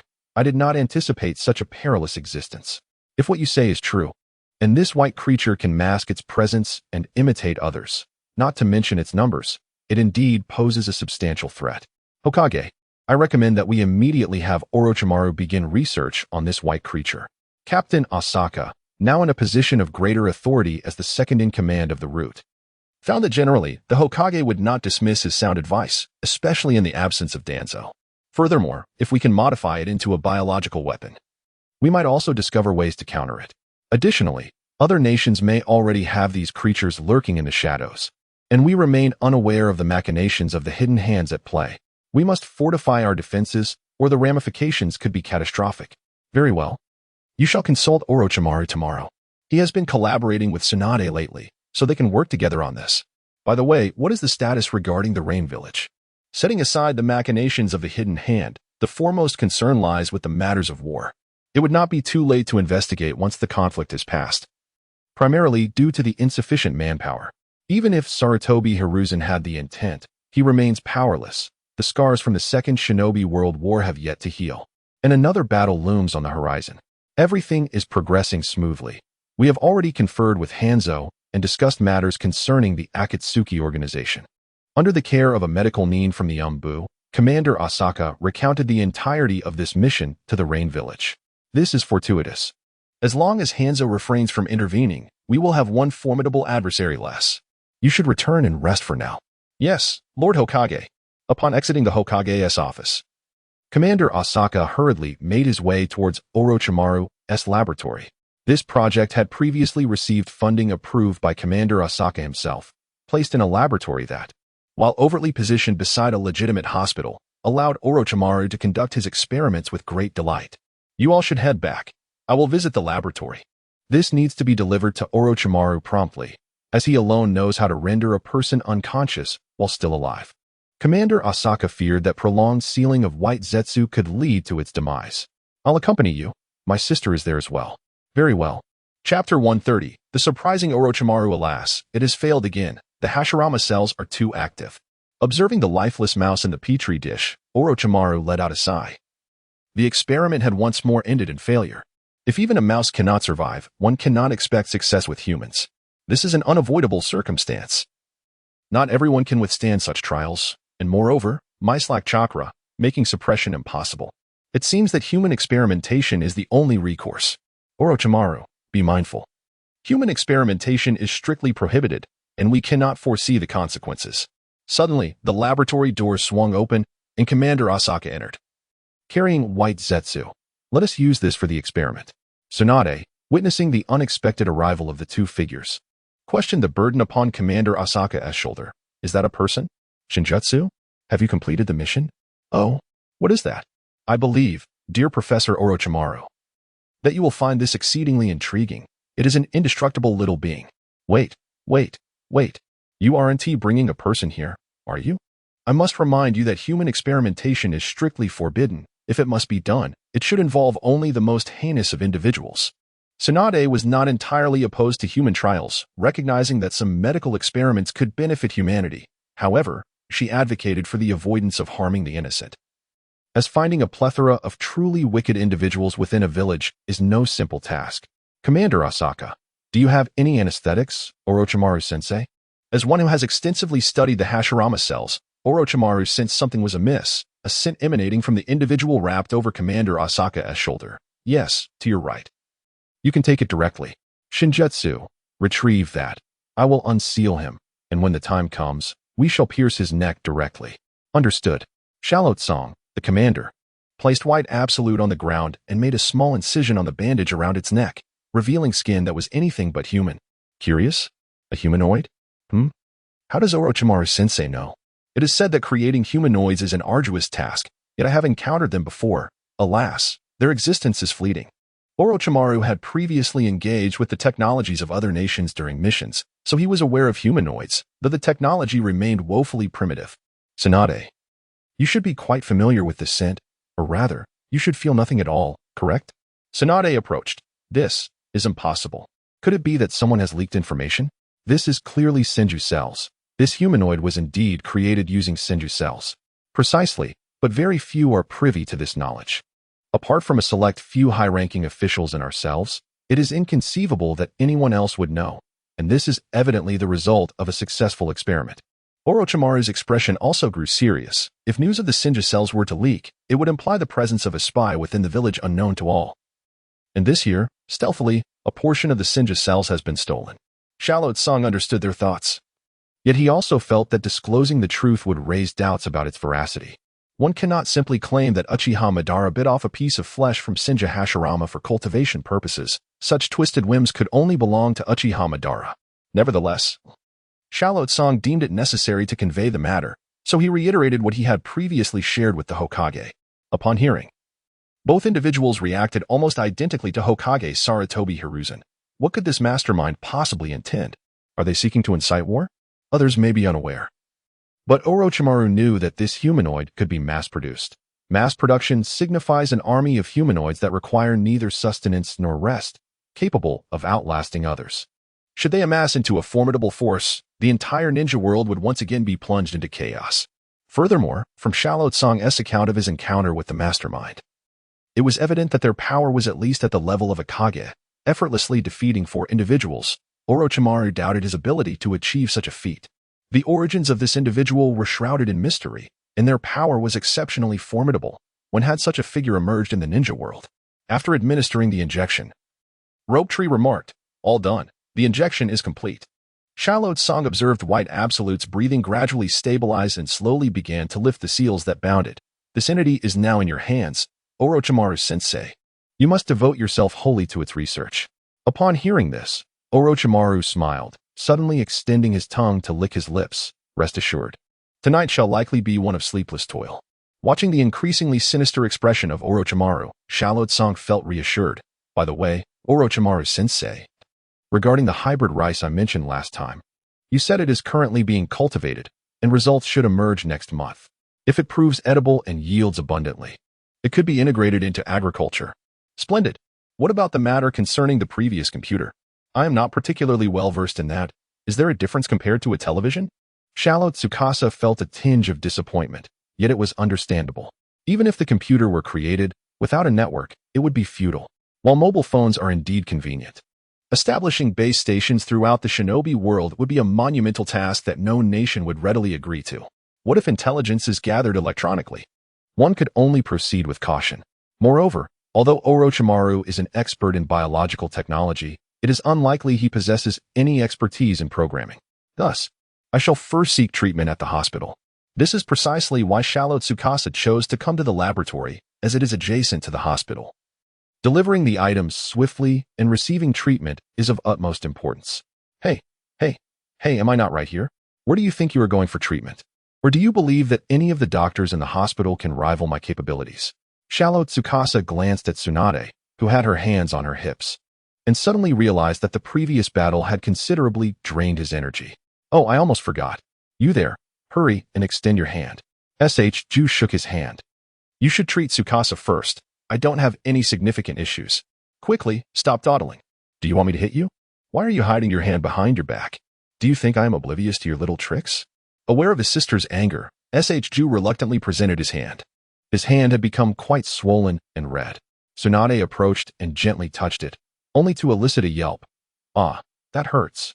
Tsunade was fully aware of Ju's incredible strength, having taught him herself. Even if she exerted all her might against him, the worst outcome would simply be being knocked away. Bones would not break. If a bone were to break, what technique did he use? I struck him, and he caught my punch with one hand. Tsunade exclaimed. Was he using incredible strength as well? It doesn't seem so.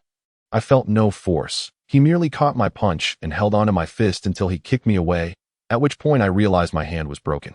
Sigh. Sit there quickly. Let me treat you. All right.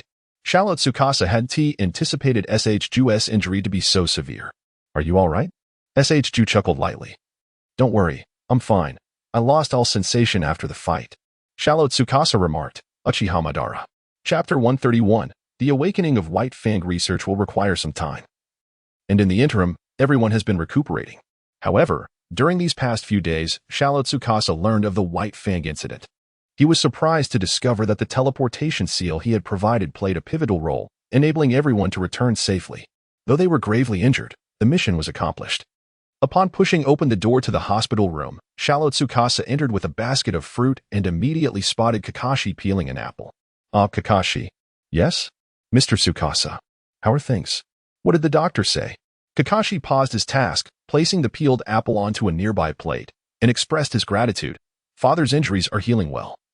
With some more rest, he should be nearly recovered. I heard from Lord Hokage and the others that it was thanks to your teleportation seal that my father's team was able to escape and complete the mission so smoothly. Is that so? Xiaolou Tsukasa recalled the event in the original work where White Fang took his own life. Could it be the result of this particular mission? Sacrificing the completion of the task to save a comrade, only to become ensnared in public opinion. By the way, I heard you have already commenced your mission. How does it feel to have become a ninja? Is life as you envisioned it, or is it entirely different? Xiaolou Tsukasa settled onto a small stool by the bedside and retrieved a banana from the fruit basket, offering it to Kakashi. Feeling increasingly bored, he lamented the mundane nature of his current tasks, which consisted merely of locating lost cats or weeding, utterly devoid of excitement and a blatant underestimation of his abilities. Lacking any challenge. Due to the ongoing preparations for war, there were insufficient personnel, and Kakashi, having graduated early, could not be assigned to the already saturated teams. Thus, he was left to undertake missions alone, which undoubtedly meant they were all of the lowest rank, as anything above that required a team leader to accept. A voice broke through their conversation. What are you two discussing? They turned to see that Kakashi's father, Minato Namikaze, had awakened at some point. Father? It's wonderful to see you awake, exclaimed Tsukasa. Haha, Kakashi, could you please fetch me a glass of water? Of course, I'll get it right away. Kakashi replied as he exited the room. Minato turned to Tsukasa and expressed his gratitude. Thank you. No need, Tsukasa replied. I hadn't anticipated being of such significant assistance to you. How do you feel? Do you require me to summon a doctor? I'm relatively well. Though my body aches and I have yet to fully recover, Minato confessed. To be honest, I thought I might not survive this ordeal. During his unconsciousness, he felt as though he had been lost in an extensive dream, envisioning his own demise, believing there would be a monument erected in his honor, with many praising him. Yet, the thought of a sorrowful figure standing before his gravestone pained him deeply. Kakashi was still so young. Would he be able to grow up well without his guidance? Kakashi rushed in with a glass of water. Father, here is the water. He adjusted the bed, helping Minato lean against it, and brought the glass to his lips. Observing this tender scene, Tsukasa smiled knowingly and quietly departed. As he stepped outside the hospital, Tsukasa looked up at the sky, which appeared somewhat overcast, hinting at impending rain. However, the streets were equally laden with an atmosphere of tension. The war was on the horizon, a fact well known to many.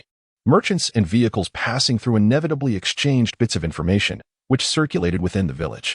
Regardless of their accuracy, such rumors incited fear, leading to unrest within the community. Just as he was preparing to head home, he encountered two members of the patrol unit approaching. He overheard their mutterings. What's up with clan leader Fugaku? There are hardly any people on the streets, yet we are still ordered to patrol. Isn't this overkill? Less chatter. The situation has grown tense lately. We simply need to focus on our duties, one replied. The two then noticed Tsukasa, who was garbed in the distinctive attire of a Jonin. A sight rarely seen in the village. Are you Jonin Tsukasa? To my surprise, a member of the Uchiha clan greeted me. Contrary to their usual proud demeanor, which often exudes an air of superiority, the esteemed Jonin, Asaka, instantly piqued with interest. Oh, are you familiar with me? To which the Uchiha responded, You jest, esteemed Jonin. Who does not know you? The clan leader frequently acknowledges your contributions during clan meetings, particularly your significant service to Kenoha. Laughter ensued. Oh, not at all. By the way, there isn't a soul on the streets. Are you also on patrol? How diligent. Thus commenced a wave of mutual flattery, and the three men found themselves conversing effortlessly. With rain imminent. How about we seek a place to grab a bite and shelter from the downpour? I know of a splendid Odin stall. The proprietor keeps it open year-round. So there's no need to worry about business. Is that so? I must take a look. Truth be told, we seldom patronize shops, primarily relying on our family businesses. As many tend to fear members of the police force. Ah, I see. I must rectify this. We cannot allow members of the police to feel slighted, after all. They serve Kenoha. Asaka led the two toward the Odin stall, which was merely a modest setup, with the owner residing in the adjacent premises, ensuring its continuous operation. However, patrons were scarce, as Odin is typically consumed in the evening. The proprietor is as usual. What would you like to eat? Anything will do. Oh, fret not. It's on me. Then I'll have the fish balls and quite the appetite. Asaka observed that the two were roughly of the same age as himself. Haha. Really? Perhaps it's the fatigue from patrolling.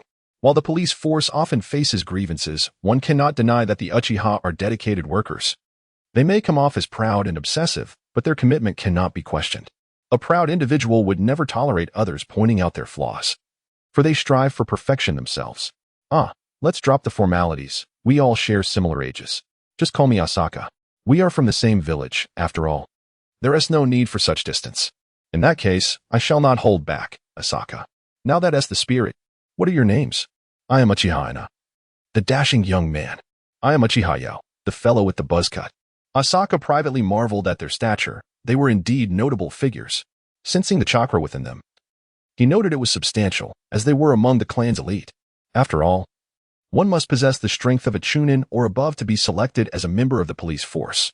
Chapter 132. The Uchiha's Dilemma. You have no idea, Asaka. I am burdened with woes. Asaka retorted, I am younger than you. Why call me old brother? Perhaps my mental age is more mature, he replied, and throughout their dialogue, Asaka appeared more like a seasoned veteran of society. After several cups of sake, Asaka felt no effects, while the two began to voice their grievances regarding their work. The last time I visited a shop to resolve a dispute, I encountered a thief pilfering money from within. The shopkeeper was grappling with the thief, and in an instant, I intervened, delivering a sound thrashing to the miscreant and binding him. To my astonishment, the shopkeeper retaliated with a slap. Oh, is that so? What transpired?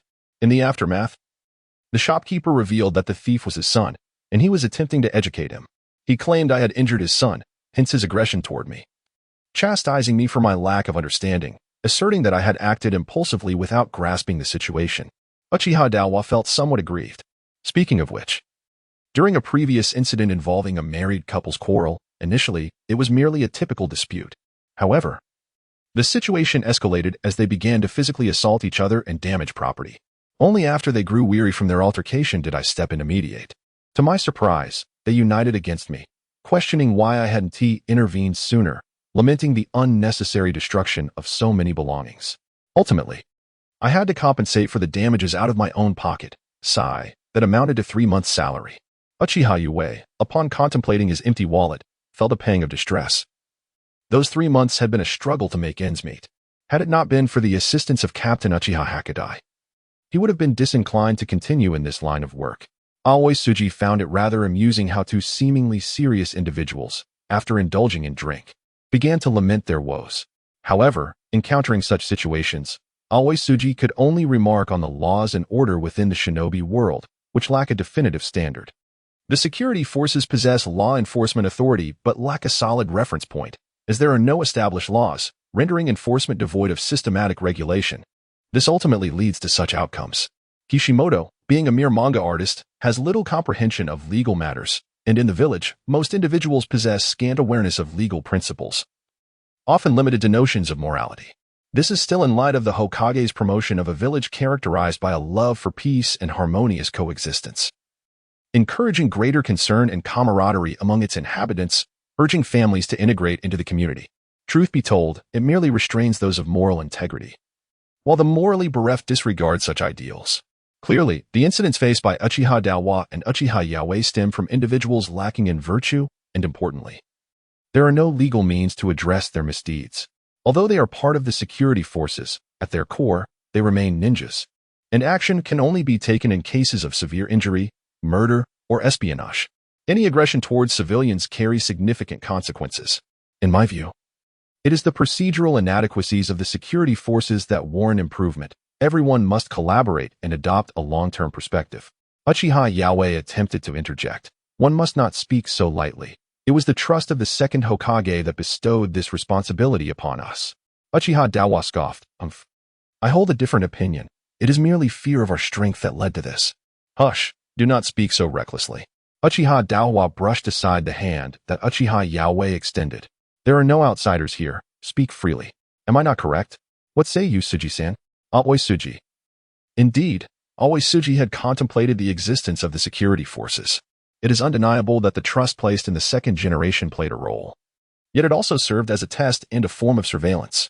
By making their actions transparent, they set an example for other clans. However, it felt somewhat superfluous, for the presence of the Umbu was akin to the East Factory and the Jinui. Initially, it commanded great respect.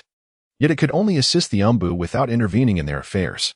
Observing the two dejected individuals, Aoi Tsuji smiled, patting their shoulders, and casually remarked, "You have endured quite a bit.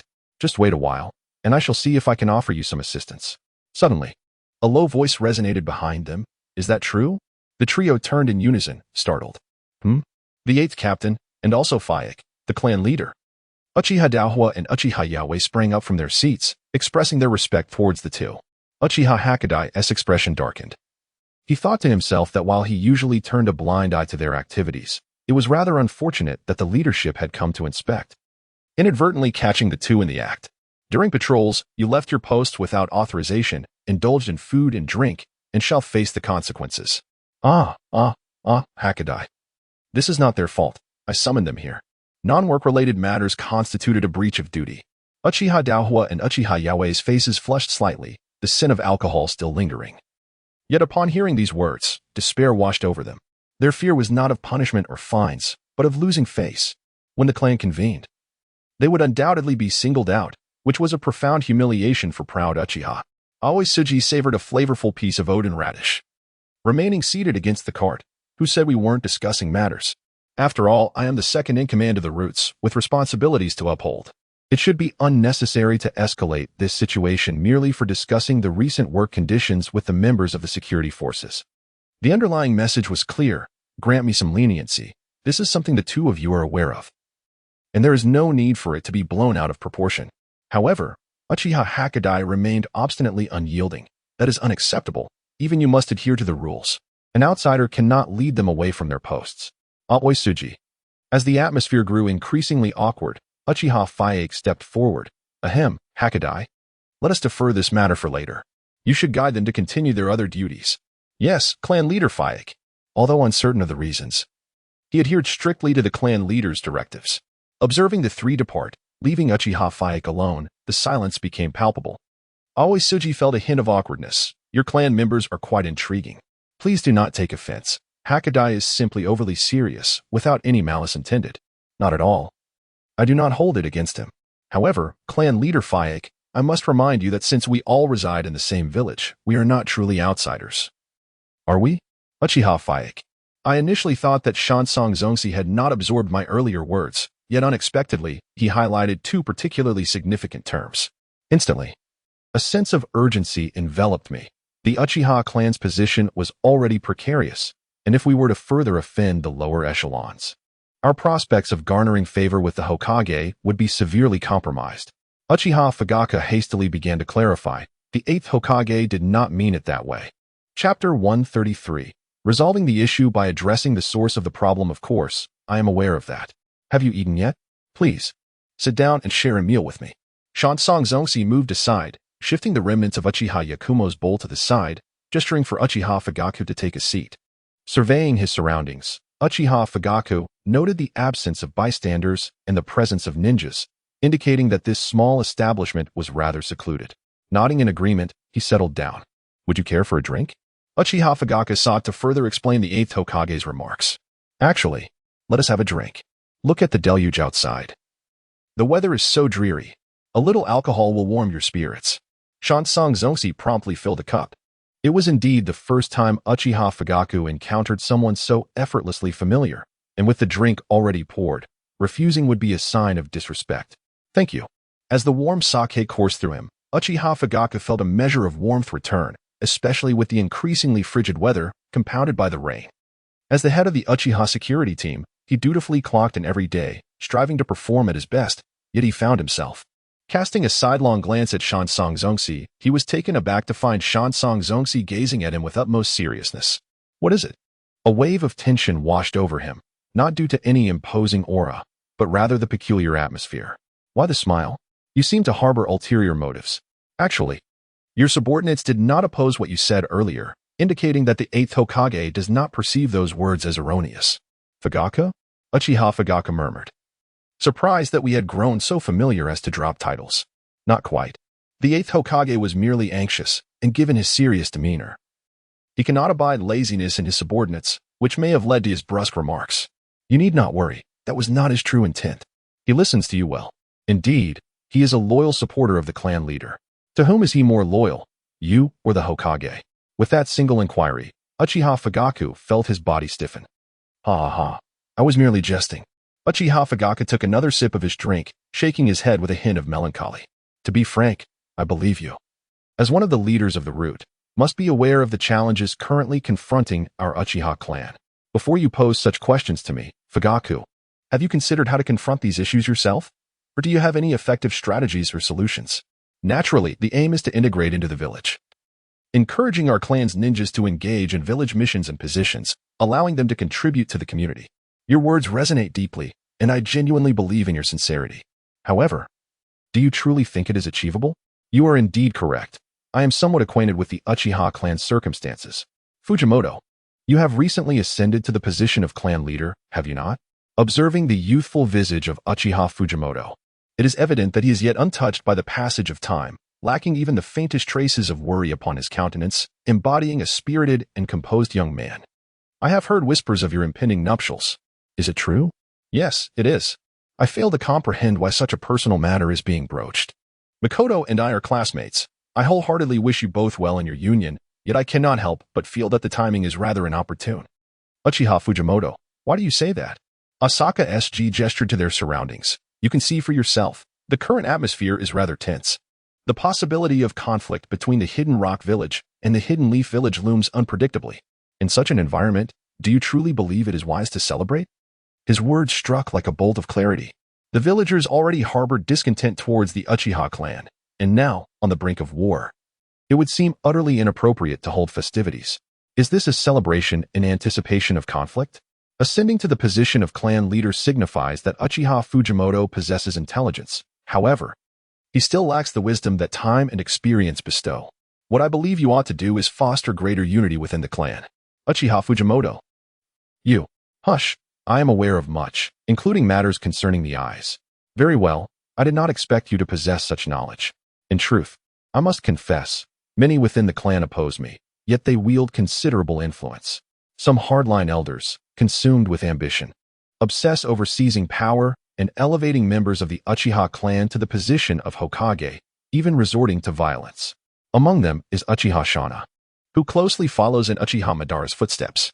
It is said that he missed the opportunity to accompany Madara during his defection because he mistakenly believed Madara was on a mission, only to be caught off guard by the betrayal. Are you the clan leader, or are they? I have met your father a few times during meetings and exchanged a few words. To be candid, he strikes me as rather unremarkable, lacking the youthful vigor that you possess. You, however, are different. You are newly appointed and still young. If you can earn the trust of the entire Uchiha clan, then the strongest family in the Leaf Village shall undoubtedly be the Uchihas. Uchiha Fujimoto harbored a desire for the entire Uchiha clan to rally behind him, believing that they should indeed be the most formidable family. However, such aspirations are not what the higher-ups wish to witness, for they harbor trepidation towards the Uchiha clan. Do you harbor rebellious thoughts? Such startling words, unrelenting and audacious, Uchiha Fujimoto was left to ponder if the other party was inebriated, as each utterance resonated harshly within his nerves. Of course, I do not. Uchiha Fugaku shook his head. My father emerged from the era of war, a time of great despair when every clan was embroiled in conflict, vying for dominance, resulting in countless casualties. Only within the village could we coexist in peace. Although there are still frictions between villages today, the situation is vastly improved compared to that tumultuous period. From childhood, Uchiha Fugaku was nurtured by his father's teachings, listening to tales of his father's past experiences. The consequences were dire for any clan that chose to leave the village, and not everyone possessed the formidable strength of Uchiha Madara to defect. As the clan leader, Uchiha Fugaku had observed the stone tablet of their ancestral lands, inscribed with the knowledge of the Manjiki Sharingan, a power only attainable through awakening this eye, which would grant the strength necessary for rebellion. However, to this day, Uchiha Fugaku had not awakened this eye, and even if he did, he had many ties that rendered him incapable of defection alone. Indeed, there existed a straightforward and effective method, eliminating those who disobeyed him. Shinka, the senior shinobi, placed his hand on his neck, mimicking a throat-cutting gesture. Ah, Shinka, you have proposed a rather bold suggestion, he remarked. He had initially intended to call it reckless, but thought better of it. If one cannot resolve the issues, then eliminating those who caused them would suffice, simple and efficient. That is not viable. Such actions would result in a significant loss of talent within the clan. Moreover, should a confrontation arise, Uchiha Fugaku might not prevail against them, as the disparity in strength between his supporters and opponents was not insurmountable. A fierce struggle could lead to mutual destruction. You need not eliminate so many. Simply removing the leaders would suffice. Each faction has its leader, and your choices are either to persuade or to eliminate them. Is it not so? Are you really prepared to follow the leader? While Shinka's thoughts were indeed extreme, they presented a valid solution. Sigh. I do not wish to turn blades against my own kin. Then there remains another approach, winning hearts and minds. Impossible. The Uchiha clan seldom values material gain. Perhaps the incentives are simply insufficient. Even if they themselves are indifferent to profit, what of their families? They all have loved ones. Except for Uchiha Shana, who seems to be a lifelong bachelor. Indeed, Elder Shana sustained an injury during the Warring States period, preventing him from marrying and having children. Uchiha Fugaku refrained from elaborating on the specifics of the injury, merely stating it had affected his health. Is that so? How tragic. Such matters require a man to come to terms with himself. No wonder some turn to perversion. Uchiha Fugaku interjected, Hey, I'm still the clan leader here. Do not speak so freely. In truth, we could approach it this way. I shall arrange several positions, and you may allow those from the Uchiha Shirsue's faction to enter. You can assert that I do not favor any side. Even those who do not support me will have their chance. Then, I shall discreetly manipulate the situation, ensuring their endeavors result in blunders, ultimately returning their efforts unchanged. We shall collaborate covertly to compel them to choose sides. I will take on the role of the antagonist, while you embody the ally. It will be exceedingly gratifying. To the Uchiha clan, I will convey another opportunity, subsequently promoting those who support Uchiha Fugaku to collaborate, sending a clear message within the family that the Hokage's inner circle only engages with Uchiha Fugaku and his confidants. Gradually, the faction of Uchiha Shirsue will lose its prestige, allowing me to dismantle it systematically, dispersing and then reclaiming it at my leisure. This entire scheme can be regarded as a well-executed stratagem, whether one aligns with the Hawks or the Doves. If one seeks ascendance and power, they must cooperate with the Hokage and earn his endorsement. I extend an opportunity for support, yet the onus of seizing it rests solely upon them. Upon hearing the entire plan, Uchiha Fugaku regarded shallow blue T-shirt as if he were a creature of the bizarre. It is always worth attempting. Far better than waiting idly for demise, would you not agree? Shallow blue T-shirt leaned closer to Uchiha Fugaku, naturally draping an arm around his shoulder. It is not an exaggeration to say this plan possesses nearly no flaws, and should it succeed, the greatest beneficiary would undoubtedly be Uchiha Fugaku, who would need to exert little effort, effectively being fed by others. In fact, the Hokage had intended to seek you out recently, but as you are aware, the situation has been rather tense, leaving little opportunity. Lord Danzo, as you know, is somewhat aged and preoccupied, which is precisely why I have come. It is a rather straightforward ploy. Within a company, it is quite simple to dismiss an individual, merely tasking them with something beyond their capabilities, leading to their inevitable failure and subsequent dismissal. Is that so? Uchiha Fugaku harbored doubts regarding the plan, suspecting that the Hokage and Shimura Danzo were merely informed of it on the spur of the moment by shallow blue T-shirt. May I address you as such? Certainly. But why? I must inquire, what is your true motive behind these actions? Do you aspire to become Hokage? Uchiha Fugaku found it difficult to comprehend his intentions and inner thoughts, sensing a spontaneous nature to his actions. He could not believe this was a premeditated scheme. Coincidentally, he encountered two of his subordinates while on patrol, who happened to engage in conversation over drinks, fortuitously leading to inquiries about the Uchiha clan. Everything seemed to align perfectly, yet it could only be mere coincidence, unless he possessed prophetic abilities. Why pursue this course? Shallow blue T-shirt reflected upon the recent series of events, realizing that they seemed to be changing incrementally due to his own influence.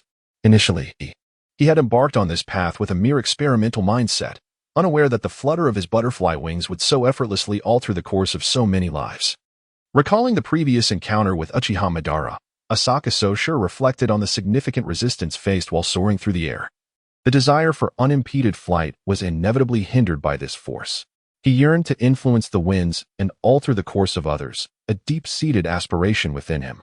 Though he prided himself on not being overly sentimental, he could not help but act compassionately when he spotted a starving creature on the street.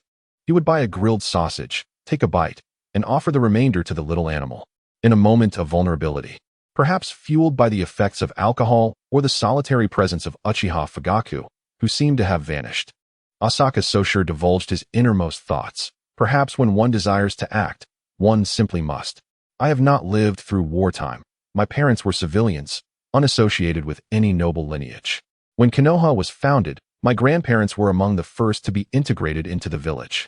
They passed away before my father and mother met, their love blossoming in a time of peace. I was born into a loving family, and my ideals may be somewhat naive. Although I cannot achieve grand endeavors, I strive to make small, meaningful contributions, for that is my ninja way. Speaking of which, this is our first meeting, is it not?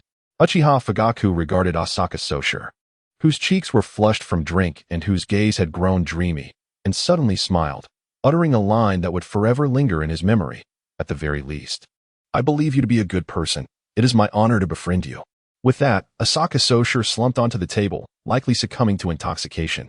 At that moment, the proprietor emerged from a back room, exclaiming, "Oh dear, how did you get so drunk? I completely forgot that this wine was my own brew. It has quite the kick. Initially, it seems harmless, but too much can lead to inebriation." Uchiha Fugaku, momentarily taken aback, found himself at a loss for words until the owner inquired, "So, who will settle the bill?"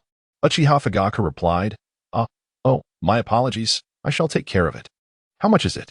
The following chapter, Friction Between Fire and Earth, Part 1, began with a sense of disbelief as Asaka Soshiro awoke the next day, puzzled as to why he found himself in his own home. Surely, someone must have carried him back, most likely Uchiha Fugaku. He vowed never to drink so excessively again. The absence of a strong taste did not diminish the potency of the aftermath. A headache accompanied his hangover. The door swung open, revealing his mother, Asaka Hanako, who gazed at her son, clutching his head in discomfort. "Get up quickly. After drinking so much, I've prepared a hangover soup for you."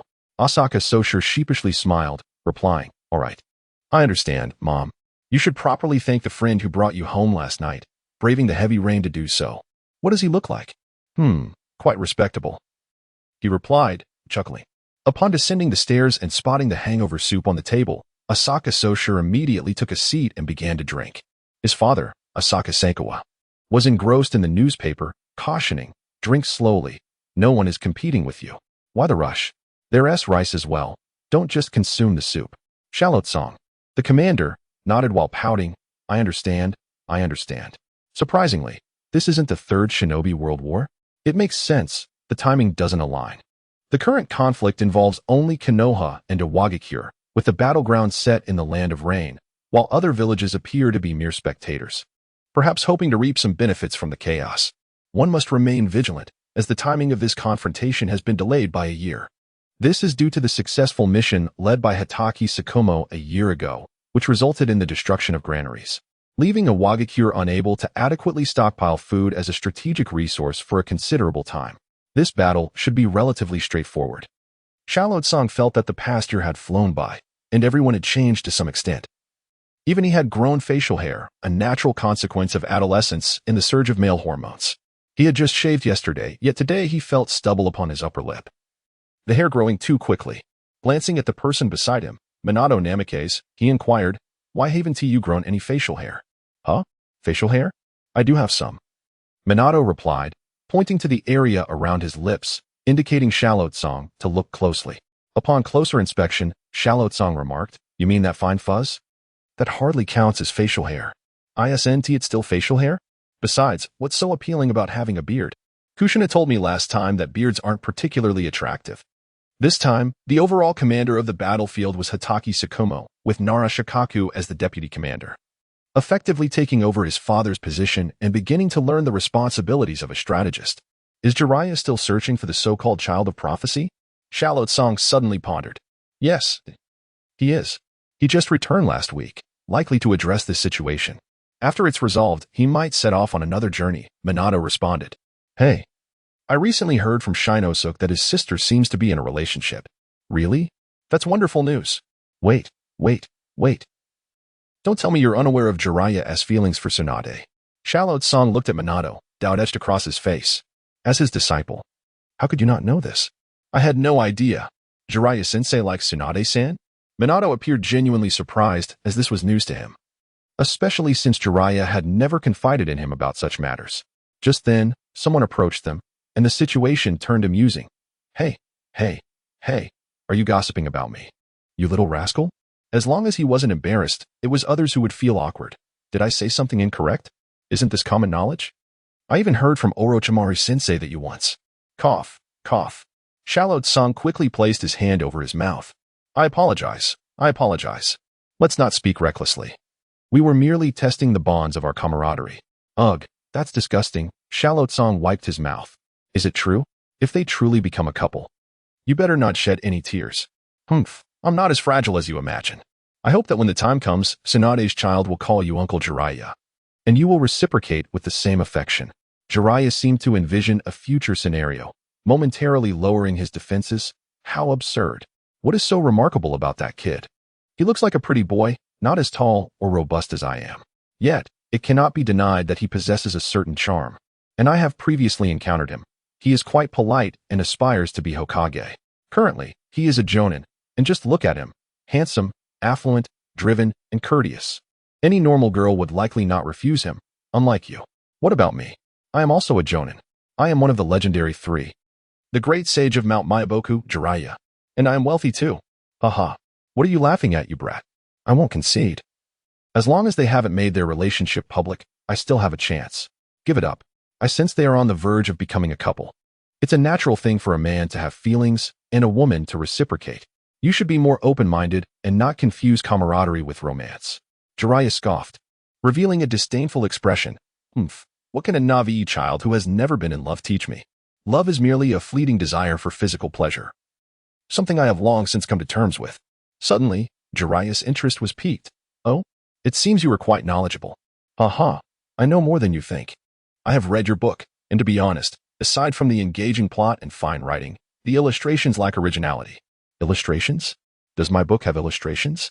The nearby Minato Namikaze, upon hearing this, appeared puzzled. It was clearly a thrilling book, and he remembered there being no illustrations when he read it. Ahem, Minato. Please check the supplies over there and verify the personnel for this mission. Jiraiya casually retrieved a checklist from his bag and handed it to him. Understood, Jiraiya-sensei. Once Minato had moved a short distance away, Jiraiya leaned in closer. Hey, how dare you say my drawings are inadequate? These exquisite images took me over 10 painstaking days to create in the land of hot water. Yet they are rather mediocre. They fail to evoke any excitement. There's no thrill at all. Perhaps your artistic skills are lacking. You brat, don't underestimate me, as if you possess any extraordinary talent. Have you ever seen the Victoria's Secret fashion show? The what? What is that? It is an emerging industry of mine, a place only accessible to those of special status. What on earth? A photograph was suddenly thrust before him by Aoi Tsuji. Here, take a look. My goodness. Chapter 136. The Friction Between Fire and Earth, Part 2. Tsuji, just give me a card. Absolutely not. Hey. Is my identity not sufficient for you to grant me a card? I'm willing to pay. Aoi Tsuji calmly rubbed the card in his hand, indicating that he could have as many as he desired. Thus, your personality is truly ill-suited for romance. Jiraiya gazed at the card, his eyes brimming with affection. He would do anything for it. Yes, you are absolutely right. Have you found the Child of Prophecy? Suddenly, Jiraiya's demeanor shifted to one of seriousness as he looked at Aoi Tsuji. How do you know about the Child of Prophecy? I have mastered sage techniques, after all. And nothing escapes the ears of the Whitesnake Sage. Is that so? I had no idea you had achieved sage mode. You are indeed far superior to Orochimaru. Jiraiya understood the immense difficulty of mastering sage mode, and he was astonished that this young man had grasped the sage mode of the Ri-Chi Cave. Previously, I visited the Rain Village and encountered the trio from the Akatsuki. What happened? Jiraiya's mind suddenly flooded with memories of his 3 disciples. He wondered how they were faring, as it had been quite some time since their last meeting, only hearing vague accounts of their activities. I encountered those eyes and even captured a white creature. I trust Orochimaru-sensei has informed you, but on the way back, I was ambushed by unseen forces. Jiraiya's expression grew increasingly grave. Do you have any particular insights? Alas, the disparity in power is too vast. This is not an exaggeration. Even if Lord Hokage were to confront them personally, he might not stand a chance. Jiraiya was aware of these facts, but did not fully grasp Aoi Tsuji's intentions in reiterating them. Oh, chasing after some elusive child of prophecy is futile. We must focus on the essentials. Strengthening ourselves to protect the village is paramount, and unmasking the hidden puppet masters should be our foremost priority. After stating this, Aoi Tsuji turned and departed, leaving Jiraiya in a state of bewilderment. Upon regaining his composure, Jiraiya rushed to Aoi Tsuji's side. Hey, you little brat, do you know something? Aoi Tsuji merely glanced at Minato, who was diligently checking supplies. Jiraiya seemed to understand the implication. Are you referring to Minato? I had my suspicions that perhaps he is the fabled child of prophecy. I even cross-verified with the great sage Toad, who did not confirm or deny. Is it truly that significant? Rather than aimlessly searching and placing hope in others, it is far more prudent to ground oneself in diligent creation. If I believe it, then it becomes reality, does it not? Whether or not Minato is the child of prophecy as mentioned by the great sage Toad is inconsequential. What matters is my belief in him as such. Sage art, white shock technique. Aoi Tsuji unleashed a white shock technique against the Iwagakure forces before him. In an instant, all the ninjas caught in its glare were left with ringing ears, dizziness, and their bodies crumpled to the ground. As expected of the legendary trio. Once the enemy lay incapacitated, SHU leapt from behind, soaring into the air before executing a rapid descent. Might of the Beast Fist. Earthquake. The ground fissured dramatically. resulting in a catastrophic loss for the small battalion of several hundred as they were buried beneath the rubble. While it was not fatal, many suffered severe injuries. The Moonlight God Wind focused intently on the elusive targets. Very well. Impressive. Is this the might of a Jonin? As the commander of a small unit, Asakura, accompanied by his two teammates, faced 3 Jonin leading a throng of Chunin and Jinin, rendering the latter nearly obsolete. This engagement involved Chunin and Jinin aged 12 and above, as the conflict was merely a skirmish between 2 villages necessitating fewer personnel. At this juncture, the village boasted an abundance of elite fighters, making the task of confronting a single village exceedingly manageable. However, Asakura, stationed at the forefront, harbored doubts, although their strength was formidable. The opposing force did not seem to comprise the advanced combatants of a Wagakure, as not even 2 Jinchuriki had emerged. Could they possibly be on their side? In the next moment, a voice resonated from the heavens, shattering Asakura's contemplations. Dust release, detachment of the primitive world. He shouted to his companions, "Quick, take cover." Confronted by the terrifying destructive power of dust release, Asakura bellowed to his troops behind him, "Disperse." Simultaneously, he executed a body flicker technique, swiftly vacating the area. Rope Tree and Moonlight God Wind reacted with remarkable speed. Rope Tree propelled himself off the ground, tracing an arc through the air to evade the lethal dust release. Moonlight God Wind drew his long sword, leveraging it against the shattered rock face to leap aside. As for their unit, consisting of only 3 individuals at the forefront, they promptly retreated upon hearing the command to disperse, thus evading the attack with ease. Although Naka's dust release possessed immense lethality, as long as one did not withstand it directly, survival was assured by seizing the opportunity to evade. How infuriating to think Noki himself would come. The battle was divided into 3 distinct arenas. Asakura had initially believed he faced the weakest adversary, yet the opponent evidently held a similar belief, engaging in a tactical match of sorts, with the strongest against the weakest. Should the 2 battlefields achieve victory, the outcome would be determined. Meanwhile, on another battlefield, Hatake Tsukumo assessed his opponent, noting the absence of the 3rd Tsuchikage Noki and the 2 Jinchuriki from a Wagakure. Realizing he had likely fallen into a trap, it's time for a swift resolution. "Hey, you must be the White Fang of Kenoha," he remarked, sending an enemy ninja flying with a kick. Upon hearing a voice from ahead, he looked forward and recognized the opponent. "Wagakure, is it?" Based on the enemy's appearance and intelligence, Tsukumo deduced their identity. Though this was his father's plan, it did not imply that he would be defeated. Drawing forth his dagger, he declared, "Then let us engage."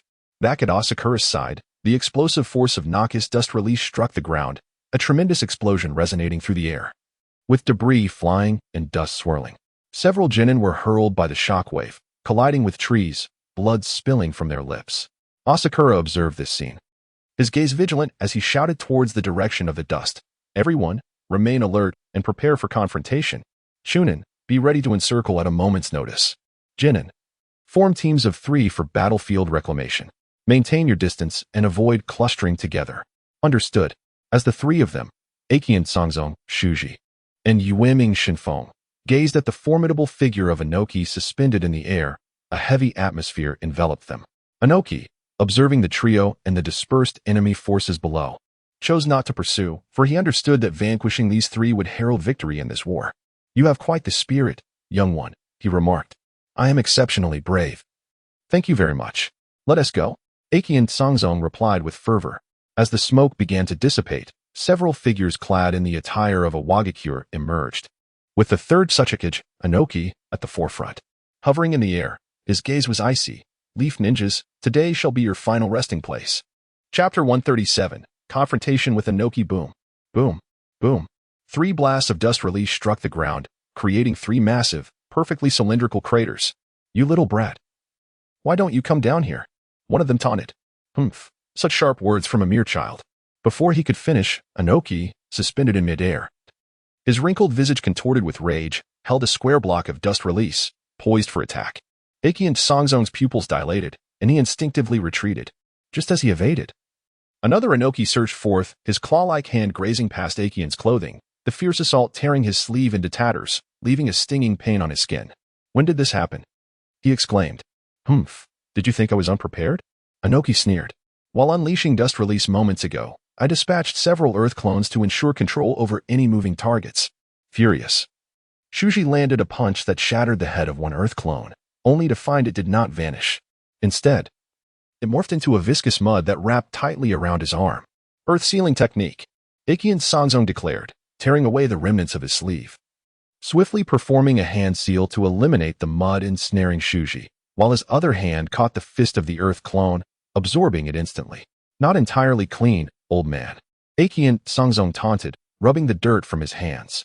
Your Earth clone is rather subpar, laden with impurities. Huh, youngster, I have long surpassed the age of being provoked. Today, you shall pay dearly for your arrogance. Inoki, seasoned from countless battles, had seen it all. He would not be swayed by mere words into a ground fight when aerial combat was his forte.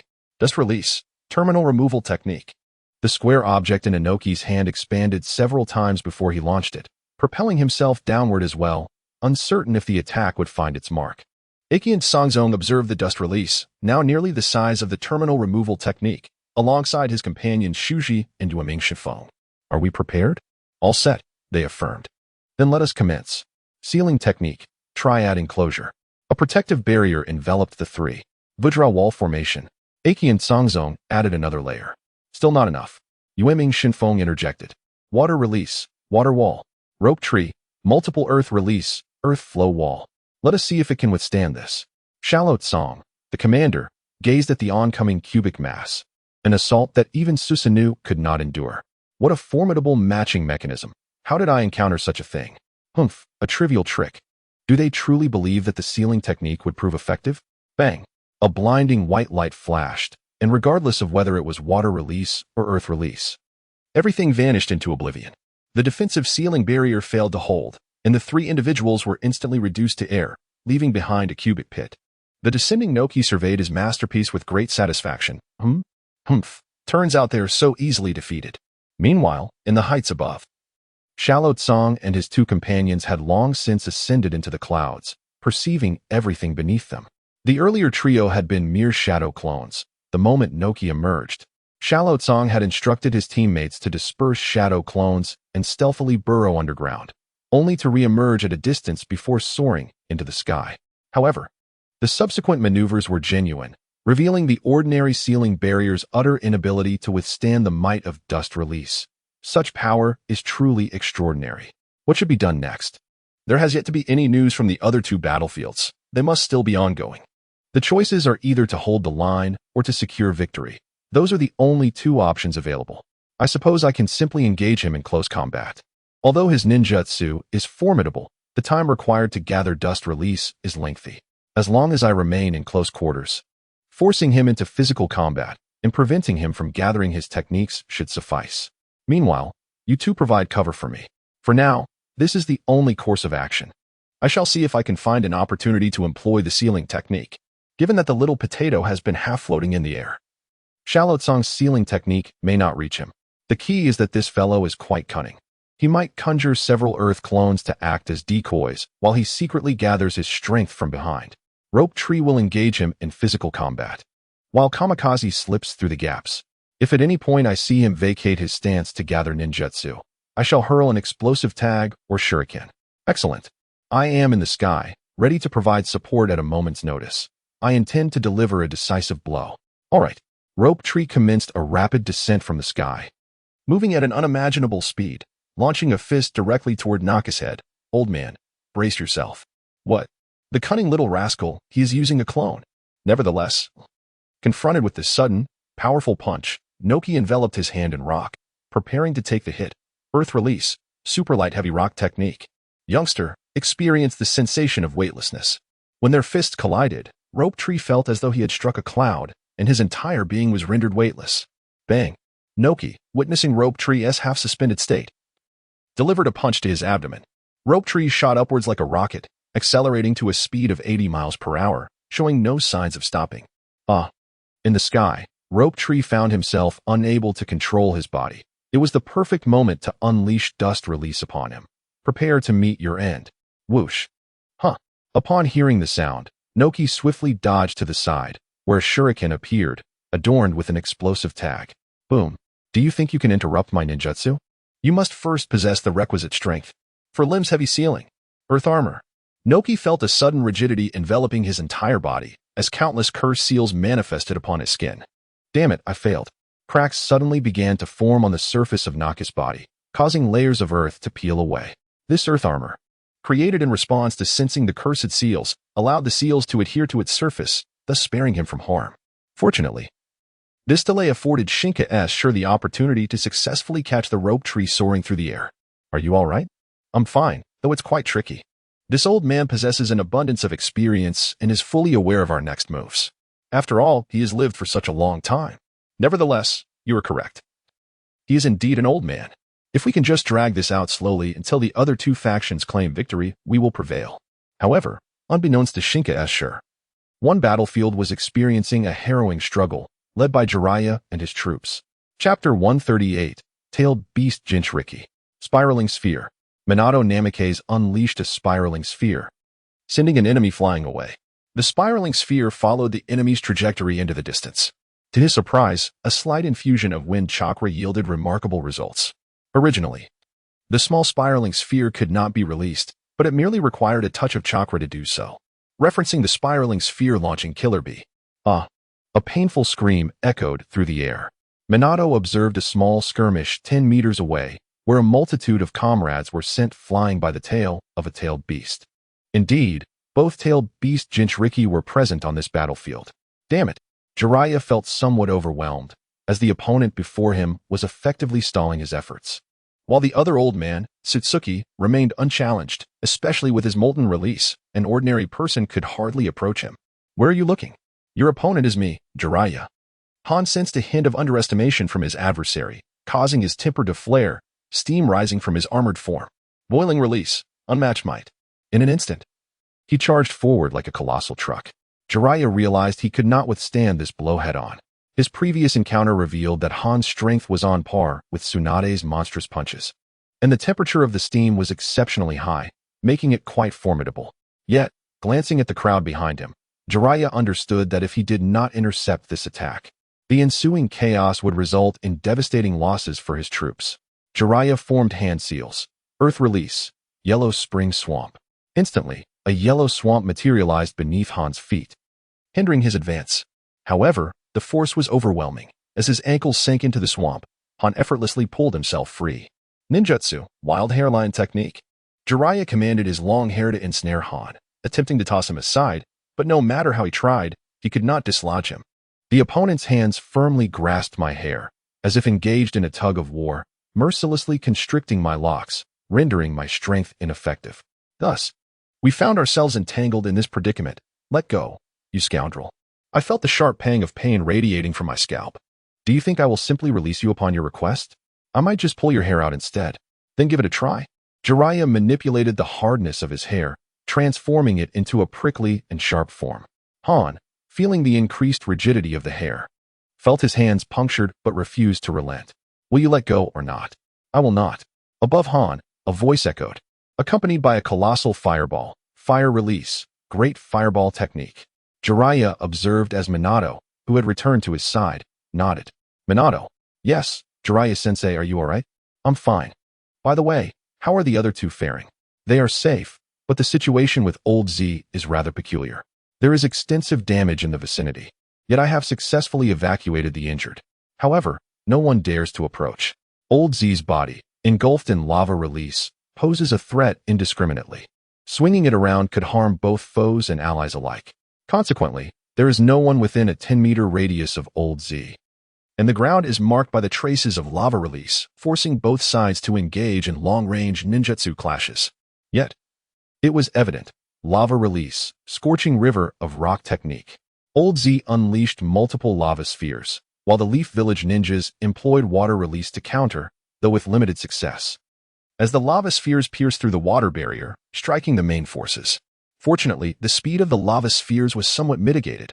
Otherwise, the casualties would have been devastating. Minato, your speed is exceptional. Delay them here for a moment while I deal with Old Z. Understood, Jiraiya-sensei. Remember, just hold them off. Do not engage directly. His strength is formidable. Yes, Minato replied cautiously, nodding.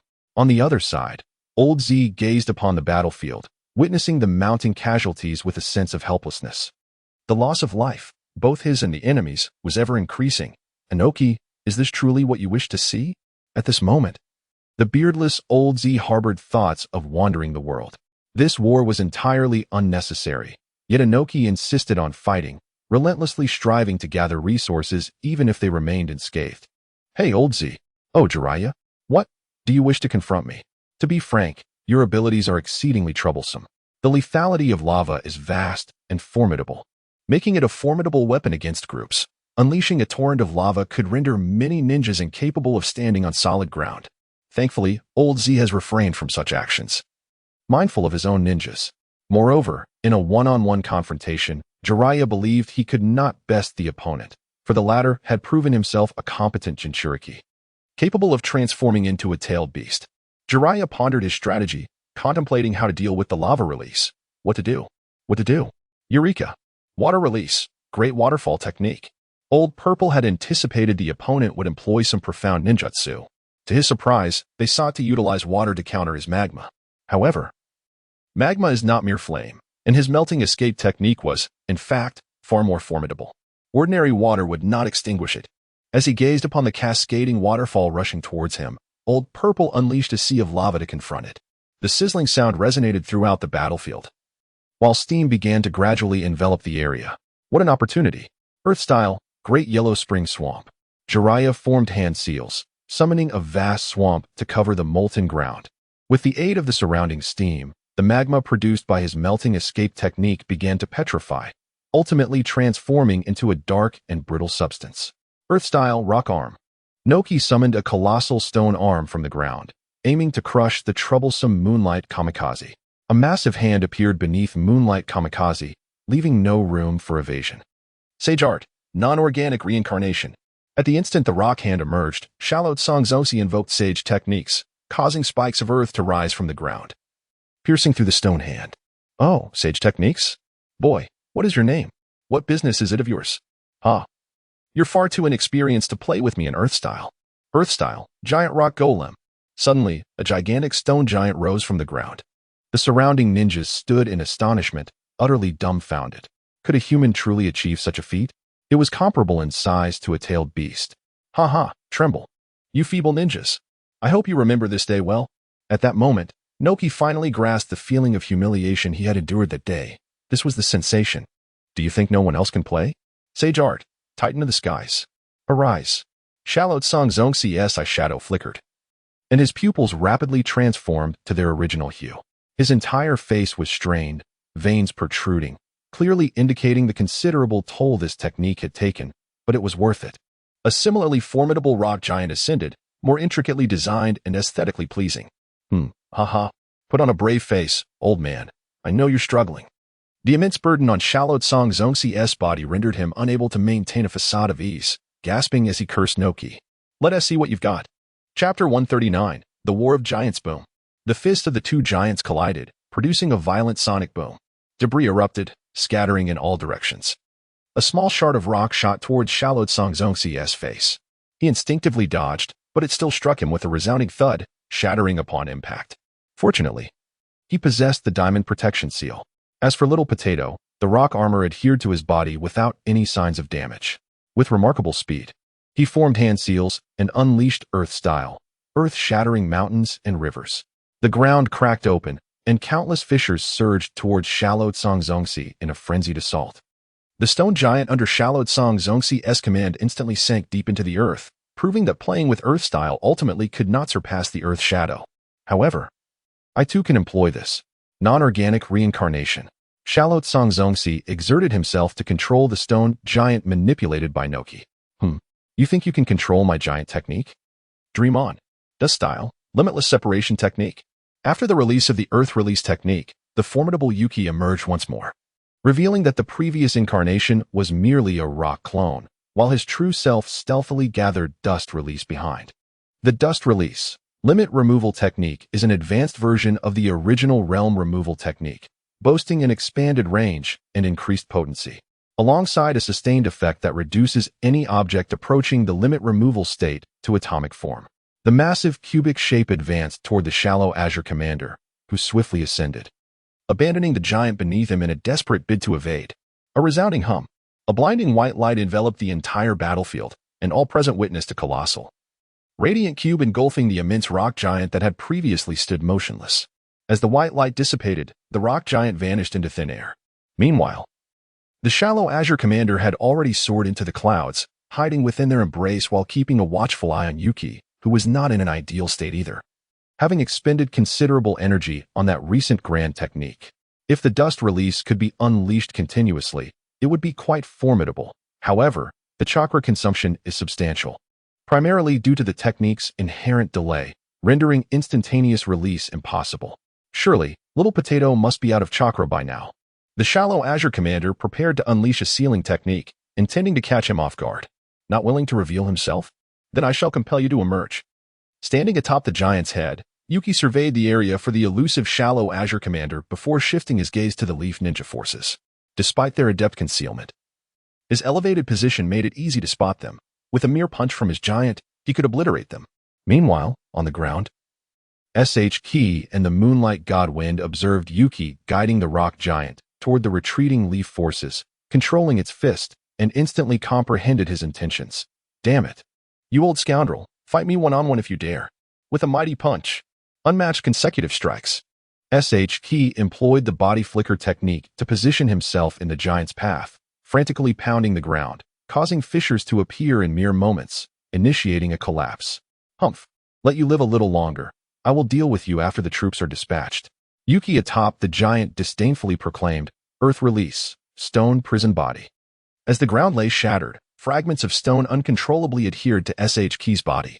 Upon realizing this, he attempted to shatter the stones, but as soon as he touched them, they transformed into a soft, gooey mud, beginning to spread across his form. How disgusting. What is this? He tried to tear the mud away, only to discover layer upon layer that he could not remove. Allow me. The Moonlight God Wind shouted, rushing forward with a long blade, desperately hacking at the nearby rubble to delay Ki from being struck by the encroaching stones. Senjutsu missed. The shallow Azure Commander exhaled a dense mist that enveloped both Yuki and the giant beneath him. Taking advantage of the cover, he swiftly darted to his two teammates' side, asking, Are you all right? As Noki gazed at the scattered mist surrounding him, he sensed their complexity. With just a slight inhalation, he felt his mind responding to the stimulus. This mist possesses a paralyzing effect. Instantly, he held his breath. Continuing in this manner was not a viable option. He had to disperse the mist. Noki began to contemplate a strategy. In a fleeting moment, he performed a series of hand seals and unleashed dust release once more, albeit this time on a smaller scale. Utilizing a diminutive cube in his hand, he traced around himself, disassembling the mists, while simultaneously employing earth release to create a small chamber for his protection. To an outsider, it appeared as though a cubic earthen wall had suddenly manifested atop the giant's head, with Noki concealed within, manipulating the rocky giant to advance further. Could he employ sealing techniques? The distance was too great, and the giant he had summoned had already been disposed of. Dust release was notoriously unreasonable in Sage mode. The stones controlled through inorganic reincarnation were remarkably resilient, impervious to ordinary ninjutsu. However, faced with such a formidable level of dust release, many techniques proved ineffective. He had intended to engage the giant in a contest of strength, but mere seconds after its summoning, it was consumed by dust release. Even sealing techniques were futile. Typical defensive barriers had no effect, as any impact would result in decomposition.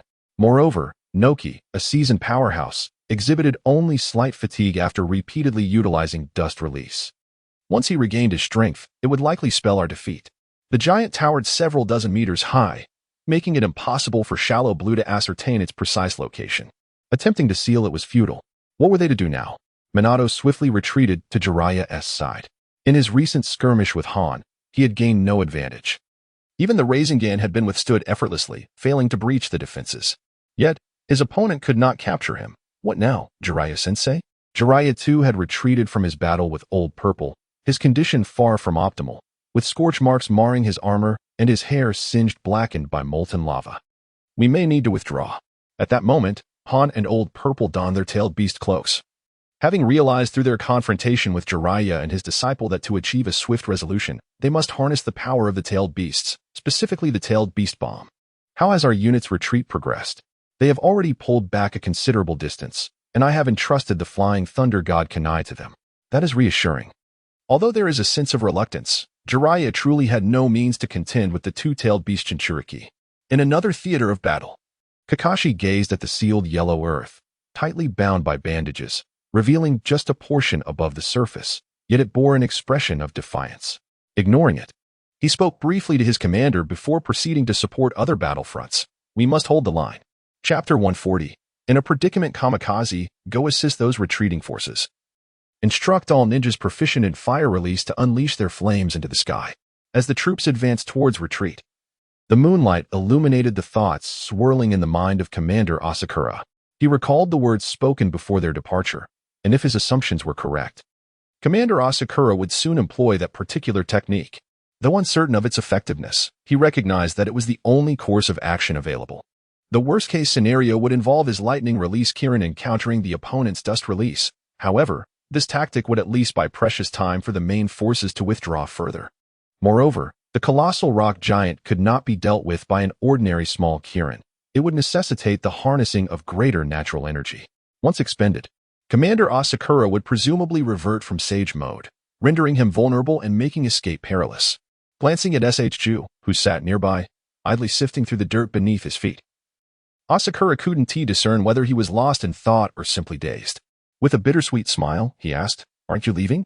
"Kamikaze's speed surpasses mine," SHU replied. "You know that's not what I mean. We are brothers, after all. There's no way I would abandon you in flight. I trust that if it weren't for Kamikaze's need to relay information, he would stand by my side as well. Do you think we will survive?" Commander Asakura pondered. He had never been struck by dust release and was uncertain of the sensation. Would there be pain, or would a part of his body simply vanish? Or would he dissolve into molecules? He did not wish to find out. Suddenly, a cacophony of shouts erupted from the distance, a chorus of released ninjutsu. Asakura turned to witness numerous fire release techniques soaring into the sky. Great Fireball Technique, Dragon Flame Release Song, and the Great Fireball Technique. What was happening? If they were to attack, they should direct their efforts towards him, yet they were inexplicably aimed skyward. Dainoki, perched atop the giant's head, watched this unfold with confusion. Even in a desperate struggle, the fire release techniques should have been launched at the giant itself rather than into the heavens. Was there a hidden agenda, or perhaps a signal? Simultaneously, Hatake Tsukumo, racing towards the battlefield, spotted the distant flames, not mere flickers, but a multitude of fiery bursts assaulting the sky. Though he was unaware of who had unleashed such power, the sheer volume of fire release techniques indicated an encounter with a formidable adversary. He recalled the arrogant words spoken before defeating the enemy. "Heh, though you have bested me, victory will still belong to us." Tsukumo's expression darkened as lightning surged from his legs, propelling him to greater speed. "Is it Dainoki? Commander, SHU, and everyone else, you must hold on." As the fire release techniques ascended into the clouds, gradually fading from view, the sky darkened, giving way to a multitude of ominous clouds. Rain appeared imminent, heralded by the first drops and the distant rumble of thunder. Commander Asakura had already formed the hand signs for Thousand Birds, raising his hands with purpose. ZZT. SHU sensed the dangerous aura emanating from the ground and the sky. This technique might prove more formidable than anticipated. Standing high above, Yuki also sensed the peculiar nature of the surrounding environment, particularly the flashes of lightning emanating from the hands of the shallow azure commander below, indicating a technique of lightning release. Yet, he found himself perplexed by the commander's intentions. What could this individual possibly be up to? Though the azure commander did not raise his voice excessively, his words resonated far and wide, a unique sound wave transmission characteristic of the Dragon-S cave. "Yuki, one must strive for greater heights. Surely, you have heard this before. However, it is best not to do so on a rainy day, for the thunder is imminent. Standing so high makes it difficult to evade." Crack. Accompanied by a flash of lightning, the azure commander raised his right hand. Sage Art, Lightning Release, Kirin Bite. A colossal head of a Kirin suddenly manifested in the sky, targeting Yuki directly. "What?" Yuki gasped as he beheld the Kirin barreling towards him, its speed overwhelming and catching him completely off guard. "Die." The azure commander watched in exhilaration, knowing that the speed of lightning release was formidable, especially against a giant of earth like Yuki. The anticipated earth release did not materialize. Perhaps the rapidity of the attack, coupled with Yuki's lack of knowledge regarding this technique, rendered him unprepared. Regardless, the azure commander witnessed the Kirin's jaws clamp onto the giant's head, voraciously eroding its entire form. The lightning of the Kirin consumed the rock giant like a venomous serpent, causing the very ground to tremble violently. Yuki's complexion shifted dramatically. Had he not erected a small earthen shelter for defense moments earlier, he might have already succumbed to the electric onslaught. Despite being caught off guard, this seasoned Tsuchikage quickly regained his composure. With his hands forming seals, a deep voice thundered across the sky. Earth release. Earth prison. In an instant, countless earthen spikes erupted from the giant's body, momentarily hindering the Kirin's assault. Yet, the tyranny of the lightning release was beyond imagination. Crackling currents surged along the spikes, relentlessly ravaging the giant's form. The Azure Commander observed the unfolding scene, a flicker of anxiety crossing his gaze, fully aware that Yuki would not easily succumb to defeat. Nevertheless, he intensified his control over the Kirin, channeling more natural energy to maintain dominance, as the chirping of the Chidori emanated from his right hand. This technique would deplete his own energy significantly. At such a critical juncture, how could one still jest? SHBU gazed at the Azure Commander, who was enveloped in lightning. It was evident that such natural thunder was not easily manipulated, especially in such vast quantities. Initially intent on approaching to heal and share Chakra with the Azure Commander, he now found it perilous to draw near. This is no ordinary lightning. Do not worry. Once I have expended my strength, just remember to lift me up, the Azure Commander said, licking his cracked lips, his gaze resolutely fixed upon the giant being struck by lightning above. Yuki resolved to abandon this giant, enveloping himself in layer upon layer of stone armor, while simultaneously crafting a sturdy rock cube to conceal himself within. He then utilized the heavy stone technique to gradually detach from the giant. However, ultimately, lightning restrains Earth. Although the defense was formidable, once fully unleashed, Noki still sustained considerable injuries. Not only was his beard singed black, but even his garments were violently torn apart by the raging bolts of electricity. As for the stone armor adorning his body, it had already shattered layer upon layer. Dust release, destruction of the limit. The moment he emerged, Noki swiftly descended to the ground, no longer soaring through the skies. With such a plethora of lightning above, remaining airborne would only invite disaster. And he utilized dust release to obliterate all incoming lightning with precision. Very well, I initially intended to capture you alive, but I have come to realize that eliminating you is the wisest course of action. It is indeed astonishing how Kenoha serves as a cradle for geniuses. The somewhat disheveled Noki had landed, surveying the feeble Shinkashur before him, who could barely lift a hand, alongside the attendant healing him, SHJ. The triangular prism in his grasp was poised for action, exuding an aura of lethal intent as the heavens echoed with thunder and raindrops cascaded to the earth. Perish. Noki unleashed the triangular prism with remarkable speed, sacrificing the extensive area attack of dust release for a more concentrated strike, thus enhancing both velocity and condensation time. Be careful. Chapter 141. The Assault of Dust Release. Shinkashur lay almost prostrate on the ground, while SHJ crouched beside him, tending to his wounds. Utterly unprepared for Naka's sudden dust release directed at the two. Watch out. Attempting to rise and shield Shinkashur, they realized it was already too late. A familiar voice resonated behind them, and both Shinkashur and SHJ felt themselves thrust aside, only to later comprehend that it was Kamikaze. The dust release swept past the trio, striking the thicket behind them, causing an entire cluster of trees to vanish. At that moment, Shinkashur regained a modicum of strength and scrambled to his feet, anxiously inquiring about the two fallen companions. Are you all right? I'm fine, SHJ replied, shaking his head, still dazed from the impact to the ground. Upon regaining clarity, he scanned the surroundings in search of Tsukiyakari Kamikaze. Yet, no one responded. Panic now gripped Shinkashur. Typically composed, he momentarily lost his wits. No, don't scare me like that, Kamikaze. His mind conjured a dreadful thought, which Shinkashur desperately sought to dismiss. Impossible, absolutely impossible. Meanwhile, SHJ sprang to his feet, as if possessed, tears streaming down his face as he cried out for Tsukiyakari Kamikaze. Kamikaze. Tsukiyakari Kamikaze. Where are you? He hurried towards the area where the dust release had cleared a swath of trees, unwilling to accept the grim reality. No, it can't be. Shinkashur urged himself to maintain composure, for Noki still loomed before them, and their companion might already be lost. If they failed to devise a plan, the three of them would meet their end here. Suddenly, Shinkashur heard a sound. The sound of a heartbeat. He turned to look at Noki, who was once again beginning to gather dust release. Unexpectedly, they were rescued. However, it mattered not. For I shall escort you to meet the one who saved you moments ago. Orochimaru suddenly raised his hands, exclaiming, "Hey, Onoki, we have already lost." The one searching for the moonlight god wind, Shiboku, emerged swiftly from the thicket upon hearing Orochimaru's words, gazing at him with disbelief. "Soji, what are you doing? Why are you surrendering?"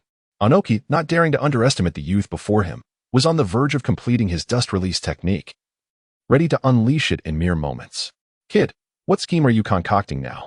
As you can see, we are utterly exhausted." Orochimaru spread his hands in a feeble gesture, seemingly pleading that they had been defeated, urging for their lives to be spared in exchange for becoming bargaining chips. Performing before me with such a lackluster display, do you believe it will bear fruit? Nevertheless, I can offer you a death devoid of suffering, just as your earlier companion experienced. Orochimaru rose from the ground, exposing his chest, embodying a fearless demeanor. "Then come forth. Ah, brave lad. Very well. I shall grant you this. Dust release. Dance of the crescent moon." "Nanny." Orochimaru dashed forward a few steps to ascertain the range. 6 paths rotation seal. He struck the ground with his hands, summoning 6 seals that appeared like serpents, coiling around Onoki's limbs, head, and torso. The one who executed the dance of the crescent moon was none other than the moonlight god wind, who, having saved the two earlier, immediately utilized the substitution technique to stealthily position himself behind Onoki for a surprise attack. Though he had employed the rock armor, Onoki found himself completely restrained. This was not merely a sealing of the limbs, but also encompassed the torso and head, rendering him immobile. He could only wait until the rock armor was shattered to regain movement. Bang! However, this interruption caused the dust technique in Onoki's hand to dissipate. Orochimaru pressed his hands firmly against the ground and roared at Shiboku, who remained momentarily stunned. "Shiboku, I understand." Shiboku felt a surge of joy within. The moonlight god wind was still alive, yet he recognized that this was the optimal moment to strike. My rock armor is not so easily broken." Due to the previous battle, the rapid rush to save the two, and the use of the substitution technique, the moonlight god wind was left with scant energy. Nevertheless, he summoned every ounce of chakra he possessed, furiously brandishing his sword towards Onoki's neck. Clang! The blade struck his neck, leaving but a faint crack. "Give it up. Young man, your sword is nothing more than an ordinary blade." The moonlight god wind merely replied coldly, "I wonder how long you can withstand this." His actions showing no sign of abating, he continued to strike fiercely at Onoki's neck. "Are you ready?" Shiboku, though silent, bore the strain of bulging veins and a sweat-drenched visage, his body already revealing the answer. With a furious shout, Shiboku directed his attention towards the two ahead, god wind. The moonlight Shinfeng did not flee immediately. Instead, he forcefully plunged his sword into his opponent's foot, exclaiming, "I refuse to believe your defenses are that formidable." Whoosh. Indeed, it proved effective. The barefooted Noki, clad only in flip-flops, was easily pierced at a vulnerable spot. Moonlight Shinfeng pressed down with fervor, embedding the blade halfway into his foot, just as the approaching Ju burst forth. Ju. The right fist of Ju erupted with a brilliant blue chakra, charging forward with relentless momentum. This was dire. Noki, witnessing the imminent strike, endeavored to maneuver his body but found himself frozen, realizing that the target of Ju's fist was his very head. If this blow landed, it would surely shatter his skull. Shallow Blue General pressed his hands firmly against the ground. Were the circumstances different, he could have unleashed a more potent technique upon Noki. Nonetheless, he could sense Noki frantically attempting to break through his seal with chakra. To maintain control, he had to hold his ground. Though it was not due to reluctance that he refrained from using his technique. Rather, Noki had not been so susceptible before, and the distance was now diminished, compounded by the layers of rock armor. Hold him down. Finally, Noki broke free from the Chakra's restraint, causing Shallow Blue General to be thrown back from the backlash, spitting out blood. Moonlight Shinfeng arrived just in time to support Shallow Blue General. "Are you all right?" "I'm fine." "Did it hit?" Observing the fist mere inches away, Noki understood he could not evade it. He had to muster all his strength to avoid a fatal blow, kicking the sword beneath him in half while leaping upward swiftly. Bang! Still, he was unable to evade. Ju's fist connected squarely with his abdomen, and for a moment, he did not rebound. Ugh! Noki spat out saliva, realizing that if not for the rock armor, he would have already been bleeding. Yet, He found it perplexing that he had not been sent flying despite the force of the blow. Double strike. Chu slowly raised his head, eyes fierce as his fist twisted within Naka's abdomen. Chapter 142. Timely arrival. At this juncture, Han and Old Purple were prepared to launch the tailed beast bomb. However, Jiraiya had already instructed his subordinate forces to retreat promptly. It was time for them to withdraw as well. Prepare to fall back, Minato. Minato Namikaze gazed at the terrifying aura, the swirling condensation reminiscent of a Rasengan, yet the power was undoubtedly far beyond that of a mere Rasengan. As the tailed beast bomb coalesced, it wreaked havoc upon the surrounding ground, sending shockwaves across the battlefield. Minato felt the force rush against his face, realizing. So this is a tailed beast? This is the power they possess. Kushina, so this is the creature residing within you? You must have endured so much. Jiraiya stood at the forefront, understanding he could not withstand this tailed beast bomb. Minato, quickly use the flying thunder god to take us away. Jiraiya's words snapped Minato back to reality, and he hurriedly responded, understood. Jiraiya-sensei, hold on tight. Whoosh. The flying thunder god technique activated, and the four-person team vanished in an instant. Kakashi Hatake has arrived on the battlefield and encountered a retreating unit. After confirming their exact location, he was met with a startling scene. There lay the esteemed Ao Zong, half reclining on the ground, blood trickling from the corner of his mouth, his body in tatters. The Moonlight God Wind was in no better condition, pallid and supporting Ao Zong, his lips cracked and breathing labored, as if he might faint at any moment. What astonished him most was Chu, who was positioned at the forefront, half kneeling with a clenched fist, his head bowed, seemingly in a state of unconsciousness or awakening. However, the heat radiating from his fist and the reddened skin indicated that he had just exerted powerful physical techniques. Was it the monster fist? Where was Noki? Kakashi approached the two. Ao Zong, brother Kakashi, you have finally arrived. It seems your battlefield has triumphed. Are you both unharmed? For the moment, we are alive. Though I cannot ascertain the fate of Little Potato. Little Potato? Kakashi recalled Naka's stature. Where is he now? Over there. Ao Zong gestured toward the ruins 50 meters away, where a deep hole had been formed, the contents unknown. Given the circumstances, it appeared that the three of them had combined their strength to hurl Little Potato into the wreckage. I understand. Kakashi unsheathed his white fang and cautiously approached the ruins. Be careful. Kakashi nodded, and as he passed by Chu, he turned to see that Chu had succumbed to unconsciousness. Noticing he was still breathing, Kakashi felt reassured, exhausted. Are we? Rest well. The next part is entrusted to me. As if he had heard, Chu's ears twitched slightly, and his body began to topple. Kakashi extended a hand to support his back, gently lowering him to the ground. Suddenly, laughter echoed from ahead, and a figure emerged from the depths of the ruins. Ha ha ha. Almost had me killed, kid. It was Noki, bloodied and battered, with a fierce flow from his abdomen and blood spraying from his lips, yet no one dared to underestimate him. In his right hand, he held a square block. I have made my decision, be it the grandson of the god of ninjas or you, the heir of the roots. I shall eliminate you all. Naka's eyes were stained with crimson, filled with a thirst for blood. Kakashi retorted, you have already lost. He advanced slowly, drawing his white fang, which crackled with lightning. Huh, the white fang of Kenoha?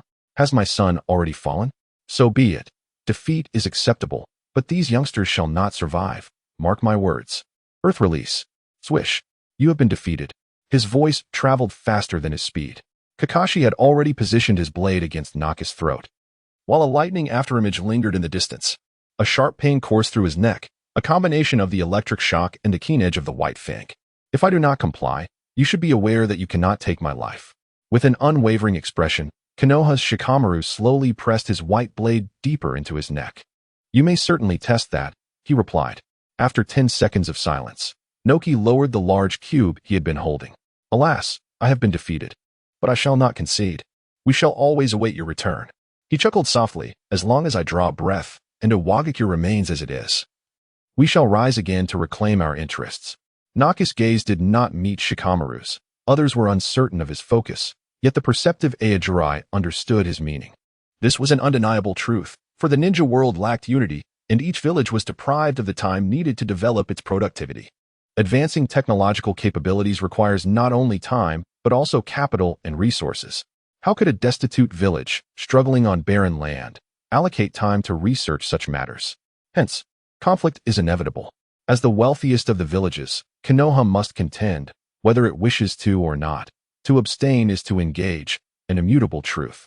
Shikamaru did not seek to unravel these complex interests. He was merely a ninja and a companion to the 3 children behind him. His sole mission was to fulfill his duty and safeguard his comrades. Gasping, Noki drew a deep breath, striving to control his chakra and staunch the bleeding from his abdomen. He felt the agonizing pain in his waist. The attack had not only pierced his abdomen, but also affected the vertebrae in his lower back. If not treated properly, he would surely suffer lasting consequences. From behind, Noki produced a scroll and tossed it to Shikamaru. This is the contract outlining the interests we lost in battle. I shall not be present. Let the earth handle it from here.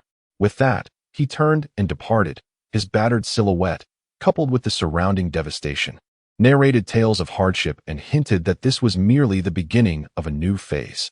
Shikamaru hoisted the unconscious SH-Ju, while Aojirai and Tsukikage supported one another.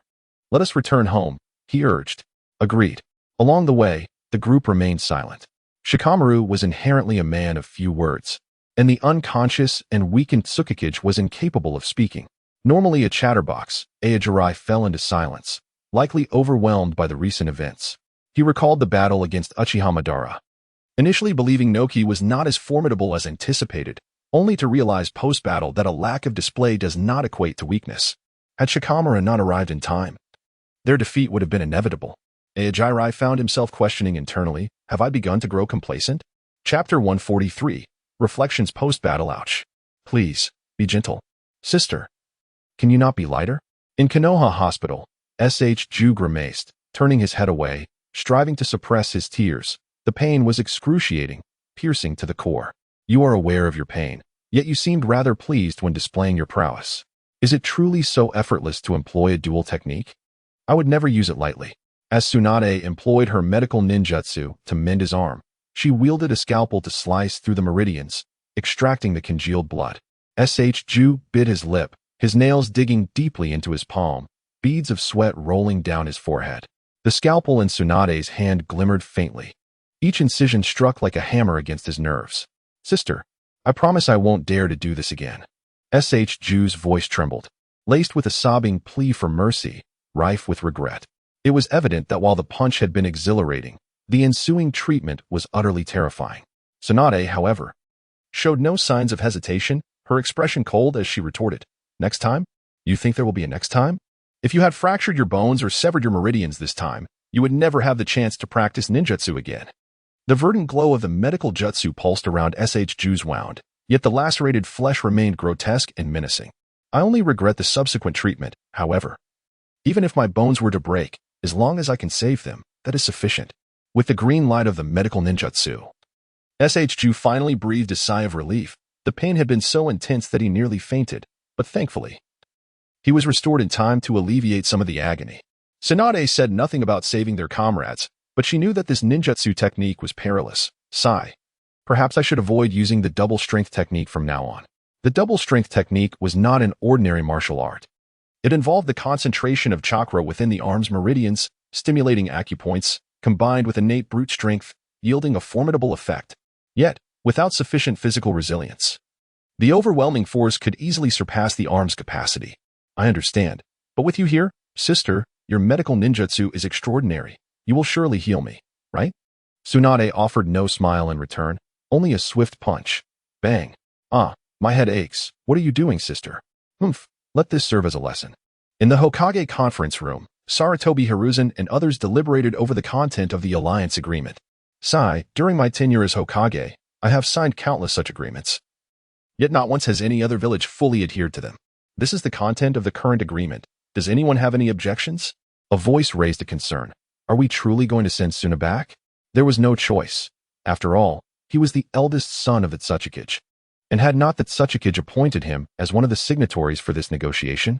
If we do not return him, this agreement, that old man, the Tsukikage, plays his cards quite skillfully, knowing that Kenoha would not easily execute his son. Sarutobi felt a sense of weariness, at times. He questioned whether he was truly a qualified Hokage. Why had he witnessed so many wars during his term? All he desired was to protect the children of Kenoha, not to engage in violence. Yet, other villages would not relent towards Kenoha. T-Sure, what troubles you? You seem lost in thought. The conference room was filled with many individuals, including clan leaders, elite Jonin, and captains from various teams, including those who would participate in battle. Minato Namikaze noticed T-Shire's vacant gaze and gently tapped his shoulder. Are you all right? Ah, I'm fine, just a bit exhausted. Shallowed Song, the commander, was indeed lost in thought, perhaps reflecting on the aftermath of the battle. He felt utterly exhausted, whether through mental exertion or physical confrontation. He had scarcely rested these past few days, with meetings to attend and matters concerning route to address. Even in this world of ninjas, he found himself laboring like a beast of burden. A deep sigh escaped him. The desire to simply lie down and relinquish his burdens seemed utterly unattainable. Sarutobi Hiruzen gathered the negotiation documents and produced another. Well, that concludes our discussion on the negotiations. Next, we shall turn our attention to the matters concerning the Uchiha clan security forces. Fugaku, please take the floor. Certainly, Hokage-sama. Uchiha Fugaku distributed a series of documents to the assembly. You may peruse the contents within. These details stem from prior discussions I had with Danzo of Root and the Uchiha clan's patriarch, Fugaku. The purpose of our meeting today is to outline our plans for the security forces. Fugaku, please continue. Very well. As you are all aware, the Kenoha security forces are comprised of members from my Uchiha clan. I shall refrain from elaborating on our enforcement practices, as those in the know understand the situation. Many villagers and fellow ninjas have voiced their grievances regarding our enforcement, yet I must emphasize that we too face hardships. At times, when confronted with unreasonable provocations, we lack effective means to respond. The crux of the matter lies in trust. Thus, it is imperative that we establish mutually accepted rules, without guidelines to govern our actions. Our enforcement becomes increasingly challenging. Uchiha Fugaku cited several examples and methods before returning to his seat. A ninja with Byakugan, unadorned by a forehead protector or the customary cage bird, stood up. He was a member of the Hyuga clan's main family. So, these are the rules? Does that mean the security forces will enforce them going forward? Indeed, Hayashi, Fugaku affirmed. The rules are quite reasonable. No littering, no spitting in public, no vandalism of communal property. However, do we truly require formidable ninjas to enforce such minor infractions? Would this not be a misallocation of talent? As far as I understand, the members of the Uchiha security force are primarily upper-tier ninjas. If they are tasked with such trivialities, what of the village's more significant missions? Uchiha Fugaku's eyes lit up. He had been concerned that no one would voice this critical point, yet Hayashi had directly addressed it. Precisely, but this precaution is necessary. Without strength, one cannot deter those who cause disturbances, and given the capabilities of our clan, it is a reality we must acknowledge. As he spoke the final sentence, the assembly could sense the weight of his truth. The Uchiha clan had not been tasked with missions or warfare for some time, resulting in a gradual increase in both their population and power. For a family, this is a fortunate circumstance. However, for the village, it spells misfortune. And the same sentiment is echoed among other families. Why must we endure battles and hardships in the elements, while you merely maintain peace within the village? Taking rest when weary and dining when hungry, dealing only with defenseless civilians? Chapter 144, Reorganizing the Security Team. Alas, the clan leader of the Hyuga speaks truthfully. Yet there is little that can be done. These are the regulations established by the second Hokage.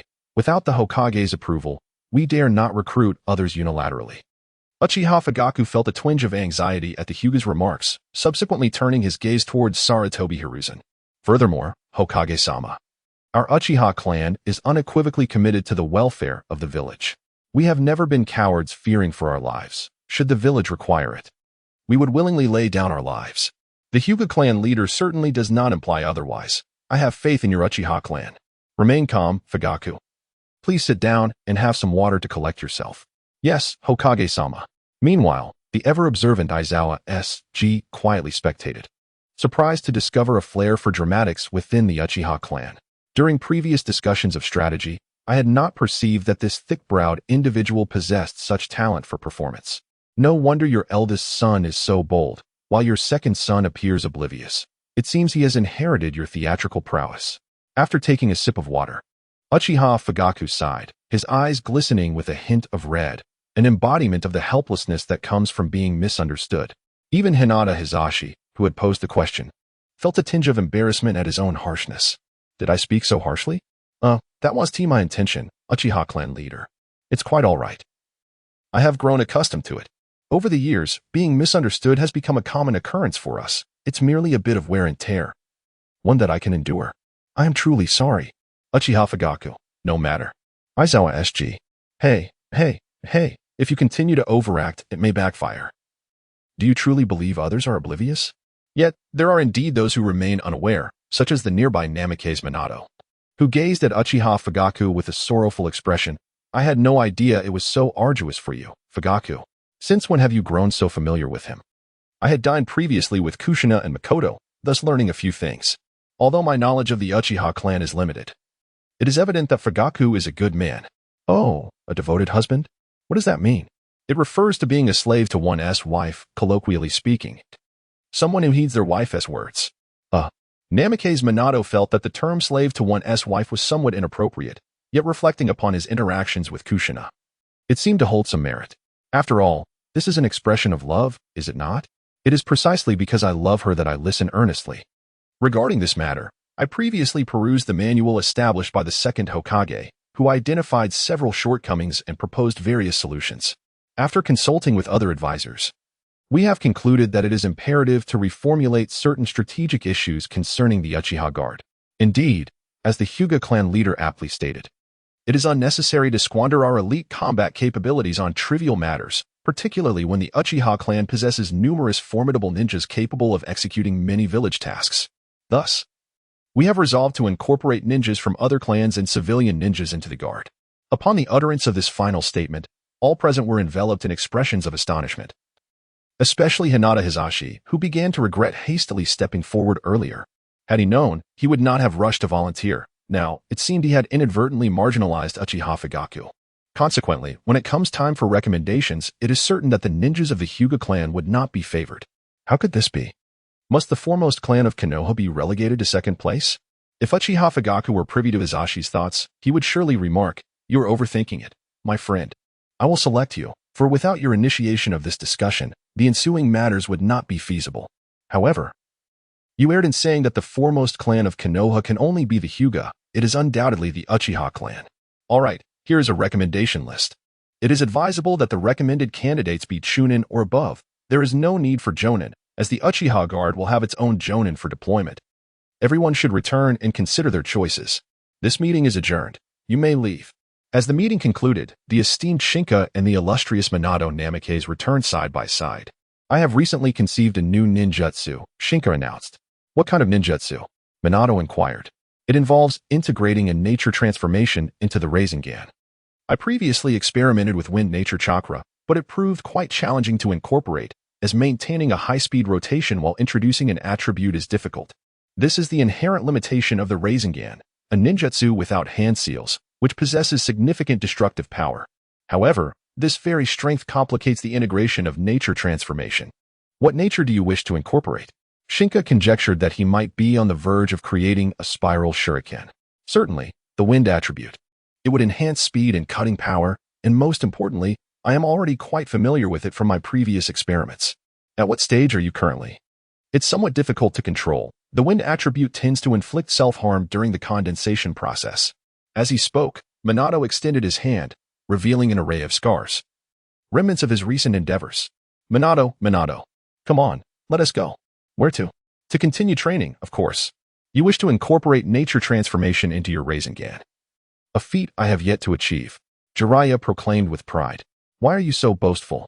It is not your practice of nature transformation." "Oh, one cannot dismiss it so readily. Minato is my disciple. Even though I cannot incorporate nature transformation into the Rasengan, I am knowledgeable about it. If I can teach him, it certainly reflects upon me. Is it true that you have imparted knowledge beyond your own capabilities?" Jiraiya remained silent, casting a wistful glance at Asaka Suke. All right. I understand. Let us proceed together." "Wait a moment," Minato Namikaze interjected. "I need to purchase a few items first. Please head to the training grounds and await my arrival." "Understood," replied Asaka Suke. No sooner had he spoken than Minato vanished in an instant. "The Flying Thunder God technique is quite impressive," Asaka mused, longing for such swiftness. Jiraiya sensed the arrogance in the boy's tone. "Do you not possess a teleportation seal as well?" "That is not quite the same," Asaka retorted. "Mine is a one-time use, and it requires considerable time and effort to create. The Flying Thunder God, on the other hand, allows for continuous teleportation as long as the technique is active. How convenient. Jiraiya, upon hearing this, felt a twinge of envy. Indeed, how convenient. But is your convenience the same as mine? Why would it not be? Jiraiya replied, I am not a lecher. Are you not a wolf in sheep's clothing? Asaka could not deny it. By the way, are there any new products? Bring them out for me to sample. Indeed, there are. Come, let us discuss as we walk. The two, one large and one small, strolled toward the training grounds. Engaged in fervent discourse about art. Chapter 145, Minato and Kushina, the Tale of Minato. Inside the ninja tools shop, Minato Namikaze arrived to collect his custom-made kunai, along with some explosive tags and scrolls on which to inscribe the Flying Thunder God technique.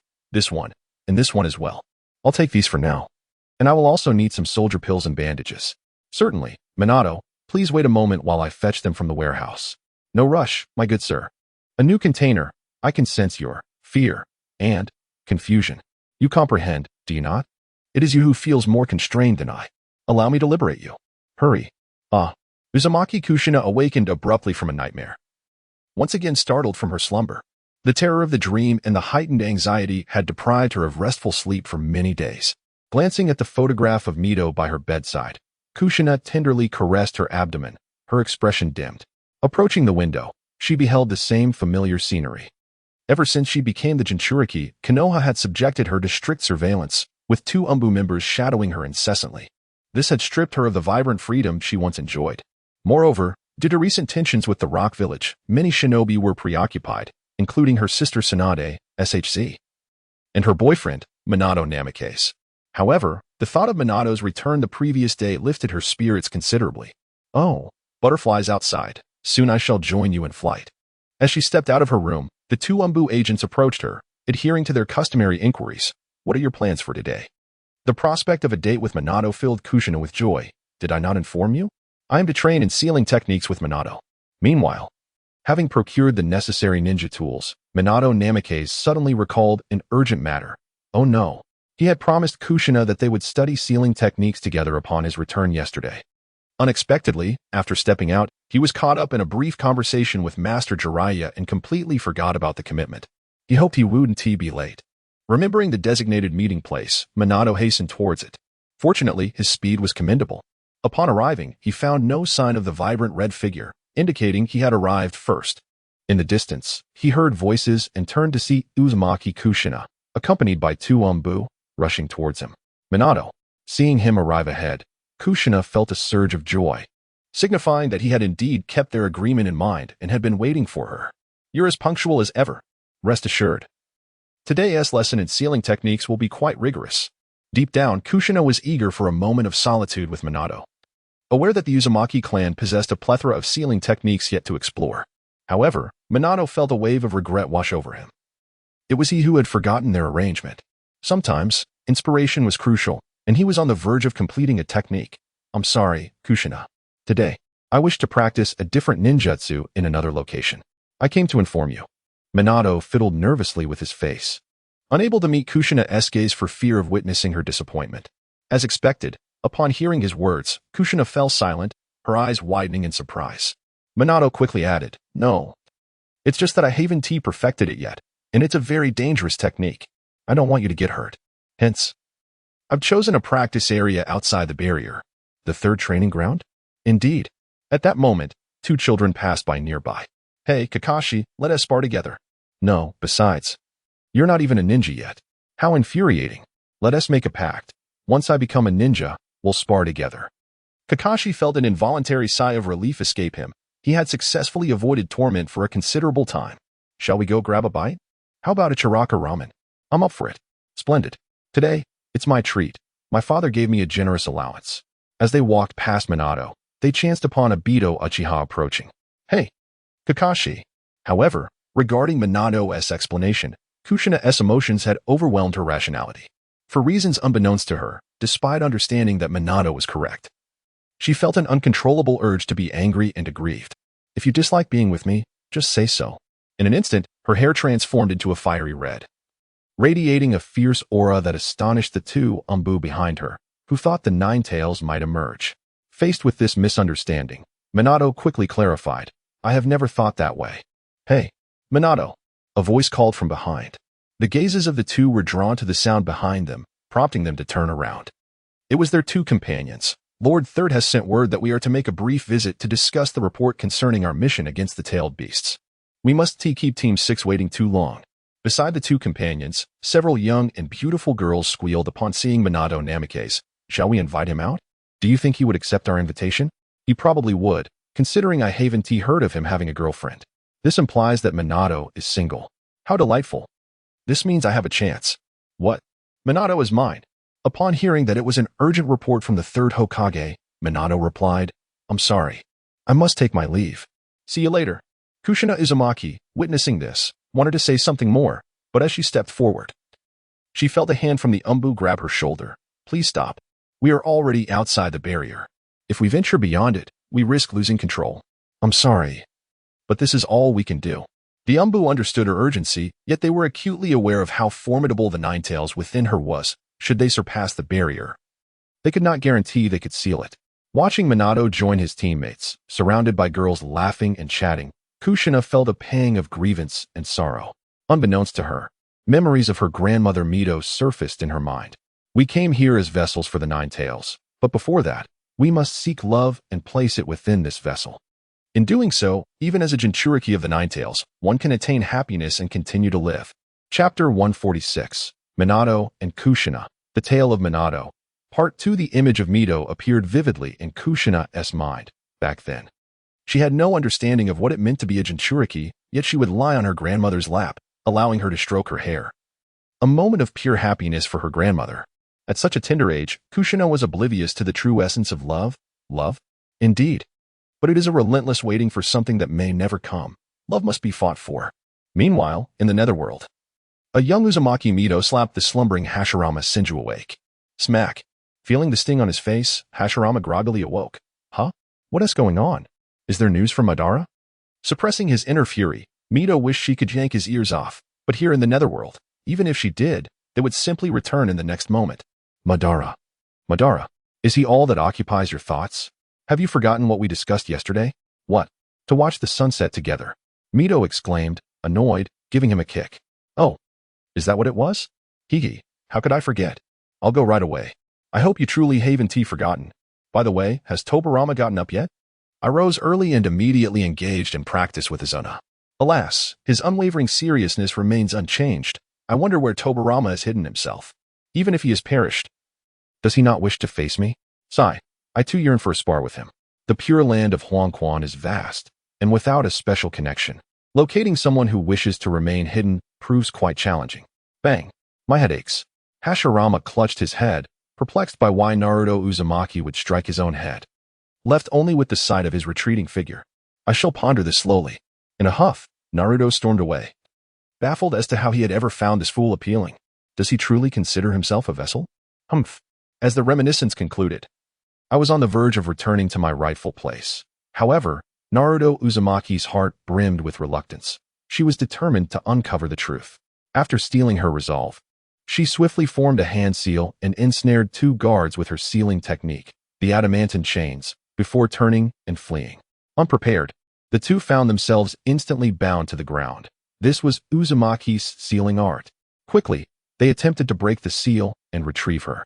Yet, after several attempts, the Umbu found themselves unable to unravel the technique. No, it cannot be undone. It seems that with age, Naruto Uzumaki's sealing prowess has only strengthened. As she sprinted, Naruto sought the love she desperately needed, yet upon reaching the boundary of the barrier, she perceived the invisible line that eluded everyone else. Pausing on the line, she prepared mentally and resolved to take that step forward. However, in that fleeting moment, the seal on the Ninetales began to weaken, and as Naruto stepped beyond the barrier, her pupils constricted, her body felt unwell, and her spirit was shaken. In the realm of the mind, the Ninetales spoke. Your Uzumaki clan takes pride in that swirling sealing power. You wield it, yet it is also wielded by others. In this current era of Uzumaki trends, you find yourself submerged within it, unable to break free. In the mental realm, the Ninetales, bound tightly with a heavy burden and a gaping wound in its abdomen, wickedly tempted Naruto, whispering that only I could liberate you from those who have brought you all this. Do not forget that hatred. Trust no one. The scene shifted to the third training ground, where 3 individuals surveyed the devastation. Jiraiya observed Minato, who was striving to condense the wind release, Rasengan. Offering his unique insight, the Rasengan is inherently complex to master. Infusing it with wind release chakra enhances its cutting power and lethality, yet makes it even more challenging to control. It can be formed, but stability is elusive. Wind is inherently fickle, unlike wind blades. Forcing the wind to coalesce can harm oneself. Indeed, control is quite difficult, if it were merely a simple transformation of wind nature. Such precise and concentrated control would not be necessary. As he spoke, Minato gathered wind release chakra above a stone, effortlessly slicing it in two. In an instant, the stone lay cleaved in half.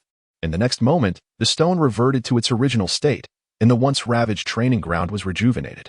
Regardless of the shattered boulders or the pockmarked earth, with the assistance of the ever-reliable Shansung Zongxi, everything returned to normal. So, you summoned me merely to restore this training area? You truly know how to delegate, he remarked. Just after filling in the last crater, Shansung Zongxi suddenly paused, a look of surprise crossing his face. You all continue your practice. I have something to attend to. Wolfeng Shuemin gazed at the now restored training ground, which could likely endure a bit longer. All right. Shansung Zongxi executed the body flicker technique and departed from the scene. The reason for his hasty exit was the disturbance in the barrier. The barrier that previously encircled the Jinchuriki of the Nine Tails was crafted with Shansung Zongxi's involvement, infused with his own chakra fluctuations. Should any turbulence arise, he would be able to sense it. Was someone tampering with the barrier? Or had Kushina willingly exited the barrier? Shansung Zongxi leaned more towards the latter, but pondered her whereabouts. However, it was imperative to examine the barrier first, after all. Kushina was not only the Jinchuriki of the Nine Tails but also a seasoned jonin, accompanied by 2 umbu, making them formidable opponents, especially within the village.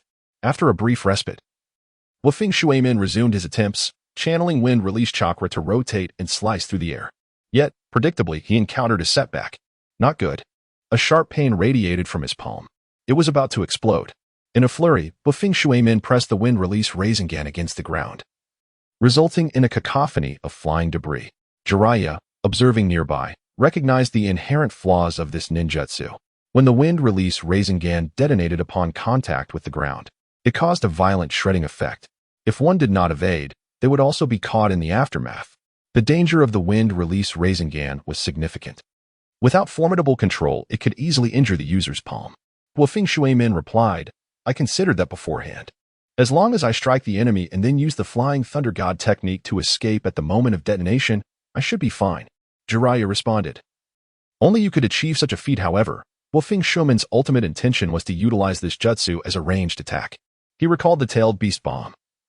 The Rasengan and the Tailed Beast Bomb shared similarities. Yet, there was one crucial difference. The Tailed Beast Bomb could be launched, whereas the Rasengan could not. Previously, he had infused it with a powerful wind release to barely manage throwing it, but this came with a drawback. It could not be sustained. Once released, it lacked autonomous control, leading to its gradual dissipation. Thus, the wind release Rasengan was vital. It was not merely about using wind release to bolster the Rasengan, but about infusing the Rasengan with wind release chakra, allowing it to spin independently with the aid of the wind. Chapter 147. Shuemin and Kushina, Shuemin's Legacy. Jiraiya proposed a notion. What if the direction of rotation is the key? The direction of rotation? Wolfeng Shuemin suddenly noticed something.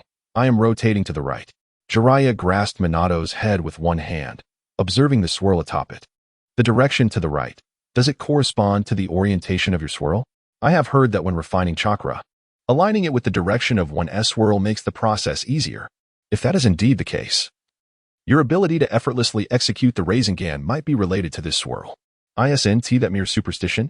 Jiraiya mused, and upon closer inspection, he discovered that Minato had 2 swirls, one turning left and the other right. Oh dear, what should we do now? After a brief pause, Jiraiya produced a popsicle from his pocket, a cherished family heirloom. Which side of the popsicle would you like? Any side will do, of course. However, if you were to share both with me, I wouldn't mind at all. You little glutton. How come I never noticed this before? You've really been influenced by that brat. Minato chuckled. Haha, I was just joking. Suddenly, an idea struck Minato. Want both? If we consider the rotation, the inner Rasengan spins to the right while the outer wind blade rotates outward. I see now, Jiraiya-sensei. I understand. What have you figured out? Aren't you going to eat? then I shall consume both. Minato was eager to experiment with his newfound insight. He envisioned a wind-release Rasengan, encasing a swirling wind blade on the outside while densely packed wind chakra filled the interior, to ensure that the two aspects did not conflict. He realized he must concentrate the explosive force within while allowing the cutting edge to manifest externally, ensuring harmony. Finding an open space, Minato swiftly formed a Rasengan, then began infusing it with wind chakra, generating a leftward swirl within to intensify the wind attribute, while simultaneously wrapping the wind blade to rotate right. At last, the prototype emerged. Accompanied by a sound reminiscent of a hummingbird, a wind-release Rasengan materialized, slicing through the air with a resounding whoosh, and 4 wind blades emerged around it. At that moment, Jiraiya approached, sensing the stirring winds and the captivating hum, clearly indicative of formidable power. Oh, it appears to be quite potent. He decided to name it Windwheel Popsicle-inspired Spiral Cut Rasengan. After all, it was developed based on the Rasengan and should retain its name. Such a cumbersome and lengthy title. Jiraiya sighed, rubbing his forehead, lamenting his lack of flair for naming. Really? I think it's quite fitting. Perhaps you simply don't understand my taste, Jiraiya-sensei. In any case, the development of this new ninjutsu reached a temporary halt, as Minato had other obligations to attend to. Take this opportunity to rest well, all right? Jiraiya reflected on Minato's exhausted and disheveled appearance, marveling at his innate talent. In just an afternoon, aside from prior accumulated experience, the completion of a ninjutsu often hinged on the mere spark of inspiration. Upon hearing the word rest, Minato Namikaze felt the wind release, Rasengan in his hands dissipate in an instant. Indeed, it was time for him to take a break, for his chakra reserves were nearly depleted. Once Jiraiya departed, Minato settled himself upon a stone to recuperate. As he prepared to gather his belongings and return home, he suddenly sensed a gaze upon him. Turning towards a nearby tree, he was startled to find Kushina Uzumaki peering out from behind it, their eyes locking in an unexpected moment of connection. "Why are you here, Kushina? Is everything all right?" he inquired, his concern mounting. He was acutely aware that Kushina could not venture out freely. Should she step outside, there was the risk that the tailed beast within her might inflict harm. "Oh, no. No." Kushina's gaze wandered, and in an attempt to allay his worries, she fabricated a small lie. "The third Hokage granted me special permission to leave the barrier." Minato chose to trust her words, realizing that it explained the absence of the usual monitoring personnel. Kushina had come specifically to apologize, knowing that her earlier outburst had stemmed from her own impulsiveness. "It's not important. I was wrong to raise my voice at you." In response to her sudden apology, Minato bowed his head in shame. "No, I should be the one apologizing. I failed to uphold our agreement." Kushina seated herself beside him, silently observing his demeanor. After a brief silence, Minato began to elucidate. "The reason I chose to disregard our agreement and utilize that jutsu was that it was created to protect you." Kushina looked at him, somewhat perplexed. When he first encountered the tailed beast bomb, he recognized its similarities to the Rasengan. However, in comparison, the destructive power of the Rasengan paled against that of the tailed beast bomb. One was a cannon, the other a mere bullet. Yet, he pondered, if more elements could be integrated into the Rasengan, might it not achieve a comparable level of lethality? With the specter of war looming ever closer. Even after just completing one battle, Minato understood that the time for peace was dwindling. The next conflict could arise at any moment, and it was possible that Kushina might be dispatched to the battlefield. As a Jinchuriki, avoiding such a fate would be nearly impossible. And it was precisely because he recognized this that he sought to create a technique to safeguard her. Meanwhile, on another front, "No way, Kushina is truly headstrong," remarked Ayakawa, observing the two Umbu immobilized by sealing techniques on the ground. With a sweeping gesture, he shattered the bindings that held them. The Umbu sprang to attention upon recognizing him. "Lord Ayakawa, Kushina has run off on her own. We have no idea where she has gone." "I understand. Leave it to me. You two should inform the third Hokage." Shallow Blue General prepared to employ celestial techniques to expand his perception range. Indeed. Two shadow operatives hurried towards the Hokage building. The immediate priority was to inform the Hokage. Chapter 148, Minato and Kushina, the Tale of Minato. Consequently, I meticulously developed a new ninjutsu based on the Rasengan, aimed at amplifying its power to confront tailed beasts and the Jinchuriki of the enemy, while also resonating with Kushina's own chakra, intending to impart this technique to you. Minato reflected on the confrontation with the two Jinchuriki from the Rock Village just days prior. In the face of such terrifying power, everything seemed utterly insignificant. Both he and his mentor Jiraiya had no choice but to retreat, not to mention Kushina, who constantly bore the burden of the Nine Tails. The beast sealed within her body inflicted perpetual harm, both mental and physical. Thus, he sought to create a stronger ninjutsu that would enable her to resist the Nine Tails. Upon hearing his words, Kushina felt a twinge of embarrassment. The ninjutsu was created to protect her, yet she had misunderstood his intentions. Minato suddenly turned to Kushina with a smile. "No, I should apologize to you. This was indeed my unilateral decision, for I cannot bear the thought of losing you." Upon hearing this heartfelt declaration, Kushina was momentarily entranced, overwhelmed with emotion. However, in that fleeting moment of distraction, the Nine Tails seized the opportunity. "Wait, what do you mean by being able to contend with tailed beasts? I should have warned you not to trust anyone. This guy is merely using you." Kushina sensed something amiss within her body, her spiraling mental state prompting her to shout, "Minato? What's wrong?" Suddenly, a tremendous aura erupted from her, and Minato felt the oppressive force surrounding him. The chakra fluctuations were unmistakably those of a tailed beast. Kushina clutched her head in distress, her mind feeling as though it were being torn apart. Sensing the Nine Tails battling for control of her body, Shallow Blue General had pinpointed the location to the third training ground, the direction in which Minato and the others were headed, realizing they were off to find her boyfriend. Hey, this Chakra. Could it be that their romantic excitement has triggered the Nine Tails Rampage? While leaving the barrier may loosen the seal, unless the Jinchuriki experiences significant emotional turmoil, the Nine Tails would not actively break free. As Shallow Blue General rushed onward, thoughts raced through his mind. Too moved? Too heartbroken? They wouldn't be kissing, would they? You two must hold on.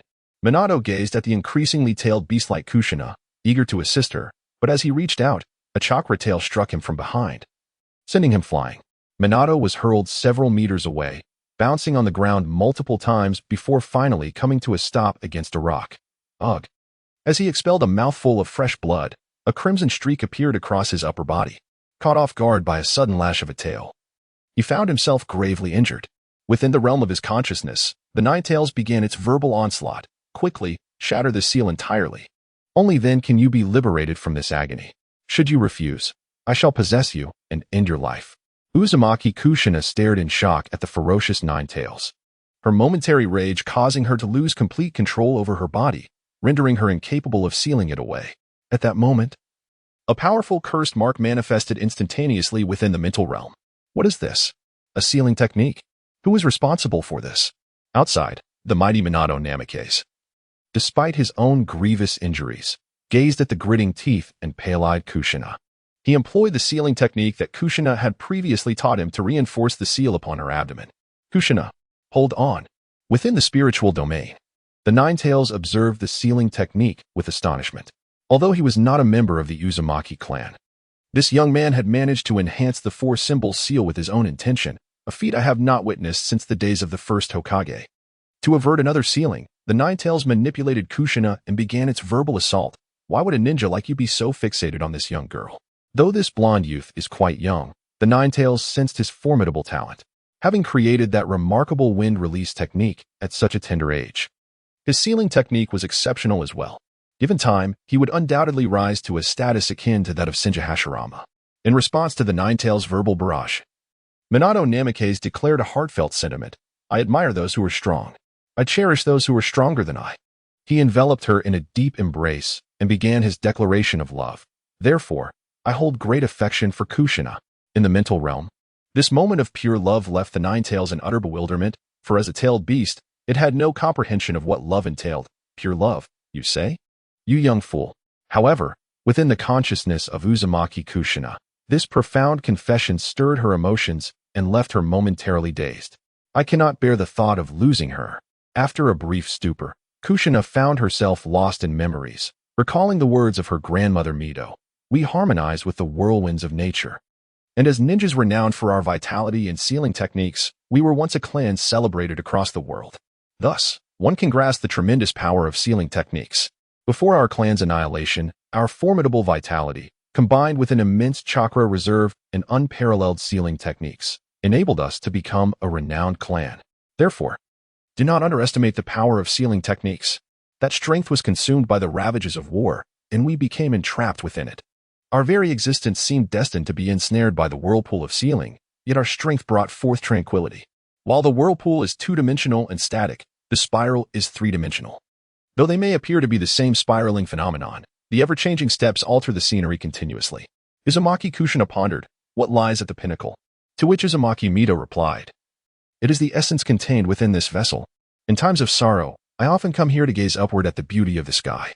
Gazing upon the statue of the first Hokage, Kushina Uzumaki was yet unaware of the essence of love.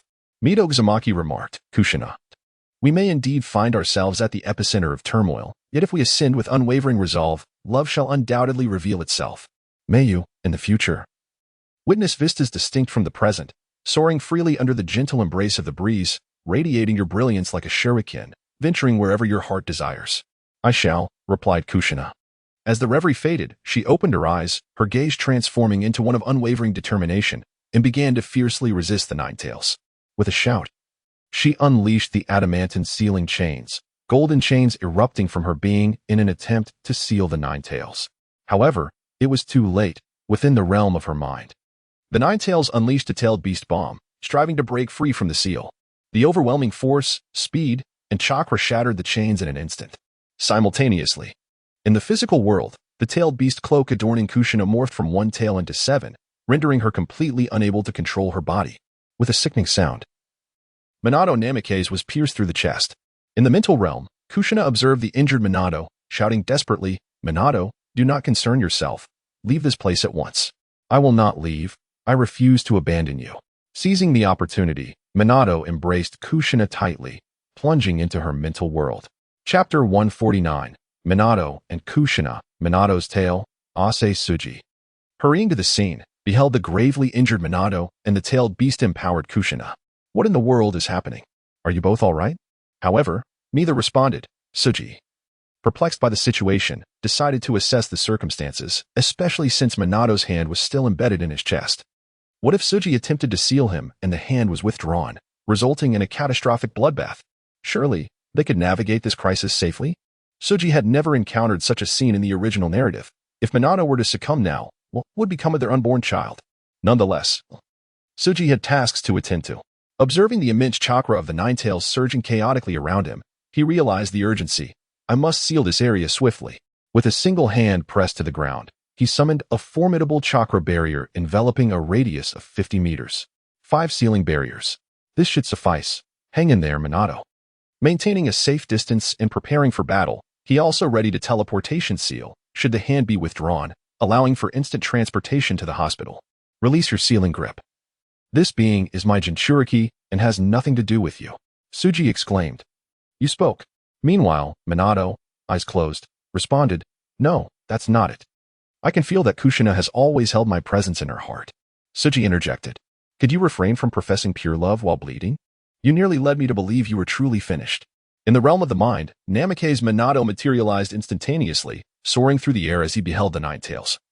Now crystallized into the form of a tailed beast sphere. In his hand, the wind release, Rasengan swiftly coalesced, spinning like a shuriken and accompanied by the howling winds. Upon witnessing this, Uzumaki Kushina fortified the adamantine ceiling, yet the Nine Tails was momentarily taken aback. I shall never relinquish Kushina to you. Bang! The diminutive wind release, Rasengan contrasted sharply with the colossal tailed beast sphere, yet the potency of both forces was equally formidable. Minato seemed to glimpse the prospect of victory. Prepare yourself. However, in the physical realm, Minato, having lost copious amounts of blood, once again coughed forth crimson fluid. Simultaneously, the Minato within the mental realm sensed his own fatigue, as if his very consciousness threatened to fade away. Kushina, filled with concern, exclaimed, Minato. She endeavored to amplify the sealing but found her focus eluding her. Suddenly, a familiar voice echoed within the mental realm. Stay calm. Kushina, Minato, Nine Tails. Let me take a look at the unique 4-symbol seal of the Uzumaki clan. While I may not fully comprehend it, reinforcing it should suffice. Who are you? How did you penetrate this place? Aozora S. sure remained silent. Approaching the 4-symbol seal, simply channel chakra from the sealing point. After a few glances, he remarked, so that's how it is. It's not particularly complicated. Meanwhile, in the physical realm, Aozora Escher gradually moved closer to the entwined duo. Right here. Observing the seal on Kushina's abdomen, Aozora refrained from any impudent actions, instead controlling his chakra to flow gently toward the ceiling point. Consequently, Azora Escher manifested within the mental realm. Is this the power of the mental world? Minato, take a moment to rest. Otherwise, if you overexert yourself, you will be unable to receive timely treatment. Minato withdrew his chakra, descending from the air, while Kushina rushed forward to support him. Are you all right? Minato shook his head. I'm fine. Yet, he existed in a state of near oblivion.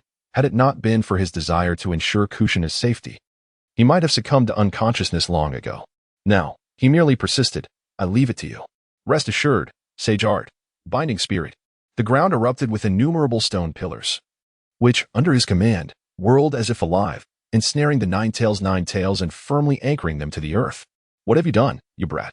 The nine tails gazed upon this technique, reminiscent of Hashirama Senju's Myojinmen, albeit crafted from stone. Now brace yourself. Mountain meteor strike. A colossal boulder materialized from thin air above. The mental realm was indeed splendid, as one's imagination could manifest anything.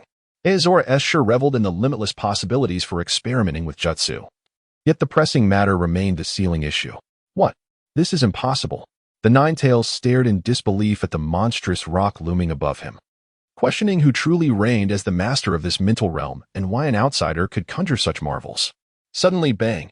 The great mountain descended, pinning the nine tails' limbs to the ground, its eyes bulging in terror. This Kushina Uzumaki cradled Minato Namikaze in her arms, both their faces frozen in astonishment as they beheld the nine tails firmly ensnared beneath an immense mountain. Was this truly a tailed beast? How could it be subdued so effortlessly by the enigmatic Shallot Song? The mountain began to take on the shape of 5 fingers as Shallot Song initiated the intricate sealing technique. A multitude of spell seals intertwining and coalescing. The 5-element sealing technique, the 5-fingered mountain. The entire mountain gradually enveloped the nine tails, leaving only its head exposed. Release me. What have you done to me? The nine tails bellowed in fury, attempting to break free, yet utterly devoid of sensation in its limbs. I advise you not to waste your energy. The more you struggle, the tighter the grip will become. You wretched little imp, do not let me out, or I shall not spare you. Shallot Song responded truthfully. If I were to release you, I would surely be overpowered. This was a realm of the mind, reliant on the strength of one's spirit, imagination, and unwavering will. Otherwise, simply maintaining this 5-fingered mountain would likely cost Shallot Song dearly in chakra. For added security, Shallot Song decided to reinforce the seal. Observing the surrounding 4 symbols seal showing signs of rupture, he fortified it further with a 6 harmonies seal. Done. Shallot Song clapped his hands, satisfied that the sealing was complete. Minato, are you alright? Turning to look, he noticed that the spirit of Minato Namikaze was beginning to fade, indicating that the physical Minato might soon lose consciousness. We should exit now. Kushina's gaze was filled with concern as she looked down at Minato. Yes.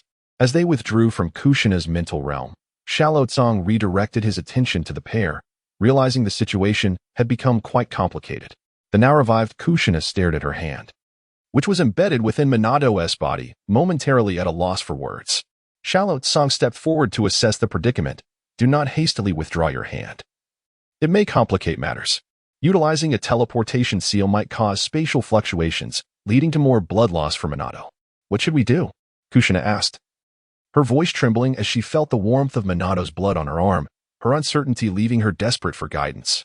Suddenly, Shallot Song had a brilliant idea. Kushina, why not feed him some of your blood? Huh? Kushina was momentarily bewildered. What do you mean? Well, I don't know if you've heard, but I've learned that the Uzumaki clan possesses exceptionally robust life forces, and their blood may have regenerative properties. Shallot Song was unsure about Kushina's abilities, but he recalled that in the original narrative, Uzumaki Karen could recover chakra and wounds simply from a bite on her skin, and Tsunade had miraculously healed even from grievous injuries. Minato only has a small hole in his chest. Surely, that can be remedied. Kushina Uzumaki arrived in the Hidden Leaf Village at a tender age, unaware of her unique abilities, as her grandmother Mito had never revealed them to her. Yet now, she was willing to do anything to save Minato Namikaze. I don't know, but is it possible? Then hurry and bite me, Minato. Minato, weak and gazing at Kushina, hesitated, his other hand trembling, his pupils dilated. Itsukawa sure, exasperated, held his forehead. Brother, at this moment, you still care about that? You've already kissed. It's just a bite. He stepped forward, grasped Minato's head, and with his other hand took hold of Kushina. gently cutting a line on his arm to ensure Minato could draw blood without exacerbating his injuries. Hurry and drink. Initially resistant, Minato became compliant the moment his lips touched the arm. An overwhelming surge of vitality and chakra flooded Minato's body, enveloping him in ecstasy. Kushina felt the warmth of his mouth against her arm. Don't use your tongue. Minato quickly released his grip. Sorry. Don't worry, continue to drink. My recovery ability is quite robust. A little blood is no issue. Atsukawa too sure. Suddenly, a voice echoed from afar. Atsukawa turned toward the woods, spotting Lord Third and his along with Jiraiya and Tsunade. Hey, are you all alright? Upon seeing the injuries, Tsunade rushed over. I'm coming. Leave the professional matters to the experts. Atsukawa stepped aside. What are you doing? Tsunade glanced at Minato, who was drinking from Kushina's arm. And if not for the gaping wound in his chest, she might have struck him. Has the bleeding stopped? Kushina, slowly withdraw your hand. I will use my healing technique. When I say stop, you stop. And when I say withdraw, you withdraw. Tsunade leaned closer to assess Minato's condition. It appeared serious, yet his complexion was gradually improving. Strange indeed. All right, Sister Tsunade. Yes, just like that. Slowly pull out. Meanwhile, Atsukawa Tushir addressed them. Lord Hokage, Lord Jiraiya. No need for such formality. Is Minato and Kushina all right? What are the Nine Tails? Minato is injured, but it shouldn't be too severe. The Nine Tails must be sealed. With me here, can you not rest easy? Ha ha ha, you cheeky brat. When did you become so unhumble? Just a jest. But after this, we need to optimize the village's barrier, expanding its range and reinforcing it. Sarutobi Hiruzen, indeed. I entrust that to you. Atsukawa Tushir, rest assured. Once Kushina fully withdrew her hand, Tsunade swiftly began her treatment, staunching the blood while healing Minato's injuries. The bleeding has stopped. What is this? Although the bleeding ceased, Minato's chest should have been empty. Yet, it was gradually healing, as if cells were actively proliferating and regenerating tissue. Why does one possess such formidable regenerative abilities despite not being a member of the Senju clan?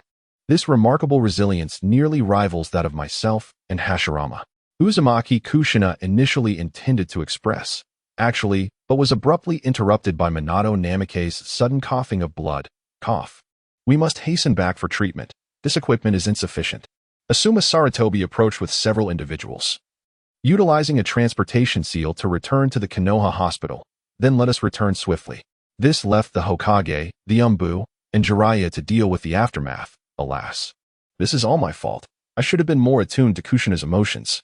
Jiraiya sighed, offering solace. There is no need for such self-reproach, old man. This matter cannot solely be blamed on you. It is impossible for one to attend to every detail, especially considering your numerous responsibilities. However, I am growing old. Am I not? Recently, my memory has begun to falter. I sometimes forget what I had for dinner just yesterday.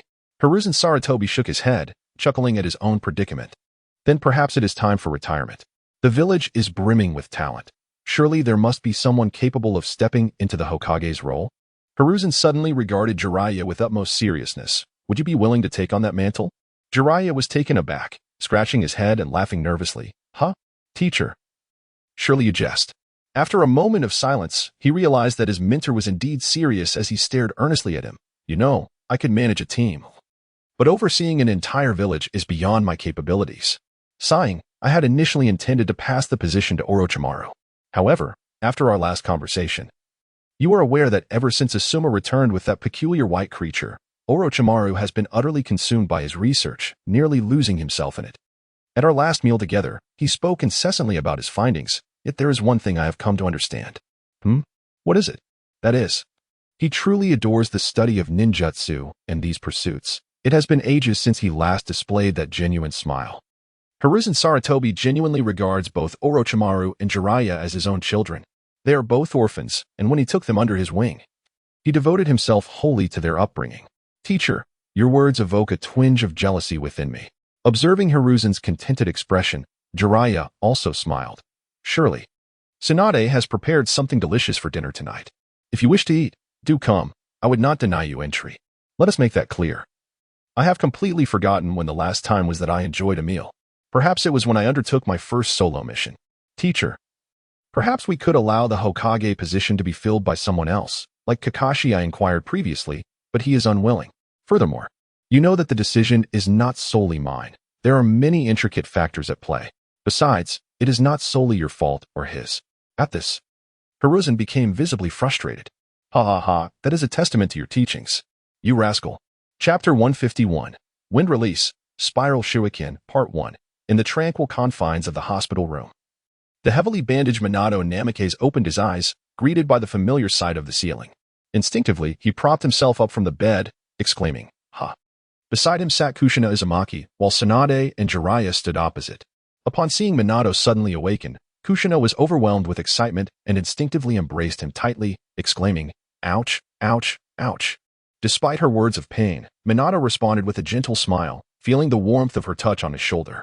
I'm sorry for worrying you. Days later, Tsunade opened the door to the hospital room, carrying a basket of fruits. Upon entering, she was greeted by the sight of the affectionate couple. Open your mouth, ah. Kushina said, offering a piece of apple skewered with a small fork. Minato, slightly embarrassed, replied, Kushina, I'm almost better now. I can do it myself. However, Kushina maintained a serious expression, softly responding with a hum instantly. Minato complied, opening his mouth slowly. Like petting a small dog, Kushina affectionately stroked his soft golden hair. That's right, so obedient. Tsunade, you've arrived? After finishing her gesture, she noticed Tsunade standing at the doorway. Tsunade smirked. Am I interrupting your little moment? Not at all. Your timing is perfect. I was just about to step outside for some hot water. You two can chat. After Kushina left the room, Tsunade settled into a chair beside Minato, watching him continue to eat his apple. Having fun, are we? What do you mean? Minato replied, slightly confused. Never mind. How is your recovery? All healed, not a scar left, Minato said, lifting his shirt to reveal the previously pierced wound, now completely unblemished. Kushina's blood is remarkably powerful. Even a single bite can yield such remarkable healing. Indeed, but Tsunade sensed Minato's unspoken concern. Don't worry, I haven't shared this with anyone. Minato paused for a moment, then shook his head. Thank you. I know this ability is extraordinary, but it also invites envy from others. I trust your character, as well as many others in the village, yet the fewer who know, the better. If word spreads that Kushina is already a Jinchuriki, it could lead to even greater dangers. Rest assured. By the way, how is the ninjutsu development going? Very successful. I've dubbed it the Wind Wheel Popsicle-inspired Spiral Shuriken. Tsunade was utterly baffled. Just then, Kushina returned and overheard the peculiar name. What an awful name. Your wife is back. I shall take my leave. I have no desire to be a third wheel. The fruit basket is here. Remember to eat. Farewell. Tsunade waved goodbye as she reached the door. Exchanging a brief farewell with Kushina, Uzumaki nodded thoughtfully, then recalled something. Ah, right, Minato. What is it? She replied, bowing earnestly. Thank you. Minato and I are good brothers. With those light words, Kushina raised her head again, only to find that he had already walked away, leaving behind a deeply moved Minato Namikaze on the bed. Brother? Observing the dazed expression on Minato's face. Although Kushina did not fully comprehend the bond of friendship among men, she was undeniably touched. Let's go out for some fresh air. Kushina approached the window and drew the curtains aside. After lying in bed for so many days, it's time to get up and stretch a bit. Indeed. Let's go outside for a breath of fresh air together. All right. Just as Minato was about to change his clothes, he had just unfastened his hospital gown when he hesitated. What is it? Hurry and change. Ahem. I'm not wearing anything underneath. Oh, I am sorry. By the time Kushina processed this, her face flushed crimson, and she quickly fled the room, shutting the door behind her. Let me know when you're dressed. Okay. After changing their clothes, the two began to stroll, momentarily at a loss for conversation. Kushina took the initiative to break the silence. Was that ninjutsu you used earlier developed based on the Rasengan? Yes. It appears quite similar to the Chakra Ball of the Nine Tails, only with elemental changes incorporated. Indeed, the basic Rasengan does not possess the same destructive power as a true tailed beast bomb. Only with the addition of elemental changes does it become more lethal. So you thought of wind? Precisely, as I am more skilled in it, and wind possesses greater penetrating and cutting power. Kushina inquired, what is the name of that technique? At the mention of this, Minato's face lit up with a smile. It's called Wind Wheel Popsicle-inspired Spiral Shuriken. Kushina felt utterly speechless. How cheesy. And that name is far too long. What a juvenile way to name a technique. A new idea struck Kushina, that jutsu was developed for me, right? If that's the case, can I name it? Minato responded, I'm indifferent to that. Then follow me. I have a wonderful place to think things through. Kushina led the way, ensuring Minato kept up with her. They arrived at the spiral staircase, a place where Minato's grandmother often confided in her. After winding through several circles of the staircase, they reached the highest terrace, from which they could survey the entirety of Kenoha. Wow, I can't believe such a place exists, Minato exclaimed, intrigued by the unexpected scenery within the village. Leaning against the railing, feeling the gentle breeze and admiring the natural beauty, Minato sensed his injuries had significantly improved, bringing him immense comfort. Even the butterflies nearby fluttered gracefully in the wind. Watching Minato frolic with the butterflies, Kushina finally understood that she had emerged from the whirlpool and discovered what she cherished. That technique of yours is a wind-style ninjutsu, isn't it? Huh. Yes. Rasengan. What? The name of the newly mentioned ninjutsu. How does it sound? At that moment, Uzumaki Kushina retrieved a small, golden shuriken from her pocket. Delicate and exquisite, resembling a piece of jewelry. Catch! She exclaimed, tossing the golden shuriken into the air. Wolfing Minato reached out to catch it. And upon inspecting it in the sunlight, the shuriken glimmered brilliantly in his palm. Grasping the small shuriken, Wolfing Minato smiled with one eye. Praising Uzumaki Kushina for her choice of name, the spiral shuriken? Indeed, a splendid name. From Kushina's perspective, she observed as the faces of the three Hokage on Hokage Rock merged to form a fourth position. She smiled back at Minato, silently wishing him, "You will undoubtedly become Hokage." Chapter 152, Wind Release, Spiral Shuriken, Part 2. As the sun set, the pure land of Huangquan showcased a different scenery. Both the moon and sun coexisted, illuminating the sky simultaneously. In the surrounding dim and tranquil environment, while her body felt no temperature, her soul sensed the warmth and chill. Uzumaki Mito sat alone atop a high mountain, witnessing the moment the sun descended and the moon ascended, an enchanting view she had not encountered in a long time. How beautiful, she unconsciously murmured. Indeed, it is truly beautiful, came a voice from behind her. Mito did not turn around, for this voice had accompanied her for decades. What brings you here? Senja Hashirama approached, dressed in his usual attire, holding a red sunflower. I heard that the pure land of Huangquan is home to unique red sunflowers that never wilt and perpetually exude a sweet fragrance, so I picked one for you. He gently placed the flower at the tip of Mito's hair. It suits you well. Gazing at the warm-hearted man with a hearty smile, Mito turned her head away, feigning indifference. Humph. In response, Hashirama merely scratched his head and chuckled foolishly. Ha! Ha ha ha. I just came to take a look. Don't misunderstand, Teacher Yano. At the entrance of Class 2 in the Kenoha orphanage, S.H. Ju was scratching his head, explaining his actions. Teacher Yano first allowed the students of Class 2 to study independently, then approached the doorway. I have no misunderstandings, Teacher S.H. Ju. I recall that this period is the physical education class for Class 1. Why are you not attending it and instead here in this classroom? However, as she reached the door, she found a row of children squatting in horse stance. I had them exercise, but I felt it was a bit sunny outside. So I switched to indoor activities, allowing them to practice in the hallway. Teacher Yano sighed. All right. But you must pay attention and control the duration of their squats to prevent any injuries to the little ones. Rest assured. Wind Release, Spiral Shuriken. In the training ground, Wolfing Minato familiarized himself with his Spiral Shuriken, its power undeniable. As he activated Sage Mode and launched the Spiral Shuriken, a tremendous pit erupted in the distance, obliterating all vegetation and debris within a 10-meter radius, reducing them to mere fragments. After consecutively missing 3 shurikens, Minato Namikaze had also dispelled his Sage Mode. The chakra consumption was extraordinarily high, and it was only by entering Sage Mode that one could withstand the damage from the shurikens. However, control still required enhancement. While experimenting, Minato analyzed the strengths and weaknesses of this technique. Nevertheless, utilizing the Flying Thunder God technique could potentially mitigate this drawback. Watching the power of the shuriken, the ever-observant Kankuro recalled Naruto's prowess in the original story, realizing that a tiger's offspring is indeed no less formidable than its father. He mused that he could wield it even more effectively than his son. However, this would necessitate the simultaneous use of 2 ninjutsu techniques. Could one react swiftly enough? It should be manageable, yet control undeniably needed improvement. Constant reliance on the Flying Thunder God technique and Sage Mode to compensate for this flaw wasn't feasible. Moreover, ranged attacks did not always guarantee a hit, unless one could achieve automatic target locking.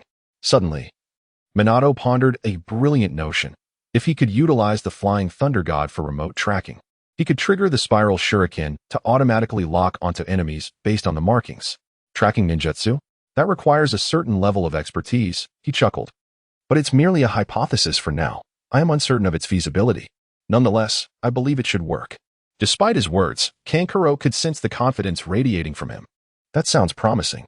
By the way, I expanded the barrier's range a few days ago, so Kushina can move freely within the village as long as she doesn't leave. Really? Thank you. No need for gratitude. It is part of my duties. By the way, may I ask you something?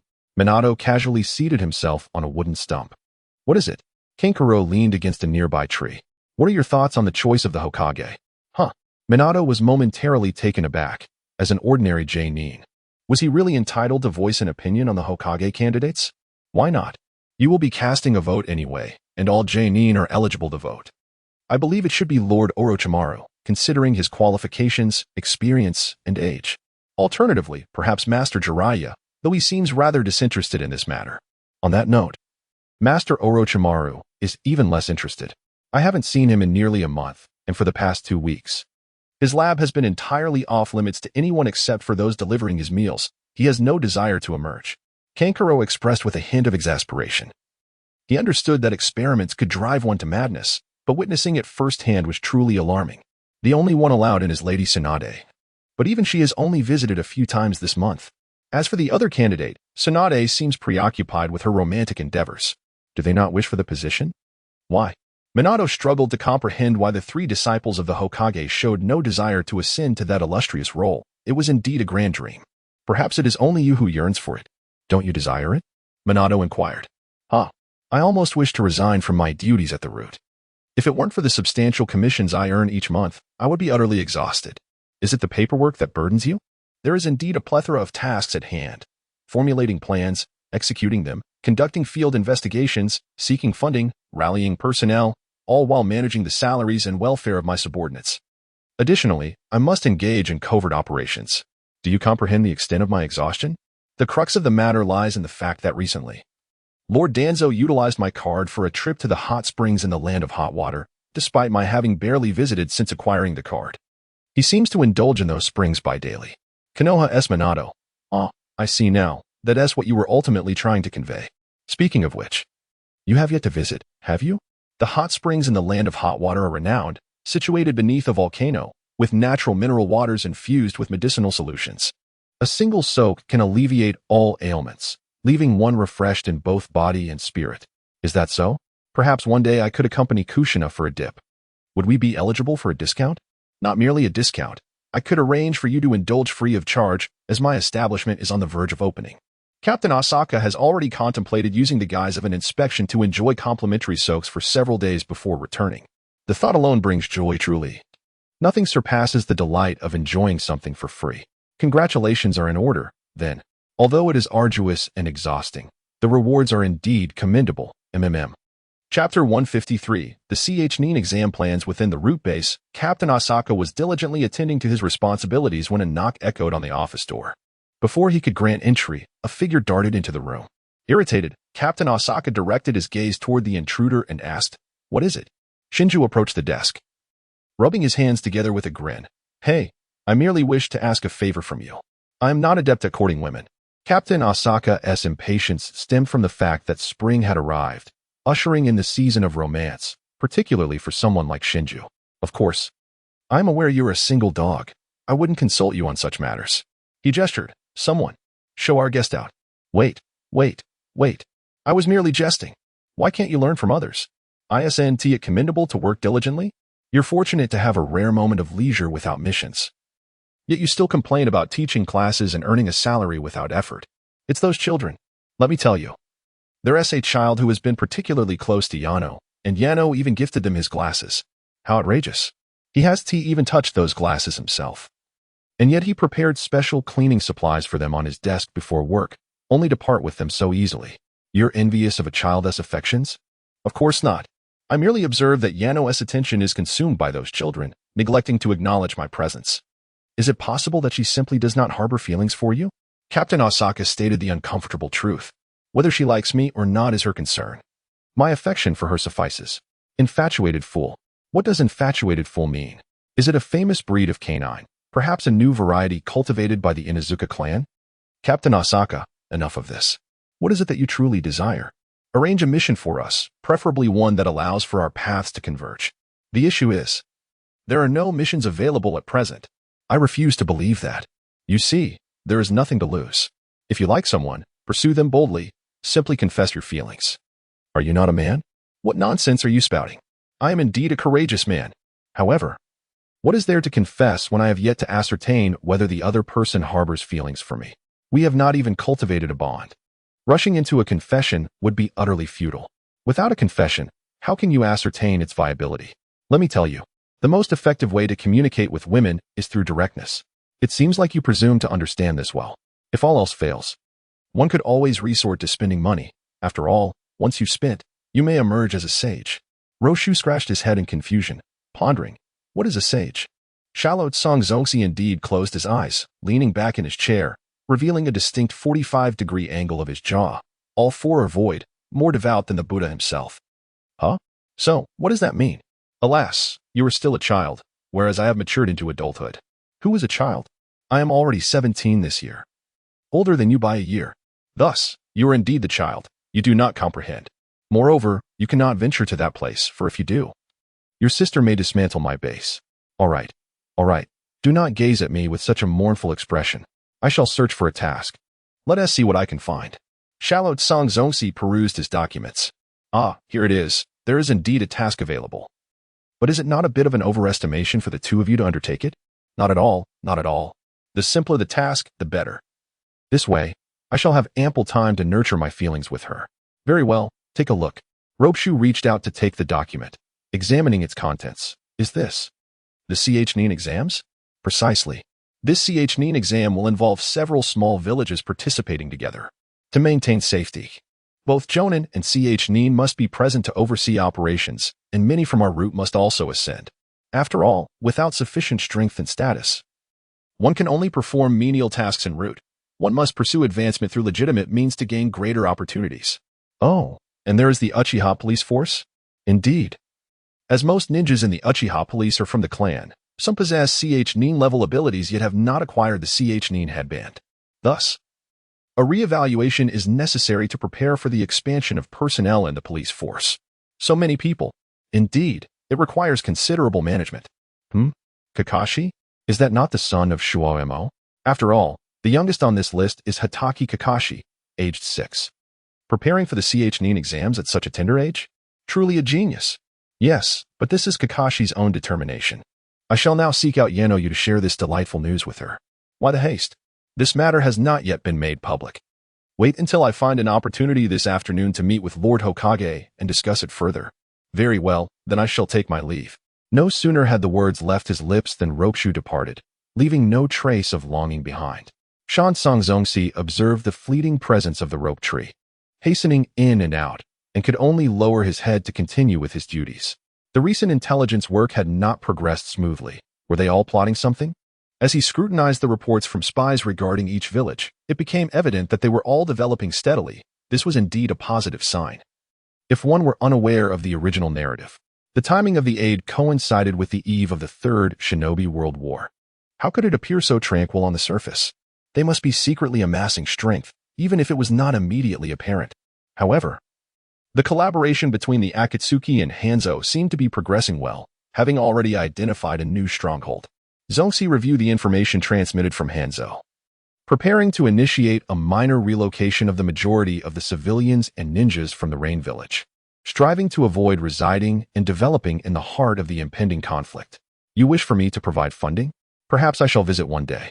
Meanwhile, in a desolate and uninhabited place, within a dark and damp cavern underground, Uchiha Madara donned a pair of Sharingan with 3 tomo. Is this the Sharingan you procured for me?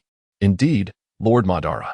I found it within the remnants of a ninja's home, the remains of that ninja's father, which required considerable effort on my part. Madara, somewhat disdainful, affixed the other eye as well, deciding to make do. It would have been preferable if it were a Mangeki, yet I shall manage with the 3 tomo. Otherwise, it would be quite troublesome to remain sightless. Kurizetsu inquired, by the way, how have things been with Nagato lately? Recently, Nagato has been collaborating with Hanzo. and everything seems to be progressing smoothly. His strength is indeed steadily growing, and he may soon be capable of fully harnessing the power of the Outer Path's Deva Path. Though the excitement may cause the user to become overwhelmed, the abilities of the Rinnegan still require careful study and gradual mastery. Excellent, Kurizetsu remarked.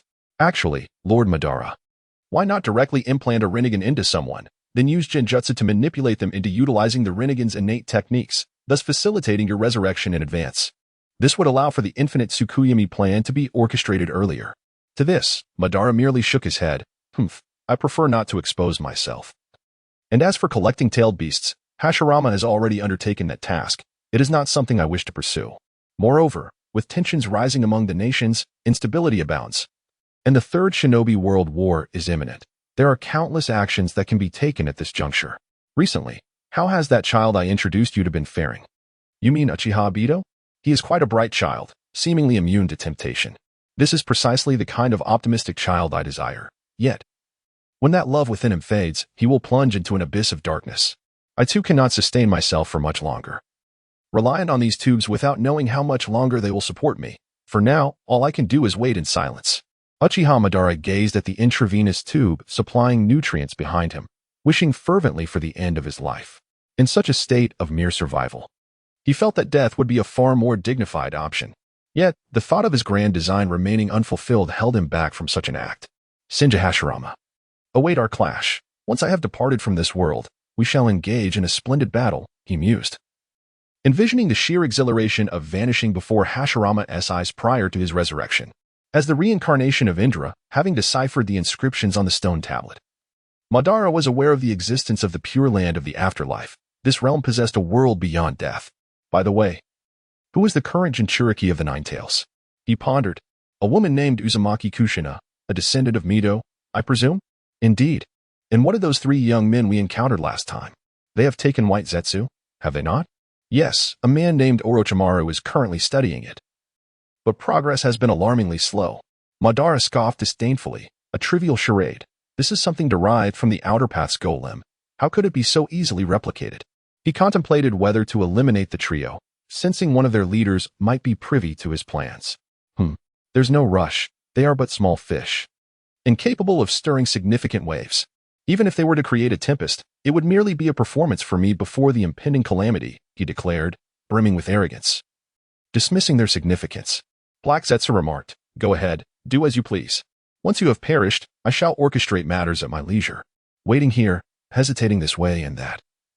While asking me to procure your eyes, what have you accomplished with them? Your thoughts are but fleeting whims. Do you genuinely believe all will unfold as you envision? Meanwhile, Nagato was living a rather comfortable life, having collaborated with Hanzo.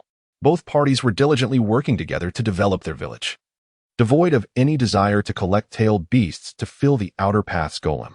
Suddenly, Madara sensed a malevolent aura. Black Zetsu instantly fell silent, clearing his mind of all thoughts. What has vanished again? In the Pure Land, atop a towering peak. The Sage of Six Paths sat in meditation. Why has this generation's Indra not yet been reincarnated? Has there been an unforeseen event, or is it? From his vantage point, he could observe all that transpired below, including the reincarnation of Ashura, Senja Hashirama. At that moment, Hashirama was seated across from Tobirama, engaged in a game of chess. Brother, could you not take this more seriously? Chess pales in comparison to the thrill of cards. Shall we play cards instead? I could fetch Mito. Forget it, I shall seek out Izuna instead.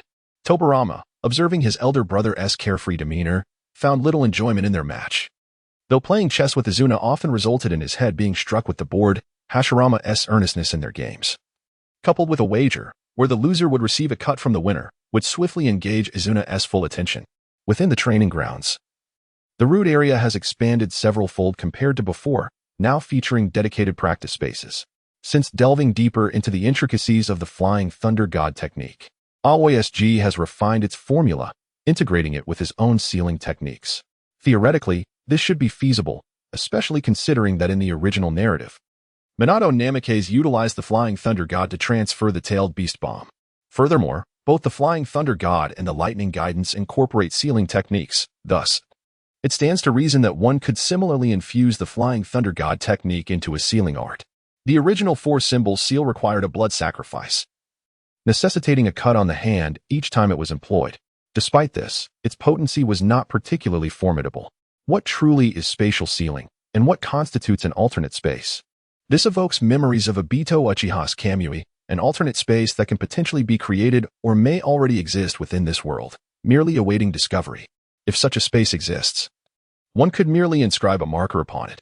However, if it must be conjured, the dynamics shift entirely. It can be reclaimed, released, and rendered one's own, creating a vastly different entity altogether.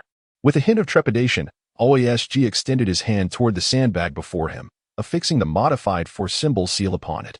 With a single hand seal and a firm command, he initiated the technique. The previously cylindrical sandbag suddenly manifested a circular void at its center, as if a precise cut had been made, with no sand cascading from the edges. Turning to observe, OASG noted that the segment seemingly excised from the sandbag had materialized at the location he had marked earlier. Was this a low-tier version of spatial cutting?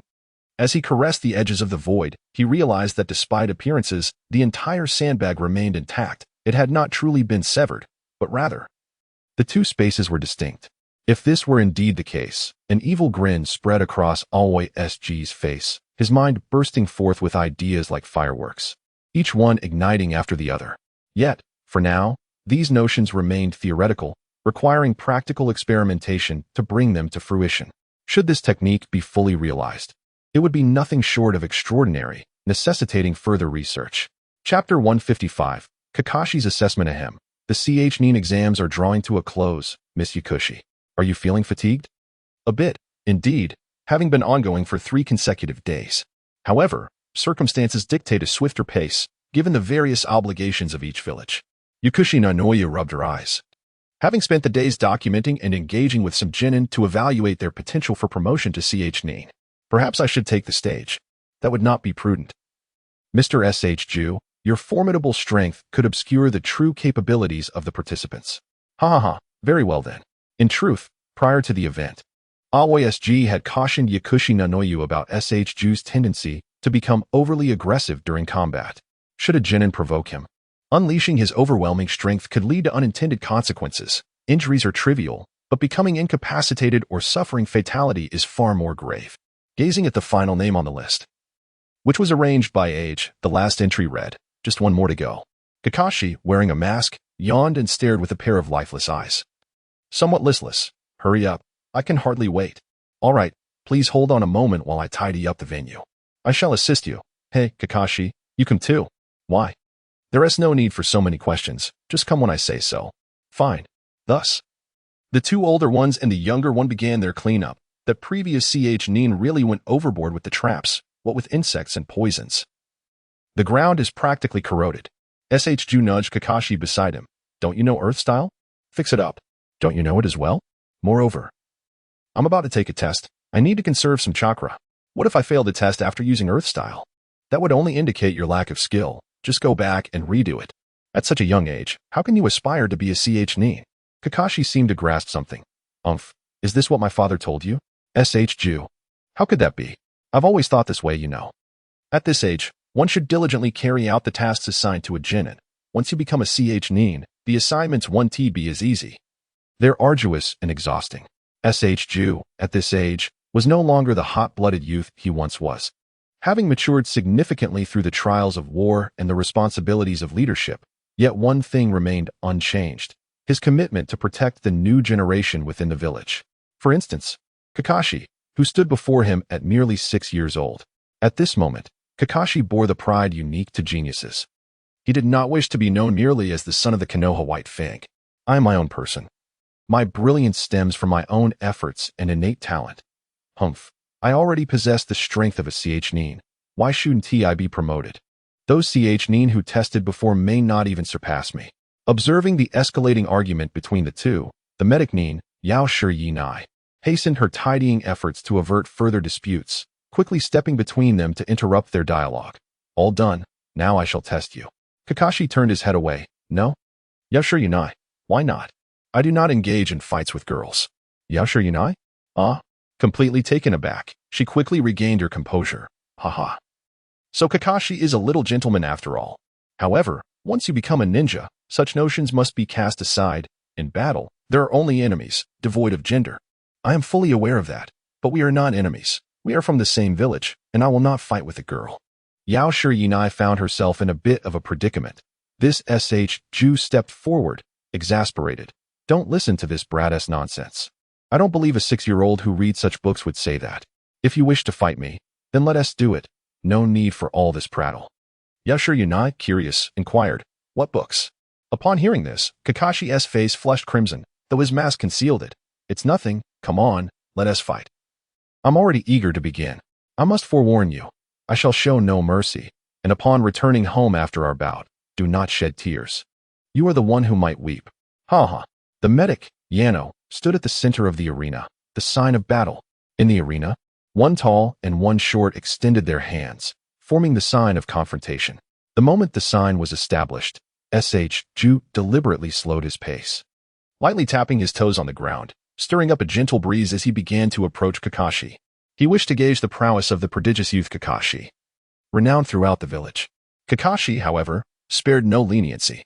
Almost in the instant the sign was completed, he swiftly lowered his stature, his left hand danced rapidly, launching 3 shuriken with a whistling sound aimed directly at Jew's face, while his right hand simultaneously pressed against the ground.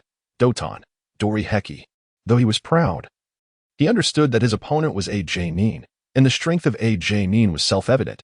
Thus, he had to give his all. A wall of earth rose to half his height, not for defense, but as cover. Kakashi slid to the side, gripping a kunai in a reverse hold, aiming for Jew's side, who had evaded the shuriken. The motion was executed with remarkable speed, his lifeless eyes gleaming with intensity. Oh, Jew raised an eyebrow, advancing instead of retreating. He did not form any signs, relying solely on his physical prowess. He deftly twisted his body to evade Kakashi's kunai at the very moment it was about to make contact, his palm striking towards Kakashi's nape. Halting just an inch from the skin, calmly, as if he were a master, he remarked, too slow. Yet, this did not signify the end of their test. Kakashi suddenly lowered himself. Hidden behind the Dori Heki was another Kakashi, hands forming seals, readying his Raiden Chakra. The crackling electricity brushed against Jew's pant leg. Raiden. Date. The current spread across the ground. If struck by this technique, one would be paralyzed instantly. However, Jew had already anticipated this. He lightly tapped his toes and leaped away, evading the attack. Yet, Kakashi had foreseen this as well, releasing a shuriken that accurately pinned his landing spot. Impressive, indeed. As Jew touched down, he casually swatted away the incoming shuriken. The metallic clinks echoed as the shuriken fell to the ground. Although he was aware that his opponent was Nin, who had previously visited his home, he had never revealed his abilities. The opponent was a taijutsu specialist, to swat away shuriken with bare hands. Is he a Kindagai? No, this fellow possesses fundamental ninjutsu, far surpassing Gai's capabilities. After this initial probing exchange, Kakashi reached for his back. Jew had witnessed the swordsmanship of the Leaf's white fang, formidable to a terrifying degree. Though Kakashi was still far from that level, Jew was intrigued. Would he finally draw the sword from his back? Though not as skilled as my father, I shall make you witness the swordsmanship of the Hatake clan. Chapter 156. Through with a swift motion, Kakashi drew his short sword from his back and charged forward. Clash. Jew, wielding a kunai, blocked the short sword, somewhat astonished, quite the speed. Faced with the obstruction, Kakashi, expressionless, utilized the recoil to leap back, creating distance while searching for an opening.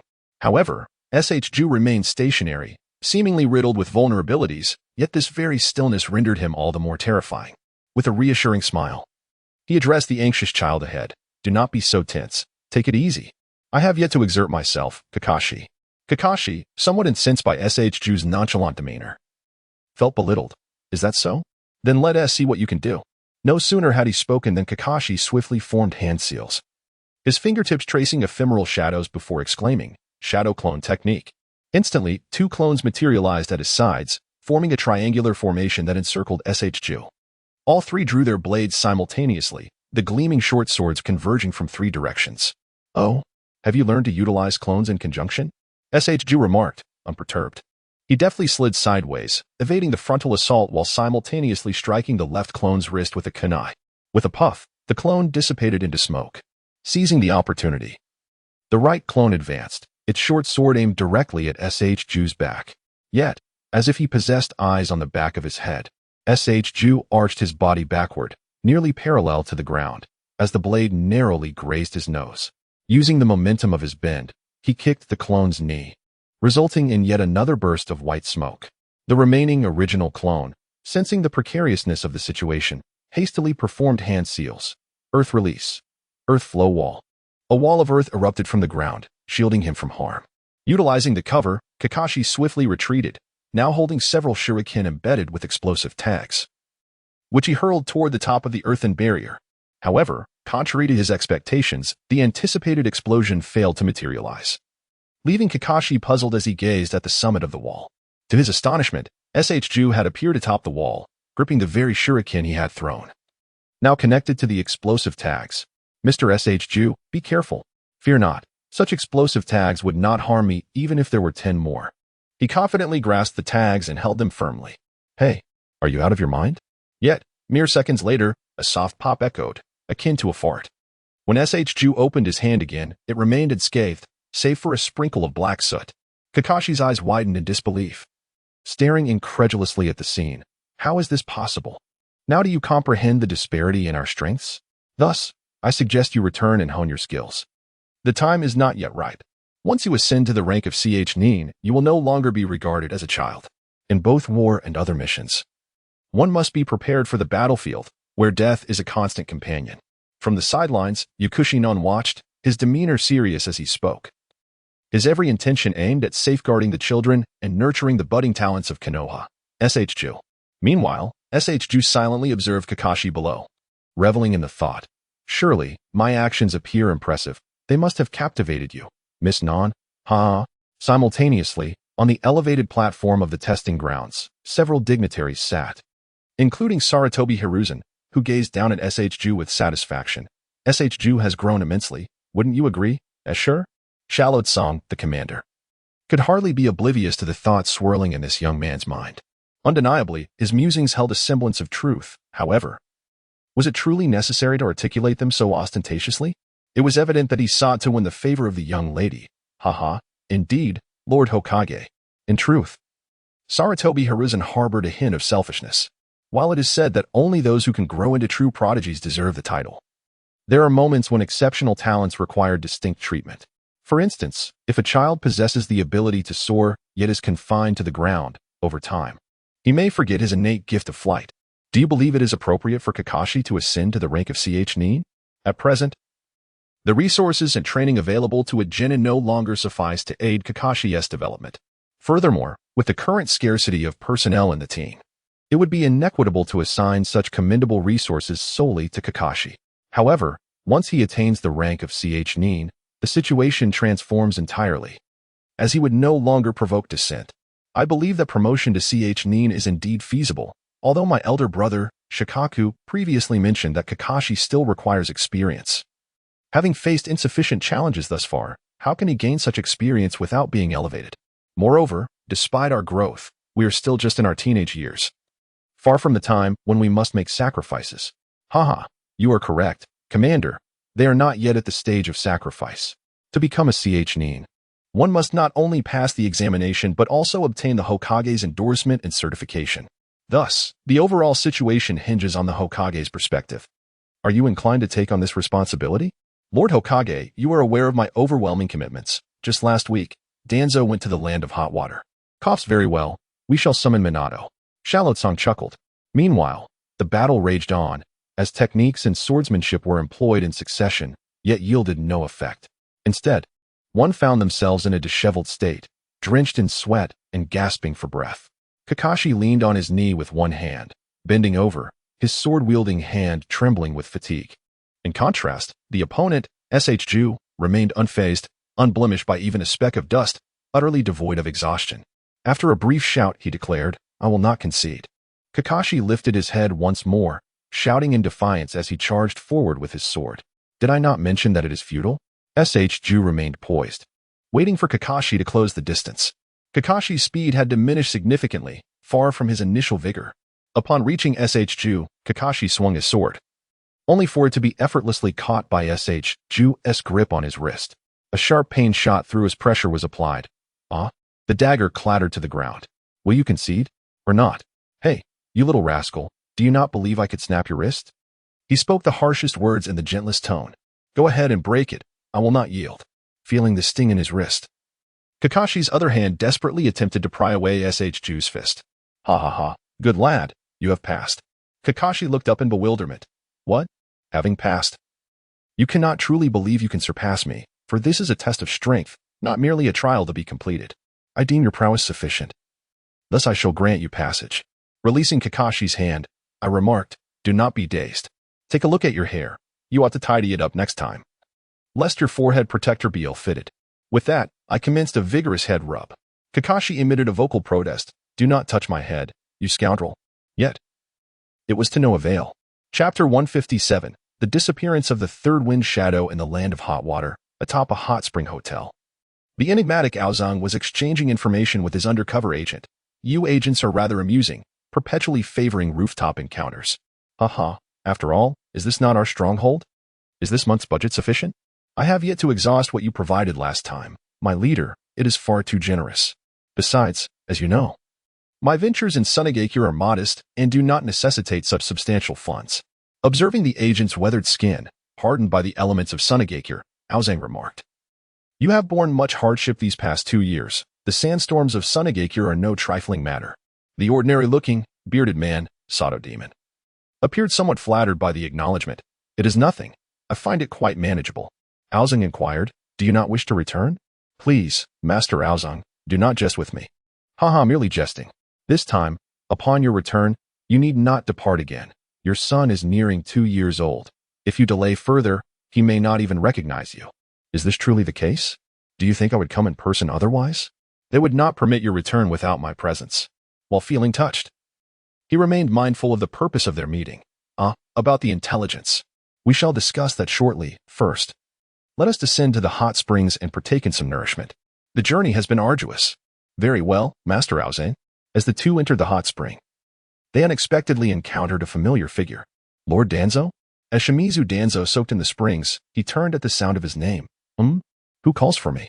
Recognizing Aozang, he continued, it is you, Aozang. Lord Danzo, what a coincidence to find you here. Indeed, a new spring has been unearthed nearby, prompting my visit to sample it. Is that so? I initially intended to invite Hizashi to join, but he is rather occupied. And who is that beside you? From Sunagakure. Danzo perceived the implications, a spy. Perhaps, he may join us in the springs, and we can exchange intelligence, as we are all present. Aozang casually conjured a soundproof barrier. Very well. Let us converse while we relax. Agreed. Although Sato Demon felt a twinge of nervousness, he followed suit into the hot spring. Surprised to find the legendary Danzo was not as fearsome as he had imagined. This concerns some of the more formidable young ninjas from Sunagakure over the past 2 years. Sato Demon retrieved a file from his pants, containing information on several ninjas he had documented. Raza? The disciples of the third Kazekage, if all goes as anticipated, should be poised to assume leadership. They excel in magnet release and gold dust. Has the third Kazekage imparted even this knowledge? Yakura, a female ninja, has mastered scorch release. Maki specializes in wind release. As the leader of the root organization, this primary intelligence is undoubtedly intended for Shimura Danzo's scrutiny, who meticulously analyzes the ninja profiles contained within the documents. Chiyo's grandson, Sasori of the Red Sand? A prodigious puppet master, astonishingly young. It is unexpected. Yet that surname rings a bell. Is it not the couple slain by Sakumo? In the ensuing moments, Sato Daimon further elucidated the developments and military deployments of Sunagakure over recent years. Overall, there are currently no indications of a desire to incite war. Is that all the information available? There is one crucial piece of news. The third Kazekage has vanished. Even Sato Daimon, already informed of the situation, could not suppress his astonishment upon uttering this revelation. The disappearance of a village leader is fraught with implications, suggesting chaos within the village's order and casting suspicion upon Sunagakure from neighboring factions. Shimura Danzo gazed incredulously at Sato Daimon. What? What did you just say? The third Kazekage has disappeared. Azora Soji inquired. Has Sunagakure uncovered any details regarding this situation? Not yet. I learned of this from high-ranking officials, and the information has not yet been disseminated. Most lower-ranked ninjas remain unaware. However, I believe it cannot be concealed for long, as the upper echelon is currently managed by Chiyo and Eyes. Could it be the work of another village? Azora Soji responded. This possibility cannot be ruled out. but it certainly is not our Konohagakure. While familiar with the original narrative, Chouji did not possess an impeccable memory. Nonetheless, he knew that not long after the third Kazekage's disappearance, the Third Shinobi World War erupted, necessitating preparations. If another village is indeed responsible, war seems unavoidable, and we must strategize accordingly. Shimura Danzo concurred. Soji's assessment is astute. We cannot dismiss the chance that other villages may cast suspicion upon us, provoking Sunagakure to assault. We must prepare in advance, ensuring a thorough investigation into this matter. If we are unjustly accused, it could provide them with a pretext for their attack. By uncovering the truth, we may turn the tables and leverage the situation against them. Aozora Soji expressed agreement with Danzo's perspective. Indeed. However, where should we commence our efforts? The last known whereabouts of the third Kazekage were during a mission, yet all accompanying guards perished, leaving no one to recount the truth. How did they die? They fell victim to single strikes, and the manner of their demise was particularly brutal. Sato Daimon produced photographs of the guards' corpses. Shimura Danzo glanced at the photographs before passing them to Aozora Soji, then stood and exited the hot spring. Bare-skinned. I entrust the investigation to you, Soji. Truly, he departed without a second thought. Very well, let us defer this matter for now and return to the village. Take the time to reunite with your family and rest for a month before reporting back to the base. Sato Daimon exclaimed with excitement. Yes, Lord Soji. A few days later, Tsukikage Kamikaze arrived at the base. Soji, what brings you to seek me out today? Alas, there is no other choice. I believe you are the only one capable of investigating this matter thoroughly. Please take a look. Tsukikage Kamikaze, filled with curiosity, examined the documents and grew increasingly alarmed. Is this true? Indeed, it has been meticulously verified. All the guards have perished, and as of now, the body of the third Kazekage has not been found. However, I sense a certain gravity in this situation. Even if we were to locate it, it would be improbable for him to ascend to the position of Kazekage again. I believe that before long, the fourth Kazekage will be selected. We must expedite our investigation. And you are the only one who can accomplish this. You hold me in too high regard. I am not as astute as you, he replied modestly. However, your abilities are remarkable. If I possessed your talents, I could easily navigate the land of soup. Tsukikage Kamikaze sighed. Oh, you. Chapter 158, The Disappearance Investigation in the Land of Wind. Amidst a desolate desert, three figures cloaked in yellow robes traversed the arid landscape. As they approached, their voices could be heard. Hachi, you've been doing quite well lately, haven't you? You've even become the squad leader of the liaison team. I need to borrow you and report to your superior. At that moment, Yamamoto Hachi, with his flowing light yellow hair, donned a vest, draped in a red cloak, resembled a somewhat unconventional yet handsome young man. After all, with a daughter of such beauty, it is only natural for a youthful father to possess good looks. In truth, you should consult Rikuji, as he is the most intelligent among us. Now we cannot say that. While he is indeed clever, when it comes to this particular area, you excel far beyond him. The art of investigation and inquiry rests in your capable hands. Soji Asaka turned to his teammate on the right. By the way, Kamikaze, have you retrieved the body? Indeed, that you cannot imagine how deeply it was buried. I exerted considerable effort to circumvent the guards. Tsukikage Kamikaze produced a scroll the size of a fist, which contained the remains of the guards who perished due to the disappearance of the third Kazekage. The deceased should be able to yield insights, provided their brain cells remain intact. Soji Asaka pulled out a map, scrutinizing the marked direction, and retrieved a compass, confirming their general location. According to the map, we should be nearing the site where these guards met their demise. It seems the perpetrator was quite cautious, deliberately choosing such a distant location. The trio continued their journey, traversing a considerable distance.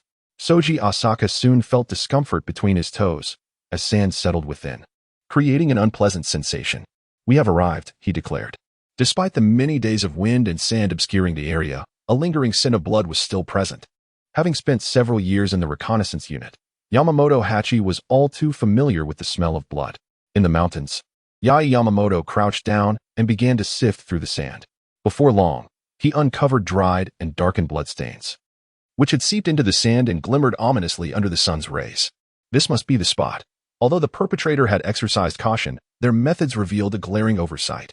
It was evident that they had not returned after the body was discovered, leaving the scene untouched, or perhaps the detection technology of the sand-hidden village was lacking. The perpetrator exhibited remarkable confidence. Shall we proceed? Asked Shallow Blue, the commander. We should retrieve the body first. I need to examine its memories. I expected you to say that the truth is singular, replied Moonlight Kamikaze as he unfurled a scroll, which emitted a loud pop accompanied by a cloud of white smoke, revealing a mangled corpse on the ground. The sight was rather gruesome. The body bore numerous wounds, with the most severe injury located on the neck, indicating a swift fatal blow. Why inflict further torment? Yamamoto donned white gloves and scrutinized the body closely. Not necessarily. The assailant might have utilized a specialized weapon. The fatal strike could have been coincidental, while the other wounds illustrate the weapon's destructive force. Observe the bloodstains on the arms, chest, and even the face.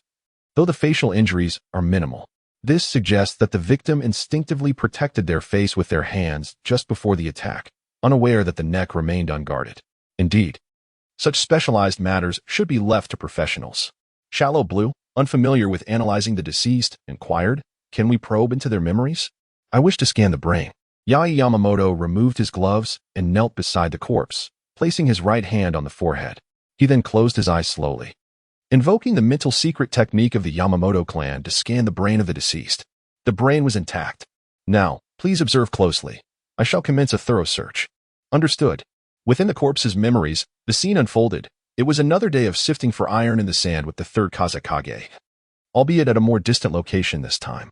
Under the scorching sun, the third Kazekage, drenched in sweat and panting, utilized magnetic manipulation to sift through the sand for half the day. After quenching his thirst from a water jug, he still felt parched. Finally, our task for today is complete. Let us return tomorrow. The sun will be even more intense at noon. We should rest for a while. Very well, Lord Kazekage, responded the others as they prepared for their return. Meanwhile, the ninja who would become the corpse was gathering sand-sifting tools and overheard the conversation behind him. What brings you here? Is there something amiss? A cold voice replied, "Nothing of consequence. I merely wish to borrow you." Alarmed, the corpse heard the third Kazekage shout and turned around, only to be confronted by a multitude of puppets deploying various mechanical weapons. Caught off guard, he could only shield his face with his hands, yet he was unable to withstand the blades of the puppets. He fell instantly. The memory retrieval concluded here. But it was clear that the third Kazekage had not yet met his demise. In the mountains, Yamashita Hachi found himself at a loss for words. If only he could turn and glance back, he would be able to confirm the identity. Instead, he discovered the individual busily tidying up his belongings. After sharing the memories he had uncovered with the two others, Aoi Escher was able to ascertain. This person was indeed a puppet master, undoubtedly affiliated with the village hidden in the sand. Yamashita Hachi replied, "Indeed, it appears to be an internal betrayal. But why eliminate the third Kazekage? Could it be that he is a rogue ninja?" Moonlight Shinke's offered a different perspective. Not necessarily. He may simply aspire to ascend to the position of fourth Kazekage. However, the third Kazekage is still in his prime. To secure the fourth Kazekage's position, he must eliminate the third. Yet, such a method seems excessive. There is no need for such urgency in seeking the title of fourth Kazekage. From what I know, the candidates for the fourth Kazekage are quite limited, all of whom are disciples of the third. They could afford to wait patiently. Their time would inevitably come. Why the haste? Could it be motivated by revenge? Yamashita Hachi contemplated. That possibility cannot be ruled out, though revenge typically demands more clues. In any case, it was clear that this individual was a puppet master. Furthermore, the third Kazekage was merely missing, suggesting that either he had been captured or killed and subsequently concealed. Indeed, those were the only two possibilities. Yamashita Hachi commenced an extensive sensory search of the area. A puppet master with the strength to contend with the third Kazekage, only Chiyo came to mind. Yet, it was improbable that Chiyo was involved. Her influence in the village hidden in the sand was substantial, and the third Kazekage's position had been secured largely through her support. Aoi Escher suddenly recalled a character from the original narrative. No wonder he became a rogue ninja. It all makes sense now. Chapter 159. Investigation results founded. Look here. These are the mechanical components from the puppet. Yamashita Hachi exclaimed. Given the fierce combat, remnants of mechanisms were bound to be left behind. A fact that the perpetrator must have anticipated. After all, leaving mechanical debris would reveal to everyone that the culprit was a puppet master. However, even if the area was thoroughly cleaned, some trace would remain. Wearing white gloves, Yamashita Hachi retrieved a kunai emanating a purple glow. A poison needle? Is it possible that poison was involved? Aoi Escher furrowed his brow, gazing intently at the strange purple glowing kunai. After a moment of contemplation, He spoke slowly. If poison was indeed used, the methods employed by the culprit become even more intricate. The combination of puppetry and poison suggests that the adversary is no ordinary ninja. Yet, there happens to be one candidate from the village hidden in the sand. Are you referring to Granny Chio? But what motive could she possibly have? It seems entirely unnecessary. Or perhaps it could be a descendant or apprentice of Granny Chio. Yamashita Hachi speculated. That seems rather far-fetched. If it were one of her apprentices, it would be understandable, but her grandchild? The age difference is too great. A child of 12 or 13, even if they achieved the rank of Nin, would not be capable of independently slaying the third Kazekage. Wait, could it be Deidara? It is hard to believe that, despite being hailed as a genius from Sunigakure, he possesses the strength to eliminate the third Kazekage. This thought led Asaka Escher to firmly conclude that the perpetrator is indeed Sasori of the Red Sand. Coupled with the Akatsuki's betrayal of rogue ninjas in the original narrative, and considering some of Sasori's methods, it becomes evident that familiarity breeds complacency. The third Kazekage likely spared Sasori due to his respect for Chio, which ultimately led to his demise. Alternatively, he may have fallen victim to a specialized poison that subtly ensnared him. Is there any need to continue our investigation? With the identity of the murderer being so apparent, albeit somewhat implausible, we can only deduce this conclusion. Yamashiro Haichi felt that having reached a conclusion, they could return. However, their findings are merely conjectural, lacking substantial evidence. How could we approach the people of Sunigakure and assert that their third Kazekage was slain by a 12 or 13-year-old prodigy from their own village, Sasori? Who would believe such a tale? I certainly do not. Neither do I. It seems overly exaggerated. Should we pursue this lead further? Yet, to uncover any traces in this desolate desert may take 3 days and nights without end. Asaka Escher asserted, regardless of the time frame, we must not rest. Yamashiro Haichi replied, all right, but you should inform the reconnaissance team that our time is limited to 3 days. Anything beyond that incurs additional costs. Rest assured. I know you have a date with your girlfriend. How did you know? You underestimate the investigative capabilities of the route. Furthermore, who among the reconnaissance team is unaware that your girlfriend brings you lunch every day at noon? Yamashiro Haichi. Asaka Escher chuckled, patting his shoulder. All right, don't be shy. Once this matter is resolved, I shall treat you both to a splendid meal. For now, let us hasten to devise a plan to search for clues in this vast desert. Very well. Yamashiro Haichi retrieved a canister from his pocket. What is this? He unveiled the black cloth covering the jar, revealing a transparent container filled with numerous insects. These are tracking bugs I previously requested from Shirhai. The scent from these poison needles should lead them to trace the path. Truly, the reconnaissance team, your skills in investigation are invaluable. These bugs are quite costly, you know. They are difficult to rear and expensive to cultivate. Each one can cost several tens of thousands. I had to plead with Shirhai for quite some time to acquire a few. Asaka Escher responded, All right, utilize them. I will reimburse you, at the very least. Yamashiro Haichi replied, You said it. You. Ha. Escher, I did not expect you to be taken in as well. Yamashiro Haichi interjected, Enough jesting. We must attend to the task at hand. After opening the vial, he allowed one tracking bug to crawl out slowly, then presented the poison needle to it. The tracking bug delicately sniffed the air, seemingly responding, and began to crawl forward. Let us follow it. Thus, the three proceeded, guided by the insect across the barren, desolate sands. Throughout the journey, numerous discoveries were made, including the presence of toxic black sand, presumably left by the third Kazekage himself. Now, with no more remnants in sight, they could only depend on the scent, which grew fainter with distance. Yamazaki Hachi observed the tracking insect moving increasingly slowly, at times circling in place, indicating they were nearing their destination. We have been walking for nearly 3 hours. It's time for me to take over. Quickly retrieve the insect, or we risk overheating, he urged. Shallow Blue Sunchi had already consumed several pots of water within that time. Fortunately, the storage scroll contained ample supplies, or they would surely perish from thirst. Very well, I'll leave it to you, he replied. Wiping the sweat from his brow, Yamazaki Hachi grasped the tracking insect, poured a few drops of water into his palm for it to drink, and then returned it to its vial. In just 3 seconds, Shallow Blue Sunchi activated the seal on his neck, absorbed natural energy, and entered Sage mode. The next moment, he employed the technique, Sage Art, all things listening. Yamazaki Hachi watched in awe as Shallow Blue Sunchi exuded an overwhelming aura. This was the first time he had witnessed Sunchi in Sage mode, and the intensity of the effect was astonishing. Is this the essence of Sage mode? For a brief instant, he found himself immobilized. This application of the all things listening technique produced a result far superior to previous attempts. He could perceive unexpected sounds. What are these humans up to? They've been wandering in the desert for quite some time. That's the sound of a scorpion, he remarked. Yes, I don't know. But it seems they are searching for something and have yet to find it. That's the voice of a venomous snake.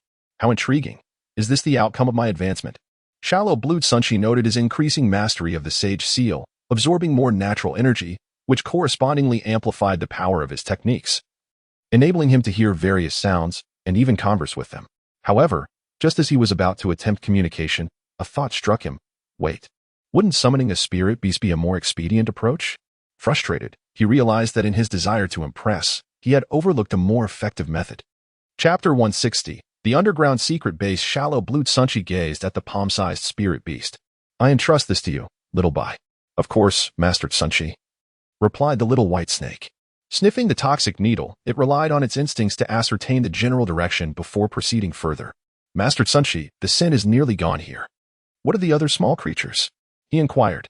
They mentioned that a few days prior, some individuals had indeed come this way. One claimed to have seen a door suddenly rise from the ground, and upon entering, a person vanished, the snake relayed. An underground base, Shallow Blue Sunshi exclaimed. That must be it.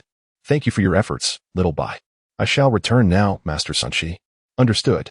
With a resounding pop, the little Bai disappeared. Shallow Blue Sunshi glanced around.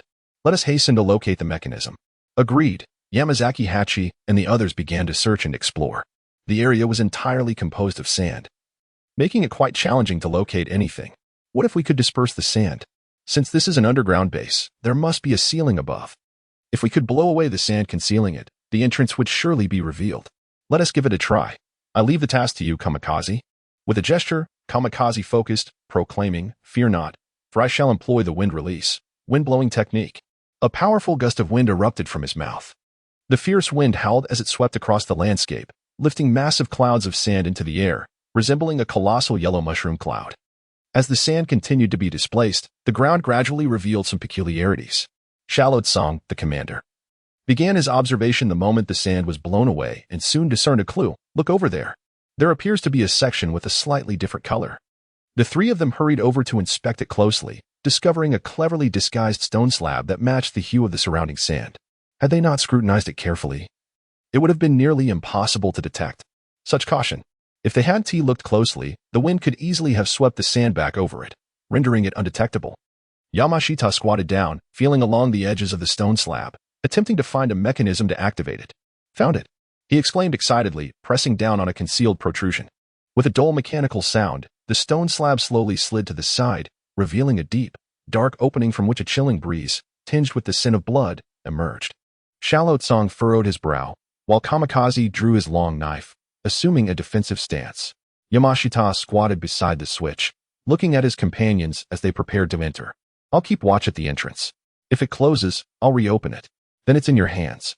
Let us proceed, Kamikaze, Shallow Tsang instructed. Kamikaze nodded in agreement, understood. Shallow Tsang stepped into the cavern first, with Kamikaze following closely behind.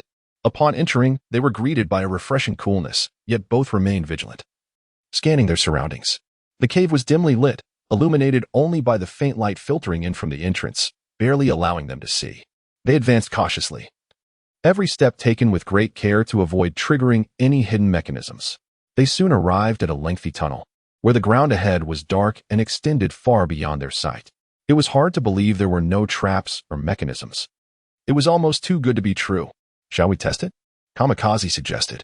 I think it's worth a try, he added, tossing a shuriken forward.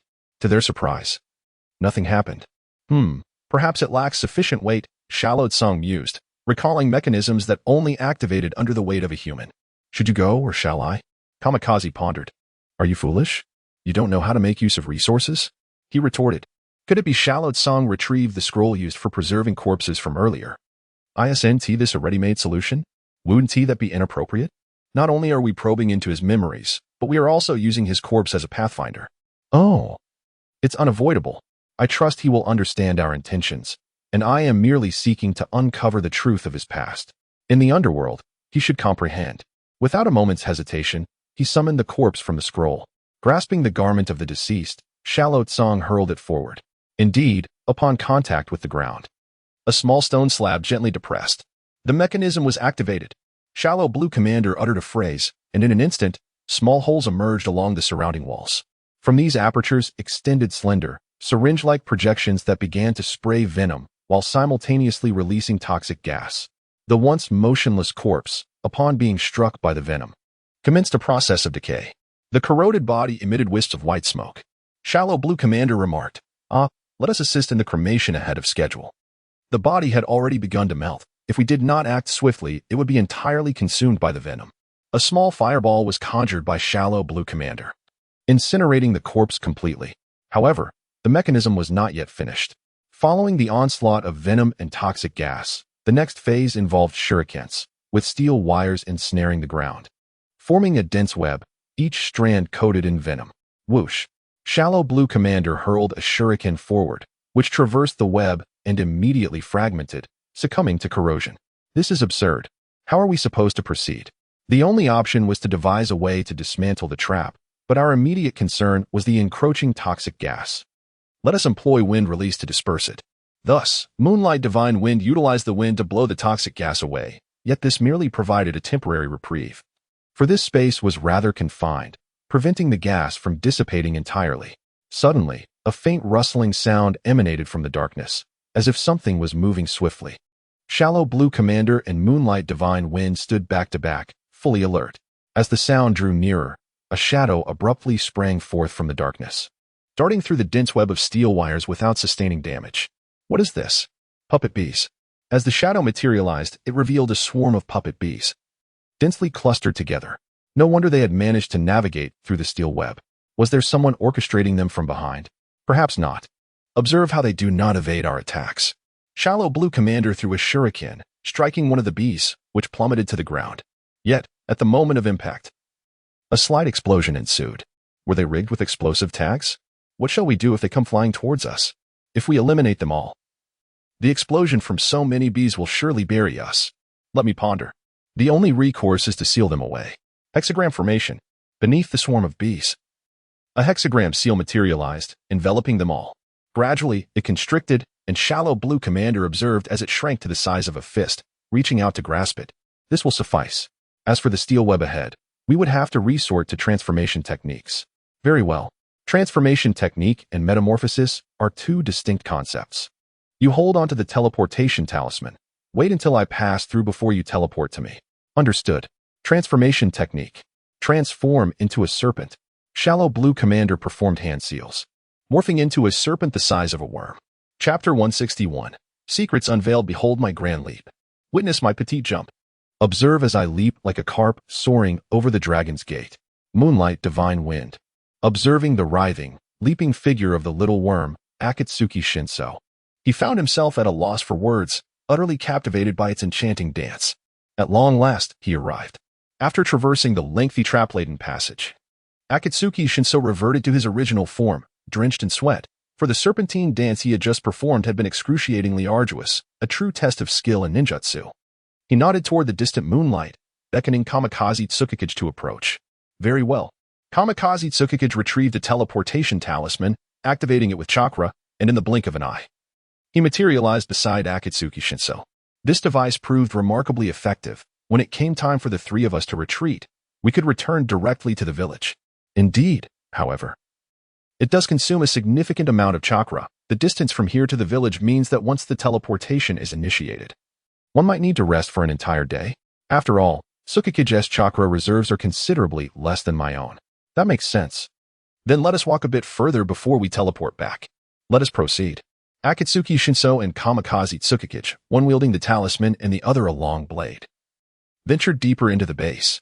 Not long after, they spotted a glimmer of light ahead, revealing a spacious area filled with oil lamps and cluttered with a plethora of puppet components, various weapons strewn across tables and the floor. It resembled a workshop, albeit rather rudimentary.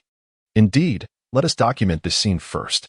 Kamikaze Tsukikage produced a miniature camera, preparing to capture a series of images of the surroundings. Let me see. Who was the creator of these?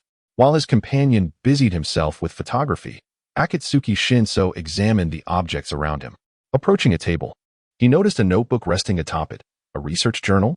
He extended his hand over the notebook without making direct contact, as I suspected, but this seal appears rather elementary.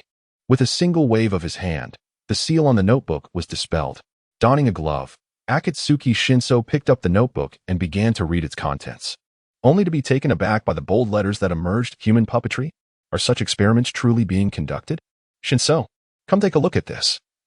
Could it possibly pertain to the third Kazekage?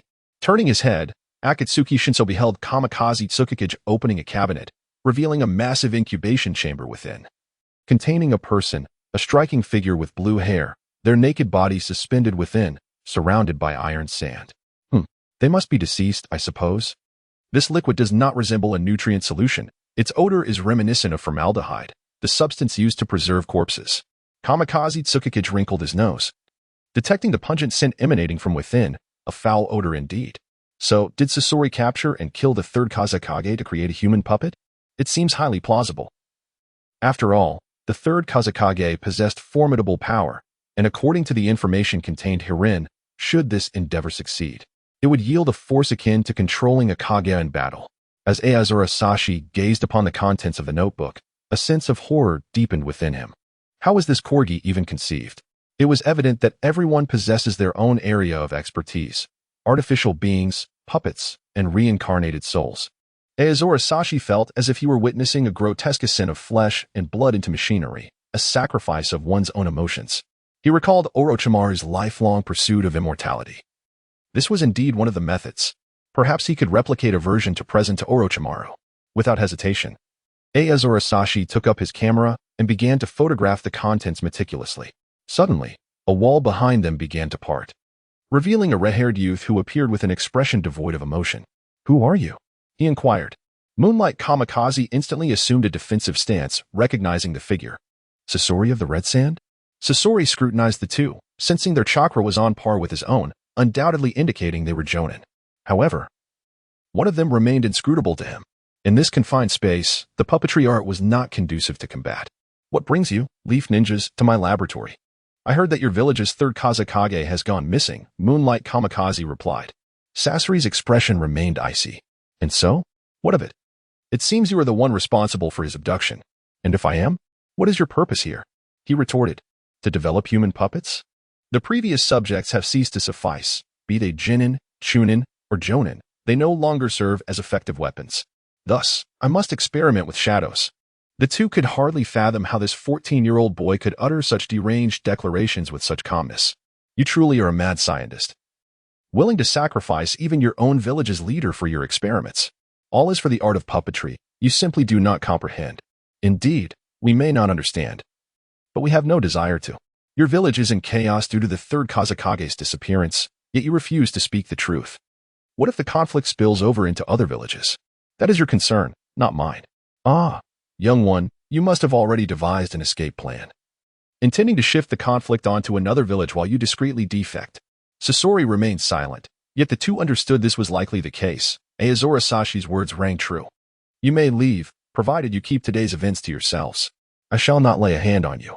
I am not fond of fighting, yet why should I trust you?" Aozora Sashi countered. Sasori smirked. "Do not push me." Aozora Sashi turned to Moonlight Kamikaze, gesturing towards Sasori. "Look at this brat. He believes he has the upper hand. Do not underestimate him, Sashi. I am aware, but do you think a lack means?" Aozora Sashi inquired. "Have the photos been captured?" "They have been taken," Moonlight Kamikaze confirmed. "Then let us depart. You must leave the photos behind before you can go." With that, Aozora Sashi snapped his fingers suddenly. Sasori felt his body become utterly immobilized. "My patience has its limits. We are not a bloodthirsty people, nor do we wish to meddle in affairs that do not concern us, as this is fundamentally a matter for your Sunagakure. The reason we captured these photographs was solely to preserve evidence, ensuring we are not entangled in the aftermath. For we harbor a profound aversion to war." The scorpion of the red sand felt himself rendered immobile, unable to even summon his chakra. He had fallen victim to a sealing technique, yet he remained oblivious to when this had been activated. At this juncture, it would be child's play for the adversary to eliminate him. The moment you emerge from the wall. "Do you think I would engage in such lengthy banter with you, foolish little brat? Off I go." Kamikaze. Chapter 162. Border uproar upon obtaining the evidence. Captain Atsuki set out with Kamikaze Tsukuyomi to rendezvous with Yamashiro Hachi, simultaneously returning to Kenoha to report on the situation here. In the Hokage's office, Sarutobi Hiruzen perused the contents of the report alongside a series of photographs from the laboratory. Realizing the sheer madness of this child, known as the Scorpion of the Red Sand, utterly despicable, showing no regard for the lives of others. Indeed, such a blatant disrespect for life warrants the capture of this wretched child, extracting any potential value from him before disposing of him. A typical statement from Shimura Danzo. Although Danzo had recently adopted a somewhat lackadaisical demeanor, his methods remained as ruthless as ever, particularly towards those from other villages. Speaking of which, why not apprehend him? Danzo glanced at Captain Atsuki. There is no advantage in capturing him. First and foremost, he is the grandson of Chiyo, who is a prominent figure in Sunigakure. Should she discover that her grandson has been taken by us, she would undoubtedly explode with fury. Furthermore, the Scorpion of the Red Sand is clearly an unstable element. He possesses the ability to manipulate others as puppets. If he holds any hidden means, capturing him hastily would only escalate the danger. Additionally, should we seize him, we would find ourselves at a disadvantage, vulnerable to his potential accusations. Very well, you have matured significantly over the years, Atsuki, perhaps in a few more years. I shall be able to retire peacefully. Sarutobi Hiruzen regarded Captain Atsuki with admiration. Surprised that this time his friend Danzo had finally outpaced him regarding the choice of the next heir. Indeed, I envy you. I wonder when my successor will emerge. Haha. My judgment has always been impeccable, unlike yours, having taken on 3 disciples who are all lacking in promise. Jiraiya, a perpetual slacker, Orochimaru, a mad scientist, and Tsunade. With her notorious temper, I've recently heard she is engaged in a romance. She has been neglecting her duties at the hospital, and neither of them harbors any ambition to become Hokage. Had I known this, I might as well have assumed the role myself. You merely speak empty words. I shall retire tomorrow, and you can take my place. TCH, you think I would step into your shoes just because you ask? I shall not rely on your benevolence to claim what I desire. I will strive for it myself. Hokage? Huh. Shimura Danzo cast a furtive glance at the stack of documents piled behind Sarutobi Hiruzen's chair. With such an overwhelming quantity, it would take until nightfall to complete the review, an endeavor he had no intention of undertaking. Humph, wasn't it just yesterday that you clamored for this role? Now that it is offered to you, you refuse. The past is past, and the present is another matter entirely. Back then, I was youthful and brimming with passion. Now, I find that savoring the moment is of utmost importance. So, you returned from the land of soup yesterday, did you? Danzo felt a flicker of irritation. Are you employing the telescope technique once more? Initially, I might have employed it myself, but your visits have become rather frequent of late, essentially once a week, and I needn't guess to know the timing. It's always on Wednesdays. Danzo quickly interjected. Cutting off Hiruzen's speech, he would not allow his dignity to be compromised further. Ahem, enough of that. As long as you all come to a consensus, it suffices. As I have said before, once you have deliberated, bring me the documents for approval. I shall first visit the orphanage to see the children. I have recently discovered a promising candidate for inclusion in the route. With a resounding slam, the door shut. Ah, still so impatient. Some things never change, alas. I wonder where my successor is. Hiruzen rose from his chair and returned the mountain of documents to the table. Perhaps. Ahem. Today seems to be a training day for Root. I shall go assess it. I take my leave, third Hokage. Hiruzen sighed, pondering when this endless cycle would come to an end. He was often criticized for his lust for power, yet even the most delectable meal can grow tiresome with repetition. His desire was to safeguard the Leaf Village entrusted to him by his mentor, as well as to protect the children. However, the monotony of paperwork proved to be far more exhausting than he had anticipated. He hoped the next Hokage would assume their role swiftly. Yet, would they be too youthful? As he exited the Hokage building, OASG released a breath of relief, having narrowly evaded the clutches of paperwork. Heaven knows the last time he was left to tackle such tasks was a harrowing experience. If it were a matter of developing plans for leisure and sustenance, he could engage, but when it came to transforming an orphanage into a spy intelligence station or addressing issues concerning the Uchiha Guard, he could only provide general suggestions. With concrete plans requiring collaboration among many, Aoi SG mused, I can engage my intellect for a time, but do not expect me to do so indefinitely. Strolling down the street, he resolved to procure a meal, fortuitously arriving at Ichiraku Ramen, where he spotted a familiar face. Ah, little Kakashi. Kakashi, savoring his ramen, paused upon hearing his name, pulling up his mask. Who called me? Aoi approached him. It was I, of course. What brings you here alone to enjoy ramen? In truth, he was not alone. There were 5 of them, though the other 4 seemed to have. As Kakashi's words trailed off, Mr. Ichiraku emerged with a bowl of noodles, serving a patron. Hey, Kakashi, why are you the only one left? What happened to the other 2 couples? Asked Aoi. Couples? Kakashi elaborated that there were originally 4 individuals, Minato Namikaze, Kushina Izumaki, Shinji, and Naoyao. What? What did you just say? Shinji and Naoyao. What on earth transpired during my absence? Have they already become a couple? Indeed, you were unaware? It happened just a few days ago, coincidentally while you were away. Damn. By the way, Shinji specifically mentioned that all of this is thanks to you for bringing them together. Hee. Why do you seem less than pleased? I am quite happy. Can't you see my smile? Damn. Kakashi eyed Aoi with suspicion, sensing the forced smile upon his face. Really?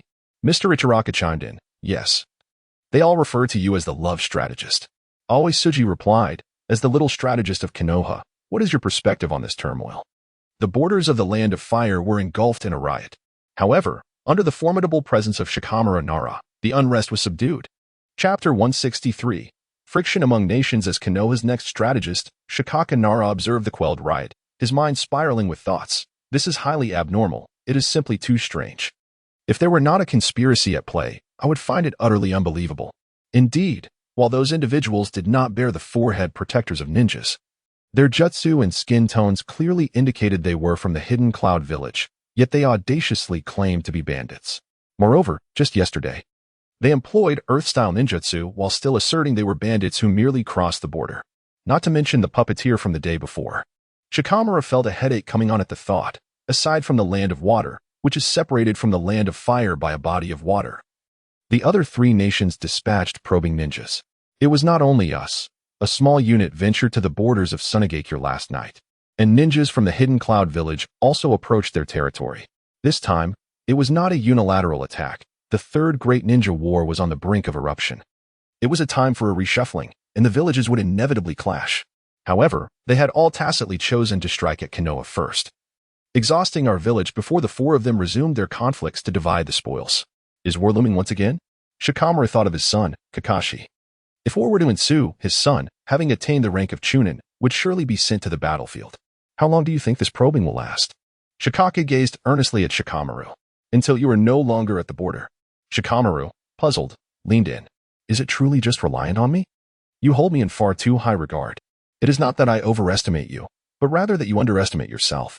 Alternatively, the formidable presence of Kenoha's White Fang ensures that as long as you are stationed at the border, chaos cannot prevail and war cannot ignite. Yet, why is it said otherwise? However, this border is not the sole point of contention. Should the 4 villages mount a simultaneous assault, you would undoubtedly be dispatched. And at that moment, it would signal the onset of full-scale war.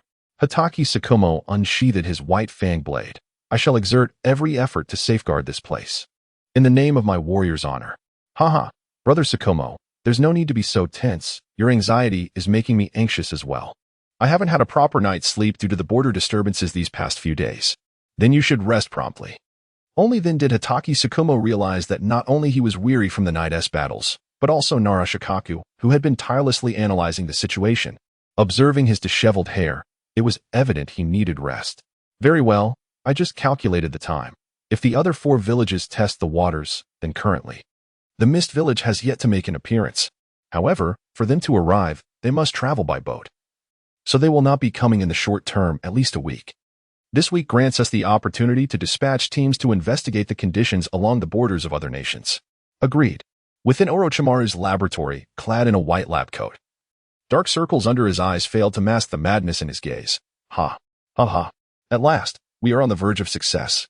Though we are still far from achieving our goal, success has been observed in small creatures. However, the durability is evidently lacking. Tsunade watched as the severed limb of a white mouse regenerated over several hours, only to wither subsequently. With swift precision, she severed the shriveled limb. If this limb containing Hashirama's cells were not excised, instability would lead to the absorption of the host chakra until depletion. Yet, there has been progress, has there not? It appears that mastering Hashirama's cells requires not only an adequate control over them, but also a cellular fusion rate exceeding 60. Alongside a sufficient chakra reserve to maintain this state. Control can be honed through training. Yet cellular fusion rate and ample chakra are matters of innate talent. How can one achieve this? One might gradually inject cultured cells into the body, allowing portions of oneself to harbor these cells, which would facilitate fusion later. What are the dangers? Orochimaru retrieved a syringe from his pocket and filled it with green liquid from a petri dish. A mere drop will suffice. To the naked eye, it appeared to be a simple green transparent liquid, but under a microscope, it revealed an abundance of cells within. Tsunade could sense the vitality contained within. Behold, this is the cellular repair serum. Orochimaru made a small incision on his palm with a scalpel and delicately dripped the serum onto the wound. In no time, the injury began to mend gradually. Observing the rapid healing of the palm, Tsunade, as a medical ninja, quickly discerned that the effect was comparable to that of the palm healing technique. This was due to the minuscule amount of cells utilized. If I were to immerse the entire hand in a basin filled with the fluid, it could be repaired instantaneously, albeit with pronounced side effects. This substance, if I may describe it, possesses a certain hallucinogenic quality, or perhaps an intoxicating vitality, with a degree of addictive potential. It resembles the dizziness one experiences from excessive carbohydrate consumption. However, its capacity for mass production is promising, as the number of medical ninjas is currently limited. Not every team can be equipped with one. Tsunade recalled her previous proposal for a medical ninja team initiative, aiming to ensure that each squad is assigned at least one medical ninja to enhance their survival rates. You might argue that if the cellular repair fluid were to be distributed across all teams, it would significantly reduce casualty rates. Indeed, that is the case. Yet, a pressing issue remains: the side effects. To treat even a moderately severe injury, a substantial quantity of cellular fluid is required, while for minor injuries, the palm healing technique suffices. If this is indeed the case, then this substance becomes a double-edged sword, useless in consumption yet regrettable to discard, as not everyone can endure such a large dosage of the cellular repair fluid.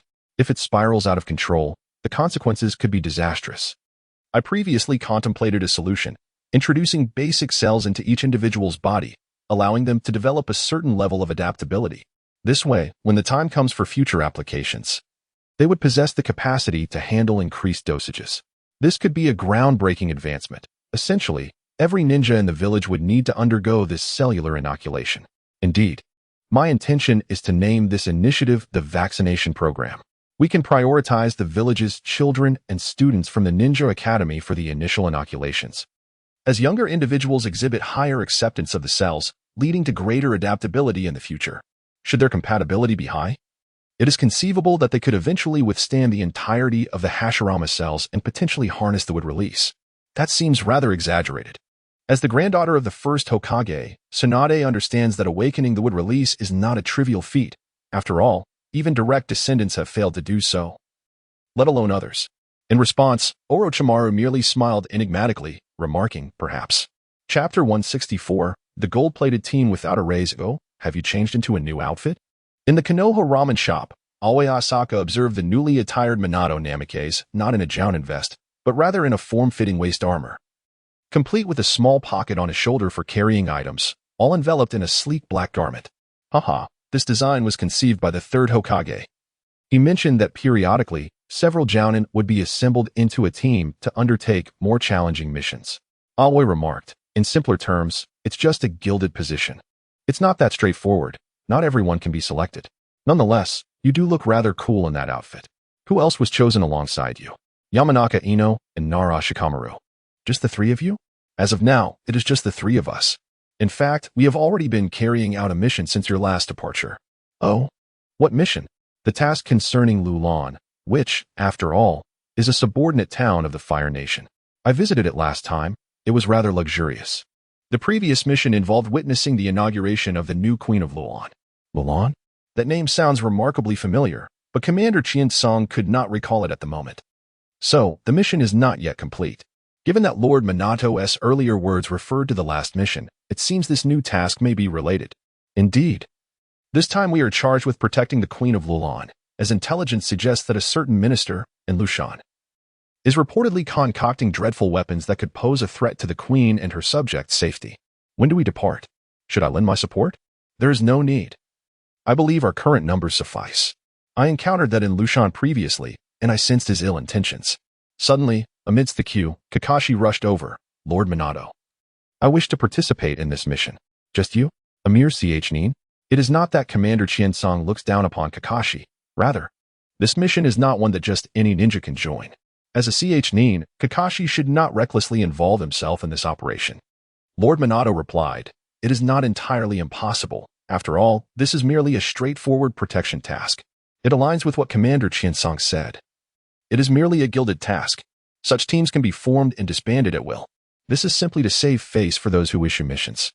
Gathering a few j-nin as a formality. After all, if one pays handsomely enough, even the Hokage could personally protect them. If that is the case, may I?" Lord Minato? Kakashi, who had been feeling stifled in the village, looked expectantly at Lord Minato. Since becoming a ch-nin, he found himself with more leisure time, as he had yet to join a squad, with no other responsibilities elsewhere. Kakashi was eager to achieve something significant and shake off the identity of being the son of Kenoha's White Fang. Outside the Hokage's office, "Humph, that old man. I do not want to be known as the son of the fourth Hokage." Naruto Uzumaki was called by his mother to deliver lunch to his father. Grumbling, "Isn't it enough to teleport home for a meal? Why must I deliver it?" Upon hearing the voice, Naruto turned to look. "You just don't get it, Naruto. This is their little love game. Do you understand the significance of a heartfelt bento? Uncle Qian-song, but aren't you a golden bachelor? You little rascal. Bringing up what shouldn't be mentioned, are you?" Commander Qian-song instantly teleported behind him and began ruffling his blonde hair, facing the unavoidable mischievous hand. Naruto had long since grown accustomed to it, allowing them to touzle his hair while inquiring, "Did you come to see Dad for something? There is a bit of a matter regarding Jiraiya, the perverted sage. What has happened to him? With me around, what trouble could he possibly encounter?" Despite being of considerable age, one remains stubbornly intent on undertaking actions alone. Now, as fate would have it, several teeth have been shattered by those six-path puppets. Had it not been for your father's timely intervention, you might have found yourself submerged in the depths of the ocean. Did Grandfather Orochimaru and Granny Tsunade not offer their assistance? Those three were engaged in a wager, and my visit has uncovered some new information. Very well. Let us proceed together then. Upon entering the office, Naruto and Captain Asaka found a multitude of people present. Sakura, Sasuke, and Captain Yamato. "What brings you all here?" Sakura, observing Naruto's tardiness, expressed her mild annoyance. "What else could it be? We've been waiting solely for you. Why are you so slow? You're even carrying a lunchbox. Did you not eat?" "This is my father's meal," he replied. "I apologize, Lord Fourth," Sakura responded. At that moment, Minato Namikaze, the fourth Hokage, appeared remarkably youthful, nearly approaching 40, yet bearing an uncanny resemblance to Kushina. One could only wonder about the couple's secret to such preservation. "It's quite all right," he reassured, though his voice conveyed a sense of maturity and composure. "Originally, I intended for Kakashi to lead this mission, but the truth behind the last incident has left him somewhat disheartened." Sighing, Captain Asaka remarked, "I had warned him long ago. He simply refused to believe it. Since the Ninetales incident, Kakashi has been consumed by a relentless pursuit to reclaim the remnants of his fallen comrades. Yet, as often is the case, the truth is often cruel. A year after that event, Captain Asaka revealed the reality to Kakashi, but he was unwilling to accept it, opting instead to investigate the matter alone. However, that was an impossibility. Thus, Captain Asaka set him a challenge. Only when you surpass your father can you embark on your own investigations into the mysterious figure. Speaking of which, the recent leniency from Brother Shomo has been excessive. Has he truly been ensnared for all these years? This long-standing emotional turmoil must be resolved, otherwise, it will forever bind him. Perhaps he is aware of the truth, but is reluctant to accept it. However, the information Jiraiya brought back last time brutally exposed the facts, leaving Kakashi deeply affected, leading him into a period of withdrawal from which he is yet to recover. Now, back to the matter at hand. This time, you are to undertake a mission in Lulan. Lulan again? Why didn't you seal it properly last time, given the considerable passage of time? My sealing techniques were still rather inexperienced then. Had I known, I would have brought you along. It has been so long, the seals must have weakened. Especially with that creature, Baiju, causing havoc. Were it not for pressing matters, Minato would undoubtedly accompany you. Quite fortuitously. I have not had a chance to stretch my legs in a while. I shall join you. Is that permissible? Do not regard me with such eyes. I am, after all, Naruto's uncle, correct? Isn't that right, my godson? Captain Asaka patted Naruto's shoulder, then turned his gaze towards Sasuke, receiving Captain Asaka's affectionate look. Sasuke averted his gaze, Indeed, Godfather. Ha ha ha. Chapter 165. The Lost Tower, Part 1. Thus it is settled. I shall accompany these 4 individuals. As a former member of the Root organization, Yahiko inquired, is it truly acceptable to engage in those missions from Root? Ah. The brothers Zai and his companion have matured significantly. They no longer require my constant guidance. When I was their age, Danzo had long since begun his retirement. Ultimately, they must be allowed to hone their skills. In my absence, they can truly spread their wings. As for Shinka, nearing 40 yet still unretired, it is quite exasperating. A few strands of gray have begun to adorn his hair, and the wrinkles on his face are fast approaching those of Fugaku. Yet he still maintains an appearance of youth. After all, he shaves regularly. I envy Uchiha Fugaku, whose mature demeanor belies his youthful looks. Far away at the Uchiha residence, Fugaku was about to lift his teacup for a sip when he suddenly sneezed, spraying tea all over his eldest son, Itachi, who was preparing tea before him. Ah. Itachi wiped the tea from his face. It's nothing, father. Recently, how fares your confectionery shop? Remember, if you need funds, just ask me. If that fails, you can always ask your godfather, for he possesses ample wealth. Itachi smiled gently and resumed brewing the tea. Izumi and I have just married, and the gifts we received are more than sufficient. There is no need for you to worry, father. Very well. 20 years ago, hey. Minato Namikaze turned to see who patted him on the shoulder. Jiraiya-sensei? Come with me, come with me. Jiraiya led Minato to a secluded alley. You will be utterly astonished by what you see. This is an upgrade to the Rasengan. Jiraiya began to form the Rasengan with one hand, and in no time, it took shape. Keep your eyes wide open and do not blink. With arcs of electricity dancing around his hand, he declared, Behold my lightning release Rasengan. As the nature of the Rasengan transformed, the once clear sphere became translucent. What do you think? By infusing it with lightning chakra, the Rasengan becomes transparent, gains speed, and can even be thrown. Impressive, isn't it? Absolutely incredible. Truly, you are the esteemed Jiraiya-sensei, Minato exclaimed, his astonishment evident as he observed the increasingly transparent Rasengan in Jiraiya's hand. However, I have urgent matters to attend to. Minato's expression shifted as he departed swiftly, leaving Jiraiya behind, bewildered. In the Hokage's office, the 3rd Hokage outlined a mission. This is the summary of the assignment. Minato Namikaze, Akimichi Choza, and Yamanaka Shino. You are to proceed to Lulon immediately. I understand. By the way, 3rd Hokage, I wish to bring Kakashi Hitaki along for this mission. Minato presented Kakashi's profile. The 3rd Hokage examined the document. Do you have any particular thoughts on this? Well, although he is still quite young, he is an exceptionally talented ninja. Very well. This mission is comparatively simpler than the last. Having a Chunin like Kakashi along will not pose any issues. Moreover, given your strength, even in failure, a swift retreat is assured. Allowing a young genius to gain experience is not a bad idea. Then we shall set off, Lord Third. Indeed, let us proceed with caution. Once a few individuals departed, Sarutobi Hiruzen turned his attention back to the documents strewn across the table. At present, a new cohort of students from the Ninja Academy had just graduated, resulting in a pressing need to assign a plethora of genin to various squads. Yet there existed a significant shortage of personnel. What to do?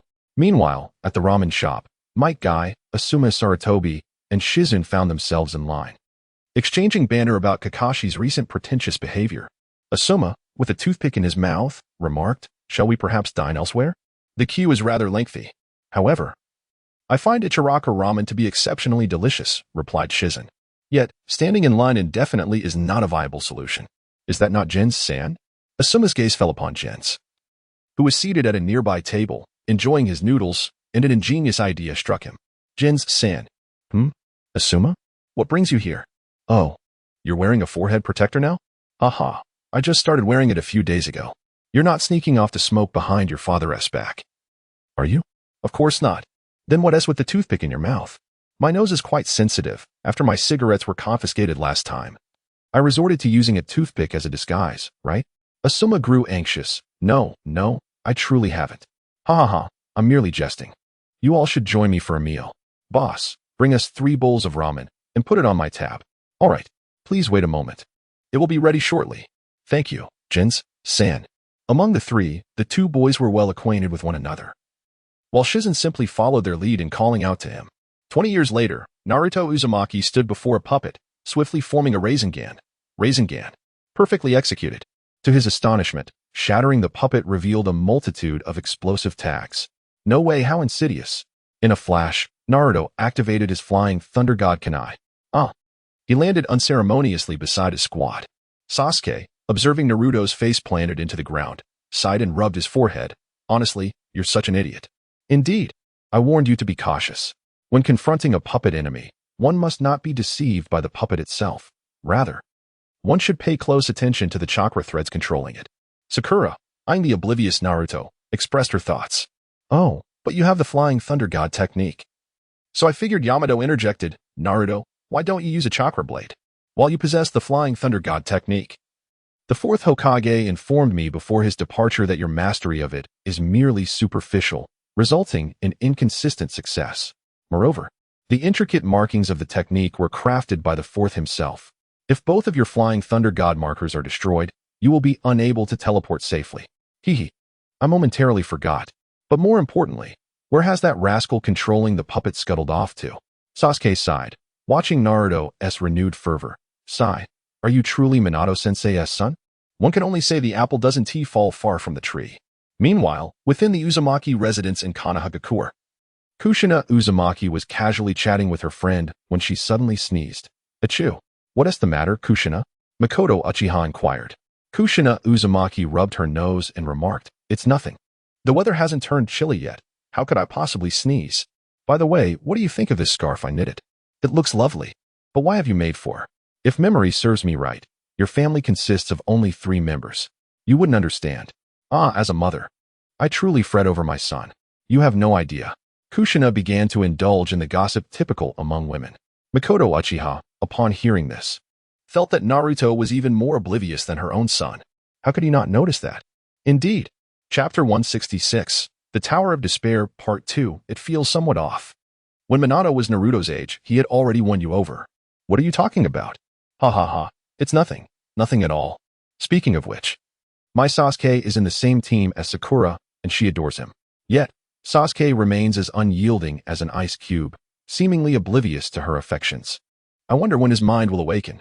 It should be soon, right? Why the rush? Your eldest, Itachi, is already married. In a couple of years, you'll be a grandmother. Ha ha ha ha, I'll take that as a good omen, Kushina. By the way, there's something else I need to tell you.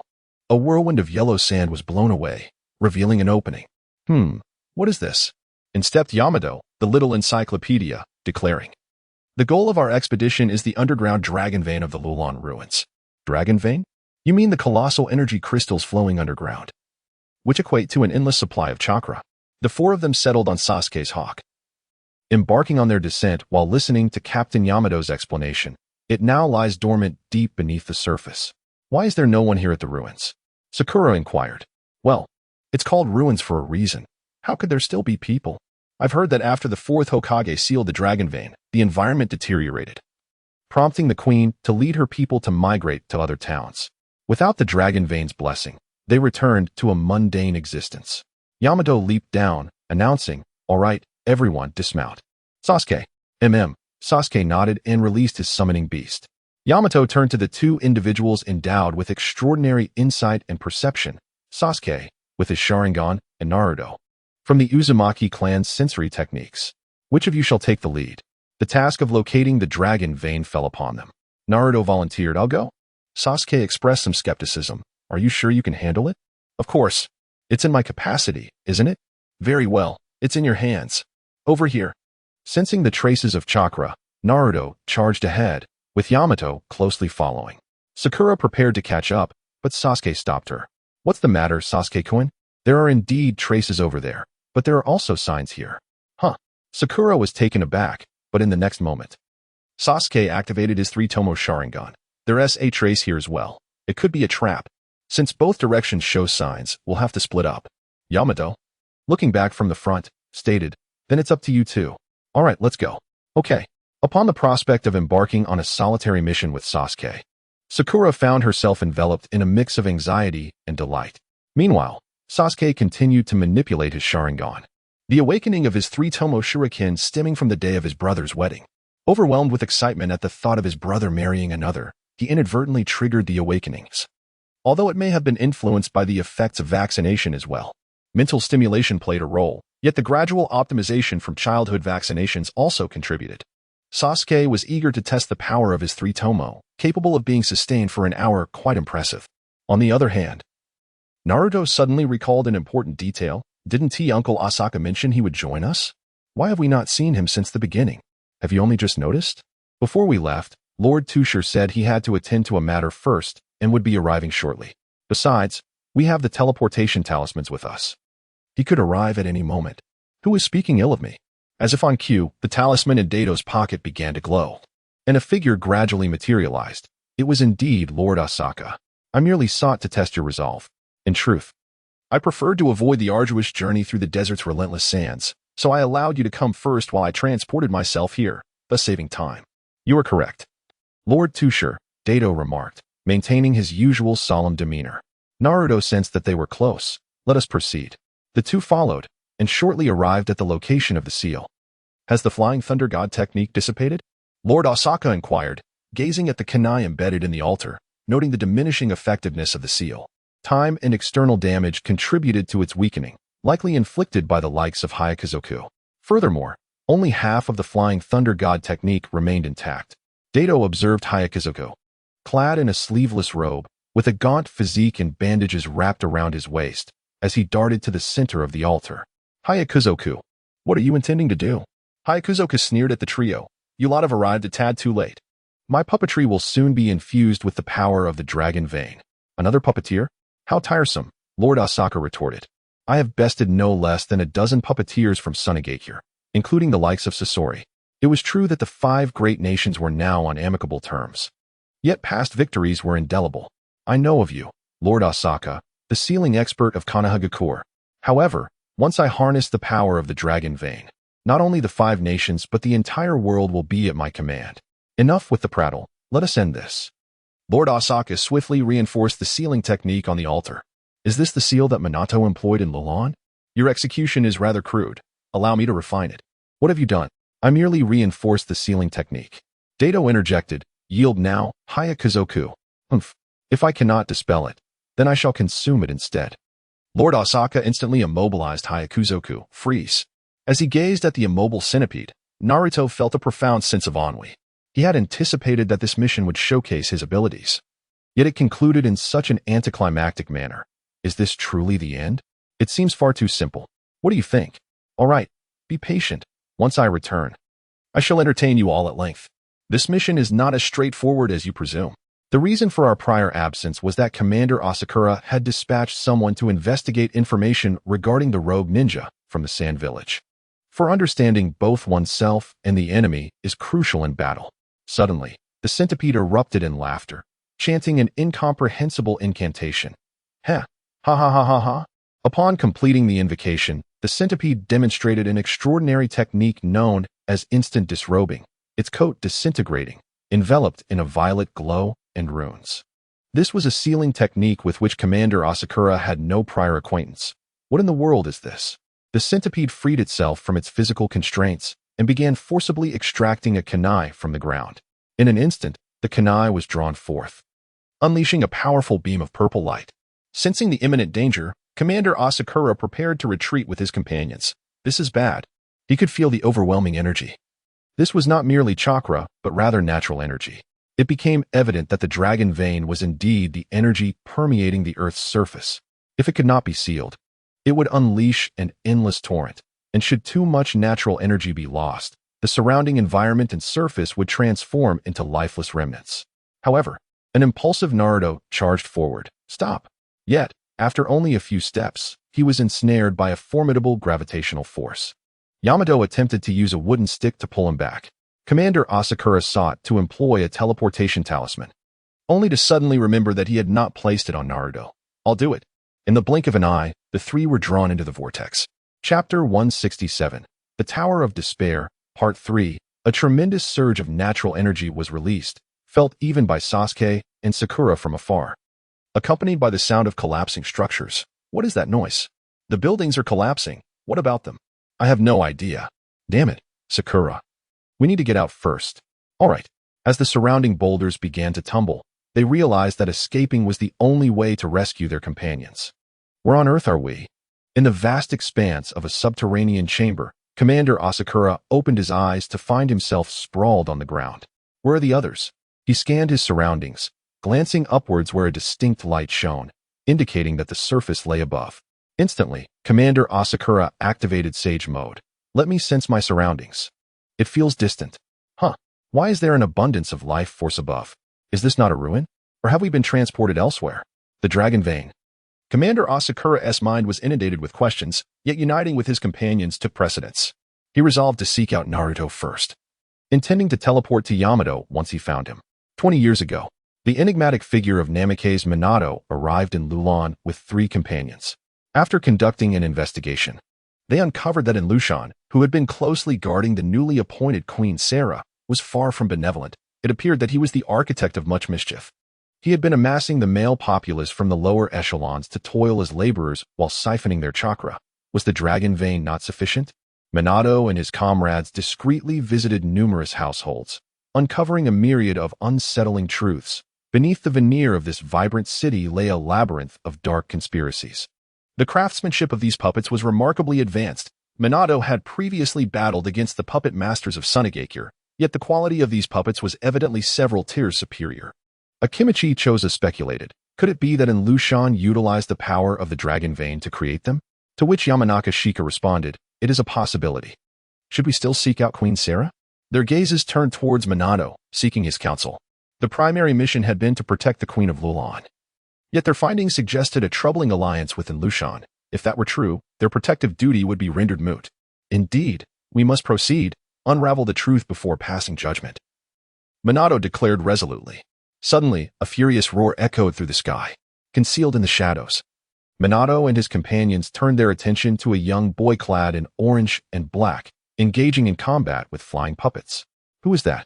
Minato observed intently, noting the forehead protector of Kenoha. A ninja from the Leaf? Yet, I do not recognize him. Has a separate team been dispatched for this mission? It is also possible he is imitating us, he mused. Let us investigate further. If he is indeed an extra sent by the 3rd Hokage, then he is our ally.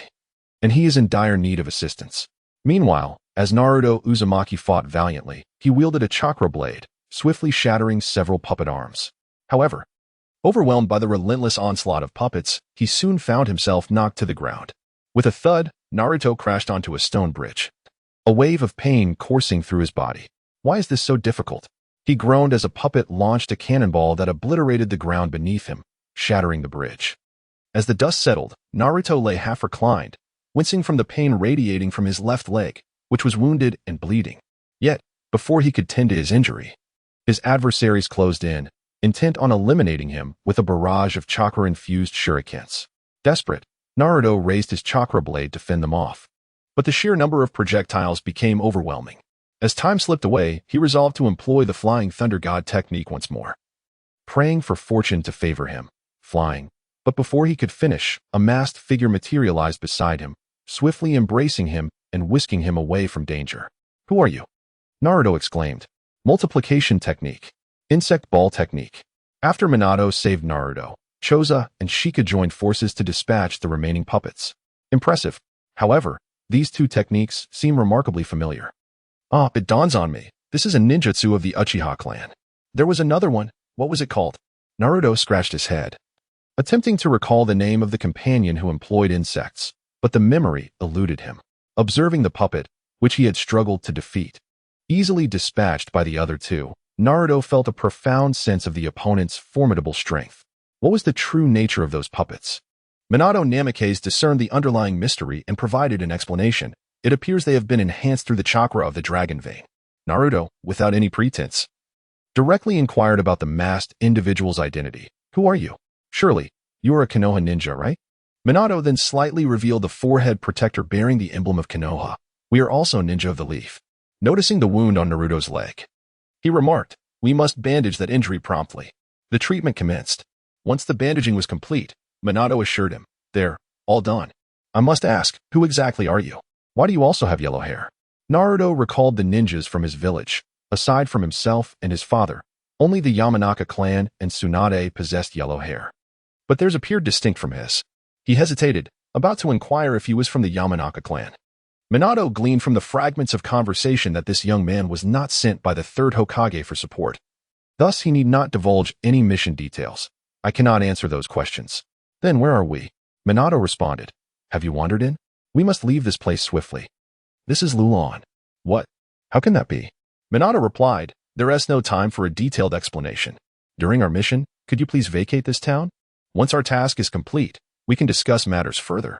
Minato surmised that this lad had inadvertently entered Lulan while on another mission, yet he found it quite intriguing. If he returned to the village after completing his task, they could enjoy a bowl of Ichiraka ramen together. Minato gestured in a direction. Look, turn left over there. And you'll find the exit. Do you understand? We have an agreement now. Wait a moment. Naruto stood up, intending to ask another question. But the three individuals had already used the body flicker technique and vanished in the blink of an eye. Naruto was left bewildered, filled with questions. What just happened? Even so, that blonde-haired man's voice sounded so familiar. Meanwhile, Aoi Tsuji, already in the city gathering information, pondered. What is going on? Wasn't it said that this place was a wasteland? What is this bustling metropolis? And that lad, did he employ the flying thunder god technique again? He had sensed Naruto's position moments ago and was preparing to approach, only to find it had suddenly shifted far away. It must have been the result of the opponent using the flying thunder god technique. How many times must I say it? If you're unfamiliar, don't use it recklessly. Aoi Tsuji sighed in exasperation. Minato, your son is truly something else. Chapter 168, The Tower of Despair Part 4, once again, atop the skyscraper. Naruto gazed down at the bustling scene below, filled with the sounds of firecrackers. What a lively commotion, he mused. After a few leaps, he discerned the voices of the crowd chanting for their queen. The queen?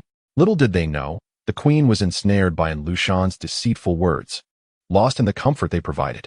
Dressed in her royal attire, Sarah emerged, preparing to meet her subjects. Standing on a high tower, Naruto recognized her as the same girl he had seen singing earlier. Is she truly the queen? He pondered.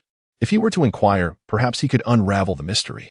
Admiring his own cleverness, he was suddenly alarmed when the queen fell from her pedestal. This is bad, he exclaimed, leaping forward to catch Queen Sarah in his arms. After rescuing her, he tenderly reassured her, it's all right now. To his surprise, she responded with a loud slap. What was that for? I just saved you. Sarah, regaining her composure, replied, I must thank you first. I was simply overwhelmed with fear and tension. That was merely an instinctive reaction. Naruto thought to himself how brash she was, reminiscent of Sakura and even his own mother. Why were the women around him so tempestuous? He longed for gentleness and... In that moment, a tender figure flashed in his mind. Shaking off the distraction, he focused on the matter at hand. Are you truly Her Majesty the Queen? I am Sarah, the Queen of Lulan. Lulan? Ah, I am Uzumaki Naruto, a ninja from the Hidden Leaf Village. Is this indeed Lulan? The dilapidated ruins I just visited seemed to bear the same name. At the mention of dilapidated, Sarah's expression soured. Please refrain from speaking such senseless things. Lulan is a town inherited from my mother, more precious to me than life itself. Naruto felt utterly bewildered. I am completely at a loss. But why did you fall from the tower? Sarah hesitated, glancing up at the tower. I was pushed. The memory of being suddenly shoved sent a shiver down her spine. What? Someone seeks your life? That is impossible. No one would dare. Suddenly, a voice emerged from behind a tree. Not necessarily. Who was there? A figure stepped forth. Oh. How hard I searched for you, Naruto. Uncle Asaka. Naruto's face lit up with joy. Finally, after such a long time, he had encountered a familiar face. It was quite lively here. I had hoped to find you. Upon reaching the square, he had indeed sensed the bustling energy. What is truly happening here? Asaka revealed the grim truth. It is evident that someone wishes harm upon this young queen, yet she remains in denial. Sarah, unable to accept this, glared at the older man in disbelief. What are you saying? Naruto, but isn't it true that you were pushed down? Sarah, unsure of how to explain, stammered. This. It must be my mistake. Yes, it's just an illusion of mine. Aozora Sosuke felt a wave of irritation. Hey, miss, deceiving others is one thing, but deceiving yourself is quite foolish. Sarah protested, but suddenly, Aozora turned his head. Someone is coming. As he turned, in the next moment, Minato and his two companions appeared between Naruto and Sarah. You haven't kept your promise.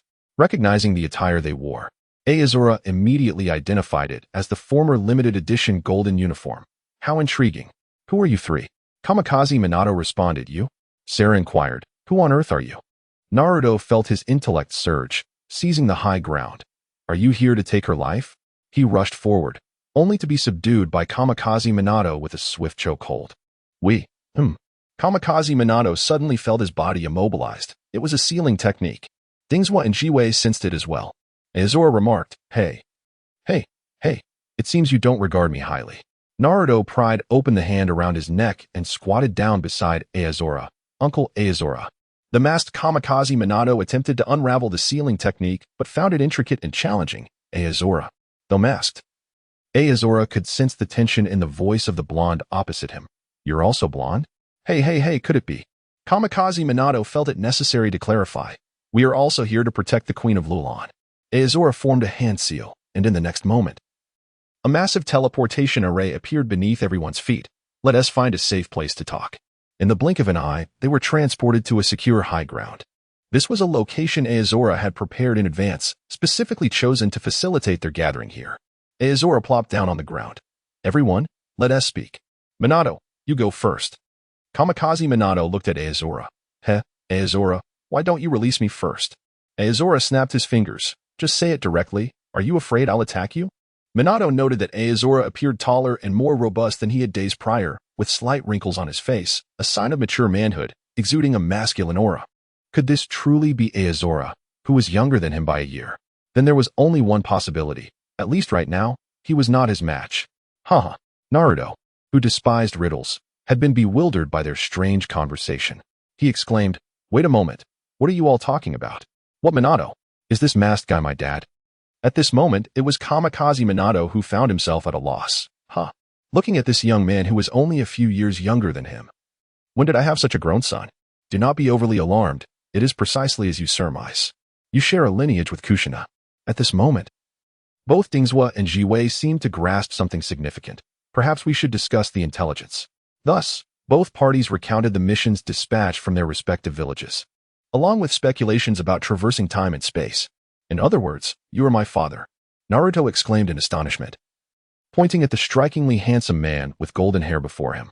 A punch from Asaka Tsuji landed squarely. Show some respect for your father. Naruto clutched his head. Oh, Minato Namikaze remarked. I did not anticipate this either, but do we need to delve into it extensively? It is indeed surprising to encounter such a phenomenon as time travel.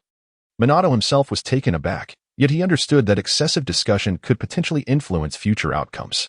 However, it was evident that his future with Kushina would yield a son named Naruto, who bore a striking resemblance to his mother in temperament. Chapter 169. The Tower of Despair, Part 5. It matters not. If it truly concerns you, we can simply employ a sealing technique to resolve this matter. Once settled, we can seal away our memories, and if we wish to speak, we shall. I refuse to believe you are not curious. Asaka Tsuji observed Minato, who had removed his mask. It had been quite a while since they last met, although Minato had been seen just days prior. The youthful innocence on his face was unmistakable. Asaka Tsuji could not help but exclaim, Ah, youth? My lost youth. Minato Namikaze replied. Tsuji, why have you remained so carefree after all these years? What? Do you have an objection? Minato dared not voice any dissent. Setting aside the fact that Tsuji was his senior, the sealing technique he had just demonstrated indicated how much Tsuji had matured over nearly 2 decades. No, not at all. As a close friend of Minato for decades, Asaka Tsuji could easily perceive the expressions on his face, especially since the younger Minato had not yet mastered the art of concealing his emotions. What is this? Your expression suggests you are somewhat displeased, as if you feel wronged? Then hurry and grow stronger. Strong enough to defeat me in the future. Perhaps you will be my defeated opponent one day. At that moment, Naruto interjected, That's not the case. Dad usually fights evenly with Uncle Asaka. Naruto spoke without a filter. Also, Dad, you are the 4th Hokage. Furthermore, while Minato felt a surge of joy at the prospect of becoming the 4th Hokage, he hesitated to continue the conversation, fearing the inevitable memory sealing that would follow. All right, I believe we have discussed enough. Asaka Tsuji laughed heartily. Finding it amusing, he remarked, If you are so eager to avoid hearing this, I shall insist you listen. Do you not wish to know about Kushina? She is currently devoid of the 9 tails. Upon hearing this sensitive topic, Minato could no longer maintain his chakra, which erupted uncontrollably. He was acutely aware that once a Jinchuriki lost their tailed beast, it could lead to their demise. Bang. Chouji. What on earth has transpired? Why is Kushina without the Nine Tails? Naruto and the other two sensed that Minato Namikaze was likely infuriated at that moment. What an overwhelming presence. What are the Nine Tails? Isn't my mother perfectly fine? Minato realized his mistake. He had become overly excited and forgotten their previous conversation. You haven't changed a bit over the years, Tonsure, he remarked. Observing the mischievous grin on Tanchi's face, Minato felt exasperated, having fallen into his trap. Although I might appear to jest, every word I spoke earlier holds truth. Kushina is indeed not within the Nine Tails. As for who possesses her, I shall refrain from disclosing that. Just moments ago, he had advised Naruto to refrain from discussing the future, and now it was Minato's turn to feel the urgency. Let us complete our mission first. Shall we? There was no other choice, but you must not deceive me. Rest assured. Now, regarding the mission information, from what we've gathered, and Lushan is indeed what you refer to as the hundred-legged beast. He arrived here 6 years ago. How infuriating. That rotund fellow was truly the hundred-legged beast. Naruto recalled the portly minister standing beside the queen at the outset. 6 years of indulgent feasting had treated him well.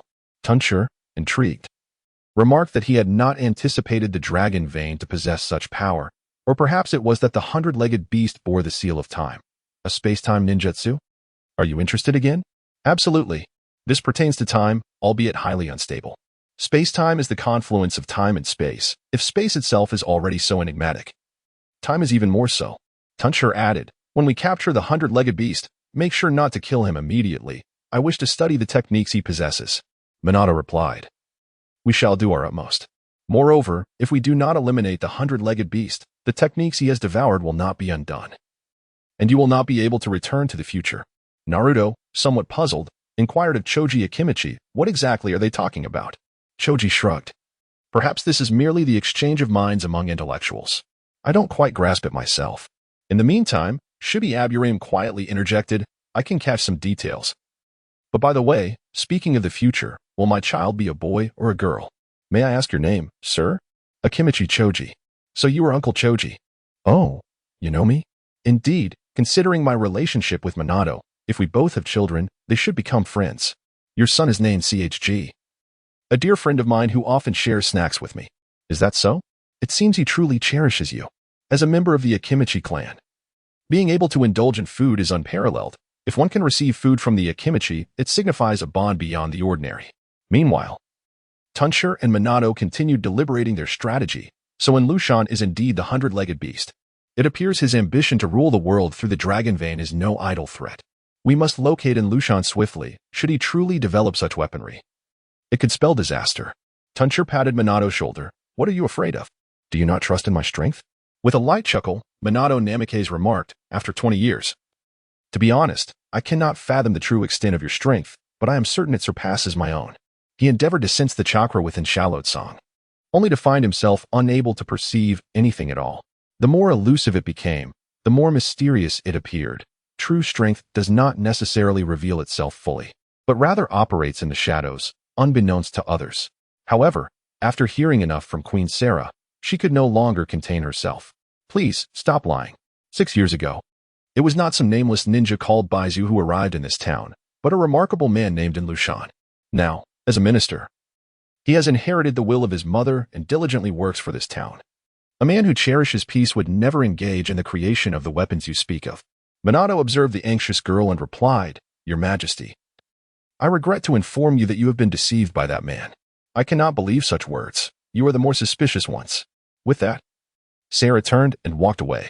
Naruto called after her. Hey, where are you going? I need to confirm this personally. As Sarah hurried away, Naruto felt a surge of urgency. After all, as the queen of a nation, if she were to come to harm, her subjects would suffer as well.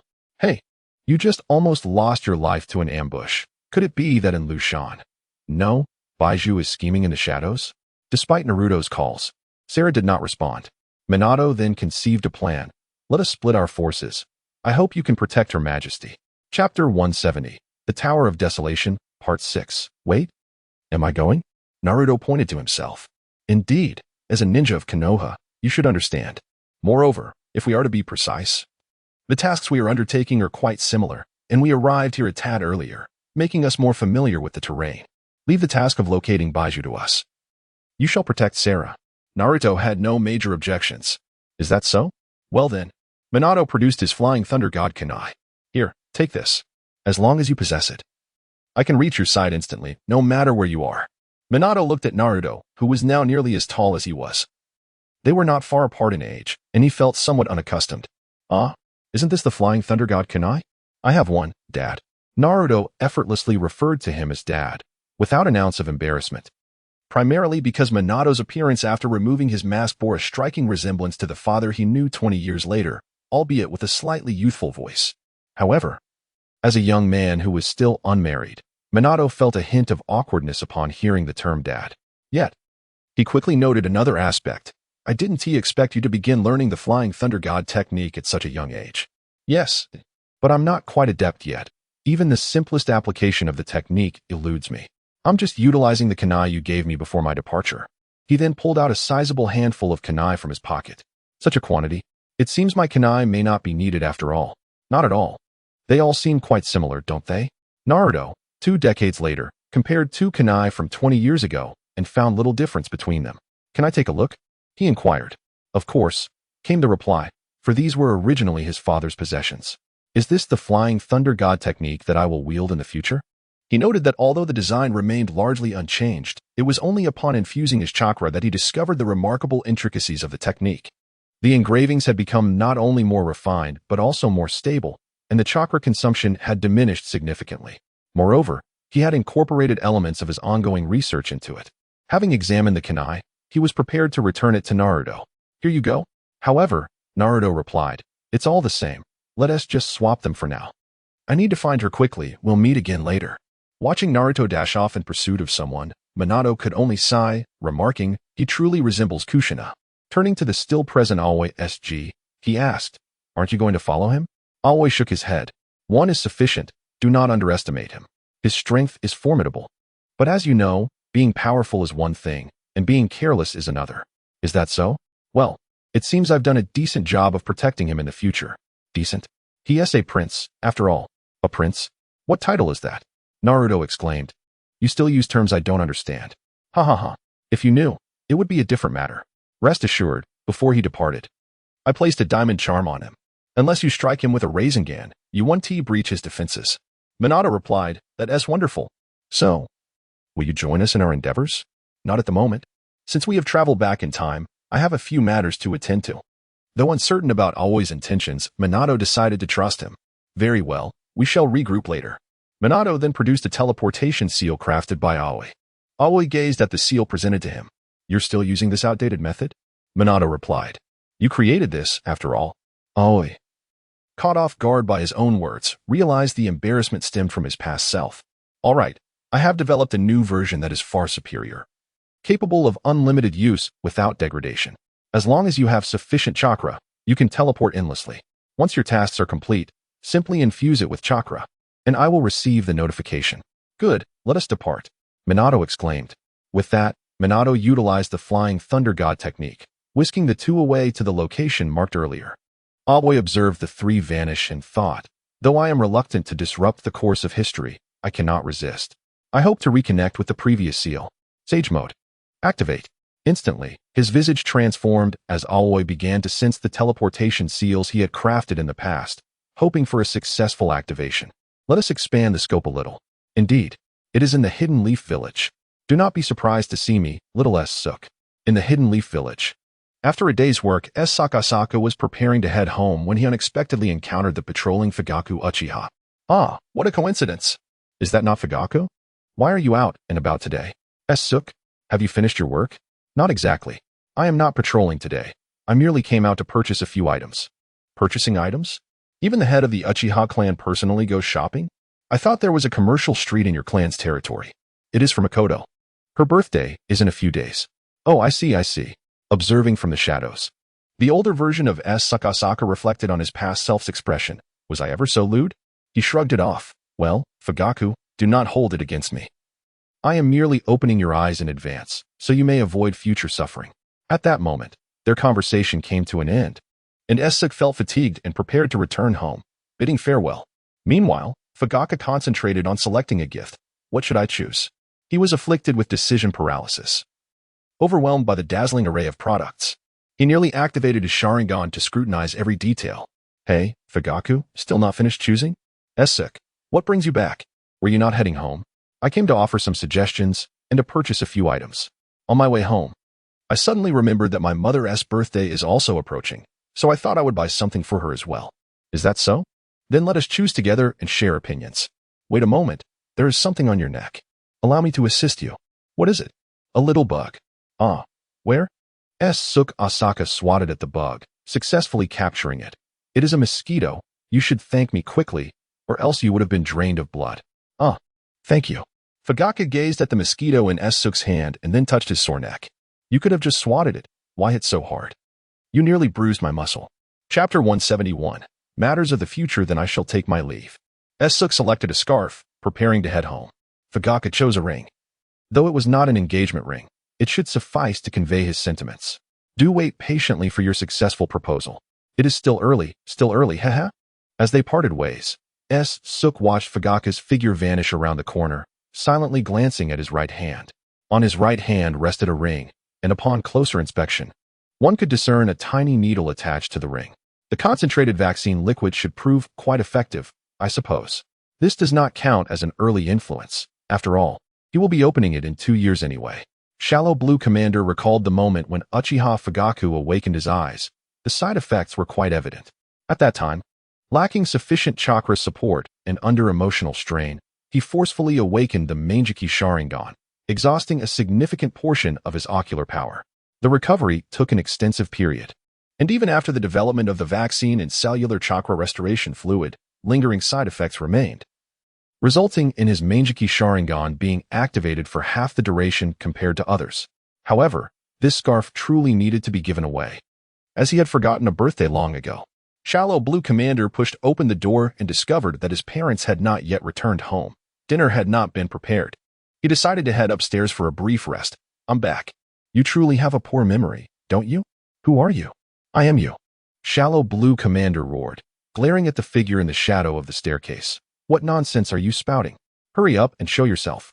Hey. If you insult me, you're insulting yourself. Today is the day, did you forget?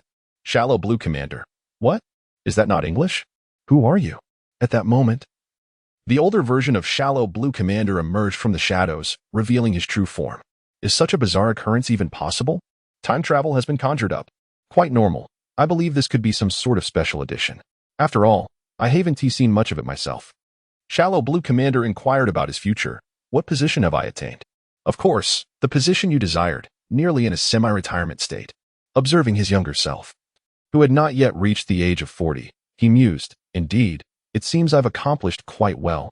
Retiring before 40, splendid indeed. Yet, a more pressing question arose. If his future self had not perished, it implied the Ninetales incident? Perfectly resolved, or rather, one might say, it could be considered perfect. What transpired? I sealed the Ninetales within Minato. Shallow Blue Commander exclaimed. No way, you're serious? Did you truly develop the Ninetales mode for Minato?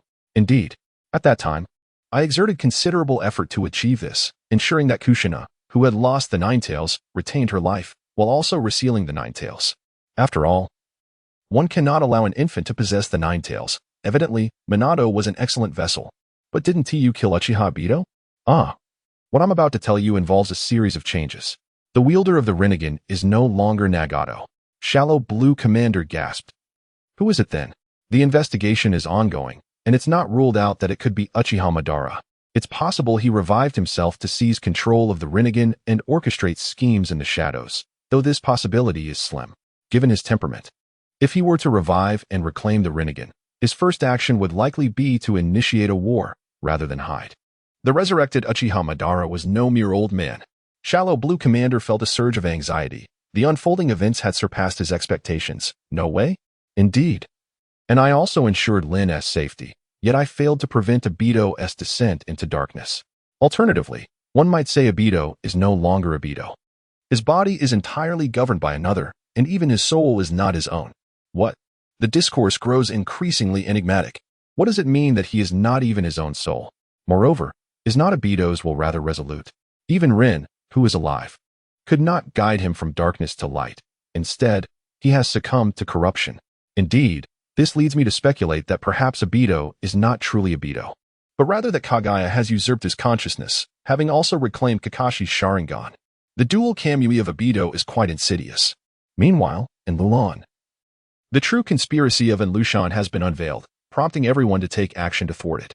Sarah leads her people in retreat, while Minato Namikaze engages in battle against a series of puppets.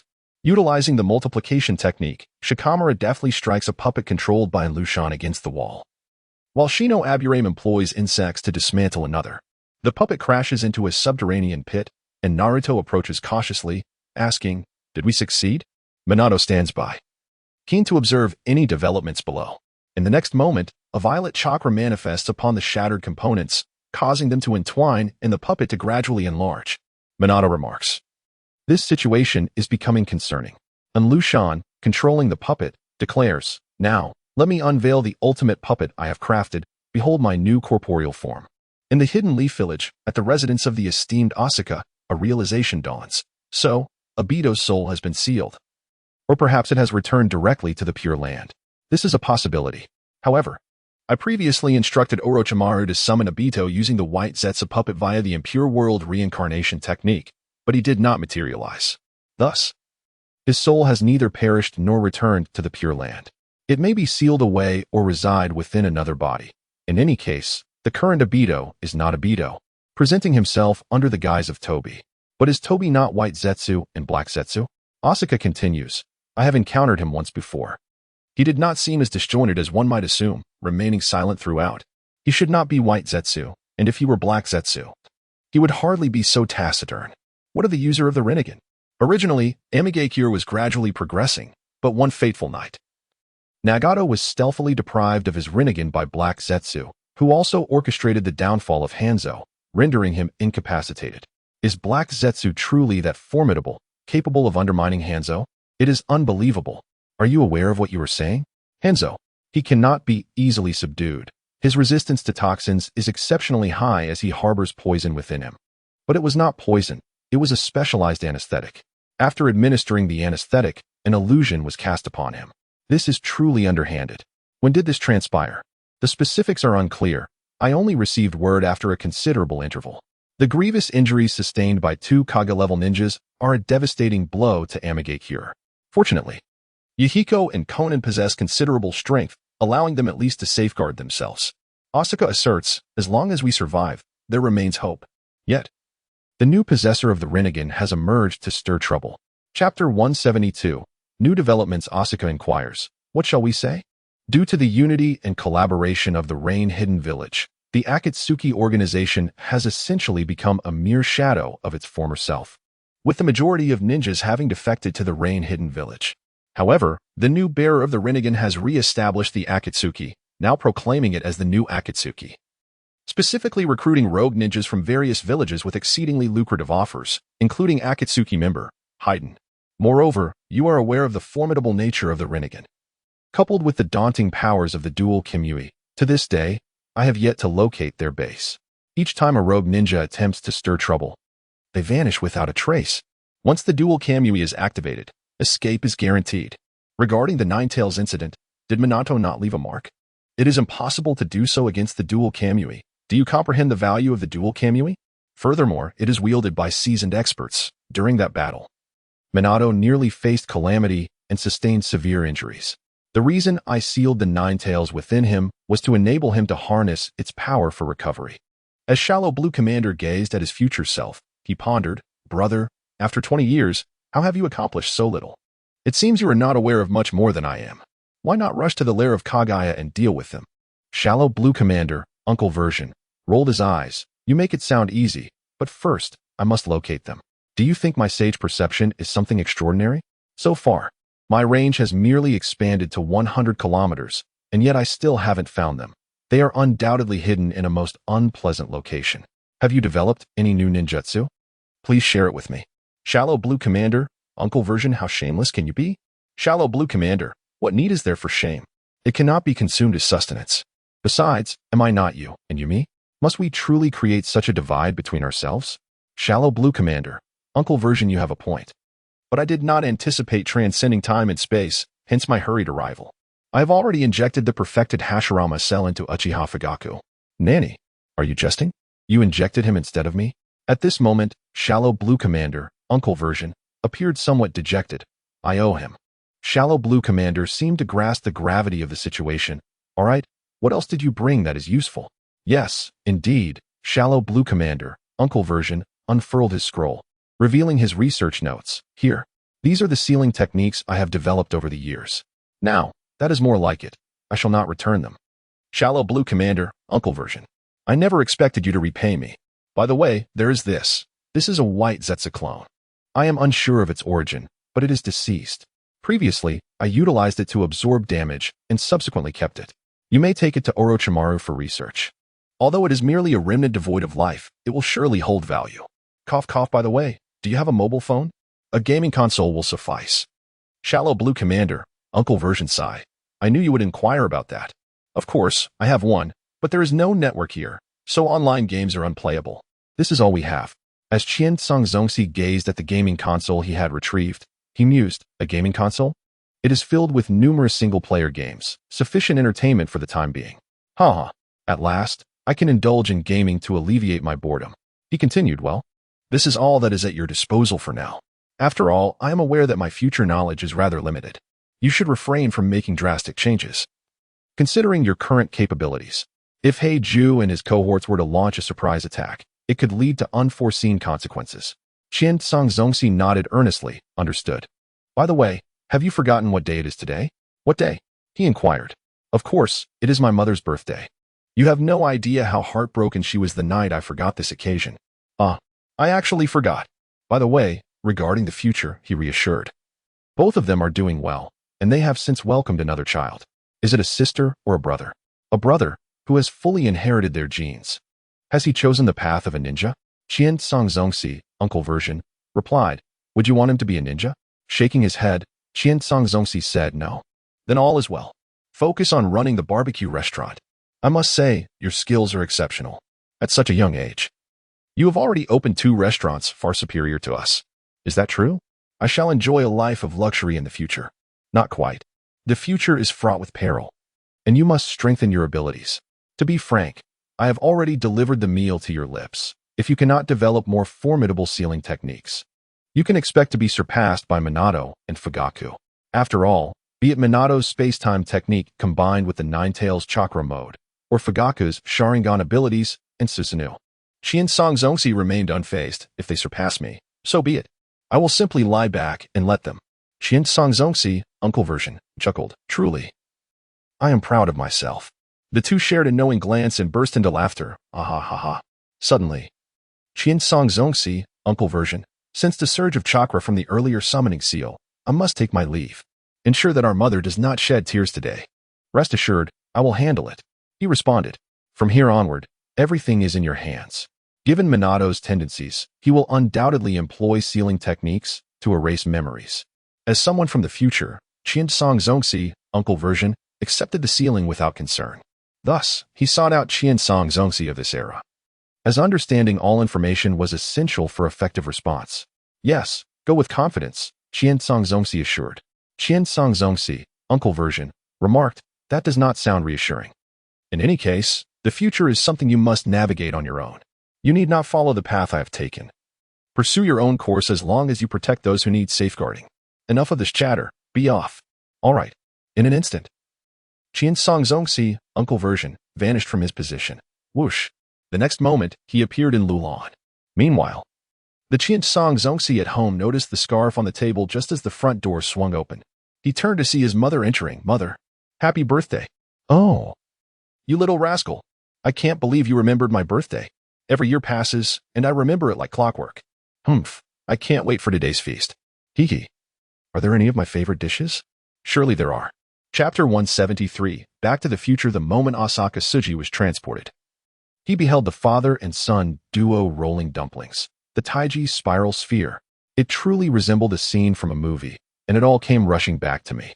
Minato Namikaze gazed at the approaching Asaka Tsuji. Indeed, the spiral sphere is no ordinary ninjutsu. Tsuji, my theory holds true. When those connected by blood wield the spiral sphere, its power multiplies geometrically. Right. I'm not entirely sure, Minato replied. Wasn't it you who created it? Asaka Tsuji, Uncle Version. I created it but didn't conduct such meticulous research. At that moment, Naruto charged forth with the mightiest spiral sphere in hand. And Minato named it. I shall call this technique the Taiji Spiral Sphere. Asaka Tsuji, This name is quite commendable. However, compared to Taiji Spiral Sphere, I prefer to call this the Father-esque Gift Spiral Sphere. Isn't that melodious? Minato, Father-esque Gift Spiral Sphere? I don't quite understand. And rightly so. For if you did, it would be alarming. At that moment, and Lushan gazed at the Taiji Spiral Sphere in Naruto's grasp. The immense chakra emanating from it was formidable. What kind of ninjutsu is that? Never mind. I'll deal with you first, then eliminate Sarah. The puppet of Lushan's eyes began to emit a green light, a destructive beam. Asaka Tsuji, observing the younger generation's training, refrained from intervening, for this signified growth, surely. I need not take action. The colossal puppet of Lushan unleashed the energy of the Dragon Vein. Allow you to witness my most powerful ninjutsu. The Dragon Vein Super Luxury Dragon Fire Technique. At this moment, Naruto charged forward like a tempest, and Minato declared, I must provide him cover. If we return to the future, I must instruct him on the essence of cooperation. Asaka Tsuji could only watch in disbelief as Naruto recklessly advanced. Indeed. Minato leapt into the air. Shadow Shuriken Jutsu. Shuriken Laser Gun Technique. A superb supportive maneuver revealed in Lushan's vulnerability. Naruto, his weak point lies there. The rest is up to you. Coincidentally, Sarah had also destroyed the transmission entrance of the Dragon Vein, leaving in Lushan without the power of regeneration. Naruto exclaimed, Oh, I'm going in. The blue-green chakra intertwined around his body, unleashing unprecedented energy as he surged forward against Lushan's attack. Taiji Spiral Sphere. Naruto leapt into the air. Spiraling downwards, like a hurricane, the Taiji Spiral Sphere obliterated the enormous puppet. Success. Just as everyone celebrated, and Lushan, like an indomitable cockroach, leaped into the Dragon Vein, preparing to perish alongside them. Asaka Tsuji stepped forth. All right, everyone step back. Leave this to your uncle. Minato, Sealing Technique. Taiji Sealing. A colossal Taiji Bagua diagram manifested upon the palm of Commander Chinsong, growing ever larger as it ascended into the air, enveloping the entire tower. The devastation wrought by Lushan's self-detonation faded into tranquility in an instant. With all debris suspended in midair, the flames and chakra fluctuations above the wreckage dissipating entirely. Wolfing Shuemin and the others, witnessing this spectacle, were rendered speechless. Only Naruto raised his thumb in admiration, exclaiming, Uncle Chinsong. Awesome. With everything resolved seamlessly. It was time to return to their respective homes. At that moment, Yamato arrived with young Kakashi in tow. Hey, Kakashi. Who are you? Brother Zonxi? Kakashi. Momentarily taken aback by the somewhat familiar Commander Chinsong, failed to recognize him right away. Have you aged? Oh. Hey, why did you elbow me in the head? You ninja? Kakashi glared at Yamato, who had unexpectedly struck him. Commander Chinsong remarked, Well done. Yet, there is still room for improvement. Hey, what are you up to? Kakashi eyed the approaching commander with caution, aware of his formidable prowess. Do not move. In the next moment, Kakashi found himself immobilized, as Commander Chinsong stood before him, mischievously ruffling his hair while secretly casting a Vajra spell. Why do you always mess up my hair? Who would want to pet this white hair? Wolfing Shuemin approached the group, addressing Kakashi. You have successfully completed your mission. Coincidentally, a soft white light began to emanate from Chinsong and his companions. It seems that within Lushan's demise, everything will return to normal. And you shall return to your future. Wolfing Shuemin gazed at Naruto, contemplating that such an opportunity might never arise again. Though our time together was brief, it is still regrettable to bid farewell. How can it be? Must we part ways so soon? Sarah looked at Naruto, her eyes filled with reluctance. Commander Chinsong nudged Wolfing Shuemin, saying, This kid certainly attracts romantic attention. Too bad he hasn't inherited your charm. Speaking of what you mentioned earlier, never mind. I suppose it's best not to inquire, as we will soon employ the sealing technique to erase memories. Noticing Wolfing Shuemin's concern, Commander Chinsong placed a reassuring hand on his shoulder. Leave everything to me. You? But aren't you about to? Wolfing Shuemin suddenly realized something, breaking into a knowing smile. Then I entrust it to you. Indeed. A silent understanding lingered between Wolfing Shuemin and Commander Chinsong, undiminished even after 2 decades. I have now set the sealing technique to erase both of your memories. Prepare to say your farewells, everyone. All right, goodbye, Dad. No, it should be young Dad. After the mission, I still need to report back to you. Ha ha ha ha, then farewell. Woofing Shuaimin squatted down to commence the sealing technique, and the others welcomed it willingly. How about a farewell hug? You always do this. Commander Qian Song feigned a look of grievance. Don't you want to? Very well, then. All right. Let us do it. A few individuals embraced one another, and during the embrace, the enigmatic Shanxiao Zongxi unwittingly employed a sealing technique. Thus, farewell to all. After the completion of the sealing technique by Namikaze Minato, everyone's memories began to gradually fade, while the radiance surrounding Shanxiao Zongxi and his companions intensified. As the dust settled, when Shanxiao Zongxi and his companions regained consciousness, they found themselves back amidst the ruins, coincidentally accompanied by the cry of an eagle overhead. Sasuke and Sakura descended swiftly atop the eagle. We found you. Are you all right? Shanxiao Zongxi rubbed his temples. Evidently overwhelmed by the disorientation brought on by time travel. We're fine, but how long have we been gone? Disappeared? Have you vanished? Sakura and I heard an explosion and managed to escape before the ruins collapsed. We had just mounted the eagle to survey from above when we located you. It seems not much time has passed. How intriguing. Chapter 174. The future has changed in the future. While Namikaze Minato was diligently attending to matters in his office, he suddenly felt a surge of memories flooding his mind. As expected of you, Zongxi. Simultaneously, in the realm of spirits, the Ninetales sensed something unusual. What has transpired, Minato? It's nothing, Kurama. It's Zongxi. Did he pull another fast one? Ha ha ha. Indeed, I owe him a meal when he returns. Meanwhile, at the Uchiha residence, Uchiha Fugaku felt an abrupt surge of chakra within him, accompanied by the potent power of his Sharingan. What is happening? As Shanxiao Zongxi and his companions were preparing to return, the other four were puzzled by his unrestrained laughter while seated at the eagle's tail. Had something occurred? Shanxiao Zongxi, brimming with joy, absorbed the influx of knowledge within his mind. Ha ha ha. Indeed, I am brilliant. I devised such a clever tactic. It turns out that the earlier dizziness was merely a prelude to this revelation. Ha ha ha. How could Minato's sealing technique compare to my own? Especially considering I am 20 years into the future? Thus, Shanxiao Zongxi remained unaffected, and before departing, he even gifted Minato something quite unique. Now, in the current timeline, after Namikaze Minato executed the sealing technique, aside from forgetting a few individuals, he suddenly found his mind enriched with new knowledge. Opening his ninja tool pouch, he felt compelled to establish more contact with the Ninetales, nurturing their bond. What is this? Why do I possess such memories? What just occurred? Minato instinctively extracted a kunai from his pouch. This kunai? It is unlike any I have had before. The inscriptions upon it. In the 46th year of Kenoha, the revelation of the traitorous acts of the Red Sand Scorpion, who assassinated the third Kazekage, led to the ascension of the fourth Kazekage, Raza. He placed a bounty on the Scorpion while the forces of the Cloud Village continued to grow, embarking on territorial expansions and initiating warfare. The Tsuchikage, Anoki, also reaped benefits from this turmoil. Concurrently, the newly appointed fourth Kazekage, Raza, sought to establish his political achievements while considering the resource dilemmas of his village, thus joining the fray. Meanwhile, the Mist Village, with its abundant talent, underwent rigorous selection processes and felt it had the right to participate in the conflict, preparing to claim its share. That year marked the full outbreak of the Third Shinobi World War, with all 5 great nations embroiled in chaos. Within the Hokage's meeting room, a congregation of elite jonin and clan heads assembled. At the center stood the leader of the root, Shinso, who specialized in intelligence and espionage. Addressing the assembly with a map behind him, the Iwagakure and Kumogakure had already engaged in battle, while the Kirigakure had yet to reach the mainland. Given that the Mist Village resided on an island, they required boats to traverse, making their participation in wars dependent on the potential for gain. Otherwise, the logistical challenges would deter them. One village remained unmentioned, prompting Sarutobi Hiruzen to inquire about the movements of Sunigakure. They too were amassing forces. Yet it appeared that the fourth Kazekage, Raza, might preemptively guard against the Mist Village.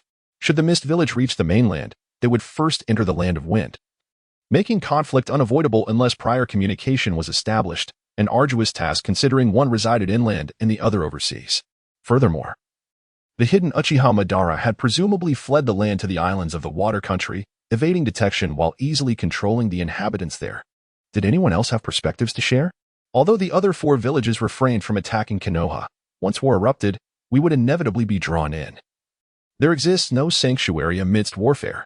Additionally, there was the Rain Village, which, under the formidable deterrent of Hanzo and Nagato, combined with its meager resources, faced tacit acceptance from the other 5 villages, who chose not to assault it. Victory would yield little, while defeat could incur significant losses. The remaining 4 villages finally grasped the sentiments once felt by Kenoha, an insignificant morsel of an ant, lacking any allure, particularly when the ant possessed considerable lethality. What of the Rain Village? I communicated with them last time. They have established an underground base. Should war commence, they plan to retreat there. And their food supplies should suffice. Should the need arise, we could extend some support. After all, the Rain Village and Kenoha are allies, with root personnel consistently collaborating with them.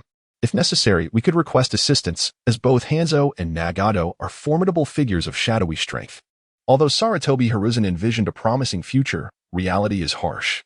It is evident that assistance will not be dispatched to us, for any support would signify an engagement in battle, which would be detrimental to the neutrality of the hidden Rain Village. Therefore, the esteemed leader Asuka and several other villages deliberated on hiding the hidden Rain Village prior to any conflict, providing them with minimal sustenance to stave off starvation. While avoiding participation in combat remains the optimal choice, Sarutobi Hiruzen found himself reflecting on his earlier remarks, questioning whether he had indeed grown old, yearning solely for tranquility. Following the conclusion of this 4th Great Ninja War, the choice of a successor must be addressed. Observing the fervent discourse of Asuka on stage, Hiruzen was reminded of his dear friend, who had officially retreated from the forefront months ago to dedicate himself to the role of an orphanage director. Hiruzen felt genuine happiness for him, yet simultaneously, a sense of sorrow enveloped him. Once, individuals of similar age filled this table, but he now stood alone as the eldest. While the other 2 advisors had long since transitioned to behind-the-scenes roles. One by one, the clan's leaders had changed, no familiar elder remained. Even among the elite Jonin, new faces had emerged in the ranks led by Minato Namikaze. What is it, 3rd Hokage? A voice inquired. If you have a solid plan, please share it with us, and we shall ascertain if there are any objections. If not, we can proceed with its execution. Hiruzen was eager to hear the perspectives of the younger generation, hoping they would guide the village to greater heights. Very well, 3rd Hokage. I do indeed have a strategic plan for your consideration, Asuka proclaimed, revealing a collection of documents that he began distributing. These contained detailed information, including strategies to defend against the other 4 villages. Although hostilities had yet to commence, preparations for the 4 fronts demanded immediate attention to avoid chaos later. Chapter 175. The 3rd Great Ninja War commences. Firstly, regarding the Mist Village. I propose that the Uchiha clan serve as the vanguard. The Sharingan of the Uchiha clan will be invaluable in countering the Mist Shadow techniques. Additionally, since the Hyuga main family will not be participating, we must rely on the branch family. Thus, to address the personnel shortage within the defense squad, we can supplement it with ninjas from the main family. Is that agreeable, clan leader Uchiha and clan leader Hyuga? Uchiha Fugaka replied, no objections here. Hyuga Hayashi added, agreed. In truth, a few days prior, Asuka had conferred with Hyuga Hayashi regarding the matters of the main and branch families. Regrettably, Hayashi's authority remained insufficient, and many entrenched clan elders, intent on preserving the Byakugan, would not allow the main family members to re-engage in battle. Asuka found no viable solution to this dilemma, and the pressing concern remained the 3rd Great Ninja War. Considering the overall strength of the branch family, it was decided that the ninjas of the Hyuga clan would assist the Uchiha clan. There is also the team of Pig, Deer, and Butterfly, and the ninjas from your 3 clans have been assigned to Sunagakure. There should be no issues with this arrangement, as among the 4 villages, it is undeniably Sunagakure that lacks formidable strength, rendering it somewhat weaker overall. No concerns. Commander Asaka nodded and proceeded to assign other ninjas from smaller clans to various areas, leaving the remaining 2 villages. For Iwagakure, I wish to entrust it to the esteemed Jainin, Kakashi Hitaki, who will lead a large force in resistance, along with the Senju clan. No issues there.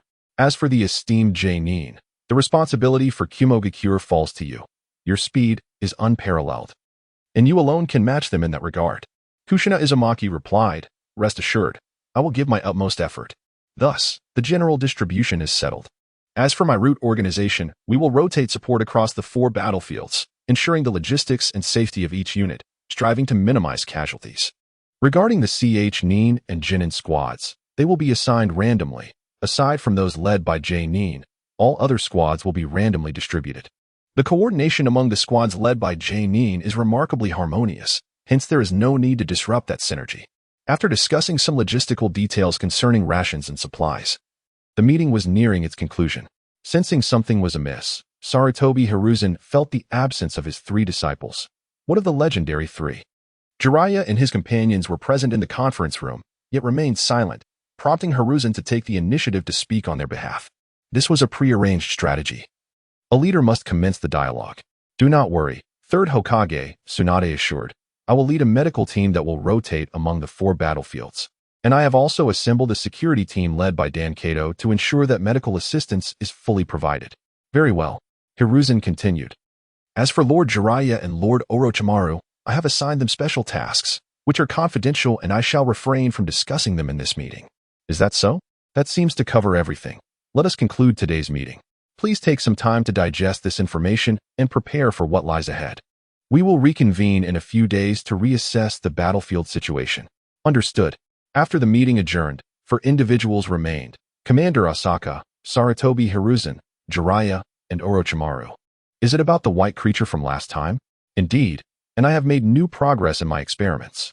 Orochimaru's voice betrayed a hint of excitement as he spoke. The white Zetsu puppets sent by Asaka, though somewhat damaged, revealed their immense value upon closer examination, far surpassing current technology. He believed that soon he would be able to replicate them, although the cost would be exorbitant and the materials scarce. How did those things come to be? That is a long story. It pertains to the last Dragon Vein mission, which involved a temporal anomaly. The future me arrived in the present, but I shall refrain from elaborating further. A few individuals nodded silently after listening, for the uncertainties of the future remain inscrutable to all. This time, I wish to invite the esteemed Orochimaru and Jiraiya to accompany me on a solitary mission. The fact that 2 of the legendary Sanin are to embark together speaks volumes about the significance of this task. Given the ongoing war and the tumultuous times we find ourselves in, should the Hokage decline this request, Aotsong, the general, intends to abandon the notion altogether. How much time will it require? I can grant you no more than half a month. After that, both must dedicate themselves to the battlefield. Jiraiya and Orochimaru are formidable forces. In times of peace, their absence would be inconsequential. But now Sarutobi Hiruzen dares not gamble. 15 days should suffice. Should you fail to accomplish your mission, you must return within that time frame. Understood, 3rd Hokage. Very well, off you go. The sooner you depart, the sooner you shall return. Sarutobi Hiruzen is aware that their journey is to investigate the elusive puppeteer lurking within the ninja world, and he too yearns to unveil the nefarious plots afoot. Upon exiting the Hokage building, Orochimaru remarked, "Who would have imagined that one day I would become your comrade?" He reminisced about years past when this young man was merely a member of his team, still Navi, and now he has ascended to the role of a temporary captain. Jiraiya chimed in, teasing, "To be able to command 2 Sanin at once, you must be quite pleased. You little rascal, do not jest with me. You both are the true main forces here. I am merely a support," he replied with a chuckle. "Oh, I have heard from Minato. With your prowess, had I no intelligence, I would surely fall to your hands." Meanwhile, in the hidden village of Amigakure, within an underground base, despite the oppressive atmosphere, none displayed panic or fear, for they had adequately prepared to endure a prolonged stay until the war subsided. "When will the potatoes be ready?" Yahiko inquired, gazing at Conan, who was roasting the tubers, saliva nearly dripping from his mouth. "Almost done. They say they must be soft," she replied. Beside them, Hans observed the potatoes roasting over the fire, contemplating the advantages of large villages. He did not expect Kenoha's produce to be so abundant, capable of satiating hunger significantly. He mused about when they might cultivate such potatoes themselves. Given the environment of Amigakure, it is indeed a challenge to grow crops. The perpetual rain inundates the fields, leaving little room for agriculture to thrive. These potatoes are easy to plant. Merely cutting them into small pieces yields seeds. The leader gazed at the small potato chunks in his hands, fully aware of their value yet feeling powerless to utilize them. Chapter 176. A surprise attack. Eat up. Eat up. Fill yourselves to the brim, Hans and Nagato chatted, oblivious to the fact that all of this was being observed by a lurking entity, deep within the shadows. A dark organism known as Black Zetsu was stealthily watching them. Moreover, intelligence was conveyed to Uchiha Madara, who was on an island surrounding the hidden mist village. Madara received information from Black Zetsu, initially believing it would enable Nagato to exploit the Rinnegan further. However, he was disheartened to find that the past 2 years had yielded no progress, and Black Zetsu proved to be utterly inept, unable to execute any subterfuge. Black Zetsu lamented, "With my meager capabilities, what do you expect me to do? If I sow discord, but they remain unfold, what can I accomplish?" Uchiha Madara lifted his weathered visage and addressed the nearby White Zetsu. The latter instantly grasped the implication, responding, "Yes, Lord Madara." With the fusion of White Zetsu's armor, Madara felt invigorated, exclaiming, "What a magnificent vitality! I wonder when I shall reclaim my youthful form." Lately, he sensed his time was dwindling, his physical functions deteriorating at an alarming rate. Even the most mundane tasks, such as visiting the restroom, necessitated the donning of White Zetsu's armor. Otherwise, he could not maintain his balance. He pondered the delayed arrival of a portable toilet, expressing disappointment in Nagato. If the situation continued to falter, he would have to consider alternatives. Consider alternatives? He mused. Instead of replacing someone, why not create one myself? After all, White Zetsu's chakra is boundless, but his lack of strength and unfamiliarity with the Rinnegan limits the potential to harness its power. Madara found himself troubled, momentarily unable to identify a suitable candidate, to the extent that his Sharingan had activated in frustration. "Lord Madara, everything is prepared. Then let us depart," he commanded. Although he yearned to clash with the Hidden Mist Village in its prime, circumstances dictated otherwise. He was uncertain if the third Mizukage possessed sufficient strength. While Black Zetsu and White Zetsu monitored the mainland, Madara and other White Zetsu ventured towards the Hidden Mist Village, away from prying eyes. At the border of the water country, Jiraiya and his companion were taken aback as Captain Osaka led them to their destination. "Isn't this the Hidden Mist Village?" On the vessel, the three stood together. "Though I am merely suspicious, if we cannot find anything, we will have no choice but to set sail." Just how powerful was that masked figure? Very powerful. Captain Osaka wished to convey that Uchiha Madara's strength was formidable. But presently he was an aged version clad in White Zetsu's armor. While not at his peak, the armor was not to be underestimated. In the original narrative, Yamato donned the White Zetsu armor and unleashed the thousand-handed Buddha, a divine artifact, albeit one that required a master. Among the 5 great villages, Hidden Mist was perhaps the most enigmatic, isolated from the mainland and situated over the sea. Reaching it required considerable time, discouraging merchants from dispatching missions there due to its remoteness and relatively weaker standing compared to other villages. Over time, many had nearly forgotten its existence. It was curious why the Hidden Mist Village chose to engage in battle, having adhered to a policy of seclusion for several years. It had been quite some time since any news about them had surfaced. Orochimaru responded to Jiraiya's inquiry. "It is likely a strategy executed by the third Mizukage, as he is currently optimizing his approach step by step. The strength of the clan ninjas remains formidable, which instills a sense of trepidation in the third Mizukage. Had it not been for the outbreak of the Third Shinobi World War, he might have continued his seclusion indefinitely. This predicament is inevitable. The third Mizukage lacks the power to suppress the other clan ninjas and is not affluent enough to retain their allegiance. Consequently, he must resort to ruthless measures to intimidate others, and the early signs of the Blood Mist Village are already apparent. As the mist enveloped the surroundings, Shallow Blue Commander discerned that they were nearing land. "We are almost there. Let us descend." In the Hidden Mist Village, the third Mizukage gazed at the sudden appearance of Uchiha Madara, clad in the White Zetsu armor, his face obscured by a mask that revealed only his eyes. "Who are you? You have 2 choices, death or kneel and obey." The third Mizukage rose abruptly, furiously denouncing Uchiha Madara, arrogant, then prepare to meet your end. With a low growl, he declared, "Sharingan, activate."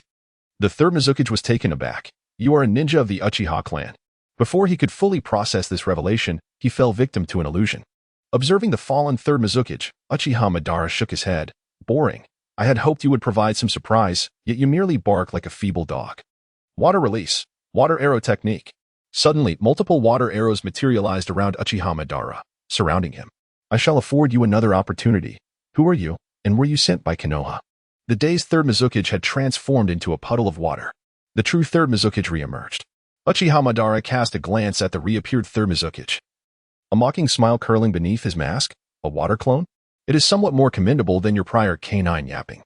Before he could finish his words, he moved slightly.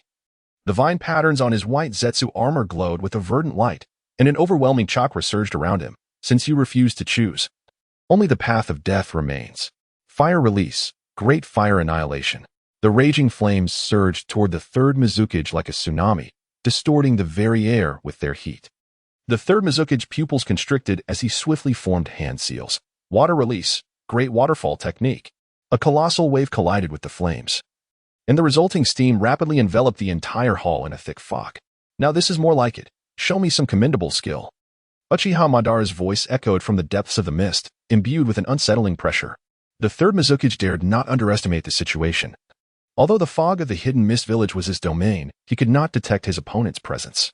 Just as he intended to employ the mist concealment technique to hide himself, a chilling sensation pierced through him from behind. He spun around abruptly, only to see a hand clad in white Zetsu armor reaching for his face. Sharingan. The crimson three-tomo flickered momentarily within the mist, and the third Mizukage felt a sudden, excruciating pain in his head, his movements slowing instantaneously. It is over. Uchiha Madara's voice resonated in his ear, and in the next moment, the third Mizukage felt a coldness at his neck, his consciousness swiftly fading into darkness. As the mist gradually dissipated, Uchiha Madara gazed down at the fallen third Mizukage, shaking his head.